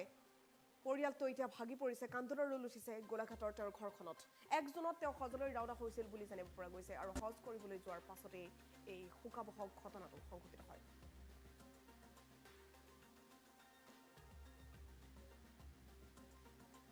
এগৰাকী চিৰাফুদ্দিন আহমেদ, তেওঁ 1 জুনত হজ যাত্ৰা কৰিবলৈ গৈছিল আৰু তাৰ পাছতেই হজ যাত্ৰা কৰি থকাৰ সময়ছোৱাতে সংঘটিত হয় এই শোকাবহ ঘটনা। হৃদযন্ত্ৰৰ ক্ৰিয়া বন্ধ হৈ হঠাৎ মৃত্যুক আঁকোৱালি ল'লে গোলাঘাটৰ বৰ্ষীয়ান ব্যক্তিগৰাকীয়ে। 1 জুনত হজ যাত্ৰা কৰিবলৈ তেওঁ গৈছিল বুলি জানিব পৰা গৈছে। অসমৰ হাজাৰ হাজাৰ হজযাত্ৰী বৰ্তমান মদিনা শ্বৰীফত গৈছে, আল্লাহৰ ওচৰলৈ গৈছে আৰু অসমৰ এইগৰাকী হজযাত্ৰীৰ মৃত্যুৰ খবৰ এই মুহূৰ্তত আমি লাভ কৰিছোঁ। হজ কৰিবলৈ গৈ গোলাঘাটৰ শান্তিপুৰৰ বৰ্ষীয়ান ব্যক্তিগৰাকীৰ মৃত্যু হৈছে।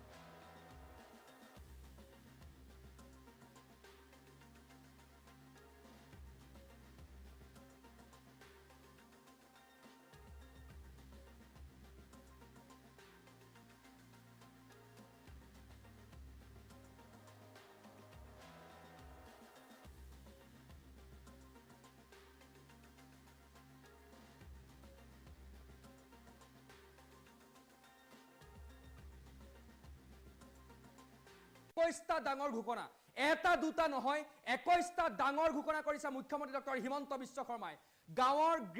গাঁৱৰ মহিলা, গৃহিণী, নিবনুৱা যুৱক যুৱতীক কি দিব এই চৰকাৰখনে? নিবনুৱা যুৱক যুৱতী, গৃহিণী আৰু গাঁৱৰ মহিলাক লৈ 21টা ডাঙৰ ঘোষণা কৰিছে মুখ্যমন্ত্ৰী ডক্টৰ হিমন্ত বিশ্ব শৰ্মাই। আমি জনাইছো এই মুহূৰ্তৰ এটা ডাঙৰ খবৰ, মুখ্যমন্ত্ৰী হিমন্ত বিশ্ব শৰ্মাৰ 21টা ডাঙৰ ঘোষণা, এটা দুটা নহয় 21টা বৃহৎ ঘোষণা কৰিছে মুখ্যমন্ত্ৰীগৰাকীয়ে। কাক কি দিব, কোনে কি পাব এই চৰকাৰখনৰ পৰা? মুখ্যমন্ত্ৰীৰ ডাঙৰ ঘোষণা আমি জনাইছো, ফুল প্লেটৰ জৰিয়তে আমি সেইখিনি জনাব বিচাৰিছো। মুখ্যমন্ত্ৰীৰ 21টা ঘোষণা, মুখ্যমন্ত্ৰী ডক্টৰ হিমন্ত বিশ্ব শৰ্মাই 21টা ডাঙৰ ঘোষণা কৰিছে। কি কি আছে এই ঘোষণাত? গৃহিণী, দৰিদ্ৰ মহিলা, যুৱক যুৱতীৰ বাবে ভাল খবৰ, 1 লাখ যুৱক যুৱতীক 2 লাখ টকাকৈ সাহায্য দিব চৰকাৰে, এই মুহূৰ্তৰ ডাঙৰ খবৰ। ক্ষুদ্ৰ ব্যৱসায় আৰু আত্মসংস্থাপনৰ বাবে আগবঢ়াব এই ধন। আমি জনাইছো চৰকাৰে পোনপটীয়াকৈ আপোনাৰ একাউণ্টত দিব 2 লাখ টকা, পোনপটীয়াকৈ 2 লাখ টকা দিব। ভৱিষ্যতে আৰু 1 লাখ যুৱক যুৱতীক 2 লাখ টকা সাহায্য দিব চৰকাৰে। মুখ্যমন্ত্ৰীৰ বৃহৎ ঘোষণা, 21টা ঘোষণা, 1400 টকালৈকে বৃদ্ধি পাব। অৰুণোদয় আঁচনিৰ ধন 1400 টকালৈ বৃদ্ধি পাব। প্ৰথমে 19 লাখ মহিলাক অৰুণোদয় দিয়া হৈছিল, 19 লাখে পাইছিল প্ৰথমে, আৰু 8 লাখ মহিলাক নতুনকৈ অৰুণোদয় দিয়া হ'ব। নতুনকৈ আৰু 8 লাখ মহিলাই অৰুণোদয় পাব। 2 এদিনতে দিয়া হ'ব অৰুণোদয়ৰ ধন, 2 এদিনতে অৰুণোদয়ৰ ধন দিয়া হ'ব।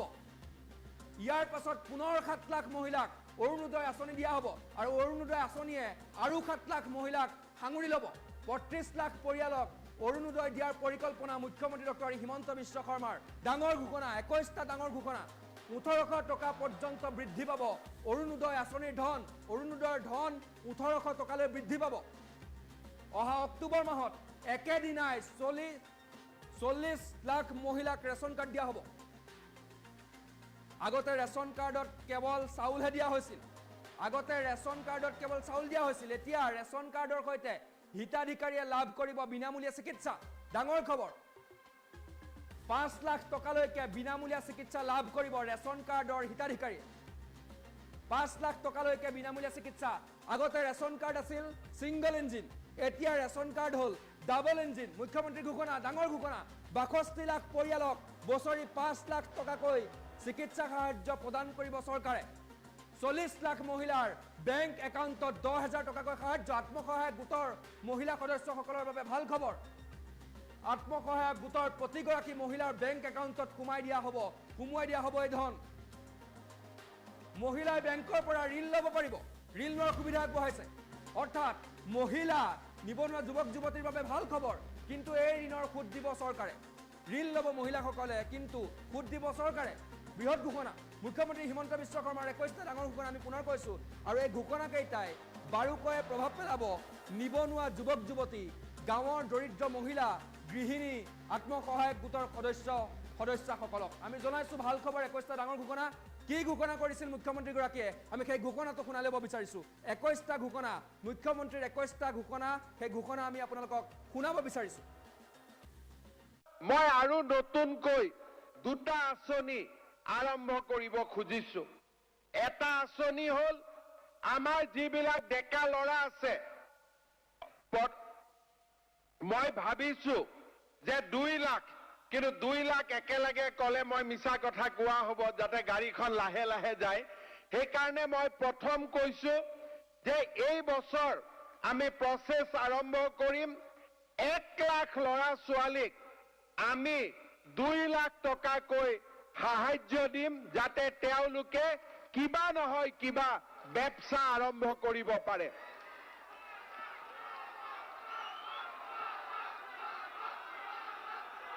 এইটো বেংকৰ পৰা লোন নালাগে বেংকৰ লগত কোনো কানেকশ্যন নাই ডাইৰেক্টলি চৰকাৰে বেংক একাউণ্টত 2 লাখ টকা ঢালি দিব আৰু তাৰ পিছত যেতিয়া আপোনালোকে ব্যৱসায় ভাল কৰিব তেতিয়া আপোনালোকে বেংকত যাব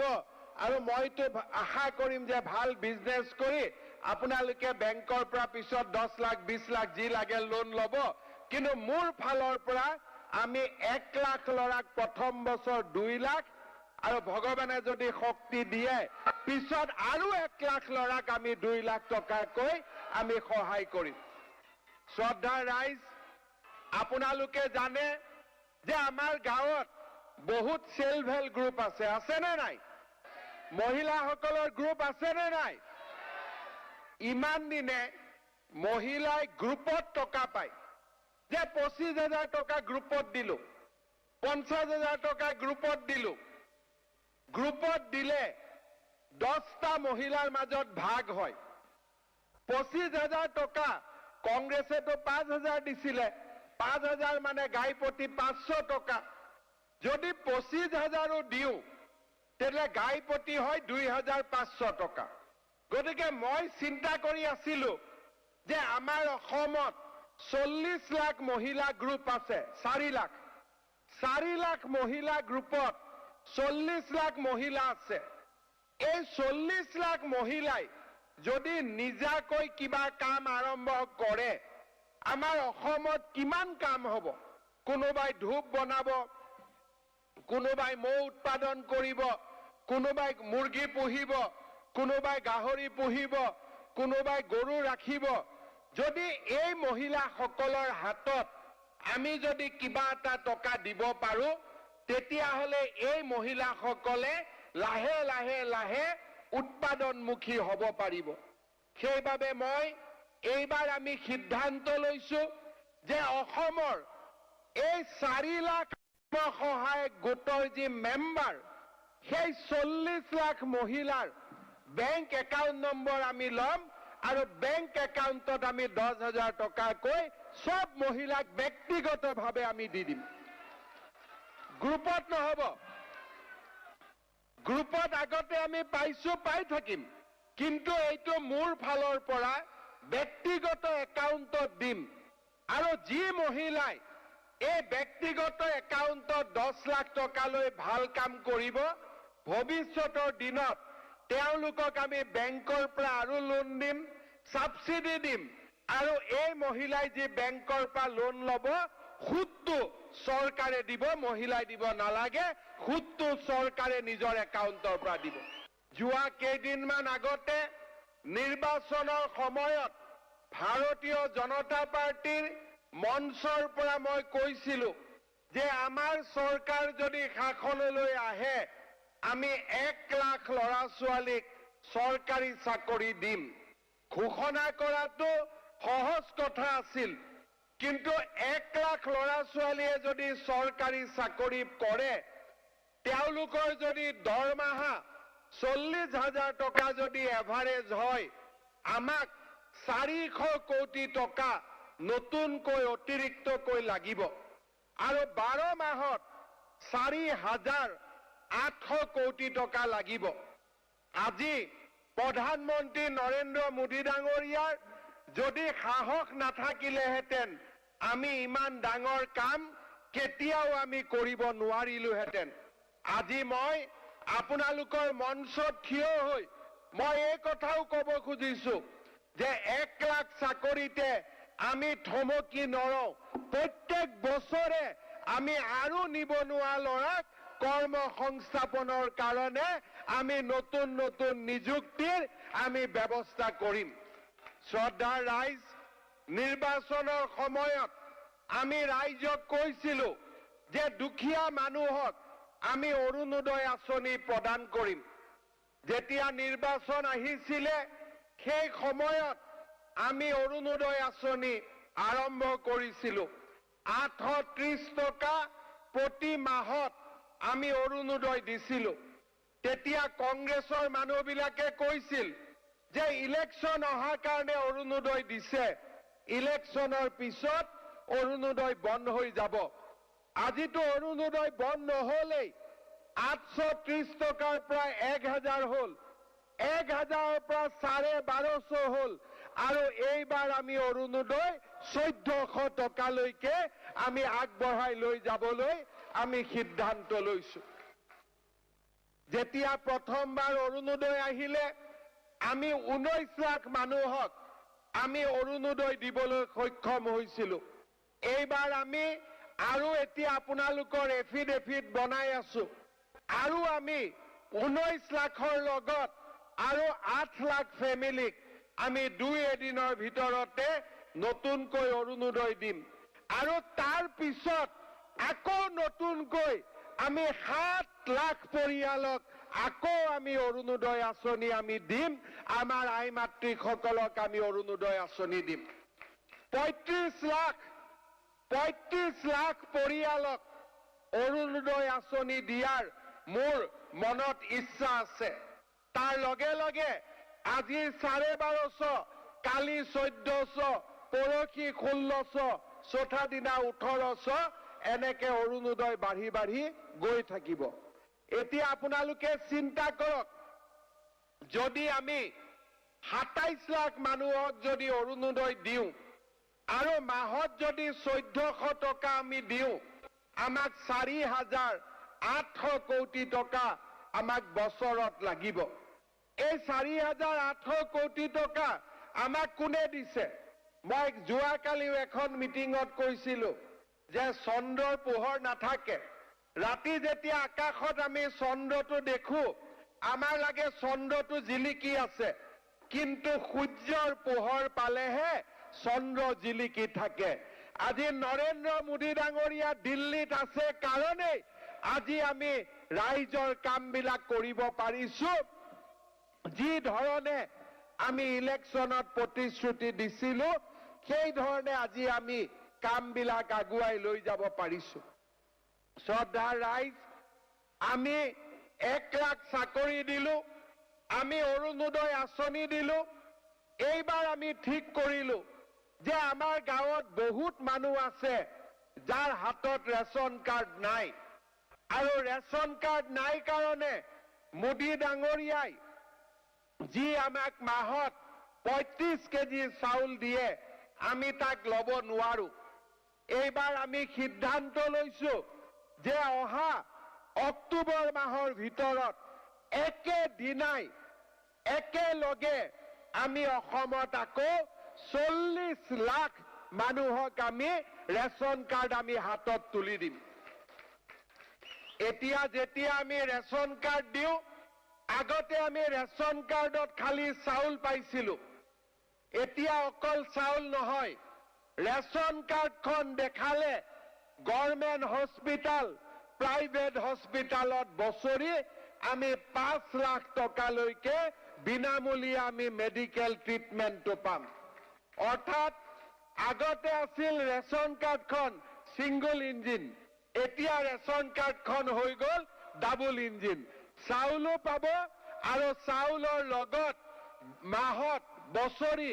5 লাখ টকালৈকে বিনামূলীয়া ট্ৰিটমেণ্টটো পাব। আজি আপোনালোকে চিন্তা কৰক যে কোভিডৰ সময়ত মোদী ডাঙৰীয়াই বিনামূলীয়া চাউল দিছিলে। কোভিড শেষ হৈ গ'ল, চাউল আজিও চলি আছে, কিন্তু সেই চাউল লোৱা ৰেচন কাৰ্ডখনৰ মূল্য বাঢ়ি বাঢ়ি গৈ আছে, কাৰণ আগতে তাতে চাউল পাইছিলে, এতিয়া চাউলৰ লগত বছৰি 5 লাখ টকালৈকে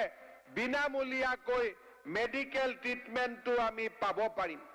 অৰুণোদয় আঁচনি দিয়া হ'ল, 1 লাখ ল'ৰা ছোৱালীক চৰকাৰী চাকৰি দিয়া হ'ল, 40 লাখ মানুহক ৰেচন কাৰ্ড দিয়া হ'ল। আগতে থকা ৰেচন কাৰ্ড আৰু নতুন ৰেচন কাৰ্ড 62 লাখ পৰিয়ালক আমি বছৰি 5 লাখ টকাৰ বিনামূলীয়াকৈ আমি ট্ৰিটমেণ্ট দিয়াৰ বাবেও ৰেচন কাৰ্ড দেখুৱালে ট্ৰিটমেণ্ট পাব, এই কামো আমি কৰিলো। মই আগতে কৈছো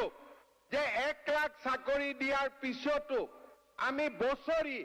নতুন নতুন চাকৰি আমি দি থাকিম। পুলিচ বেটেলিয়ন, ফৰেষ্ট বেটেলিয়ন, আমাৰ কাম চলি থাকিব।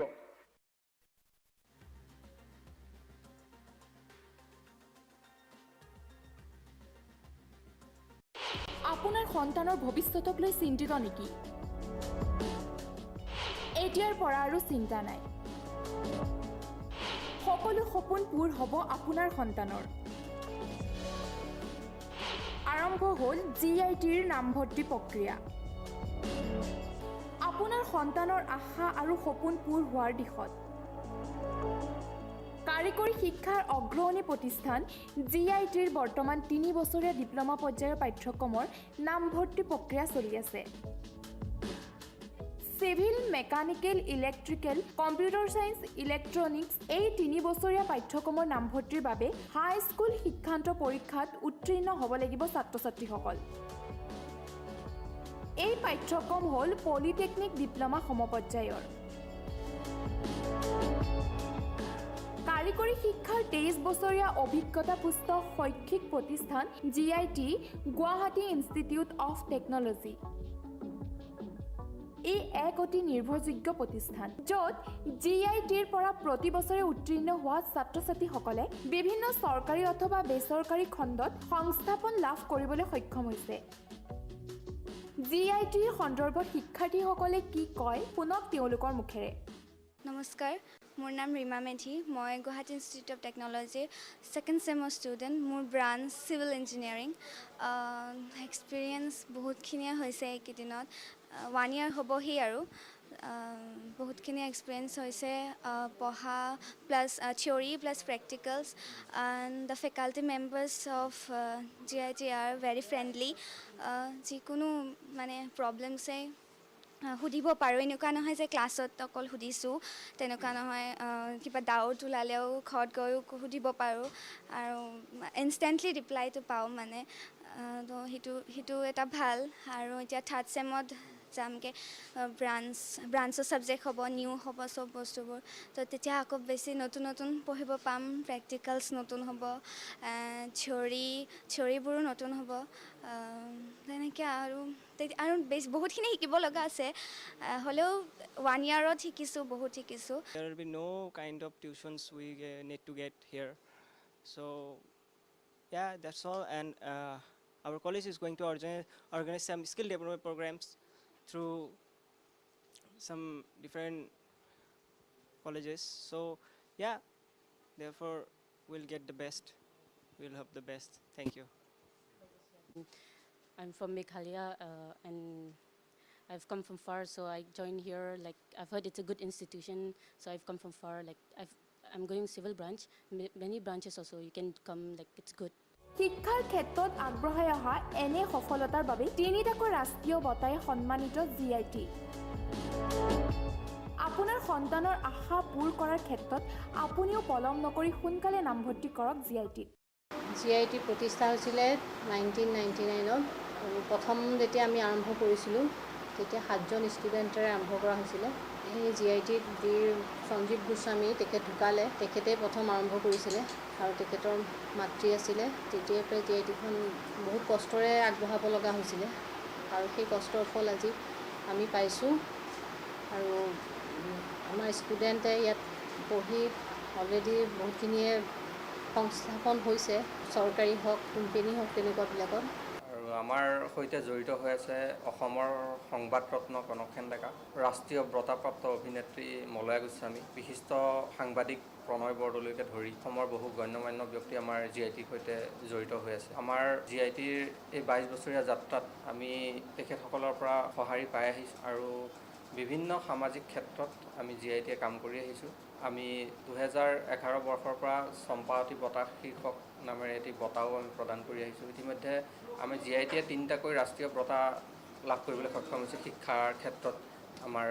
যি অৰিহণা, এই অৰিহণাক লৈ পেলাই আমি 3টাকৈ ৰাষ্ট্ৰীয় বঁটা পাবলৈ সক্ষম হৈছোঁ। গুৱাহাটীৰ পৰা ৰঞ্জনৰ ৰিপৰ্ট TIME8।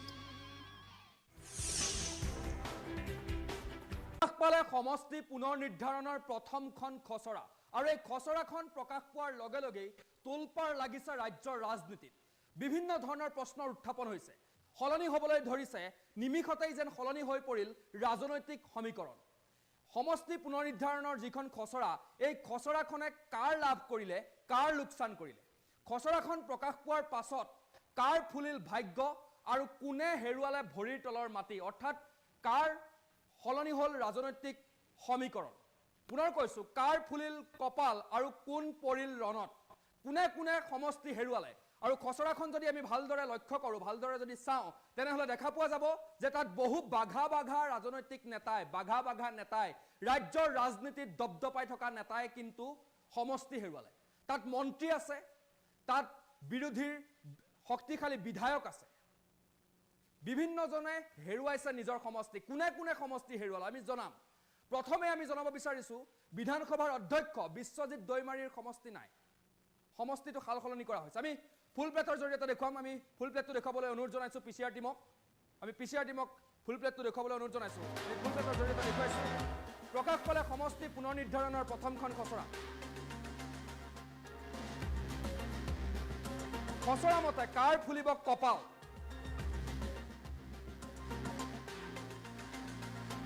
কোন কোন ৰাজনীতিবিদৰ শেষ হ'ব ৰাজনৈতিক কেৰিয়াৰ? খচৰা মতে কোন কোন ৰাজনীতিবিদৰ শেষ হ'ব ৰাজনৈতিক কেৰিয়াৰ? কোন কেইটা বিধানসভা সমষ্টি বিলুপ্ত হ'ব? কোন কেইটা বিধানসভা সমষ্টি বিলুপ্ত হ'ব? কাৰ ভৰিৰ তলৰ মাটি হেৰাব? কোনে কোনে হেৰুৱাব বৰ্তমান প্ৰতিনিধিত্ব কৰা বিধানসভা সমষ্টি? আমি জনাই যাম, কোনে কোনে হেৰুৱাব বৰ্তমান প্ৰতিনিধিত্ব কৰা ধৰ্মপুৰ চন্দ্ৰমোহন পাটোৱাৰীৰ ধৰ্মপুৰ সমষ্টিটো নাই। খচৰাত ধৰ্মপুৰ সমষ্টি নাই। পানেৰী বিশ্বজিৎ দৈমাৰী বিধানসভাৰ অধ্যক্ষ বিশ্বজিৎ দৈমাৰীয়ে পানেৰী সমষ্টি আৰু নাপায়, পানেৰী সমষ্টি নাই। পাটাচাৰ কুচি সমষ্টিটো নাই, অৰ্থাৎ ৰঞ্জিত দাসৰ ৰাজনৈতিক কেৰিয়াৰলৈ আহিছে ভাবুকি। পাটাচাৰ সমষ্টিটো নাই। পূব গুৱাহাটী সিদ্ধাৰ্থ ভট্টাচাৰ্য ৰাজ্যিক বিজেপিৰ একালৰ সভাপতি মন্ত্ৰী সিদ্ধাৰ্থ ভট্টাচাৰ্যৰ পূব গুৱাহাটী সমষ্টিটো নাই। পশ্চিম গুৱাহাটী সমষ্টি ৰমেন্দ্ৰ নাৰায়ণ কলিতা আঞ্চলিকতাবাদৰ এজন দীৰ্ঘদিনীয়া সেনানী বিহালী ৰঞ্জিত দত্ত, বিহালী সমষ্টিটো SC কৰা হৈছে, গতিকে ৰঞ্জিত দত্তৰ সমষ্টিটো নাই বুলিবই পাৰি। ধলাই পৰিমল শুক্লবৈদ্য জ্যেষ্ঠ ৰাজনীতিবিদ, জ্যেষ্ঠ বিজেপি নেতা পৰিমল শুক্লবৈদ্যই ধলাই সমষ্টিটো হেৰুৱাইছে, ধলাই সমষ্টিটো খচৰাত নাই। চাপাগুৰি ইউজি ব্ৰহ্ম মন্ত্ৰী, ইউজি ব্ৰহ্মৰ চাপাগুৰি সমষ্টিটো খচৰাত নাই। বাঘবৰ শ্বেৰমান আলীৰ বাঘবৰ সমষ্টি খচৰাত নাই। আমি জনাইছোঁ ধিং আমিনুল ইছলাম, এউডিএফৰ বিধায়ক আমিনুল ইছলাম ধিং সমষ্টি তেওঁ হেৰুৱালে ধিং সমষ্টিটো খচৰাত নাই সৰুক্ষেত্ৰী জাকিৰ হুছেইন সিকদাৰ কংগ্ৰেছৰ জ্যেষ্ঠ নেতা জাকিৰ হুছেইন সিকদাৰৰ সৰুক্ষেত্ৰী সমষ্টিটো নাই খচৰাত ছয়গাঁও ৰকিবউদ্দিন আহমেদৰ ছয়গাঁও সমষ্টিটো খচৰাত নাই সলনি হৈছে ৰাজনৈতিক সমীকৰণ হাজু এছচি কৰা হৈছে হাজু সমষ্টিটো এছচি কৰা হৈছে যাৰ ফলত সুমন হৰিপ্ৰিয়াৰ কেৰিয়াৰলৈ আহিব পাৰে ভাবুকি যমুনামুখ সিৰাজউদ্দিন আহমেদৰ ক্ষমা কৰিব সিৰাজউদ্দিন আজমলৰ যমুনামুখ সমষ্টিটো নাই পাথাৰকান্দি সমষ্টি 2 নং সমষ্টি কৃষ্ণেন্দু পালৰ পাথাৰকান্দি সমষ্টি নাই নাওবৈছা এছচি কৰা হৈছে নাওবৈছা সমষ্টি এছচি কৰা হৈছে গতিকে ভৰত নহলেও আহিব পাৰে ভাবুকি বিনোদ হাজৰিকা লাহোৱাল সমষ্টিটো নাই খচৰাত থাউৰা সমষ্টি সুকান্ত বৰগোহাঁইৰ থাউৰা সমষ্টি এটা সন্মানীয় সমষ্টি নাইকিয়া হৈ গ'ল খচৰা মতে আমগুৰি প্ৰদীপ হাজৰিকা অঞ্জন দত্তই প্ৰতিনিধিত্ব কৰা অঞ্জন দত্তৰ প্ৰদীপ হাজৰিকা যিখন যুঁজ কোনেও পাহৰিব পৰা নাই প্ৰদীপ হাজৰিকাৰ আমগুৰি নাই কোকৰাঝাৰ পশ্চিম ৰবিৰাম নাৰ্জাৰী কোকৰাঝাৰ পশ্চিম সমষ্টিটো নাই কোকৰাঝাৰ পূব লৰেন্স ইছলাৰী কোকৰাঝাৰ পূব সমষ্টিটো বিলুপ্ত হল কোকৰাঝাৰ পূব সমষ্টি বিলাসীপাৰা পূব শামছুল হুদা ৰাজনৈতিক কেৰিয়াৰলৈ ভাবুকি বিলাসীপাৰা পশ্চিম হাফিজ বছিৰ আহমেদৰ ৰাজনৈতিক ভৱিষ্যত সুৰক্ষিত নহয় বুলি ক'ব পাৰি অভয়পুৰী উত্তৰ আব্দুল বাতেন খণ্ডকাৰৰ অভয়পুৰী উত্তৰ সমষ্টিটো নাই গতিকে তেওঁলৈ ভাবুকি আহিছে অভয়পুৰী দক্ষিণ প্ৰদীপ চৰকাৰ এসময়ৰ চন্দন চৰকাৰৰ পুত্ৰ গতিকে অভয়পুৰী দক্ষিণ সমষ্টিটো নাই বৰপেটা এছচি কৰা হৈছে বৰপেটা বিধানসভা সমষ্টিটো এছচি ৰিজাৰ্ভেশ্যন আব্দুল ৰহিম আহমেদলৈ ভাবুকি দেৰগাঁও ভৱেন ভৰালী দেৰগাঁও সমষ্টিটোৰ যি সংৰক্ষণ সেই সংৰক্ষণ উঠাই দিয়া হৈছে ভৱেন ভৰালী যাৰ ফলত বহু নেতাৰ হয়তো কপাল ফুলিব পাৰে পুনৰ কৈছো প্ৰকাশ পালে সমষ্টি পুনৰ নিৰ্ধাৰণৰ প্ৰথমখন খচৰা মতে কাৰ ফুলিব কপাল আমি পুনৰ জনাই যাম কোনে সমষ্টি হেৰুৱালে কাৰ ফুলিব কপাল ফুলাতকৈও কাৰ কোনে ৰণত পৰিলে সেয়াহে এতিয়া লক্ষণীয় হৈছে কোন ৰাজনীতিবিদৰ শেষ হ'ব কেৰিয়াৰ কোন কেইটা বিধানসভা সমষ্টি বিলুপ্ত হ'ব এই মুহূৰ্তৰ ডাঙৰ খবৰ ৰাজনৈতিক ধুমুহা বুলি ক'ব লাগিব হঠাৎ আহিল সেইজাক ধুমুহা কোনো ভবাই নাছিল সন্ধ্যা লগা এখন জাননী আৰু এই জাননীখনে কপালে ৰাজনৈতিক মহলক ধৰ্মপুৰ চন্দ্ৰমোহন পাটোৱাৰীলৈ ভাবুকি চন্দ্ৰমোহন পাটোৱাৰী ধৰ্মপুৰ সমষ্টিটো নাই পানেৰী সমষ্টি নাই যাৰ ফলত বিশ্বজিৎ দৈমাৰী বিধানসভাৰ অধ্যক্ষ বিশ্বজিৎ দৈমাৰীলৈ আহিছে ভাবুকি পাটাচাৰকুচি ৰঞ্জিত দাস জ্যেষ্ঠ বিজেপি নেতা ৰঞ্জিত দাসৰ পাটাচাৰকুচি সমষ্টিটো নাই যাৰ ফলত ভাবুকি আহিছে ৰঞ্জিত দাসৰ ৰাজনৈতিক কেৰিয়াৰলৈ সিদ্ধাৰ্থ ভট্টাচাৰ্য পূব গুৱাহাটী সমষ্টিৰ সিদ্ধাৰ্থ ভট্টাচাৰ্যৰ পূব গুৱাহাটী সমষ্টিটো নাথাকে পশ্চিম গুৱাহাটী সমষ্টি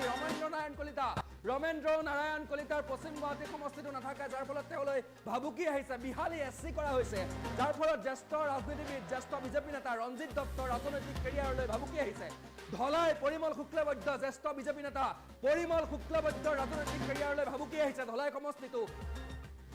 তাত নাই চাপাগুৰি উৰ্খাওগড়া ব্ৰহ্ম ইউজি ব্ৰহ্মৰ চাপাগুৰি সমষ্টিটো খচৰাত নাই যাৰ ফলত উৰ্খাওগড়া ব্ৰহ্মলৈ ভাবুকি চেয়াৰমান আলীৰ বাঘবৰ সমষ্টি বিলুপ্ত যাৰ ফলত চেয়াৰমান আলীৰ ৰাজনৈতিক কেৰিয়াৰলৈ ভাবুকি ভিং সমষ্টি আমিনুল ইছলাম বিতৰ্কৰ ঊৰ্ধত থাকে বিতৰ্কত বাৰে সোমাই থাকে আমিনুল ইছলাম তেওঁৰ সমষ্টিটো হেৰাই গ'ল সৰুক্ষেত্ৰী জাকিৰ হুছেইন সিকদাৰৰ সৰুক্ষেত্ৰী সমষ্টিটো নাথাকে যাৰ ফলত তেওঁলৈ আহিছে ভাবুকি ছয়গাঁও ৰেকিবউদ্দিন আহমেদৰ ছয়গাঁও সমষ্টি নাথাকে যাৰ ফলত ৰেকিবউদ্দিন আহমেদৰ পলিটিকেল কেৰিয়াৰলৈ আহিছে ভাবুকি হাজু কৰা হ'ল এছচি কৰা হ'ল যাৰ ফলত সুমন হৰিপ্ৰিয়ালৈও ভাবুকি আহিব পাৰে যমুনামুখ সিৰাজউদ্দিন আজমলৰ যমুনামুখ সমষ্টি নাথাকে যাৰ ফলত সিৰাজউদ্দিন আজমল পৰিয়াললৈ ভাবুকি আহিছে পাথাৰকান্দি জ্যেষ্ঠ বিজেপি নেতা কৃষ্ণেন্দু পালৰ পাথাৰকান্দি সমষ্টি নাই গতিকে তেওঁৰ ৰাজনৈতিক ভৱিষ্যতলৈ ভাবুকি আহিছে নাওবৈছা এছচি কৰা হৈছে হয়তো ভৰত নহলেও ভাবুকি আহিব পাৰে লাহোৱাল বিনোদ হাজৰিকা লাহোৱাল সমষ্টি নাথাকে লাহোৱাল সমষ্টি বিলুপ্ত বিনোদ হাজৰিকাৰ ৰাজনৈতিক কেৰিয়াৰলৈ ভাবুকি থাউৰা সুশান্ত বৰগোহাঁইৰ ৰাজনৈতিক কেৰিয়াৰলৈ ভাবুকি আমি পোনে যাব বিচাৰিছো আমি নিউজ ডেস্কত উপস্থিত আছে অভিজিৎ আচাৰ্যৰ পৰা আমি সবিশেষ জানিম অভিজিৎ আচাৰ্য কি হৈছে কেইবাজনো বাঘা ৰাজনৈতিক নেতাই নিজৰ সমষ্টি হেৰুৱাবলগীয়া হৈছে কেইবাটাও সমষ্টি বিলুপ্ত যাৰ ফলত বিশ্বজিৎ দৈমাৰীৰ পানেৰী সমষ্টি নাই বিধানসভাৰ অধ্যক্ষলৈ ভাবুকি প্ৰথম কথা তাৰ পাছত পৰিমল শুক্লবৈদ্যলৈ ভাবুকি ৰঞ্জিত দাস ৰঞ্জিত দত্তলৈ ভাবুকি সমান্তৰালকৈ সিদ্ধাৰ্থ ভট্টাচাৰ্যৰ পূব গুৱাহাটী সমষ্টি নাথাকে তেওঁ জ্যেষ্ঠ বিজেপিৰ নেতা তেওঁলৈ ভাবুকি ৰমেন্দ্ৰ নাৰায়ণ কলিতালৈ ভাবুকি প্ৰদীপ হাজৰিকা আমগুৰি তেওঁলৈ ভাবুকি দেৰগাঁও সমষ্টিৰ সংৰক্ষণ উঠাই দিয়া হৈছে ভৱেন ভৰালীলৈ ভাবুকি বিভিন্ন থাউৰা সমষ্টি সুশান্ত বৰগোহাঁই তেওঁ ৰাজনৈতিক কেৰিয়াৰৰ যুৱ নেতা তেওঁ আৰম্ভণিতে যেন কেনে লাগিছে উজুতি খাইছে বিজেপিলৈ যোৱা বেছি দিন হোৱা নাই তেওঁ যেন আৰম্ভণিতে উজুতি খালে গতিকে কি জনাব সবিশেষ আপোনাৰ ওচৰত কি আছে অভিজিত আচাৰ্য এয়া নিৰ্বাচন আয়োগৰ যি প্ৰথমখন খচৰা সেই খচৰাত থৰক বৰক দেখা গৈছে ৰাজনীতিবিদসকলৰ আৰু বিশেষকৈ আপুনি যি ক'লে যে বহু বাগা বাগা ৰাজনৈতিক নেতাৰ যি ৰাজনৈতিক কেৰিয়াৰ অন্ত পৰিবলৈ গৈ আছে বা অন্ত পৰিব নেকি বা অন্ধকাৰ ভৱিষ্যতৰ দিশে গতিকে তাৰে ভিতৰত আমি কেইগৰাকীমান বাঘা বাগা ৰাজনৈতিক নেতাৰ নাম আমি বাছি উলিয়াইছোঁ তাৰে ভিতৰতে অন্যতম যিগৰাকী ৰাজনৈতিক নেতা সেইগৰাকী হৈছে অসম আন্দোলনৰ পৰা পৰিচিত এগৰাকী ৰাজনৈতিক নেতা সেয়া হৈছে ধৰ্মপুৰ সমষ্টিৰ বৰ্তমানৰ বিধায়ক বৰ্তমানৰ মন্ত্ৰী চন্দ্ৰমোহন পাটোৱাৰী আৰু দ্বিতীয় যিগৰাকী মন্ত্ৰী সেই দ্বিতীয় মন্ত্ৰীগৰাকী হৈছে পাটাচাৰকুছিৰ বিধায়ক বৰ্তমানৰ মন্ত্ৰী ৰঞ্জিত কুমাৰ দাস ইয়াৰ লগতে আন এগৰাকী জ্যেষ্ঠ বহু পুৰণি বিজেপিৰ নেতা বৰ্তমানৰ মন্ত্ৰী ধলাই সমষ্টিৰ জ্যেষ্ঠ বিধায়ক পৰিমল শুক্লবৈদ্য ইয়াৰ লগতে প্ৰাক্তন মন্ত্ৰী বৰ্তমান বিহালী সমষ্টিৰ বিধায়ক এগৰাকী জ্যেষ্ঠ বিজেপি নেতা বিজেপিৰ বহু উত্থান পতনৰ সাক্ষী এগৰাকী নেতা আৰু সেইগৰাকী নেতা হ'ল বিহালী সমষ্টিৰ ৰঞ্জিত দত্ত ঠিক একেদৰে ধলাইৰ পৰিমল শুক্লবৈদ্যৰ নাম মই ইতিমধ্যে ক'লোৱেই আন এগৰাকী নেতা হৈছে পূব গুৱাহাটী সমষ্টিৰ জ্যেষ্ঠ বিধায়ক সিদ্ধাৰ্থ ভট্টাচাৰ্য ঠিক একেদৰে বৰ্তমান অসম বিধানসভাৰ অধ্যক্ষ পানেৰীৰ সমষ্টিৰ পৰা তেওঁ প্ৰতিনিধিত্ব কৰে বিশ্বজিৎ দৈমাৰী ঠিক একেদৰে সৰুক্ষেত্ৰীৰ জাকিৰ হুছেইন ঠিকদাৰ এনে বহু নেতা আছে যিকেইগৰাকী নেতা এতিয়া ৰণত পৰিব মই এই মুহূৰ্তত যিটো নিৰ্বাচন আয়োগৰ যিখন খচৰা প্ৰকাশ পাইছে তাৰেই ভিতৰৰ যিকেইটা খচৰা সেইকেইটা মই দেখুৱাবলৈ মোৰ সতীৰ্থক মই কৈলাশক অনুৰোধ জনাইছোঁ দেখুৱাবলৈ এয়া হৈছে নলবাৰী জিলাৰ এয়া হৈছে নলবাৰী জিলাৰ যিখন আচলতে কেইবাখনো নতুন জিলা হ'ব নতুন কেইবাটা সমষ্টি হ'ব তাৰে ভিতৰত অন্যতম দেখা গৈছে এয়া নলবাৰী জিলা আপোনালোকে খুব ভালকৈ দেখিছে ঠিক একেদৰে এয়া নলবাৰী সমষ্টি ঠিক একেদৰে বৰক্ষেত্ৰী সমষ্টি নতুনকৈ নতুনকৈ সমষ্টি দেখা গৈছে টিহু ইয়াৰ লগতে নলবাৰী জিলাৰ অধীনত যিহেতু কেইবাটাও নতুন সমষ্টি ঠিক একেদৰে নলবাৰীত দেখা গৈছে নলবাৰী জিলাখনত 3খনকৈ সমষ্টি ঠিক একেদৰে কেইবাখনো জিলা বৰ্তমানৰ মই যদি কিছু সম্ভৱ হয় মই কেইবাখনো জিলা যিটো আছে মই গৈছোঁ এতিয়া নগাঁও জিলালৈ মৰিগাঁও জিলালৈ গৈছোঁ এই মুহূৰ্তত মই মৰিগাঁও জিলাত আছোঁ আৰু মৰিগাঁও জিলাৰ জাগিৰোড বিধানসভা সমষ্টিৰে দেখুৱাইছোঁ যে জাগিৰোড বিধানসভা সমষ্টিটো আছে ইয়াত বিশেষকৈ মৰিগাঁও জিলাত নতুনকৈ এখন বিধানসভা সমষ্টি ইয়াতে সন্নিৱিষ্ট কৰা হৈছে হয়তো মই এই মুহূৰ্তত মৰিগাঁও বিধানসভা সমষ্টিটো দেখুৱাইছোঁ মৰিগাঁৱত কি সাল সলনি কৰা হৈছে এয়া মৰিগাঁও লাহৰীঘাট মৰিগাঁও বিধানসভা সমষ্টি বটদবা 3খনকৈ বিধানসভা সমষ্টি মৰিগাঁও লাহৰীঘাট আৰু জাগিৰোড এয়া হৈছে মৰিগাঁও বিধানসভা সমষ্টিৰ অন্তৰ্গত কেইবাখনো সমষ্টি ঠিক একেদৰে মই আহিছোঁ নগাঁও বিধানসভা সমষ্টিত ইয়াত দেখা গৈছে বটদবা বিধানসভা সমষ্টি ৰূপহী বিধানসভা সমষ্টি কলিয়াবৰ বিধানসভা সমষ্টি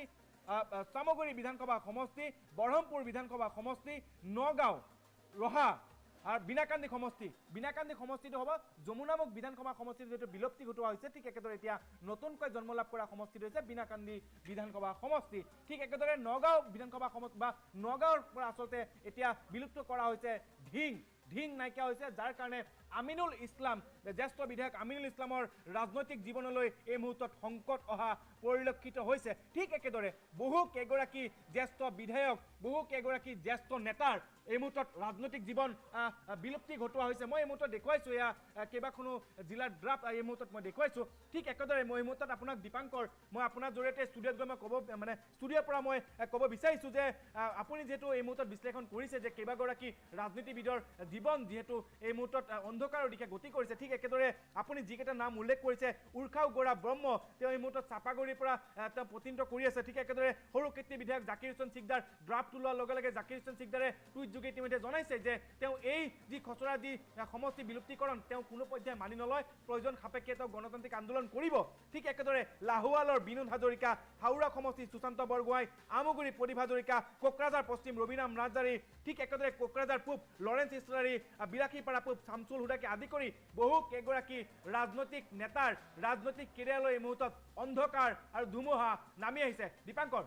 চাওক এইখিনিতে এটা প্ৰশ্ন আছিল অভিজিত আচাৰ্য চাওক তেওঁলোকক হয়তো আশ্বাস দিয়া হ'ব তেওঁলোকক হয়তো কোৱা হ'ব যে আপোনালোকক বেলেগ সমষ্টিত সংস্থাপিত কৰা হ'ব কিন্তু যি ৰাজনৈতিক যিটো সমীকৰণ ভোটৰ যিটো অংক ভোটৰ অংকটোত তেওঁলোক হয়তো বেলেগ এটা সমষ্টিত সংস্থাপিত হ'লে শেষ হাঁহি মাৰিবলৈ তেওঁলোকৰ অলপ অসুবিধা হ'ব যদি আমি উদাহৰণস্বৰূপে থাওৰা সমষ্টিৰ আমি উদাহৰণ লৈছোঁ থাওৰা সমষ্টিৰ সুশান্ত বৰগোহাঁইক এটা বেলেগ সমষ্টিলৈ লৈ যোৱা হ'ল ডিমৌ সমষ্টি মোৰ যদি ভুল হোৱা নাই ডিমৌ বুলি নতুনকৈ সমষ্টি এটা জন্ম হৈছে সুশান্ত বৰগোহাঁইক যদি ডিমৌ সমষ্টিলৈ লৈ যোৱা হয় ডিমৌ সমষ্টিৰ যিটো জনগাঁথনি ডিমৌ সমষ্টিটোৰ যিটো ইতিহাস হ'ব ডিমৌ সমষ্টিটোৰ যদি ভোটৰ অংক সেই অংকটোৱে হয়তো সুশান্ত বৰগোহাঁইক সহায় নকৰিবও পাৰে মই উদাহৰণ দিছোঁ মই প্ৰশ্নটো কৰিছোঁ গতিকে ভোটৰ অংকত ক'ৰবাত আউল লাগিব গতিকে সংস্থাপন কৰাটোত অসুবিধা নহ'ব জানো সংখ্যাৰ খেল আৰু সংখ্যা দিশৰ পৰা ক'ব গ'লে বহুকেইখন পঞ্চায়ত বহুকেইখন ৱাৰ্ড কাটি আন এটা বিধানসভা সমষ্টিত সন্নিৱিষ্ট কৰা হৈছে গতিকে এই সংখ্যাৰ যিটো কেলকুলেশ্যন সেই সংখ্যাৰ কেলকুলেশ্যন কৰিবলৈ ইতিমধ্যে বহুত সময়ৰ প্ৰয়োজন হ'ব হাতত তেওঁলোকৰ এই মুহূৰ্তত যিটো 3টা বছৰ সময় আছে ঠিক একেদৰে আহি আছে লোকসভা নিৰ্বাচন গতিকে এই মুহূৰ্তত আজি যিহেতু এই খচৰাখন প্ৰকাশ কৰা হৈছে খচৰা প্ৰকাশৰ লগে লগে তেওঁলোকৰ ৰাজনৈতিক জীৱনত যে আউল নালাগিব বহুতৰে হয়তো সমষ্টিতে পৰিৱৰ্তন হ'ব বহুতৰে সমষ্টিৰ জনগাঁথনিৰ পৰিৱৰ্তন হ'ব গতিকে এইখিনি এই মুহূৰ্তত কোন কোন ৰাজনৈতিক নেতাৰ নিজৰ যি সমষ্টি এই মুহূৰ্তলৈকে তেওঁলোকে প্ৰতিনিধিত্ব কৰি আছে তেওঁলোকে সেই সমষ্টিটোৰ পৰা প্ৰতিনিধিত্ব কৰি তেওঁলোকে মন্ত্ৰী হিচাপে কাৰ্যনিৰ্বাহ কৰি আছে কিন্তু তেওঁলোকৰ যি পৰিচয় যেনেকৈ ৰঞ্জিত দাস পাঠাচাৰকুচিৰ পৰা তেওঁ প্ৰতিনিধিত্ব কৰি আজি তেওঁ মন্ত্ৰী ঠিক একেদৰে উৰ্খা বৰা ব্ৰহ্ম চাপাগুৰিৰ পৰা তেওঁ প্ৰতিনিধিত্ব কৰিছে ধলাইৰ পৰা পৰিমল শুক্লবৈদ্য এনেদৰে ঠিক এনেদৰে আৰু বহু কেইগৰাকী ৰাজনৈতিক নেতা নিশ্চয় ৰাজনৈতিক কেৰিয়াৰলৈ ভাবুকি আহিব নিশ্চয় এই মুহূৰ্তত আপোনাক ধন্যবাদ জ্ঞাপন কৰিছোঁ পৰৱৰ্তী সময়ত আপোনাৰ সৈতে পুনৰবাৰ সংযোগ স্থাপন কৰিবলৈ চেষ্টা কৰিম আমি ফুল প্লেটৰ জৰিয়তে পুনৰবাৰ দেখুৱাইছোঁ কোন কোন সমষ্টিৰ বিলুপ্তি হ'ল আৰু কাৰ কাৰ ৰাজনৈতিক জীৱনলৈ ৰাজনৈতিক কেৰিয়াৰলৈ ভাবুকি আহিছে আমি দেখুৱাই আছোঁ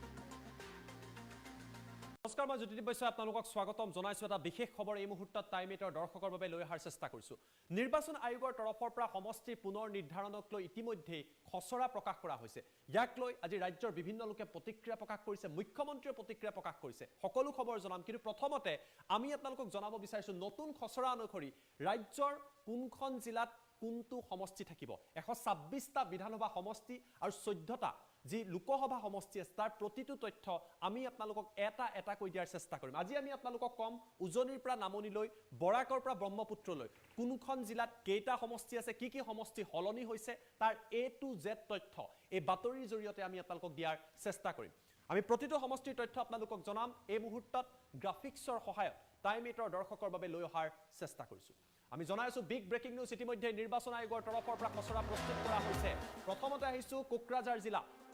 জিলাৰ বিধানসভা নতুন সমষ্টিসমূহ খচৰাত কি কি কোৱা হৈছে তাৰ তথ্য জনাব বিচাৰিছোঁ কোকৰাঝাৰত গোসাইগাঁও দতমা কোকৰাঝাৰ বাওখাংগ্ৰি আৰু পৰ্বতজোৰা এইকেইটা সমষ্টি কোকৰাঝাৰ জিলাত থাকিব ধুবুৰী জিলাৰ বিধানসভা সমষ্টিসমূহ ধুবুৰী জিলাৰ নতুন খচৰা মতে বিধানসভা সমষ্টি কি কি থাকিব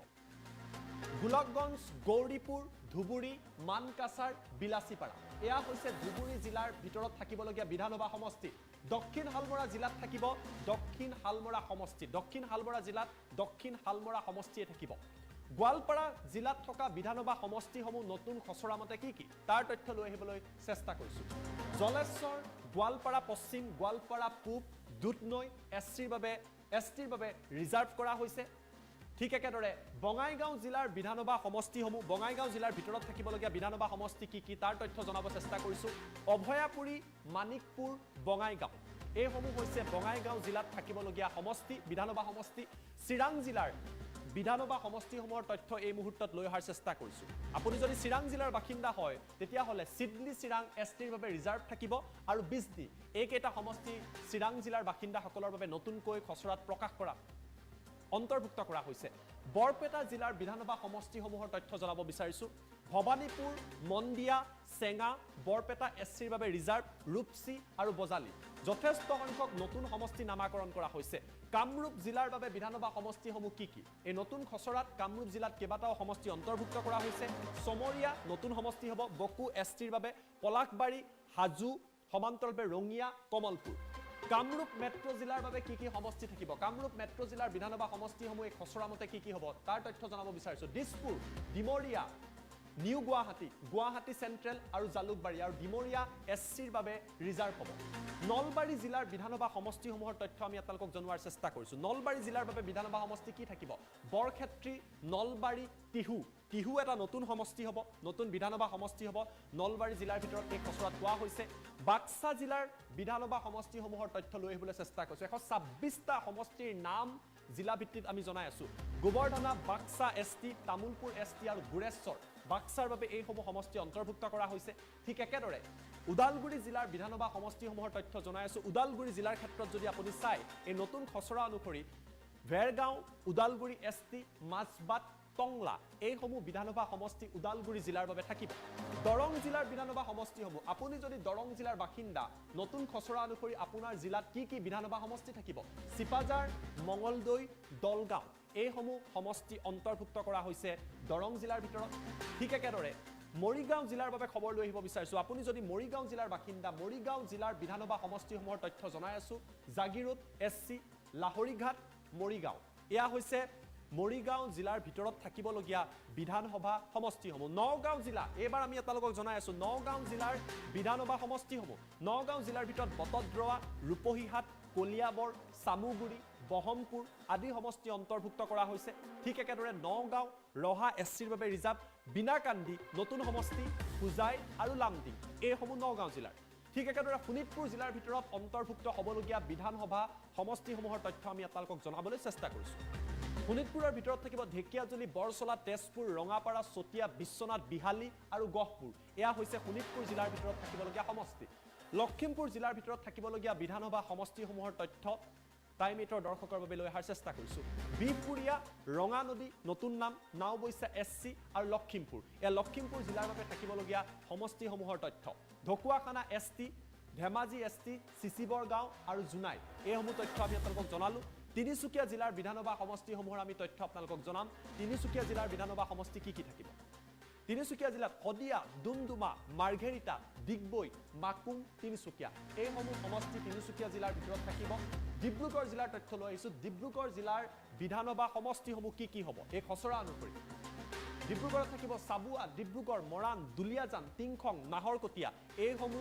ডিব্ৰুগড় জিলাৰ ভিতৰত থাকিবলগীয়া সমষ্টিৰ তথ্য চৰাইদেউ জিলাৰ বিধানসভা সমষ্টি হ'ব সোণাৰী আৰু মাহমৰা দুটাকৈ সমষ্টি চৰাইদেউ জিলাৰ ভিতৰত থাকিব সোণাৰী আৰু মাহমৰা শিৱসাগৰ জিলাৰ ভিতৰত থাকিবলগীয়া বিধানসভা সমষ্টিসমূহ নতুন খচৰা মতে কি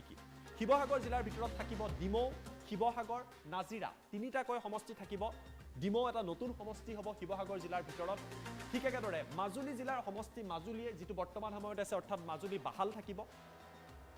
ঠিক একেদৰে এই খচৰাত যোৰহাট জিলাৰ বিধানসভা সমষ্টিসমূহৰ তালিকা প্ৰকাশ কৰা হৈছে সম্পূৰ্ণ 126টা সমষ্টিৰ নাম জিলা ভিত্তিত আমি জনাই আছো টিয়ক যোৰহাট মৰিয়নি তিতাবৰ এই যোৰহাট জিলাৰ ভিতৰত থাকিবলগীয়া বিধানসভা সমষ্টি গোলাঘাট জিলাৰ ভিতৰত থাকিবলগীয়া বিধানসভা সমষ্টিসমূহ কি আপুনি যদি গোলাঘাটৰ বাসিন্দা এই খচৰা অনুসৰি কি সমষ্টি থাকিব গোলাঘাট দেৰগাঁও বোকাখাট খুমটাই সৰুপথাৰ এই হৈছে গোলাঘাট জিলাৰ ভিতৰত থাকিবলগীয়া কাৰ্বি আংলং জিলাৰ ভিতৰত থাকিবলগীয়া বিধানসভাৰ সমষ্টি কি কাৰ্বি আংলং জিলাত কিছু সালসলনি হৈছে আমি জনাম বুকাজান হাওৰাঘাট ডিফু এই তিনিটা সমষ্টি এছটিৰ বাবে ৰিজাৰ্ভ কৰা হৈছে শিডিউল ট্ৰাইবৰ বাবে ৰিজাৰ্ভ কৰা হৈছে পশ্চিম কাৰ্বি আংলং জিলাৰ বিধানসভা সমষ্টিত কিছু সালসলনি হৈছে ৱেষ্ট কাৰ্বি আংলঙত কি হৈছে তাৰ তথ্য জনাবলৈ চেষ্টা কৰিছো পশ্চিম কাৰ্বি আংলং ৰংখাং এছটি আৰু আমৰি এই দুইটা সমষ্টি নতুন নামাকৰণ কৰা হৈছে এছটিৰ বাবে ৰিজাৰ্ভ কৰা হৈছে ডিমা হাছাও জিলাৰ বিধানসভা সমষ্টি হ'ব ডিমা হাছাও যিটো এছটিৰ বাবে ৰিজাৰ্ভ কৰা হৈছে ঠিক একেদৰে কাছাৰ জিলাৰ বিধানসভা সমষ্টিসমূহ এই মুহূৰ্তত তথ্য সহকাৰে লৈ অহাৰ চেষ্টা কৰিছো কাছাৰ জিলাত কি লক্ষীপুৰ উদাৰবন কাটিগড়া বৰখলা শিলচৰ সোণাই নৰসিংপুৰ এছচিৰ বাবে ৰিজাৰ্ভ নৰসিংপুৰ এটা নতুন সমষ্টি হ'ব হাইলাকান্দি জিলাৰ বিধানসভা সমষ্টিসমূহে খচৰা অনুসৰি তাৰ তথ্য আমি আপোনালোকক জনোৱাৰ চেষ্টা কৰিছো হাইলাকান্দি জিলাৰ তথ্য হাইলাকান্দি আৰু আলগাপুৰ এই দুইটা সমষ্টি হাইলাকান্দি জিলাৰ ভিতৰত বিধানসভা সমষ্টি হিচাপে নতুন খচৰাত অন্তৰ্ভুক্ত কৰা হৈছে কৰিমগঞ্জ জিলাৰ বিধানসভা সমষ্টিসমূহ আপুনি যদি কৰিমগঞ্জৰ বাসিন্দা আপোনাৰ জিলাত কি বিধানসভা সমষ্টি থাকিব তাৰ তথ্য লৈ অহাৰ চেষ্টা কৰিছো বদৰপুৰ উত্তৰ কৰিমগঞ্জ দক্ষিণ কৰিমগঞ্জ ৰাতাবাৰী এইকেইটা সমষ্টি কৰিমগঞ্জৰ ভিতৰত থাকিব কোকৰাঝাৰ জিলাৰ বিধানসভা সমষ্টিসমূহ কোকৰাঝাৰ জিলাৰ ভিতৰত কি বিধানসভা সমষ্টি অন্তৰ্ভুক্ত কৰা হৈছে খচৰা গোসাইগাঁও দতমা কোকৰাঝাৰ বাওখাংগি পৰ্বতজোৰা কেইবাটাও নতুন সমষ্টিৰ নাম আমি দেখিছো দতমা হওক বাওখাংগি হওক পৰ্বতজোৰা হওক ধুবুৰী জিলাৰ বিধানসভা সমষ্টি কি হ'ব ধুবুৰীত নতুনকৈ কি অন্তৰ্ভুক্ত হৈছে বা নাই হোৱা তাৰ তথ্য লৈ অহাৰ চেষ্টা কৰিছো গোলকগঞ্জ গৌৰীপুৰ ধুবুৰী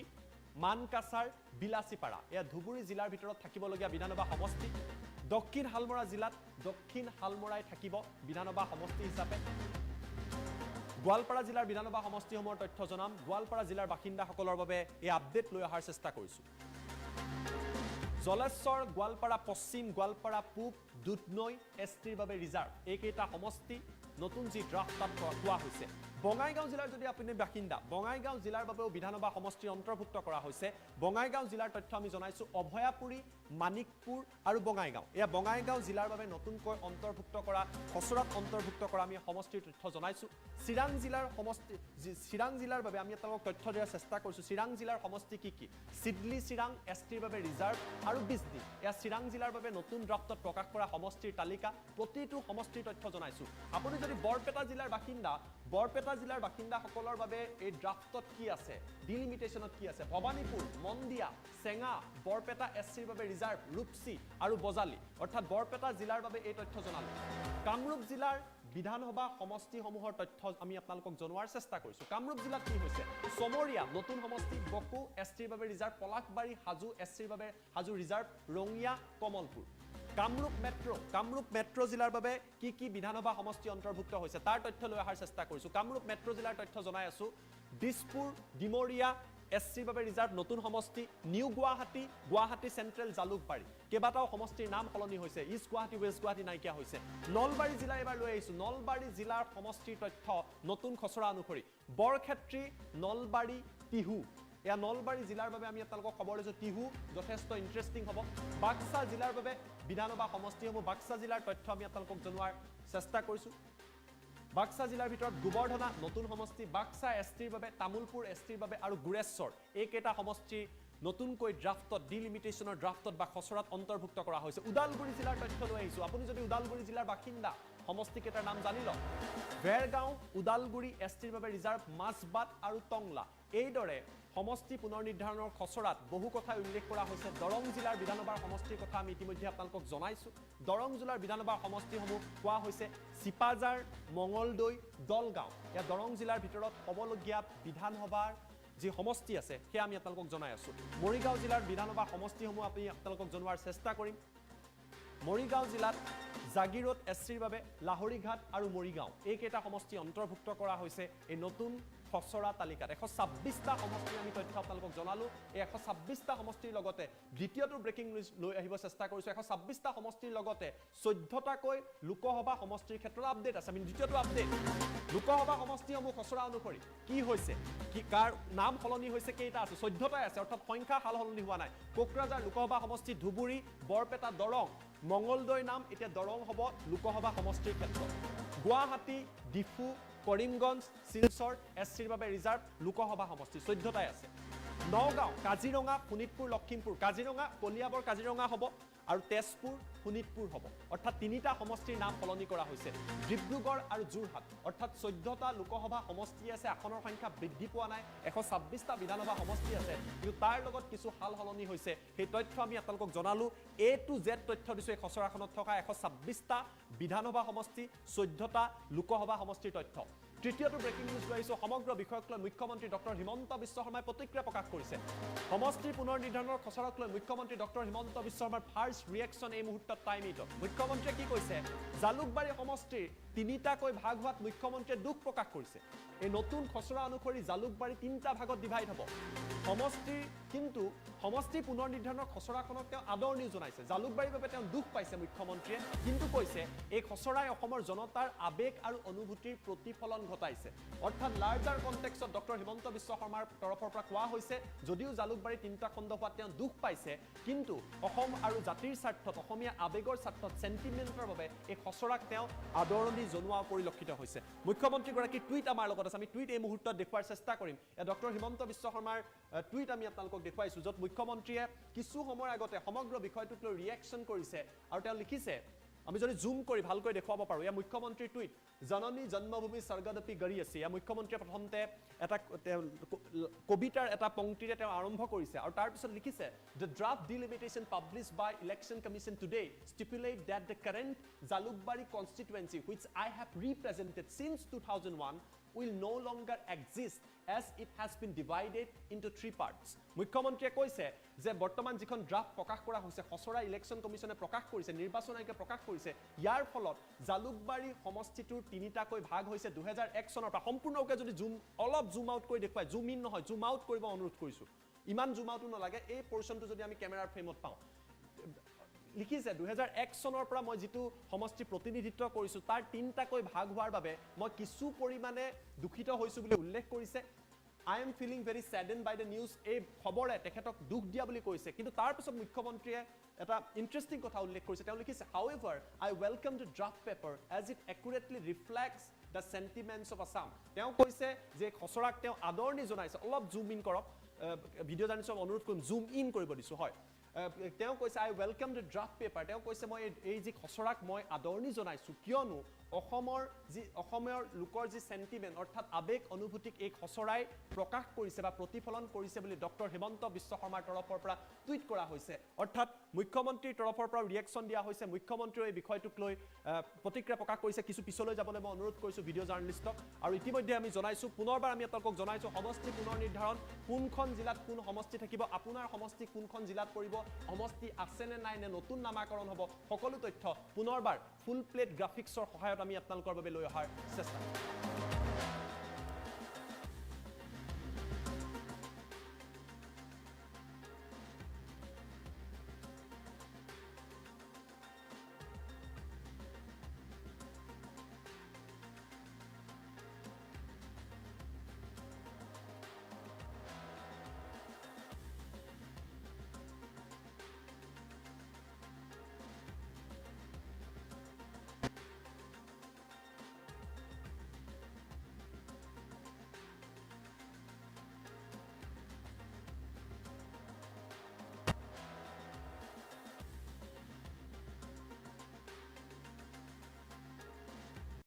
আমাৰ নৱপ্ৰজন্মৰ লক্ষ্যত থাকিব লাগিব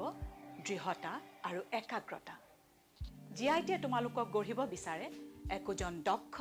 পেছাদাৰী ব্যক্তি হিচাপে ইলেক্ট্ৰনিক্স কম্পিউটাৰ অটোমোবাইল মেকানিকেল আৰু সিভিল ইঞ্জিনিয়াৰিঙৰ 3 বছৰীয়া ডিপ্লোমা পাঠ্যক্ৰম জিআইটি বামনি মৈদাম গুৱাহাটী 21 মোবাইল নম্বৰ 9954532009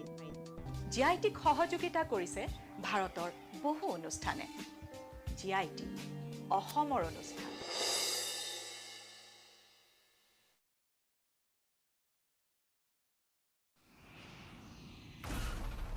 সাধাৰণ চিমেণ্টে এটা এয়াৰ ষ্ট্ৰিপ তৈয়াৰ কৰোঁতে লয় 28 দিন ই লয় কেৱল 4 দিন হয় এয়া হ'ল ভৱিষ্যতৰ প্ৰযুক্তি যাক আজি আমাৰ ওচৰলৈ লৈ আনিছে Dalmiya চিমেণ্টে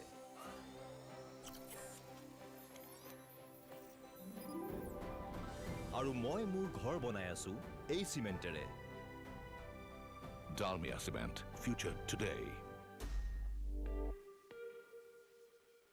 civil automobile mechanical computer science আৰু ইলেক্ট্ৰনিক্সৰ 3 বছৰীয়া পাঠ্যক্ৰম চিভিল অটোমোবাইল কন্ট্ৰাক্ট ডিপ্লোমা আৰু ইলেক্ট্ৰনিক্সৰ 3 বছৰীয়া পাঠ্যক্ৰম এডিশনেল কোৰ্सेस ফৰ 1 year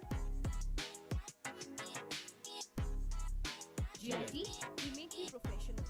জ্যোতিবশ্যই আপোনালোকক স্বাগতম জনাইছো এটা ডাঙৰ খবৰ টাইম8ৰ দৰ্শকৰ বাবে লৈ অহাৰ চেষ্টা কৰিছো মুখ্যমন্ত্ৰী ডক্টৰ হিমন্ত বিশ্ব শৰ্মাৰ তৰফৰ পৰা এই মুহূৰ্তত ৰাজ্যৰ মুছলমান সমাজলৈ এটা বিশেষ আহ্বান জনোৱা হৈছে মুখ্যমন্ত্ৰীয়ে আহ্বান জনাই কৈছে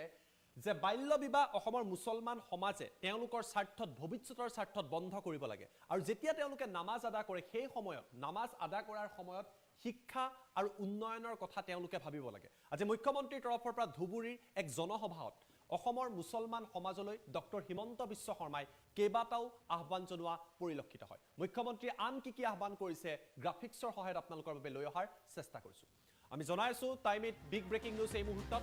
অসমৰ মুছলমান সমাজলৈ মুখ্যমন্ত্ৰীয়ে কেইবাটাও বিশেষ আহ্বান কৰিছে ডক্টৰ হিমন্ত বিশ্ব শৰ্মাৰ তৰফৰ পৰা কি আহ্বান কৰা হৈছে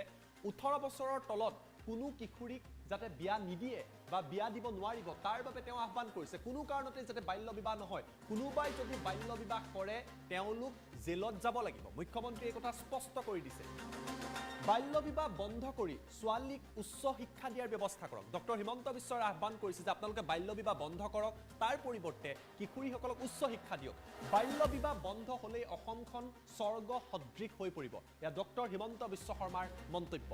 মুছলমান সমাজে নামাজ পঢ়োতে শিক্ষাৰ বাবে সংকল্প লওক এয়া ডক্টৰ হিমন্ত বিশ্ব শৰ্মাই প্ৰতিগৰাকী ইছলাম ধৰ্মাৱলম্বী লোকলৈ এই আহ্বান জনাইছে তেওঁ কৈছে তেতিয়াহে মুছলমান সমাজ আগুৱাই যাব শিক্ষাৰ কথা ভাবক তেওঁলোকে সমাজখন নিজে নিজে আগুৱাই যাব যেতিয়ালৈকে অসমৰ মুছলমানে আজমলক পুহিব তেতিয়ালৈকে অসমৰ মুছলমান সমাজৰ ভাল দিন নাহে বুলি তেওঁ উল্লেখ কৰিছে কংগ্ৰেছ আৰু আজমলক যেতিয়ালৈকে পুহিব মুছলমান সমাজ আগুৱাই যাব নোৱাৰে বুলি মুখ্যমন্ত্ৰীয়ে উল্লেখ কৰিছে একাংশই কয় মুছলমানে বিজেপিক ভোট দিব নালাগে কিন্তু নৰেন্দ্ৰ মোদীয়ে হিন্দু মুছলমান সকলোৰে বাবেই কাম কৰিছে যিসমূহ আঁচনি আছে সেয়া হিন্দুও পাইছে মুছলমানেও পাইছে ৰেচন কাৰ্ড দিয়াৰ সময়ত হিন্দু মুছলমান আদি ভেদভাৱ বা বিচাৰ চৰকাৰে নকৰে সকলোকে ৰেচন কাৰ্ড দিয়ে অৰুণোদয় আঁচনিৰ ক্ষেত্ৰতো একেই পদক্ষেপ লয় জন্ম নিয়ন্ত্ৰণৰ বাবেও সচেতন হ'বলৈ অসমৰ মুছলমান সমাজলৈ ডক্টৰ হিমন্ত বিশ্ব শৰ্মাৰ তৰফৰ পৰা যি ধুবুৰীত আহ্বান কৰা পৰিলক্ষিত হৈছে মুখ্যমন্ত্ৰী এইদৰে অসমৰ মুছলমান সমাজলৈ কেইবাটাও বিশেষ আহ্বান কৰিছে আমাৰ লগত ডক্টৰ হিমন্ত বিশ্ব শৰ্মাৰ মন্তব্য আছে মন্তব্য এই মুহূৰ্তত টাইম 8ৰ দৰ্শকক দেখুৱাই লোৱাৰ চেষ্টা কৰিছো আজি ধুবুৰীত মেডিকেল কলেজ হৈছে আৰু ভৱিষ্যতৰ দিনত ধুবুৰীত উচ্চ শিক্ষাৰ কাৰণে এখন ইউনিভাৰ্চিটি স্থাপন কৰাৰো মোৰ মনত ইচ্ছা আছে আমি লাহে লাহে আগুৱাই গৈ থাকিম আপোনালোকে মাত্ৰ আমাক সহযোগিতা কৰিব কোনোবাই ক'ব পাৰে যে মুছলমান মানুহ হলে বিজেপিক ভোট দিব নালাগে আজি হিন্দু মুছলমান নহয় নৰেন্দ্ৰ মোদীয়ে সকলো দুখীয়া মানুহৰ কাৰণে ঘৰ বনাইছে আমি যেতিয়া ৰেচন কাৰ্ড দিওঁ আমি হিন্দু মুছলমান নাচাওঁ অৰুণোদয় আঁচনি হিন্দুৱেও পাইছে মুছলমানেও পাইছে কিন্তু কিছুমান আমাৰ মোল্লা আছে আজমল টাইপ মাৰ্কা মাৰা মানুহ আছে তেওঁলোকে আমাৰ দুখীয়া মানুহক বিপথে পৰিচালিত কৰে আজি যেতিয়ালৈকে অসমৰ মুছলমান মানুহে আজমলক পুহিব কংগ্ৰেছক পুহিব তেতিয়ালৈকে মুছলমান সমাজখন কেতিয়াও আগুৱাই যাব নোৱাৰে কিন্তু যিদিনাখনে আমাৰ মুছলমান মানুহে শিক্ষা দীক্ষাক ঘৰত পূজা কৰিব সেইদিনাখনে নামাজ কৰিব নামাজত যেতিয়া শিক্ষাৰ কাৰণে সংকল্প ল'ব তেতিয়াই আমাৰ মুছলমান সমাজখনো আগুৱাই যাব আমাৰ ঘৰত আজি ঘৰত যদি আমি 10টা বাচ্চা জন্ম দিওঁ আৰু কাকো যদি খুৱাব নোৱাৰো সেইটো আল্লাহৰ চকুত গুনাহ হয় 2টা বাচ্চা জন্ম দি যদি ইউনিভাৰ্চিটিলৈকে পঢ়াব পাৰো সেইটো আল্লাহ তেনেকুৱা মানুহকে দোয়া কৰে কিন্তু আমি ঘৰত 8টা বাচ্চা জন্ম দিলো 10টা বাচ্চা জন্ম দিলো কাকো খুৱাব পৰা নাই কাকো পঢ়াব পৰা নাই কাকো ভাল ৰাস্তা দেখুৱাব পৰা নাই তেনেকুৱা কামে আমাৰ সমাজখন আগুৱাই লৈ নাযায় সেইবাবে মই আজমল সাহেবক কওঁ কংগ্ৰেছক কওঁ যে আপোনালোকে কেতিয়াও সংখ্যালঘু মানুহৰ উন্নতি নিবিচাৰে আপোনালোকৰ দিনত এখন কলেজ নহল আপোনালোকৰ দিনত সংখ্যালঘু দুখীয়া মানুহে ঘৰ নাপালে অৰুণোদয় নাপালে আজি চৰকাৰী চাকৰিও আপোনালোকৰ দিনত কোনেও নাপালে বিজেপি চৰকাৰৰ দিনত আমি তুষ্টিকৰণ নকৰাকৈ আমি সকলো ৰাইজক সমানে আমি সাথ দিছো সমানে আমি কাম কৰিছো সবকা সাথ সবকা বিকাশ নীতিৰে আমি আগুৱাই গৈছো সকলো লোক আছো বিশেষকৈ আমাৰ গৰিয়া মৰিয়া দেশী যিবিলাক মুছলমান মানুহ আছে আমি তেওঁলোকক ইতিমধ্যে খিলঞ্জীয়া বুলি আমি ডিক্লেয়াৰ কৰিছো যে আপোনালোক আমাৰ লগত থাকক আমাৰ কোনো আপত্তি নাই আমি একেলগে লগত থাকিম এতিয়া মোৰ খালি কেইটামান কথা আছে মোৰ এটা ঘৰত ছোৱালী আছে গতিকে মই বাপেক হিচাপে মোৰ ছোৱালীবিলাকলৈকে অলপ মৰমটো বেছি সেইকাৰণে মই মানুহক এটা কথাই কওঁ কোনো যাতে বাচ্চা ছোৱালীক বিয়া নিদিয়ে ঠিক আছে 18 বছৰৰ তলত কোনো ছোৱালীক যাতে কোনেও বিয়া নকৰায় সেই কথাটো মই আজি ধুবুৰী ৰাইজক ৰিকুৱেষ্ট কৰিম অসমৰ ৰাইজক ৰিকুৱেষ্ট কৰিম কাবাৰ ঘৰত যদি আগে পিছে হৈ থকাৰ দৰে যদি বাচ্চা ছোৱালীক বিয়া দিয়ে আকৌ থানাত যাব লাগিব কিন্তু এই কথাটো মই ডাইৰেক্টলি কৈ থৈ দিছো ঠিক আছে এই কথাটো আমি যদি মনত ৰাখো আৰু বাল্য বিবাহ যদি আমি বন্ধ কৰো ছোৱালীক যদি আমি কলেজত পঠাও স্কুলত পঠাও আমাৰ অসমখন স্বৰ্গ হৈ যাব আমাৰ কথাটো হ'ল ছোৱালীক আমি শিক্ষা নিদিও কিন্তু এটা কথা আপোনালোকে মনত ৰাখিব যে লৰাই যেনেকে ঘৰৰ দেউতাক মাকক চাই ছোৱালীয়েও তেনেকে দেউতাক মাকক চাই আজি ছোৱালীক আমি স্কুটি দিছো ছোৱালীক আমি বিনামূলীয়া এডমিশনৰ ব্যৱস্থা কৰিছো মোৰ মনত এটা ইচ্ছা যে অসমৰ যাতে ছোৱালীবিলাকে পঢ়া শুনা কৰি বহুত বিলাক আগুৱাই যাব পাৰে সেইকাৰণে আমাৰ ইয়াত যিমান ৰাইজ আছে হিন্দু মুছলমান মই সকলোকে অনুৰোধ কৰিম যে আপোনালোকে যেন ঘৰৰ ছোৱালীটোক শিক্ষা দিয়ে ঘৰৰ ছোৱালীটোক যাতে কলেজ ইউনিভাৰ্চিটিলৈকে পঢ়াৰ ব্যৱস্থা কৰে আজি ধুবুৰীত মেডিকেল কলেজ হৈছে আৰু ভৱিষ্যতৰ দিনত ধুবুৰীত উচ্চ শিক্ষাৰ কাৰণে এখন ইউনিভাৰ্চিটি স্থাপন কৰাৰো মোৰ মনত ইচ্ছা আছে আমি লাহে লাহে আগুৱাই গৈ থাকিম আপোনালোকে মাত্ৰ আমাক সহযোগিতা কৰিব কোনোবাই ক'ব পাৰে যে মুছলমান মানুহ হলে বিজেপিক ভোট দিব নালাগে আজি হিন্দু মুছলমান নহয় নৰেন্দ্ৰ মোদীয়ে সকলো দুখীয়া মানুহৰ কাৰণে ঘৰ বনাইছে আমি যেতিয়া ৰেচন কাৰ্ড দিও আমি হিন্দু মুছলমান নাচাও অৰুণোদয় আঁচনি হিন্দুৱেও পাইছে মুছলমানেও পাইছে কিন্তু কিছুমান আমাৰ মোল্লা আছে আজমল টাই মাৰ্কা মাৰা মানুহ আছে তেওঁলোকে আমাৰ দুখীয়া মানুহক বিপথে পৰিচালিত কৰে আজি যেতিয়ালৈকে অসমৰ মুছলমান মানুহে আজমলক পুহিব কংগ্ৰেছক পুহিব তেতিয়ালৈকে মুছলমান সমাজখন কেতিয়াও আগুৱাই যাব নোৱাৰে কিন্তু যিদিনাখনে আমাৰ মুছলমান মানুহে শিক্ষা দীক্ষাক ঘৰত পূজা কৰিব সেইদিনাখনে নামাজ কৰিব নামাজত যেতিয়া শিক্ষাৰ কাৰণে সংকল্প ল'ব তেতিয়াই আমাৰ মুছলমান সমাজখনো আগুৱাই যাব আমাৰ ঘৰত আজি ঘৰত যদি আমি 10টা বাচ্চা জন্ম দিওঁ আৰু কাকো যদি খুৱাব নোৱাৰো সেইটো আল্লাহৰ চকুত গুনাহ হয় 2টা বাচ্চা জন্ম দি যদি ইউনিভাৰ্চিটিলৈকে পঢ়াব পাৰো সেইটো আল্লাহ তেনেকুৱা মানুহকে দোয়া কৰে কিন্তু আমি ঘৰত 8টা বাচ্চা জন্ম দিলো 10টা বাচ্চা জন্ম দিলো কাকো খুৱাব পৰা নাই কাকো পঢ়াব পৰা নাই কাকো ভাল ৰাস্তা দেখুৱাব পৰা নাই তেনেকুৱা কামে আমাৰ সমাজখন আগুৱাই লৈ নাযায় সেইবাবে মই আজমল সাহেবক কওঁ কংগ্ৰেছক কওঁ যে আপোনালোকে কেতিয়াও সংখ্যালঘু মানুহৰ উন্নতি নিবিচাৰে আপোনালোকৰ দিনত এখন কলেজ নহল আপোনালোকৰ দিনত সংখ্যালঘু দুখীয়া মানুহে ঘৰ নাপালে অৰুণোদয় নাপালে আজি চৰকাৰী চাকৰিও আপোনালোকৰ দিনত কোনেও নাপালে বিজেপি চৰকাৰৰ দিনত আমি তুষ্টিকৰণ নকৰাকৈ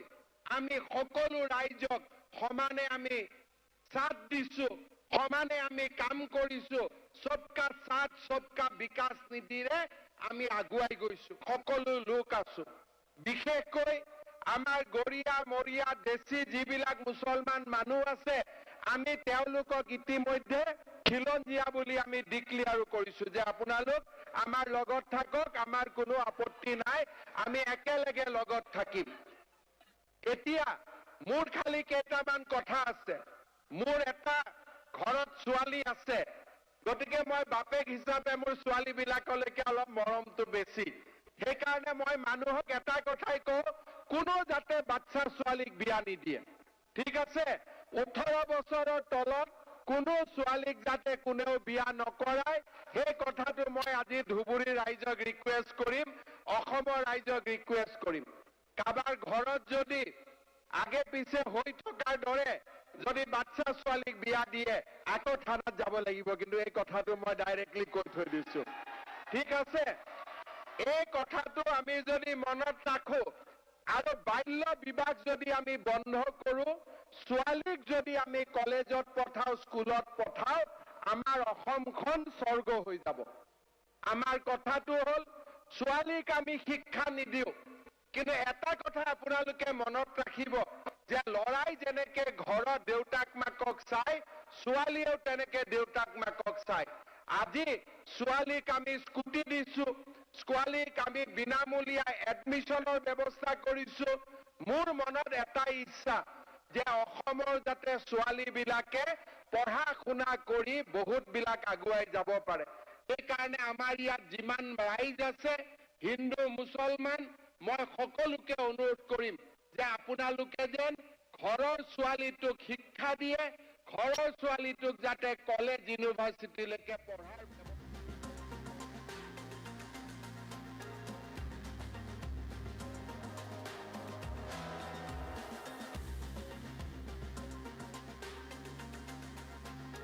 বাবে লৈ আহিছো কিয়নো সমষ্টি পুনৰ নিৰ্ধাৰণক লৈ এই মুহূৰ্তত তাত ডাঙৰ খবৰ আছে নিৰ্বাচন আয়োগৰ তৰফৰ পৰা সমষ্টি পুনৰ নিৰ্ধাৰণক লৈ খচৰা তালিকা প্ৰকাশ কৰা হৈছে আৰু এই তালিকাত অসমৰ কেইবাটাও লোকসভা সমষ্টিৰ নাম সলনি হ'ব লোকসভা সমষ্টিসমূহৰ জনবিন্যাস সলনি হ'ব আৰু 2024 লোকসভা নিৰ্বাচনৰ পূৰ্বে নিৰ্বাচন আয়োগৰ তৰফৰ পৰা বৃহৎ সিদ্ধান্ত গ্ৰহণ কৰা হৈছে সকলো তথ্য এই মুহূৰ্তত টাইম 8 দৰ্শকৰ বাবে লৈ অহাৰ চেষ্টা কৰিছো আমি জনাইছো এটা বিগ ব্ৰেকিং নিউজ এটা ডাঙৰ খবৰ সমষ্টি পুনৰ নিৰ্ধাৰণৰ খচৰা তালিকা প্ৰকাশ কৰিছে নিৰ্বাচন আয়োগে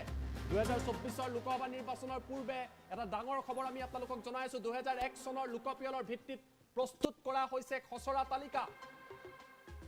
লোকসভাৰ সমষ্টি 14টাই থাকিব অৰ্থাৎ লোকসভা সমষ্টিৰ সংখ্যা 2024 পূৰ্বে খচৰা অনুসৰি বৃদ্ধি নহয় কিন্তু নাম সলনি হ'ব জনবিন্যাস সলনি হ'ব অসমৰ বিধানসভা সমষ্টি 126টাই থাকিব কেইবাটাও তথ্য আমি আপোনালোকক জনাইছো কিন্তু কেইবাটাও লোকসভা সমষ্টিৰ নাম সলনি হৈছে এই খচৰা তালিকাত কেইবাটাও লোকসভা সমষ্টিৰ নাম সলনি হৈছে মঙ্গলদৈ সমষ্টিৰ নাম সলনি কৰা হৈছে আমি প্ৰথমটো বিগ ব্ৰেকিং আপোনালোকক জনাই আছো মঙ্গলদৈ সমষ্টিৰ নাম সলনি হৈছে মঙ্গলদৈ সমষ্টিৰ নতুন নাম হ'ব দৰং মঙ্গলদৈ লোকসভা সমষ্টিৰ নতুন নাম হ'ব দৰং তাত কোন কোন অঞ্চল আহিব জনাম কলিয়াবৰ লোকসভা সমষ্টিৰ নাম সলনি হৈছে কলিয়াবৰৰ ঠাইত কাজিৰঙা হ'ব লোকসভা সমষ্টি কাজিৰঙা হ'ব নতুন লোকসভা সমষ্টি তেজপুৰ লোকসভা সমষ্টিৰ নাম সলনি হৈছে শোণিতপুৰ হ'ব তেজপুৰ লোকসভা সমষ্টি 2024 পূৰ্বে এটা ডাঙৰ খবৰ 11 জুলাইৰ ভিতৰত সমষ্টিৰ পুনৰ নিৰ্ধাৰণক লৈ এই খচৰাক লৈ আপোনালোকে উজৰ আপত্তি থাকিলে দিব পাৰিব নিৰ্বাচন আয়োগে তালিকা প্ৰকাশ কৰিছে 24 প্ৰাক্ষণত যথেষ্ট সংখ্যক সমষ্টিৰ সলনি হ'ব বিধানসভাত 9টা এছচিৰ বাবে আৰু 19টা এছটিৰ বাবে সমষ্টি সংৰক্ষণ কৰা হৈছে আমি জনাইছো এটা ডাঙৰ খবৰ অভিষেক তথ্য আমি আপোনালোকক জনাবলৈ চেষ্টা কৰিম এই মুহূৰ্তত এটা ডাঙৰ খবৰ কিয়নো সমষ্টি পুনৰ নিৰ্ধাৰণৰ খচৰা তালিকা প্ৰকাশ কৰা হৈছে নিৰ্বাচন আয়োগে তালিকা প্ৰকাশ কৰিছে 2001 চনৰ লোকপিয়লৰ ভিত্তিত এই খচৰা প্ৰস্তুত কৰা হৈছে লোকসভা সমষ্টি 14টাই থাকিব বিধানসভা সমষ্টি 126টাই থাকিব কিন্তু এই সমষ্টিসমূহৰ নাম সলনি হৈছে সমষ্টিসমূহৰ যি জনগাঁথনি বা সমষ্টিসমূহত কি সমষ্টি আহিব তাত যথেষ্ট হাল সলনি কৰা হৈছে 11 জুলাইৰ ভিতৰত আপোনালোকে সমগ্ৰ বিষয়ক লৈ আপোনালোকে অভাৱ অভিযোগ দিব লাগিব কেইবাটাও সমষ্টিৰ নাম সলনি হৈছে মঙ্গলদৈ লোকসভা সমষ্টিৰ নাম সলনি কৰা হৈছে মঙ্গলদৈ লোকসভা সমষ্টি হ'ব দৰং লোকসভা সমষ্টি ঠিক একেদৰে কলিয়াবৰ লোকসভা সমষ্টিৰ নাম সলনি কৰা হৈছে মঙ্গলদৈ সমষ্টিৰ নতুন নাম হৈছে দৰং লোকসভা সমষ্টি এক খচৰা অনুসৰি কলিয়াবৰ সমষ্টিৰ নাম সলনি হৈছে কলিয়াবৰ সমষ্টিৰ নাম কাজিৰঙা সমষ্টি হিচাপে নিৰ্ধাৰণ কৰা হৈছে কাজিৰঙা লোকসভা সমষ্টিত কি আহিব তাৰ তথ্য জনাম তেজপুৰ লোকসভা সমষ্টিৰ নাম সলনি হৈছে তেজপুৰ লোকসভা সমষ্টিৰ নাম সলনি কৰা হৈছে শোণিতপুৰ কৰা হৈছে 11 জুলাইৰ ভিতৰত এই খচৰা তালিকাৰ ওপৰত উজৰ আপত্তি দিব পাৰিব নিৰ্বাচন আয়োগৰ তৰফৰ পৰা 2024 লোকসভা নিৰ্বাচনৰ পূৰ্বে বৃহৎ সিদ্ধান্ত গ্ৰহণ কৰা হৈছে এই মুহূৰ্তত আমি আপোনালোকক অসমৰ নতুন লোকসভা সমষ্টিসমূহৰ তথ্য দিবলৈ চেষ্টা কৰিছো আমি নিউজ ডেস্কলৈ আহিম আৰু আপোনালোকক অধিক তথ্য দিয়াৰ চেষ্টা কৰিছো এই মুহূৰ্তত আমি নিউজ ডেস্কলৈ আহিছো আমি আপোনালোকক দেখুৱাম আমাৰ লগত সেই তালিকা আহি পৰিছে টাইম 8 দৰ্শকক দেখুৱাবলৈ চেষ্টা কৰিছে তালিকাত চাওক কোকৰাঝাৰ সমষ্টি এছটিৰ বাবে ৰিজাৰ্ভ হৈছে ইয়াত কি সমষ্টি আহিব কোকৰাঝাৰ লোকসভাত গুসাইগাঁও দতমা কোকৰাঝাৰ সমান্তৰালভাৱে বাউখুংগুৰি পৰ্বতজোৰা সিডলি চিৰাং বিজনী গোবৰ্ধন আৰু বাক্সা কোকৰাঝাৰ লোকসভা সমষ্টিত এইসমূহ নতুন সমষ্টি অন্তৰ্ভুক্ত হ'ব আমি আপোনালোকক সেই ড্ৰাফটখন দেখুৱাই আছো ধুবুৰী লোকসভা সমষ্টি চাওক ধুবুৰী লোকসভা সমষ্টিৰ ভিতৰত আহিব গোলকগঞ্জ গৌৰীপুৰ ধুবুৰী মানকাছাৰ বিলাসীপাৰা দক্ষিণ হালমৰা জলেশ্বৰ গোৱালপাৰা ইষ্ট মানিকপুৰ মন্দিয়া আৰু চেঙা এইকেইটা সমষ্টি আহিব ধুবুৰীৰ ভিতৰত বৰপেটা লোকসভা সমষ্টিত আহিব অভয়াপুৰী বঙাইগাঁও ভৱানীপুৰ বৰপেটা ৰূপসী বজালী হাজু বৰক্ষেত্ৰী নলবাৰী আৰু টিহু এইকেইটা সমষ্টি বৰপেটাৰ ভিতৰত আহিব চতুৰ্থটো সমষ্টি দৰং এটা নতুন সমষ্টি ইয়াৰ পূৰ্বে সমষ্টিটোৰ নাম আছিল মঙ্গলদৈ ৰিনেম কৰা হৈছে দৰং বুলি আৰু ইয়াৰ ভিতৰত চাওক তামুলপুৰ গুৰেশ্বৰ ৰঙিয়া কমলপুৰ ভেড়াগাঁও উদালগুৰি মাছবাট টংলা সিপাজাৰ মঙ্গলদৈ আৰু দলগাঁও এইকেইটা সমষ্টি দৰঙৰ ভিতৰত আহিব সেই তথ্য আমি আপোনালোকক জনাই আছো গুৱাহাটী লোকসভা সমষ্টিত কি আহিব গুৱাহাটীৰ ভিতৰত গোৱালপাৰা ৱেষ্ট দুধনৈ সমান্তৰালভাৱে চমৰীয়া বকো পলাশবাৰী দিছপুৰ ডিমৰীয়া নিউ গুৱাহাটী গুৱাহাটী চেন্ট্ৰেল আৰু জালুকবাৰী এয়া গুৱাহাটী লোকসভা সমষ্টিৰ ভিতৰত অন্তৰ্ভুক্ত কৰা হৈছে ডিফুৰ ভিতৰত এই খচৰাত কি কোৱা হৈছে ডিফু এছটিৰ বাবে ৰিজাৰ্ভ হৈ থাকিব বুকাজান হাওড়াঘাট ডিফু ৰংখাং আমৰি আৰু হাফলং এইকেইটা সমষ্টি ডিফু লোকসভা সমষ্টিৰ ভিতৰত আহিব কৰিমগঞ্জৰ ভিতৰত কি আহিব কৰিমগঞ্জ লোকসভা সমষ্টি দেখুৱাইছো হাইলাকান্দি আলগাপুৰ বদৰপুৰ নৰ্থ কৰিমগঞ্জ সাউথ কৰিমগঞ্জ আৰু ৰাতাবাৰী এইকেইটা সমষ্টি কৰিমগঞ্জৰ ভিতৰত আহিব শিলচৰ এছচিৰ বাবে ৰিজাৰ্ভ কৰা হৈছে শিলচৰ লোকসভা সমষ্টি এই খচৰা অনুসৰি তাত আহিব লক্ষীপুৰ উদাৰবন কাটিগড়া বৰখলা শিলচৰ সোনাই আৰু নৰসিংপুৰ এইকেইটা সমষ্টি শিলচৰ লোকসভা সমষ্টিত আহিব ঠিক একেদৰে নগাঁও লোকসভা সমষ্টিত চাওক নগাঁও লোকসভা সমষ্টিৰ ভিতৰত জাগিৰোড লাহৰীঘাট মৰিগাঁও বটদ্ৰুৱা ৰূপহীহাট সামুগুৰি নগাঁও আৰু ৰহা এইকেইটা নগাঁও লোকসভা সমষ্টিৰ ভিতৰত আহিব কাজিৰঙাৰ ভিতৰত কি আহিব কাজিৰঙা আমি আপোনালোকক দেখুৱাই আছো কাজিৰঙা নতুন সমষ্টি এই সমষ্টিটো আছিল কলিয়াবৰ গৌৰৱ গগৈ বৰ্তমান তাৰ সাংসদ কলিয়াবৰ সমষ্টি ৰিনেম কৰা হৈছে পুনৰ নামাকৰণ কৰা হৈছে কাজিৰঙা নামেৰে কাজিৰঙাৰ ভিতৰত আহিব কলিয়াবৰ বহমপুৰ বিন্নাকান্দি হুজাই লামডিং গোলাঘাট দেৰগাঁও বোকাখাট খুমটাই আৰু সৰুপথাৰ কেইবাটাও মুছলমান অধ্যুষিত সমষ্টি যি কলিয়াবৰত আছিল সেয়া কাজিৰঙা সমষ্টিত বৰ্তমান সময়ত নাই অৰ্থাৎ তাৰ পৰা বাদ দিয়া হৈছে শোণিতপুৰ এটা নতুন সমষ্টি আগতে তেজপুৰ লোকসভা সমষ্টি আছিল নতুন খচৰা অনুসৰি 2001 চনৰ লোকপিয়ল অনুসৰি শোণিতপুৰ এতিয়া নতুন লোকসভা সমষ্টি হ'ব ডিলিমিটেশনৰ মতে ঢেকিয়াজুলি বৰচলা তেজপুৰ ৰঙাপৰা চতিয়া বিশ্বনাথ বিহালী গহপুৰ আৰু বিহপুৰীয়া শোণিতপুৰ লোকসভা সমষ্টিৰ ভিতৰত আহিব ইয়াৰ পূৰ্বে এই তেজপুৰ আছিল লক্ষীমপুৰ লোকসভা সমষ্টিত কি আহিব ৰঙানদী নাওবৈছা লক্ষীমপুৰ ঢকুৱাখানা ধেমাজি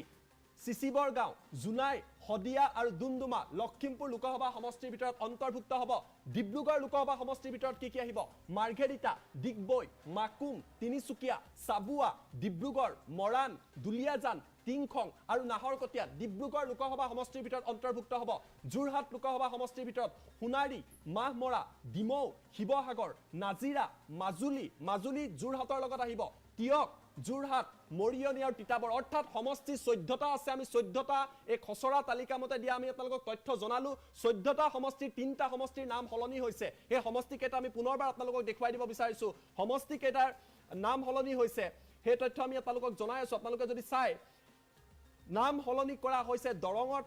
মঙ্গলদৈ সমষ্টিৰ নাম সলনি কৰা হৈছে দৰং কৰা হৈছে কাজিৰঙা কৰা হৈছে কলিয়াবৰৰ এই নামটো সলনি হৈছে কলিয়াবৰ সমষ্টি এতিয়া কাজিৰঙা হ'ব সমান্তৰালভাৱে আপুনি যদি চাই কোকৰাঝাৰ একে নাম আছে ধুবুৰী একে আছে বৰপেটা একে আছে দৰং মঙ্গলদৈ এতিয়া দৰং হ'ব গুৱাহাটী ভাগে আছে ডিফু ভাগে আছে কৰিমগঞ্জ আছে শিলচৰ আছে নগাঁও আছে কাজিৰঙা কলিয়াবৰ কাজিৰঙা হৈছে তেজপুৰ শোণিতপুৰ হৈছে সমান্তৰালভাৱে লক্ষীমপুৰ ভাবে আছে ডিব্ৰুগড় ভাবে আছে আৰু যোৰহাট ভাবে আছে এই সমগ্ৰ যি খচৰাত যথেষ্ট কথা উল্লেখ 126টা সমষ্টি আছে 126টা কি সমষ্টি আমি দেখুৱাব বিচাৰিছো ৰাতাবাৰী সাউথ কৰিমগঞ্জ নৰ্থ কৰিমগঞ্জ বদৰপুৰ আলগাপুৰ হাইলাকান্দি নৰসিংপুৰ বুলি এটা সমষ্টি আমি দেখিছো নতুনকৈ নাম দেখিছো নৰসিংপুৰ সোনাই শিলচৰ বৰখলা কাটিগড়া উদাৰবন লক্ষীপুৰ ডিমা হাছাও সমান্তৰালভাৱে আমৰি এটা আমি নতুনকৈ হয়তো সমষ্টি এই মুহূৰ্তত নতুন নাম দেখা পাইছো সমান্তৰালভাৱে ৰংখাং আমি দেখা পাইছো ৰংখাং বুলি এটা সমষ্টিৰ নাম এই মুহূৰ্তত কাৰ্বি আংলঙত দেখিবলৈ পোৱা গৈছে ৱেষ্ট কাৰ্বি আংলঙত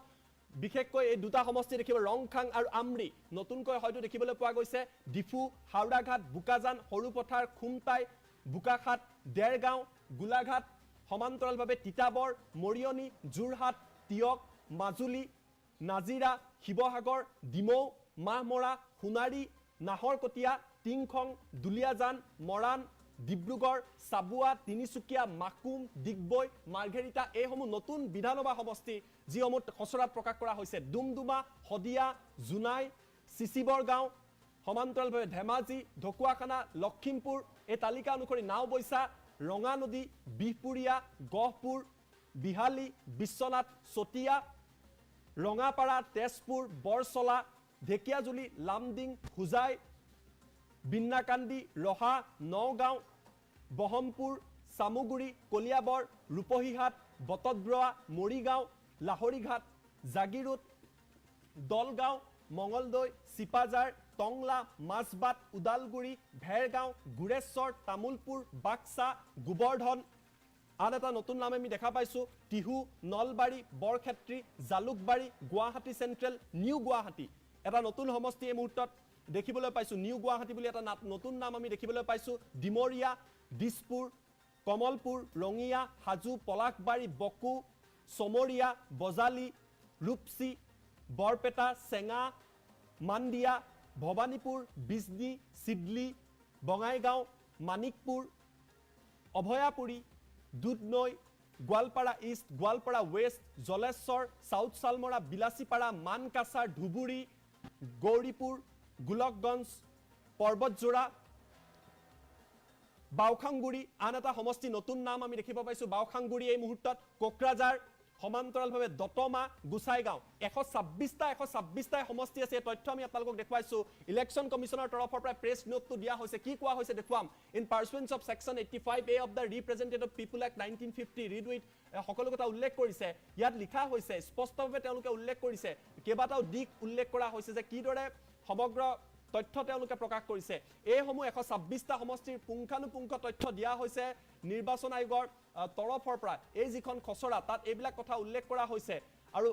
তাত যদি আপোনালোকে চাই তাত আন কেইবাটাও দিশ উল্লেখ কৰা হৈছে প্ৰথম কথা election commission India publishes draft delimitation proposal for Assam suggestion and objection invited till 11 July 2023 11 July 2023 ভিতৰত আপোনাৰ উজৰ আপত্তি যদি এই খচৰা তালিকাত আছে ডিলিমিটেশ্যনক লৈ আপোনালোকে উজৰ আপত্তি দিব পাৰিব তাৰ পিছত কোৱা হৈছে the commission visit to Assam again July 2023 for a public hearing on the draft proposal যিখন ড্ৰাফট কৰা হৈছে যিখন খচৰা আছে তাক লৈ নিৰ্বাচন আয়োগৰ এটা দল জুলাই 23 তাৰিখে অসমলৈ আহিব আৰু ৰাজহুৱা শুনানি নাইবা পাব্লিক হিয়াৰিং তেওঁলোকে গ্ৰহণ কৰিব ৰাজহুৱা শুনানি ল'বলৈ এই মুহূৰ্তত নিৰ্বাচন আয়োগৰ এটা দল জুলাই 2023 অৰ্থাৎ অহা মাহত আহিব number of assembly seats have been retain 126 126টাই আছে যি 126টা বিধানসভা সমষ্টি আছে 126 আছে অৰ্থাৎ বিধানসভা সমষ্টিৰ সংখ্যা বৃদ্ধি পোৱা নাই the number of Lok Sabha seats at 14 Lok Sabha সমষ্টিৰ যি আসনৰ সংখ্যা 14টাই আছে সমষ্টি 14টাই আছে সমান্তৰালভাৱে ৰিপ্ৰেজেন্টেশ্যনৰ receive from 11 political parties 71 organisation when the commission last visited in March earlier this year 11টাকৈ ৰাজনৈতিক দল আৰু 71টাকৈ সংগঠনে এই বিষয়টোক লৈ মাৰ্চত নিৰ্বাচন আয়োগৰ আগত এই কথা প্ৰকাশ কৰিছিলে 19টাকৈ এছেম্বলি সিট আৰু 2টা parliamentary seat reserve for ST 19টা বিধানসভাৰ আসন এছটিৰ বাবে ৰিজাৰ্ভ কৰা হৈছে 2টা লোকসভাৰ সমষ্টি শিডিউল ট্ৰাইবৰ বাবে ৰিজাৰ্ভ কৰা হৈছে 9 assembly seats and 1 parliamentary seat for ST schedule caste অৰ্থাৎ অনুসূচিত জাতিৰ বাবে 9টাকৈ বিধানসভাৰ সমষ্টি আৰু এটা লোকসভা সমষ্টি এই মুহূৰ্তত সংৰক্ষণ কৰা হৈছে এইকেইটা হৈছে নতুন খবৰ নিৰ্বাচন আয়োগৰ তৰফৰ পৰা এই কথা জনোৱা হৈছে আপোনালোকে যদি চাই টোটেল সিট জেনেৰেলৰ বাবে 98খন আসন আছে আপোনাৰ বিধানসভাত 9খন এছটিৰ বাবে 19খন এছটিৰ বাবে অৰ্থাৎ সৰ্বমুঠ 126খন আসন 126টা সমষ্টি বিধানসভাত আছে লোকসভাত যদি চাই 11খন আসন জেনেৰেলৰ বাবে ওপেন কেটেগৰী এখন এছটিৰ বাবে দুখন এছটিৰ বাবে টোটাল 14খন অৰ্থাৎ সমষ্টিৰ সংখ্যা হাল সলনি হোৱা নাই এই প্ৰপ'জেল অনুসৰি সমষ্টি একেই থাকিব কিন্তু কি সলনি হৈছে তাৰ তথ্য আমি পুনৰবাৰ আপোনালোকক জনোৱাৰ চেষ্টা কৰিম ফুল প্লেট ব্ৰেকিংৰ হয় পুনৰবাৰ টাইম 8ৰ দৰ্শকক জনাবলৈ চেষ্টা কৰিছে ডাঙৰ খবৰ সমষ্টি পুনৰ নিৰ্ধাৰণ খচৰা তালিকা প্ৰকাশ কৰা হৈছে যিসকলে টাইম 8ৰ লগত সংযোগ স্থাপন কৰিছে তেওঁলোকক জনাই আছো আজিৰ দিনটোৰ আটাইতকৈ ডাঙৰ খবৰটো 2001 চনৰ লোকপিয়লৰ ভিত্তিত খচৰা তালিকা প্ৰকাশ কৰা হৈছে এই তালিকাত কি সলনি হৈছে সেই কথা আমি আপোনালোকক জনাম লোকসভাৰ সমষ্টি 14টাই থাকিব অৰ্থাৎ লোকসভাৰ আসনৰ সংখ্যা বৃদ্ধি পোৱা নাই বিধানসভা সমষ্টিৰ সংখ্যা 126টাই থাকিব নাম সলনি হৈছে জনগাঁথনি সলনি হৈছে অঞ্চল সলনি হৈছে কেইবাটাও লোকসভা সমষ্টিৰ নাম সলনি কৰা হৈছে কেইবাটাও লোকসভা সমষ্টিৰ নাম সলনি কৰা হৈছে মঙলদৈ সমষ্টিৰ নাম সলনি হৈছে মঙলদৈ লোকসভা সমষ্টি এই ড্ৰাফট অনুসৰি খচৰা অনুসৰি এতিয়াৰ পৰা দৰং লোকসভা সমষ্টি হিচাপে নামাকৰণ কৰা হৈছে মঙলদৈ লোকসভা সমষ্টি দৰং লোকসভা সমষ্টি হিচাপে কৰা হৈছে কলিয়াবৰ সমষ্টিৰ নতুন নাম কাজিৰঙা লোকসভা সমষ্টি কলিয়াবৰৰ নাম সলনি হৈছে কাজিৰঙা লোকসভা সমষ্টি তেজপুৰ লোকসভা সমষ্টিৰ নাম সলনি হৈছে শোণিতপুৰ লোকসভা সমষ্টি বুলি দিয়া হৈছে তেজপুৰ লোকসভা সমষ্টিক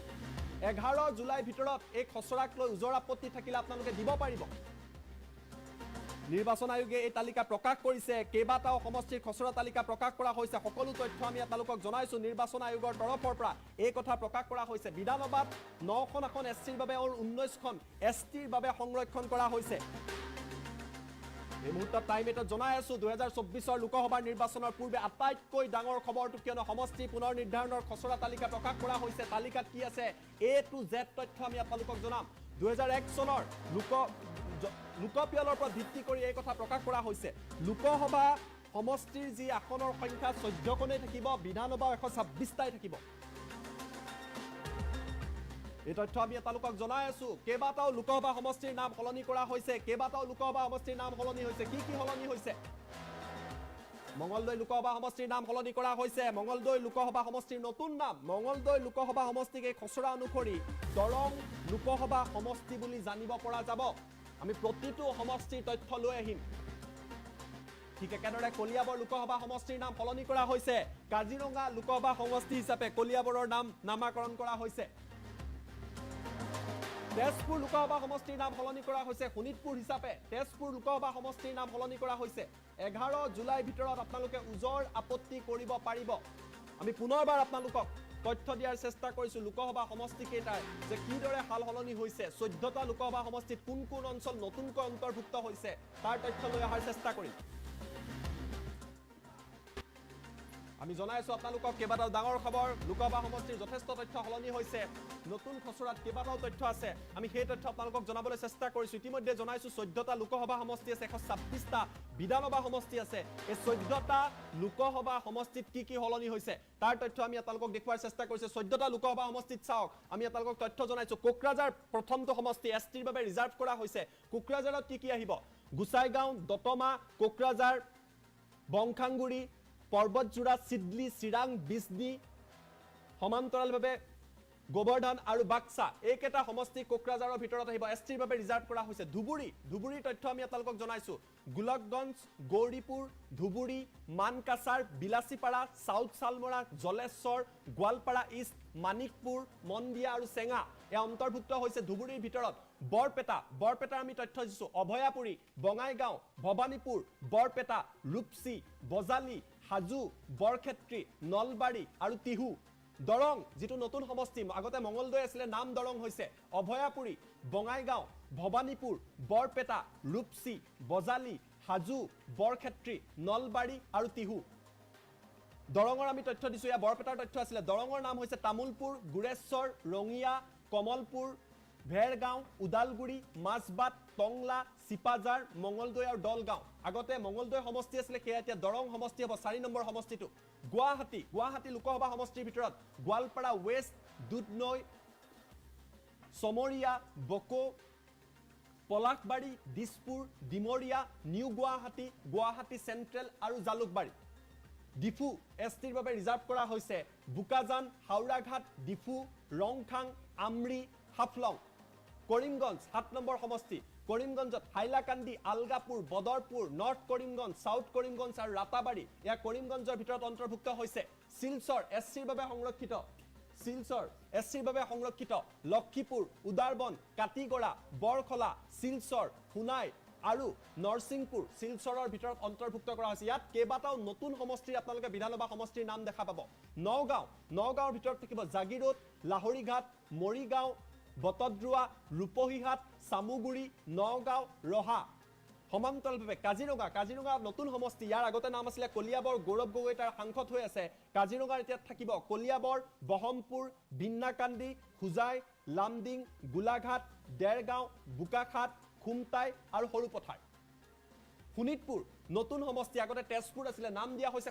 শোণিতপুৰৰ ভিতৰত কি থাকিব ঢেকিয়াজুলি বৰচলা তেজপুৰ ৰঙাপাৰা চতিয়া বিশ্বনাথ বিহালী গহপুৰ আৰু বিহপুৰীয়া লক্ষীমপুৰ আন এক সমষ্টি লক্ষীমপুৰৰ ভিতৰত ৰঙানদী নাওবৈছা লক্ষীমপুৰ ঢকুৱাখানা সমান্তৰালভাৱে ধেমাজি চিচিবৰগাঁও জোনাই হদিয়া আৰু ডুমডুমা লখিমপুৰৰ ভিতৰত এই সমষ্টি কেইটা থাকিব লোকসভা সমষ্টিৰ ভিতৰত ডিব্ৰুগড় লোকসভা সমষ্টিৰ ভিতৰত কি থাকিব ডিব্ৰুগড়ৰ ভিতৰত মাৰ্ঘেৰিটা ডিগবৈ মাকুম তিনিচুকীয়া চাবুৱা ডিব্ৰুগড় মৰাণ দুলিয়াজান টিংখং আৰু নাহৰকটীয়া যোৰহাট লোকসভা সমষ্টিৰ ভিতৰত কি থাকিব সোণাৰী মাহমৰা ডিমৌ শিৱসাগৰ নাজিৰা মাজুলী তিয়ক যোৰহাট মৰিয়নি আৰু তিতাবৰ এই 14টা হৈছে লোকসভা সমষ্টি ইয়াৰে 3টা লোকসভা সমষ্টিৰ নাম সলনি হৈছে আৰু 126টা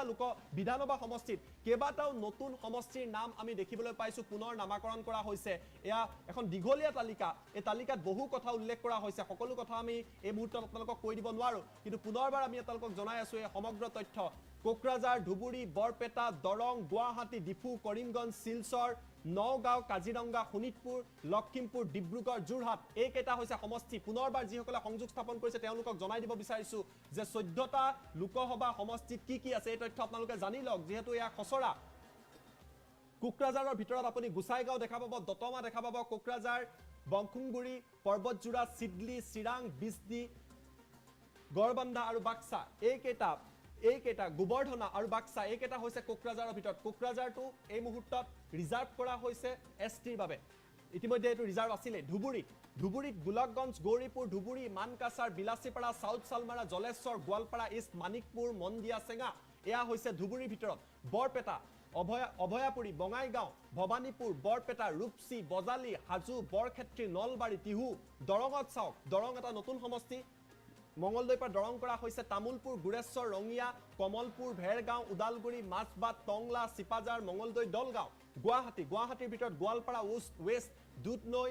সমৰিয়া বকু পলাশবাৰী দিছপুৰ ডিমৰিয়া নিউ গুৱাহাটী চেণ্ট্ৰেল আৰু জালুকবাৰী ডিফুৰ ভিতৰত বোকাজান হাওৰাঘাট ডিফু ৰংখাং আমৰি হাফলং কৰিমগঞ্জৰ ভিতৰত হাইলাকান্দি আলগাপুৰ বদৰপুৰ নৰ্থ কৰিমগঞ্জ সাউথ কৰিমগঞ্জ আৰু ৰাতাবাৰী শিলচৰৰ ভিতৰত লক্ষীপুৰ উদাৰবন কাটিগড়া বৰখলা শিলচৰ সোনাই আৰু নৰসিংপুৰ নগাঁৱৰ ভিতৰত জাগিৰোড লাহৰীঘাট মৰিগাঁও বটদ্ৰুৱা ৰূপহীহাট সামুগুৰি নগাঁও ৰহা কাজিৰঙাৰ ভিতৰত নতুন সমষ্টি আগতে কলিয়াবৰ আছিলে কলিয়াবৰ ব্ৰহ্মপুৰ বিন্নাকান্দি হুজাই লামডিং গোলাঘাট দেৰগাঁও বোকাখাট খুমটাই আৰু সৰুপথাৰ শোণিতপুৰৰ ভিতৰত ঢেকিয়াজুলি বৰচলা তেজপুৰ ৰঙাপাৰা চতিয়া বিশ্বনাথ বিহালী গহপুৰ বিহপুৰীয়া লখিমপুৰৰ ভিতৰত ৰঙানদী নাওবৈছা লখিমপুৰ ঢকুৱাখানা ধেমাজি চিচিবৰগাঁও জুনাই হদিয়া ডুমডুমা ডিব্ৰুগড়ৰ ভিতৰত মাৰ্ঘেৰিটা ডিগবৈ মাকুম তিনিচুকীয়া চাবুৱা ডিব্ৰুগড় মৰাণ দুলিয়াজান টিংখং নাহৰকটীয়া যোৰহাটৰ ভিতৰত সোণাৰী মাহমৰা ডিমৌ শিৱসাগৰ নাজিৰা মাজুলী তিয়ক যোৰহাট মৰিয়নি আৰু তিতাবৰ আমি ফুল প্লেটৰ সহায়ত নতুন যদি আপডেট আহিছে ফুল প্লেটৰ সহায়ত আমি আপোনালোকক দিবলৈ চেষ্টা কৰিছো আমি জনাই আছো বিগ ব্ৰেকিং নিউজ সমষ্টি পুনৰ নিৰ্ধাৰণক লৈ 22টা সমষ্টিৰ নতুন নামাকৰণ কৰা হৈছে নতুন আপডেট 3টা লোকসভা সমষ্টিৰ নতুন নামাকৰণ 22টা বিধানসভা সমষ্টি আৰু 3টা লোকসভা সমষ্টিৰ নামাকৰণ নতুনকৈ কৰা হৈছে শিলচৰৰ নতুন বিধানসভা সমষ্টিৰ নাম হৈছে নাৰসিংপুৰ এছচিৰ বাবে ৰিজাৰ্ভ দিছপুৰৰ নতুন বিধানসভা সমষ্টি ডিব্ৰুগড়ত নতুন বিধানসভা সমষ্টি হৈছে মাকুম লখিমপুৰ বিধানসভা সমষ্টিৰ লগতে ৰঙানদী আৰু চিচিবৰগাঁও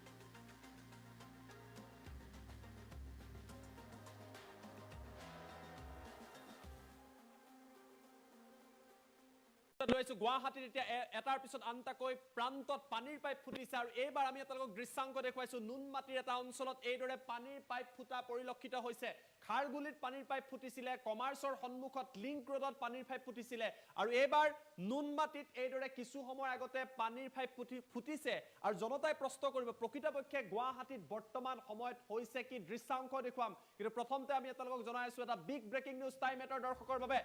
এটা ডাঙৰ খবৰ মহানগৰীত আকৌ জল বোৰ্ডৰ পাইপ ফুটিছে এটাৰ পিছত আনটাকৈ এনেকুৱা ঘটনা সংঘটিত হৈ আছে আৰু এইবাৰ নুনমাটিত এই ঘটনা সংঘটিত হৈছে খাৰঘুলি ৰাজগড়ৰ পিছত নুনমাটিত ফুটিছে পানীৰ পাইপ আৰু ইয়াৰ পাছতে পাইপ ফুটাৰ পিছতে জনতাৰ মাজত যথেষ্ট হাহাকাৰ পৰিৱেশৰ সৃষ্টি হৈছে পাইপ বিস্ফোৰণৰ পিছতে ভয়াবহ পৰিৱেশৰ সৃষ্টি হৈছে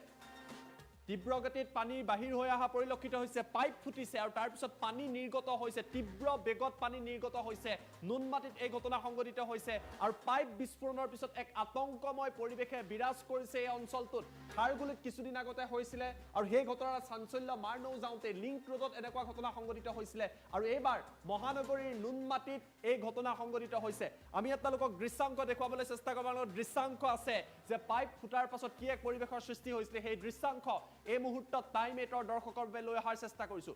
আমাৰ হাতত দৃশ্যাংশ আছে সম্ভৱ হলে আমি দৃশ্যাংশ দেখুৱাবলৈ প্ৰচেষ্টা অব্যাহত ৰাখিছো এই দৃশ্য চাওক প্ৰথমটো দৃশ্যাংশ একমাত্ৰ টাইম 8 আপোনালোকক দেখুৱাইছে পানীৰ পাইপ ফুটিছে নুনমাটিত আৰু তাৰ পাছৰ পৰিৱেশ চাওক এই পথছোৱাত সমগ্ৰৰূপে জলমগ্ন হৈ পৰিছে মানুহ আগবাঢ়ি যাব পৰা নাই পানীৰ পাইপ ফুটাৰ ফলত কি এক আতংকময় পৰিৱেশৰ সৃষ্টি হৈছে এনেকুৱা দৃশ্যাংশ আমি কমাৰ্চ কলেজৰ সন্মুখত দেখা পাইছিলো খাৰগুলিত দেখা পাইছিলো আৰু এইবাৰ নুনমাটিত এইদৰে ৰাজপথৰ মাজত পানীৰ নিৰ্গত হৈছে পানীৰ পাইপ ফুটিছে আৰু ইয়াৰ ফলত এক আতংকময় পৰিৱেশৰ সৃষ্টি হৈছে ডাঙৰ প্ৰশ্নটো হৈছে গুৱাহাটীত হৈছে কি এটাৰ পিছত আনটাকৈ অনুৰূপ ঘটনা সংঘটিত হৈছে দৃশ্যাংশ আমি আপোনালোকক দেখুৱাইছো বাইকেৰে লোকসকল অহা যোৱা কৰি আছে ৰখাই দিবলগীয়া হৈছে বাহনসমূহ কিয়নো পাইপ ফুটাৰ ফলত এই অঞ্চলটো তীব্ৰ গতিৰে পানী ওলাইছে অন স্ক্ৰীন এই দৃশ্যাংশ এই মুহূৰ্তত টাইম 8 দৰ্শকৰ বাবে লৈ অহাৰ চেষ্টা কৰিছো এই দৃশ্য চাওক ইয়াৰ দৃশ্যাংশ আমি আপোনালোকক দেখুৱাইছো নুনমাটিৰ ঘটনা গুৱাহাটীৰ এটাৰ পিছত আনটাকৈ প্ৰান্তত এনেকুৱা ঘটনা সংঘটিত হৈছে এয়া নুনমাটিৰ দৃশ্যাংশ কিছু সময় আগতে নুনমাটিত পানীৰ পাইপ ফুটিছে আৰু তাৰ পাছত তীব্ৰ বেগেৰে এইদৰে পাইপ ফুটাৰ ফলতেই পানী নিৰ্গত হোৱা পৰিলক্ষিত হৈছে জলমগ্ন হৈ পৰিছে সেই অঞ্চলটো লাহে লাহে পানী জমা হৈছে আৰু এয়া এনেকুৱা ঘটনা প্ৰায়ে সংঘটিত হৈ থাকে মাত্ৰ কেইটামান দিন আগতে কমাৰ্চ কলেজৰ সন্মুখত লিংক ৰোডত হৈছিলে তাৰ পূৰ্বে খাৰগুলিত হৈছিলে আৰু আজি নুনমাটিত মাত্ৰ কেইটামান মুহূৰ্তৰ আগতে এইদৰে পানীৰ পাইপ ফুটিছে আৰু একমাত্ৰ টাইম 8 আপোনালোকক এই দৃশ্যাংশ দেখুৱাইছে অৱস্থা চাওক পানীৰ পাইপ ফুটাৰ পাছত এই বিস্ফোৰণৰ পিছত সমগ্ৰ অঞ্চলটো জলমগ্ন হৈ পৰিছে লোকসকল আবদ্ধ হৈ পৰিছে নিয়ন্ত্ৰণ কৰিবলৈ সক্ষম হোৱা নাই আৰু এই দৃশ্য দেখিবলৈ পোৱা গৈছে স্বাভাৱিকতে প্ৰশ্ন উত্থাপিত হ'ব যে কি কাৰণত বাৰে বাৰে গুৱাহাটীত এনেকুৱা ঘটনা সংঘটিত হৈ আছে এই অঞ্চলটো জলমগ্ন হৈ পৰা পৰিলক্ষিত হৈছে যিসকল পথচাৰী আছে তেওঁলোক সমস্যাত পৰা পৰিলক্ষিত হৈছে এই দৃশ্যাংশ হৈছে নুনমাটিৰ পথৰ কাষত এই পানীৰ পাইপডাল আছিলে বিস্ফোৰণ হ'ল কি কাৰণত বিস্ফোৰণ হ'ল এয়া এতিয়ালৈকে জানিব পৰা নাই আৰু তাৰ পাছত এইদৰে পাইপডালৰ পৰা তীব্ৰ গতিত এইদৰে পানী ওলোৱা পৰিলক্ষিত হৈছে লোকসকল যথেষ্ট সমস্যাত পৰিছে আৰু কেমেৰাত এই সমগ্ৰ দৃশ্যাংশ বন্দী হৈছে একমাত্ৰ টাইম 8 ঘটনাস্থলীৰ পৰা আপোনালোকক পোনপটীয়া দৃশ্যাংশ এই মুহূৰ্তত দেখুৱাই আছে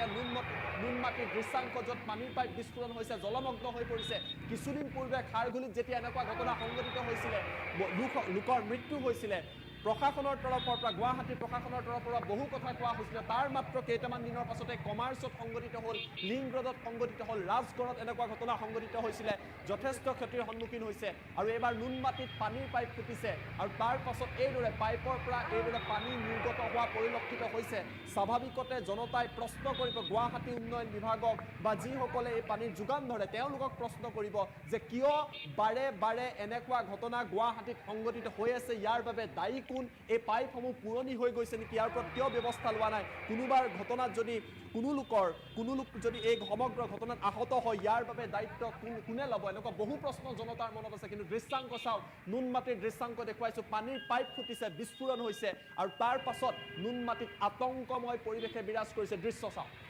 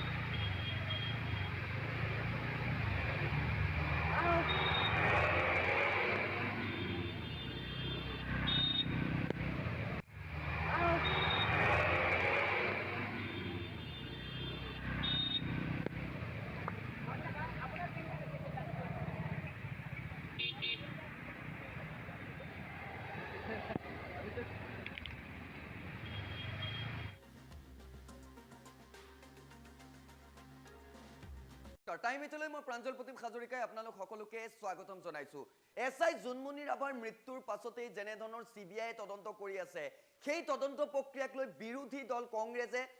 সন্দেহ প্ৰকাশ কৰিছিল তদন্ত প্ৰক্ৰিয়াক লৈ প্ৰশ্ন উত্থাপিত কৰিছিল আৰু সেই প্ৰসংগত এবাৰ কংগ্ৰেছক উভতি ধৰিছে শিলাদিত্য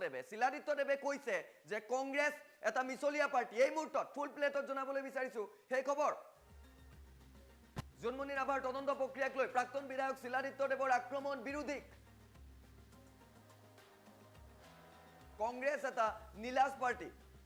এই মন্তব্য কৰিছে শিলাদিত্য দেৱে অসম চৰকাৰে তদন্ত প্ৰক্ৰিয়া সিবিআইক দিয়াটো বিৰোধীয়ে বিচাৰিছিল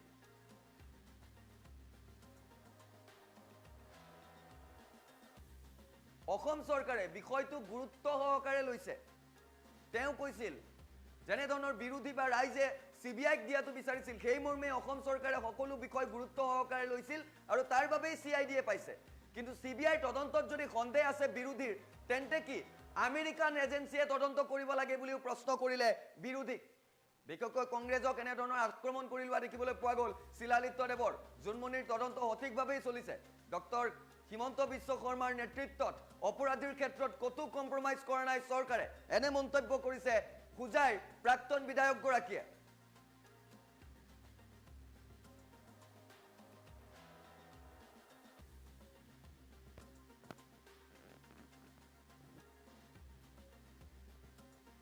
কংগ্ৰেছৰ সদায় তেওঁলোকৰ মানে অসন্তুষ্টি আৰু তাহাঁতৰ বহুত ধৰণৰ প্ৰব্লেম তাহাঁতৰ মানে এতিয়া এটা নীলাজ পাৰ্টি কথা বুজিছে নাই এটা ছিষ্টেমত চলি আছে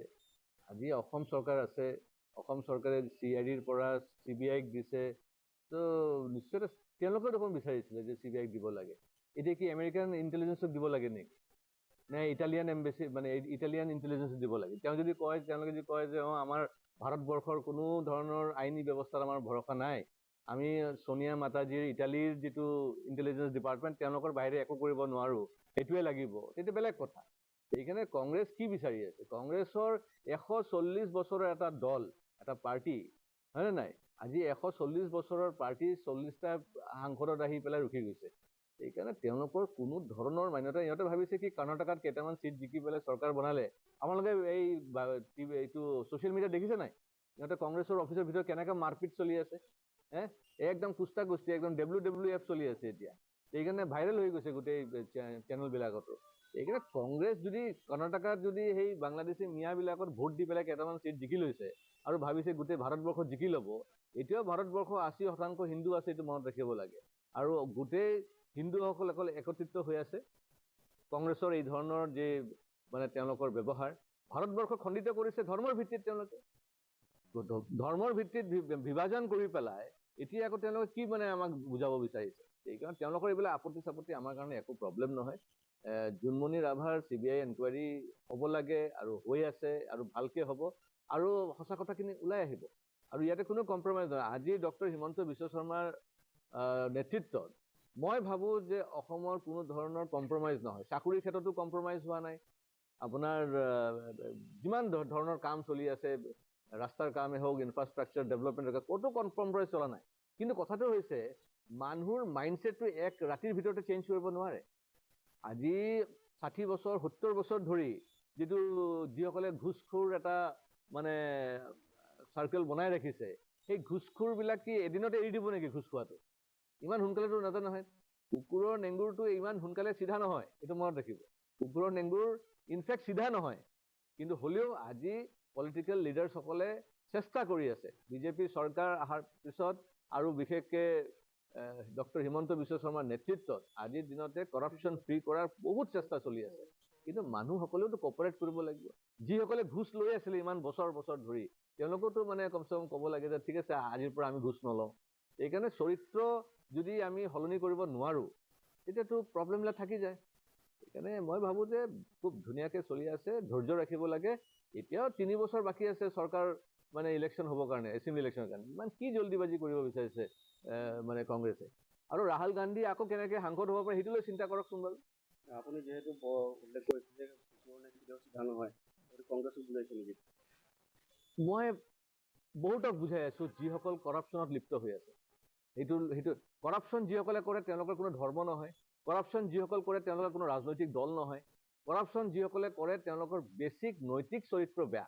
সেই মানুহবিলাকৰ যে কেৰেক্টাৰিষ্টিক্স এক ৰাতিৰ ভিতৰত যে সলনি হ'ব এইটো নহয়। আজি বিগত 9 বছৰ ধৰি প্ৰধানমন্ত্ৰী নৰেন্দ্ৰ মোদী ডাঙৰীয়া মন কী বাত কৈ আছে। মন কী বাত কিয় কয় জানা নাই? মন কী বাত এনেকাৰণে কয় যে মানুহৰ যে এই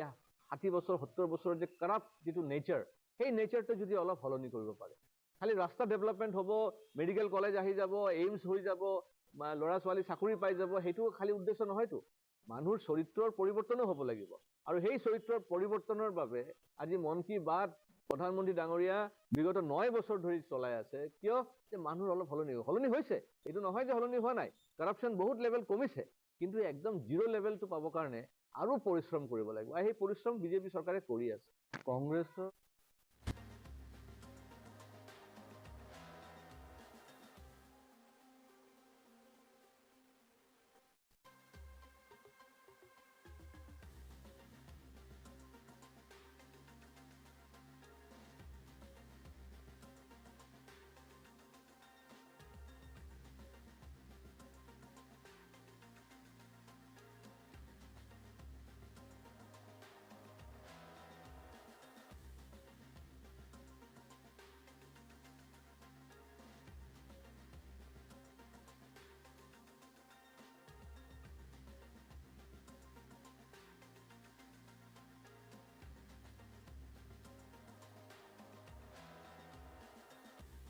অমানৱীয় গগন ফলা চিঞৰ 15 দিনে পানীৰ মাজত ৰাখিছে এটি হাতী বান্ধি ৰাখিছে পানীৰ মাজৰ গছত খবৰ নাই কোনো গৰাকীৰ এফালে বানপানীৰ ফলত জুৰুলা ৰাজ্যবাসী আনফালে আকৌ পানীৰ মাজতে আবদ্ধ এটি হাতী এই পোহনীয়া হাতীটোকে লৈ এতিয়া অঞ্চলজুৰি সৃষ্টি হৈছে তীব্ৰ প্ৰতিক্ৰিয়াৰ ভালদৰে মন কৰিলে আপুনিও দেখা পাব কিদৰে অতি নিৰ্দয়ভাৱে বান্ধি ৰাখিছে হাতীটো এই দৃশ্য চিপাজাৰৰ কাহিতলিৰ 15 দিনে অনাহাৰে নিৰ্দয়ভাৱে গছত বান্ধি ৰখা হৈছে এই পোহনীয়া হাতীটো খবৰ নাই গৰাকীৰ খবৰ নাই মাউতৰ ইফালে ক্ৰমবৰ্ধমানভাৱে বাঢ়নি পানীয়ে আৱৰি ধৰিছে হাতীটো ৰাতি ৰাতি গগন ফলা হাতীটোৰ চিঞৰত শুব পৰা নাই গাঁওবাসী ইফালে গৰাকীয়ে নিৰ্দয়ভাৱে 15 দিন গছত বান্ধি ৰখা কাৰ্যক গৰিহণা দিছে স্থানীয় লোকে হয় মই প্ৰথমতে সকলোকে নমস্কাৰ জনাইছোঁ আমি জানাত এই হাতীটো ইয়াত 15-16 দিনৰ পৰা মানে ইয়াতে মাউতে বান্ধি থৈ গ'ল আৰু হাতীটোৰ স্বত্বাধিকাৰী আমি গম পাইছোঁ মানে কি হাতীমাৰা নিবাসী খৰ্গেশ্বৰ ডেকাৰ আৰু হাতীটোৰ মেইন প্ৰব্লেম হৈছে আমি জানাত আমি তাৰ সেইখন গাঁৱৰ গাঁও প্ৰধানৰ লগত কথা পাতিছোঁ হাতীটোৰ মেইন প্ৰব্লেম হৈছে সেক্সুৱেল প্ৰব্লেম আচলতে হাতীটো গৰম হোৱা বুলি মানে ডক্টৰে মানে কি কৈছে হয় নাই মানে এইটো আমি এনেকৈ নাজানিম আৰু আগৰ পৰাই হাতীটো আমি উদণ্ড বুলি গম পাইছোঁ আগতে 3-4জন মানুহ মাৰিছে বুলি আমি খবৰ পাইছোঁ এই হাতীটো গতিকে এতিয়া কথাটো হৈছে কি আমি যোৱাকালি চাইছোঁ হাতীটো যোৱাকালি আমি কৈছিলোঁ যে হাতীটো গছডাল উঘলিলে পাব্লিকৰ নিশ্চয় অসুবিধা হ'ব আৰু সেই কথাটোৱে হ'ল আচলতে আৰু এই খবৰটো মোক মই পোৱাৰ লগে লগে মই বন বিভাগক মানে জনালোঁ কুৰুৱা ৰেঞ্জত জনালোঁ আৰু তেওঁলোক আহি থকা বুলি গম পাইছোঁ এতিয়া আমাৰ কথা হৈছে কি আমাৰ যিখিনি জনসাধাৰণ আনফালে আকৌ এতিয়া হাতীৰ মাউতে দিছে এক বিশেষ স্পষ্টীকৰণ হাতীটোৰ নাম চন্দ্ৰ বাহাদুৰ ইয়াৰ সেক্সুৱেল ডিছঅৰ্ডাৰ মানে এটা আমি অসমীয়াত আমাৰ ভাষাত আমি ভাঠি খোলা বুলি কওঁ সি তাৰ সেক্সৰ কাৰণে সি গৰম হয় গৰম হ'লে 5-6 দিন 7 দিন এনেকুৱা থাকি যায় তাৰপিছত অট'মেটিক সি ঠাণ্ডা হৈ যায় কিন্তু এবাৰ যিহেতু সি পানীৰ মাজত থাকিল 5-3 দিনমান থকাৰ পিছত সি পানীৰ মাজত থাকিল পানী পাই কি তাৰ কি হ'ল তাৰ সেক্সুৱেল ডিছঅৰ্ডাৰটো অলপ বেছিকৈ বাঢ়ি গ'ল বাঢ়ি যোৱাৰ কাৰণে ইয়াৰ কি সমস্যা হ'ল সি মানে যিটো 6 দিনতহে হয় 10-15 দিনলৈকে তাৰ সেই সমস্যাটো সমাধান নহ'ল আৰু আমি ডাক্তৰৰ পৰামৰ্শ মতে কুশল সমাচাৰৰ কথা মতে আমি তাক ঔষধো খুৱাই আছিলোঁ তেওঁ যি ঔষধ দিছে সেই ঔষধ খুৱাই আছোঁ আমি ফৰেষ্টক জনাইছোঁ চিৰিয়াখানাত আমি জনাইছোঁ DFO অফিচত আমি ফোন কৰি জনাইছোঁ এইখিনি কথা আমি গোটেই চাৰিওফালে জনাই থৈছোঁ আৰু তেওঁলোকৰ পৰামৰ্শ মতে ডক্তৰৰ পৰামৰ্শ মতে আমি কি কৰিছোঁ আমাৰ খাদ্যটো হাতীটো কমাই দিয়া হৈছে বানপানীত আবদ্ধ হৈ আছে স্থানীয় লোকে অভিযোগ কৰিছে খাদ্য দিয়া হোৱা নাই খাদ্য আচলতে এই কাৰণে দিয়া হোৱা নাই খাদ্য এই কাৰণে দিয়া হোৱা নাই খাদ্য নিদিয়াৰ কাৰণটো আচলতে সেইটো তাৰ ছেক্সুৱেল ডিছঅৰ্ডাৰটো খাদ্য পালে ইয়াৰ বাঢ়ি যায়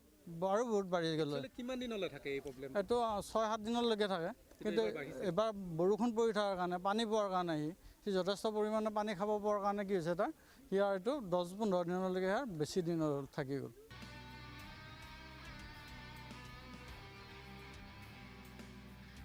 মঙলদৈৰ পৰা কিশোৰ কলিতাৰ ৰিপৰ্ট টাইম 8।